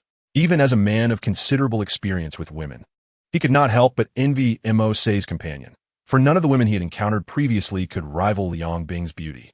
Hello, Liang Bing responded with indifference, merely exchanging pleasantries before returning to her drink, showing little inclination to engage Stark further. Aside from Mercer, few could pique her interest. Stark, unperturbet, remarked. There are plenty of delectable treats at the banquet. Help yourselves. There will be a private gathering later for the Avengers. Mercer, will you be joining us? This invitation raised Mercer's eyebrows. A private gathering for the Avengers? This prompted a thought, yet he chose not to dwell on it, nodding in agreement and smiling. I will attend. Excellent, it's on the top floor. You can take the elevator directly up when the time comes. With that, Stark departed to attend to other guests. Having summoned such influential figures, he was certainly not merely showcasing his new energy source. Business discussions were also on the agenda. Mercer had no intention of participating. After all, Stark would handle the financial transactions, and he merely needed to await his earnings. Come, let us indulge in the food. What Stark has provided at the banquet is bound to be exquisite. Thus, the two of them descended upon the feast, consuming with remarkable speed, drawing the attention of other guests who understood that dining was a facade, while socializing was the true purpose of their presence. Yet, Mercer and Liang Bing appeared solely intent on feasting, making them the focal point of attention. Mercer, something feels amiss, Liang Bing abruptly remarked, holding a partially eaten donut. To her surprise, Mercer looked up, a smile on his face as he wiped a trace of meat juice from the corner of his mouth, and replied nonchalantly, "How many have you noticed?" "You sense it too?" Liang Bing asked, taken aback. She had not anticipated that Mercer was also aware of the peculiarities, and it seemed he had noticed long before her. After a brief pause, she continued, "There are 2 behind us on the right, and 4 in front on the left. I never anticipated that someone would dare to disguise themselves as these prominent figures to attend the banquet. It seems likely they intend to take action against Stark." Mercer took a sip of the newly served red wine, swallowed the morsel in his mouth, and remarked, "It's only natural. Stark Enterprises dominates in numerous fields, and his wealth is akin to that of the world's richest. It is hardly surprising that he has so many adversaries. Are you not going to assist him?" Liang Bing cast a glance at Mercer and inquired. "Not at all. He can handle it himself," Mercer replied with a smile, indulging in his meal, appearing merely as a spectator. No sooner had he spoken than several middle-aged men entered from outside. They surveyed the banquet hall briefly before dispersing to various corners. Their destination happened to be near the very impostors Liang Bing had just mentioned. After standing beside them for a moment, akin to bodyguards, those impostors suddenly collapsed, only to be swiftly supported and carried away by the middle-aged men. "Hey, what is going on?" someone was about to ask. But upon meeting the fierce gazes of the men, they instinctively fell silent. Though they were unaware of the unfolding events, they understood that anyone bold enough to act in such a manner here was certainly not to be trifled with. In a gathering of over 30 individuals, this scene did not attract much attention. They escorted the individuals out through another exit, and in the secure passage, Mercer effortlessly discerned their conversation through his spatial abilities. "Mr. Stark, the infiltrators sent by Hydra have been dealt with. You may rest assured." "All right, good. We will manage it from here," Stark responded. Following this, the imposters, who outwardly appeared intoxicated but were in fact assassinated, were taken away by the middle-aged men. Hydra? It is to be expected that remnants still exist. After nearly a century, such a formidable organization cannot be eradicated overnight, Mercer mused. He exchanged a knowing glance with Liang Bing, who nodded in acknowledgement, aware that the matter had been resolved. 5 minutes later, a servant approached Mercer and whispered, "Sir, Mr. Stark requests your presence upstairs." "Very well, I understand."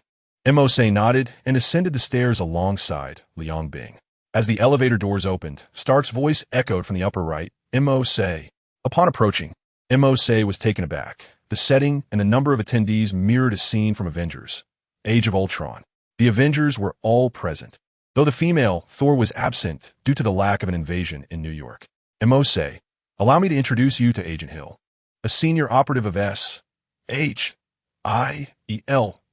Stark rose and gestured toward a beautiful woman seated beside him. Mercer nodded in her direction, slightly astonished. "So, you were already aware of those imposters below?"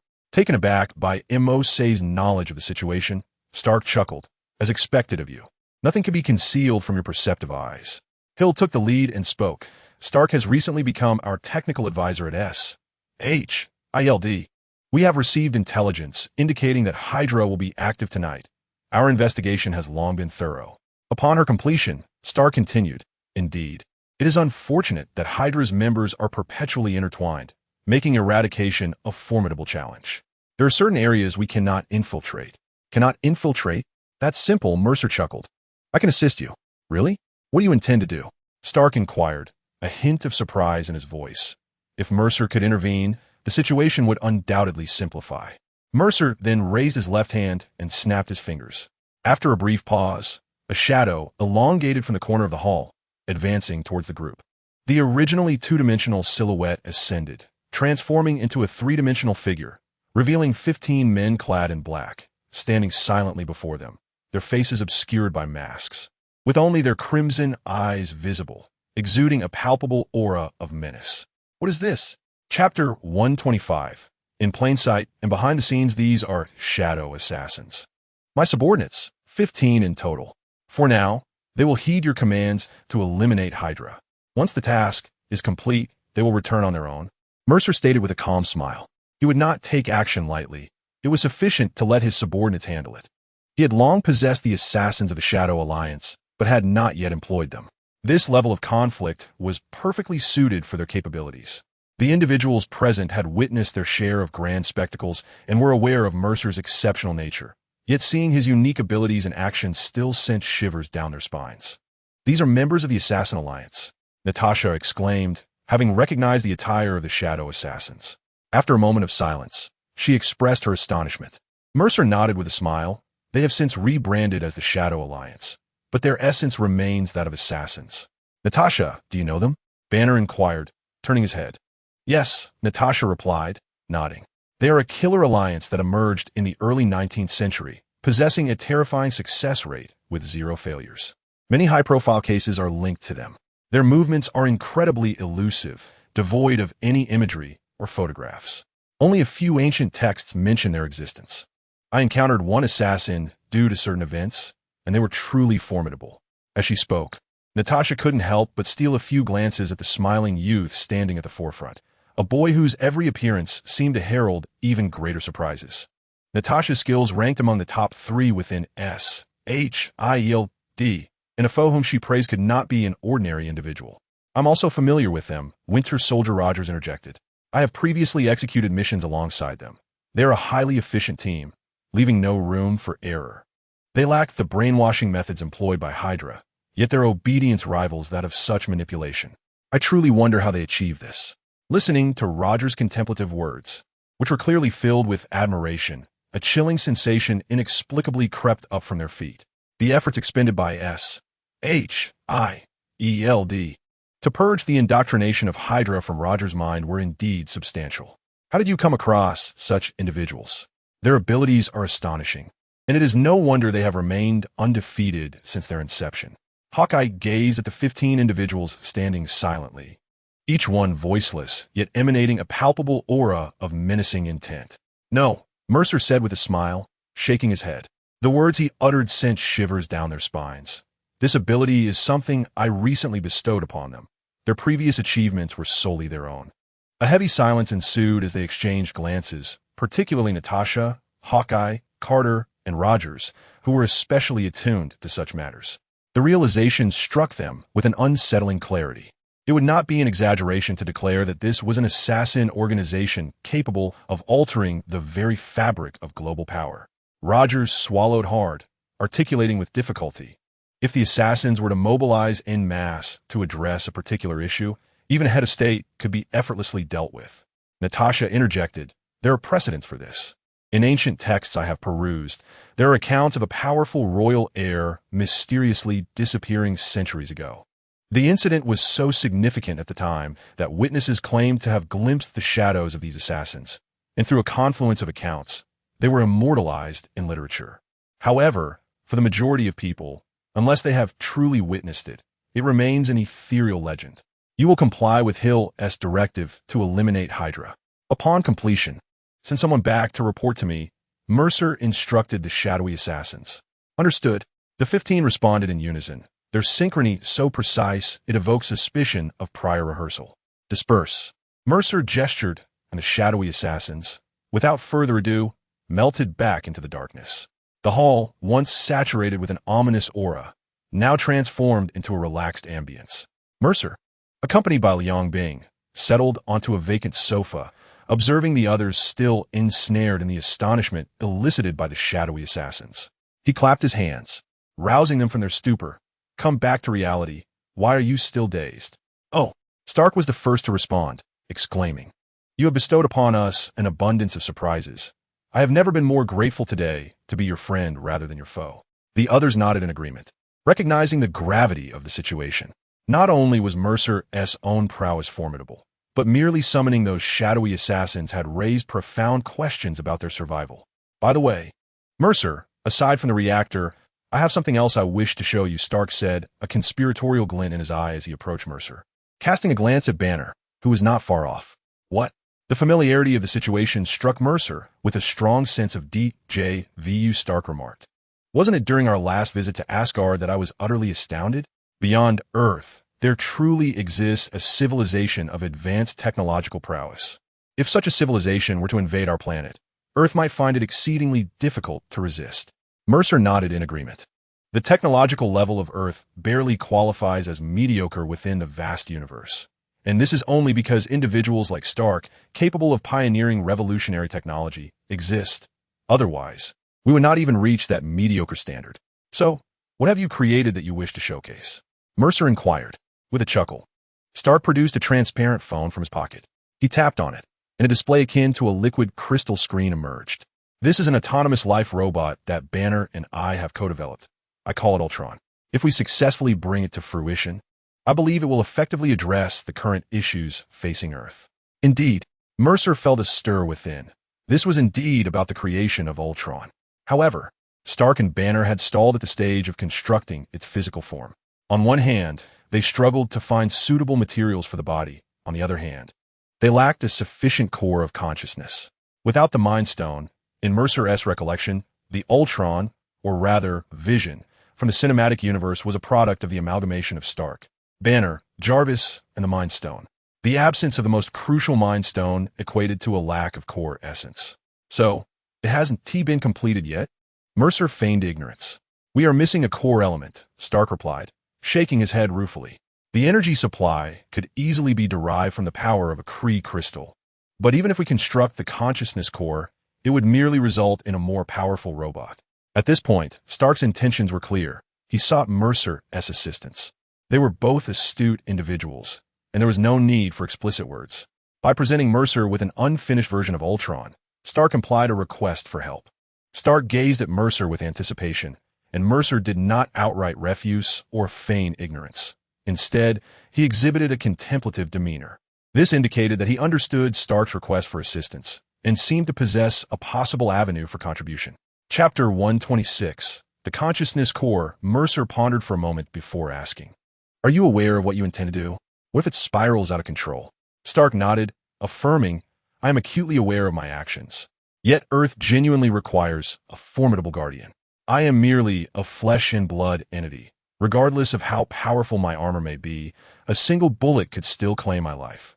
At the very least, before my demise, I wish to accomplish something significant."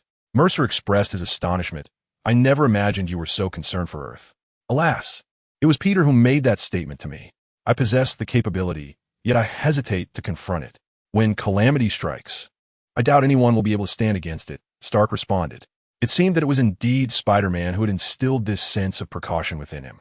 Indeed, speaking of him, would you be interested in inviting him to join the Avengers? I believe he possesses commendable qualities and untapped potential, Mercer remarked. Mercer aimed to provide the young Spider-Man with a more favorable background, not to directly interfere with his life, but at least to ensure he receives assistance from other superheroes. After all, in the cinematic universe, his circumstances are truly tragic. He has lost both his father-in-law and his girlfriend, which is quite disheartening. As for him, I have a plan. This young man is quite impressive, and I intend to approach him once Ultron is created. Stark chuckled. Mercer nodded, falling silent. He rubbed his slightly aching temples. The situation had unfolded in a manner similar to his expectations. Is this what it means for timelines to ultimately converge? What troubles you? Liang Bing observed his troubled expression and inquired softly. I am contemplating a matter, Mercer replied without elaborating. After a moment of reflection, he made a decision. Tony, I will take responsibility for resolving Ultron's core consciousness. You shall have an answer by tomorrow at the latest, Mercer stated. All right. Stark was momentarily taken aback. Surprised by Mercer's swift resolution, it seemed enlisting his assistance was indeed a wise choice. Mercer turned to the other members of the Avengers and asked, "Are they aware of this matter?" Banner interjected, "Yes, we have discussed it with everyone, and they are in agreement." This outcome differed from that of the cinematic universe, which satisfied Mercer. At least this way, if anything were to go awry, the burden of responsibility would not solely fall upon Stark and Banner. In the film universe, Ultron was a private endeavor of Stark and Banner, and logically, both should share the responsibility for the Sokovia incident. Yet, in reality, it was Stark alone who bore the weight, which was rather disheartening. That is reassuring. After this discussion, they shifted to lighter topics, engaging in casual conversation. Following the conclusion of the gathering, Mercer did not return home. Sitting in the car, his eyes narrowed as he extended his spatial power throughout the universe. Liang Bing observed Mercer with curiosity. Perhaps due to her arrival in this world, she had previously been oblivious to his spatial abilities. Now, however, an unusual sensation emanated from him. She wisely chose not to disturb him, patiently waiting for Mercer to complete his endeavors. The spatial force radiated from Earth, quickly expanding outward, covering hundreds of thousands of light years in the blink of an eye. He was searching for someone, a certain purple-skinned individual. Mercer's consciousness traversed a planet nearly 890,000 light-years away, locating the man who, in the cinematic universe, could obliterate half of all life with a mere snap of his fingers. Thanos. At this moment, he was engaged in planetary cleansing. Was this Thanos driven by the notion of achieving balance within the universe? Mercer's consciousness swept across the entire planet, swiftly locking onto Thanos. Within seconds, his brow furrowed in concern. It was not at all what he had anticipated. This Thanos is not driven by a desire for cosmic balance. Rather, he revels in the sheer enjoyment of slaughter. Each swing of his metallic, double-edged weapon results in the loss of countless lives. In the face of such brutality, Thanos exhibits no hesitation. Instead, a frenzied expression overtakes him. Mercer did not intervene as a savior. He silently observed Thanos' massacre. Ultimately, Thanos plunged his blood-soaked blade into the ground and, nearly deranged, shouted to the heavens, not to Mercer. Death, do you see this? These lives lost are all offered to you. Do you see? His frenzied cries starkly contrast with the calm and composure Mercer remembered. He appeared rather as a deluded fanboy lost in obsession. Death? Upon hearing this term, Mercer's eyes narrowed. Was it the goddess of death? The goddess of death, a primordial deity within the Marvel Universe, governs the myriad deaths across the cosmos and is solely interested in death itself. Among her kindred deities is the devourer of planets, also known as the father of Gamora. This fellow is merely Thanos' sycophant. Mercer sighed, recognizing that this version of Thanos would be even more challenging to confront, for he harbored a more brutal heart. The fact that Thanos, without any stones, could contend with the might of the Avengers in Infinity War speaks volumes of his extraordinary prowess. His tyrannical reign across the universe is no mere fade. As Mercer contemplated, his earthly form slowly faded from the sight of Liang Bing, manifesting instead on another planet. The Creator instructed that they return first and not wait for him. A voice of confinement echoed. Liang Bing, somewhat astonished, remarked, "You can speak? An artificial intelligence? What artificial intelligence? I possess my own life. Do not conflate me with those low-grade technologies." The voice of confinement turned cold. It remained frigid towards all except Mercer. How intriguing. The companions surrounding Mercer are truly diverse. Liang Bing exited the vehicle, closing the door behind her. "I intend to explore this vicinity. I won't be returning so soon. Would you like to accompany me or head back?" After a moment of silence, the voice of confinement replied, "If the Creator permits, then I shall join you. I too wish to witness the development of this world." With this mutual understanding, Liang Bing boarded the confinement vehicle, embarking on a whimsical exploration of the city. However, as neither were of Earth, they remained oblivious to its regulations, treating traffic lights as mere game mechanics. In the end, even as police vehicles pursued, they could not catch up. The confinement vehicle seamlessly maneuvered between two cars, evading any pursuit. Meanwhile, Mercer was unaware that these two were causing him trouble, as he stood face-to-face with Thanos. Observing Mercer's peculiar entrance, Thanos' gaze sharpened, and he spoke in a deep tone. "You are not the first to come to kill me, those before you." Yet before he could finish, Mercer raised a hand and gently waved it. In an instant, a massive black hand, accompanied by a chilling gust, surged toward Thanos. Chapter 127. Thanos, before he could react, a colossal hand struck Thanos, sending him hurtling backward, crashing into the soldiers behind him. The sheer force was so immense that even the unfortunate soldiers caught in the wake of the attack were reduced to mere pulp. The formidable Thanos, whose physical prowess was terrifying, staggered to his feet, spitting a mouthful of blood while darkly wiping the corner of his mouth. To initiate a confrontation so swiftly demonstrated remarkable skill. He fixed his gaze intently on the young man before him, attempting to discern the affiliations that might lie beneath his exterior. However, upon closer inspection, he found nothing particularly noteworthy about Mercer. Dressed in unremarkable attire, a plain white shirt paired with casual trousers, he appeared remarkably composed, with one arm dangling idly by his side, while the other rested nonchalantly in his pocket. Mercer, with a thumb casually picking at the nails of his other fingers, tilted his head slightly as he regarded Thanos. "You are quite impressive indeed. A single word from you can extinguish a planet?" Upon arriving on this planet, his consciousness had already enveloped the entire sphere. The terms mountains of corpses and rivers of blood were far from hyperbolic. There was not a single living being left unscathed, all ruthlessly slaughtered. This monster, Thanos, spared even the animals. "Who are you, and what business is this of yours?" Thanos spoke in a deep, resonant tone, feeling a tumult within his very core from that earlier slap. A seasoned warrior, he had encountered formidable opponents before, yet none had ever wielded such terrifying strength. As he spoke, the fingers at his side subtly twitched. The four alien soldiers, distinctly different from the other minions, exchanged knowing glances and quietly dispersed, effectively sealing off what they perceived to be Mercer's escape route. Should Mercer strike at one of them, the others would swiftly come to aid. The Deathblade General, the Dark Neighbor Star, the Ebony Maw, and the Black Dwarf appeared to possess greater prowess than their cinematic counterparts. Mercer could not miss their presence, recognizing their forms. He understood their identities. These were Thanos' most trusted lieutenants, and in this brief pause, their assault commenced. The Ebony Maw raised his hand, and the remnants of the shattered ruins around them levitated, transforming into sharp spikes and massive slabs, hurtling toward Mercer, just as Mercer readied to defend himself. The incoming attacks grazed past him. This was not a direct onslaught, but a method of entrapment. Mercer narrowed his eyes, quickly deciphering the adversary's tactics. Immediately following, the Black Dwarf's attack surged forth, wielding a weapon resembling a claw, which clamped down on Mercer's body. Neither combatant resorted to the most straightforward form of attack. Instead, they opted for a strategic encirclement, with a true assault poised to follow closely behind. The blade in the Deathblade General's hand emitted a faint hum, suggesting that all defenses would be effortlessly cut away. Meanwhile, the Dark Neighbor Star thrust his spear toward Mercer's abdomen. One struck the head, the other the body, one in front and one behind, skillfully blocking what they believed to be Mice's escape route. A clever ruse, albeit insufficient. A soft sigh escaped as an overwhelming, invisible aura erupted from Mice, sending the Blade of Doom General and the Dark Knight Neighbor Star reeling backward, blood spewing from their mouths.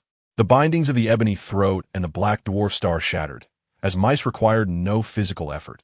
His mere presence was enough to send these adversaries flying. "Thanos, do not let such rabble embarrass you. Step forth yourself, and let me witness your true strength." Mice maintained a casual demeanor, hands tucked into his pockets, a slight smile gracing his lips. In an instant, his blood-red, three-tomo Sharingan replaced his azure-green pupils, unleashing an illusionary spell from the Book of Vishani towards Thanos. As the Sharingan cast the illusion, a brilliant flash of yellow erupted from the depths of Thanos' eyes, nullifying Mice's enchantment. "Oh, you managed to block it?" Mice observed Thanos with intrigue. Unless the person standing before him was a sorcerer of Ancient One's caliber, resistance would be utterly impossible. Upon witnessing that flash, an odd sensation surged within Mice, his gaze intensifying upon Thanos. He possessed one of the Infinity Stones. Mice narrowed his eyes. The peculiar sensation arising within him stemmed from the power derived from the Space Stone. Only another Infinity Stone could evoke such an unusual reaction from the Space Stone. Among the Infinity Stones, the only one capable of countering such mental disturbances was the one he sought, the Mind Stone. "Is the Mind Stone within you?" Mice pondered. He also sensed this was the natural progression. As one of the Infinity Stones, the Mind Stone had been carelessly given to Loki by Thanos in the cinematic universe. Consequently, losing an Infinity Stone made it appear rather trivial. Now it made sense. The Mind Stone had become Thanos' trump card, for without it, he could not possibly withstand Mice's illusionary assault.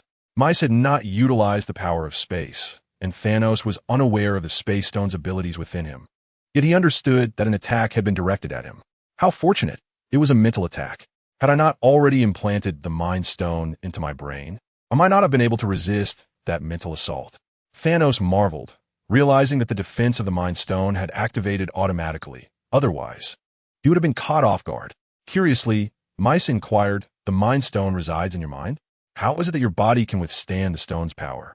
Thanos scoffed, indicating his refusal to answer. Accessing Thanos' memories regarding the implantation of the Mind Stone, Mice contemplated. Accessing now. The Mind Stone originally existed on the planet of living being number 195 in the Delta Galaxy, supplying a continuous flow of resources, allowing the planet's fauna to thrive abundantly. To obtain this stone, Thanos annihilated the entire planet. After the events unfolded, he sought out the mightiest artisan race in the cosmos, the dwarves, and by means of coercion, compelled their king, Eitri, to forge for him a set of prosthetic limbs imbued with the essence of the Infinity Stones, with the Mind Stone forming the core of his intellect. Following a thorough analysis conducted by the Celestial Court, it was revealed that even without uttering a word, Mephisto could effortlessly extract information from Thanos. In a reckless display of power, Thanos annihilated an entire planet for the sake of the Infinity Stones, truly embodying the essence of malevolence. The infusion of the Infinity Stones into his being rendered him impervious to theft. While Thanos may be brutal, his calculations were astute. Even in the face of an adversary, Mephisto could not help but nod in begrudging admiration.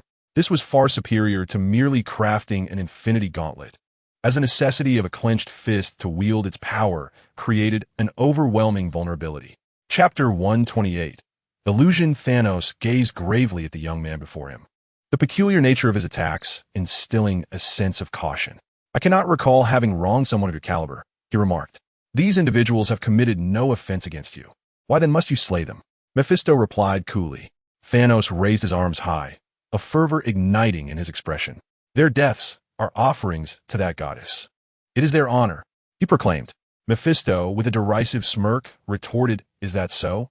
Then allow me to present her with an even greater tribute of death." As soon as the words left his lips, a colossal figure emerged on the horizon, taking the form of an inverted triangle, resembling an island. Before Thanos could discern the nature of this entity, the lower conical section erupted with dozens of crimson beams of light, which swiftly surged toward him. In the blink of an eye, the red rays were upon them. Boom! A thunderous explosion resonated, followed by an overwhelming heat and intense radiation that enveloped the entire region in an instant. The tremendous force did not merely explode on the planet's surface. It pierced through the entirety of the celestial body. The cataclysmic power obliterated the already grim landscape of corpses, reducing the planet to a desolate ruin. From the explosion, a figure soared forth, landing upon a nearby asteroid, none other than Thanos himself. In that moment, he was not unscathed. His purple blood, rather than the traditional red, rendered him akin to a massive, juicy purple tuber. Enduring excruciating pain, Thanos stared in horror at the remnants of the planet now reduced to rubble. Madman. This is a madman.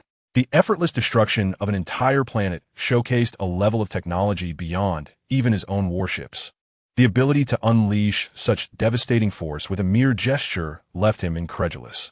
Could that young man truly survive? As he stood, astonished, gazing into the distance, the space to Thanos' right shimmered with ripples, and Mephisto emerged, a smile gracing his lips as he brushed off the dust clinging to him. With an air of amusement, Mephisto regarded Thanos. "Well done. You managed to survive such an explosion. You are more resilient than I had anticipated." The attack just unleashed was orchestrated by the Celestial Court, employing advanced weaponry derived from the gluttonous civilization, termed the Fury Tide. A single Fury Tide could obliterate 1 or 2 provinces. Yet Mephisto had unleashed dozens in a single strike. A tremendous force would instantaneously pierce through this planet, igniting its very core. Yet Mercer remained unfazed, effortlessly dissipating the violent winds that assailed him with his spatial prowess, deftly evading the peril wrought by the cataclysm. "Is this the space gem?" Previously, When he wielded the mind gem, Mercer could sense the resonance. Now, as he employed the space gem, Thanos too felt its presence. It was truly astonishing to witness such a young individual possessing the space gem. With a smile, Mercer nodded and waved his hand, enveloping the void in a crimson glow, transforming it into a meadow filled with the sweet fragrance of blossoms. I prefer not to engage in battle in such places. This scenery is far more agreeable. The sheer ability to alter his surroundings with a mere gesture caused Thanos' pupils to constrict as he sensed yet another essence of an infinity gem. Damn, that reality gem! Those imbeciles from Malekith have truly botched this, Thanos exclaimed with fury. Mercer was somewhat taken aback by his reaction. You are acquainted with Malekith? Could it be that his invasion of Asgard was facilitated by your assistance? Thanos, his expression grim, remained silent, yet his demeanor confirmed Mercer's suspicions. No wonder the Dark Elves dared not directly assault Asgard. They had Thanos' backing. Mercer narrowed his eyes and mused.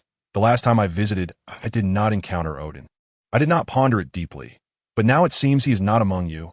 Is he? Even if he is here, what of it? As long as I remain silent. Do you think you can rescue him? As he spoke, threads of yellow light flowed across Thanos' form, visibly healing his still bleeding wounds at an astonishing pace, seemingly utilizing the mind gem for his restoration. Mercer contemplated the strength of Odin in this universe, uncertain yet confident it would not be lacking. However, with Malekith, who possessed the reality gem, and Thanos, wielding the mind gem, it was not inconceivable to orchestrate Odin's abduction, especially given Thanos' strategic acumen. Otherwise, it was quite peculiar that Asgard had fallen to such a state while Odin was absent. It appears you are reluctant to speak. I shall have to compel you to comply. In an instant, a magnificent azure energy surged from Mercer, coalescing into thick strands that intertwined on his left side, forming a figure of equal height to his own.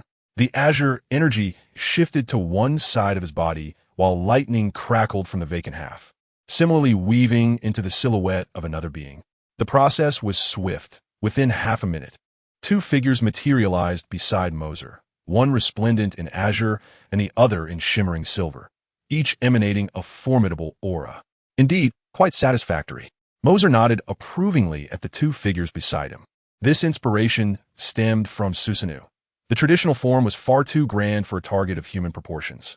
Thus, building upon that concept, Mercer utilized the thunder fruit and spatial power to create two beings of identical stature to himself, flawlessly executed. Those who resemble me, yet are not truly human, may as well be called phantoms. The two phantoms exhibited no reaction to Mercer's words, which was entirely expected, for they were merely constructs of pure energy, devoid of any consciousness. Had Janata been present, she would likely have perceived them as two delectable roasted chickens. With a gentle call, the space phantom took a step forward and swiftly traversed the considerable distance of over 100 meters, reaching Thanos in the blink of an eye. A fist, composed entirely of azure energy, struck out with tremendous force, leaving behind traces of subtle ruptures in the very fabric of space. This method of attack was unprecedented for Thanos, prompting him to instinctively raise his right hand. However, when the phantom's fist collided with his arm, it brought forth not merely the sensation of overwhelming power. At the point of contact between the phantom's fist and Thanos' arm, fissures reminiscent of shattered mirrors began to emerge, rapidly spreading outward. A resounding crash echoed as if glass had shattered, and in the midst of Thanos' astonished gaze, the phantom's blow shattered the space surrounding him. An indescribable sensation of compression enveloped Thanos' entire being, an unprecedented feeling that lingered ominously in his mind. Death! A resplendent golden light erupted from Thanos, fueled by the energy of the Mind Stone.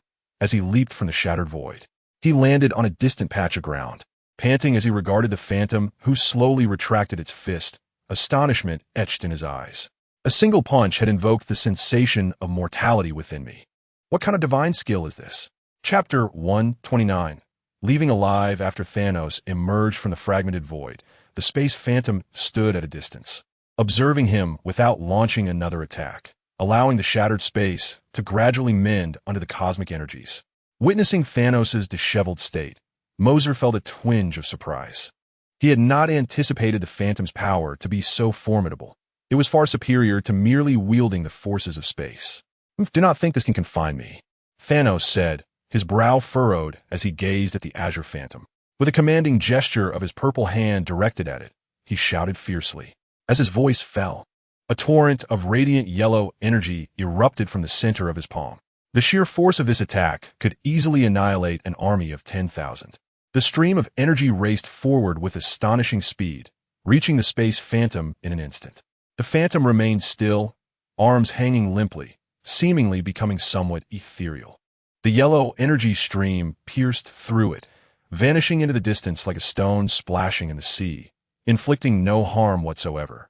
In the next moment, a ripple of space opened beside Thanos, and the earlier yellow energy stream reemerged, striking Thanos squarely.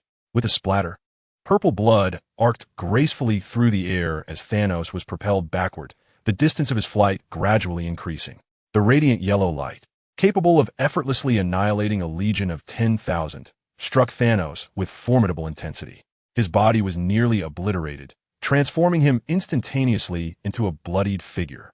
The soul stone within him continuously mended his wounds, yet the agony he endured was undeniably palpable. Surviving such devastation truly exemplified the resilience of a Titan. Mercer chuckled, intrigued by Thanos. The extraterrestrial beings previously dispatched by the Celestial Court had failed to pique his interest, even if utilized to propagate the Blacklight Virus. The evolutionary gains would likely be minimal. However, Thanos was a different matter entirely. Evidently, this universe's Thanos was far more formidable than his cinematic counterpart. The injuries he sustained, which still allowed him to cling to life, were a testament to his extraordinary durability. Damn it, the Space Stone counters my energy-based attacks, Thanos muttered through clenched teeth. He quickly realized that employing such methods against his adversary was futile. Should he attempt it again, he would surely meet his demise. It appears your intervention is unnecessary this time. Perhaps next time, Mercer remarked to the ethereal figure of lightning beside him. The lightning apparition, devoid of consciousness, offered no reply. Upon Mercer's declaration, it transformed into a radiant light and re-entered his body. Once the lightning surged within him, Mercer lifted his gaze towards the spatial apparition and instructed, "Do not kill him, leave him alive."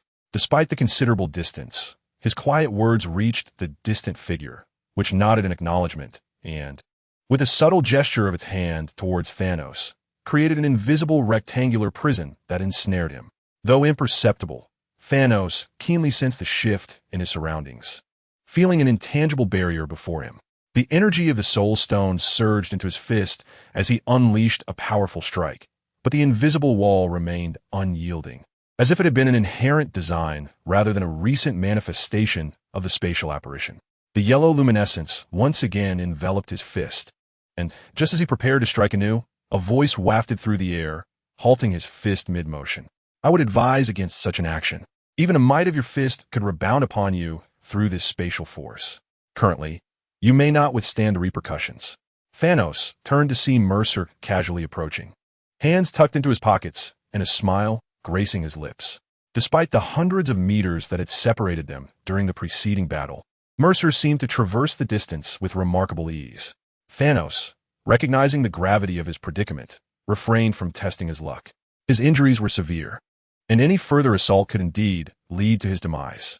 He fixed his gaze on Mercer, gritting his teeth as he spoke. "Why do you seek to confront me? Do not tell me it is for the absurd notion of justice. With your capabilities, you must have been aware of my actions long before.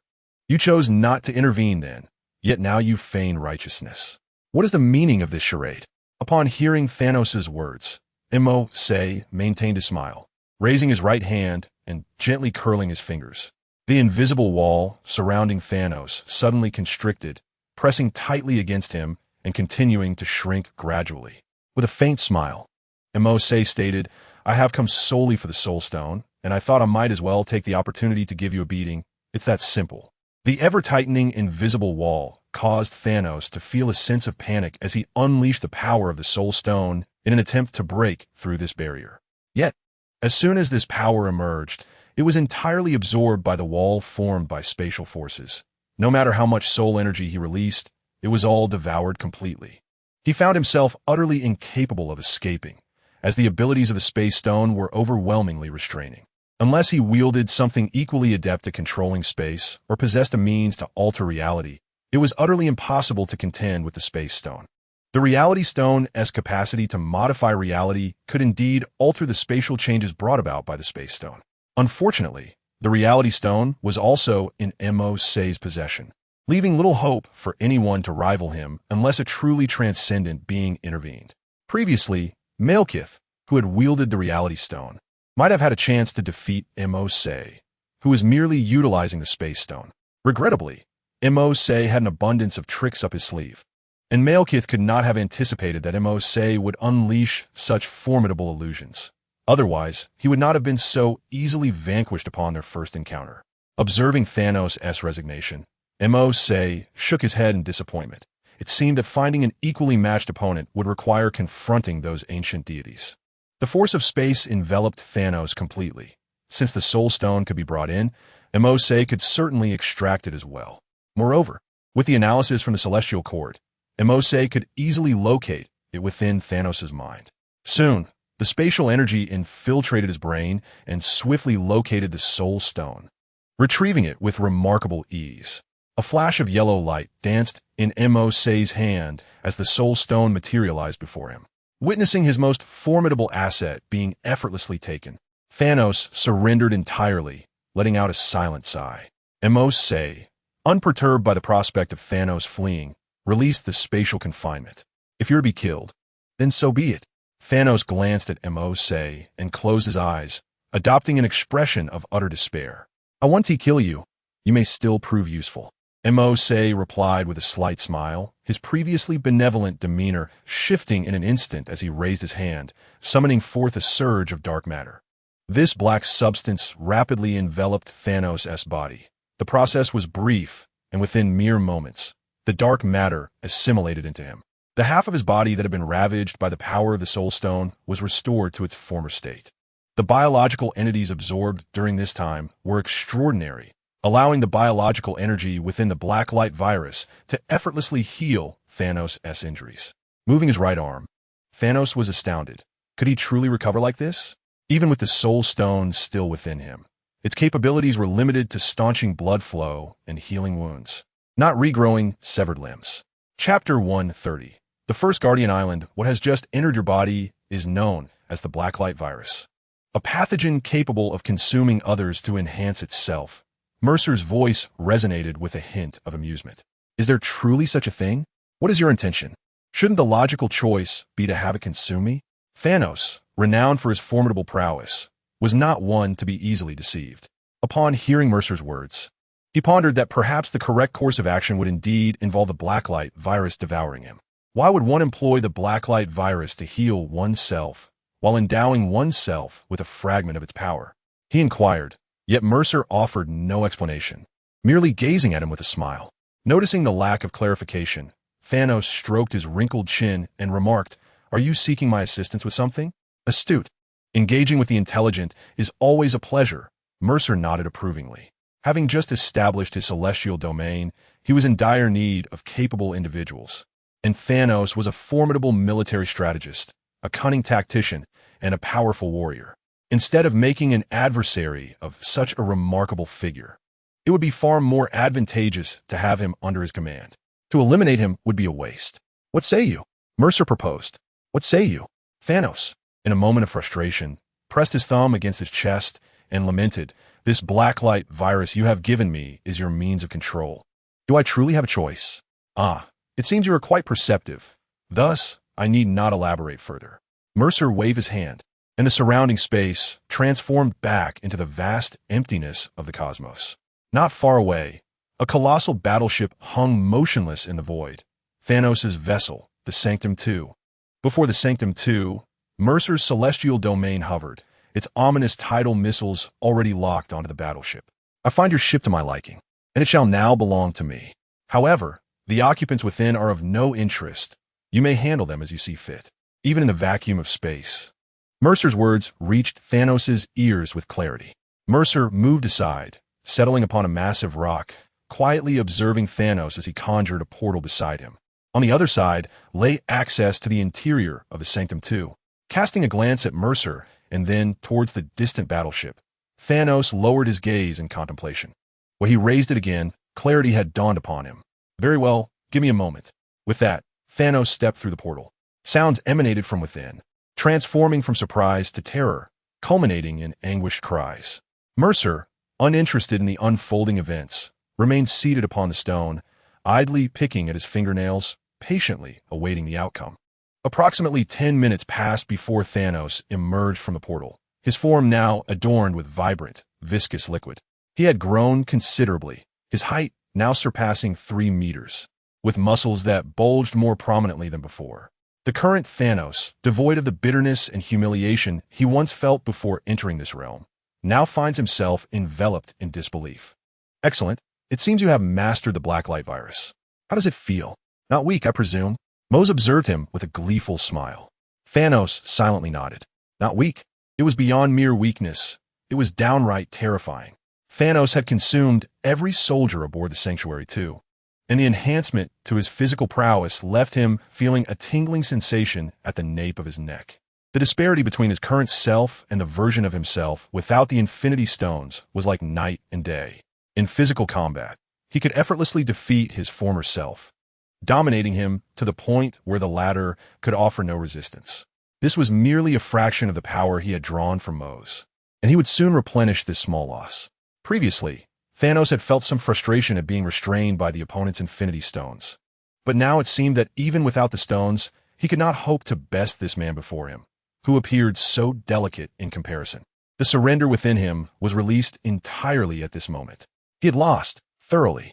Thanos even believed that allowing Mose to exchange a few blows with him was an act of mercy on the latter's part. What shall we do with the battleship? Thanos inquired of Mose. It is indeed useful, Mose replied with a slight smile. A surge of cerulean spatial energy enveloped him, and he transported Thanos to the celestial court above. Where are we? Thanos gazed around at the picturesque surroundings, perplexed. Mose explained, this is the top of the battleship that just launched the destruction of that planet. I call it the Celestial Court. Thanos repeated the name, Celestial Court, several times, turning to observe his surroundings, which bore no resemblance to a vessel capable of unleashing such destructive power. He bent his knees slightly, and black veins spread across his thighs as he propelled himself upward, leaping 100 meters high. The former Thanos could never have accomplished such a feat. It was entirely due to the enhancements granted by the Blacklight Virus. From his elevated vantage point, Thanos finally beheld the entirety of the island and the distant sanctuary too. Indeed, upon landing, disbelief returned to his face. Below lay advanced weaponry, while above was a beautiful, idyllic landscape, an extraordinary place he had never encountered before. Mose chuckled, ascending into the air and extending his hand toward the distant sanctuary too, as a tremendous force of spatial energy enveloped the entire ship. The celestial court system was activated. Once again, the sanctuary too underwent disassembly, reassembly, disassembly, and reassembly. The celestial court had become a complete entity, and Mose initially envisioned merging it with the celestial court to expand the entire island. However, upon reflection, he realized there were alternative approaches. The entire sanctuary too was transformed into an island slightly smaller than the celestial court, and Mose guided Thanos as they flew toward it. Gazing at the metallic ground beneath his feet, Mercer summoned a reality gem that transformed into a particle state in his palm. With a flick of his hand, the surroundings morphed into a picturesque landscape. Henceforth, this island shall be known as Mount Bujo, under your jurisdiction, Mercer declared solemnly. The 3 characters of Bujo Mountain were articulated in Chinese, and Mercer briefly elucidated the origin of this name. Mount Bujo is a name from the ancient myths of my homeland, the Great Xia. It is the sole path for mortals to ascend to the celestial realm, and it exists to safeguard the heavenly court of Yinshao. In the future, our soldiers will train upon Mount Bujo. Mercer deemed it inappropriate to have the heavenly court confront every challenge, as that would lack dignity. It was essential to create a few Sentinel Islands as well. Upon hearing Mercer's explanation, Thanos nodded, somewhat perplexed yet intrigued. Just having become his subordinate, he found himself entrusted with such an island. Mercer could not be foolish enough to act thus without reason. It indicated a profound trust in the Blacklight Virus's ability to control him completely. Else such a gesture would be improbable. Chapter 131. The path to the multiverse. You are ill-suited for my planet. Therefore, you shall reside on Mount Bujo for the time being. I shall grant you a modicum of reality power, whatever you require, create it yourself, and strive to enhance the atmosphere of Mount Bujo, Mercer instructed, snapping his fingers. A thread of red light enveloped in azure energy entered Thanos' body. Feeling the changes within, Thanos nodded in acknowledgement. Understood. May I inquire about your name? He asked. Mercer. Alex Mercer. You may address me however you wish, Mercer replied. Thanos nodded in understanding. By the way, do you have anyone among your subordinates named Gamora or Nebula? Mercer suddenly inquired. Taken aback by Mercer's unexpected question, Thanos pondered for a moment, gesturing toward the shattered stone. Yes, they're my 2 adopted daughters, though they have perished on that planet, he stated. Mercer was taken aback, surprised to learn that they had met such a fate. It seemed the Guardians of the Galaxy were now without Gamora, though he could not ascertain the status of that organization. Ah, this world is truly complex. It would be splendid to venture into the cinematic universe, Mercer mused inwardly. He was confronted with an array of unknown challenges, and although he was managing well now, should he encounter a formidable adversary that bested him, he had no resurrection card. It appeared that the genetic engineering that Liang Bing mentioned should commence post-haste, Mercer murmured. Acquiring multiple potential vessels for possession would afford him greater freedom in his future endeavors. Perhaps I could explore other multiverses? Mercer contemplated, realizing that this universe, being his primary one, posed difficulties for him to act too boldly. However, in other universes, he could engage in reckless exploits. Resolute, Mercer focused his thoughts on the Book of Ishani he had learned from the Ancient One. As a legendary figure in the realm of magic, it is certain that the Book of Isander contains methods to access other multiverses. However, revealing this to the current Ancient One would be unwise, for she would undoubtedly attempt to obstruct such endeavors. By keeping this information to myself, she might turn a blind eye, allowing us to avoid any conflict. Observing Mo say lost in contemplation, Thanos chose to remain silent, standing quietly by as he felt the evolutionary surge brought on by the Blacklight Virus within him. Mo say's thoughts flitted among the myriad spells of Isander, and after a brief moment, a look of delight crossed his face. He had discovered it. The Book of Isander indeed contained a spell capable of opening the gateway to the multiverse. It was not particularly difficult to conjure. The spell known as the Duo Lang technique allows communication with beings from other universes. For the powerful, it can unlock the door to the multiverse, enabling unrestricted traversal.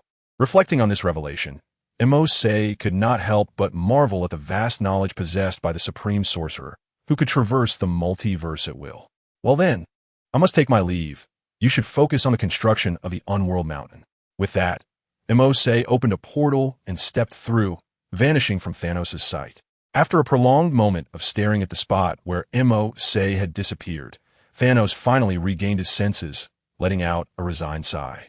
He had not anticipated such a complete defeat. It seemed his misdeeds had indeed drawn divine retribution. Shaking his head, he turned to gaze at the expansive, unworld mountain, beginning to reshape it according to his own vision. Upon returning to Earth, Mo Say promptly sought out Stark. This is the Mind Stone, akin to the Space Stone, and it belongs to the Infinity Stones. To prevent any unforeseen accidents from direct contact, I have encased it in a makeshift diamond-shaped container using my spatial powers. I am confident that my spatial abilities pose no danger to you. Stark, astonished, accepted the small yellow stone, encapsulated within the diamond container. Unable to fathom that such a diminutive gem could be one of the most powerful objects in the universe. I have other matters to attend to regarding this Infinity Stone, so I cannot leave it in your possession for long. Therefore, I need you to analyze it promptly and extract some usable energy, Mo Say instructed. Despite having discovered a method to reach the multiverse, he knew that locating the cinematic universe he desired would require time and effort. The Marvel multiverse was vast and complex, rendering the search rather challenging. All right, I will get to work immediately, Stark replied, nodding in agreement. He had grown numb to the surprises that Mo Say continually brought into his life. Mo Say cautioned, by the way, you must exercise caution. The Mind Stone possesses its own intelligence. If you are not careful, it could easily misconstrue your intentions. Stark pondered this for a moment before asking, are you suggesting that if I instruct it to maintain peace, it might interpret that as a directive to annihilate all of humanity? At this, Mo Say's expression shifted, clearly taken aback. What is this dialogue reminiscent of receiving a script? It seems Stark is aware of the consequences such inquiries can invoke. However, in the cinematic universe, He remains oblivious to the Soul Stone's capabilities, which ultimately leads to the creation of Ultron, whose extreme solution is to eradicate humanity for the sake of peace. That essentially captures the essence of the matter. Just be mindful of it, remarked Mercer. Rest assured, the forthcoming matters will be entrusted to me. You shan't be disappointed. Stark asserted confidently. Should this scene be witnessed by others, it would undoubtedly evoke confusion. The world's wealthiest individual, Stark, reassuring a mere boy is an exceedingly bizarre spectacle. The subsequent research direction now rests solely on Stark, and without any inclination to linger, Mercer promptly opened a portal and returned home. Upon stepping through the door, Mercer was greeted by a chorus of laughter. Entering the living room, he discovered the Mysterio and Frostbite engrossed in a television show together. Even more absurdly, the Abomination was watching as well, albeit his massive physique prevented him from entering the room. He could only sit in the yard, hugging his knees while fixated on the screen, occasionally erupting into laughter. A table in the living room was laden with beer and food, which Frostbite and Mysterio were diligently consuming, each taking their share. Ah, the boss has returned. Come join us for some television. Mysterio greeted Mercer with a smile upon his arrival. It's quite a rarity to see you all gathered to watch television. Mercer chuckled as he made his way to the kitchen to grab a can of soda. Isn't it just a matter of getting acquainted? Those residing in the boss's abode are bound to become comrades and friends. Hence, engaging in conversation now is beneficial, Mysterio explained. Mercer nodded in agreement, relieved that they shared such sentiments, sparing him the effort of facilitating their camaraderie. I plan to venture into another universe to seek out suitable candidates for possession, Mercer remarked, casually snacking on a skewer. Another universe? What do you mean? Frostbite inquired, astonished. Noting her confusion, Mercer took the opportunity to elucidate the concept of the multiverse. Quentin hails from another universe. Mercer gestured towards Mysterio, who flashed a peace sign in response. Are there no suitable individuals in this universe? Frostbite asked. After a moment's contemplation, Mercer replied, it's not that there aren't. It's merely that I'm lacking the individuals I seek. In the cinematic universe, I could possess figures like Vision or Ultron, or perhaps even another version of Thanos. These would all be excellent targets. Yet, in this world with my assistance, Ultron could be successfully brought into existence. And Thanos has become a member of my ranks. Rather than scouring the vast cosmos for suitable hosts, it would be far more advantageous to traverse familiar universes, where tasks can be accomplished with greater ease. What distinguishes our current universe from others? Frostbite continued her inquiry. There is no significant difference, Mercer responded. Moses shook his head and remarked, the only distinction lies in the disparate past experiences and identities of these individuals. In that case, do I need to accompany you? Liang Bing inquired. Moses replied, there is no need for that. Your task is to establish an information network within this realm to oversee the entire solar system. This endeavor is one that only you can accomplish. Liang Bing, hailing from a super-divine world, was well-versed in galactic warfare, where battles were fought utilizing the energy of stars. Earth is far too diminutive. Should a divine conflict erupt here, it would not only be ancient deities at play, but a fully unleashed Moses would render the planet unable to bear the onslaught. In an instant, it could be reduced to ashes. Such a feat is not at all formidable. Very well, utilize your Southern Heaven Gate for this purpose. Indeed, it is not a difficult task. Await my good news. Liang Bing responded. Boss, what about me? The mysterious guest inquired hastily. Initially, upon becoming one of Moses' subordinates, the mysterious guest feared he would be relegated to a mere lapdog, perpetually obedient and subservient. However, it appeared that he had not only avoided such a fate, but was thriving in a manner that felt almost dreamlike. You may assist Liang Bing in crafting the information network and exert a bit of magic. It would not be an unwelcome endeavor, Moses suggested. The mysterious guest opened his mouth to speak, but ultimately said nothing, nodding in acknowledgement. By the way, I must introduce you to someone. Follow me. Moses took a sip of cola, recalling something, and snapped his fingers. The three of them, along with the external confinement, vanished simultaneously. Upon their reappearance, they found themselves atop Mount Bujo. The mysterious guest, gazing upon this ethereal locale, curiously surveyed his surroundings. Where are we, boss? Moses pointed toward the distant celestial court and said, this island is called Mount Bujo, and over there is the celestial court. This will be our home. You may find a spot to construct your dwelling. As he spoke, Moses flicked his fingers, and 3 streams of energy from the reality stone flowed into their bodies. Can we build freely? Incredible, truly incredible, the mysterious guest praised, as green magical light swirled around him, lifting him into the air to survey the entire island from above. I can even see New York City. Why didn't I notice it from below? Upon landing, the mysterious guest questioned Moses, having clearly seen the city from the sky. With 2 such vast islands floating above, one would expect a considerable shadow on the ground, which would undoubtedly cause panic. Yet in reality, the 2 islands were invisible from the surface. I harnessed the power of the space stone to isolate the surrounding space from the outside world. We can see out, but they cannot see in, Moses explained. The mysterious guest was rendered speechless. This could indeed be deemed a realm of wonder. As they conversed, a figure leaped from afar, landing gracefully before them and bowing slightly to Moses. Mr. Moses, the newcomer, was none other than Thanos. Observing the imposing figure with purple skin, both Liang Bing and the mysterious guest felt a sense of astonishment, particularly the latter. "Thanos, what brings you here?" he inquired, his eyes scanning the coarse linen garments adorning Thanos, his voice tinged with excitement. "Who are you?" Thanos responded, a look of confusion crossing his face as he regarded the mysterious guest, unfamiliar with the individual who had so readily uttered his name. "Do you know him?" Mose asked. The initial thrill in the mysterious guest's voice swiftly dissipated as he scrutinized Thanos, his expression growing somber. "In my universe, Thanos was my ally, but alas, he perished in the battle against the elementals. The 2 shared an acquaintance, or rather, the mysterious guest and the Thanos from his universe were familiar with one another, an unexpected revelation that left Mose somewhat astounded. He had assumed that all versions of Thanos were malevolent. This Thanos is no longer the friend you once knew. He is merely a criminal I have imprisoned. Prior to my confinement of him, he had already claimed countless lives, the toll measured in entire planets. Now, he serves as my pawn," Mose remarked coolly, his words stripping Thanos of any semblance of dignity. The mysterious guest was taken aback. This world's Thanos was indeed a figure of grievous wrongdoing. The Thanos he had known was a man of considerable virtue. The silent Thanos could only manage a slight twitch of his lips, choosing to remain mute. He was powerless, forced to accept the reality of his situation. "Very well. I shall seek a place to study the magic of traversing the multiverse." "You may do as you wish," Mose declared, turning to leap toward the celestial realm. He ascended to the highest mountain, crafting a platform upon its ridge before settling down to quietly delve into the Julong technique from the Book of the Vishandi. Once Mose had departed, the mysterious guest lingered for a moment, his gaze resting on Thanos. The initial exhilaration had been replaced by a profound disappointment. Without exchanging further words, he turned away to leave.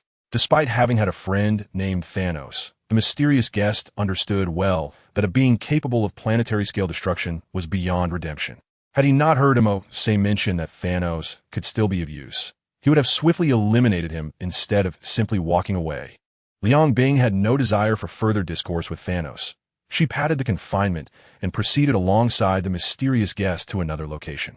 As the 3 departed, Thanos remained silent, turning his attention to his own affairs. Chapter 133. The Search for the Universe program concealed within the deep mountains of the celestial realm. If anyone were to witness Mose's current state, they would undoubtedly feel a chill run down their spine. Countless translucent forms of Mose quivered outward from his core, appearing as though they were struggling, or perhaps as if souls were attempting to escape. This bizarre spectacle persisted for a good 10 minutes, and when he finally opened his eyes again, even Mose's physical body felt weakened, his lips notably pale. As Mice's eyes fluttered open, a glimmer of frailty flickered within them. He sighed and remarked, "Only now do I truly comprehend the formidable nature of the Eye of Agamotto, which harbors the Time Stone." Dr. Strange, having witnessed numerous outcomes in his battles against Thanos, experienced minimal depletion. Yet, my current endeavor, merely utilizing the magic to probe the multiverse, imposes a considerable toll on my mental and physical stamina. After all, this magic is designed to explore the multiverse, and its demands on the body are undeniably substantial.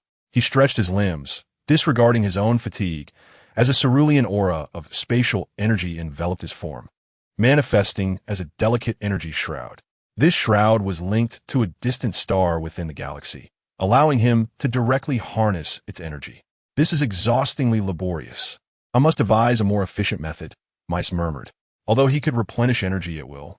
The vastness of the cosmos made the prospect of searching for resources individually seem interminably daunting. How foolish.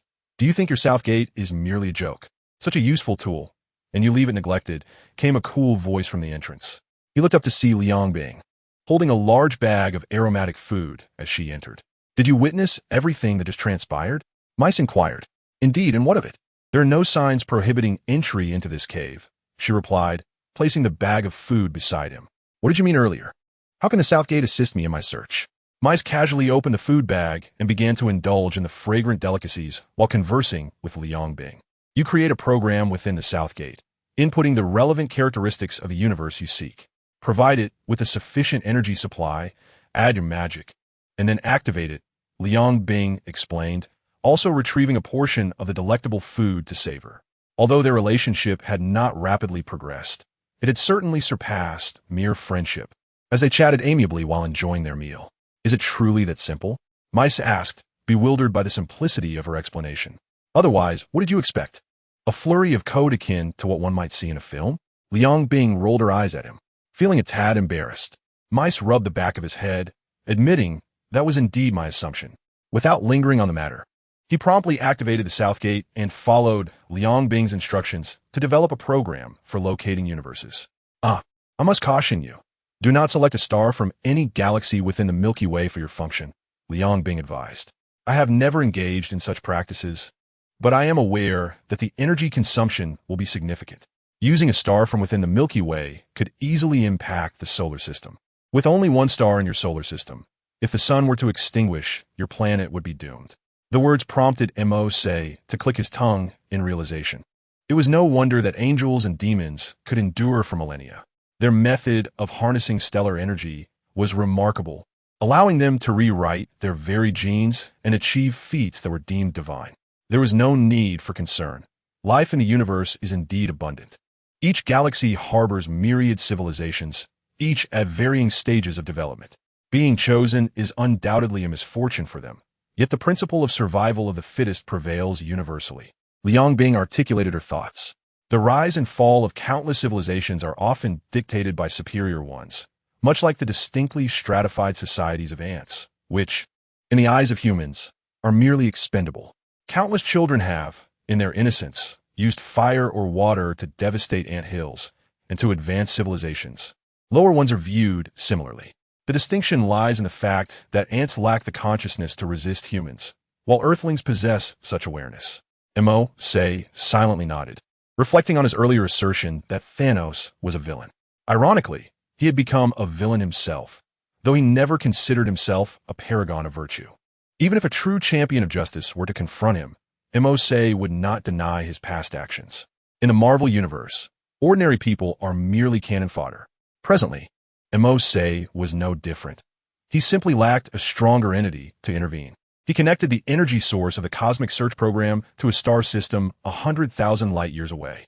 Under normal circumstances, even if it were to impact Earth, it would take at least a millennium, and Mercer had no intention of lingering in this cinematic universe for that long. In truth, he would even wait for several days, as he lacked the patience. Once the cosmic search program was established, the southern sky gate immediately activated. A low hum emanated from Mercer's body as the program commenced. An invisible ripple surged from him, expanding outward briefly before dissipating. This was not failure. Rather, these intangible waves traversed through one layer of the universe to the next, a process that would persist until Mercer located the cinematic universe he sought. Is this sufficient? Mercer asked, astonished, glancing at Liang Bing. It should be, though I have never used it before. However, it appears to be successful, Liang Bing replied. Very well, let be as is. Had I known, I wouldn't have expended my mental and physical energy, Mercer remarked. Now, he merely needed to occasionally check if the stellar energy supply was functioning properly. Liang Bing's assertion held merit.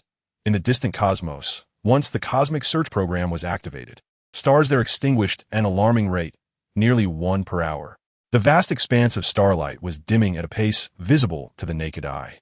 Wherever it spread, It transformed into a realm of desolation. Even if biological civilizations existed, their lives would dissipate along with the fading light of those stars. Chapter 134.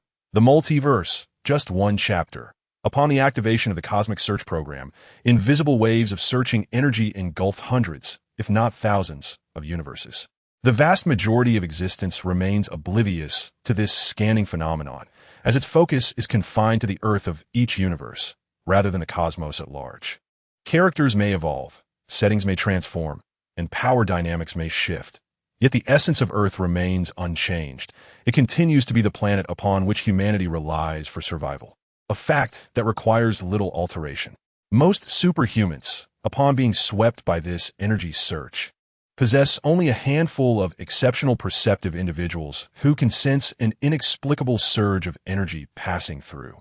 By the time they seek the source of this energy, it has vanished without a trace. This search for energy glided over a particular Earth in a certain universe.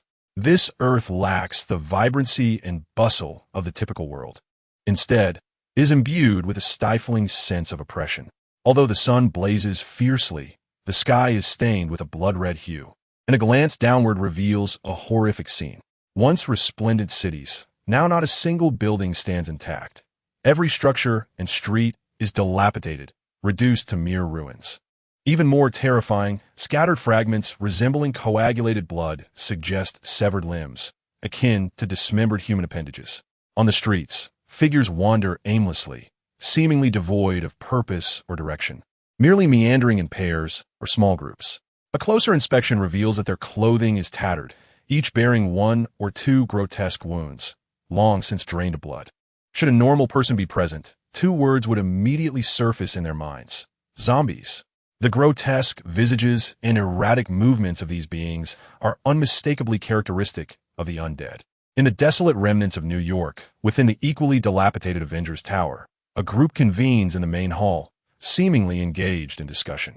Upon closer examination, the uniforms they wear are strikingly identical to those of the Avengers. Moreover, many new faces have emerged, including members of the War Machine and Wolverine, all transformed into zombies. We have consumed all available food. We are hungry, so very hungry, mutters the zombie Hawkeye, clutching its abdomen while gnawing on a human arm, the elbows still bent, suggesting it has been lifeless for quite some time. The remains of the deceased no longer satisfy us. We must seek new prey, declares the Iron Man, whose mask is cracked, revealing a grotesque visage beneath. We must find new sustenance, asserts the zombie Thor. The zombie heroes engage in a flurry of discussion, yet arrive at no conclusion. At that moment, the searching energy swept past them, lingering not for an instant. Only the zombie Thor sensed something, yet there were no traces to follow. In the shadows of the hall, a lithe figure suddenly materialized atop the conference table of the zombie heroes, radiating a crimson energy. A twisted and fragmented face revealed a look of satisfaction, as if it had caught a whiff of something delectable. He suddenly gazed toward a certain direction, his words laden with greed, igniting a gradual excitement among the legion of zombie heroes. We have food. In the next moment, another universe unfolded. On a bustling street, an inconspicuous grocery store nestled quietly, where a young man dozed. Surrounding him was a group engrossed in their card games, their boisterous laughter and playful banter eliciting nothing more than a lethargic yawn from him. Abruptly, a surge of energy enveloped the entire Earth, akin to a beam of light scanning down upon the youth. His previously drowsy state vanished as he sprang to his feet, silencing the ruckus within the store instantaneously. "Boss, what's happening?" The sudden change in the young man's demeanor startled his companions into silence, all eyes now fixed upon him. Without uttering a word, he squinted, surveying his surroundings, his gaze seemingly penetrating through layers of buildings to the distant horizon. "Interesting, truly interesting," he murmured. "This peculiar energy scan does not belong to this world, and it bears no hostility. What could be its intent?" His cryptic words left his companions bewildered, unable to comprehend his meaning. "Boss, what does it mean? Are we being watched?"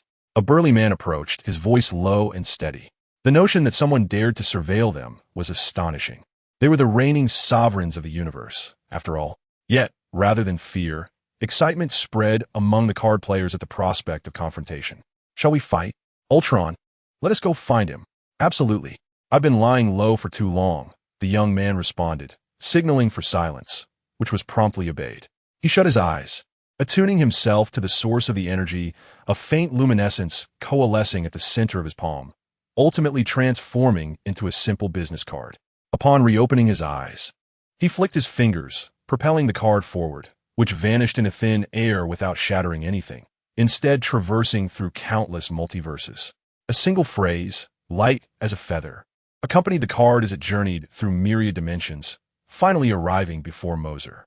The scene shifted back to Mercer, who was currently engaged in constructing his envisioned abode with a mysterious guest in the celestial realm, each person absorbed in their own tasks. Liang Bing had crafted a pair of meticulously replicated demonic wings, hovering gracefully at the back of the celestial court, resembling the outstretched wings of an island. Jinbi, although a product of Mercer's card, was a being in his own right, and he too had the right to build. He erected a towering mechanical edifice, soaring into the clouds on the eastern side of the celestial court. The mysterious guest's creation was relatively conventional, a quaint Jiangnan alley styled in traditional Chinese architecture, which he professed to admire greatly. Mercer acknowledged this normality, granting him a small portion of the main city. Mercer merely observed, still contemplating his next move. As he watched everyone eagerly constructing their cherished creations, a white card materialized before him. Instinctively, Mercer reached out to seize the card, and at the moment his fingers brushed against it, a light, melodic voice echoed in his ear. Unexpectedly, there exists another traveler like me. How intriguing. However, it seems we are separated by an immense distance. Should you require anything, do not hesitate to seek me out. Welcome to my humble shop. Chapter 135. The absorption of gems. Once more another traveler like him? Mercer furrowed his brow, repeating the thought several times, his expression growing grave. The ability to sense energy and locate its source indicated that this individual possessed a terrifying level of power. The reason they did not appear directly before him was likely due to the vast gulf that lay between them. This was not merely a matter of crossing provinces or countries. It was a leap across the very fabric of the universe. Mercer pondered how many universes had been traversed to reach this other traveler's realm. He examined the card. The first entry was a name, Hanyu. This name unmistakably belonged to a Daxiao person. How delightful to encounter a fellow countryman in such circumstances. Mercer smiled, realizing that encountering a compatriot amid these events was indeed a stroke of serendipity. His gaze eventually settled on the peculiar name of the shop, a curiosity shop. What a whimsical moniker. The card itself was composed of pure energy, seemingly guiding him toward a specific direction. As he scrutinized the card, Mercer found the contents inscrutable. For the time being, it served no immediate purpose, so he tucked it away into his storage space, intending to visit the shop when the need arose, and resumed his quest for the cinematic universe. Propping his chin on his hand, Mercer gazed at the horizon, his thoughts drifting to the figure of Janata. She seemed poised to participate in a divine conflict, likely at the level of a singular universe. Janata's combat prowess must fluctuate within the realm of single-universe capabilities. Such an entity would cause the very cosmos to tremble with a mere display of power, rarely engaging without considerable cause. Yet, curiously, Silver urged her to return. Could this be a conspiracy? Contemplating this, Mercer frowned, cursing under his breath. Damn it! How could he have forgotten to establish a means of contact? Regret washed over him. The universe was vast, with humanity having explored merely 930 billion light-years of it. The actual expanse was even more immense, stretching into realms that inspired dread. In the grand tapestry of the cosmos, humankind was but a grain of sand, infinitesimal and fragile. Events transpiring on Earth could lead to its cataclysm, resulting in humanity's annihilation. Being confined to a single planet underscored the relatively primitive state of human technological civilization. He must grow stronger. Mercer raised his hand, the reality stone and the mind stone shimmering in the palm of his hand. Under Stark's meticulous research, the soul stone had yielded the energy he sought, and the dark sword was also retrieved. Let's first experiment with absorbing the reality stone. Mercer fixed his gaze upon the small, dark red gem. Ever since he had acquired the ability to absorb the infinity stones, having already absorbed a space stone, he eagerly anticipated the absorption of the others. After all, the convergence of the 6 infinity stones could elevate one to a state of omniscience and omnipotence. In the cinematic universe, Thanos wielded the Infinity Gauntlet to obliterate half of all life with a mere snap of his fingers. The energy from the stones was negligible in comparison to the totality of his power. Yet, the gauntlet itself was destroyed under such terrifying energy. What if we rephrase that? The Infinity Stones now resided within Mercer. They were his very essence. With a snap of his fingers, he could unleash their power at will. At that moment, Mercer would truly ascend to a multiverse-level existence, undeniably formidable. With his thought in mind, Mercer couldn't help but grin foolishly. While not invincible within the Marvel Universe, he would undoubtedly rank among the top 5. All right, let us proceed. Mercer infused a modicum of spatial energy to disrupt the form of the Reality Stone. The dark red gem, initially no larger than a fingertip, transformed into a torrent of fluid. This was, in fact, its true form, known as ether particles. The term Reality Stone was a later designation. Come fort. Mercer beckoned, and the particles floated into his palm. In that instant, his eyes morphed into a pitch-black void, as if an infinite darkness resided within. A wave of uncontrollable darkness erupted from his gaze, cascading forward, engulfing everything in its path in utter blackness. Does Malekith still harbor energy here? A trivial matter. Let's erase it. Mercer smirked coldly, his peculiar appearance a byproduct of Malekith, the Dark Elf leader, having left his presence unpurged. Now, as Mercer absorbed it, having previously ingested the essence of the Dark Elves, the residual bioenergy generated this effect. Cleaning out such remnants was a simple task. The Reality Stone seeks its rightful owner. Unlike other stones, it is not merely an external object. The process of absorbing the Reality Stone was entirely natural, devoid of any anomalies. If an ordinary alien like Malekith could absorb it, with Mercer's robust physique bolstered by spatial energy, the task was even more effortless. Successfully absorb the second Infinity Stone. Reward. Item, Card 1. After a prolonged silence, the hero card system suddenly activated following Mercer's absorption of the Reality Stone. Oh, a reward? What windfall? Mercer glanced around, waving his hand to envelop himself with spatial energy, isolating himself from external view. After all, the hero card system was his greatest asset. It was best kept concealed to avoid any unforeseen repercussions. With a mere thought, a long card materialized between his fingers, adorned with the image of a black dagger. At the center of the card, inscribed in elegant characters, were the words Black Blade, Autumn Water. This was Zorro's sword. A profound joy surged within Moser's heart as he quickly presented the card, and a blade materialized before him, prompting Moser to reach out and grasp it. The sword felt somewhat weighty in his hands. For an ordinary individual, merely wielding, slashing, or cleaving would require considerable strength, making real combat a formidable challenge. As he drew the blade, its edge shimmered with a chilling brilliance, captivating Moser to the point of reluctance to part with it. Despite this being their first encounter, he felt as though he were reuniting with an old friend. Surely, it was because he had already mastered Zorro's one-sword style, that receiving his sword now evoked such a sense of familiarity. Moser sheathed the autumn water and closed his eyes, quietly reminiscing about the intricacies of the one-sword style. Upon reopening his eyes, he swiftly unsheathed the blade, moving with such speed that he began to retract it almost instantaneously. As the sword was fully returned to its sheath, the transparent, darkened glimmer of the blade flickered around him. In that fleeting moment, even a nuclear blast would struggle to disrupt the spatial barrier, which was now shattered into fragments by the strike of autumn water, dissolving into the void. A powerful gale erupted from him, toppling swathes of tall grass in its wake. Impressive, truly impressive. Moser's eyes sparkled with excitement. Indeed, a formidable skill requires an equally formidable weapon, preferably the original one. While the dark sword could also employ the one-sword style, it was, after all, a sword, whereas the one-sword style was a technique for blades.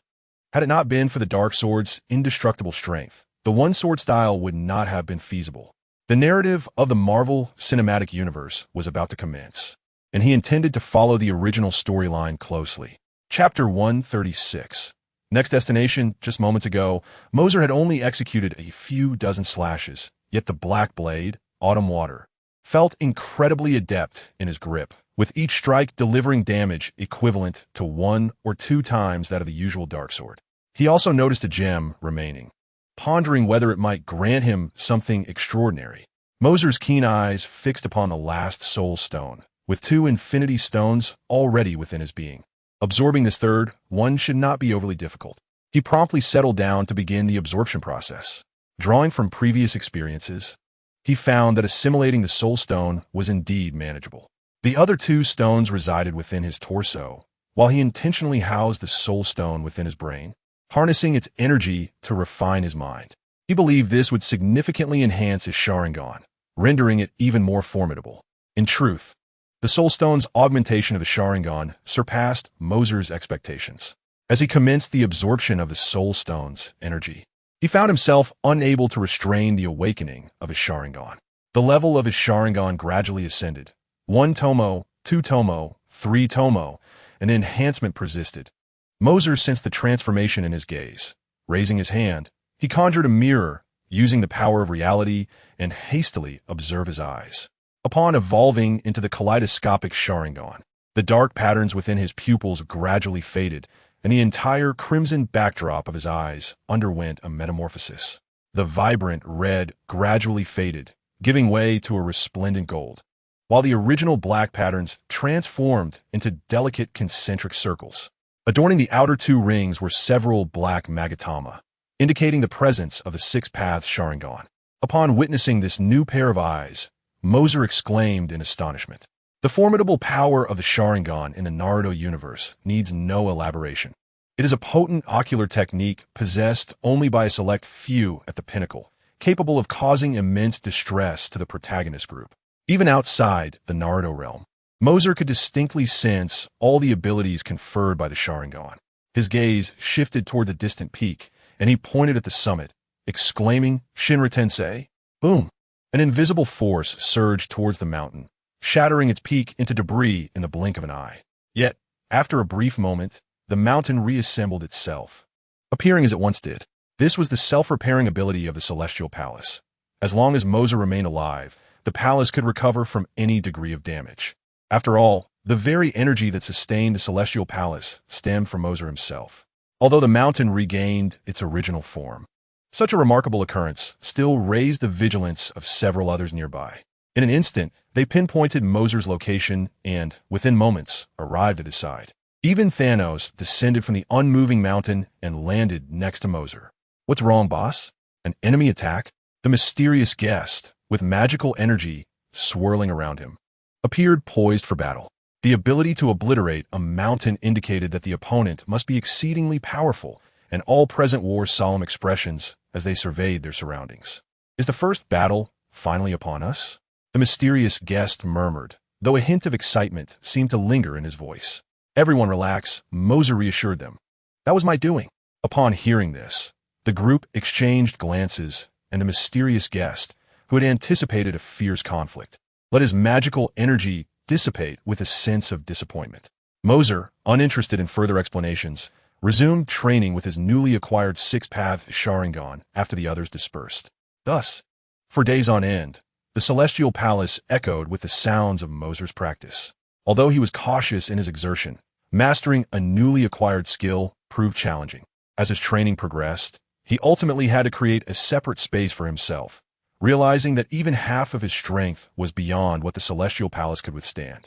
While awaiting the universe-seeking procedure, Moser dedicated himself to training within his newly established realm, until on the 6th day, the universe-seeking system delivered good news.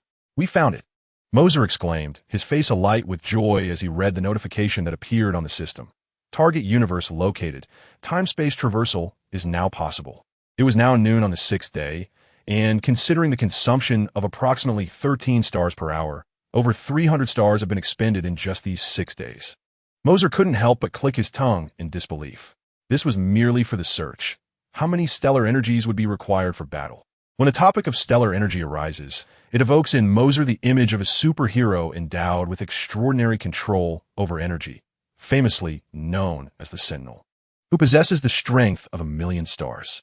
While one who commands the power of stars may not be the mightiest among superheroes, they undoubtedly inflict the most direct damage.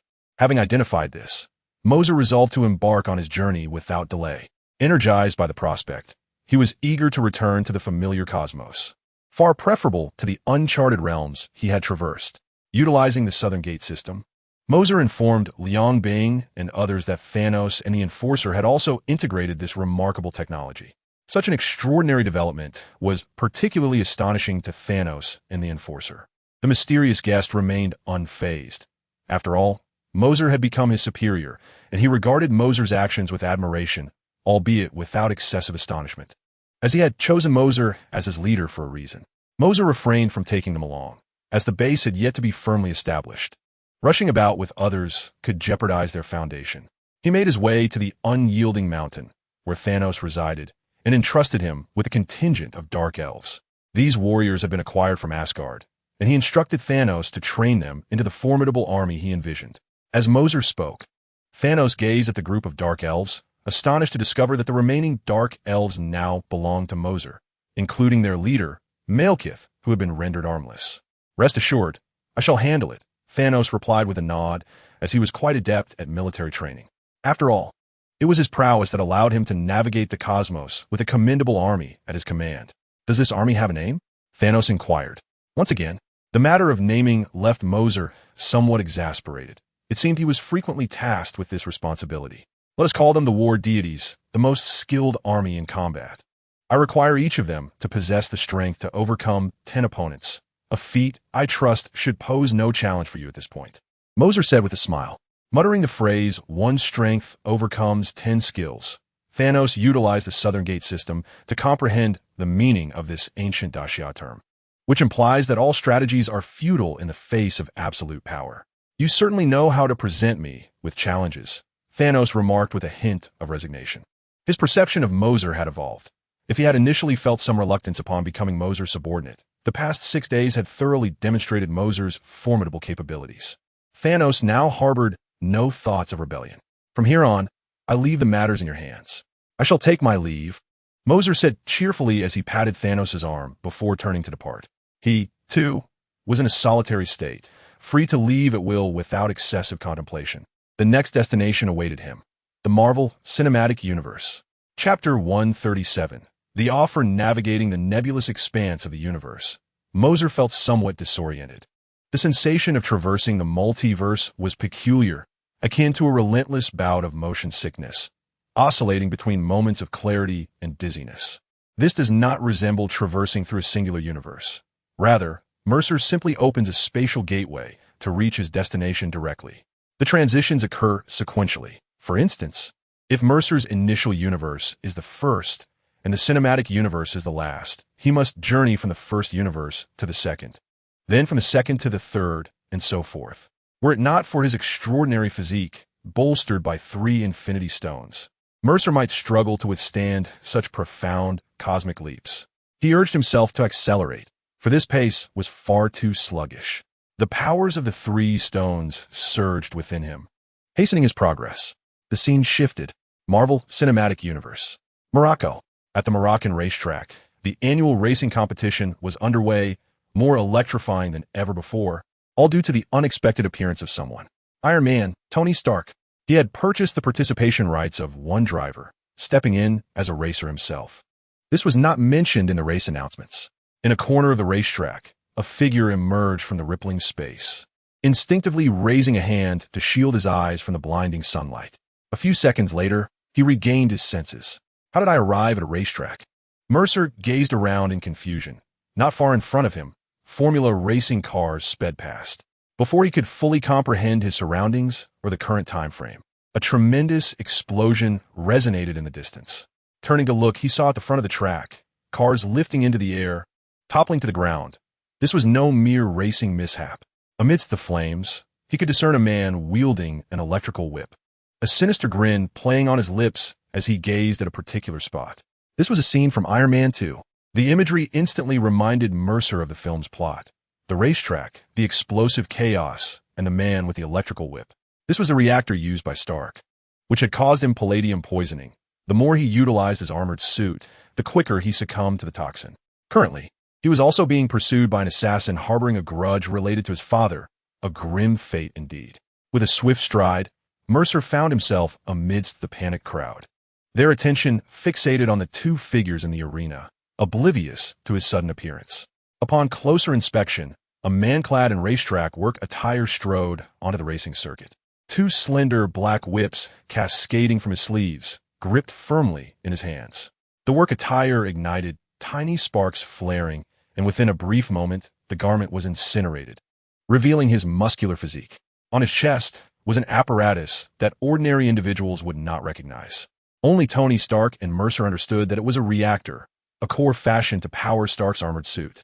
Clearly, the electrical whips, capable of cleaving through racing cars, drew their energy from this very device. Morse squinted, exhibiting an air of calm that starkly contrasted with the bewildered and fearful expressions of those around him. He had long known the identity of the man before him. Whiplash, whose real name was Ivan Vanko, had once collaborated with Stark's father on the development of nuclear reactors. However, due to his father's desire to exploit this technology for profit in warfare, Stark's father had expelled him from the project. While Stark's father ascended to prominence, Vanko's father succumbed to bitterness and illness in the confines of their home. It was this very grievance that had driven Whiplash to seek vengeance against Stark. In the midst of the commotion, Stark's face betrayed a hint of terror as he observed the approaching figure.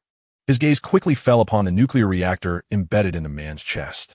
Could it be that this individual had constructed an arc reactor? How could anyone achieve such a feat? Just days prior, he had rebuffed the Secretary of State's request for the Iron Man suit, asserting that no one could replicate the arc reactor. Now, merely days later, here stood a man wielding a functional arc reactor intent on attacking him. Or was happy? Stark glanced anxiously toward the racetrack behind him. With such a ruckus, it was inconceivable that his driver, bodyguard, and friend, Happy, remained unaware. In his vehicle lay a portable Iron Man suit. Only with that armor could Stark hope to confront the man before him. In his anxious state, Stark noticed that the man had paused a short distance ahead. With a toothpick clamped between his teeth, he had raised his whip but suddenly halted, his gaze shifting towards something behind Stark. Why had he stopped? Stark turned to see a young man leisurely approaching, hands tucked into his pockets, prompting him to instinctively call out, "Hey, what are you doing? It's dangerous here. Don't come any closer." Stark's voice rang out loudly. Yet the young man appeared oblivious to his warning.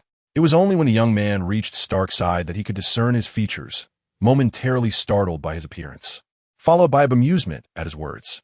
"How much for your life?" Stark, perplexed, regarded this large youth with an incredulous expression. "What are you talking about, buying a life? This is absurd." He gestured towards the formidable man before them, who possessed not only the arc reactor, but also wielded a whip that could easily sever metal. How could someone as defenseless as Morse hope to contend with him? "Kid, this isn't a game. His target is me. You still have time to leave." He hesitated for a moment, then stood and positioned himself in front of Morse. He was uncertain why he felt compelled to do so. Perhaps he had begun to envision himself as a superhero, a champion for the ordinary. Gazing at the man standing before him, Mose felt a flicker of emotion. It was widely said that he, with the frailty of a mortal, stood shoulder to shoulder with the divine. That final snap of his fingers truly moved many a Marvel aficionado. However, in his early days, Stark exhibited a remarkable rudeness and arrogance. Thus Mose was somewhat taken aback to see Stark standing before him. "Given your audacity to step forward, I shall grant you a discount this time," Mose declared. He then turned to Whiplash and commanded, "Kneel and sing Conqueror, and I may spare your life." The utterance left both Whiplash and Stark momentarily speechless, for Mose spoke in pure Russian, a language that revealed him not as a mere outsider, but as a native speaker. "What a jest!" Whiplash exclaimed, tightening his grip. A surge of electricity coursed through the slender whip in his hand, and with a flick of his wrist, he lashed out violently towards Mose's face. As Whiplash struck, the onlookers felt a collective tightening in their chests. This was dire. Stark could only watch helplessly as the whip drew nearer to Mose, his clenched fist digging nails into his palm. Simultaneously, self-reproach flooded his mind for not having developed a more convenient suit of armor. Had he been able to don it at will, perhaps he could have prevented the sight of another's demise before his very eyes. Amidst his swirling despair, Stark heard a gentle sigh from Mose. In the next moment, a whisper of wind brushed past, and when Stark opened his eyes again, the anticipated pain had not manifested. Fixing his gaze ahead, his pupils dilated in shock. Whiplash remained poised with his right arm extended, yet a segment of his forearm had mysteriously vanished. On the ground lay his severed arm, still gripping the electrified whip. "My hand!" Whiplash finally processed the situation. Clutching his severed limb as a wail of agony escaped his lips. A piercing pain radiated from the stump, engulfing his senses in a fierce assault. That forearm, it belonged to him. Stark's eyes widened in disbelief as he turned to Moose, who, unbeknownst to him, now wielded a sleek black blade. The dagger, entirely obsidian, bore crimson patterns along its edge, emanating an aura of restrained sharpness in Moose's hands. "Did you do this?" Stark inquired, though his expression betrayed a profound incredulity. He scrutinized the blade in Moose's grasp, noting that not a drop of blood marred its edge. A weapon that could remain unsullied by blood. Remarkable. Such mastery indicated not only superior technique, but also extraordinary weaponry. Most importantly, Stark had failed to perceive when Moose had struck. Reflecting on Moose's earlier inquiry, Stark now pondered. How much will it cost? He truly possesses the capability to extricate himself from the whiplock. A mere hand is but a trivial punishment. The subsequent strike will claim your life. Mose's left hand gripped the hilt of a knife, and in that fleeting moment, a chilling aura enveloped the entire arena. It was not merely the two combatants within the ring who felt it. Even the spectators surrounding them sensed an invisible hand tightening around their throats. This oppressive atmosphere was not merely a reaction of shock, but a genuine struggle for breath. Was this the aura of death? Stark, positioned closest to Mose, was the first to perceive this menacing presence. He swallowed hard, his expression transcending surprise, now steeped in an unmistakable fear. This terrifying aura was akin to that of a solitary figure emerging from a sea of corpses, capable of immobilizing others merely with a glance. At that moment, as he registered the pressure, it instantly diminished, and he cast a glance at the whiplock, whose face still bore the marks of astonishment and discomfort. Clearly, the murderous intent emanating from Mose lingered, seemingly directed at someone in particular. Such an ethereal force could not be cultivated by an ordinary person. Where did this young man come from, conjuring such specters? I see now. There must be a sniper concealed nearby. It was the sniper who severed my arm. The whiplock could scarcely believe, nor did he wish to accept, that the young man before him was responsible for his dismemberment. The words he uttered were scarcely believable. Even to himself, the jagged edge of his arm bore a smooth and even wound, unmistakably inflicted by a sharp instrument. Had it been a sniper rifle, such a weapon would have shattered his arm entirely, perhaps obliterating half his body, leaving no possibility for such a clean cut. Remember its name, Black Blade, Autumn Water. To perish beneath its edge is your fortune. The final strike, the blade unsheathed. A soft sound echoed, a mere whisper of the blade being withdrawn. Mose regarded the suddenly silent whiplock with a smile, and in that instant, countless fine lines appeared on the latter's body, as if his blood were slow to react. It was only after several moments that crimson began to seep through those delicate fissures. At that juncture, his body could no longer withstand the onslaught, and blood burst forth, transforming the whiplock into a grotesque figure drenched in crimson, a sight most horrific. This macabre scene sent a shiver through the vast majority present. All, including Stark, were left bewildered, having witnessed nothing of the preceding events. Even Stark, positioned closest to Mose, only reacted upon hearing the soft sound of the blade's retraction. A coin suddenly manifested in Mose's hand, and with a flick of his finger, it struck the whiplock. The impact, however slight, was enough to cause the already severed limbs to succumb and explode into a shower of fragments. This elicited a chorus of screams from the onlookers, and even Stark, witnessing this grisly tableau, felt a wave of nausea. In stark contrast, Mose remained unmoved by the bloodshed before him. He had not employed any elaborate technique. The earlier act was merely a straightforward draw and slash. With mere flesh and blood, the swordsmanship exhibited has transcended that of humanity, rendering it imperceptible to the average observer. Such physical prowess cannot merely be attributed to the installation of the Infinity Stones within a device like the Infinity Gauntlet. My mother is hospitalized, and I find myself unable to escape the confines of my obligations, leaving me little time to write. Chapter 139. Following close behind, Moses cast a cold gaze upon the scattered remnants of flesh and blood on the ground, advancing to retrieve the arc reactor from the whiplock and tossing it to Stark. Here, take it. I've resolved a significant issue for you. I must now attend to my meal. Suddenly, a light chuckle resonated in Moses' ear. Mr. Moses, welcome to this universe.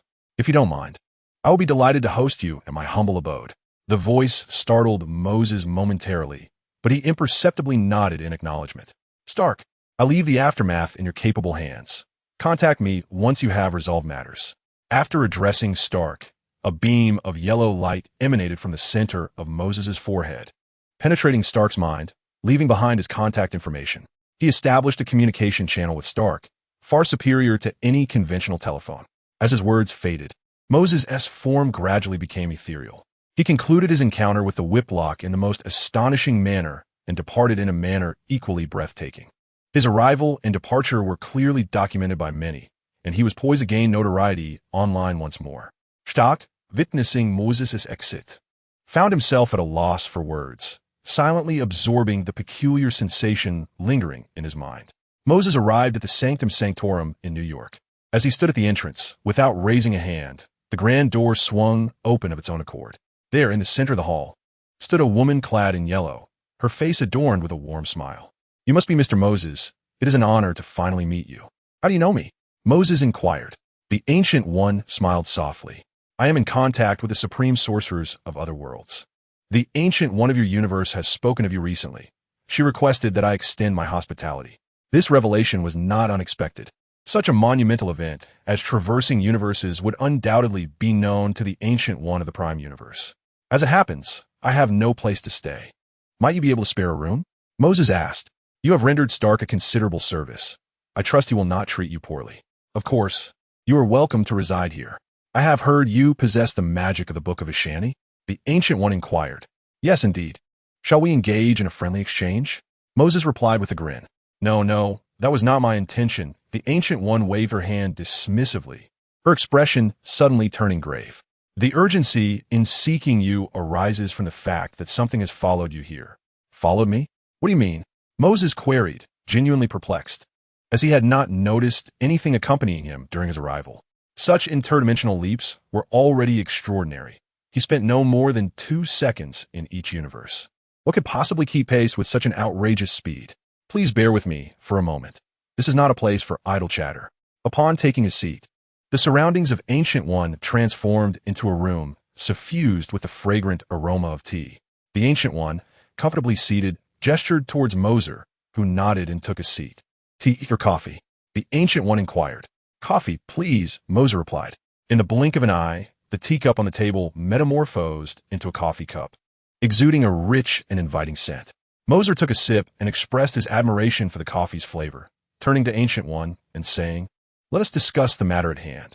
The Ancient One took a sip of tea, and, as he set down the cup, the liquid within began to rise gently, elongating into a thin veil of water before them. Images soon emerged upon the watery screen.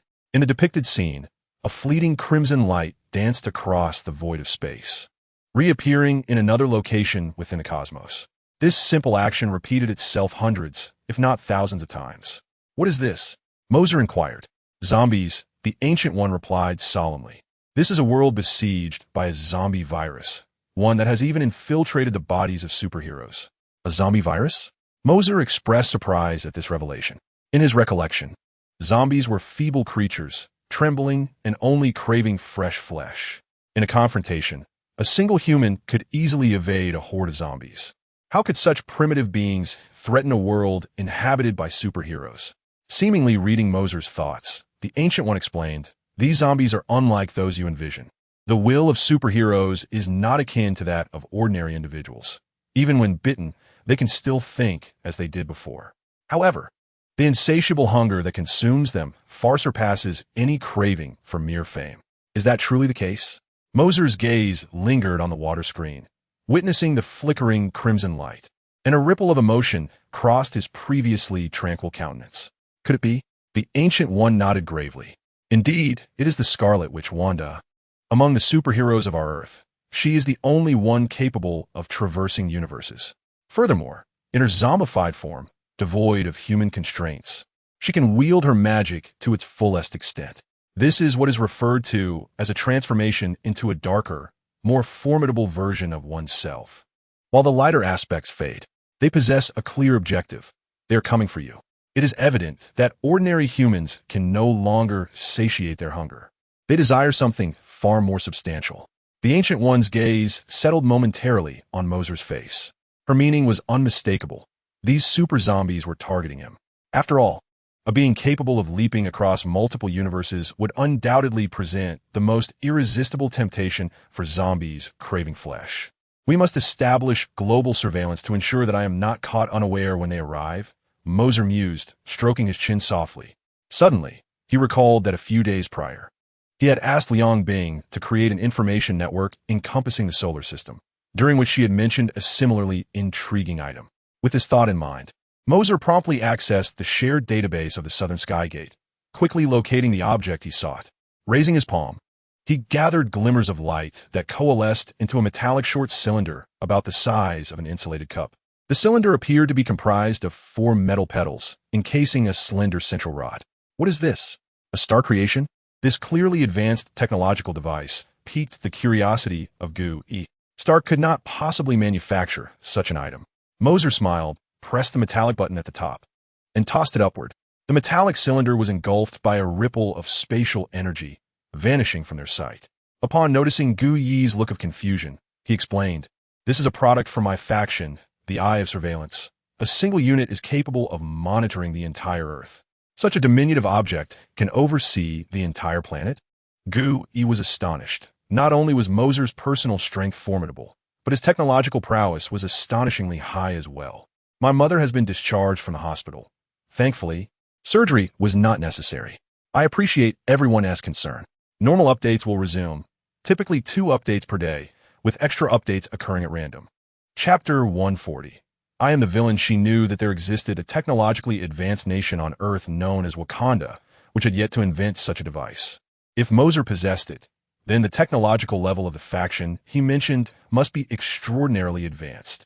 Currently, the most powerful satellites from every nation are hefty behemoths.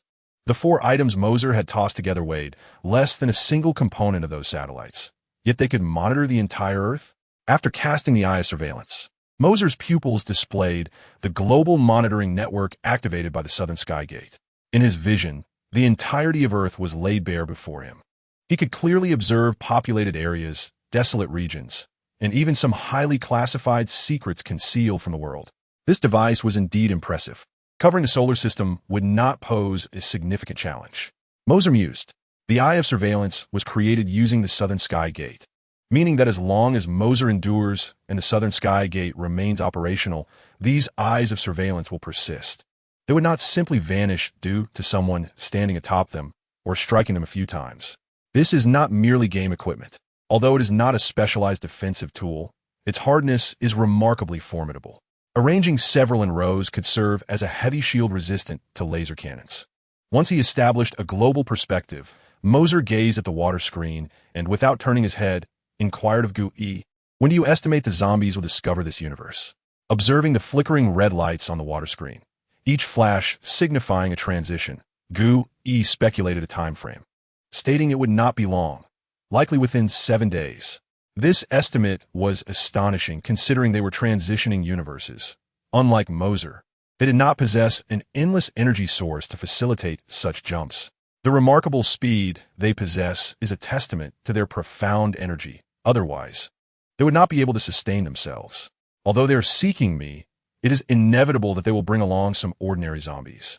Should there exist any transcendent beings among them, it would spell catastrophe for your world, and I have no intention of intervening to assist you. Mo Say casually crossed his legs and spoke indifferently. Gu Yi nodded silently, not expecting Mo Say to lend a hand. His mere presence without causing chaos was already a blessing. This is indeed a perplexing dilemma. The ability to infect an entire universe's worth of superheroes with a zombie plague indicates that their intelligence is akin to that of ordinary individuals. They are capable of devising strategies and engaging in teamwork, and most alarmingly, they possess no moral boundaries. This is of utmost concern, Gu Yi remarked, furrowing her brow. Many superheroes, despite their seemingly lackluster performance, harbor immense potential. If they were to care about public perception and refrain from harming others, their full power would be formidable.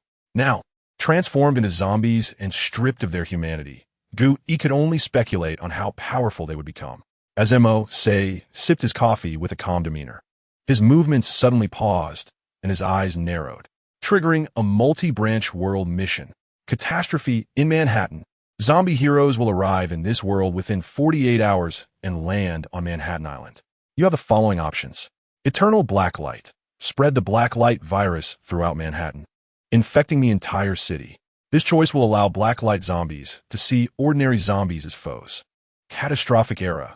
Allow the zombie heroes to arrive and infect the entirety of Manhattan. The system panel that appeared before him was visible only to Mercer. He discreetly glanced at the text and was momentarily taken aback. The arrival was swifter than he had anticipated. They would reach here in merely 48 hours. The relentless pursuit to find him indicated that he indeed held considerable allure for this group of zombies. Manhattan's misfortune seemed inevitable, destined to be infected regardless. It appeared that this time, he would assume the role of the antagonist. A slight smirk played on Mercer's lips, as the outcome was already clear.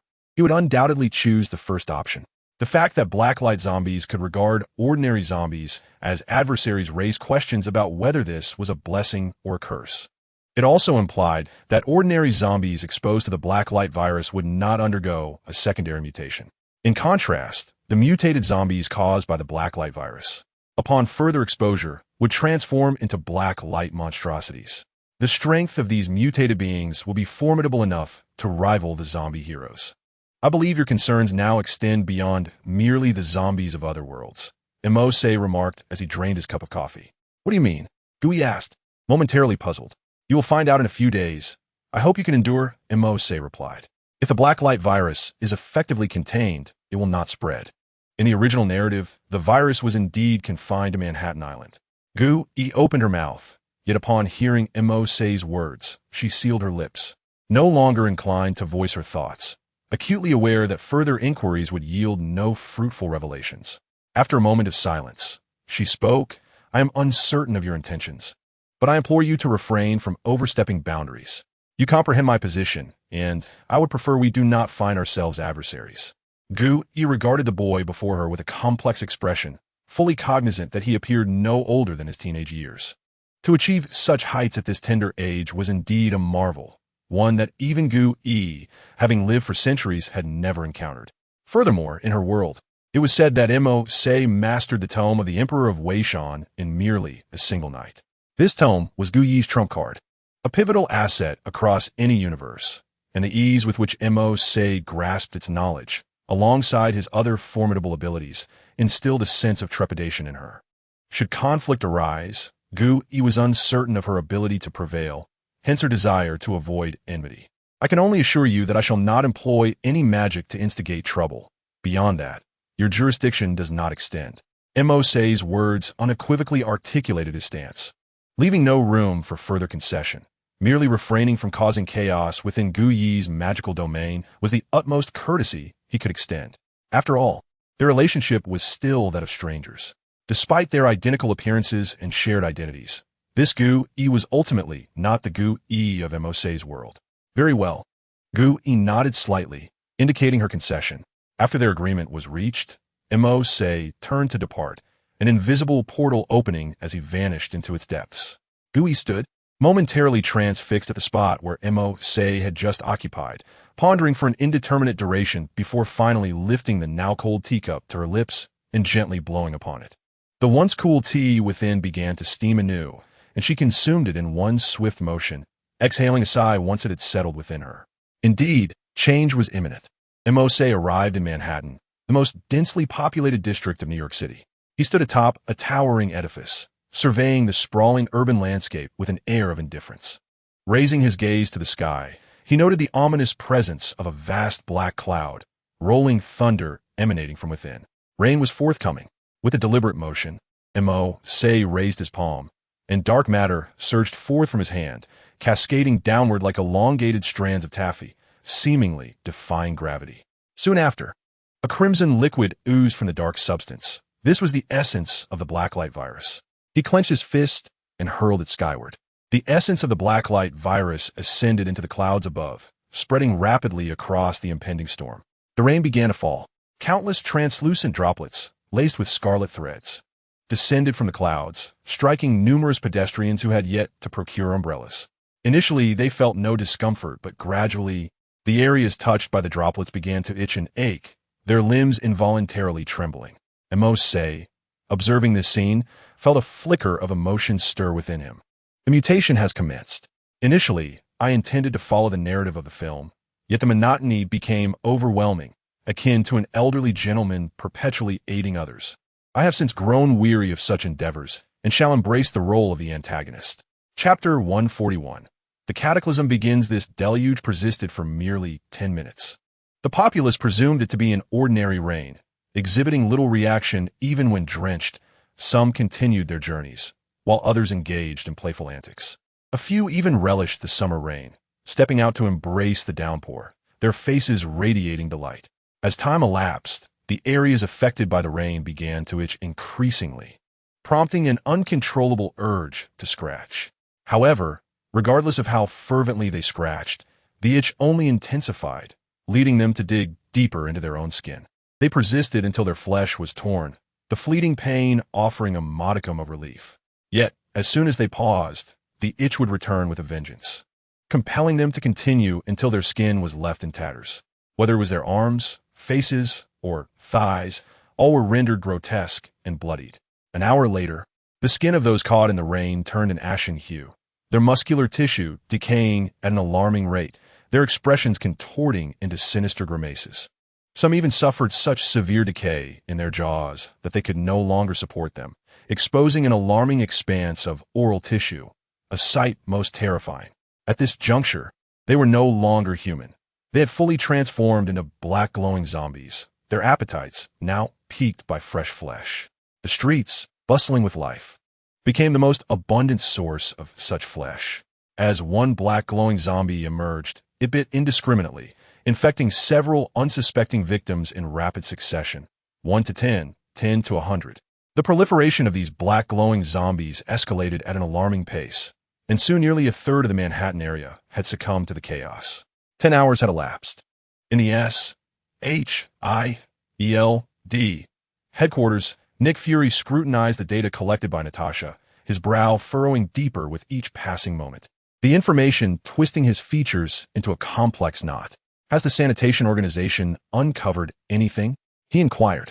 Natasha's demeanor mirrored his seriousness. No, we cannot trace any source of infection.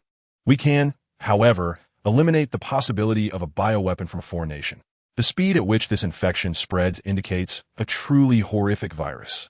If it were deliberately released, we would have identified a source. There must be a location with a higher infection rate than others. Little did they realize, the source of the infection was the rain from 10 hours prior. Immediately dispatch personnel to quarantine the affected neighborhoods. If the infected cannot be contained, they must be executed on the spot. Nick Fury declared gravely. Executed on the spot. Natasha recoiled at the term. With a third of Manhattan infected, even if they were to eliminate a mere third of that fraction, it would still amount to over 300,000 individuals. Such a sudden massacre would incite widespread panic. She cautioned. Nick Fury sighed, his finger tapping on the documents strewn across the table. You must have reviewed the report. Neither sedatives nor any other control substances are effective against these infected individuals. In just the span of 10 hours, over 500,000 cases have emerged. What a terrifying rate. Should these 500,000 infected individuals spread further, it would lead to a national, even global catastrophe.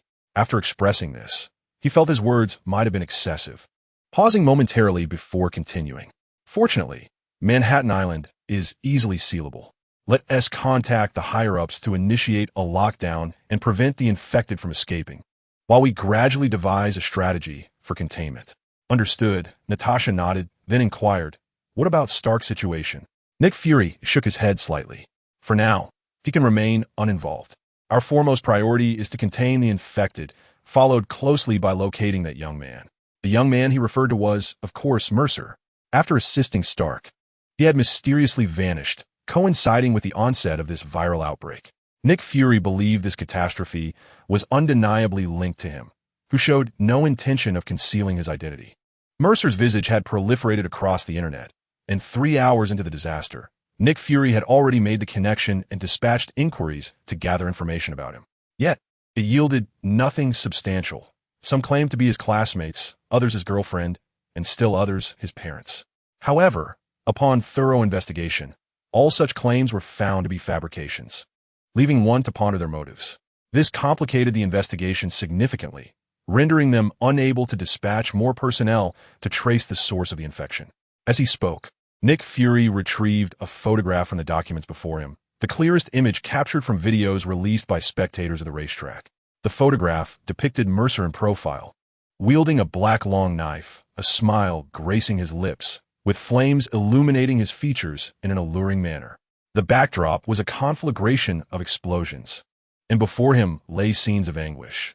Had one not known it was an unintentional capture, they might have mistaken it for a still from a blockbuster film.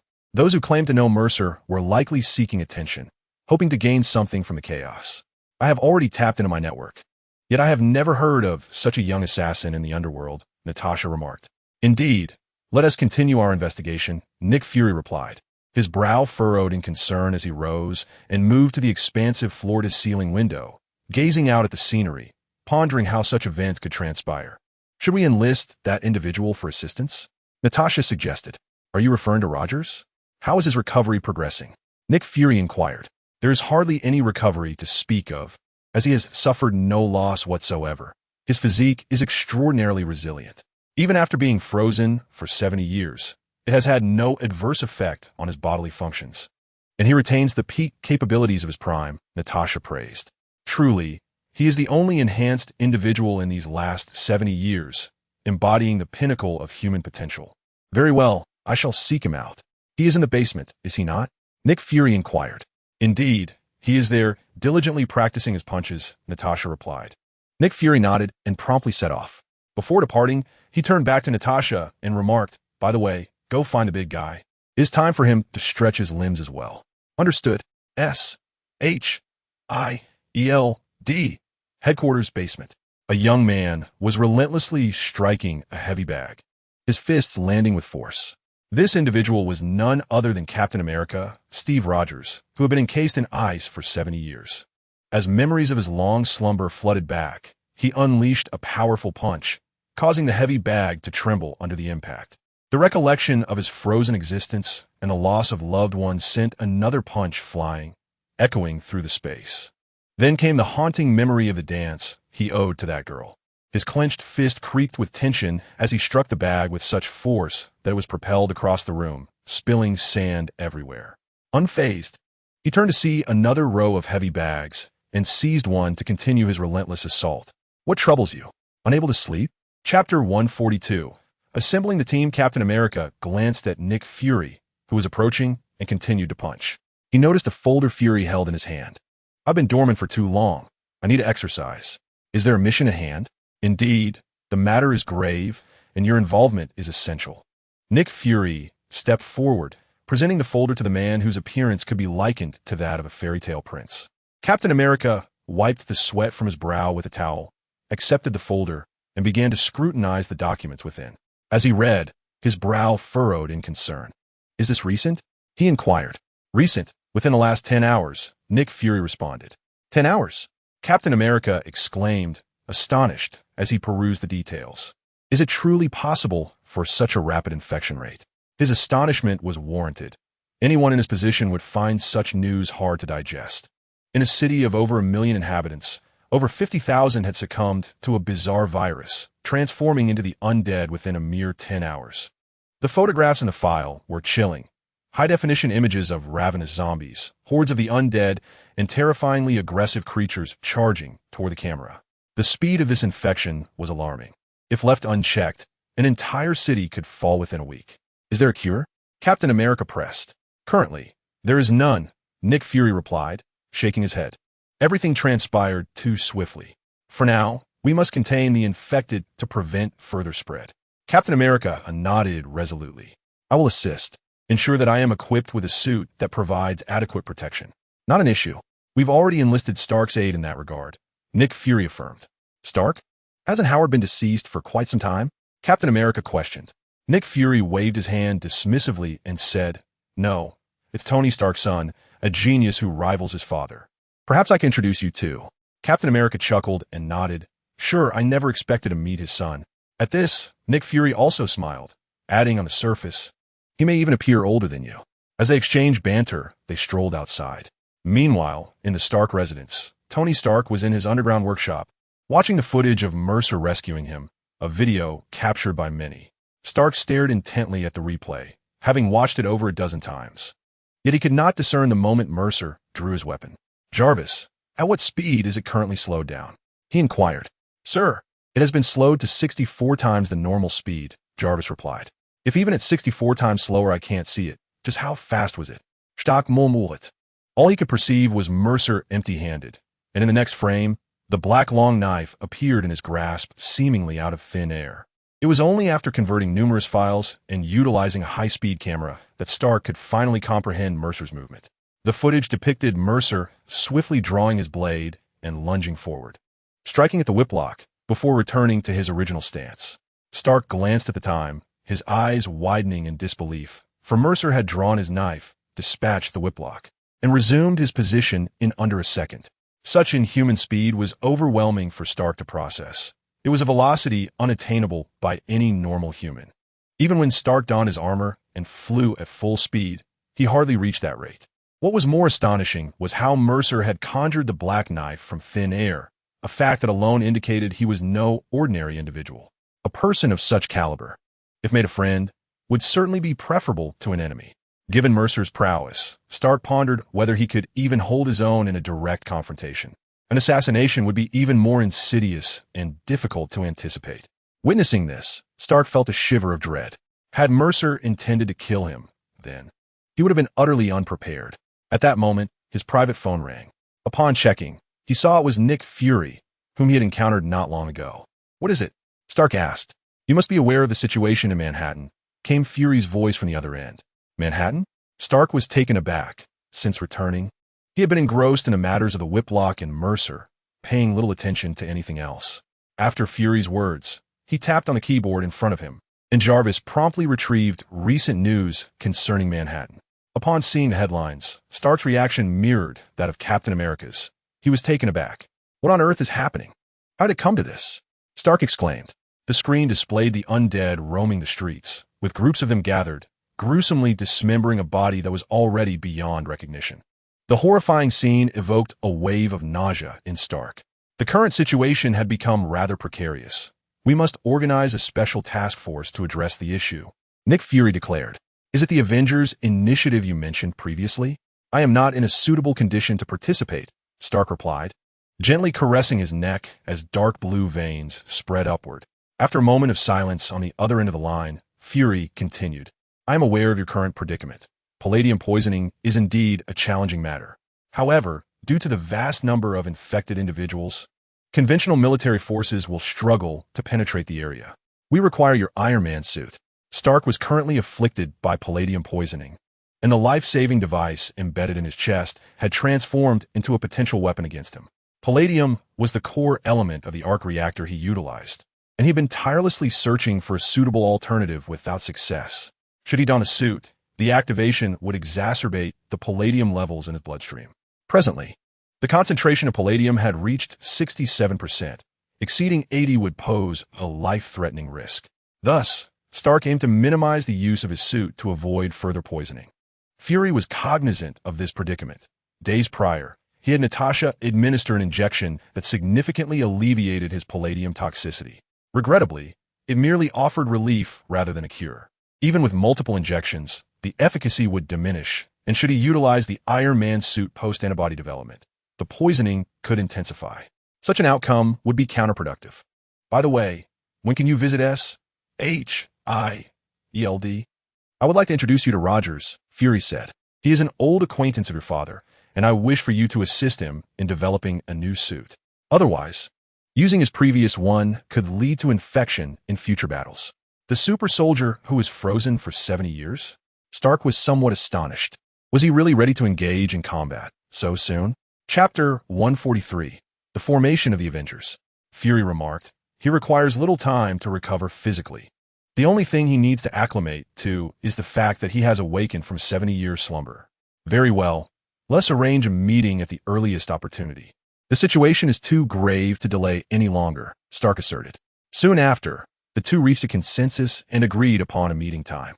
Upon their gathering, following brief introductions and casual banter, They promptly commenced an analysis of the Blacklight zombie incident. In the conference room, Stark inquired of Fury, "Did you not mention there would be more participants? Why are we only 3? Fury replied, "They are en route and will arrive shortly." No sooner had he spoken than the door swung open, and Natasha entered with Banner. Introducing Dr. Banner. "Natasha, these two are Rogers and Stark," Nick Fury stated. "You're the one who was exposed to gamma rays?" Stark inquired, regarding Banner with curiosity. Banner, feeling somewhat awkward, cleared his throat and replied, "Yes. But now is not the time for that. We must address other matters first." The group took their seats. "Banner, you hold a doctorate in biology. Please share your insights on this matter," Nick Fury urged, nodding toward Banner. As soon as he spoke, all eyes turned to Banner, who felt somewhat ill at ease under their scrutiny. Natasha, sitting beside him, offered a reassuring nod, prompting Banner to take a deep breath. He retrieved his glasses from his pocket, donned them, and approached the projector to begin his explanation. "This virus can be classified as rather common.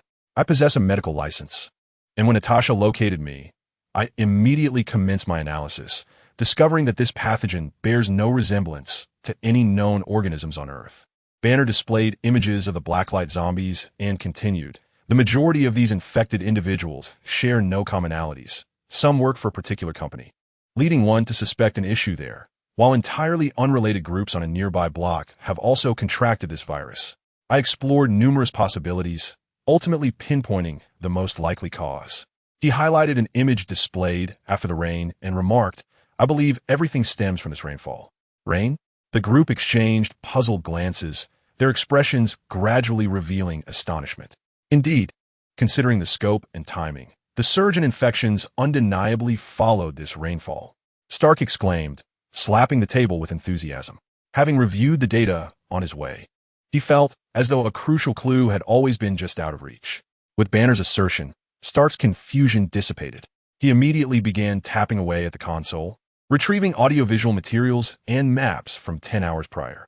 On the map, all areas affected by the rain were marked in red. Witnessing the extensive red markings, astonishment filled everyone's eyes, as it precisely matched the region with the highest concentration of infected individuals. "It's astonishing that a mere rain could result in such a widespread outbreak," Natasha remarked. Just then Hawkeye hurried in from outside. "Sir, the hospital has reached a conclusion. These infected individuals are beyond cure. They are completely hopeless." This pronouncement cast a heavy silence over the room that represented over 500,000 lives, and the ensuing panic was certainly palpable. Nick Fury nodded solemnly, and after a moment of contemplation, he sprang to his feet and declared, "The Avengers must mobilize immediately to eradicate the infected. This decision undoubtedly requires immense courage, yet there is no alternative. Since healing is not an option, the only choice left is to eradicate them, as their existence would only inflict greater harm." Thus, the Avengers are officially assembled. The team promptly boards a Quinjet and sets off.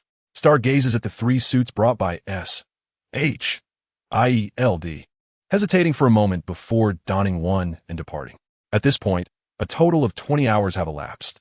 A Quinjet slices through the sky, landing in the military resource area established on Roosevelt Road, where the team, clad in their new battle suits, disembarks. "Stock, to think you could craft these suits in such a brief span. Their strength is remarkable," Captain America remarks, examining his Stars and Stripes uniform, which, while retaining its original color scheme, is fashioned from thin iron, capable of withstanding a degree of biting force while maintaining mobility. "We'll make do for now," Stark replies with a faint smile. As they disembark, soldiers immediately jog over and salute them. Nick Fury nods in acknowledgement and inquires, "What is the current situation?" The soldier responds, "Report. Sir, we have cleared most of the infected on Roosevelt Road, but there are many still present on 1st and 2nd Avenues. It will be challenging to eliminate them completely without heavy firepower." Fury turns to Captain America, who nods and steps forward. "We will take over the battlefield and clear the districts with the most infected. You all maneuver around, and remember, do not get bitten." "Understood." The soldier salutes and hurriedly retreats. "All right, let us begin the clearance. Everyone, stay safe," Captain America instructs. The process of eliminating the zombies is straightforward. These lower-tier zombies are not particularly difficult to dispatch, yet their sheer numbers pose a significant challenge. Stark, clad in his Iron Man suit, finds himself the safest among them. while the others face greater peril. Banner remains in the rear, as there is no current need for Hulk's intervention. His role is simply to analyze how best to address the zombie threat. The clearance operation stretches on, not only involving the Avengers, but also military personnel, as numerous civilians remain trapped in the residential areas, complicating the task within the narrow corridors. After an indeterminate period, atop a tall building, Mercer observes the smoke-filled city below, occasionally catching sight of Stark soaring between the skyscrapers. The sounds of gunfire reverberate incessantly. Nearly 47 hours have passed. They're almost upon us, Mercer murmurs, gazing at the horizon. Trusting the time relayed by the hero card system implicitly, he recognizes that SHIELD has intervened. System, display my task progress. Manhattan Island, current infection rate, 36. Is that all? This hardly suffices to complete the mission, Mercer mutters. The task assigned by the system is to infect the entirety of Manhattan, and achieving merely 1/3 of that is insufficient. It appears my intervention is necessary to amplify the contagion. I nearly completed today's update and almost squandered my monthly leave opportunity. Chapter 144. The shadow of the black armor with a slight movement of his neck and limbs. Mercer felt exhilarated for his inaugural role as the antagonist. To cultivate the desired ambience, the Blacklight Virus surged to the surface of his skin, manifesting the Blacklight battle armor that he had seldom utilized since its acquisition. Simultaneously, a faint crimson mist enveloped him, infusing his presence with an overwhelming aura of malevolence.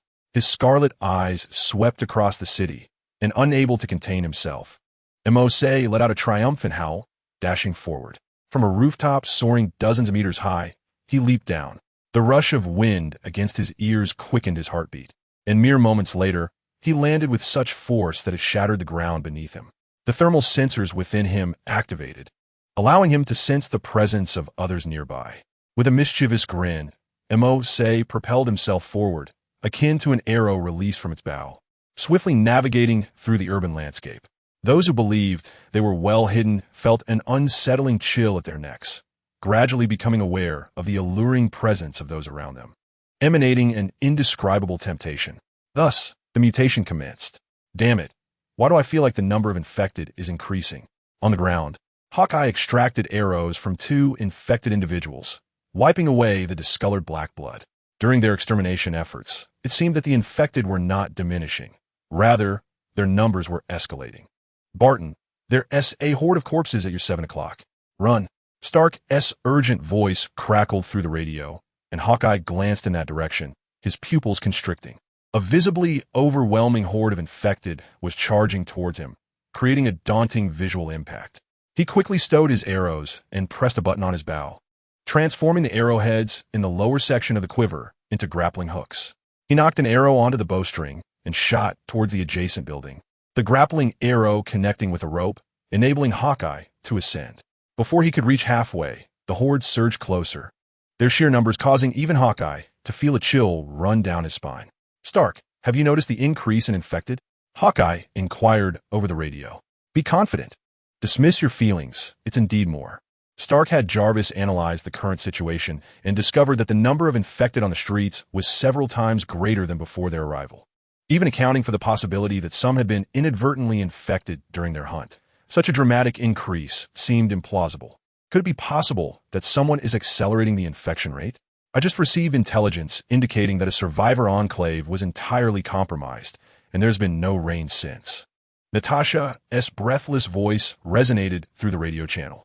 If that is the case, then we are faced with a dire predicament. Is it a more horrifyingly mutated zombie? Or is there someone intentionally orchestrating this? Captain America emerged from a towering edifice, brushing off the dust from his attire, and spoke into his earpiece. Before he could utter a word, his gaze sharpened beneath the mask as a shadowy figure enveloped in a crimson mist slowly approached him. Under the flickering light of a damaged street lamp, the true visage of this figure was intermittently revealed. Was that armor? Why did it appear so sinister? Captain America murmured to himself, uncertain of the identity of this individual, yet wary that anyone appearing in such a manner at this moment could not be benevolent. He called out assertively to the silhouette before him. I'm a soldier here to evacuate civilians. Please present your identification. As soon as the words escaped his lips, the figure flickered and Captain America's pupils constricted in alarm as he swiftly raised a shield before him. Bang! The sound of metal clashing resonated from the impact of the figure's fist against the shield. Captain America stared in shock at the black-armored assailant. In the span of mere moments, the distance of 20 meters had vanished, and the adversary stood directly before him. Fortunately, due to the serum enhancements he had received, his dynamic vision allowed him to perceive the adversary's movements. Otherwise, had it been Hawkeye, Barton, or Natasha, they would undoubtedly have been sent reeling by that blow. Impressive reflexes, the black-armored figure intoned, his voice resonating with an eerie duality reminiscent of a villain. Did you do all of this? Captain America's expression darkened gradually. The figure's ominous demeanor and sudden aggression sowed seeds of doubt regarding the intentions of this individual. And if I did? The black figure laughed. Indeed, I intend to apprehend you, Captain America declared. I doubt you possess the capability to do so. The black figure tightened his left fist and launched an assault towards Captain America's right flank. Captain America's face paled as he instinctively lowered his shield, managing to block the fist. However, the sheer force of the blow was overwhelming. The wind from the punch grazed his shield and struck his thigh instead. Gritting his teeth, he inhaled sharply as the pain radiated through his leg, rendering the sensation almost surreal. How could anyone deliver a punch with such formidable force? Even he would hesitate to claim he could muster such strength. Enduring the excruciating pain, Captain America thrust his shield toward the opponent, feigning an attack, while seizing the opportunity to retreat. The shield slipped from his grasp and fell to the ground, only to be drawn back to him by a magnetic force. It flew into the grasp of his arm, a feature of the specially crafted magnetic suit Stark had designed for him, allowing for greater versatility in battle and preventing his shield from being rendered inaccessible. This is Rogers. I have identified a potential mastermind and request backup. I repeat, request backup. Captain America relayed through his earpiece. I see you. Raise your shield to a 45-degree angle. Stark's voice crackled through in response. Without hesitation, Captain America complied with Stark's directive. At the moment the shield was raised, two beams of white light descended, striking the shield and then rebounding fiercely, directly colliding with the figure clad in black armor. The tremendous force propelled the armored figure back, its hands clawing at the ground, leaving behind a long, deep gouge before finally coming to a halt. A figure cloaked in crimson and gold descended from above, executing a superheroic landing. Are you all right? Stark turned to Captain America, his gaze sweeping over him repeatedly, seemingly searching for any signs of infection. Don't worry, I'm fine. Captain America, understanding Stark's concern, nodded reassuringly. After confirming that his companion was unscathed, Stark's attention swiftly shifted to the black-armored figure not far away. The ominous appearance of the foe was unmistakably that of a villain, even without Stark voicing it. Behind the steel mask, Stark's expression grew grave through the magnification of his visor. He observed the areas of the black armor that had been struck by the powerful laser moments ago, noticing that the dissipating components were rapidly healing. Remarkably, it exhibited self-healing properties. This was troubling. His recent laser assault could have shattered an ordinary person into fragments, let alone the full brunt of the attack directed at a single adversary. To see the opponent rise from such devastation unscathed was nothing short of miraculous. Chapter 145. The zombie onslaught. Are you all right? Stark noticed the tremor in Captain America's thigh and inquired. Captain America waved his hand dismissively, replying, "It's nothing." He shook his leg vigorously, exhaling deeply as if attempting to dispel the lingering pain. Stark was poised to say something further, but the resolute determination in Captain America's eyes silenced him, compelling him to ready himself for combat against the looming black figure. JARVIS. Analyze the opponent's combat style and formulate a counter-strategy, Stark whispered. Following his encounter with a whip-wielding adversary, he had integrated a combat analysis system into JARVIS, allowing for real-time assessments of enemies' fighting techniques. Stark himself was not particularly proficient in martial arts. His sole expertise lay in Wing Chun from the Shaolin tradition, limited to a few basic moves. If faced with a true master of combat, he would likely be defeated within mere exchanges. Attack! Stark flipped his hands backward, unleashing lasers that surged forth as ethereal projections toward the black figure, reaching it in the blink of an eye. With his right hand extended, he stabilized his stance, emitting a powerful recoil as he pivoted, delivering an elbow strike toward the dark figure. Unyielding, the shadowy opponent raised a hand to counter the elbow strike, landing a direct blow on Stark's elbow. A sharp, cracking sound echoed, the sound of Stark's armor fracturing. His pupils dilated in shock as he instinctively jumped back, exclaiming, Jarvis, what happened? He felt a tingling pain radiating from his elbow, disbelief coursing through him. Jarvis, respond, sir. There's a 2-centimeter long crack at the tip of your right elbow. I recommend refraining from further attacks with that limb. Had his defenses been breached? My armor is capable of withstanding tank missiles. Yet, with a mere punch, my armor was shattered. Who on earth is this person? Stark's already frayed nerves became even more agitated. Just as he prepared to take action, a rustling sound emerged from behind the dark figure, and upon closer inspection, it was a horde of zombies. Rogers, we must retreat. The horde is approaching. Stark Wookit. Captain America understood the gravity of the situation. Confronting this formidable opponent alone was daunting enough, and being surrounded by the horde would significantly diminish their chances of survival. Stark swiftly flew to his side, lifting him by the arms and soaring into the sky. Is he not leaving? They glanced down to find the dark figure still standing motionless, with the horde closing in within mere 20 meters, just as they expected the horde to engulf him. An astonishing sight unfolded. The black tide of zombies inexplicably veered away from the dark figure, creating a 5-meter radius of clear space around him, as if he were a king among beasts, commanding respect. An eerie scene indeed, Stark murmured while observing the horde below. Stark, look above. Captain America shouted, pointing skyward. Stark lifted his gaze to behold a massive rift in the overcast sky, suddenly opening wide. Following this, a torrent of unidentified objects cascaded forth, landing just a few dozen meters away. As they discerned the nature of these falling entities, both Stark and Captain America felt a chill run down their spines. These were zombies. Gazing upward, a crimson light descended from the rift, hovering in midair. Stark focused intently to discover it was a woman enveloped in a radiant red glow. Stark and Captain America ascended to a nearby building, allowing them to survey the unfolding scene. The horde had come to a halt. Captain America pointed at the dark zombies, remarking on their sudden stillness. The previously surging black tide of zombies ceased movement with the arrival of the ordinary zombies. Upon witnessing the descending undead, the dark zombies collectively turned away. With a primal roar from the foremost dark zombie, they charged towards the ordinary zombies. The latter had no time to react before being overwhelmed and torn apart on the ground. This bizarre spectacle left Stark and Captain America in a state of astonishment. Why had these two factions suddenly engaged in combat? The differences between the two types of zombies were stark. One bore pale skin tinged with a hint of black and red, while the other was purely pallid.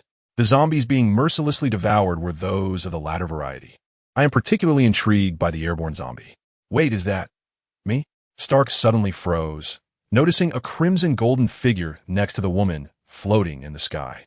Upon closer inspection, he realized with horror that the figure was none other than himself, his zombie counterpart.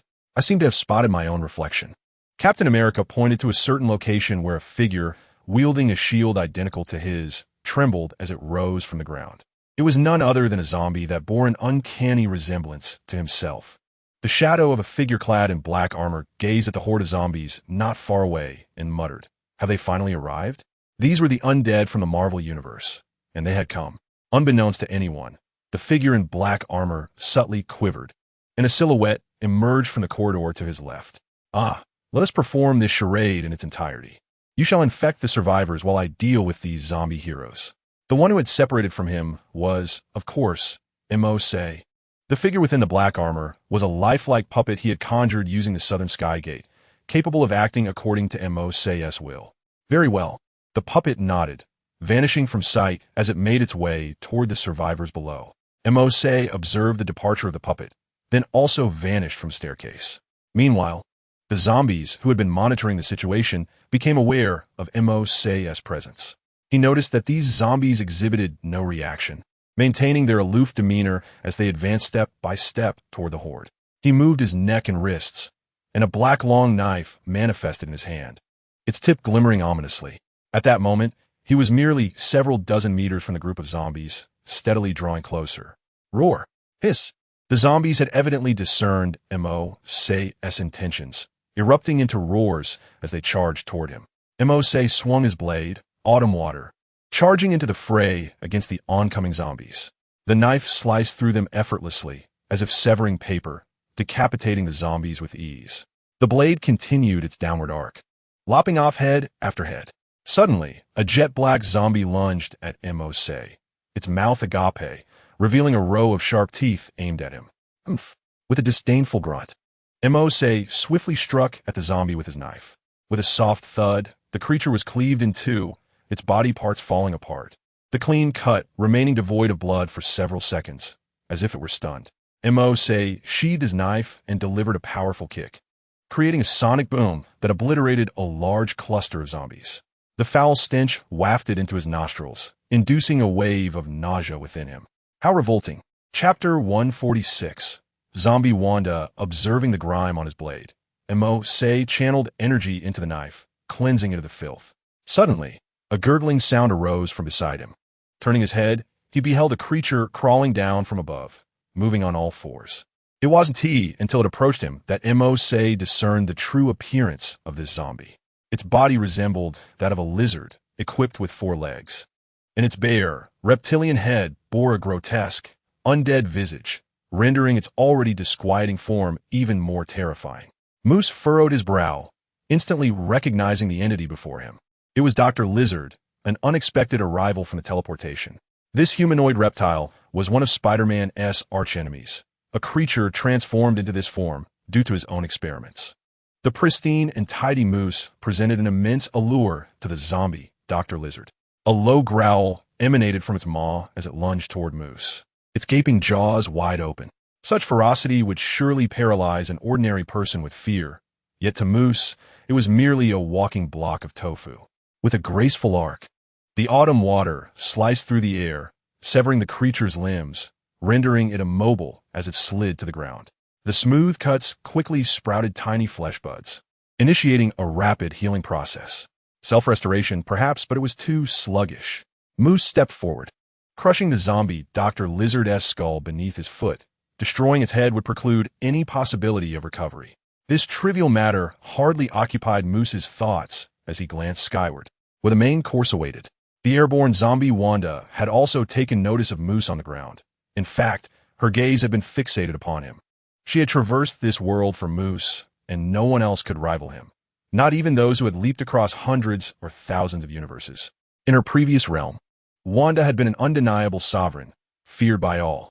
Yet now, upon encountering Moose, she sensed an overwhelming threat, a profound fear that resonated from the depths of her being, one that could endanger her very life. Was this the human who had traversed multiple universes? He appeared quite delectable indeed. True to her status as a top-tier zombie hero, Wanda's speech flowed with a fluency unmatched by her undead counterparts, devoid of their typical stuttering. Moose, observing Wanda in the sky, offered a subtle smile and took a step forward, as if ascending invisible stairs into the air. With each stride, he covered several meters, generating a powerful gust beneath him. The zombies below were instantly reduced to mere chunks of flesh, unable to react in time. What is this? Weren't you coming after me? Here I am. Right before you, why not indulge? Facing zombie Wanda, Moose spread his arms in a welcoming gesture. Had he not been wielding the autumn water, one might have mistaken his demeanor for genuine hospitality. Now, standing before Wanda, she dared not approach directly, instead hovering and scrutinizing him quietly. Though Moose floated in the air, he did not exude an overwhelming aura. He appeared rather unremarkable, yet it instilled caution in the undead. As the two faced off, a gust of wind sliced through the air from the side, aimed at Moose. Without glancing back, Moose summoned an invisible hand that swiftly seized the approaching figure. The zombified Stark remains unchanged. Mercer, without even glancing back, instinctively knows who stands behind him. The restrained zombie Stark does not exhibit panic. Instead, he reveals a chilling grin as he draws closer to Mercer. As Mercer conjures an invisible hand of spatial power, ready to crush the creature, he senses something crawling from the figure towards him. The spatial energy coalesces beside him into a wall, thwarting the advance of the entity while simultaneously solidifying it, allowing Mercer to discern its form. They are countless minuscule mechanical insects. Upon witnessing these creatures, Mercer cannot help but feel a sense of astonishment. These are nanomachines bearing the zombie virus. No wonder there are so many infected zombie heroes. Possessing the space gem, Mercer can detect even the tiniest of these nanobots. However, other superheroes might not be so fortunate. Such diminutive entities would evade their notice unless equipped with the appropriate technological detection. Observing that Mercer can perceive even the nanobots, the zombie Stark displays a flicker of anxiety. What a remarkable sense. He can even detect nanoscopic insects. In this moment, the zombie Stark finds himself devoid of any resistance. Compared to Mercer, his rank is simply too low. Mercer does not crush him. Instead, he immobilizes Stark and flings him towards the distant silhouette of the armored figure, allowing the latter to absorb him. Even in his zombified state, Stark's knowledge remains intact, which is too valuable to squander. Witnessing Mercer effortlessly eliminate one of her key pawns, the zombie Wanda does not show displeasure. Rather, she expresses a hint of excitement. You truly are different from those mediocrities. Your power is formidable. You must be wielding the space gem, correct? You have quite the discerning eye to have noticed. Mercer replies with a smile, not concealing the truth. Wanda continues, yet, I can sense that your space gem is significantly more powerful than those in my universe. Is that so? Amidst the ongoing battle below, Mercer converses with Wanda, entirely unperturbed. After all, the absorption of infinity gems is a feat that Mercer seems to be singularly capable of. No one else has informed him of the potency of infinity gems from other universes. However, this is a Marvel universe primarily centered on anime, where various settings have been amplified, which is hardly surprising. After all, the melee mage Loki, often the subject of jest, has evolved into a genuinely formidable sorcerer. Thus, it is not surprising that the infinity gem has grown stronger. So, doesn't that make me more enticing to you? Why not come and partake? Mercer chuckles, unafraid of Wanda before him, even eager for confrontation, for she is likely the most suitable adversary to gauge his true strength at this stage. At the moment I laid eyes upon you, I had no intention of intervening. I sensed the essence of the Mind Stone emanating from you. Did I not? The zombie Wanda continued. And if so, what of it? Mercer replied. If that is the case, I implore you to save someone, said the zombie Wanda. You, a zombie, are asking me to save a person? How amusing, Mercer scoffed, already harboring a vague notion of whom she wished to rescue. Indeed, I believe you are the only one capable of saving him. My husband, Vision. As Wanda spoke, Mercer felt no astonishment. In her universe, Vision was indeed her husband. Chapter 147. Mischief, can you still converse naturally? Mercer inquired, somewhat taken aback. In their universe, this zombie virus had rendered even the noblest of heroes, like Captain America, bloodthirsty and devoid of humanity. The fact that zombie Wanda could still engage in conversation was astonishing. I am unlike them. I can still control my emotions, replied zombie Wanda. She was the sole zombie capable of restraining her hunger. Love often bestows upon individuals a transcendent strength. In a nearby building, Stark and Captain America gazed upwards at the two figures in the sky. Upon realizing that the person standing before the zombie woman was the very boy who had rescued him not long ago, Stark was utterly astounded. How could it be him? Stark, is that boy truly the one who saved you? How'd he end up here? While researching the zombie virus, Captain America had also gleaned insights into Stark's experiences at the racetrack in Morocco. Mercer's image had gone viral online, making his identification rather straightforward. That question is precisely what I wish to know, Stark replied with a wry smile, his astonishment deepening as he witnessed the other's ability to levitate effortlessly in midair, as though a transparent glass panel lay beneath his feet. Were they discussing? Captain America assessed his surroundings, but the distance was too great for him to hear even a whisper. I will take the lead. Stark raised his gaze to the two and softly instructed Jarvis. Activate listening mode. Soon, the voices of the two began to filter into Stark's ears, prompting him to signal Captain America to be silent while he listened intently. In the sky, Mercer inquired, is your Vision also a zombie? No, he exists as a synthetic body. In his effort to protect me, he was bitten by Stark's nanobots. They expended considerable effort to remove the Mind Stone from his forehead, replied zombie Wanda. I see, Mercer nodded, initially perplexed. If Vision is a robot, how could he possibly be infected by such a virus? However, if zombie Stark were to intervene, the scenario would be markedly different, both being of mechanical origin. It would not be surprising for the nanobots to infect Vision's body. Now that Vision has lost the Mind Stone, he has become a mere automaton devoid of consciousness, solely obeying commands. So, was your intention from the outset to seek my assistance? Mercer inquired. Initially, that was not the case. The undead Wanda shook her head, responding. At first, I genuinely intended to consume you, but with each leap across the multiverse, I became increasingly aware of your formidable strength, leading me to this notion. The energy expenditure required to traverse multiple universes is something Wanda, as the core of the undead universe, comprehends better than anyone. I had presumed Mercer would thus become exceedingly weakened, but it appears otherwise. What do I stand to gain from your promise? Mercer scrutinized Wanda intently, questioning. To be candid, Wanda possesses an exquisite physique, and even in her zombified form, she remains unblemished. However, while one may have encountered those who indulge in serpentine or ghastly pursuits, encountering someone who revels in the undead is rather peculiar. Such tastes are undeniably heavy, and Mercer would never partake in such ventures. I am willing to serve you, provided you can restore Vision. The undead Wanda proclaimed resolutely. What makes you believe I would endeavor to rescue Vision? I have infected nearly half of Manhattan. Mercer gestured around, indicating the chaos surrounding them, all of which was his handiwork. A crimson light enveloped Wanda's eyes as she surveyed her surroundings, shaking her head. It seems you merely orchestrated a prank. Mercer squinted, inquiring whether she could discern it. Not particularly difficult, Wanda shrugged. Her words indeed took Mercer by surprise as he surveyed the surrounding devastation. Since the ruse had been unveiled, continuing the charade seemed futile. Let us conclude it here. As Mercer finished his statement, a surge of black light erupted from the figure clad in dark armor, engulfing Manhattan in a tidal wave of black virus. Simultaneously, the voice of the system resonated within Mercer's mind. Mission accomplished. The Blacklight Virus has infected the populace of Manhattan. Reward granted, Infinite Realm. Infinite Realm, an extraordinarily immersive game that allows players to experience its world firsthand. The host can connect to multiple universe portals for interdimensional play. As your game level increases, corresponding rewards will be bestowed upon you. Upon hearing the system's voice in his mind, Mercer realized he had completed his task. The reward he received was unexpectedly intriguing, resembling a game. Mercer mused. Speaking of which, I have yet to engage in gaming since arriving in this world. I shall explore what this game entails upon my return.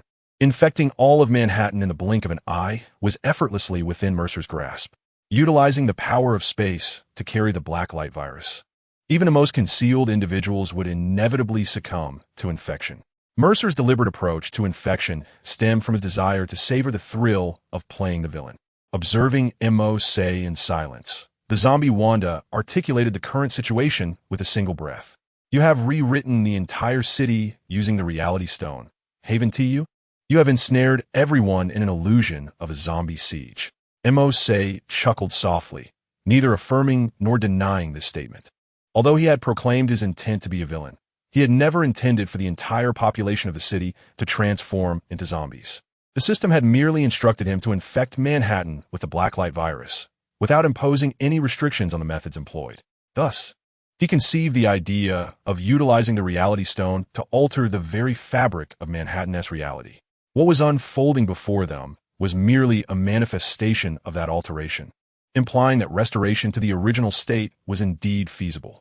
Mo say considered himself no paragon of virtue, yet to assert that he must annihilate an entire city for the sake of a system task felt akin to the actions of Thanos in his own world. Hence, leveraging the Reality Stone emerged as the optimal solution. It would fulfill the task while simultaneously allowing Mo say to indulge in his villainous aspirations. This revelation left Stark, who had been eavesdropping from a distance, visibly astonished. This ravaged city, which they had labored for nearly 2 days to cleanse, was now revealed to be merely an illusion. Yet the exhaustion and suffering endured while clearing the infected were all too real. The Reality Stone, what was it? Was everything indeed orchestrated by this young man? Stark could hardly fathom that such a harrowing scene was fabricated. Chapter 148. An unexpected foe. This young man had previously rescued him, yet in the blink of an eye, he had transformed into the architect of Manhattan's viral crisis. Stark redirected his gaze to the sky, unwilling to miss a word exchanged between them.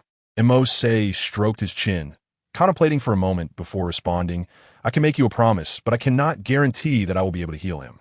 Your assistance would be immensely appreciated, the zombie Wanda exclaimed, her excitement palpable. Mercer was indeed her sole hope.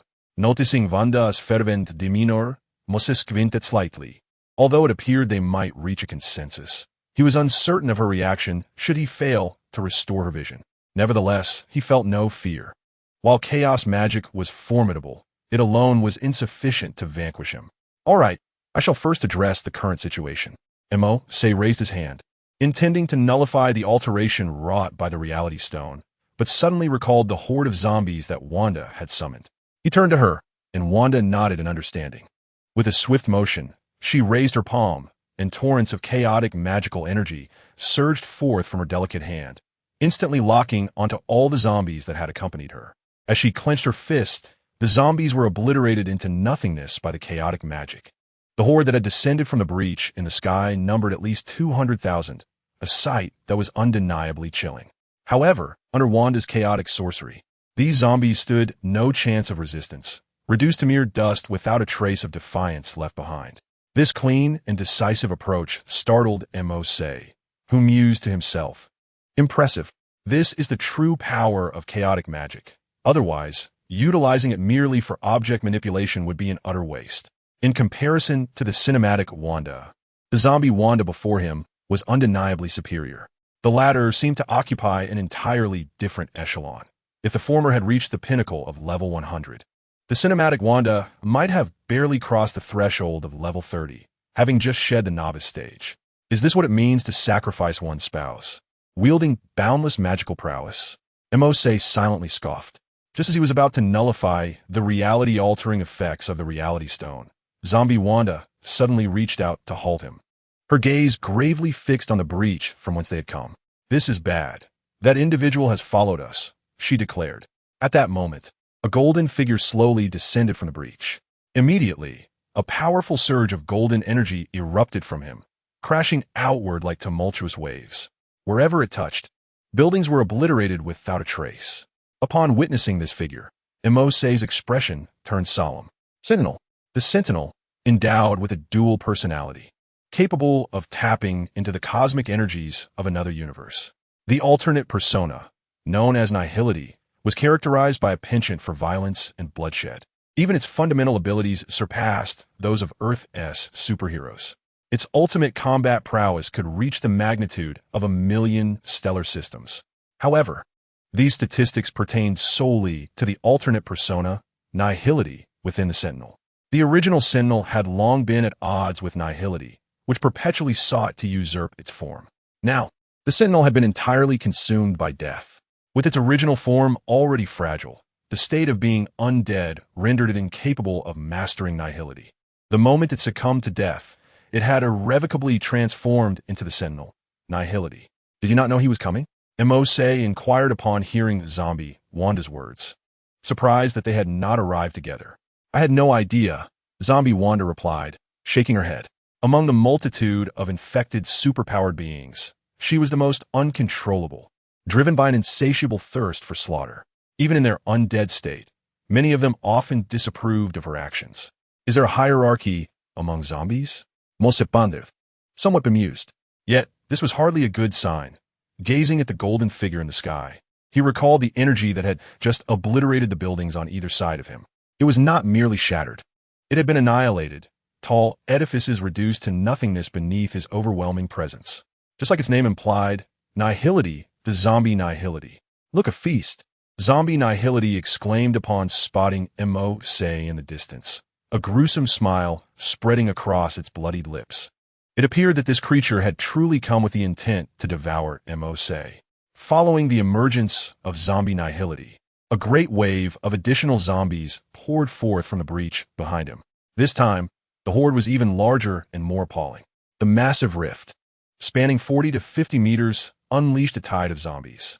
The sheer number was terrifying, easily amounting to tens of thousands. If one were to estimate, it would likely begin at around 3 to 400,000. The horrifying multitude has transformed the streets below into a thick barricade of corpses. Should humanity wish to combat such an overwhelming horde of zombies, only a nuclear strike could offer a semblance of resolution. Conventional weaponry would struggle to contend with such a vast tide of the undead.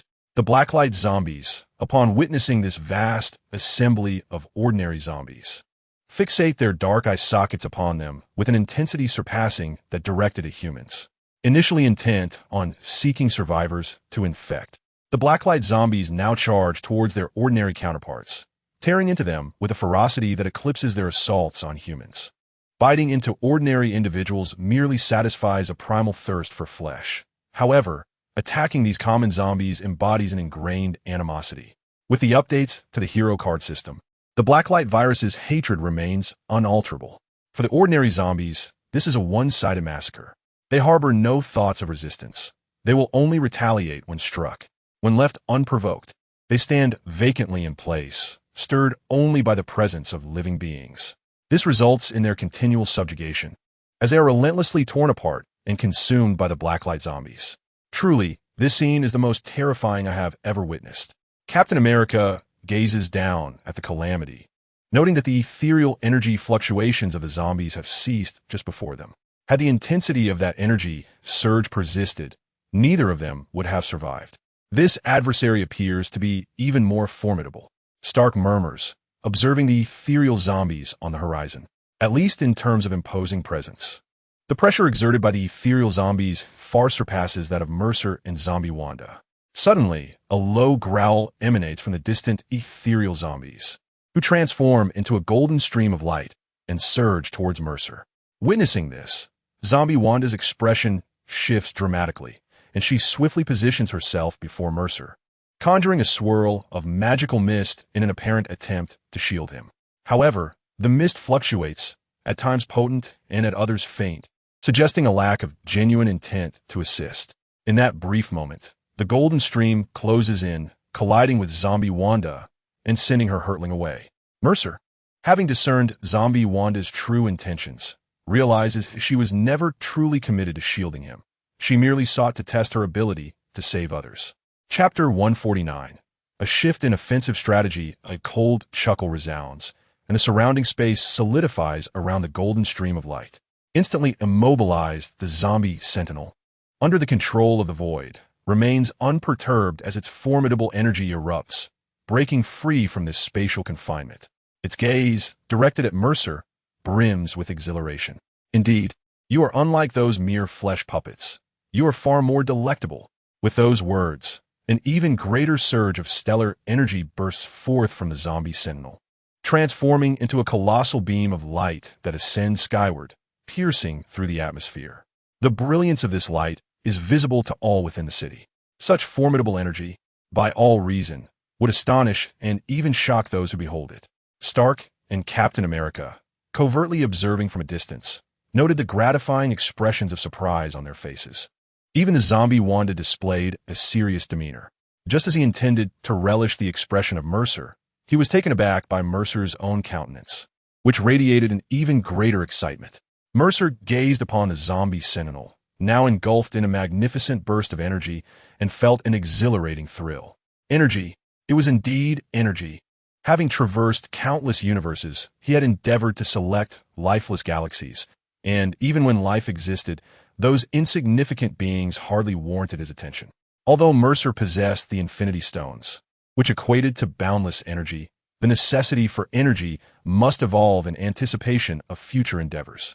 Merely relying on these few Infinity Stones left him vulnerable should an emergency arise without backup energy. He needed to capture this being alive.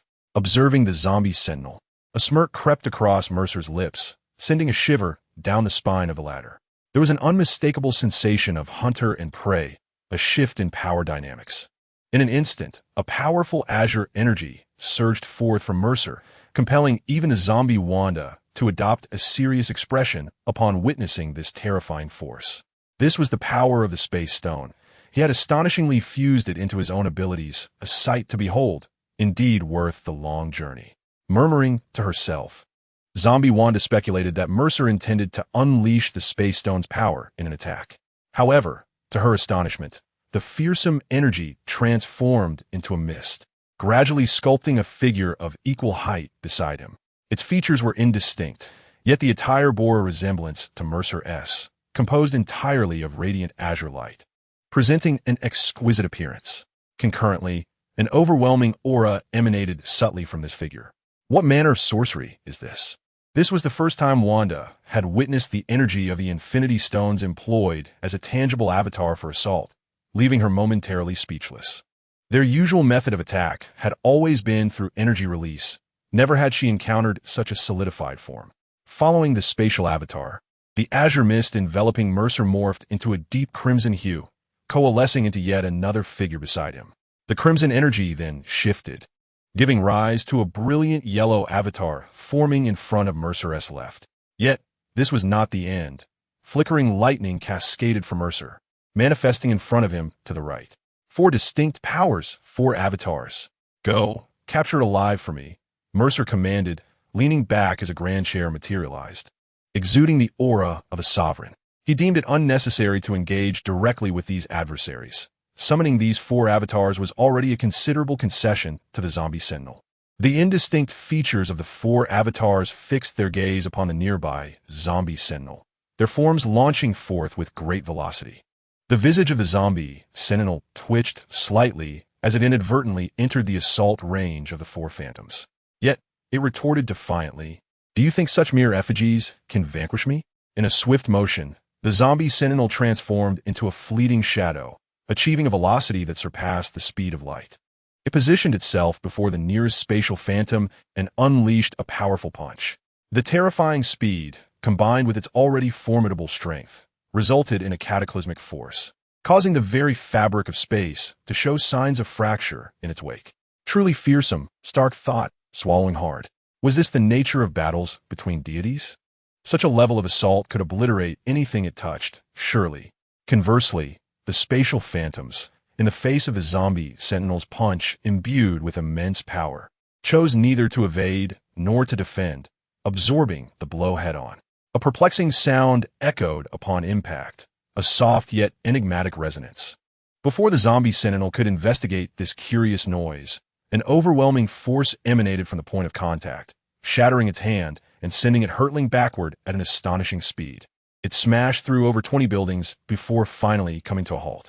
The 4 phantoms swiftly followed, hovering ominously above the fallen sentinel. They resembled Mercer, lacking sentience yet exhibiting his peculiar habits, such as the tendency to slide a hand into their pockets during battle, thus enhancing their imposing presence as if divine beings had descended. "Is this my power? It has returned to me in full," the zombie sentinel mused, rising amidst the ruins and shaking off the debris with a grave expression as it gazed at the phantoms above, incredulous. The energy it had unleashed had ricocheted back in scathe. Did this imply that physical attacks were utterly futile? "Do not underestimate me." With a smirk, the zombie sentinel conjured 2 orbs of brilliant golden light within its palms and, with a forceful motion, hurled them towards the phantoms. The terrifying golden stream sliced through the sky, prompting one of the phantoms to withdraw a hand from its pocket to intercept the luminous projectile. The space before the golden stream shimmered momentarily before it was consumed by the phantom. Instantly, the golden light reappeared beside the zombie sentinel, striking it directly. The unfortunate zombie sentinel was once more struck by its own attack. The force was so tremendous that it obliterated a significant portion of its body. Were it not for the ceaseless stellar energy within it healing its wounds, any other superhero would have perished. How can one fight under these circumstances? It's utterly futile. The zombie sentinel cursed, promptly redirecting its assault towards the remaining phantoms. Yet, the outcomes remained strikingly similar. The reality-manipulating phantasm can whimsically alter the fabric of existence, often transforming the relentless assaults of the zombie sentinels into something entirely different, such as robust energy morphing into delicate petals that drift softly through the air. Meanwhile, the psyche-controlling apparition emanates psychic energy from the rear, launching mental assaults upon the zombie sentinels. Recently, it appears that a plethora of new readers have joined. Now that you've ventured this far, would you be so kind as to bestow a 5-star rating? A little encouragement goes a long way. Chapter 150. Within grasp, though it has succumbed to the state of a zombie. The formidable energy equivalent to millions of stars still allows it to retain a semblance of cognitive control. Its bloodthirstiness stems from the inherent nature of the zombie sentinel, which, when exacerbated by the zombie virus, manifests in an even more grotesque manner. Under the influence of the psyche-controlling phantasm, its mind can regress from that of an adult to that of an infant. Consequently, it must allocate a portion of its focus to fend off these mental assaults. Despite possessing immense psychic power, it pales in comparison to the pure psychic force wielded by the psychic gem. Moreover, the current psychic gem is not merely a singular entity. Within the confines of Mercer's being, they have fused with various traits. The psychic gem possesses the ability to make slight alterations to reality, while the reality gem can manipulate over vast distances, disregarding spatial constraints. The space gem, in turn, can influence the thoughts and emotions of others, also without regard to distance. All of this is made possible by their assimilation into Mercer's essence. Originally, the Blacklight Virus did not merely absorb and integrate these energies into Mercer. It also amalgamated various types of energy, enabling such cross-characteristic operations. The combined assaults of the psychic and reality phantasms have forced the zombie sentinel into a precarious retreat. What exacerbates the situation is the presence of the spatial and lightning phantasms. One redirects the energy released by the zombie sentinel back upon itself, while the other unleashes a relentless barrage of dazzling lightning, heedless of the consequences. Even though the zombie sentinel attempts to withstand this onslaught with its stellar energy, the intervention of 3 other infinite gems has dispersed much of its power. The remaining energy available to counter the lightning phantasm's assault barely meets the threshold of adequacy. A mere fraction less, and its defenses would utterly collapse. Cursed be this hasty approach, the zombie sentinel muttered under its breath, compelled to retreat continually while remaining vigilant of its rear. The spatial phantasm persistently seeks to ensnare it. Should it be immobilized, the zombie sentinel would have no opportunity for resurgence. Gazing at Mercer, who sat calmly in the distance, smiling at its plight, the zombie sentinel felt a surge of panic.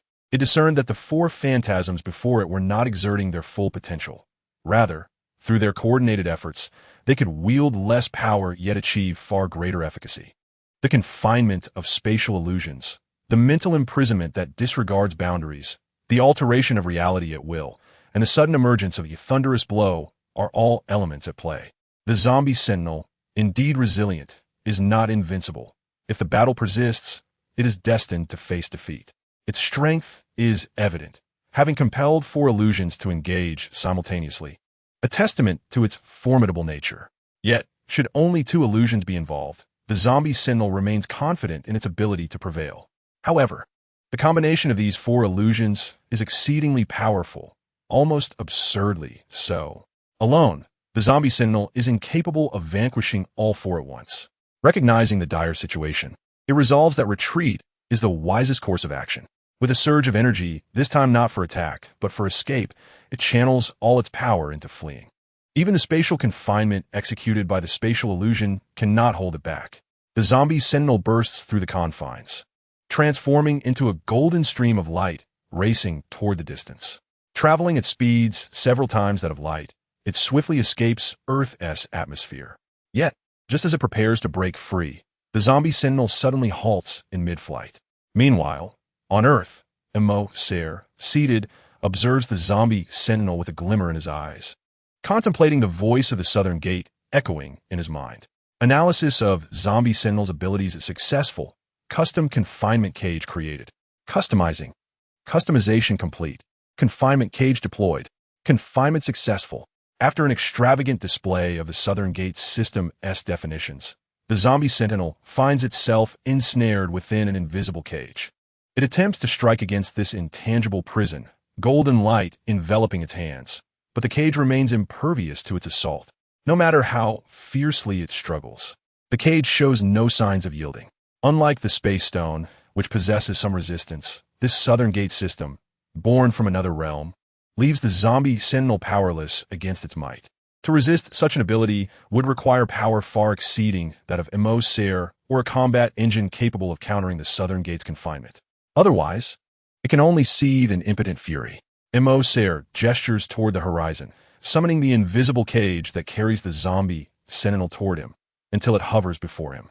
Leaning forward, he gazes at the zombie sentinel with a gentle smile, inquiring, "Did you enjoy the fight?" The expression of the zombie sentinel is peculiar. It lunges at Mercer in an attempt to bite him, but the invisible cage responds with a powerful rebounding force, sending it sprawling away. After being deflected to one side, it crashes against the opposite wall of the cage, akin to a rubber ball, bouncing repeatedly before finally coming to rest. Though the damage is minimal, the humiliation is profound. "Impressive. You managed to subdue it so effortlessly." Zombie Wanda's voice resonates nearby, her astonishment evident as she regards Mercer, her heart fluttering with uncertainty. The ease with which the zombie sentinel was subdued was truly unexpected. Zombie Wanda believed that Mercer had the capability to accomplish this, yet she never anticipated such swiftness. Both she and the zombie sentinel were regarded as the pinnacle figures of the former zombie world, and now one of them had been effortlessly ensnared. This revelation granted zombie Wanda a sense of relief. Thankfully, she had refrained from acting impulsively moments ago.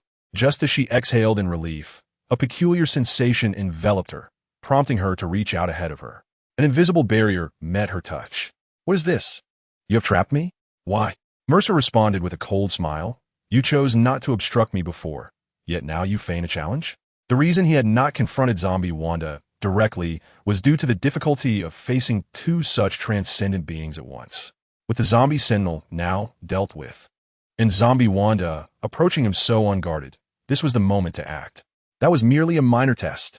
Chaotic magic surged from his hands as zombie Wanda struck at the intangible prison with great force, but the response was akin to that of the zombie sentinel, merely repelled.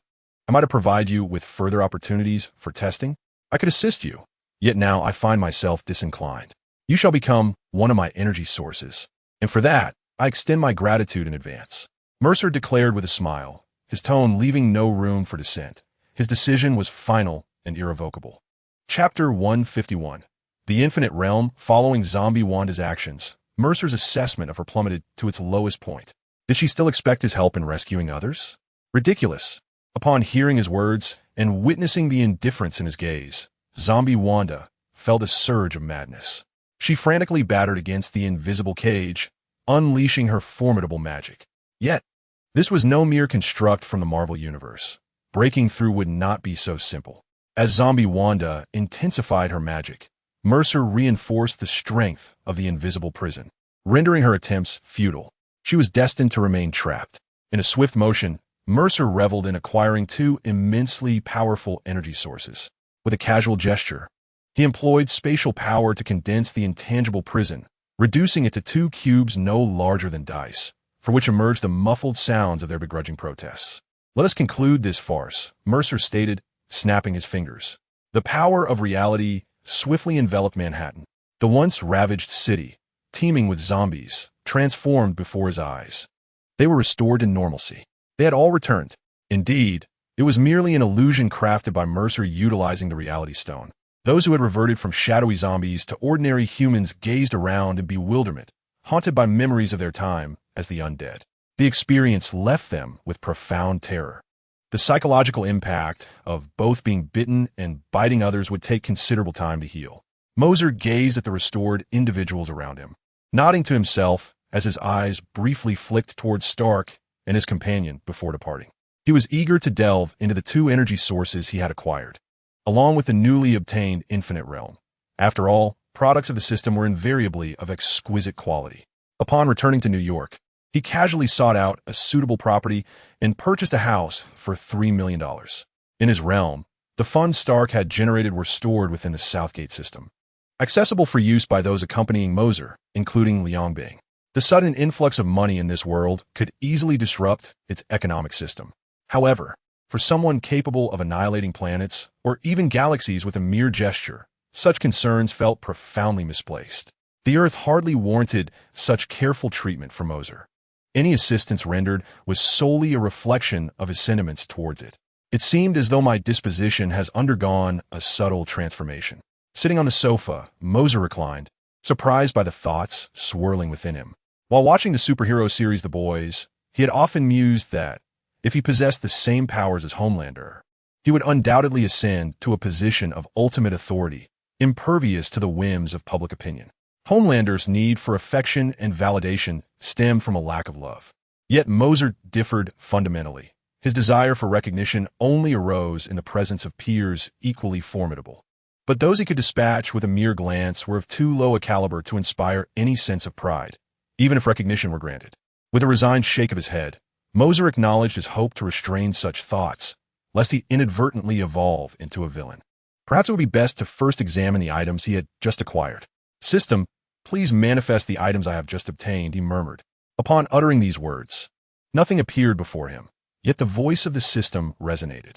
"The Infinite Realm is a digital item. You may project it onto the network for use.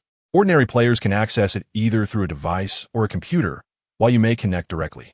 Digital item? This newly introduced term piqued Mercer's curiosity, suggesting the creation of a network game rather than a direct application of power on himself. "How do I operate it?" he inquired. "You may use it directly. The system will automatically link the digital item to the network of your current world, and all profits generated from the digital item will belong to you." This sounded promising, a game that required no maintenance costs from him, yet could access the global internet. Mercer was assured that he could not possibly incur losses. "Very well, I shall use it immediately," he responded eagerly. His urgency stemmed from the belief that the item obtained at this pivotal moment was undoubtedly connected to the two captured energy sources he had just acquired. Perhaps within lies a method of usage. If it were merely a game, its value as a system item would diminish. Even if it were a game capable of traversing the cosmos, Mercer found it rather ordinary, for money had long lost its significance to him. With the reality gem in hand, the entire world could be his. Wealth was as inconsequential as dirt, a statement that could not be overstated. The Infinite Realm has been activated. You have unlocked the first available world. Equivalent exchange allows you to bring real-world items into the game for use. A line of text materialized before Mercer's eyes, and upon reading it, his pupils widened in astonishment. Indeed, this contraption was far from a mere game. The phrase equivalent exchange reminded him of a sandbox game from his previous life, Minecraft. Within that game, there existed a mechanism called equivalent exchange, which, as the name suggests, permitted the exchange of one item for another of equivalent value. In the context of the game, it meant converting an item into a quantifiable value stored in a particular location, regardless of what was subsequently placed there, as long as the value was sufficient. It could be exchanged for the most valuable item. This indicated that Mercer's equipment could be mass-produced, as he could bring it into the game. According to the description of the Infinite Realm, it seemed more worlds could be unlocked, hinting at even greater possibilities. His heart raced with excitement as he exclaimed, "System, connect to the Infinite Realm. Connecting you to the Infinite Realm, current world, equivalent exchange." After the system's voice resonated, Mercer felt as though his consciousness were being drawn into something. He did not resist this sensation, but rather embraced it, flowing into the Infinite Realm.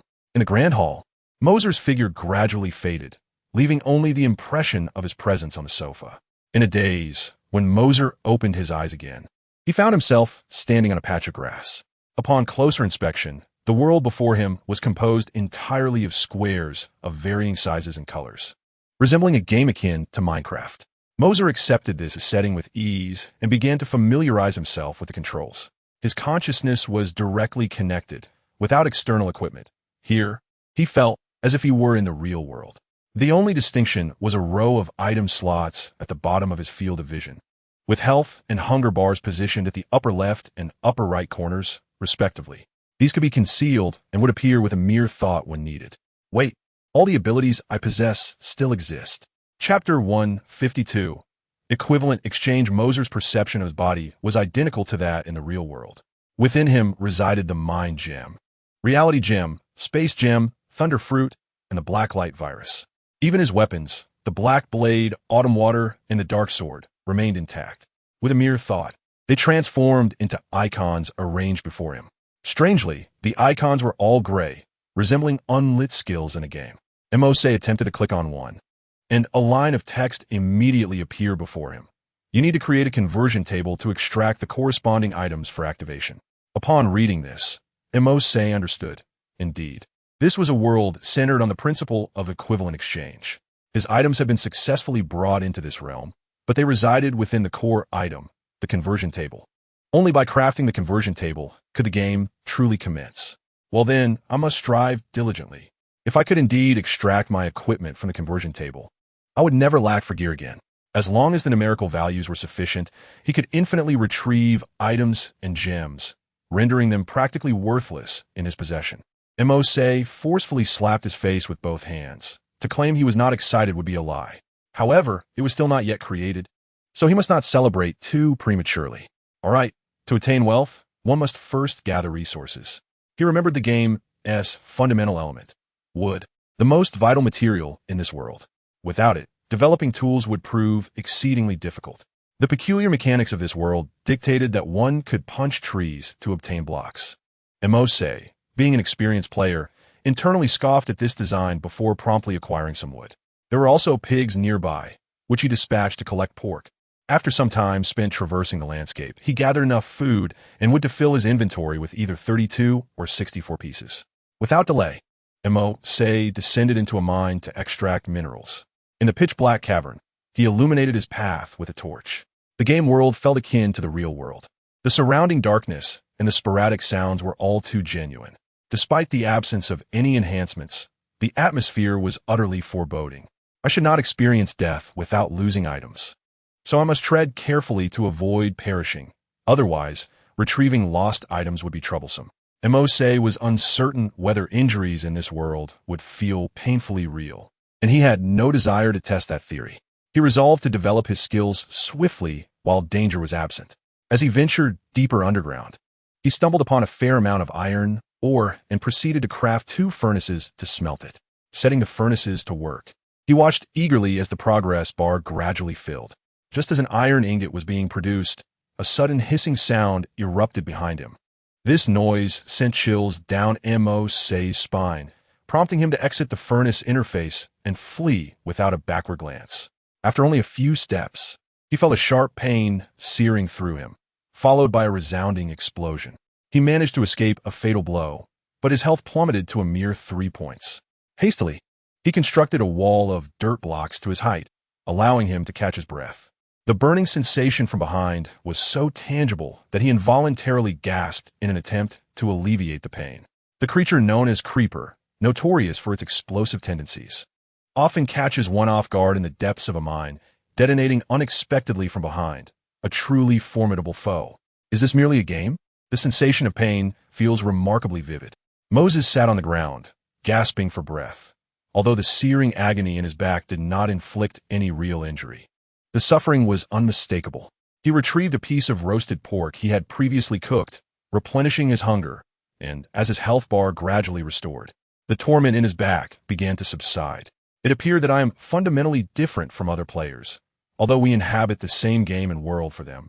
This is indeed a game, whereas for me, it represents an alternate realm of reality.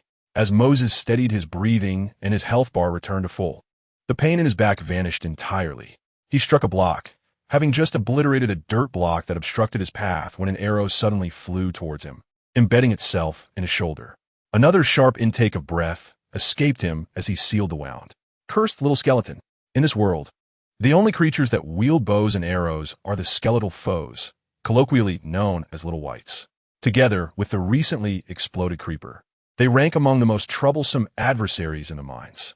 Spotting the skeleton positioned to his left and slightly ahead, Moses cleverly used a dirt block as cover, cautiously retrieving the furnace and iron ingots that the creeper had destroyed. He had initially intended to craft an iron pickaxe to expedite his mining efforts, but it now seemed more prudent to forge a shield. A shield could deflect both explosions and arrows, which was of utmost importance. Given that Moses felt pain in this realm, he needed to craft armor as quickly as possible. Otherwise, this would prove to be a torturous endeavor. After mining 4 iron ores, he was able to create both a shield and an iron pickaxe. Once he had fashioned these tools, Moses could finally embark on his adventure. For him, this world was not merely a game, but rather a different dimension. He could not ascertain his current depth and could only dig to the bedrock and then upward to gauge an approximate depth. Next came the fundamental mining technique known as the fishbone method, digging a long straight line, then burrowing inward every 2 blocks. While this was a slow mining approach, It offered considerably more safety, alleviating concerns about sudden monster attacks. Upon entering the game, Moses had wholly embraced the role of a miner, only emerging to the surface for sustenance when his food supplies ran low, before returning to his excavations. The passage of time within the game differed from that of reality. A single day in the game lasted merely 20 minutes. Moses spent 3 days in the game, while only an hour passed in the outside world. For him, a day in the game equated to 20 hours. During this time, a series of messages gradually appeared in his field of vision. What is this game? Why was there no tutorial upon entry? I'm not a cute girl, while this skeleton shoots arrows. It hurts so much, I can't even get close. Digu Eternal. There's this green fellow that explodes, and it blasted my health down to a third. Has anyone else entered the game? Seated in the corner, clad in an iron suit, Moser no longer feared the rudimentary creatures that roamed this realm. The infinite world of the game was not a solitary archive, but rather an expansive universe open to players across the globe. It required no maintenance and welcomed countless players, each spawning in various locations throughout the world. Despite the absence of promotional efforts, a few bored gamers inevitably stumbled upon this game, drawn in by its allure. As they transitioned from curiosity to engrossment, they discovered it to be the most liberating game they had ever encountered. There was no main storyline, only an unceasing struggle for survival and development, with freedom at its zenith. Chapter 153. The Conversion Table in the Marvel Universe. The Infinite Realm was a novel experience, devoid of tutorials. Players were left to navigate the intricacies on their own. Only a select few uncovered the art of crafting, while the majority scurried about with mere blocks, facing a relentless cycle of death and resurrection. Some players, overwhelmed by their lack of understanding, exited the game in frustration, though they remained a minority. The game's popularity surged beyond Moser's expectations. Astonishingly, within just 10 hours of real time, the player count exceeded 500,000, despite the absence of any advertising. It seemed that word-of-mouth referrals from those who had played it had spread awareness of this captivating game. Undeterred by the burgeoning player base, Moser remained engrossed in his mining endeavors. As he shattered block after block, his pickaxes eventually succumbed to wear, and upon breaking his 4th iron pickaxe, he finally beheld the long-awaited azure block, diamond. Exercising caution, he meticulously excavated the surrounding stone, ensuring no lava lay beneath. For the last thing he desired was to lose the diamond to an unforeseen inferno. Fortunately, disaster was averted. With a hearty laugh, he beheld 4 diamonds, a splendid fortune. Overjoyed, he hastened to collect them, only to be greeted by a game notification upon acquiring the precious gems. Congratulations, player Moser, on obtaining diamonds, becoming the first player in the server to do so. You may announce this achievement in the World channel, choosing to remain anonymous or reveal your identity. You've earned a reward, Lucky Block X1. To Moser's astonishment, such an accomplishment warranted a reward, eliciting further delight. The Lucky Block was indeed a prized item. However, it was not part of an equivalent exchange, indicating that this reward stemmed purely from the system and not from achievements earned within the game. As it stood, the game merely publicized the accomplishments attained. To share my triumph publicly, Moser mused, is preferable to reveling in solitude whilst inciting envy among others. After all, few would recognize me in this world. Congratulations, player Moser, on obtaining diamonds, becoming the first player in the server to acquire them.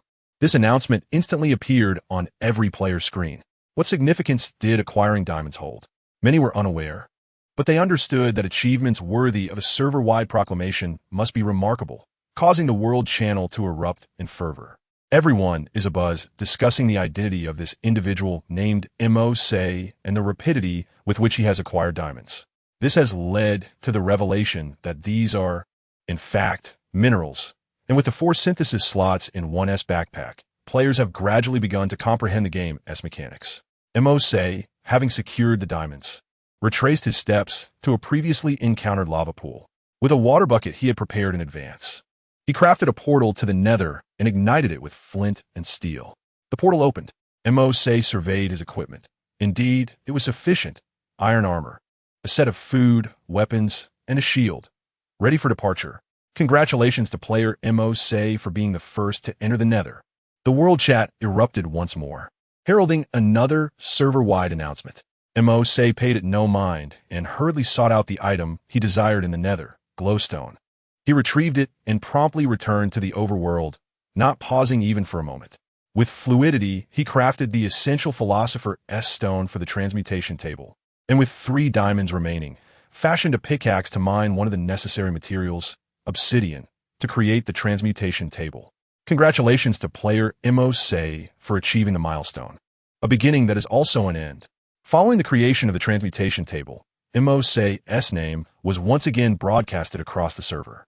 Now the world chat was entirely dominated by discussions about him, with 3 consecutive announcements raising suspicions that perhaps game staff were covertly boosting achievements. Mercer's friend request list became inundated, filled with various players seeking his support, as well as inquiries about whether he was affiliated with the game's staff. He paid them no mind, focusing solely on his own endeavors.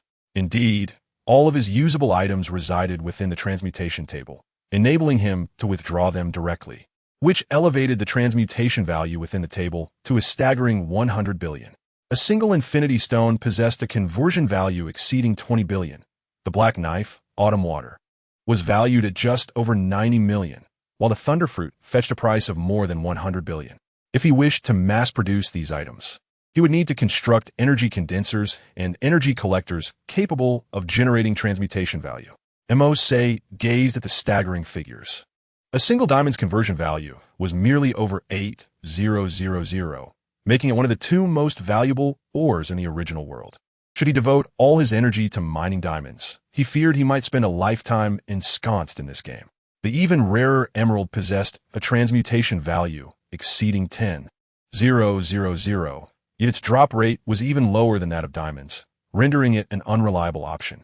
The only viable path forward was to create energy condensers and energy collectors that could generate transmutation value. In terms of equivalent exchange, there were indeed more equipment options available. However, Mercer needed to first secure his own gear. Acquiring his own equipment was paramount, as it would provide assurance when venturing out to explore. With the transmutation table established, crafting additional items would no longer pose a challenge. Mercer dedicated several hours to meticulously producing all the necessary items, then set them aside to await the increase in transmutation value. He then exited the game world and returned to reality. After spending the better part of the day engrossed in gaming, Mercer found himself quite famished. After a refreshing shower, he decided to venture out in search of something to eat. He did not practice fasting or pursue immortality, despite possessing extraordinary physical capabilities. His ingrained habits led him to feel hunger at regular intervals. More than mere hunger, it was a craving that urged him on. Given that he was not short on funds, why not indulge in a delightful meal? During his time in his own world, he had dined at several esteemed Western restaurants and could discern the quality of their offerings. He casually selected a Western restaurant that caught his eye. Mercer ordered a variety of dishes from the menu, and after the server repeatedly confirmed the number of diners, he left with a somewhat peculiar expression. Could this young man truly eat all that? Was he here to dine and dash?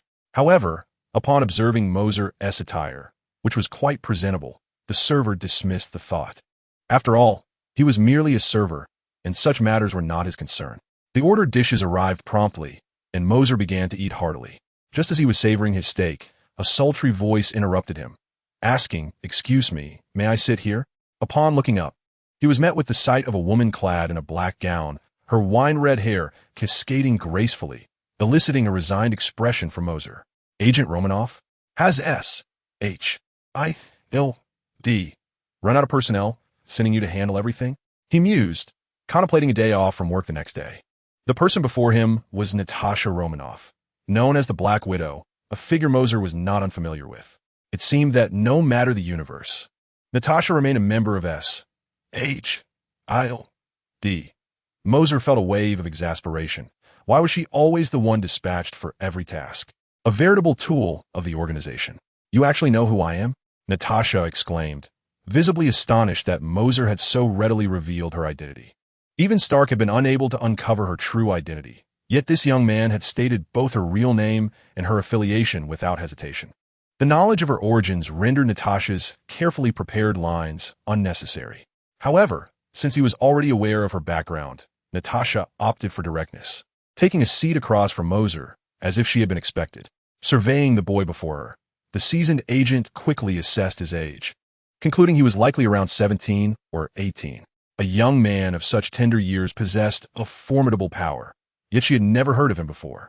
Moreover, despite his distinctly Asian features, his striking blue-green eyes did not harbor the depths of cunning often seen in men who objectified women. Instead, they reflected an unusual clarity, rare even among youth. Who would have thought that this boy had, not long ago, instilled panic throughout Manhattan? As she organized her thoughts, Natasha deliberately tucked a stray lock of hair behind her ear. The movement executed by such an already enchanting woman is undeniably captivating, drawing the attention of several men, much to the displeasure of their female companions. This is a skill she has honed over years of social interaction. Every subtle smile and frown is capable of ensnaring hearts. However, the only response she elicited was the sound of Mercer slicing into a steak, his gaze seemingly fixated solely on the morsel before him, entirely oblivious to Natasha's flirtation. Natasha parted her lips, eager to speak, yet upon witnessing Mercer's relentless focus on his meal, she prudently chose silence, patiently awaiting the conclusion of his dining. Moments later, as Mercer finished his steak and wiped his mouth with a napkin, he preemptively voiced his thoughts just as Natasha was about to speak. 40 operatives have surrounded this Western restaurant, with 6 snipers strategically positioned on the buildings 200 meters to the east and west. For an ordinary individual, such a display is indeed considerable. Yet for one capable of plunging all of Manhattan into an illusion with a mere gesture, it seems almost belittling. Mercer's tone carried a hint of jest, causing Natasha, who had maintained a serene smile, to lose her composure entirely. He knows everything, not merely the numbers, but also the positions and distances. He is far from oblivious. In your presence, I truly feel as though I am laid bare, Natasha remarked. Mercer shrugged, dismissing her suggestive words. Among the women he has encountered, Natasha hardly ranks. The likes of Angel, Rose, Liang Bing, and Kanata far surpass her in beauty. After all, the latter are real, and Natasha's form cannot possibly match the comic book perfection of their proportions. It is fortunate that his brief time with them has granted Mercer a certain immunity to the allure of beauty. Withdraw and allow me to converse with the target, Natasha instructed quietly into her concealed earpiece, responding to whatever was conveyed on the other end before ceasing further communication. What shall I call you? Despite the man's youth, Natasha showed no sign of disrespect, her inquiry laced with politeness. Alex Mercer, he replied, taking a plate of vegetable salad to savor. Since you are aware of my origins, I shall refrain from unnecessary chatter. You have now become our focal point of observation, Natasha stated earnestly. So, does this mean you intend to apprehend me? Mercer inquired nonchalantly, still engrossed in his meal. No, not at all. We wish to offer you a chance to join us, to become a part of SHIELD. Everything you have done in the past can be expunged from your record, Natasha explained, referencing the incident involving Whiplash. Although he was indeed a villain, Mercer had taken a life, and according to the law, he ought to be arrested. However, if one were to join SHIELD, with its formidable resources, erasing such trivial matters would be a mere trifle. Offer me an opportunity, a decrepit organization, infested with internal decay, yet still daring to utter such words? Moser chuckled. This was undoubtedly the most amusing jest he had encountered all year. As he finished speaking, his azure green eyes abruptly transformed into a sanguine hue, and a jade pendant slowly emerged from the center of his gaze, rotating languidly within his eyes. Natasha witnessed the transformation. Yet before she could ponder it, the scene before her shifted. She found herself inexplicably transported back to a place she had long wished to forget, the very location where she had been molded into a weapon, the Red Room. This was a training ground exclusively for female operatives, each of whom was an abandoned child, raised within these walls from the moment they could remember. They mastered the art of espionage, became spies, cast aside unnecessary emotions, and even turned against one another. After forging bonds of friendship, they were cast into a desolate, frozen wasteland, given only 2 weeks to return, with resources sufficient for merely one person's survival. In their struggle for life, they forsook their humanity, and ultimately, only one emerged from that icy expanse after the fortnight had elapsed. Those harrowing days, even long after her escape, were memories Natasha wished never to revisit, even for a fleeting moment. Yet now, she found herself back there, every detail painfully vivid. It must be an illusion, a mere figment of the mind.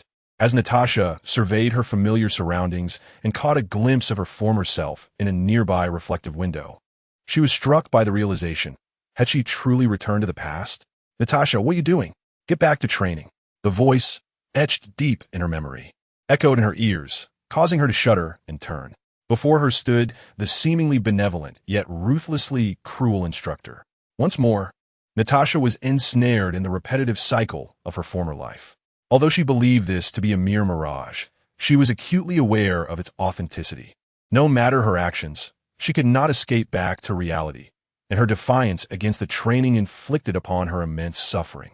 This torment endured for an entire month. In a state of disorientation, a sudden snap of fingers jolted her back, and, in the blink of an eye, she found herself once again in the restaurant, with Mercer still smiling serenely at her. A surge of dread coursed through Natasha. This man was terrifying. With a single glance, he had thrust her back into her past. Though she recognized its falsity, she could not break free from the illusion.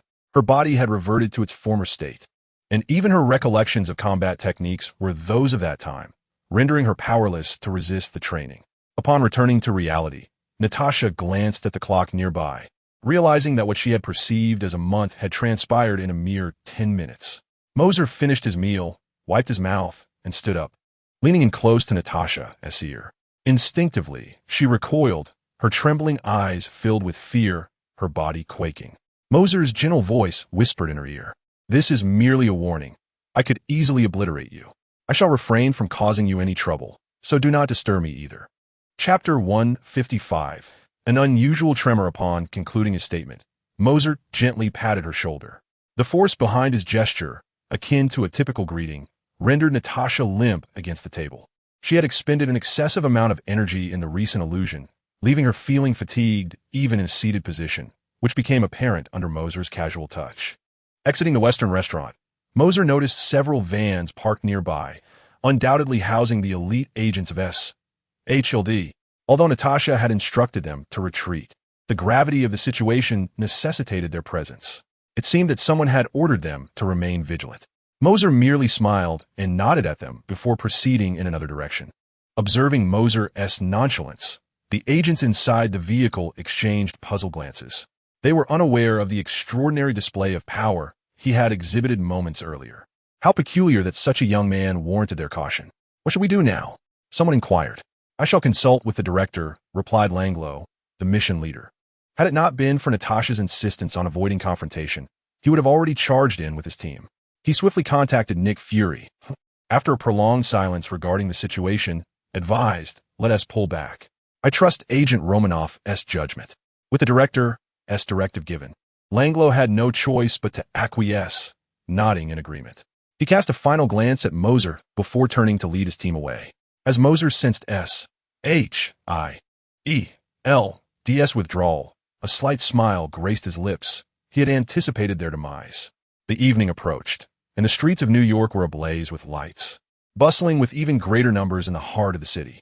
As Mercer strolled down the street, passers-by occasionally pointed and expressed astonishment at his presence. "Excuse me, are you that person?" Suddenly, two well-proportioned young women approached Mercer, mustering the courage to present their phones before him. On their screens was a side profile of Mercer, captured during the race in Morocco. Though slightly blurred, it accentuated his handsome features. After all, he was admired by several of the most beautiful women in the world, making him stand out among the average populace. "That's me," Mercer replied with a smile, his acknowledgement eliciting excited squeals from the two girls. One of them, with a charmingly cute appearance, produced her pink phone case and asked playfully, "May I take a picture with you?" Of course, Mercer nodded. The two young women quickly gathered beside him, adjusting their phones to find the perfect angle for the photograph. As the adorable girl sought the perfect angle for her photo, the surrounding buildings began to sway, and the ground trembled beneath them, sending waves of panic through the crowd, who erupted into screams. Mercer paid no heed to the two girls who had taken refuge in his arms. His gaze was fixed on the hurried pedestrians.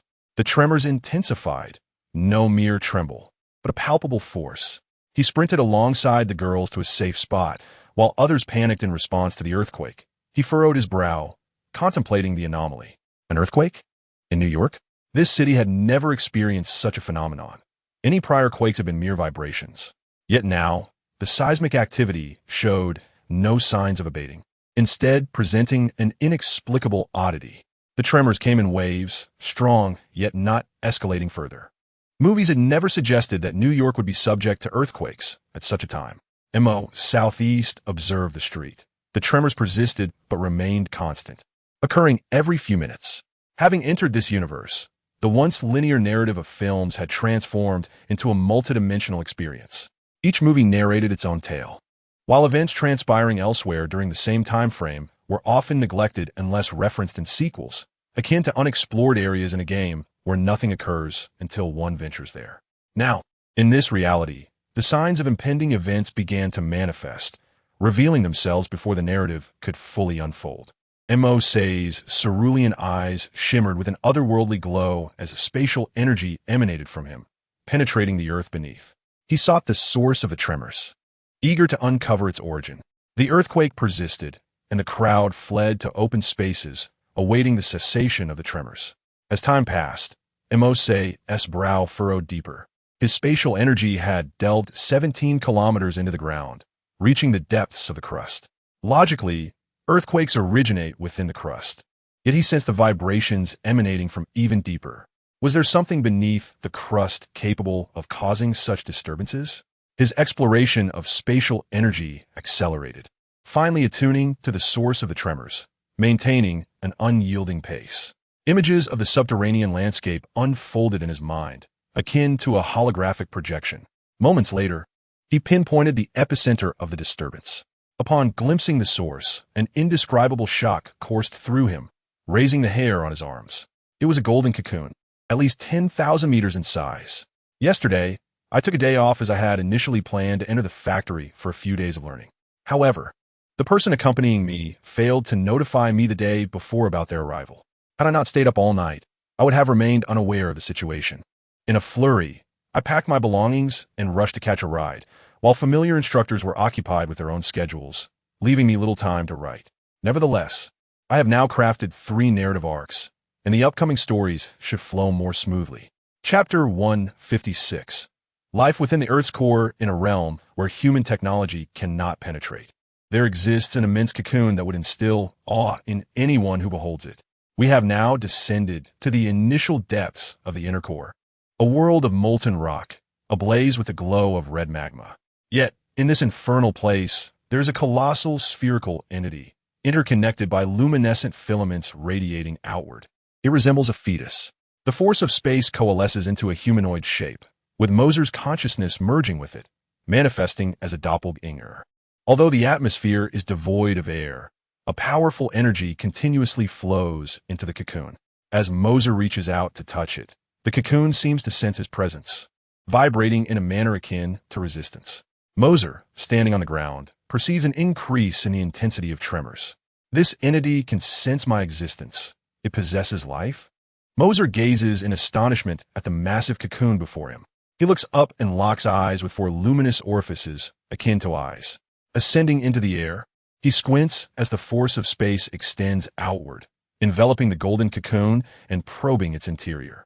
The golden cocoon detects the emergence of the spatial force, but is powerless to halt its spread. Struggling in vain, it resigns itself to being explored.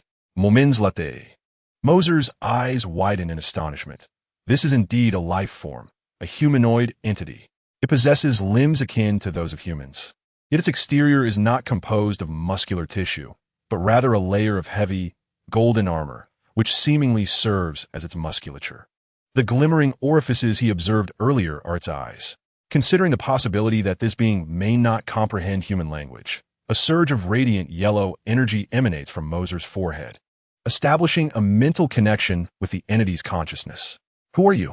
Mercer inquires, utilizing the abilities granted by the mind gem. The golden eyes linger on Mercer for a considerable duration. Through the language translation of the mind gem, an ancient phrase reverberates within Mercer's mind: celestial assembly.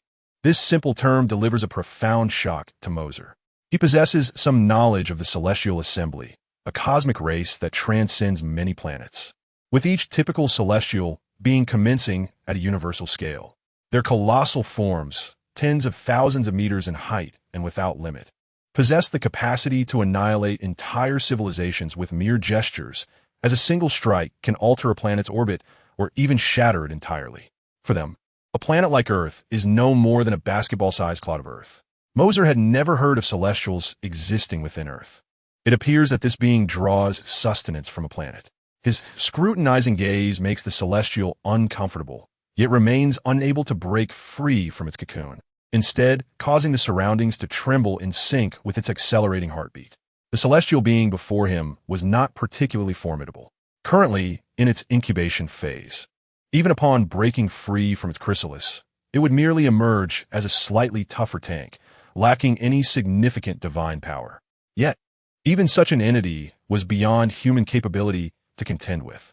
Not even a nuclear bomb would inflict substantial harm upon it. You must have existed for quite some time, haven't you? Are these veins a manifestation of your absorption of this planet's life? Mercer seated himself cross-legged, engaging in conversation as if with an old friend.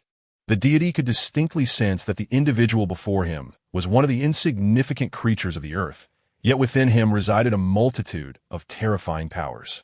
So potent was this presence that the deity felt, even upon reaching full maturity, he might not stand a chance against it. The fact that this being could so casually arrive in this place and communicate with him in such an energetic form indicated a lack of fear towards him. For various reasons, the celestial being had no choice but to respond earnestly. I do not subsist by absorbing life, but rather through life consciousness. When the life of a planet reaches its zenith, I can emerge from my chrysalis. Emerge from the chrysalis? Mercer repeated the term several times, his expression gradually turning grave. The immense cocoon before him, if fully matured and broken through, would result in consequences far exceeding mere earthquakes on the surface of the earth. It was akin to a chick hatching from an egg. The moment it broke through the shell would shatter into fragments. In such a scenario, all life on Earth would perish, utterly incapable of withstanding it. Recognizing the significance of the phrase life consciousness, Mercer was suddenly reminded of Thanos. In the cinematic universe, Thanos sought to erase half of all life using the Infinity Stones due to the overpopulation of sentient beings, which the planets could no longer bear. This was undeniably unfair to the half that was erased, yet was it not an attempt to save humanity, even to save the Earth itself? If a typical celestial being were to descend, the chances of Earth's Avengers prevailing against it would be exceedingly slim. To put it in simpler terms, it would be like a swarm of ordinary ants attempting to bite through stark steel armor. Their teeth would shatter without inflicting any damage. Was it possible that Thanos was, in fact, trying to do a good deed? Mercer found himself questioning his existence. He had arrived after the release of Avengers Endgame. Following that, Marvel undoubtedly had more films to produce, but he could no longer be privy to such developments. He pondered how this celestial being would fare as time progressed. However, based on the tendencies of cinematic narratives, it was certain that Earth would remain unscathed, and this celestial being would ultimately be dealt with by unforeseen individuals emerging at that time. The Avengers were certainly not a possibility. After Endgame, many had perished. Others had gone into hiding, and some had retreated into the shadows. The formation of a new Avengers team would take time, and he truly could not fathom who would come to resolve the situation. Nevertheless, one thing was certain. This celestial being was weak. He himself had come from another universe, which he would refer to as the primary universe. The energy of a singular gem from the primary universe far surpasses that of the cinematic universe gems by several multiples, even hundreds of times. At present, Mercer is more terrifying than the celestial being before him. I find you quite intriguing. Rather than becoming my son, why not serve under me? Mercer proclaimed. His words were not posed as a question, but rather a statement, sounding inquisitive yet affirming a reality. The celestial being fell silent, fully aware of the formidable power possessed by this energy entity, which was merely a fraction of his own size. If the entity were to engage, even if he forced his emergence, victory was uncertain. Do I have a choice? The celestial inquired. Yes, death, Mercer replied indifferently. Then I choose to obey, the celestial responded, somewhat at a loss for words. This hardly seemed a genuine choice, but rather an acceptance of becoming Mercer's subordinate. I'm not in a hurry. Take your time to ponder, Mercer said, seated in meditation, the ground steady beneath him, undisturbed by his presence. Mercer's true form quietly departed from the crowd, and, with a mere step, arrived at the location of the energy entity, intending to exert his full might to intimidate the opponent. Although the energy entity, composed of subtle spatial forces, could instill significant pressure, Mercer sought to evoke an unshakable fear. He had no desire for a traitor lingering by his side, one who might later incite complications. During the wait, Mercer even conjured a tea set using his reality-altering powers, leisurely brewing tea to his own delight. The Celestial, observing the human before him savoring tea, felt utterly helpless. Finally, a heavy voice broke the silence. "Fine, I agree. I have no other option." Hearing a foregone conclusion, Mercer nodded with a smile, thoroughly pleased with the Celestial's recognition of the situation. "Could you perhaps reduce your size? It is rather inconvenient to converse with you at such proportions." "Certainly," the Celestial complied, his immense cocoon diminishing to match Mercer's stature. "I will need at least 5 years to emerge from my cocoon. Can you wait?" the Celestial asked. Mercer chuckled and waved his hand dismissively. "While you spend time absorbing energy to grow, I shall assist you."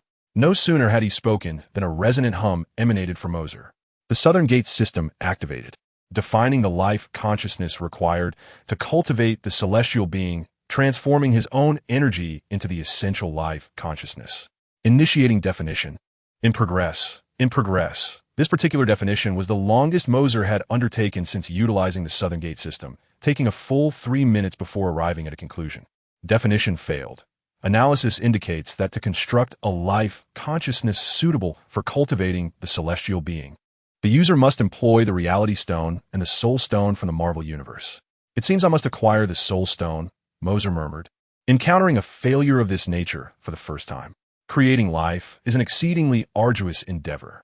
Even beings endowed with a formidable celestial core, such as Gu Xiaoluan, or celestial entities like angels and demons, would hesitate to claim they could effortlessly cultivate the life forms of their desire.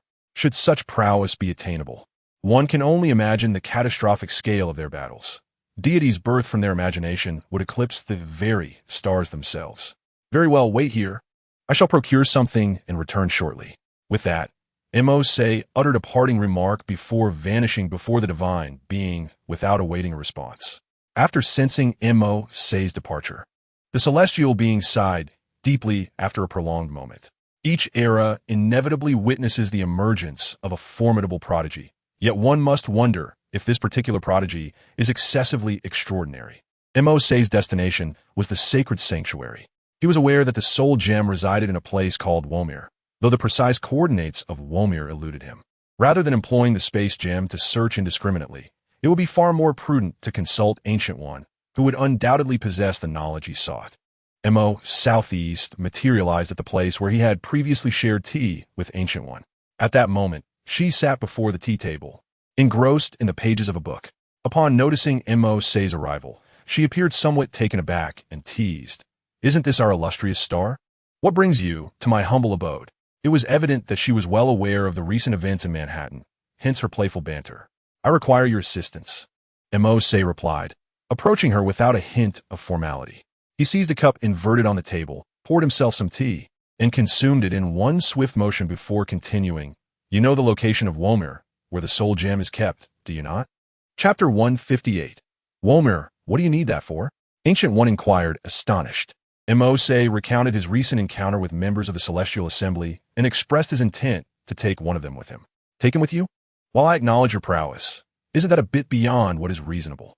Ancient One's lips twitched in disbelief, for that being belonged to one of the most formidable entities in the universe. Having known Mercer for only a short time, she was bewildered by the audacity of his words. "I am in the process of assembling a faction, and now is the opportune moment to recruit members. I seek to gather those with immense potential," Mercer elucidated.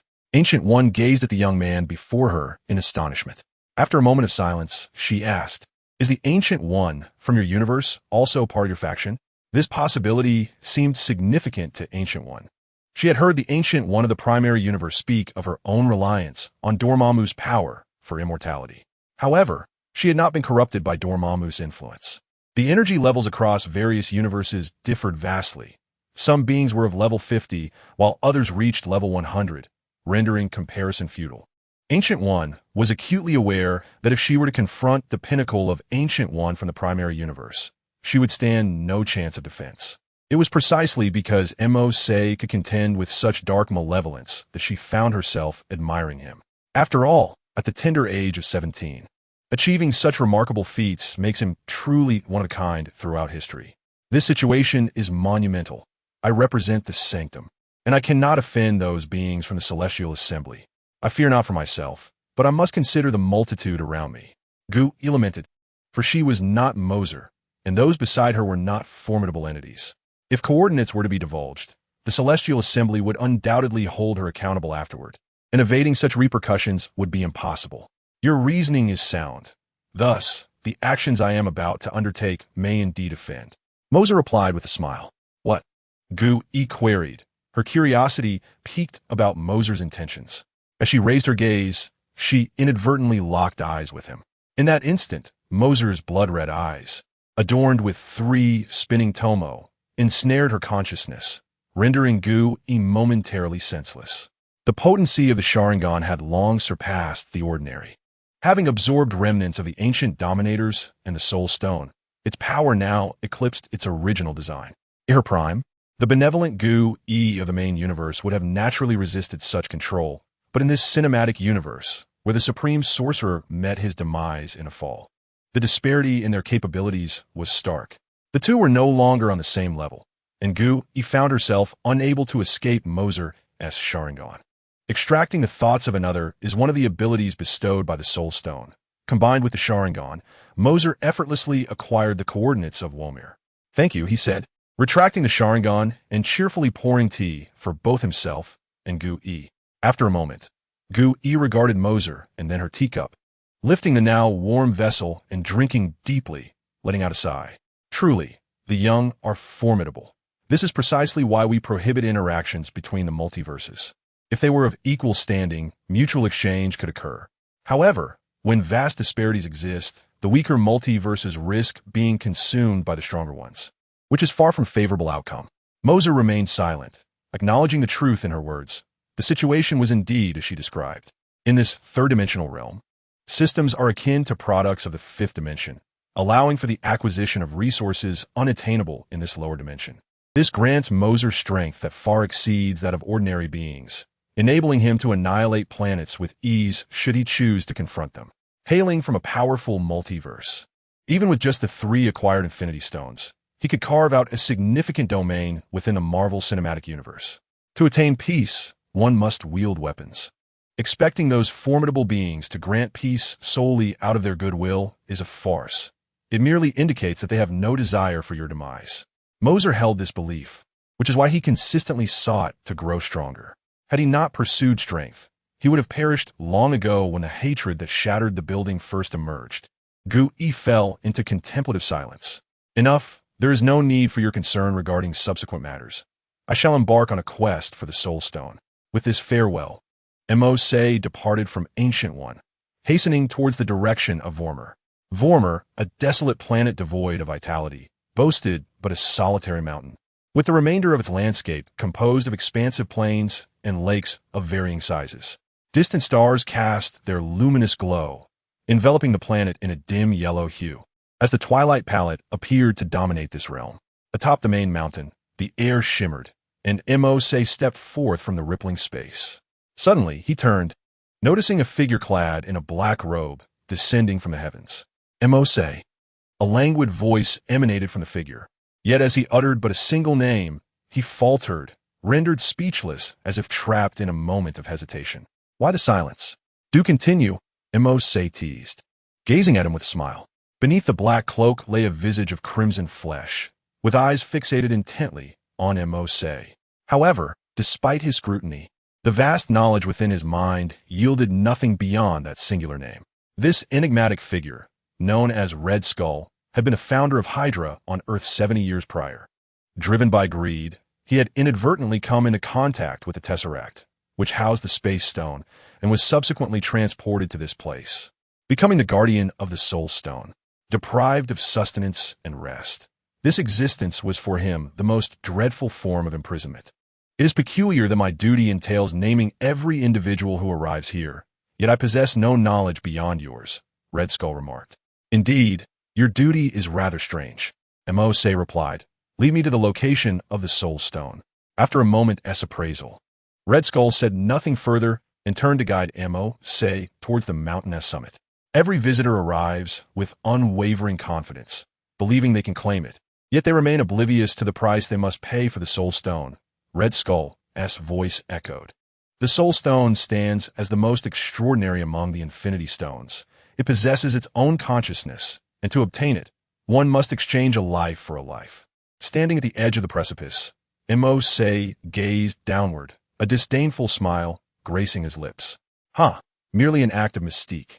With a sudden surge, a cerulean force of spatial energy erupted from beneath his feet, cascading from right to left. This is a space stone? The potent spatial power evoked a sense of nostalgic familiarity in Red Skull, yet he dared not believe it was the very object that had transported him 70 years prior. Chapter 159. The severity of the situation reunited with an old acquaintance. Are we pleased?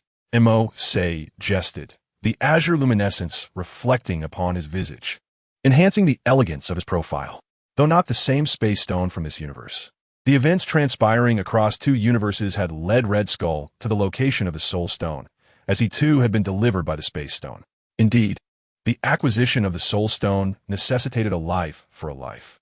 To the ordinary individual, it may seem inconceivable, but Mercer, possessing 3 infinity stones that surpass this universe, has grown powerful enough to shatter such limitations.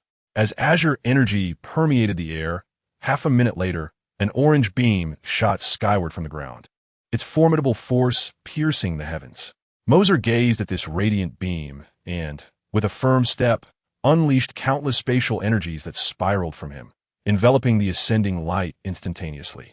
Concurrently, he raised his hand, causing the beam to gradually weaken and drift toward him, ultimately coalescing in his palm into a thumb-sized, irregular gem that shimmered with brilliance. This was the soul stone. Its acquisition was not particularly arduous. Mercer waved the gem before the Red Skull, chuckling. The Red Skull regarded him in silence. It was a scenario he had never encountered before. You are quite formidable. Many have come here before, believing that life alone suffices as a currency for exchange. Some have even sacrificed hundreds of thousands of lives. Yet they fail to comprehend that the lives required for exchange must be those of the dearly beloved. His words echoed down the mountainside.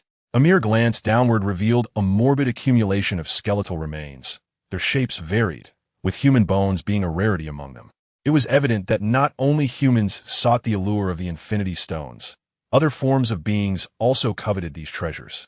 Regrettably, no matter how many lives they offered, they merely tread a misguided path into darkness. Clearly, if one possesses enough strength, one can disregard such rules. Mercer shook his head with a smile, tossing the soul stone up and down, while attuning himself to its energy. Upon his mental energy making contact with the gem, he sensed a distinct resistance emanating from it. However, this resistance gradually furrowed his brow. How feeble! This was Mercer's initial thought upon perceiving the soul stone. Its energy output was exceedingly weak. Though the gem contained boundless energy, akin to other infinity stones, its output was markedly different, comparable to a smartphone charging cable versus a massive ship's drainage pipe. Perhaps their reserves were identical, yet their output varied drastically. Although not the same stone, they were all infinity stones. Mercer discerned that the typical energy output of this soul stone was even less than 1/10 of his own space stone. The cinematic portrayal truly fell short. Mercer mused inwardly. Indeed, if the films adhered strictly to the comics' depictions, the production costs would escalate exponentially, necessitating reasonable diminutions. After acquiring the soul stone, Mercer promptly departed, offering no further words to the unfortunate soul condemned to this fate, vanishing before the Red Skull, leaving the latter to stare blankly at the desolate ground. Having acquired the soul gem, Mercer once again arrived at the location of the Celestial Group's members. You have come so swiftly? The sudden appearance of Mercer elicited a voice of surprise from within the golden cocoon. Indeed, I have no desire to squander too much time on such matters. Mercer thought to himself with a smile. System commenced the definition of the life consciousness required for the Celestials. Initiating definition. Detection of the soul gem and reality gem confirmed. Construction in progress. Please wait. In an instant, countless massive tubes materialized from thin air, their source emanating from Mercer, as visible beams of light radiated from him into the cocoon. This is the life consciousness I require. You truly managed to produce it.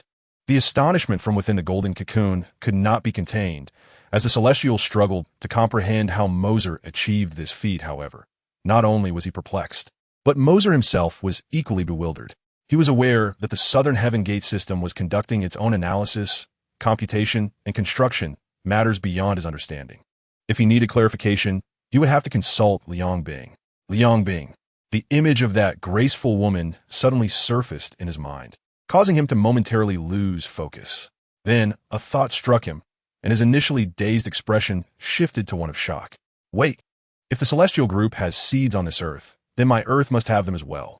Mercer's brows furrowed deeply. Had he not discovered this in the cinematic universe, he would have never contemplated such a possibility. The presence of celestial seeds on this Earth was inconsequential, as the narrative dictated that they would not be overwhelmingly powerful. However, the circumstances in the main universe were uncertain.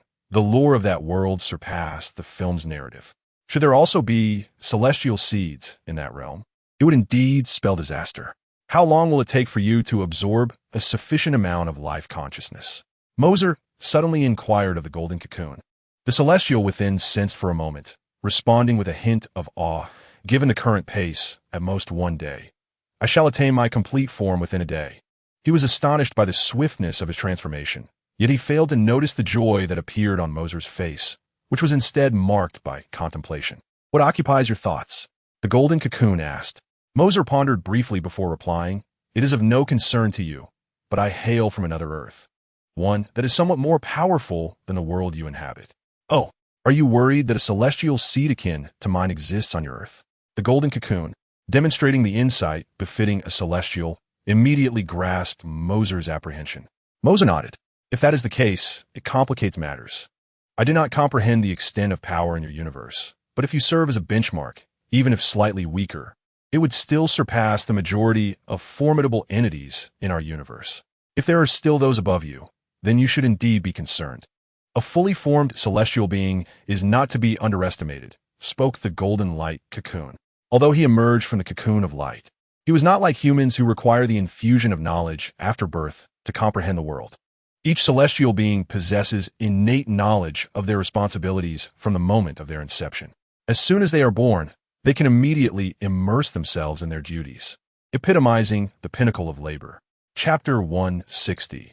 The pocket universe. I have traversed into this universe, and the energy consumption is exceedingly vast. Do you possess any means to mitigate this expenditure? Asked Mercer. Each spatial leap consumes an excessive amount of energy. If he were to continuously absorb the stellar energy from the universe in such a manner, even a zombie sentinel with the energy of 1,000,000 stars would be unable to withstand Mercer's consumption. Ideally, returning to retrieve the soul gem from the main universe would be far superior to that of the cinematic universe. However, he was not merely hopping to the convenience store downstairs. The energy expended during 2 cosmic-level jumps is not to be trifled with. After a moment of contemplation, the golden light cocoon replied, Indeed, if you can manage it, you might attempt to construct a pocket universe. Utilize it as a transit station between your universe and this one. Owing to the unique nature of a pocket universe, you can first jump into it before transitioning to your previous universe. Oh, a pocket universe. Please elaborate. The unfamiliar term piqued Mercer's curiosity. A pocket universe is essentially a finite universe, while the one we currently inhabit is predominantly infinite. Unlike parallel universes, a pocket universe resides between each universe, not overlapping like parallel universes, but existing in the spaces between them. However, without specific methods to breach space for traversal, there will forever be no intersection between them. The quality of a pocket universe is contingent upon the strength of its creator. It may devolve into a miniature universe for storage, remain stunted yet habitable, or evolve into a vast universe capable of boundless growth. Whether it becomes akin to, or even surpasses, the external universe depends entirely on the creator of the pocket universe. After absorbing this discourse, Mercer felt a sense of astonishment, for he had already engaged in such endeavors. Hailing from the fantastical realm of great nations, he was well versed in concepts such as spatial storage and paradisiacal realms. Upon acquiring the space gem, he had utilized it to carve out space for storing items and concealed the celestial court in an unseen alternate dimension. Yet, he was taken aback to learn that such a place was referred to as a pocket universe. It appeared that the ones he had constructed were of the most rudimentary kind. What must one do to create a pocket universe with growth potential? Mercer posed the most pivotal question. If it could be constructed, he would become the supreme deity of that universe. Although the term pocket universe may appear to suggest it is a mere adjunct to another universe, it possesses the potential for growth, ultimately surpassing the external cosmos. This is indeed formidable. Well, such a feat is beyond even our celestial group, but perhaps not for you. Your abilities are both powerful and unique, and it is conceivable that you might genuinely be able to forge a universe capable of evolution. Golden filaments floated from the head of the golden cocoon, drifting towards Mercer's head. I shall convey the method to you. Words alone cannot encapsulate it. With the mind gem at his disposal, Mercer felt no concern regarding any means of self-control, allowing the process to unfold. The golden cocoon did not engage in any trickery. What it transmitted was genuinely its perspective on the pocket universe. After digesting this information, Mercer nodded thoughtfully. It was not a difficult task. Utilizing the Southern Heaven Gate in conjunction with the Space Gem and the Reality Gem would suffice. The Space Gem would be employed to establish a cosmic singularity, sparking an unending cascade of transformations, while the Reality Gem would amend any adverse outcomes from these changes, gradually evolving the singularity into a full-fledged universe. As for the distribution of energy release, that would be determined by the Southern Heaven Gate system, requiring no concern from Mercer. Splendid. This could even facilitate the creation of an industrialized production system, alleviating me from the burden of managing it personally. Mercer mused internally. Had he not ventured into the super god realm to acquire the Southern Heaven Gate system, he would have been compelled to undertake all these tasks himself, undoubtedly multiplying the time expenditure manifold. How long will it take you to absorb this energy? Mercer inquired. The golden cocoon replied, quickly. What originally required much time has now been compressed to just 7 days. Very well, 7 days it is. I shall await your return. With a casual wave of his hand, Mercer enveloped his surroundings in deep crimson reality power, transforming the area to mirror the external world. While he set about brewing tea, 7 days was not a lengthy period for Mercer. Seated comfortably, he found himself accompanied by an ethereal figure who periodically poured tea for him, while he endeavored to extract the power from the zombie sentinel. The power of 1,000,000 stars. Among these superheroes, such strength would be sufficient to reign supreme. Yet in my pursuit of traversing the multiverse, its applications may be limited. Holding his teacup, Mercer's gaze fixated on the invisible cage containing the zombie sentinel not far ahead. This creature, undeterred by the circumstances, relentlessly pounded against the invisible barrier, unleashing powerful energy waves. Just as it believed it might breach the confines, the invisible cage would instantaneously restore itself, fortified even further. After several attempts, the zombie sentinel realized that Mercer was merely toying with it, succumbing to a fit of impotent rage. In contrast, the zombie Wanda remained eerily still within her confinement. Yet the malevolence reflected in her gaze sent shivers down one's spine. Mercer harbored a firm belief that if this intangible prison were to vanish, the murderous intent in Wanda's eyes could indeed claim a life. The challenge lay in determining how to effectively harness these two entities. Mercer needed to devise a method of utilization that would not lead to their immediate depletion. The energy of the zombie sentinels could regenerate autonomously. However, my interdimensional leaps demanded the consumption of thousands, if not tens of thousands, or even hundreds of thousands of stellar energies in one go.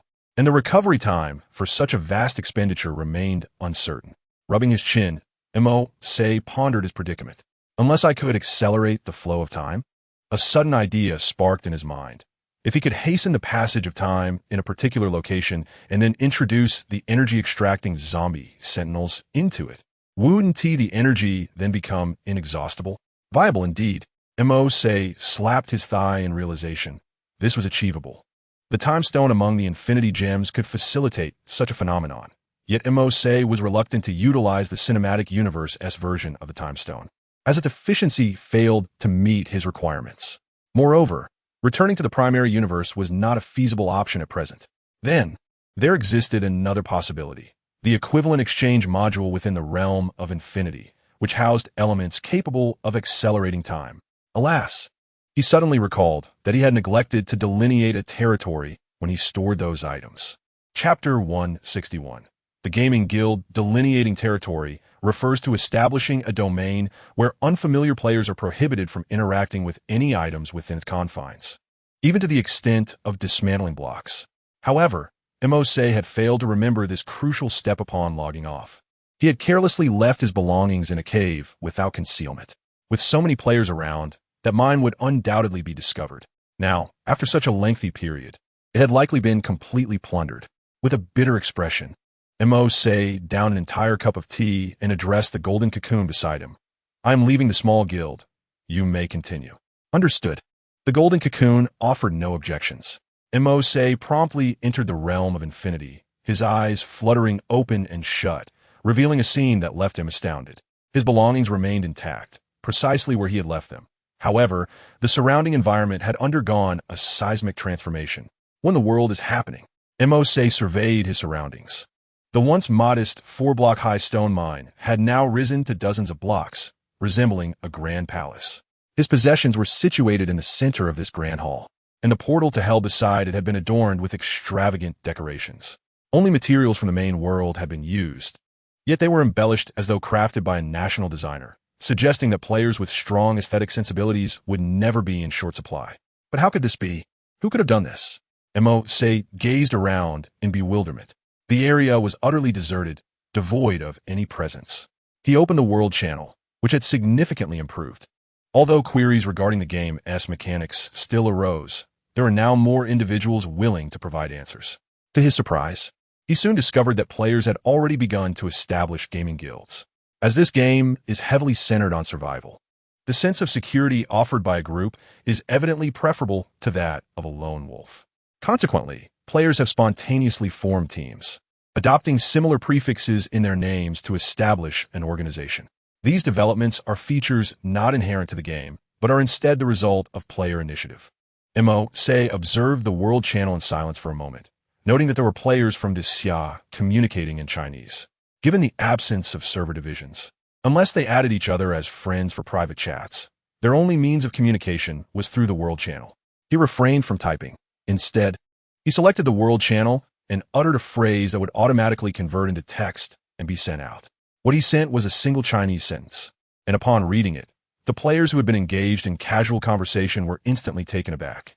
Mose remarked, "The heat is intense and my temper is short. If I am unhappy, do not disturb me." After he made this statement, the previously lively discussions came to an abrupt halt, leading to a brief yet seemingly prolonged silence. Feeling somewhat awkward at the sudden quietude following his words, Mose was about to inquire why no one was speaking when an avalanche of messages flooded the world channel. With hundreds of new messages appearing every second, had that formidable player logged in? Indeed, it was him. This was an experience he would never forget. Goodness, that fierce player has actually logged in. I must find him at once. Great one, please take me along. Handsome, please take me along. I have a lowly voice. What use is your lowly voice? Even your Tiguanyin is of no value. As he watched the deluge of messages on the screen, within less than a minute, the world channel was inundated with 99 messages, all expressing various forms of admiration. From vibrant praises to effusive compliments, the time it took for this outpouring was astonishingly brief, prompting Mose to commend the rapid typing skills of these netizens. In this day and age, without a certain typing speed and level of education, one could hardly manage to flatter, and Mose found himself learning a plethora of new phrases. During this fleeting minute, he also received tens of thousands of friend requests, which startled him into hastily disabling his friend request option, bringing a momentary respite. After he spoke, the previously empty hall was suddenly filled with numerous players, and the world channel erupted once more. Mose casually accepted a friend request from one individual whose name was 16 Not Slipping, who appeared to be a player from Xia. Mose inquired, "Are you from Xia?" Indeed. Great one. Are you as well?" Came a reply. "Yes. Could you please explain to me what is happening?" He turned to glance around, and 16 Not Slipping promptly offered an explanation. "We are all here, voluntarily providing protection for the Great One.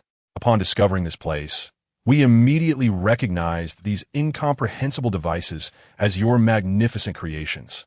Initially, some suggested simply taking them away, but more players, including myself, felt that rather than remove these items, it would be better to safeguard them.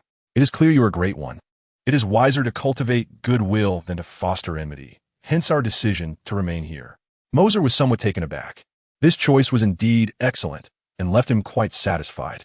Although he could still create these items and had all the materials on hand, having his belongings stolen was undoubtedly disheartening. Seeing someone safeguard his equipment brought him joy. Mercer inquired, "What is your role in this guild?" The player replied, "Great one. I am the captain of Team 7. Mercer responded, "Well, that sounds good. I shall join. Guiding your team should not be an issue. However, I prefer not to add too many members. I will only include you. Should anything arise, let them communicate with you, and you shall relay it to me. Conversely, if I have something to convey, I would appreciate it if you could inform them." "Understood. Great one. I shall not let you down." Mercer chuckled upon seeing the emoticon accompanying the player's message, feeling a sense of relief within. He anticipated receiving assistance so swiftly. He thought to himself, having someone accompany him in building would undoubtedly yield greater efficiency than toiling alone, fostering faster development. However, he remained cautious. Mercer would not divulge the synthesis recipes for the energy concentrators to them directly, lest someone grasp the method and abscond. As a facilitator, Mercer intended to maximize their utility. He retrieved 2 Carlisle energy stars from the secondary energy concentrators, specifically designed to store the conversion values generated by the concentrators. After spending a few days in the game, Mercer exchanged these conversion values for a substantial number of energy concentrators, which he had 16 distribute. Initially, the guild leader personally sought to add him, but Mercer declined. To him, this was merely a venue for acquiring items. He was indifferent to interpersonal relationships and promptly refused. The guild leader, left with no alternative, observed that only 16 could directly convey his orders, so he elevated the latter to the status of vice president. This could be seen as an indirect attempt to curry favor with Mercer, aiming to better attract additional facilitators. Mercer promptly sent a complete set of diamond armor to both the guild leader and 16, which delighted the guild leader so much that he changed the guild's name to the Mercer Guild. Consequently, the Mercer Guild became the wealthiest guild in the entire server. Chapter 162. Ambush. Now, there were individuals able to mine diamonds, but upon realizing the rarity of diamonds, their value in the game began to mirror that of the real world. Some even initiated offline trading, with a single diamond fetching prices upwards of several tens of thousands of dollars, or even higher, becoming a new form of virtual currency. Alongside the emergence of the diamond hunter profession, it could be said that diamonds had ascended to the pinnacle of value within the game. The announcement of 2 complete sets of diamond armor sent the game into a frenzy. Only 3 individuals in the entire server possessed a complete set of diamond armor, while others scrambled to gather even a tool made of diamond. Mercer observed the world channel from his private room, astonished by the current status of diamonds. As for the transformation table, there has yet to be a second individual synthesized apart from the creator himself. After all, with a grid of 9 by 9 and an abundance of items to choose from, selecting 3 to combine within this limited space requires an extraordinary stroke of luck. Otherwise, one might exhaust every effort without success. In his private chamber, Mercer did not forget to demarcate his territory, as the infinite realm possesses a land claiming function. One can execute teleportation and other server-related functions here. Claiming land also demands transformation value, and Mercer established a private domain spanning 10,000 squares, thereby becoming the most formidable lord within the game. The exterior design is rather simplistic, encircled by 6 sides of obsidian, resembling a colossal die from the outside. Players have adopted this obsidian die as the central hub of this world, and with Mercer's consent, they have begun constructing their abodes around it. Many are curious about what lies within this obsidian die, but alas, apart from Mercer, no one may enter. Should anyone manage to step inside, they would be astounded to find an array of level 3 antimatter relays and energy collectors in operation. Each energy collector is paired with 4 antimatter relays, upon which rests a dark matter pedestal, housing the flowing time hourglass. All transformation values surge through conduits toward the center, where a black, egg-shaped object concentrates the entirety of these values upon itself. Observing the completion of his equivalent exchange-heavy industry, Mercer nodded in satisfaction. Indeed, the efficiency of what he has been constructing these past few days is remarkable.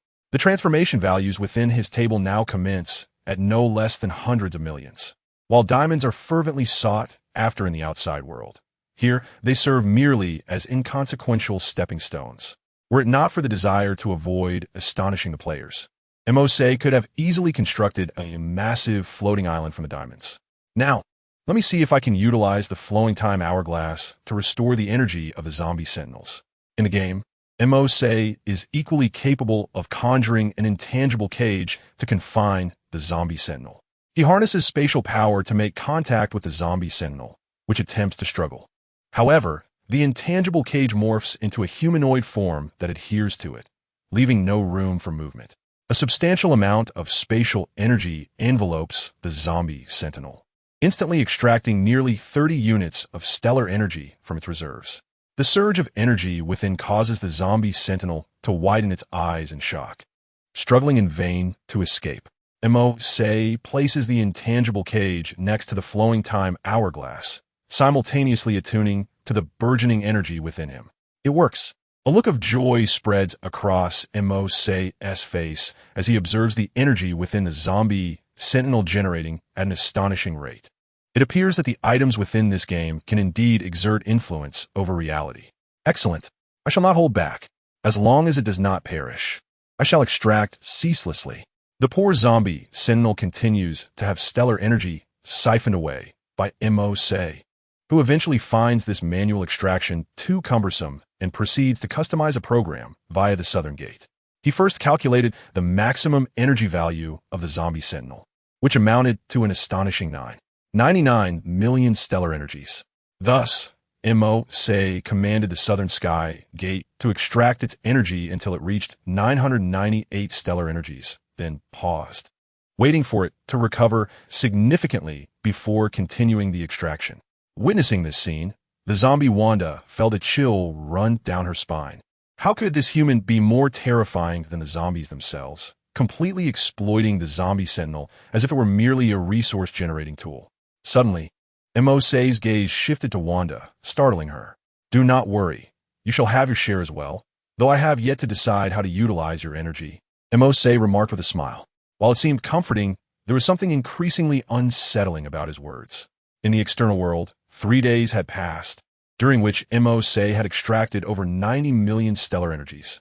Such an immense reservoir of energy was more than sufficient for him to traverse back and forth twice and construct an exit to a pocket universe.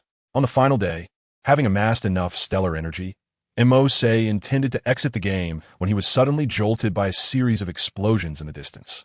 He had secured all his possessions, and within the game, his physical prowess had reached a godlike status, unlike other players who could only hear sound within a limited range. Mercer could hear from a much greater distance. He sent a teleportation request to 16 Bulu, who promptly accepted and transported him to the outermost city wall. "What is the situation?" Mercer inquired of 16 Bulu. Players outside had opened a communication channel using a messaging application, which was far more efficient than typing in-game. And Mercer joined the conversation. The game system seemed aware of the communication difficulties and had connected him to the external messaging applications, enabling him to partake in other players' channels. "It's a guild that has allied with several other formidable guilds to attack our territory. Everyone had gone out to defend." 16 Bulu replied.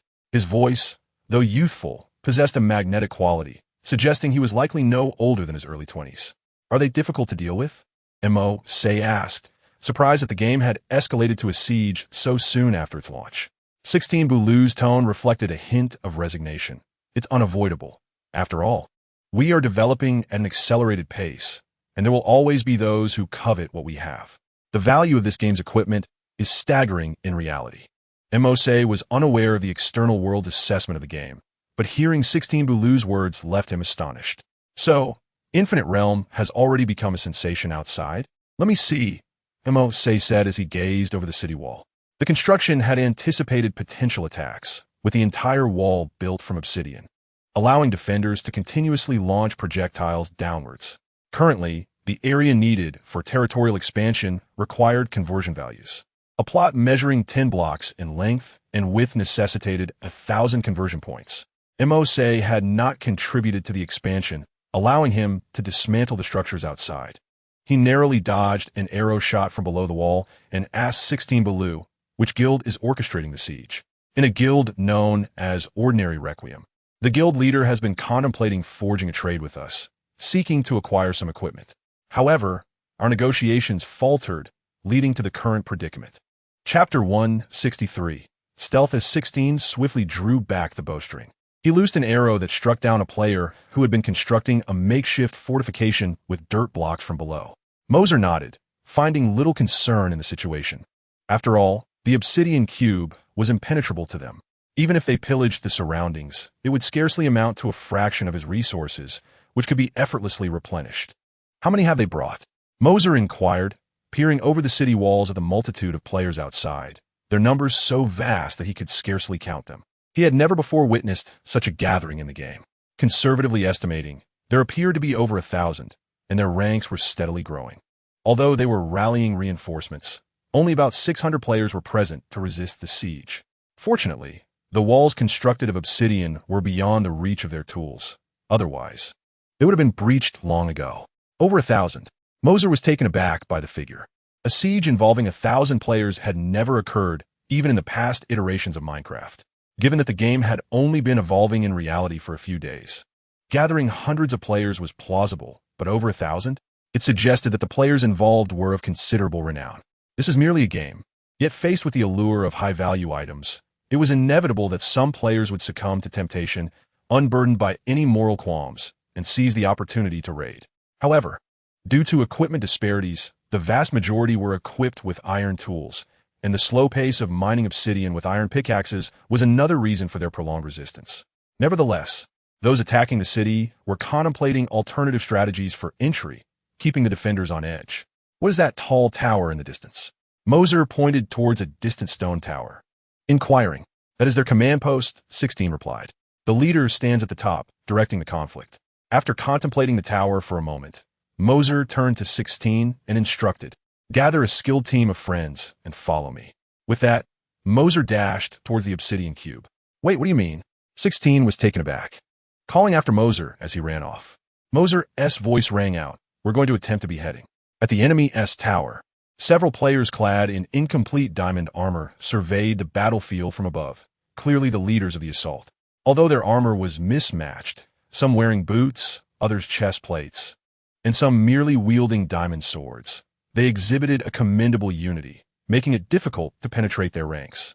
The commanding leader surveyed the city that remained impervious to their advances. Despite the increasing number of siege players, they had yet to breach the defenses. They were now fully aware that obsidian was the most durable block in this world, impervious to conventional explosives and required a diamond pickaxe for extraction. How did they acquire such a massive quantity of obsidian? It is indeed perplexing, yet no one seems inclined to provide an explanation.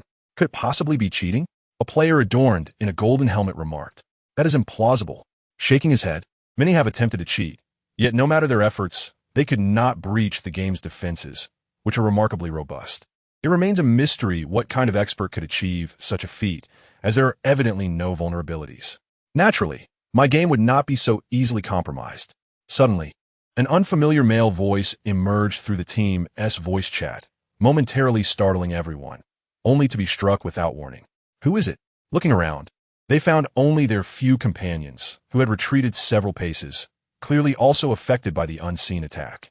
Just as their confusion deepened, several more players were struck out of nowhere. The damage was minimal, but the terror of an invisible assailant loomed large. The players hastily drew their shields, yet they could not see their attacker, leaving them uncertain of where to direct their defense. Suddenly, one individual caught sight of a diamond sword, gleaming with a purple light, materializing in the upper right corner of the room. Just as he contemplated whether he was mistaken, the floating diamond sword hurtled towards him. Despite his diamond armor, he was swiftly slain by the sword radiating that ominous purple glow. Equipment scattered across the ground, all absorbed by an unseen figure. There is an invisibility mechanism. Someone has turned invisible. The realization struck him, and he shouted in alarm. He too summoned his diamond sword, though it lacked the shimmering purple light. That singular purple diamond sword was already a headache, but now they found themselves watching in disbelief as 9 more luminous diamond swords appeared around it. "I must be dreaming," he exclaimed, only to be swiftly cut down by the oncoming swords. The confined space worked to their disadvantage. The enemy had locked onto him, and with only 3 of them against 10 adversaries, it was inevitable that they would be overwhelmed. They could only witness their demise at the hands of the relentless swords, their equipment littering the ground. The players besieging the fortress, upon seeing the killing notifications flood the screen, were left in shock. Their leader had been slain so effortlessly. Many screamed and rushed upstairs, yet in their frenzy, they were entirely oblivious to the situation above, driven solely by instinct as the kill messages continued to cascade across the screen. It was then that the besieging players noticed among the numerous notifications a name that appeared only once. Player Mercer has slain a player. The legendary Mercer has entered the fray. No wonder he could eliminate the leader so silently and claim so many kills. He is truly the Tony Stark of the gaming world, someone lamented. In reality, there exists a Tony Stark who is decades ahead of ordinary people in technology, and here in the game, a player surpasses them by a significant margin. They are firmly convinced that this game is impervious to cheating. On the very day of its launch, someone discovered its impenetrability, subsequently attracting a multitude of hackers. Now, those who were meant to covertly infiltrate the infinite realm are openly discussing strategies to breach the game on the World Channel. They have even set the challenge of overcoming the game's firewall as their paramount objective. This conviction has instilled a sense of genuine fairness among ordinary players, who believe that they can thrive and develop without the need for monetary investment or cheating. However, the game's difficulty is formidable. Players must remain vigilant against monsters at night and guard against others during the day. Many solitary newcomers, having suffered at the hands of guild players, eventually concede and seek refuge in a guild. A player in the World Channel declared, "Well, if I can force a master to take action, I have no regrets. I surrender." "Me too," echoed others. Those who descended from the enemy tower, including Mercer and his companions, reaped substantial rewards. Chapter 164. The Divine, D. the Bureau. All right, everyone. Let's indulge in the milk we prepared earlier. It will dispel the invisibility effect. Mercer was the first to produce a milk barrel, nullifying the effects of the invisibility potion. Beside him, several milk barrels appeared, and actions of drinking milk ensued. 9 players, led by 16, materialized next to Mercer. They had just utilized the invisibility potion provided by Mercer to infiltrate the enemy's stronghold undetected and had successfully eliminated their foes. 16. Return half of their dropped items to them and use the remaining half set of diamonds to negotiate an alliance. It would be advantageous if the over 1,000 players could join forces with us. Mercer entrusted all the enemy's dropped items to 16, along with an additional half set of diamonds. A splendid plan. Rest assured, I shall see it executed. 16 replied confidently, returning half of the diamonds to Mercer, stating that 16 would suffice, as 32 would be excessive. The ability to rally a siege team of over 1,000 indicates that the player in question possesses formidable connections. A swift assassination to establish dominance would suffice. There is no need to strain relations. Returning the items and discussing terms for a few diamonds would solidify their rapport. Aside from this temporarily assembled team, Mercer's guild stands as the largest, boasting over 800 active players and counting those who log in less frequently. The total reaches into the thousands. Now, I leave the subsequent matters to you. I have some obligations in reality and may not be able to log in for a while. Mercer imparted a few instructions to 16, bestowing upon him a significant fortune of 5 sets of diamonds.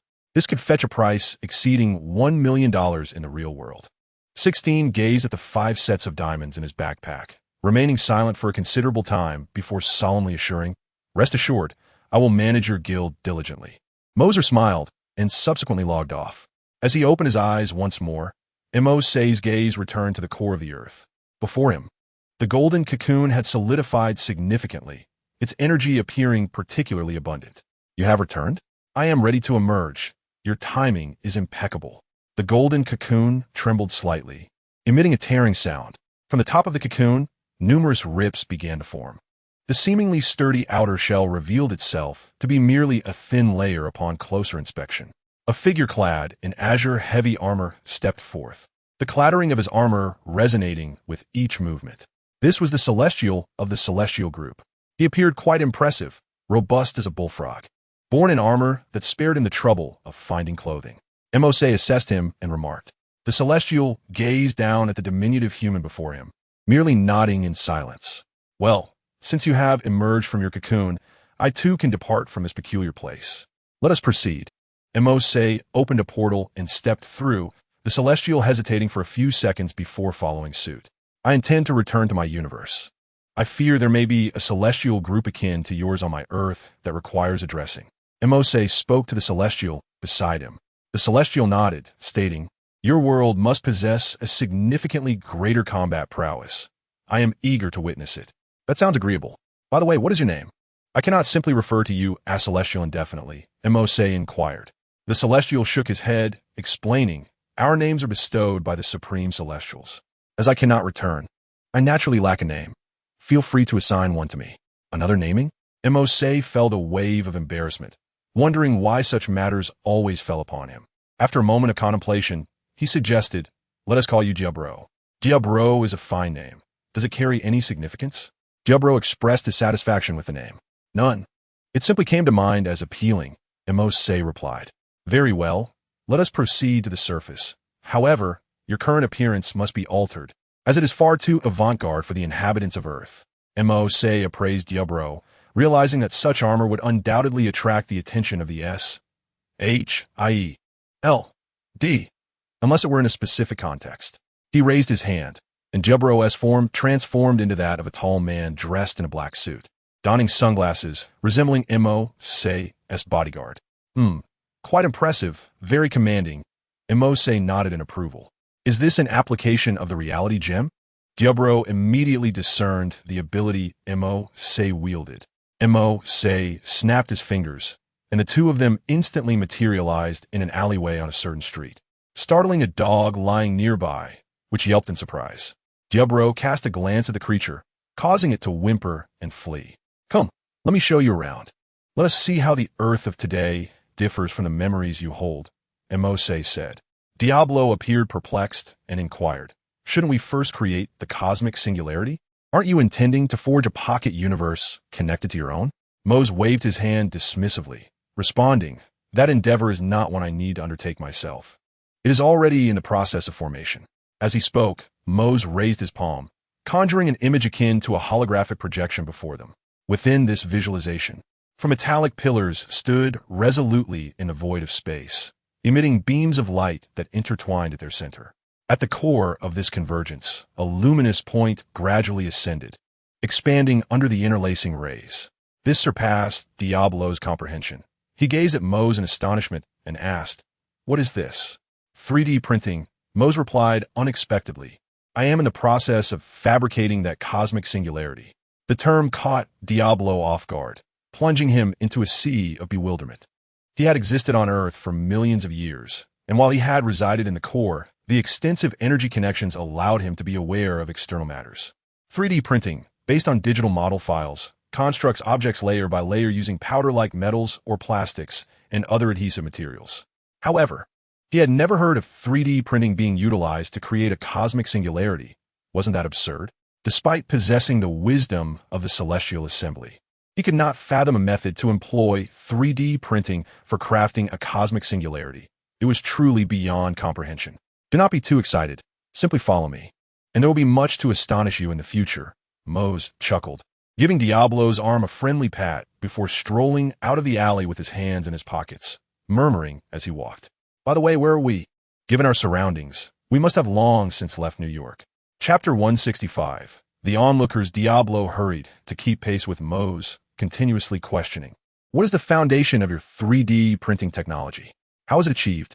To my knowledge, there is no technology in the universe capable of such feats. It is not the technology of this universe, Mose replied, shaking his head. Could be Asgard? Their technology is quite advanced, ranking among the pinnacle of technological nations in the cosmos. Yet even they lack such capabilities. Diablo contemplated. Even in Mose's universe, such technology seemed implausible. To create a cosmic singularity would imply an existence unbound by a singular universe. Regardless of a race, it would signify a power capable of dominating the multiverse. You might also understand it as a supercomputer. As for how it is constructed, I shall refrain from elaborating. Mose continued, still observing the surroundings, curious about their location.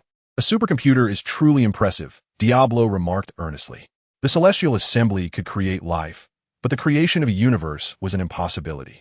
Mercer surprisingly exhibited a nonchalant demeanor in the face of such absurdity.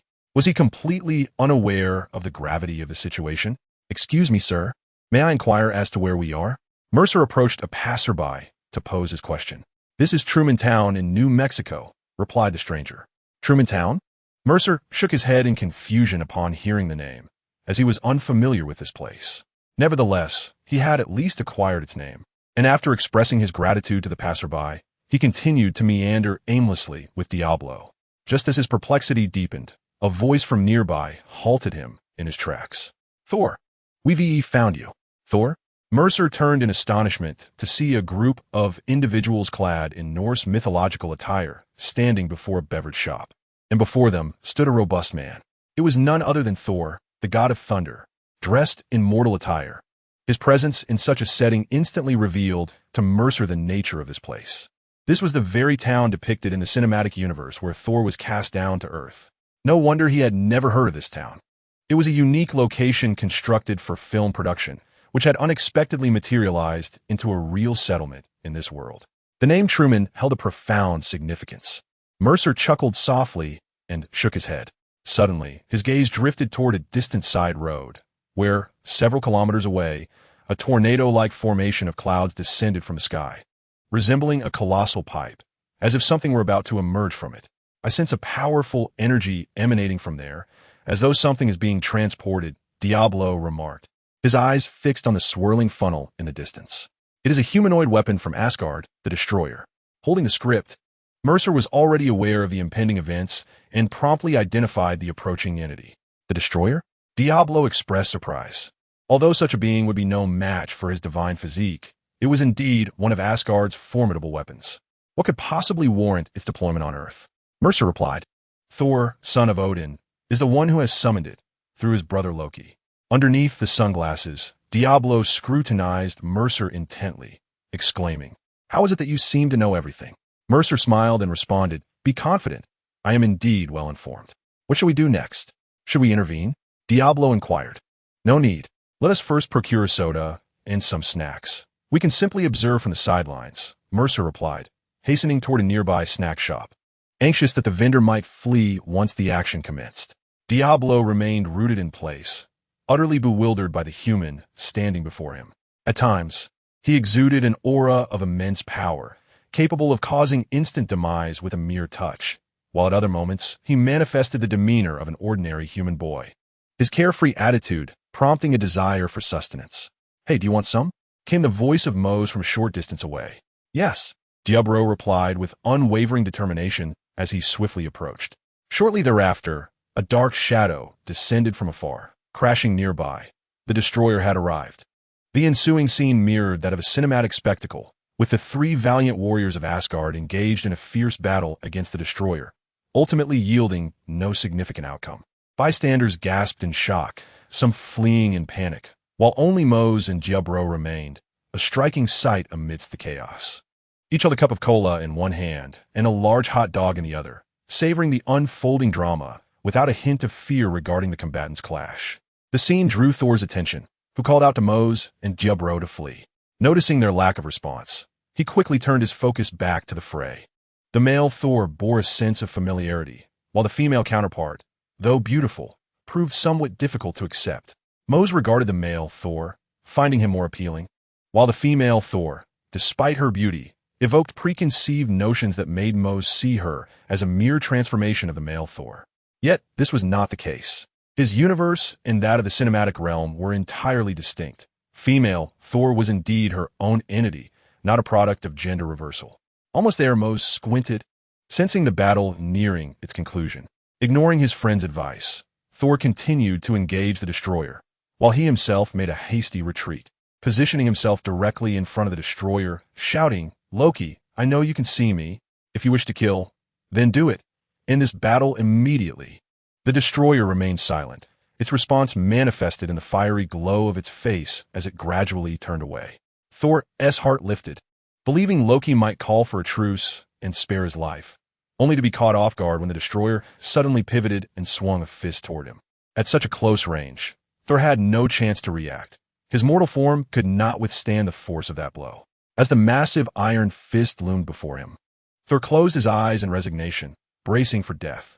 Suddenly, a youthful and mocking voice pierced the air near his ear. "It's a bit too early to die, don't you think?" Thor's eyes flew open to find a young man standing before him, one hand casually tucked in his pocket, the other sipping a drink. Between Thor and the destroyer stood a figure akin to a small mountain, whose grip firmly held the iron fist, rendering it immovable.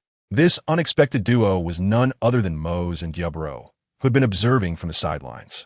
"Diablo, it's South 2 close for comfort. The recent pace of updates has been rather lackluster."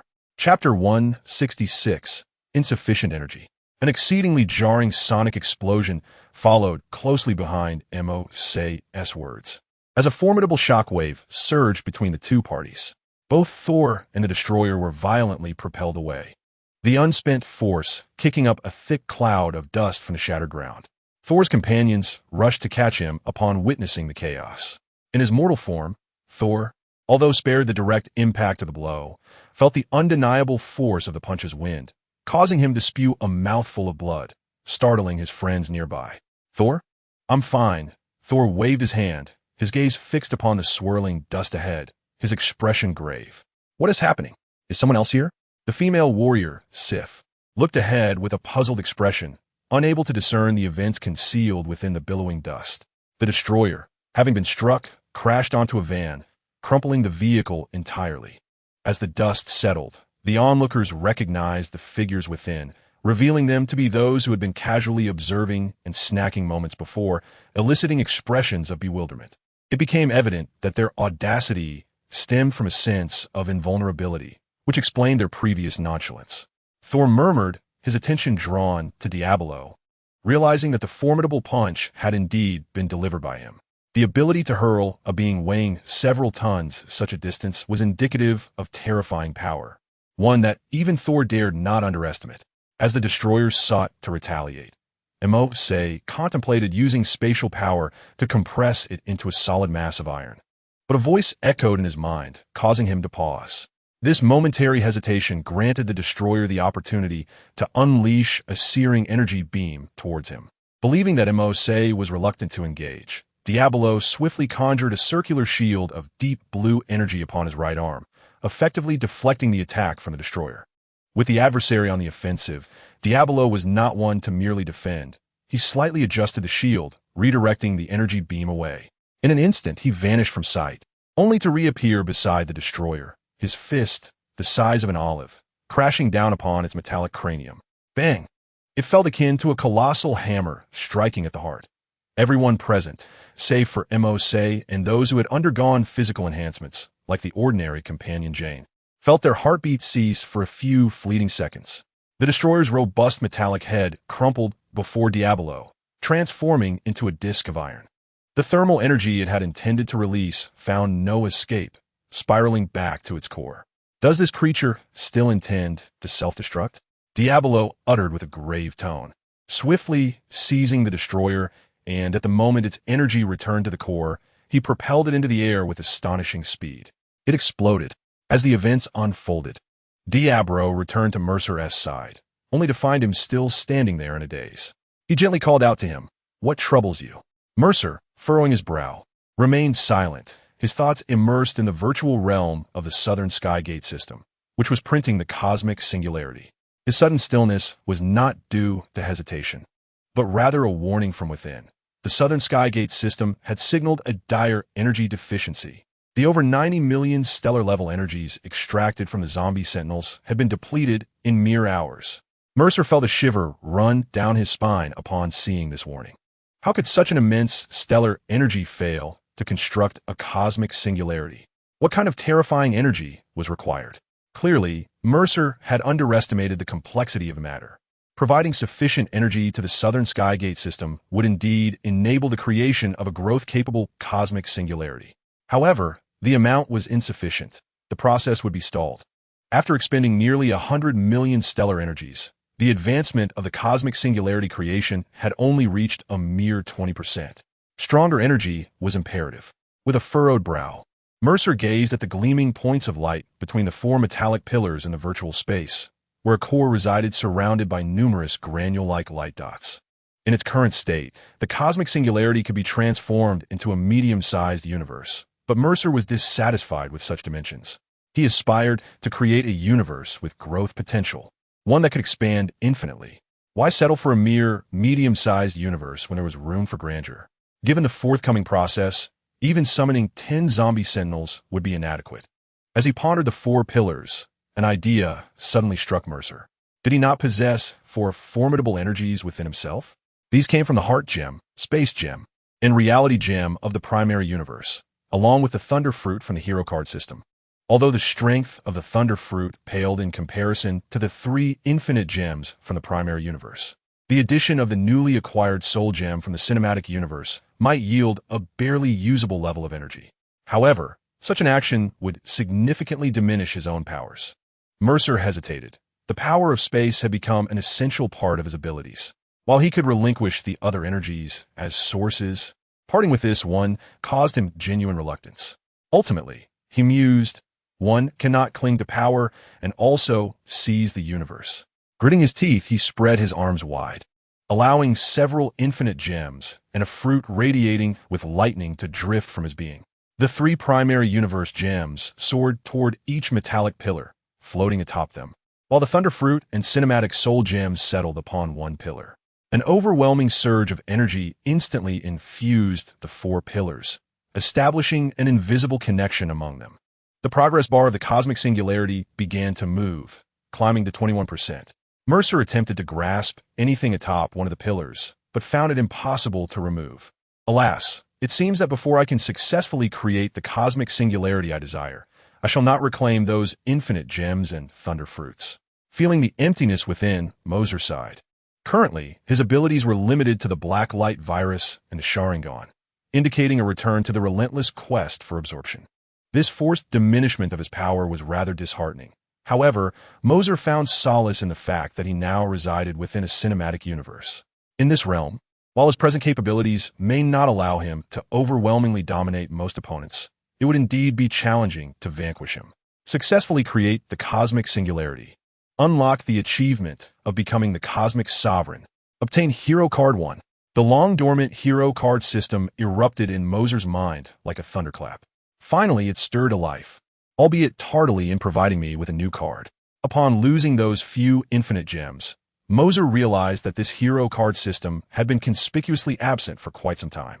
He promptly retrieved the hero card, only to be momentarily taken aback by its contents. Was this an unopened card? The design was identical to those he had previously acquired, rectangular, with the name inscribed at the top center. Yet where the details should have been, there lay a gray lock. He attempted to use it, and before him appeared a message. This hero card is locked and requires energy for activation. Beneath this statement was a progress bar, indicating 0. Mercer was perplexed. Was this a jest? He had just relinquished all four infinite gems capable of releasing pure energy along with the thunder fruits. Yet the very next moment, he was presented with a hero card that necessitated a certain amount of energy for unlocking. If only he had delayed a minute in surrendering those infinite gems, this would not have been an issue.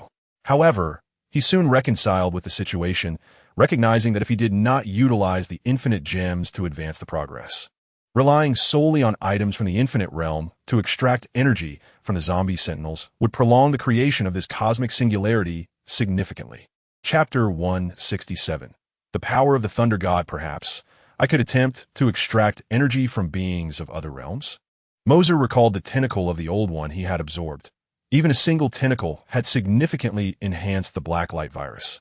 What if he were to absorb the entirety of the old one? He could not only utilize the Blacklight Virus for absorption, but also draw upon magic.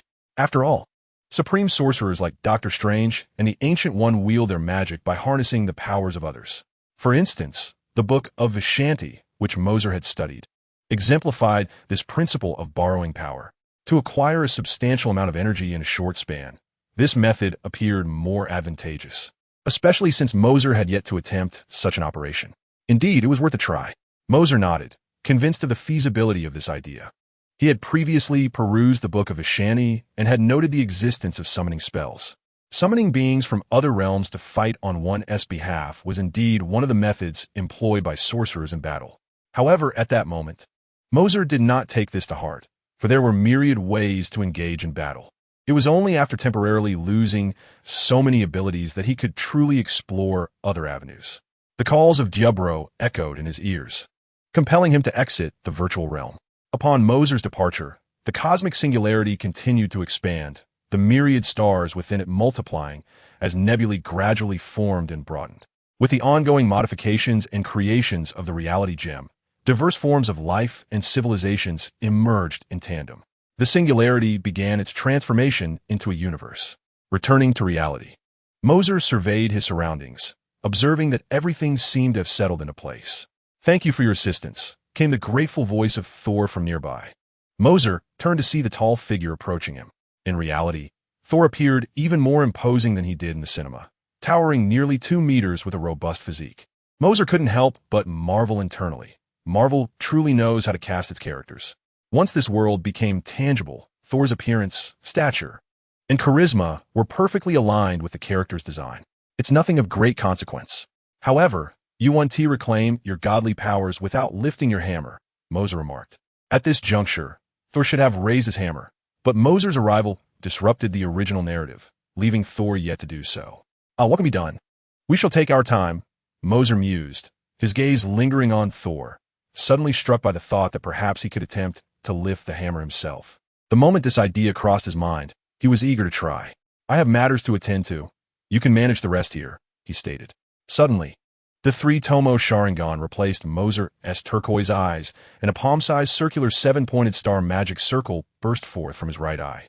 As the magic circle formed, it grew to his own size, enveloping both him and Diablo, causing their figures to vanish before Thor and the others.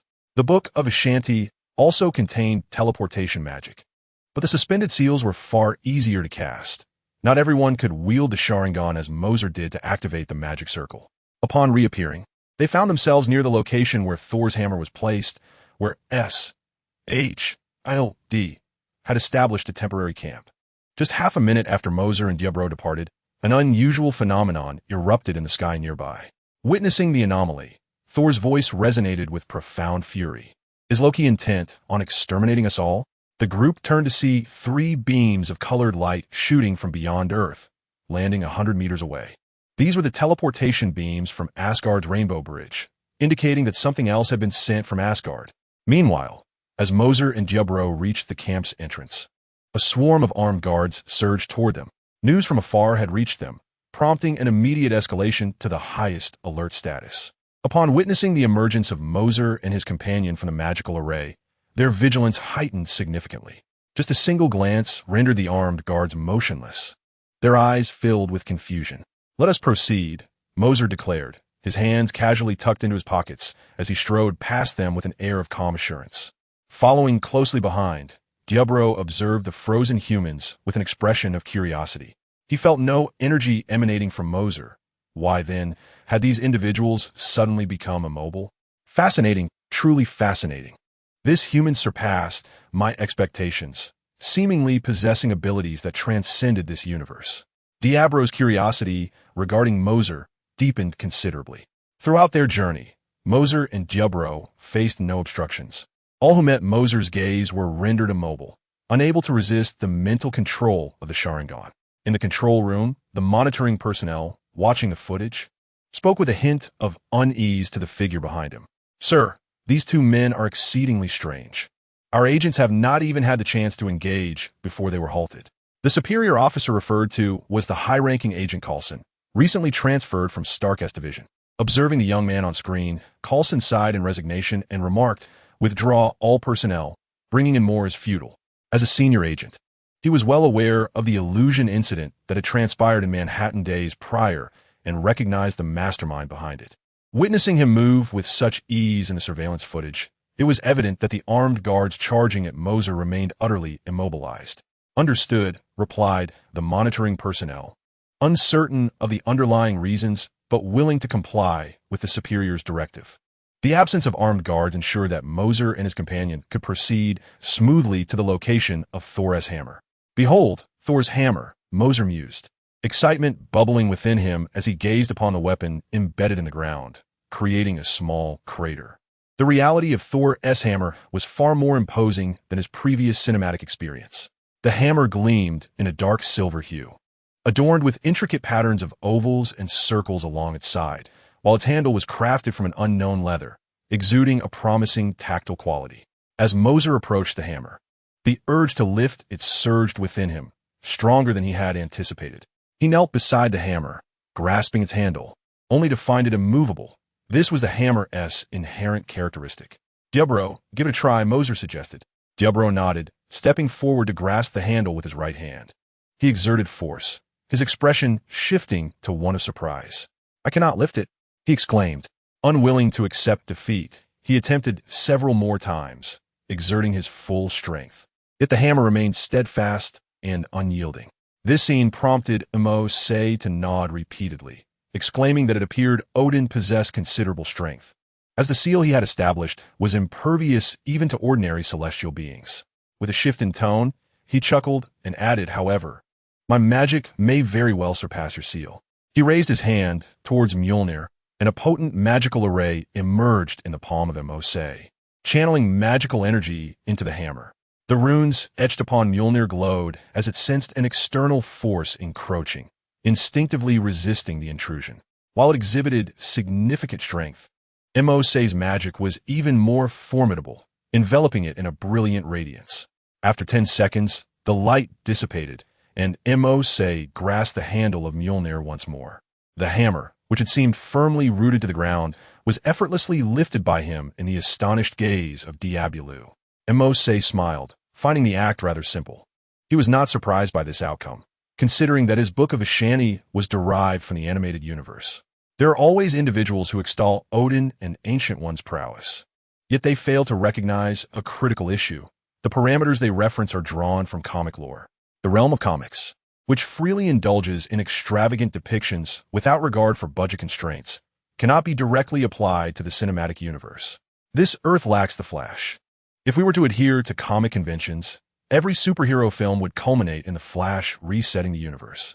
Many superheroes possess comic attributes that are overwhelmingly potent, capable of obliterating Earth in mere moments, and the financial limitations of filmmaking are a stark reality. To speak solely of the lofty standards and maximal special effects surrounding the Ancient One, while the comic portrayal is indeed impressive, it is ludicrous that the cinematic version meets such a fate. Mercer's Book of Ashani, originating from the animated universe, far exceeds the constructs of the film universe. Moreover, the cinematic Asgard does not embody a true divine realm, but rather a domain of advanced technology intertwined with magic. Odin's portrayal is merely that of a powerful extraterrestrial who has existed for millennia, his advanced technology having rewritten their genes to an astonishing strength incomprehensible to Earthlings. Ordinary Asgardians may well be at the level of enhanced beings like Captain America. For Mercer to forcibly alter the seal Odin had placed was not particularly challenging. Within the realm of magic, it could be regarded as merely a high-level spell. The Book of Ashani, bestowed upon him by 3 ancient deities, ensures that even the cinematic depiction of Ashani would not necessarily bow to Odin's might. At the moment Mercer lifted Mjolnir, thunderous roars rolled across the clouds, and thick bolts of lightning descended from the heavens, striking him. The powerful lightning did not inflict any harm upon Mercer. Rather, it transformed into metallic plates that enveloped him, resembling the armor Thor typically dons in battle. Though Mercer's physique was not as robust as Thor's, the armor fit him remarkably well. Moses gently closed his eyes, feeling the thunderous power coursing through his body, and thought to himself, Thor truly fails to comprehend its might. He relies solely on his hammer for offense, having completely transformed into the god of hammers. While the physical damage of the hammer is formidable, the power of thunder is equally, if not more, potent. Such incredible ability, and yet Thor only utilized it extensively upon acquiring the Stormbreaker. He is far too dependent on his weapon. Just then, Coulson arrived with a contingent of armed guards, witnessing Moses grasping the Mjolnir and donning the god of thunder's armor. This unexpected transformation left everyone astonished, as they exchanged bewildered glances, seemingly struggling to comprehend the situation. Many had previously attempted to lift the hammer, yet none succeeded. Now, they beheld a seemingly youthful boy effortlessly raising it, accompanied by such a remarkable change, akin to a deity descending from the heavens. "Coulson, do you intend to stop me?" Moses smiled at the approaching Coulson. The latter, having recognized him by name, became even more convinced that this boy was indeed the one who had disrupted Manhattan. He shrugged and replied, "No, you may leave whenever you wish. We are hardly capable of halting you. Be confident, you truly cannot stop me." Moses gripped the circular handle of the hammer, swinging it with a flourish as strands of blue lightning coiled around his form. With a powerful swing, Mjolnir lifted him off the ground, soaring skyward, leaving a faint trail of lightning and a distant rumble of thunder in its wake. The remaining agents and guards stood in stunned silence, while Diablo watched Moses depart and, with a firm stamp of his foot, followed suit. Coulson gazed at the web-like cracks on the ground and murmured, "This is sheer physical strength. It appears to rival that of the Hulk. Who is this person, that even his bodyguards are so formidable?" At the location where Thor had been ambushed, 2 destroyers had now arrived, and without Diablo present, the 3 warriors from Asgard would be utterly incapable of withstanding them. In merely a span of 10 minutes, the trio was already battered and bruised, with the stout one suffering the loss of an arm, had it not been for the cauterizing effect of the heat beam. Any other method of amputation would have resulted in a pool of blood. Am I destined to perish? It seems I cannot escape this calamity. Observing his friends fighting for their lives ahead, Thor shook his head with a bitter smile. Loki appeared determined to seize this opportunity to eliminate him, or he would not have summoned 2 destroyers. With a resolve, Thor stepped outside, but Jane grabbed his arm. "Thor, don't go." He gently pushed her hand away with a smile, saying, "He seeks me. I cannot allow my friends to continue fighting. If this persists, they will truly perish." However, Jin still wished to express something. The sight of the trio outside, battling against the 2 destroyers and clearly at a disadvantage, left her words choked in her throat, unable to escape her lips. Had it been her, she could never bear to witness her friend perish to allow her escape. Thor sighed deeply, having resigned himself to his fate. He stepped out from a concealed structure, his expression resolute as he approached the 2 destroyers. The 3 warriors of the Celestial Palace gaped at Thor's advancing figure, yet their mouths soon closed in resignation. They realized they could not intervene. Moreover, they discerned that Loki, who was manipulating events from behind, was tormenting them, rather than a swift death. It was a prolonged suffering and the sounds of despair that inflicted a profound mental blow upon Thor. Now, writing even 2 chapters felt like an insurmountable challenge. Sleep beckoned, for since the spring festival until yesterday, her schedule had been completely inverted. Adjustments were necessary. Otherwise, sitting before the computer, even crafting 100 words felt arduous. Chapter 169. An ordinary beautiful girl. Upon seeing Thor emerge, the 2 destroyers advanced towards him, simultaneously unleashing beams of thermal energy. Having learned from past experiences, Loki, controlling them from behind, dare not waste words and instead launched a lethal assault. As the beams approached, a bolt of lightning descended from the heavens, striking the tip of the thermal beams. The ensuing torrent of electricity erupted, colliding with the 2 beams of thermal energy. Far away in Asgard, Loki observed the figure standing protectively before Thor, rising with a sudden jolt, his voice trembling in disbelief. This was impossible. The clash of lightning and thermal beams neutralized each other, transforming into a wave of heat that rippled outward. Thor raised his arm in defense, retreating several steps before focusing his gaze on the individual before him, his mouth agape, his heart surging with tumultuous waves. This was none other than one of the young men who had just appeared to aid him against the destroyer, and astonishingly, he wielded the hammer of the Thunder God. Jin and her companions were initially taken aback, merely surprised by the reappearance of Mercer, who now donned an armor that made him appear even more dashing. However, Thor and his companions were not so composed. They understood that this hammer was beyond the grasp of anyone else. Sealed by Odin, it was impossible to lift, let alone move. Throughout all of Asgard, and even the 9 realms, only Thor could wield it. No one else could even shift it. Yet now that very young man, who had effortlessly dealt with the destroyer, stood smiling, tossing Thor's hammer in the air. "Thor, witness how Thunder God is meant to battle." The dormant Blacklight Virus within Mercer required no excessive familiarization with the newly revealed power of Thor, compared to the infinite gems of the main universe. The power of Thor in the cinematic universe still held vast potential for enhancement. The roaring lightning instantly entwined around Mercer's legs, and with a single step his form shuddered. Including Soul, they could only vaguely perceive a blurred figure swiftly approaching one of the destroyers, followed closely by the piercing sound of slicing air. Mercer, with one hand directed at the destroyer, unleashed silvery arcs of lightning that erupted from his fingertips, instantly ensnaring the creature. As he clenched his fist, the lightning tightened its grip, binding the destroyer tightly. In his other hand, the thunder god's hammer crackled with dazzling electricity, yet in the moment it was brought down, it seemed to vanish like extinguished flames. Nevertheless, Mercer's motion did not falter. He brought the hammer crashing down upon the creature's head.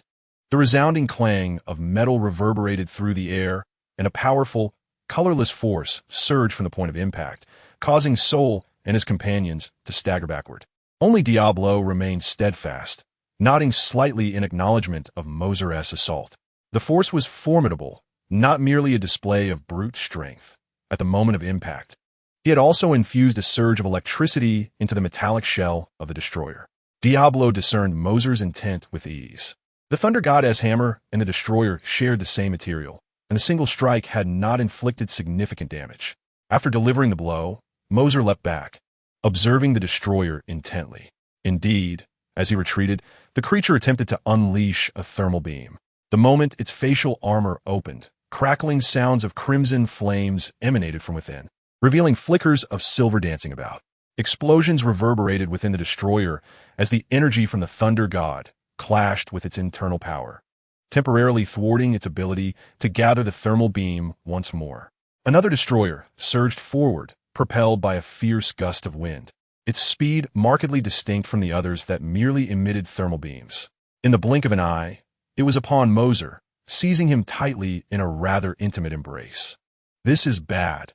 At this distance, I might not withstand it." Mercer's heart raced, caught off guard by the destroyer's unexpected speed. The sole plausible explanation was that Loki had cast a spell to enhance its velocity. Otherwise, how could this massive, stationary turret-like behemoth possibly move so swiftly? At that moment, a magnificent purple beam of light descended from the heavens, striking the destroyer mere centimeters away from Mercer. Yet astonishingly, he remained untouched by the violet radiance. Mercer stepped back a few paces, still bearing metallic remnants of the destroyer on his arm, while the creature's main torso was engulfed by the purple beam.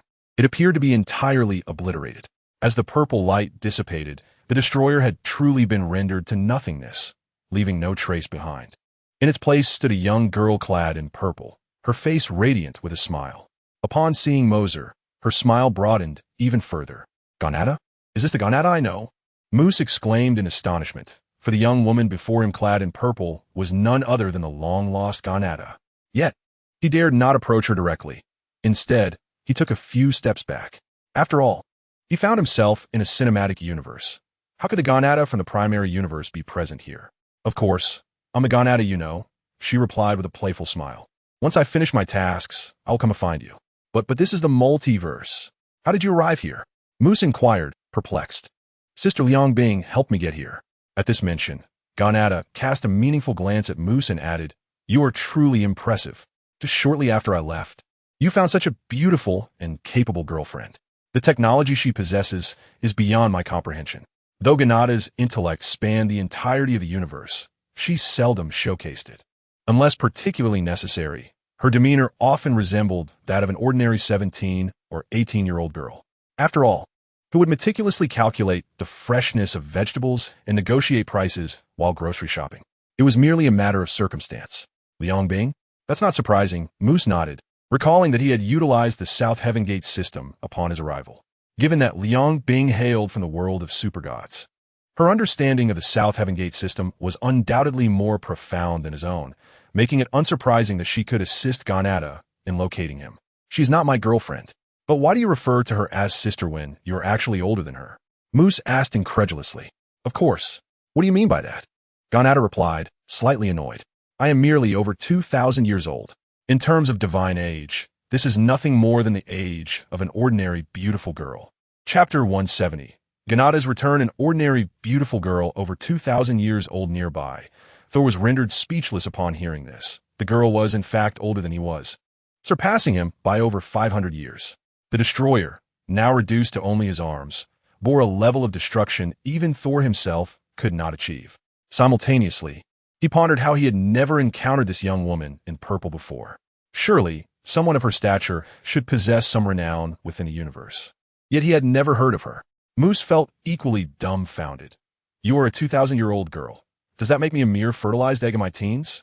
Ganada, perceiving Moose's thoughts, playfully patted his shoulder. This is merely an age conversion. I didn't want you to feel like I was significantly older than you. Well then, Moose conceded with a helpless nod. In those immortal novels, aren't the enchanting beauties also often hundreds or thousands of years old? It doesn't seem to hinder their desirability. First, let us resolve the matter at hand. After a brief exchange, Moose swiftly shifted his focus to the destroyer nearby, who was struggling to unleash a heat beam while being continuously ravaged by the energy of thunder within. Loki, are you still considering a fight? Not far away. The destroyer took a considerable time to dissipate the thunderous energy within itself, its facial armor closing layer by layer, showing no intention of further aggression. Mose observed it and remarked with a smile, "You are not entirely foolish. You've already lost two of your kind, and surely you wouldn't sacrifice this one as well. I doubt the stock of destroyers in Asgard is sufficient for you to continue this way." In the distance, Loki, controlling remotely, glowered at the smiling Mose. He had no strategy against this human who had emerged unexpectedly. The mere fact that he could wield Thor's hammer was enough to astonish both him and Thor for 5 centuries. The inventory of destroyers was indeed limited, and losing even one was a significant loss, let alone two. Should another be lost, Asgard's defensive and offensive capabilities would drastically decline. For the destroyer was a formidable trump card. Loki was acutely aware of this, thus he refrained from ordering the remaining destroyer to attack, opting instead to teleport it back to Asgard for repairs to avoid any unforeseen mishaps. Seeing the destroyer cease its assault, Mose tossed the hammer he held behind him, where it landed at Thor's feet. He declared, "Your possession is returned to you. I harbor no peculiar tendency to usurp what belongs to another. You should now be worthy to lift it once more." Upon hearing this, Thor cast a puzzled glance at Mose, then at the hammer, struggling to shake off his astonishment. Releasing the support of those beside him, Thor stepped forward to grasp the hammer. Taking a deep breath, he pulled with all his might. And to his surprise, the hammer did not seem anchored to the ground as he had imagined. He effortlessly lifted it. "I've got it. I've lifted it again," Thor exclaimed in ecstatic joy. At that very moment, the armor of the thunder god enveloped Mose, transforming into a cascade of armor pieces that floated toward him, compelling those nearby to stagger back and squint against the brilliance. Lightning coalesced into armor, adorning him in mere moments, and soon the fully armored Thor stood before them. Mose regarded Thor in his armor, nodding in approval at his robust form. "This armor suits you splendidly."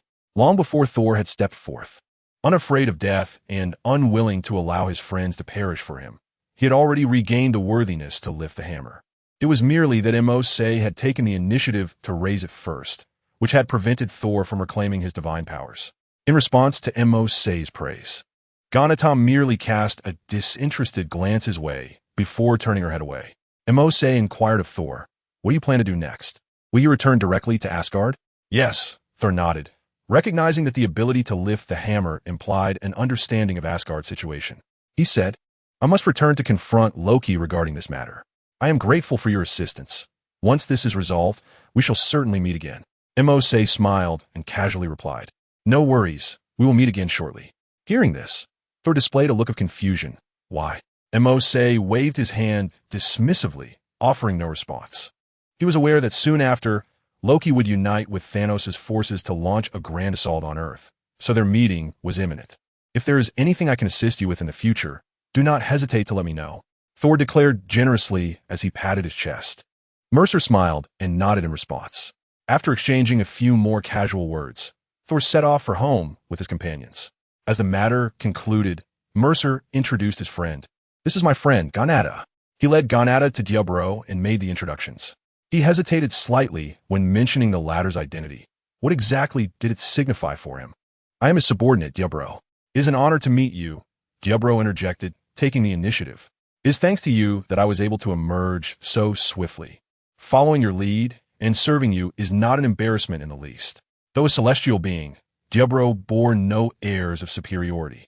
He did not believe he could assert any authority in Mercer's presence, especially when his friend was so formidable. Mercer nodded in satisfaction, pleasantly surprised by Diablo's understanding. He turned to Ganada and inquired, "How did Liangbing assist you in arriving here? Was a method similar to mine?" Ganada suddenly appeared to recall something. Retrieving a small, triangular metallic device from her pocket, no larger than her palm, she tapped on it, and Liangbing's holographic image materialized above.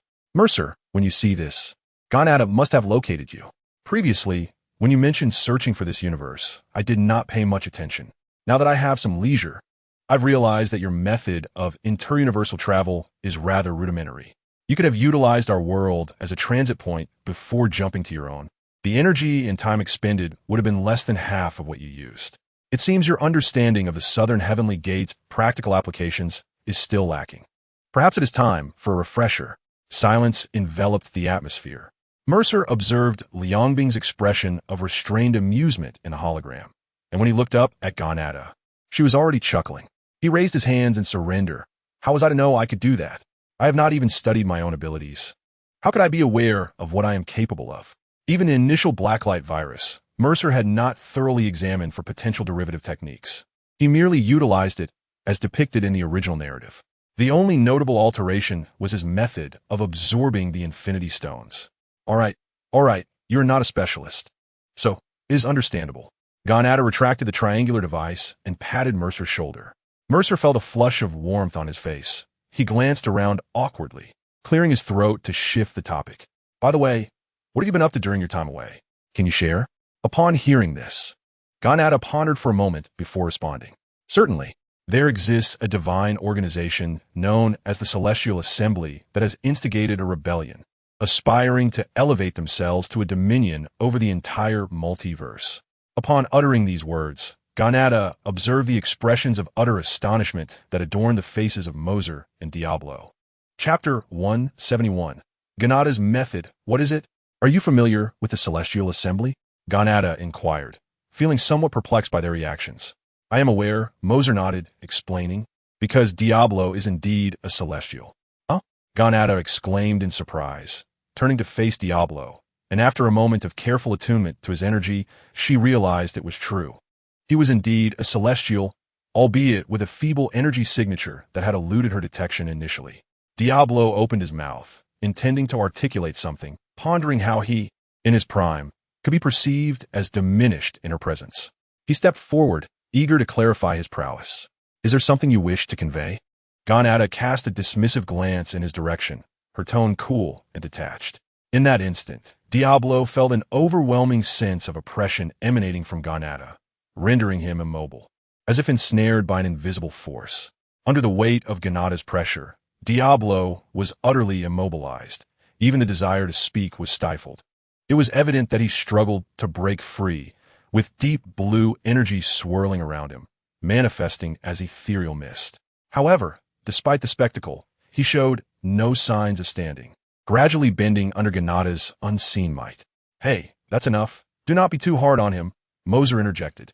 Upon hearing his words, Ganada relented, retracting her oppressive energy, allowing Diablo a moment of respite. Ignoring his disheveled state, Ganada turned her attention back to Mercer. "It has not been long since we last met. How is it that you have come to know a celestial?" Mercer recounted the unfolding events to Ganada, who could only express her astonishment. "You are indeed fortunate to have encountered a celestial. By the way, I have come to inform you that our universe's Earth also harbors a celestial seed, which is on the verge of emergence." "How can it be so imminent?" Mercer questioned, bewildered, given that Mercer already had a celestial by his side. Ganada understood the basis of his inquiry and replied, "After all, the universes differ. Thus, the sources of energy required may also vary." Mercer nodded. "How did you come to this discovery? Were you not the one who asked Sister Liangbing to establish a surveillance network covering the star system?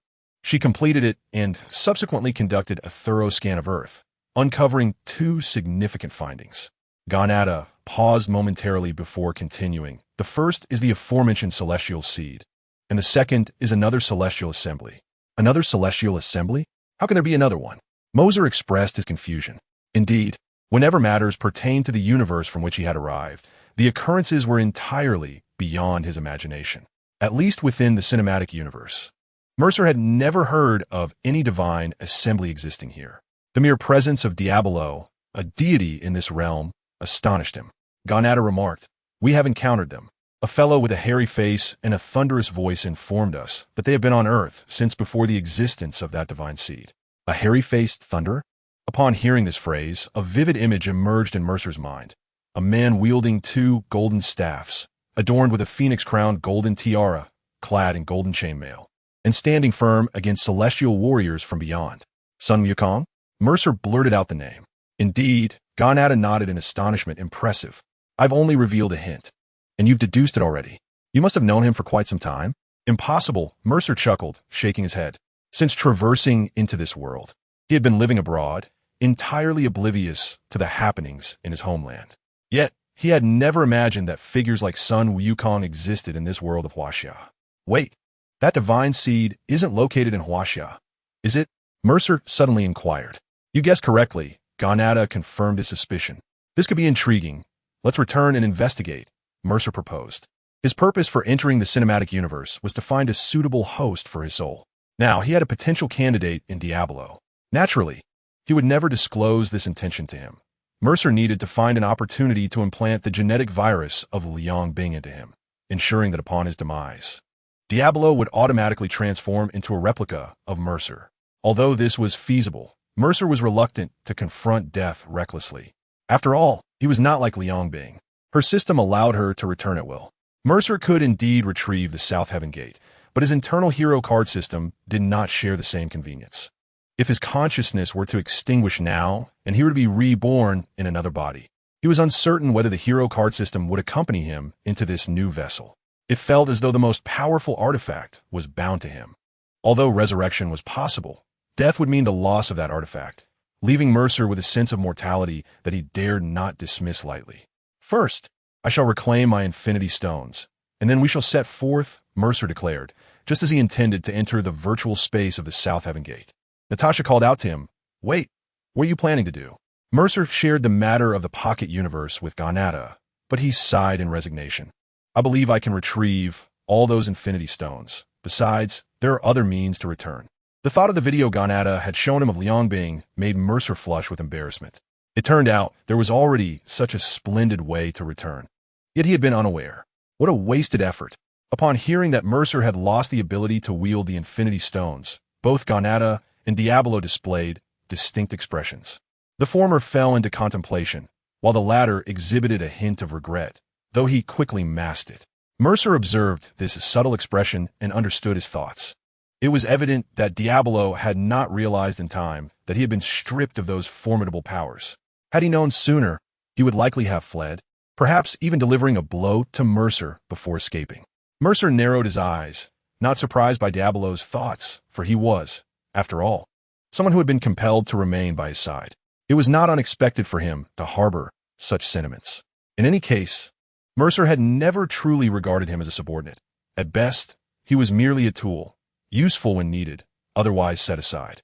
Gonata shook her head, her small hand stroking her chin, before suddenly clenching her fist and striking her palm. "You are quite foolish. There was no need for such actions. You rarely utilize the reality stone, do you?" "Rarely, so what?" Mercer replied, shaking his head.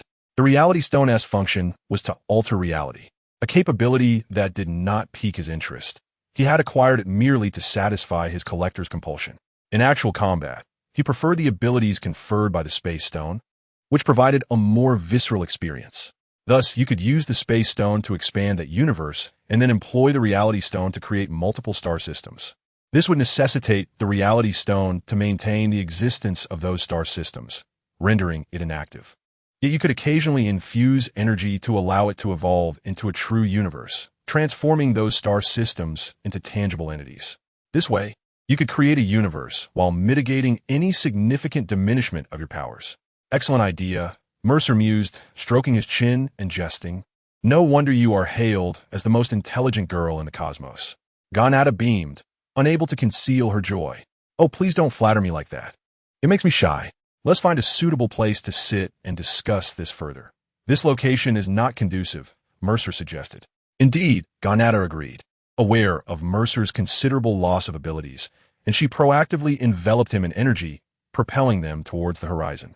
Diablo, watching the pair depart, sighed in resignation before following suit.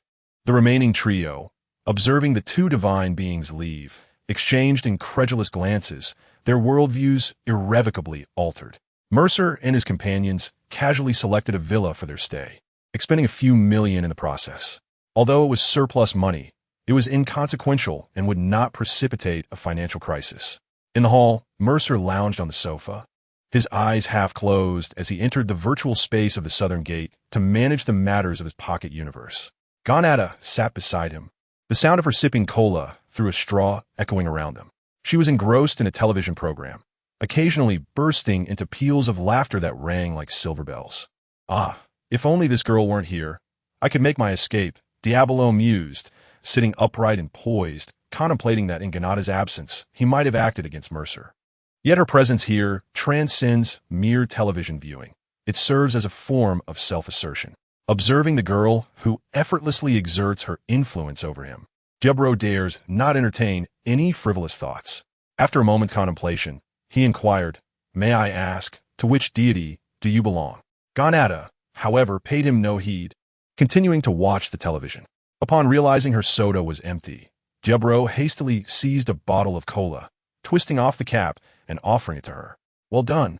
Quite perceptive," she acknowledged with a nod, visibly pleased by Diablo's thoughtfulness. "Are you familiar with the Kyle Nebula?" Ganata inquired. "The Kyle Nebula?" Diablo furrowed his brow in thought, his mind flooded with myriad memories. These recollections reside within the consciousness of every deity from the moment of their inception, negating the need for verbal instruction as is required among humans. This innate knowledge enables deities to engage in their duties immediately upon birth. After a brief 10 seconds of reflection, the realization dawned upon him, filling his visage with incredulity as he cautiously remarked, "Are you a companion of the creator deity?" Ganata did not respond explicitly, but merely nodded. An overwhelming tide surged within Diablo's mind. The Kyle Nebula is the abode of the creator deity, rather than a nebula. It resembles a pocket universe, a cosmos forged collectively by the divine beings. Their immense power prohibits interference with the external universe, for such interference leads to irrevocable consequences. Thus, unless matters of universal significance arise, these creator deities remain absent. The Kyle Nebula also serves as a venue for their deliberations. Among the celestial assembly, only the presiding judge of judgment, Erisham, is permitted to traverse the Kyle Nebula. Diablo's expression was a tapestry of disbelief, yet he could not furnish any evidence to refute her claims. On a planet the size of Earth, he could effortlessly obliterate it. Based on his brief acquaintance with Earth's current advancements, even the most extraordinary beings posed no threat to him, let alone a mere exertion of energy to subdue him. Yet, paradoxically, Ganata had accomplished just that. At this juncture, Diablo truly felt restrained. No sooner had they exchanged words than Mercer, seated upon the sofa, opened his eyes. The 4 infinity stones and the thunder fruit returned to his being, restoring his aura to its zenith. He raised his hand and waved it forward, summoning a miniature version of the southern heavenly gate, which materialized before them as a sphere the size of a soccer ball. Upon closer inspection, one could discern numerous speckles within this sphere, each representing a planet. 3 larger speckles indicated the 3-star systems Mercer had thus far created. While 3-star systems may seem scant against the vastness of the cosmos, the speed at which Mercer had accomplished this in such a short span is commendable. "Are you ready?" Ganata queried, eyeing his movements. "Not yet.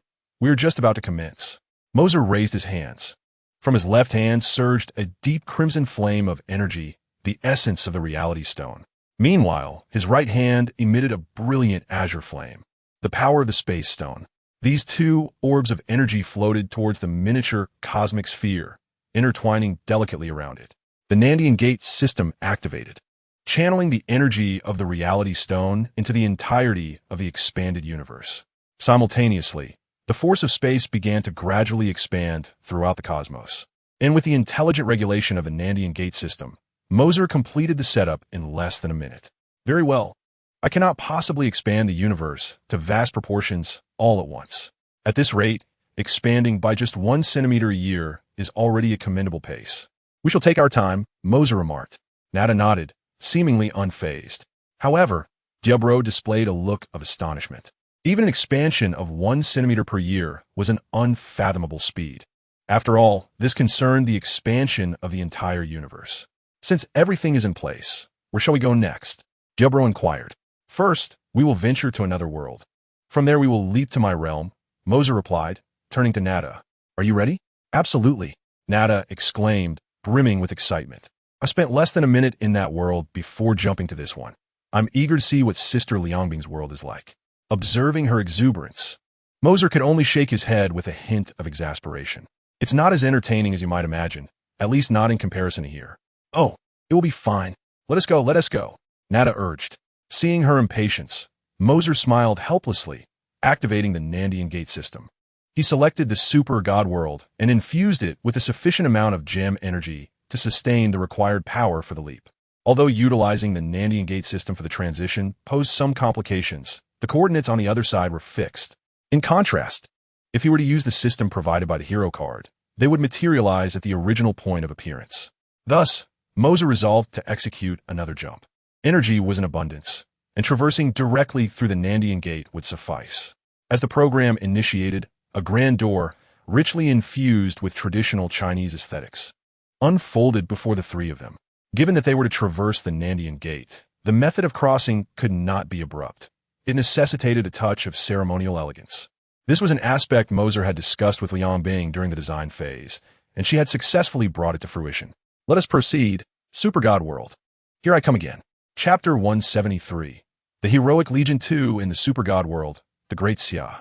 3 days later, at the border of Great Xia, hundreds of warriors clad in sleek black, high-tech exoskeleton armor stood silently, evenly spaced apart. Each warrior gripped a sword, blades pointed downwards, emanating an aura of impending doom. Enemy attack detected at coordinates 2576-45854 in the northwest. Respond swiftly. Suddenly, the voice of Commander Lianfeng echoed in the ears of all the warriors. Except for the individual stationed at a specific location, the others remained motionless, their gazes unwaveringly fixed ahead. Along the border, a dark line advanced abruptly, and with synchronized movements. They swung their long swords, unleashing waves of tangible sword energy that obliterated nearly 70% of the approaching tank battalion. This assault resulted in the immediate loss of dozens of tanks, causing those that intended to advance to halt suddenly and, after a moment, retreat slowly. Observing the retreating enemy, the soldiers of Daxia made no attempt to pursue. Instead, they returned to their posts along the border, steadfast in their duty of guardianship. In the Daxia command room, Lianfeng watched the battlefield situation displayed on the screen, nodding in satisfaction. The Nandian gate system proves remarkably effective. Our Daxia now possesses the capability to contend with those foreign factions, not merely to contend, but to surpass some forces with spacefaring abilities. Clad in black armor, Sun Wukong stood beside Lianfeng, praising the Nandian gate system profusely. He was no longer required to fight on the front lines, provided there were no divine beings descending. Daxia's current military strength was entirely sufficient to manage their own affairs. Lianfeng remarked, since Mercer's departure, we promptly organized personnel to study this system. Although we have only armed over 300 warriors, we have fortified the border sufficiently to alleviate concerns about foreign mercenaries infiltrating. Sun Wukong nodded with a smile and said, You should take a break. You haven't rested at all during these past days. Following the establishment of the Second Army of the Heroic Brigade, the situation had proven to be more complex than anticipated, with Lianfeng bearing greater responsibilities. Were it not for her extraordinary constitution, a product of advanced technology rather than mere humanity, she would have surely succumbed to exhaustion from her relentless command. Lianfeng shook her head and replied, It matters not. I once commanded a battle without rest for 50 years. This is merely a trifling matter. Moreover, Daxia has only just begun to recover. I must oversee operations with even greater diligence. Her resolve left Sun Wukong in awe, yet the situation at the border necessitated a steadfast commander. And Lianfeng was undoubtedly the optimal choice. In the aftermath of the war's onset, Daxia's borders had fallen into disarray, frequently beset by foreign mercenaries. After arming some warriors with the Nandan Gate, they not only fortified the border, but also liberated several cities embroiled in dire battles. These individuals are now referred to as the Second Army of the Heroic Brigade, the Black Armor Regular Army, while the First Army is known as the Black Armor War God Army. Currently, the First Army operates behind the scenes. Since Mercer fortuitously resolved the conflict with the Tao Tai Legion, the demons have ceased their incursions upon Earth. The pressure on Earth has significantly diminished, although some Earthlings remain blindly devoted to Liang Bing, believing that by slaying a few black-armored warriors during the invasion of Daxia, they could become her warriors. Unbeknownst to them, Liang Bing is no longer present in this universe, nor does she harbor enmity toward Earth. In the forefront, the personnel seated before the computer recited the information displayed on the screen. Over the past fortnight, although the demons had retreated from the earthly battleground and the losses incurred by the Tao Tai were severe, it appeared that remnants of their faction still lingered. During our purging efforts, we too suffered some casualties. Ensure that their bodies are properly interred, Lianfeng instructed, nodding. Remember to provide the families with a compensation fund. We must address all aftermath matters thoroughly. Understood. The staff member promptly replied. Truly, our warriors of the Great Xia displayed commendable resolve. As soon as the need for a special battalion was announced, they rose without a moment's hesitation. Sun Wukong gazed at the rotating figures of the Second Army soldiers on the screen and remarked, "To be selected for the elite ranks of the Second Army is indeed an honor, yet it carries its burdens. All those chosen have undergone genetic modifications by the Nanchaman system, rendering them different from ordinary men. Moreover, their anticipated service term spans at least a century, with many stationed beyond Earth. By the time they return, the world will have changed beyond recognition." Thus, it was Sun Wukong who personally conveyed this news to the soldiers gathered at the Great Xia military camp. As the announcement of the requirement for such warriors echoed, every soldier sprang to their feet in unison. The sight was so stirring that even Sun Wukong, with his steadfastness, felt a twinge of emotion. Considering the issue of endurance, 300 warriors were ultimately selected. 200 would remain on Earth while 100 were dispatched to establish a space defense line. By the way, how is Gu Xiaolun faring? Sun Wukong inquired, having recently returned from Huahua Mountain and lacking information about the other soldiers of the elite battalion. About him, Lianfeng sighed. After Miza's remarks, he still hasn't recovered. He's grappling with the meaning of his existence. Still a child, Sun Wukong lamented. At that moment, an alarm blared sharply. "Commander Lianfeng, an unidentified individual has breached the national border, and our personnel are unable to intercept. Came the urgent report from staff." "What?" "Quickly, pull up the surveillance," Lianfeng commanded. The staff member promptly retrieved the video feed. Many were startled to see a figure suspended in midair, astonished at the impossibility of such a feat. This required immense computational power. Even the Nanchaman system they possessed could only fuel their flight packs for a limited duration. To walk upon the air was a capability reserved for the most formidable of beings, and the sight left a chill in the hearts of many. Was another battle about to commence? However, a few among them, upon recognizing the handsome visage on the screen, felt their initial alarm dissipate. They resumed their tasks amidst the puzzled gazes of others. Seeing that familiar face, Lianfeng couldn't help but smile wryly. This fellow makes a sudden appearance at the border without any prior notice. Observing the staff nearby staring at her intently, Lianfeng instructed, "Lower the alert. This individual poses no threat. He is one of us." The staff member, though perplexed, complied with her request. "Lianfeng, is this the Mercer you mentioned?" Sun Wukong had never encountered Mercer before, but the unfamiliar visage combined with Lianfeng's demeanor allowed him to form a conjecture. Indeed, it is him. Chapter 174. Engage in combat. While Mercer was present, many had lost their phones, and no one had managed to capture an image of him. Those whom Mercer had rescued could only recall a remarkably handsome young man who had saved them, yet they struggled to provide a clear description of his appearance. Lacking any visual documentation, they could only disseminate their accounts verbally. Those aware of Mercer's identity, upon recognizing him on the screen, exhaled a collective sigh of relief. A newcomer, recently arrived, observed their expressions and inquired with curiosity, "Isn't it only the top angels who can manifest themselves like this?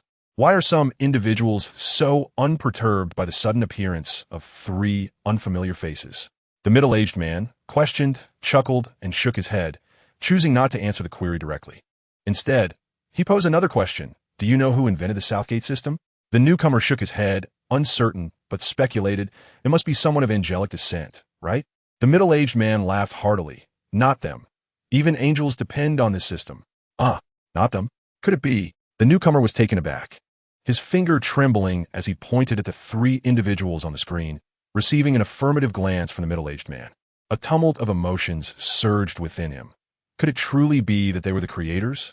Ever since he began his work in this central command room and engaged with the Southgate, he believed that those capable of creating such technology were extraordinarily intelligent. Now, the warriors of the Great Xia, armed with the Southgate system, could utilize their thoughts to channel energy, manifesting anything they desired for their offensive measures. The stronger their willpower, the more formidable the manifestations. The newcomer had been astonished upon learning the applications of the Southgate and felt a twinge of regret. Why hadn't he chosen to become a warrior instead of a researcher? Nothing seemed more imposing than serving one's country, clad in black armor, sword aimed at the heavens, guarding the nation's frontiers. When he heard of the official call for volunteer warriors, he had eagerly signed up, only to find that they did not accept researchers, leading him to transfer to the central command room. The Southgate system is indeed the most extraordinary creation throughout history, without exception. The newcomer had longed to meet its creators, never expecting to do so in this manner. Why did he have two young individuals accompanying him? Were they his students? The newcomer gazed at the figure of Diablo, standing to the left, murmuring to himself. The middle-aged man beside him couldn't help but chuckle, realizing the misunderstanding. He patted the newcomer on the shoulder and remarked, "Though you are an outstanding student from Hucking University, there remains much for you to learn." The newcomer, puzzled, could only stare blankly at the three figures on the screen. Not far away, Lianfeng and Sun Wukong observed the scene. The latter commented, "Why don't they approach us directly? With their abilities, entering this control room would be a breeze. I'll inform our comrades." Just as Sun Wukong was about to relay the situation to the warriors at the border, Lianfeng stopped him. "There's no need. With his capabilities, he can directly open a portal into this room. I believe he wishes to see the current developments." "Oh, this young man possesses such thoughts? I too am curious to see how he will engage with our Xia warriors," Sun Wukong replied. At the border, Mercer floated above, looking down upon the black-armored warriors with a slight smile. Indeed, they have progressed swiftly. Such proficiency is sufficient to contend with extraterrestrial forces. Before him stood 4 black-armored warriors, with another group of 4 positioned a distance away, indicating they operated in pairs. Should one group suffer an extraordinary attack, the adjacent black-armored squad would rush to their aid with utmost speed. "Are these the people from your nation? They appear quite formidable for mere mortals," Ganatar remarked, acknowledging the imposing presence of the 4 black-armored warriors below. "Diablo, go and engage in combat," Mercer instructed, gesturing towards the black-armored warriors, adding with a hint of caution, "Just fight. Do not incapacitate or kill them." Among the trio, only Diablo was the weakest, hence he was chosen for this task. With a silent sigh, Diablo stepped forward, thinking it was rather unfair to be treated like a mere pawn, forced to engage without causing injury. As Diablo advanced, his black suit began to transform. Streams of deep blue energy flowed from within him, enveloping his body and coalescing into a formidable armor. In mere moments, he expanded into a towering figure, a giant clad in armor, standing over 10 meters tall. Upon witnessing his transformation, the already alert black-armored warriors drew their swords, planted firmly in the ground. The leader stepped forward and commanded, "You have entered the border of Huaxia. Please state your identity and purpose, or we will be compelled to take action."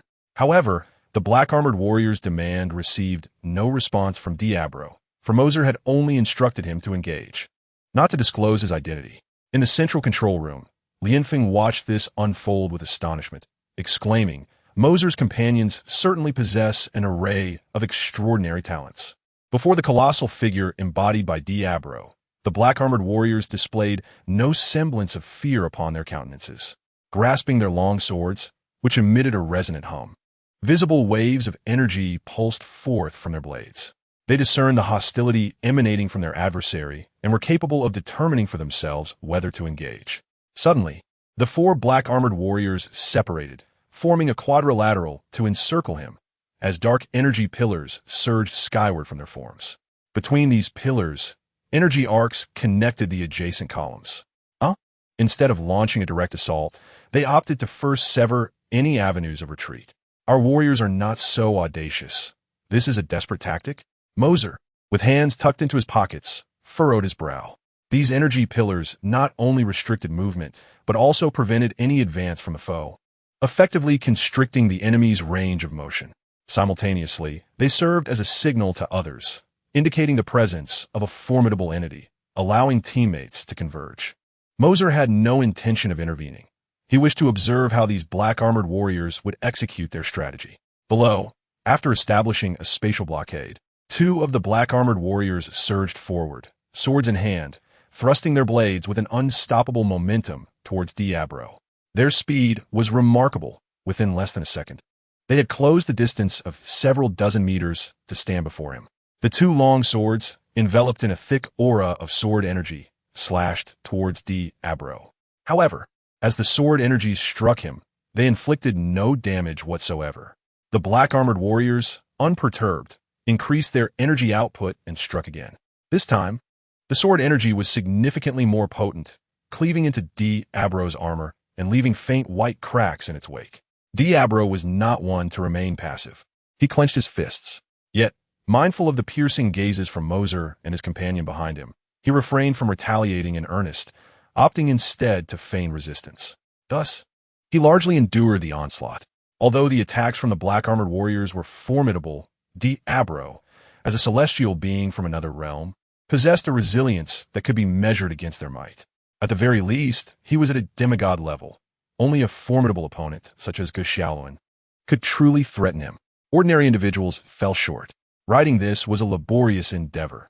Even the thought of composing another chapter seemed daunting, leaving him to maintain a steady flow of updates. Chapter 175, Radiant Light. After exchanging a series of blows, Diablo, constrained by the inability to retaliate, had not inflicted any damage upon the black-armored warriors. They, not lacking in acumen, noted his reluctance to engage and speculated whether it was a ploy to draw them away. Powerful waves of energy emanated from their forms as they reported the situation back to the central command room.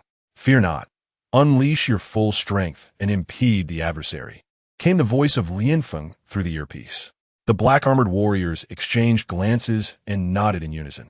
"Light Brigade, engage," declared the lead warrior with a commanding voice. "Understood," echoed the three warriors behind him in unison. As the sound resonated, the black armor they wore began to transform. The originally monotonous black armor was adorned with strands of golden light that emerged from the crevices, transforming into a magnificent suit primarily of gold. "Ah, it is the radiant armor. Could this be the second form of the black-armored army?" Mercer, who had been casually enjoying a watermelon alongside Janata, was momentarily taken aback by this spectacle. Activating the southern gate, he, as the possessor of the mother system, found it effortlessly simple to read the identities of these subsystems. Upon this revelation, Mercer discerned their true nature. The information indicated that this was not merely the second form of the black-armored army, but rather a unique trait of the squad. These were the first-generation divine river warriors scattered across Earth, possessing the super-latent gene known as Zhongming, which had awakened due to the implantation of the southern gate. Quite impressive indeed. This development was unexpected. Mercer had not anticipated that such super warriors existed on Earth. Even before their awakening, individuals like Lianfeng were likely unaware of their presence. Through this reading, Mercer swiftly gathered the identities of the other black-armored warriors, realizing that only these four possessed the Zhongming gene. Due to this dual identity, they were stationed at the primary gate of the Great Xia Kingdom. Mercer had not deliberately chosen his adversaries. He had merely selected a location at random, only to discover he had encountered the strongest division. Clad in the radiant armor, the warriors of the black-armored radiant army gripped their swords, twisting the pommel, causing the entire blade to undergo a transformation. The hilt extended to the length of an arm, and the blade morphed into a single-edged weapon known as the Mo Dao. The Mo Dao, with its strikingly high-tech design, was a fusion of ancient and modern styles, creating a novel weapon. In their hands, its aura multiplied exponentially. In that moment, they truly resembled the valiant warriors of yore, wielding arms against external threats. The overwhelming presence they exuded was so compelling that Mercer yearned for a suit of armor and weaponry, just like theirs. As they grasped the Mo Dao, the combat speed of the four warriors ascended to an entirely new echelon. One warrior surged forward, swiftly appearing before Diablo, and, without any flourish, struck at him. A blow that had previously only left faint traces when wielded with a longsword now, delivered by the black-armored Radiant Army warrior with the Mo Dao, actually sent Diablo's outstretched hand reeling aside. Such formidable strength. Diablo gasped within, astonished that his arm could be so forcefully dislodged, leaving it tingling. With a soft crack, Diablo looked down, his pupils constricting in shock. His armor had indeed cracked. The black-armored Radiant Army warriors would not afford him a moment's respite, as the remaining three launched their assault in unison. Their attacks were swift and impeccably coordinated, leaving Diablo struggling to withstand the onslaught. "Feel free to unleash your full strength." Mercer's voice suddenly echoed in Diablo's ear. "Full strength? Just don't blame me if it leads to your demise." In an instant, a more formidable energy surged forth from Diablo's body, swiftly mending the previously torn armor. Sensing the escalation of energy emanating from their opponent, the four warriors of the Black Armor Mingguang army intensified their assault, their eyes reflecting a resolute bravery akin to facing death itself. "Ja, his strength has remarkably surged. It appears today will not bode well for us," remarked one of the warriors, grimacing as he gingerly touched his waist, where he had just been grazed by Diablo's fierce gust. Fortunately, his physical constitution surpassed that of ordinary man. Otherwise, a typical individual would have been reduced to mere blood mist under such a forceful strike. The squad leader, Lu Jia, gazed gravely at the now more potent Diablo, and after a few moments he spoke slowly. "Ming, Haoyang, unleash the Mingguang breaking blade." As his voice fell, the others shuddered. The Mingguang breaking blade was a lethal technique that required them to forcibly utilize their own genetic energy, with irreversible consequences. It was a desperate and deadly maneuver, crafted specifically for the purpose of slaying gods. Rather than waiting until the brink of death to unleash it, it was wiser to strike while their strength still remained, ensuring that no external enemies would breach their great Xia. While speaking, Lu Jia relentlessly pressed the attack against Diablo. However, in his prime, Diablo's combat prowess was undeniably at the mid-tier level among the third generation of deities. The ordinary assaults of these four first-generation super soldiers could hardly inflict any significant injury upon him. They could only resort to a life-or-death struggle. "Haha, splendid. I never imagined we would be able to employ this technique so soon," exclaimed the man named Ming, laughing maniacally as he looked skyward. "I've heard Chuang say his axe can slay gods, and I am confident that our Mingguang breaking blade will not be any weaker, if we cannot slay a god. Inflicting heavy wounds will suffice." The man named Hao, with a solemn demeanor, began to redirect the energy within him. "Alas, it is a pity. I had a good relationship with a female angel and was planning to seek her out later.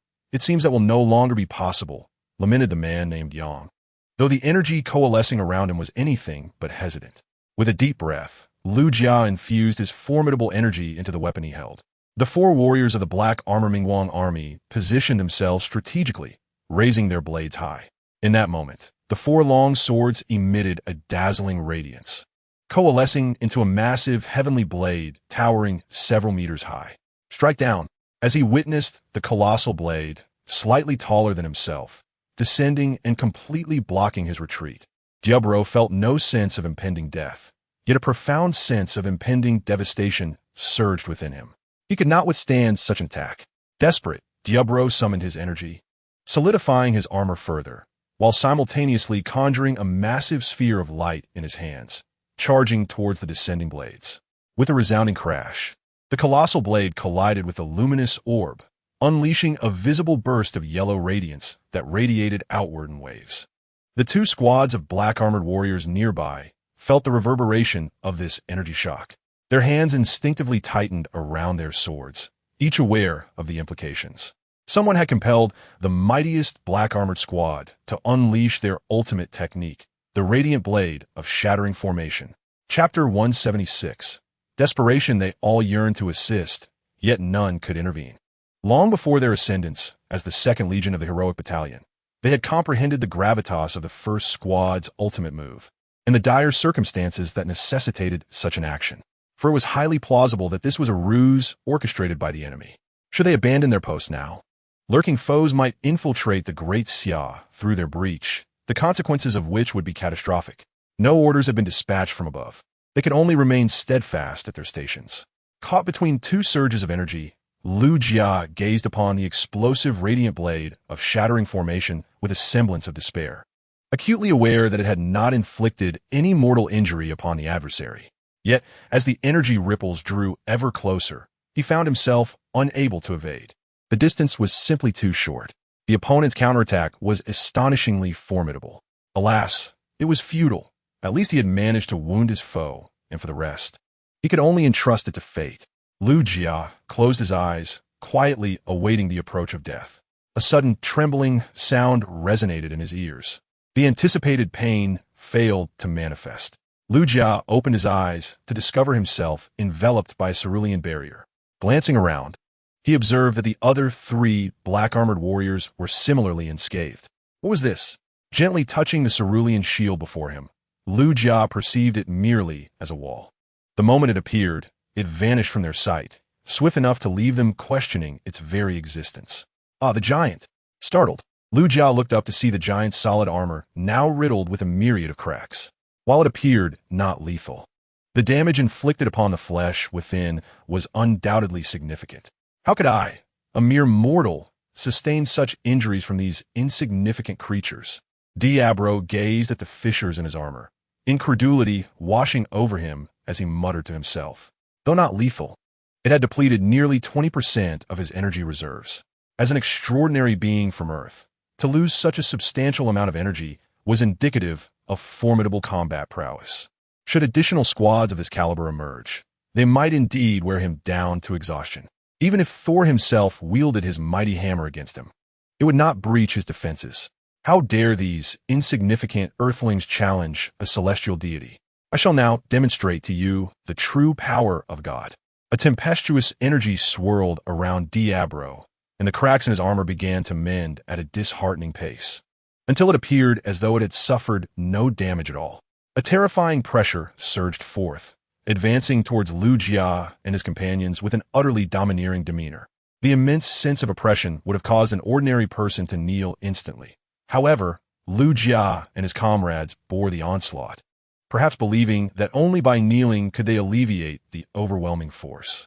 Even as their bodies endured tremendous strain, with their knees creaking under the burden, none of them yielded or begged for mercy, gritting their teeth against the oppressive energy emanating from Diablo. The excessive strain caused blood to trickle from the corners of Lu Jia's mouth due to the intensity of their clenching jaws. I wonder how long you can hold out. Diablo scoffed coldly, his already towering figure swelling further, surpassing a height of 100 meters and continuing to rise. In the blink of an eye, his stature exceeded a staggering 1,000 meters. Even soldiers stationed several kilometers away could clearly see the colossal silhouette ascending in the distance. The chilling energy did not instill fear in their hearts. Rather, it ignited a fierce anger. Another external threat? What force is this? We have never encountered it before. Commander Lianfeng, I request to engage. Request to engage. In the central command room, Commander Lianfeng wore a solemn expression, her heart wavering as she observed the towering figure on the screen and the soldiers clamoring for battle. Lianfeng, what is happening? This was supposed to be a test. But it doesn't appear so, Sun Wukong remarked, his form shimmering with light, as he transformed from military attire into dark alloy armor, wielding the Rui Jingubang. Ikrast Emose. A flicker of concern crossed her delicate face, but Lianfeng swiftly concealed it, adding, if he truly bore ill intentions towards us, he would not have entrusted us with the South Heaven Gate.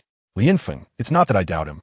I merely wish to express that if he intended to manipulate us from the outset, providing this system would render us powerless against him, regardless of how strong we become, we would still be at his mercy. Sun Wukong's voice took on an unprecedented gravity as he gazed at the soaring figure, sensing a hint of menace. His words left Lianfeng in silence. Indeed, she herself could hardly convince her own mind. After all, Mose's sudden arrival displayed an exceptional sense of patriotism, coupled with an extraordinary personal combat prowess. effortlessly creating the South Heaven Gate system capable of turning the tide of battle. The Earth had fought valiantly against the voracious fleet for so long, yet Mercer had easily obliterated its main forces. Such power, at least for the currently armed Xia with the South Heaven Gate system, could not claim to swiftly dismantle an entire fleet of voracious warships. Viewed from this perspective, Mercer's strength clearly surpassed that of all present. In Lianfeng's assessment, Mercer was at least a fourth-generation super warrior, and that was a conservative estimate. The upper limit remained indeterminate. No, we cannot allow our soldiers to be subjected to a test shrouded in uncertainty. I must venture forth to ascertain the truth. Sun Wukong strode forward, his staff in hand, indifferent to Lianfeng's attempts to halt him. A white mist coalesced beneath his feet, forming a cloud upon which he soared into the sky. Lianfeng glanced in the direction of Sun Wukong's departure, then turned back to the computer screen, murmuring, "Moses, what exactly are you plotting at the border?" Diablo loomed at an altitude exceeding 3,000 meters, his head concealed from view, leaving only his colossal form visible. He raised his hand and let it descend, a mere ordinary palm strike, yet imbued with an undeniable gravitas. One could surmise that the impact of the meteor that led to the extinction of the dinosaurs paled in comparison to this force. Should his palm reach the ground, one could only speculate the extent of devastation it would unleash. While Lu Jia and his companions were at a loss for what to do, a figure suddenly materialized before them.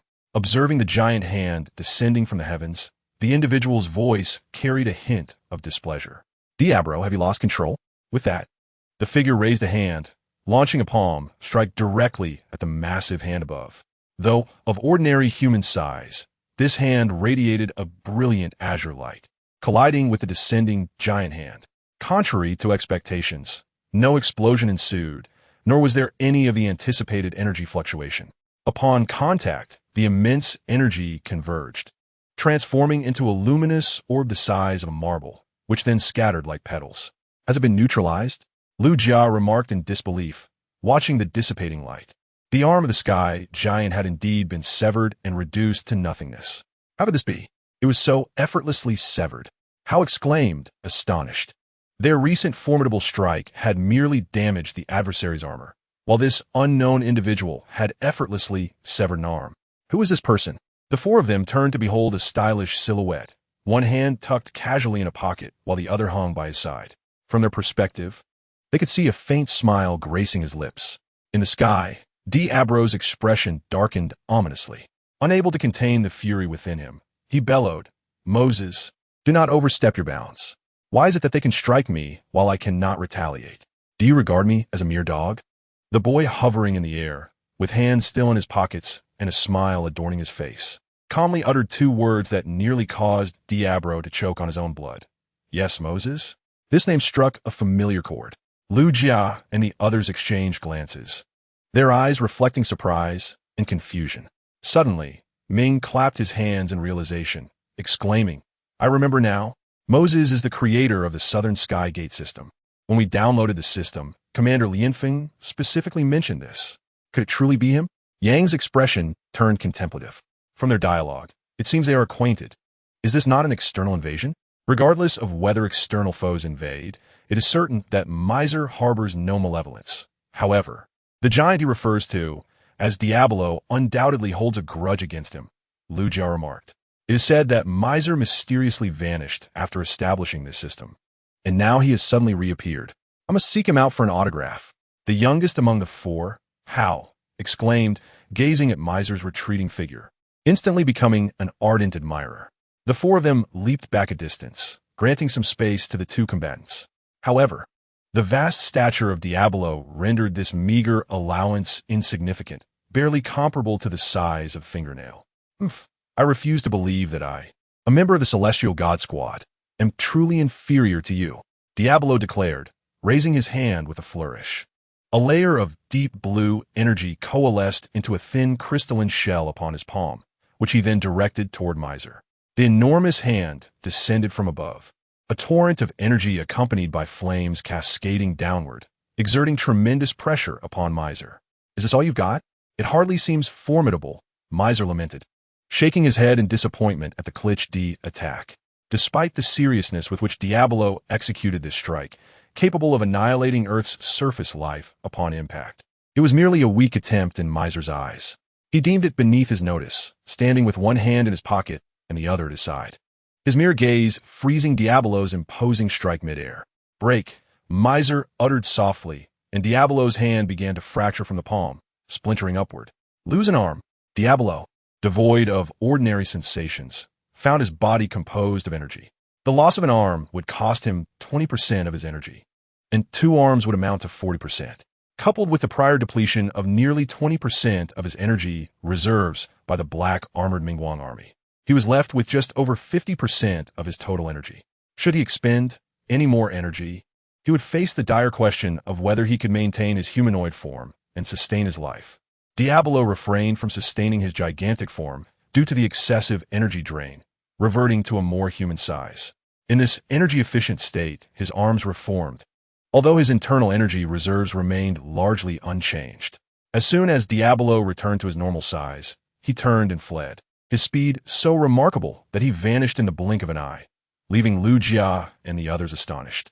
The next time they caught sight of him, it was due to a graceful figure intercepting him, effortlessly hauling him back before Mercer.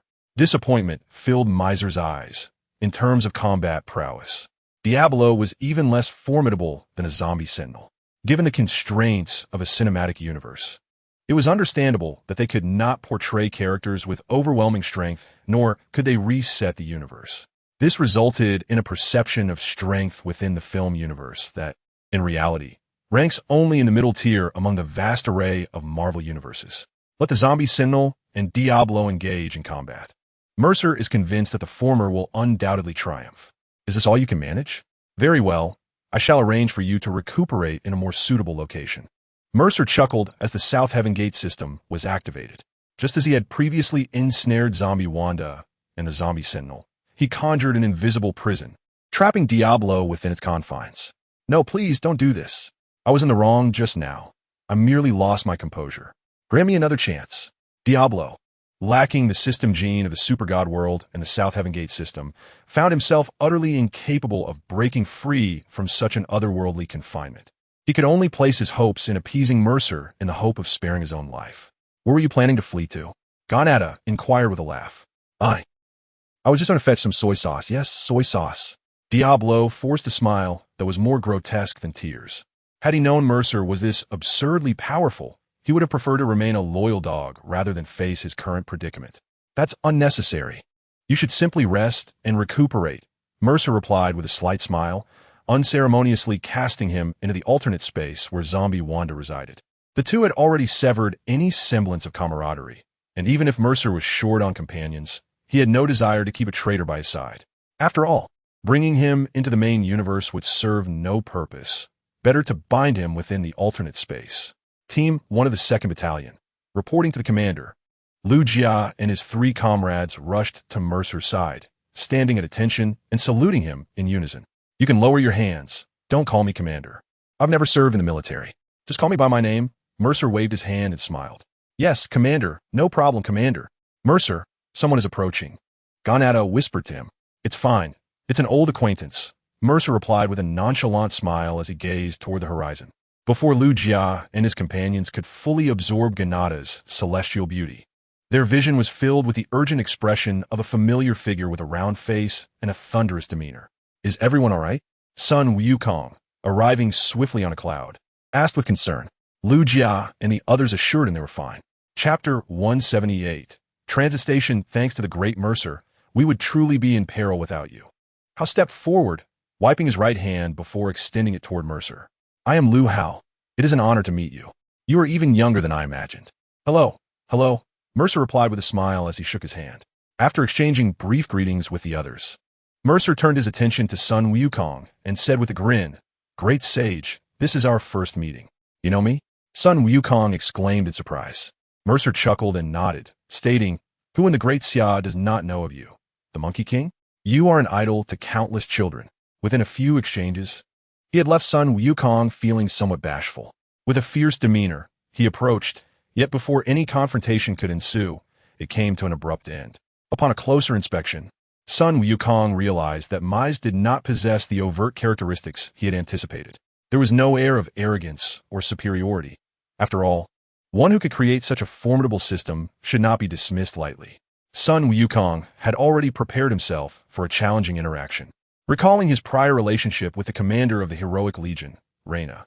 However, upon closer observation, Mai's words lacked any semblance of aggression and instead radiated an inexplicable warmth. Was it perhaps due to his handsome appearance? My apologies for the disturbance. I merely wished to gauge the current combat prowess of our warriors from the Great Xia, which prompted this test. Mai's expressed with an apologetic smile, recognizing that the recent display of the 4 formidable heavenly blades must have taken quite a toll on them. Not at all. We have longed to test the Mingguang breakthrough blade, and we are grateful to you for providing us with this opportunity, Lu Jia replied with a smile. Mai's nodded in acknowledgement, then flicked his fingers, releasing a beam of light that split into 4 strands, swiftly embedding themselves into the bodies of Lu Jia and his companions. Lu Jia, Lu Yang, Lu Hao, Lu Ming, system update, level elevated to 2nd generation super warriors. In an instant, the identities of the 4 as 1st generation super warriors were upgraded by Mai's to that of 2nd generation super warriors. Oh, and there's this, Mai's continued, raising his hand to conjure 4 spheres of silvery material, which transformed into the form of the Mo Dao, reflecting the weapons previously wielded by Lu Jia and his companions. He then tossed these blades to them. Make good use of them. I have high hopes for you, he encouraged, observing the comfortable grip and the gleaming edges of the weapons, which surely were of exceptional quality. This, we cannot possibly accept, Lu Jia stammered, genuinely feeling it inappropriate to receive such gifts so suddenly. Even Lu Hao, the most vivacious among them, felt a twinge of embarrassment at the gesture. Not at all. Take them. Who knows? One day, you may even slay a deity, and I might find myself in need of your assistance. Mai's replied with a smile, clarifying that it was a personal matter, not related to the heroic legion. The strength of the 4 would rival that of Iron Man within the Marvel Cinematic Universe, though they still fell short of Thor by a margin, making them quite formidable indeed. Exchanging glances, Lu Jia and his brothers tightened their grips on the weapons. As the representative, Lu Jia declared, "We shall accept these. If you ever require our assistance, do not hesitate to ask. We will lend our utmost support." Mai's patted Lu Jia on the shoulder before walking past them. "Great sage, let us converse elsewhere. This is not the place for discussion," Sun Wukong remarked, casting a glance at the group before nodding in silence and taking to the clouds once more. Having just arrived, they were already on their way back. Mai's and Ganada soared through the air, swiftly following Sun Wukong. As they watched Mo Se depart, Lu Jia and his brothers silently gathered their feet and respectfully saluted Mo Se. The trio's speed sliced through the vast expanse of the sky, with Sun Wukong seemingly intent on keeping pace with Mo Se, flying just ahead of them. Surely, they could not keep up, Sun Wukong mused, but upon glancing back, he was taken aback to find Mo Se and Jinata trailing closely behind him, merely a single position away. "What is the matter? Are you fatigued?" Mo Se's light laughter resonated clearly in Sun Wukong's ears. Realizing this, Sun Wukong ceased to conceal his intentions and accelerated towards the central command room, with Mo Se and Jinata swiftly following suit. Upon arriving at the central command room, the staff on either side cast astonished glances at Mo Se, who had been walking behind Sun Wukong. The recent alarm had been triggered by the imposing figure accompanying this young man. Although the specifics of the resolution remained unclear to them, the fact that Sun Wukong had brought him inside was indeed surprising. Moreover, the striking presence of Jinata, with her long purple hair cascading to her waist and her casual attire of a t-shirt and jeans, accentuated her figure to perfection. It was evident that her beauty outshone that of the handsome male, capturing the attention of all. While only a select few who were already aware of Mo Se's identity stood with their legs together, offering him a salute. In response to the gestures of respect, Mo Se smiled and nodded, a simple act that elevated his favorability in the eyes of the staff. Reaching the end of the room, a pair of grand metallic doors swung open, revealing Lien Feng, who stood inside with a beaming smile, gazing at the arriving group. "So, how has the development fared?" Lien Feng inquired, fully aware of Mo Se's purpose for coming.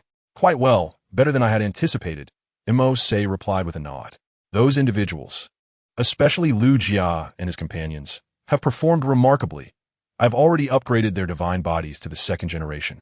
Please arrange their positions accordingly." Second generation? Lien Feng expressed surprise. You've managed to upgrade those four to the second generation so effortlessly? It's barely been 5 minutes since everything concluded. Is it truly possible for you to upgrade others to the second generation so swiftly? Lien Feng asked.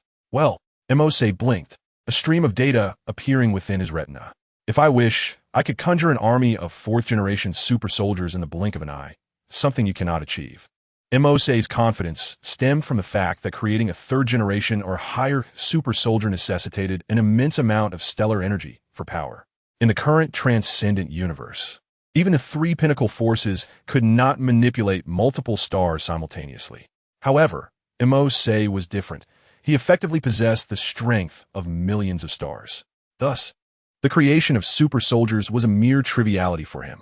Yet, he refrained from mass-producing super soldiers for this planet, as it was crucial for their individual development. Assistance from Mose was merely an external force, not a substitute for their own enhancement. Civilization must progress independently. What is it that you require on this visit? Lien Feng inquired of him. It's nothing.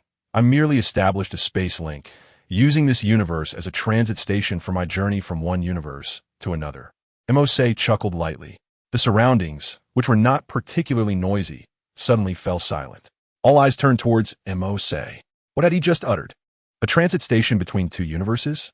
Initially, they had assumed Mose was a resident from some distant planet, but now it appeared he was, in fact, from an entirely different universe. This revelation caused the Earthlings, who had only just begun to accept the advanced technologies beyond their planet, to once again question the fabric of their reality. They were in the presence of someone from another universe. Chapter 179, 199999 Lien Feng, a person of considerable experience, found it difficult to maintain her composure upon hearing Mose's words.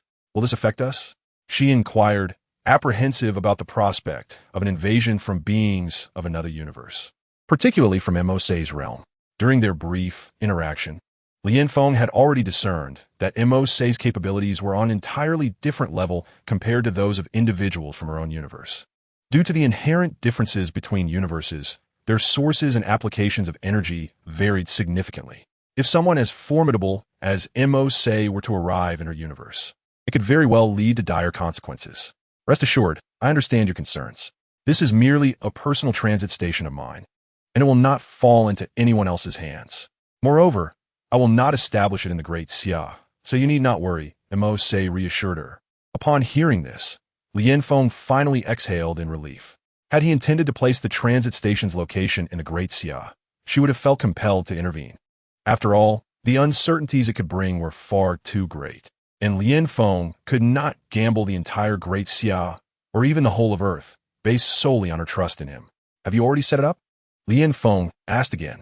Mose nodded. I had configured it before I arrived here. I merely took a brief tour of various locations. I will be departing soon. He had no intention of lingering, as he was eager to return and check on the divine seed of the main universe, concerned about any potential mishaps. Very well. I shall not keep you. If there's anything we can assist you with, do let us know, Lien Feng replied with a smile. Indeed, Mose said, engaging in light conversation with Lien Feng for a moment before turning to Sun Wukong, nodding at him, and then departing with Ganata. Lien Feng, do you think this person is trustworthy? Sun Wukong asked, still harboring some concerns. It's fine. If there were any issues, he wouldn't need to appear. We have his southern heavenly gate at our disposal, Lien Feng responded, turning back to her work, which she immersed herself in, leaving little room for distractions. Having established the teleportation point for the transit station, Mose promptly stepped into it with Ganata, returning to the main universe. Upon reappearing in the familiar surroundings of his home within the main universe's grand hall, Mose felt an overwhelming sense of relief wash over him, akin to the comfort of returning home after a long journey. He sank into the sofa, letting out a long sigh. As soon as he settled down, a voice filled with surprise emerged from beside him. Boss, you're back. Ganata is here too. Turning around, he was greeted by the delighted visage of a familiar mysterious figure he hadn't seen in a long time. Ganata nodded her head in acknowledgement. Ah, Quentin, Monsieur Choucauld. Where have you been this time? Did you bring me a new sister-in-law? The mysterious guest leaned in with a mischievous grin. Moser looked at him with exasperation, replying, I wasn't out chasing women. I just returned promptly upon learning of certain developments. It must be about that living embryo in the Earth's core, the mysterious guest remarked. You know about it? Mercer inquired. How could I not? The mysterious guest replied. For the past few days, I've been collaborating with Sister Liang on this matter. It's quite intriguing. After we began our observations, it managed to form an energy shield to block us off, leaving us completely in the dark about its current state. I see, Mercer nodded. They lacked the spatial gem's capabilities to traverse the core as he did, relying solely on energy scans, which proved challenging to execute underground. Where's Liang? Mercer asked. The mysterious guest gestured towards the sky, and Mercer understood. All right, I'll go check on her. You remain here and have fun. Mercer stated before opening a spatial gateway and stepping through, with Ganada following closely. Hey, I'm coming too, the mysterious guest hurriedly exclaimed as he entered. The scene shifted. Mercer and his companions found themselves in the Celestial Palace, where Mercer unleashed his spatial power, examining any changes within the vast expanse of the palace. Below the Celestial Palace, something had emerged. What was once an empty inverted triangle now featured three enormous rings floating upwards from the island's base. They glimmered with a potent energy, seemingly gathering strength. They approached Liang's demonic wings, where she was engrossed in various analyses in the control room. Initially, Mercer thought she would find solitude tedious. But now it appeared she was thoroughly engaged, akin to a child immersed in a captivating new game. Welcome back. How was your interdimensional journey? Liang greeted Mercer. It was all right. What about the situation in the Earth's core? Mercer queried. No significant progress. Since our discovery, that entity has utilized an energy barrier to shield itself from external scrutiny. We remain entirely unaware of its current condition, Liang continued. However, it likely isn't promising. When we first detected it, the living embryo in the core already exhibited all characteristics of a divine river body. It is likely awaiting energy accumulation, akin to a phone charging. A divine river body? What is that? The mysterious guest inquired, puzzled. It's a concept from Liang's world, referring to humanoid beings akin to earthlings. Oh, he responded, comprehension dawning. The enigmatic guest suddenly realized and exclaimed, I find this concept quite appealing. It's rather stylish. From now on, I shall refer to myself in such a manner within the cosmos. Upon finishing his statement, a fleeting look of regret crossed the icy visage of Liang. If only I could have a specimen for research. Such entities are exceedingly rare. This is my first encounter with a life form that thrives within the Earth's core. Indeed, a specimen, Mercer interjected, drawing the attention of all present towards him. Where? Liang rushed to his side, her face alight with excitement. Surely, I would not deceive you. With a wave of his hand, three figures materialized before the onlookers. What in the world is this? It looks terrifying, Liang inquired. The first to behold the figures were the zombified Wanda and the zombified Sentinel. Their appearances were undeniably horrifying. Yet Wanda stood out due to her femininity and the inadequacy of her attire to conceal her form. The sudden revelation of her being captivated the mysterious guest's gaze. With a snap of his fingers, Mercer conjured a floating screen that displayed information about the three entities. Zombified Wanda, possessing the most unique chaotic magic in the universe. Zombified Sentinel, wielding the power of 1,000,000 stars. And Diablo, hailing from 19999, a seed of the celestial faction. 199,999? The universe is divided into so many realms? Liang was taken aback by the prefix, realizing that Earth was numbered 19,999. There are still many different universes awaiting our discovery. This is merely the beginning, Mercer remarked with a subtle smile. Haha, I truly adore you, Liang exclaimed, leaping forward to plant a fervent kiss on Mercer's cheek. Such splendid experimental material is indeed rare. Mercer casually wrapped his arm around her waist, chuckling. It's no great matter. I cannot let you accompany me without a purpose. Let us set these three aside for now and venture out. Liang glanced back at the trio ensnared in their invisible prison, noting their inability to escape, and thus, she was not in haste to conduct her research. She acquiesced to Mercer's suggestion. With a flick of her delicate wrist, several heavily armored robots entered through the front door, removing the three invisible cages. After departing from the demon wings, Mercer first visited the mountain of Buzhou. Thanos led a rather mundane existence, confined there to train his troops. With no thoughts of escape, He constructed a small wooden cabin and utilized the power of reality to transform the island's agricultural conditions, cultivating his own vegetables, a life akin to that of a secluded farmer. As Mercer and his companions entered the modest cabin, they found Thanos brewing tea. "Commander, you have returned," he greeted. "Commander? Why do you address me thus?" "Me singuier perplexed. You instructed me to train those dark elves, transforming them into an army. I was uncertain of what to call you, so I settled on Commander since that is your intent," Thanos replied candidly. "Have you successfully trained them?" Mercer asked. "Certainly. I am not one to languish idly." When Thanos snapped his fingers, a moment later, a resounding cadence of footsteps echoed outside. When Mercer stepped out, he beheld a legion of individuals clad in black uniforms standing before the modest cabin. Each person was outfitted in specially designed battle attire, their faces obscured by tailored masks. Fully armed from head to toe, a mere glance informed Mercer that these were the dark elves he had entrusted to Thanos. He was astonished at how proficiently they had been trained in such a short span of time. No wonder they could conquer the cosmos. Their military prowess was indeed remarkable. "By the way, Mercer, did you not express a desire to establish a faction? Since our involvement, it appears you have not broached the subject again," Liang Bing interjected suddenly. "Ah, indeed," Mercer nodded, recalling that he had long harbored ambitions to form an organization and had been seeking suitable members. Now, with the enigmatic guest gone at Liang Bing, Thanos, and this contingent of 50 skilled warriors at his disposal, he found himself with a formidable foundation. Though their numbers were modest, each individual was an elite warrior, making it entirely feasible to formally establish a faction. "From this day forth, we shall officially form our organization, to be named the Celestial Clan," Mercer declared, intent on forging his own lineage. As he uttered these words in English, he noted that while the term for Celestial Clan in Chinese differed by only one character, in English, they represented completely distinct terms. The Celestial Clan, is it? A rather domineering name, indeed. "To aspire to form a new lineage is quite the ambition," Liang Bing remarked, nodding in approval. "It seems I am destined to witness history." The enigmatic guest exclaimed with excitement. Ganata yawned and said, "I wish to join as well." Mercer smiled and nodded. Her inclusion was undoubtedly advantageous, as she represented a significant force in their ranks. Thanos, however, remained silent, fully aware of his role as merely a trainer. Whatever they sought to establish, he would merely be an observer. "Very well, the Celestial Clan is officially established. I shall take the title of God King." "Liang Bing, would you prefer the title of Harbinger King or Demon King?" Mercer inquired, recalling Liang Bing as former title in the City of Angels, uncertain if she would still wish to be addressed by it. "Which do you prefer?"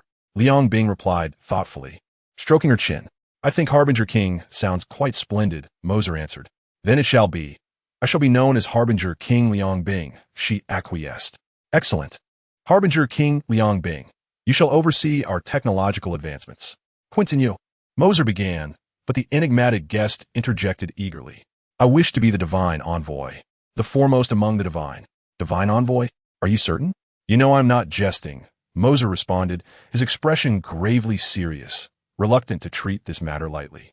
"Rest assured, boss, I will become a sorcerer surpassing the Ancient One. Nay, not merely surpassing her, but transcending her entirely. I refuse to be a mere puppet." The mysterious guest spoke with utmost seriousness, a tone I had never witnessed from him since our acquaintance.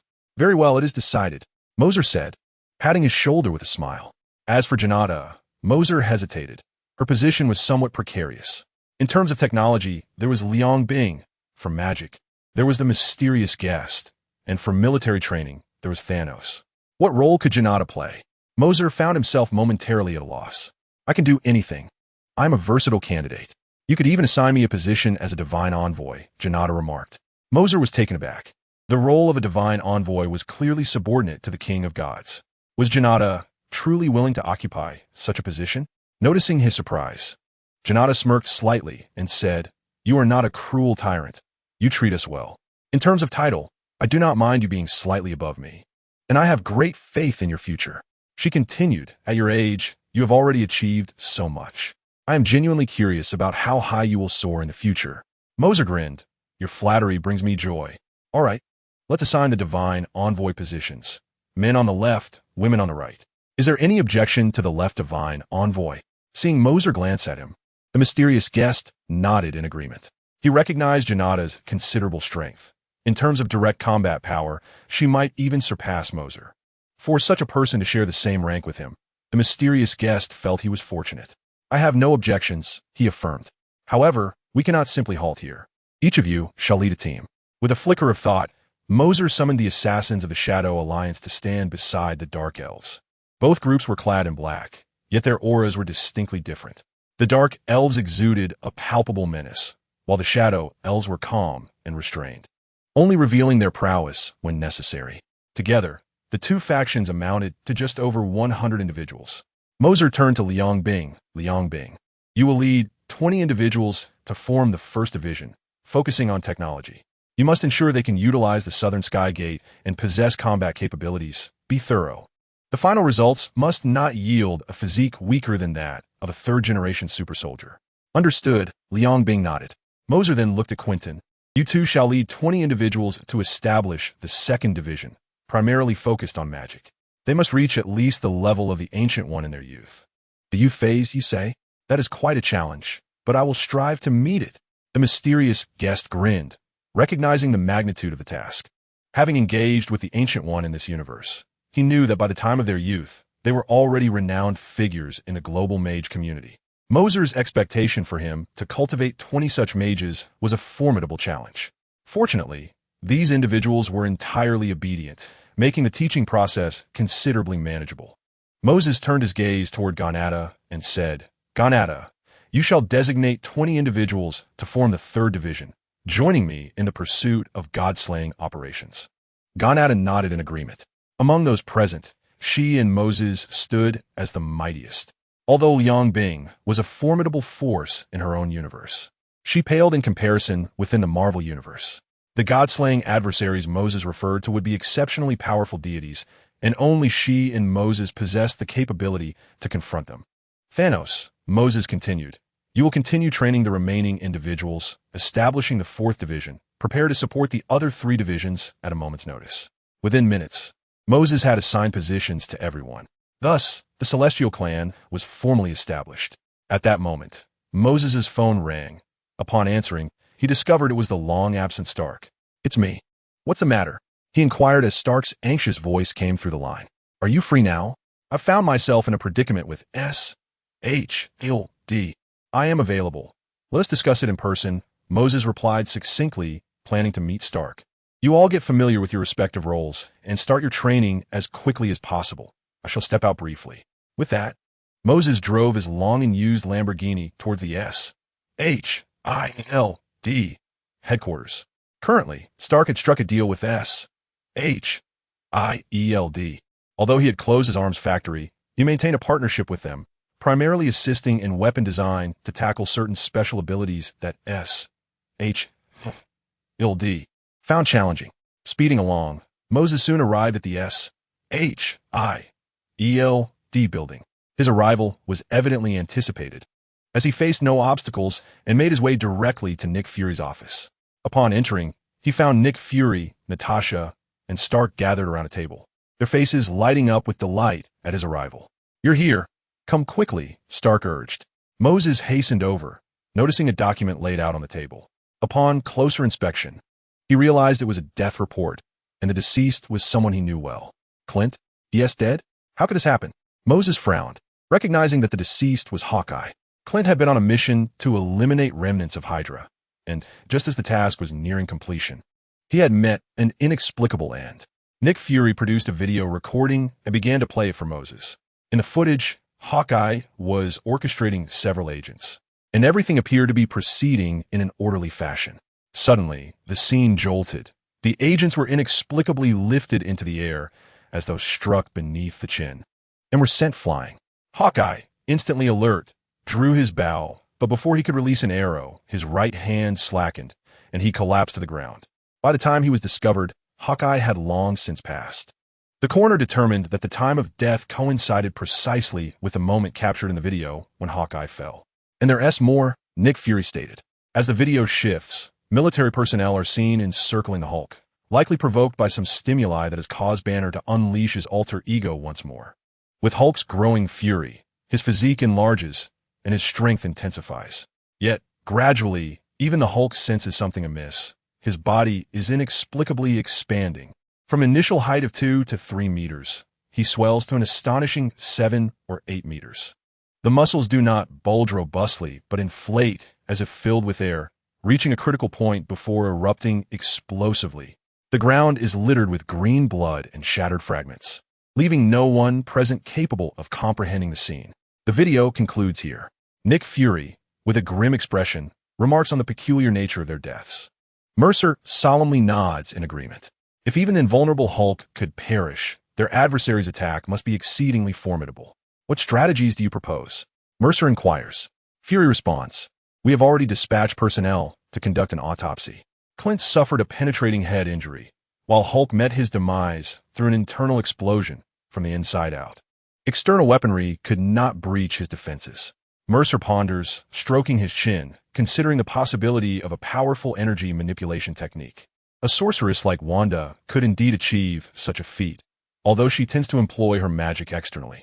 Could it be her? Mercer hesitates, questioning the motive. For if Wanda were involved, she would have no reason to eliminate Hawkeye and Hulk, as her vendetta lies with Stark.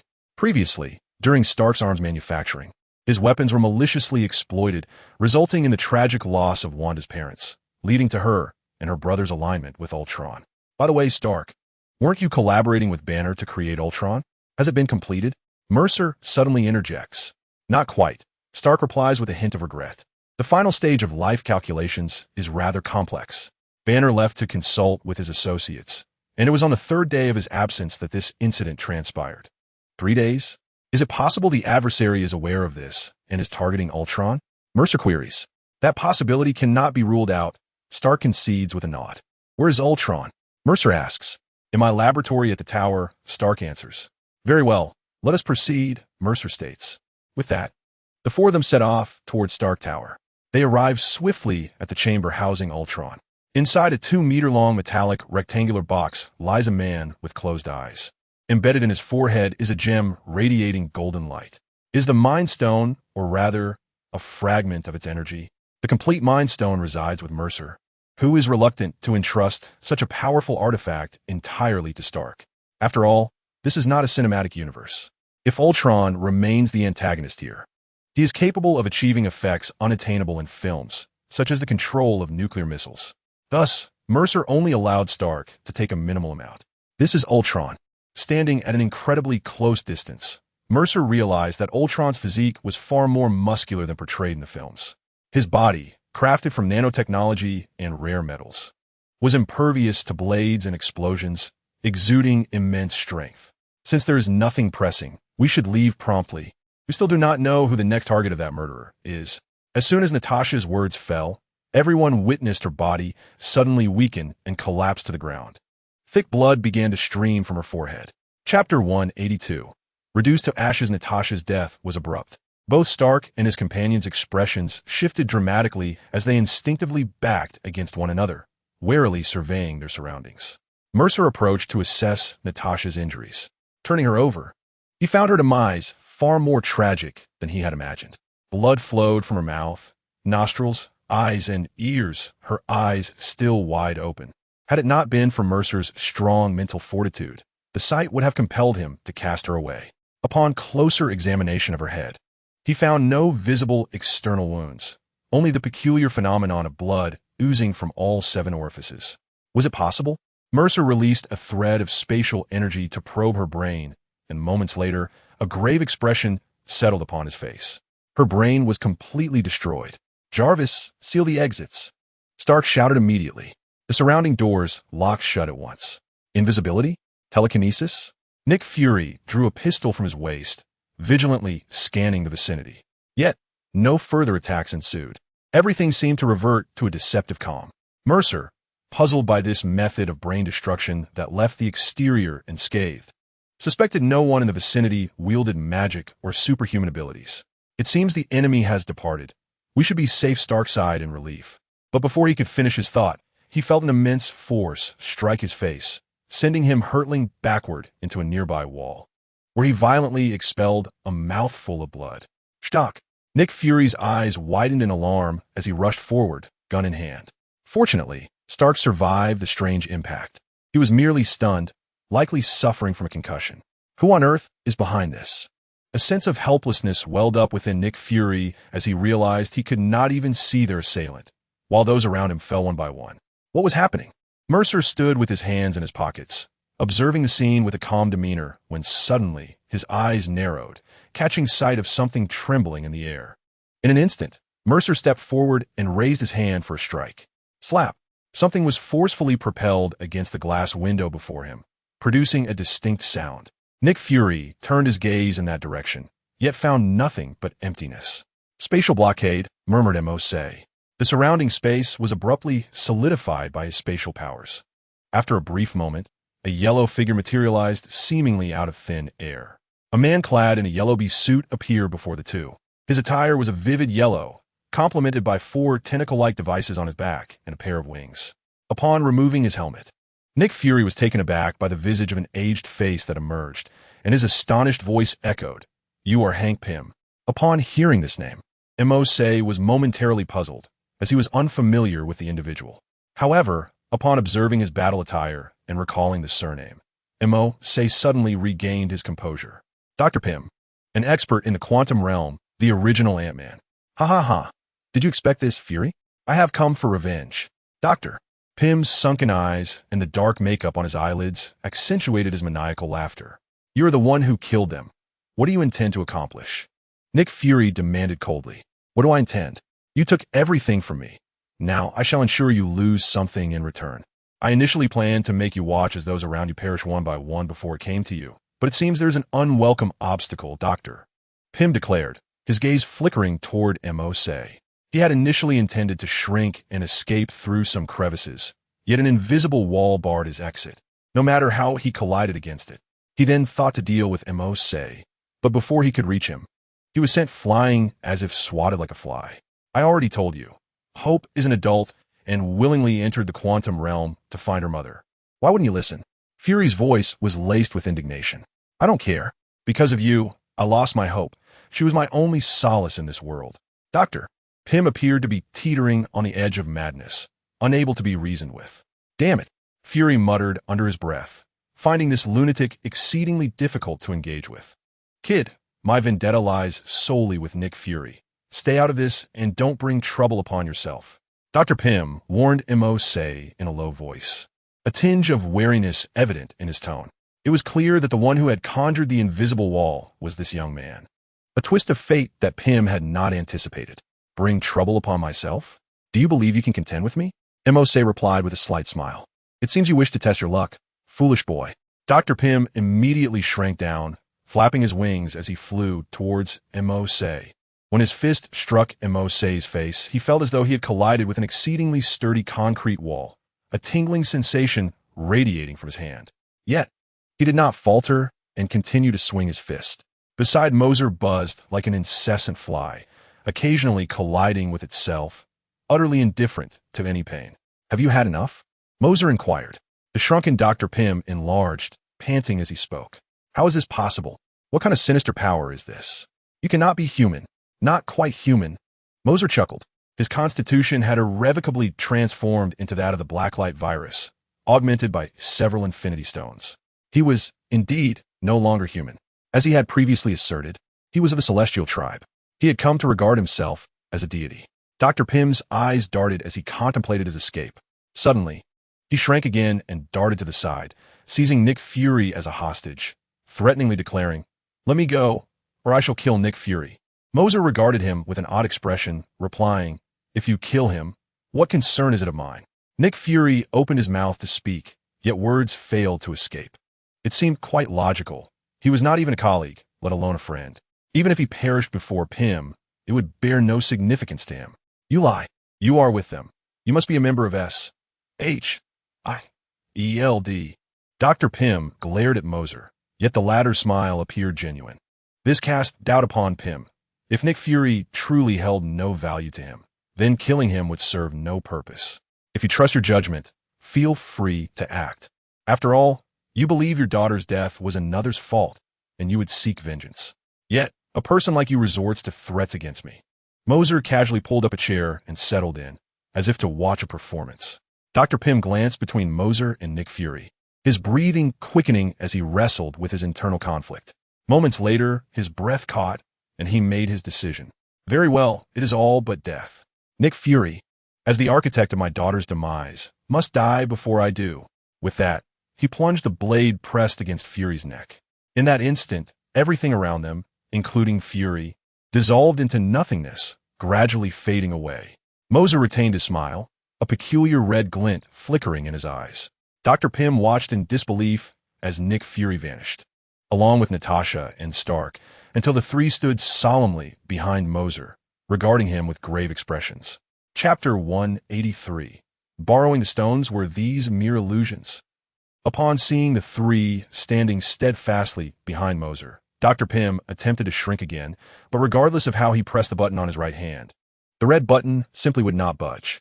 It felt akin to the invisible wall that had obstructed his previous attempts to escape. From the moment Mercer entered the room, everything that followed had been conjured from a sliver of the reality stone. Morse gently waved his hand, causing all of Dr. Pym's equipment to fall away. Although the three present were not dead, Hawkeye and Hulk were indeed beyond salvation. This damned madman, Banner and Clinton, had truly made the ultimate sacrifice. Stark Coast and Unga. He was not a heartless individual. Working alongside Banner had been a pleasant experience. Few could comprehend his thoughts so well, nor could they rival him, providing valuable assistance in other domains, complementing one another beautifully. The loss of such an exceptional colleague and friend was a deep sorrow for anyone. Fortunately, Morse intervened in this matter. The disparity was too great, and what had left them scratching their heads was swiftly resolved by him, leaving Stark and the others feeling foolish. They can be saved, Morse suddenly declared. How? The gazes of the others fixed upon him, hastily inquiring.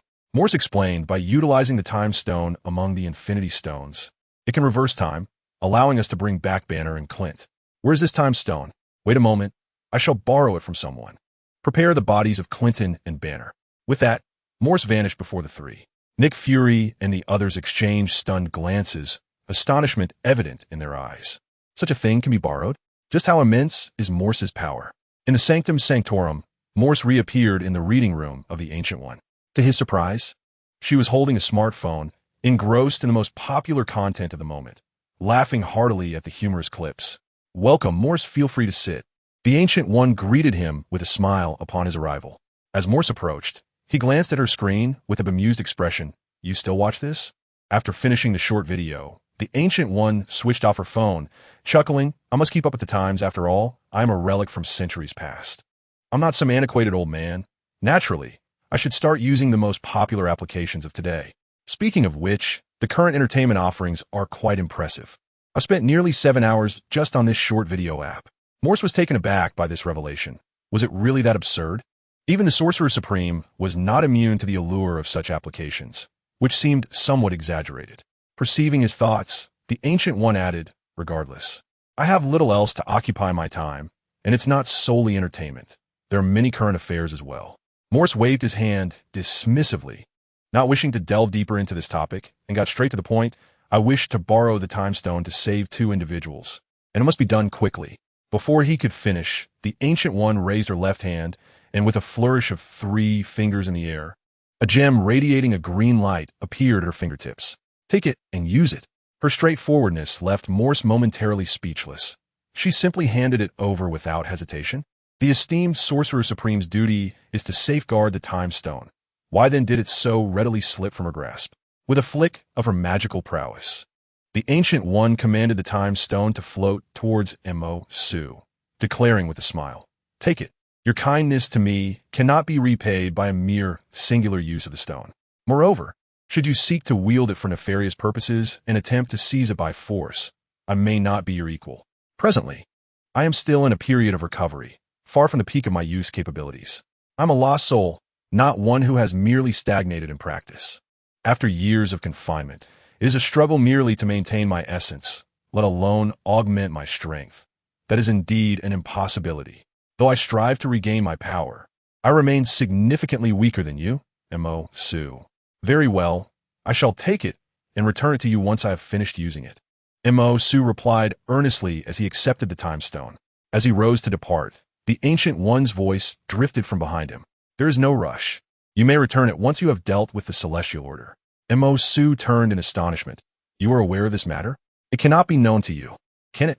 With a wave of her hand, the Ancient One conjured a steaming pot of tea in a cup before her. After pouring herself a cup and savoring a sip, she spoke again. Though my combat abilities have not been restored, my senses remain intact. After so many years of imprisonment, my spiritual strength has grown considerably. By casting some sensing magic, I am privy to many revelations. So, you had already anticipated my visit? Mo Su inquired. The Ancient One offered a subtle smile, yet remained silent. Mo Su lingered on her face for a moment in contemplation before departing without another word. After a considerable time, the Ancient One gazed out at the scenery beyond her window and sighed deeply. Indeed, each generation surpasses the last. I am growing old. With the Time Stone in hand, Mo Su returned to Stark Tower, only to find Stark and the others had vacated the premises. They sent him an address, instructing him to proceed there. Without delay, Mo Su drove to the specified location. In a peculiar morgue, Hulk's fragmented form and Hawkeye Clint were present. You have arrived, Nick Fury acknowledged as he nodded to Mo Su, leading him into the morgue where Stark and Natasha waited. Mo Su produced the Time Stone, and a surge of dark energy coursed across his right hand, forming a base to accommodate the stone. The Time Stone adhered seamlessly to it. Despite its non-aggressive nature, the mere contact of the Time Stone with his body unleashed a potent wave of energy. Fortunately, Mo Su's physical resilience rendered him immune to the discomfort of this energy surge, and he acclimated within moments. Extending his right hand towards the two lifeless bodies, Mo Su concentrated his thoughts and activated the stone's power. The frigid forms began to undergo transformation. Hawkeye's body merely transitioned from pallor to a healthy hue. However, Hulk's disintegration was grotesque. The scattered fragments sought to connect with neighboring muscle tissues, searching, organizing, and reassembling in a frenzied, writhing motion. Even Natasha, who had witnessed numerous gruesome scenes, felt a twinge of discomfort at the sight before her, while Nick Fury regarded it with evident disdain. Stark, within mere seconds of the unfolding horror, rushed outside to vomit. It was hardly surprising, for Stark had never encountered such a spectacle. It was indeed a challenging ordeal for him to endure. Outside, he was retching uncontrollably. The Hulk's physical reconfiguration did not take as long as one might anticipate. Within just a minute, his form had been restored. In Chapter 184, Who Joins, Mo Su secure the Time Stone, and spheres of lightning of varying sizes materialized above his palms. With a casual flick, he sent two of these lightning orbs into their bodies. In that instant, Hawkeye and the Hulk, both with tightly shut eyes, sprang upright from their beds. Hawkeye felt merely the disorientation of a normal person abruptly waking from slumber. The Hulk, however, exhibited more dramatic reactions, springing from the bed as if startled, ready to leap about energetically. His exuberance sent a wave of indescribable sensations crashing into the minds of the three present, including Mo Su, resulting in a profound visual impact. Silence. Mo Su commanded in a cold tone. A deep yellow light ignited in his eyes, and the agitated Hulk immediately fell quiet. Using the Mind Stone to pacify the Hulk proved effortless. Now subdued, the Hulk collapsed onto the floor, face down, reverting to Bruce Banner's form.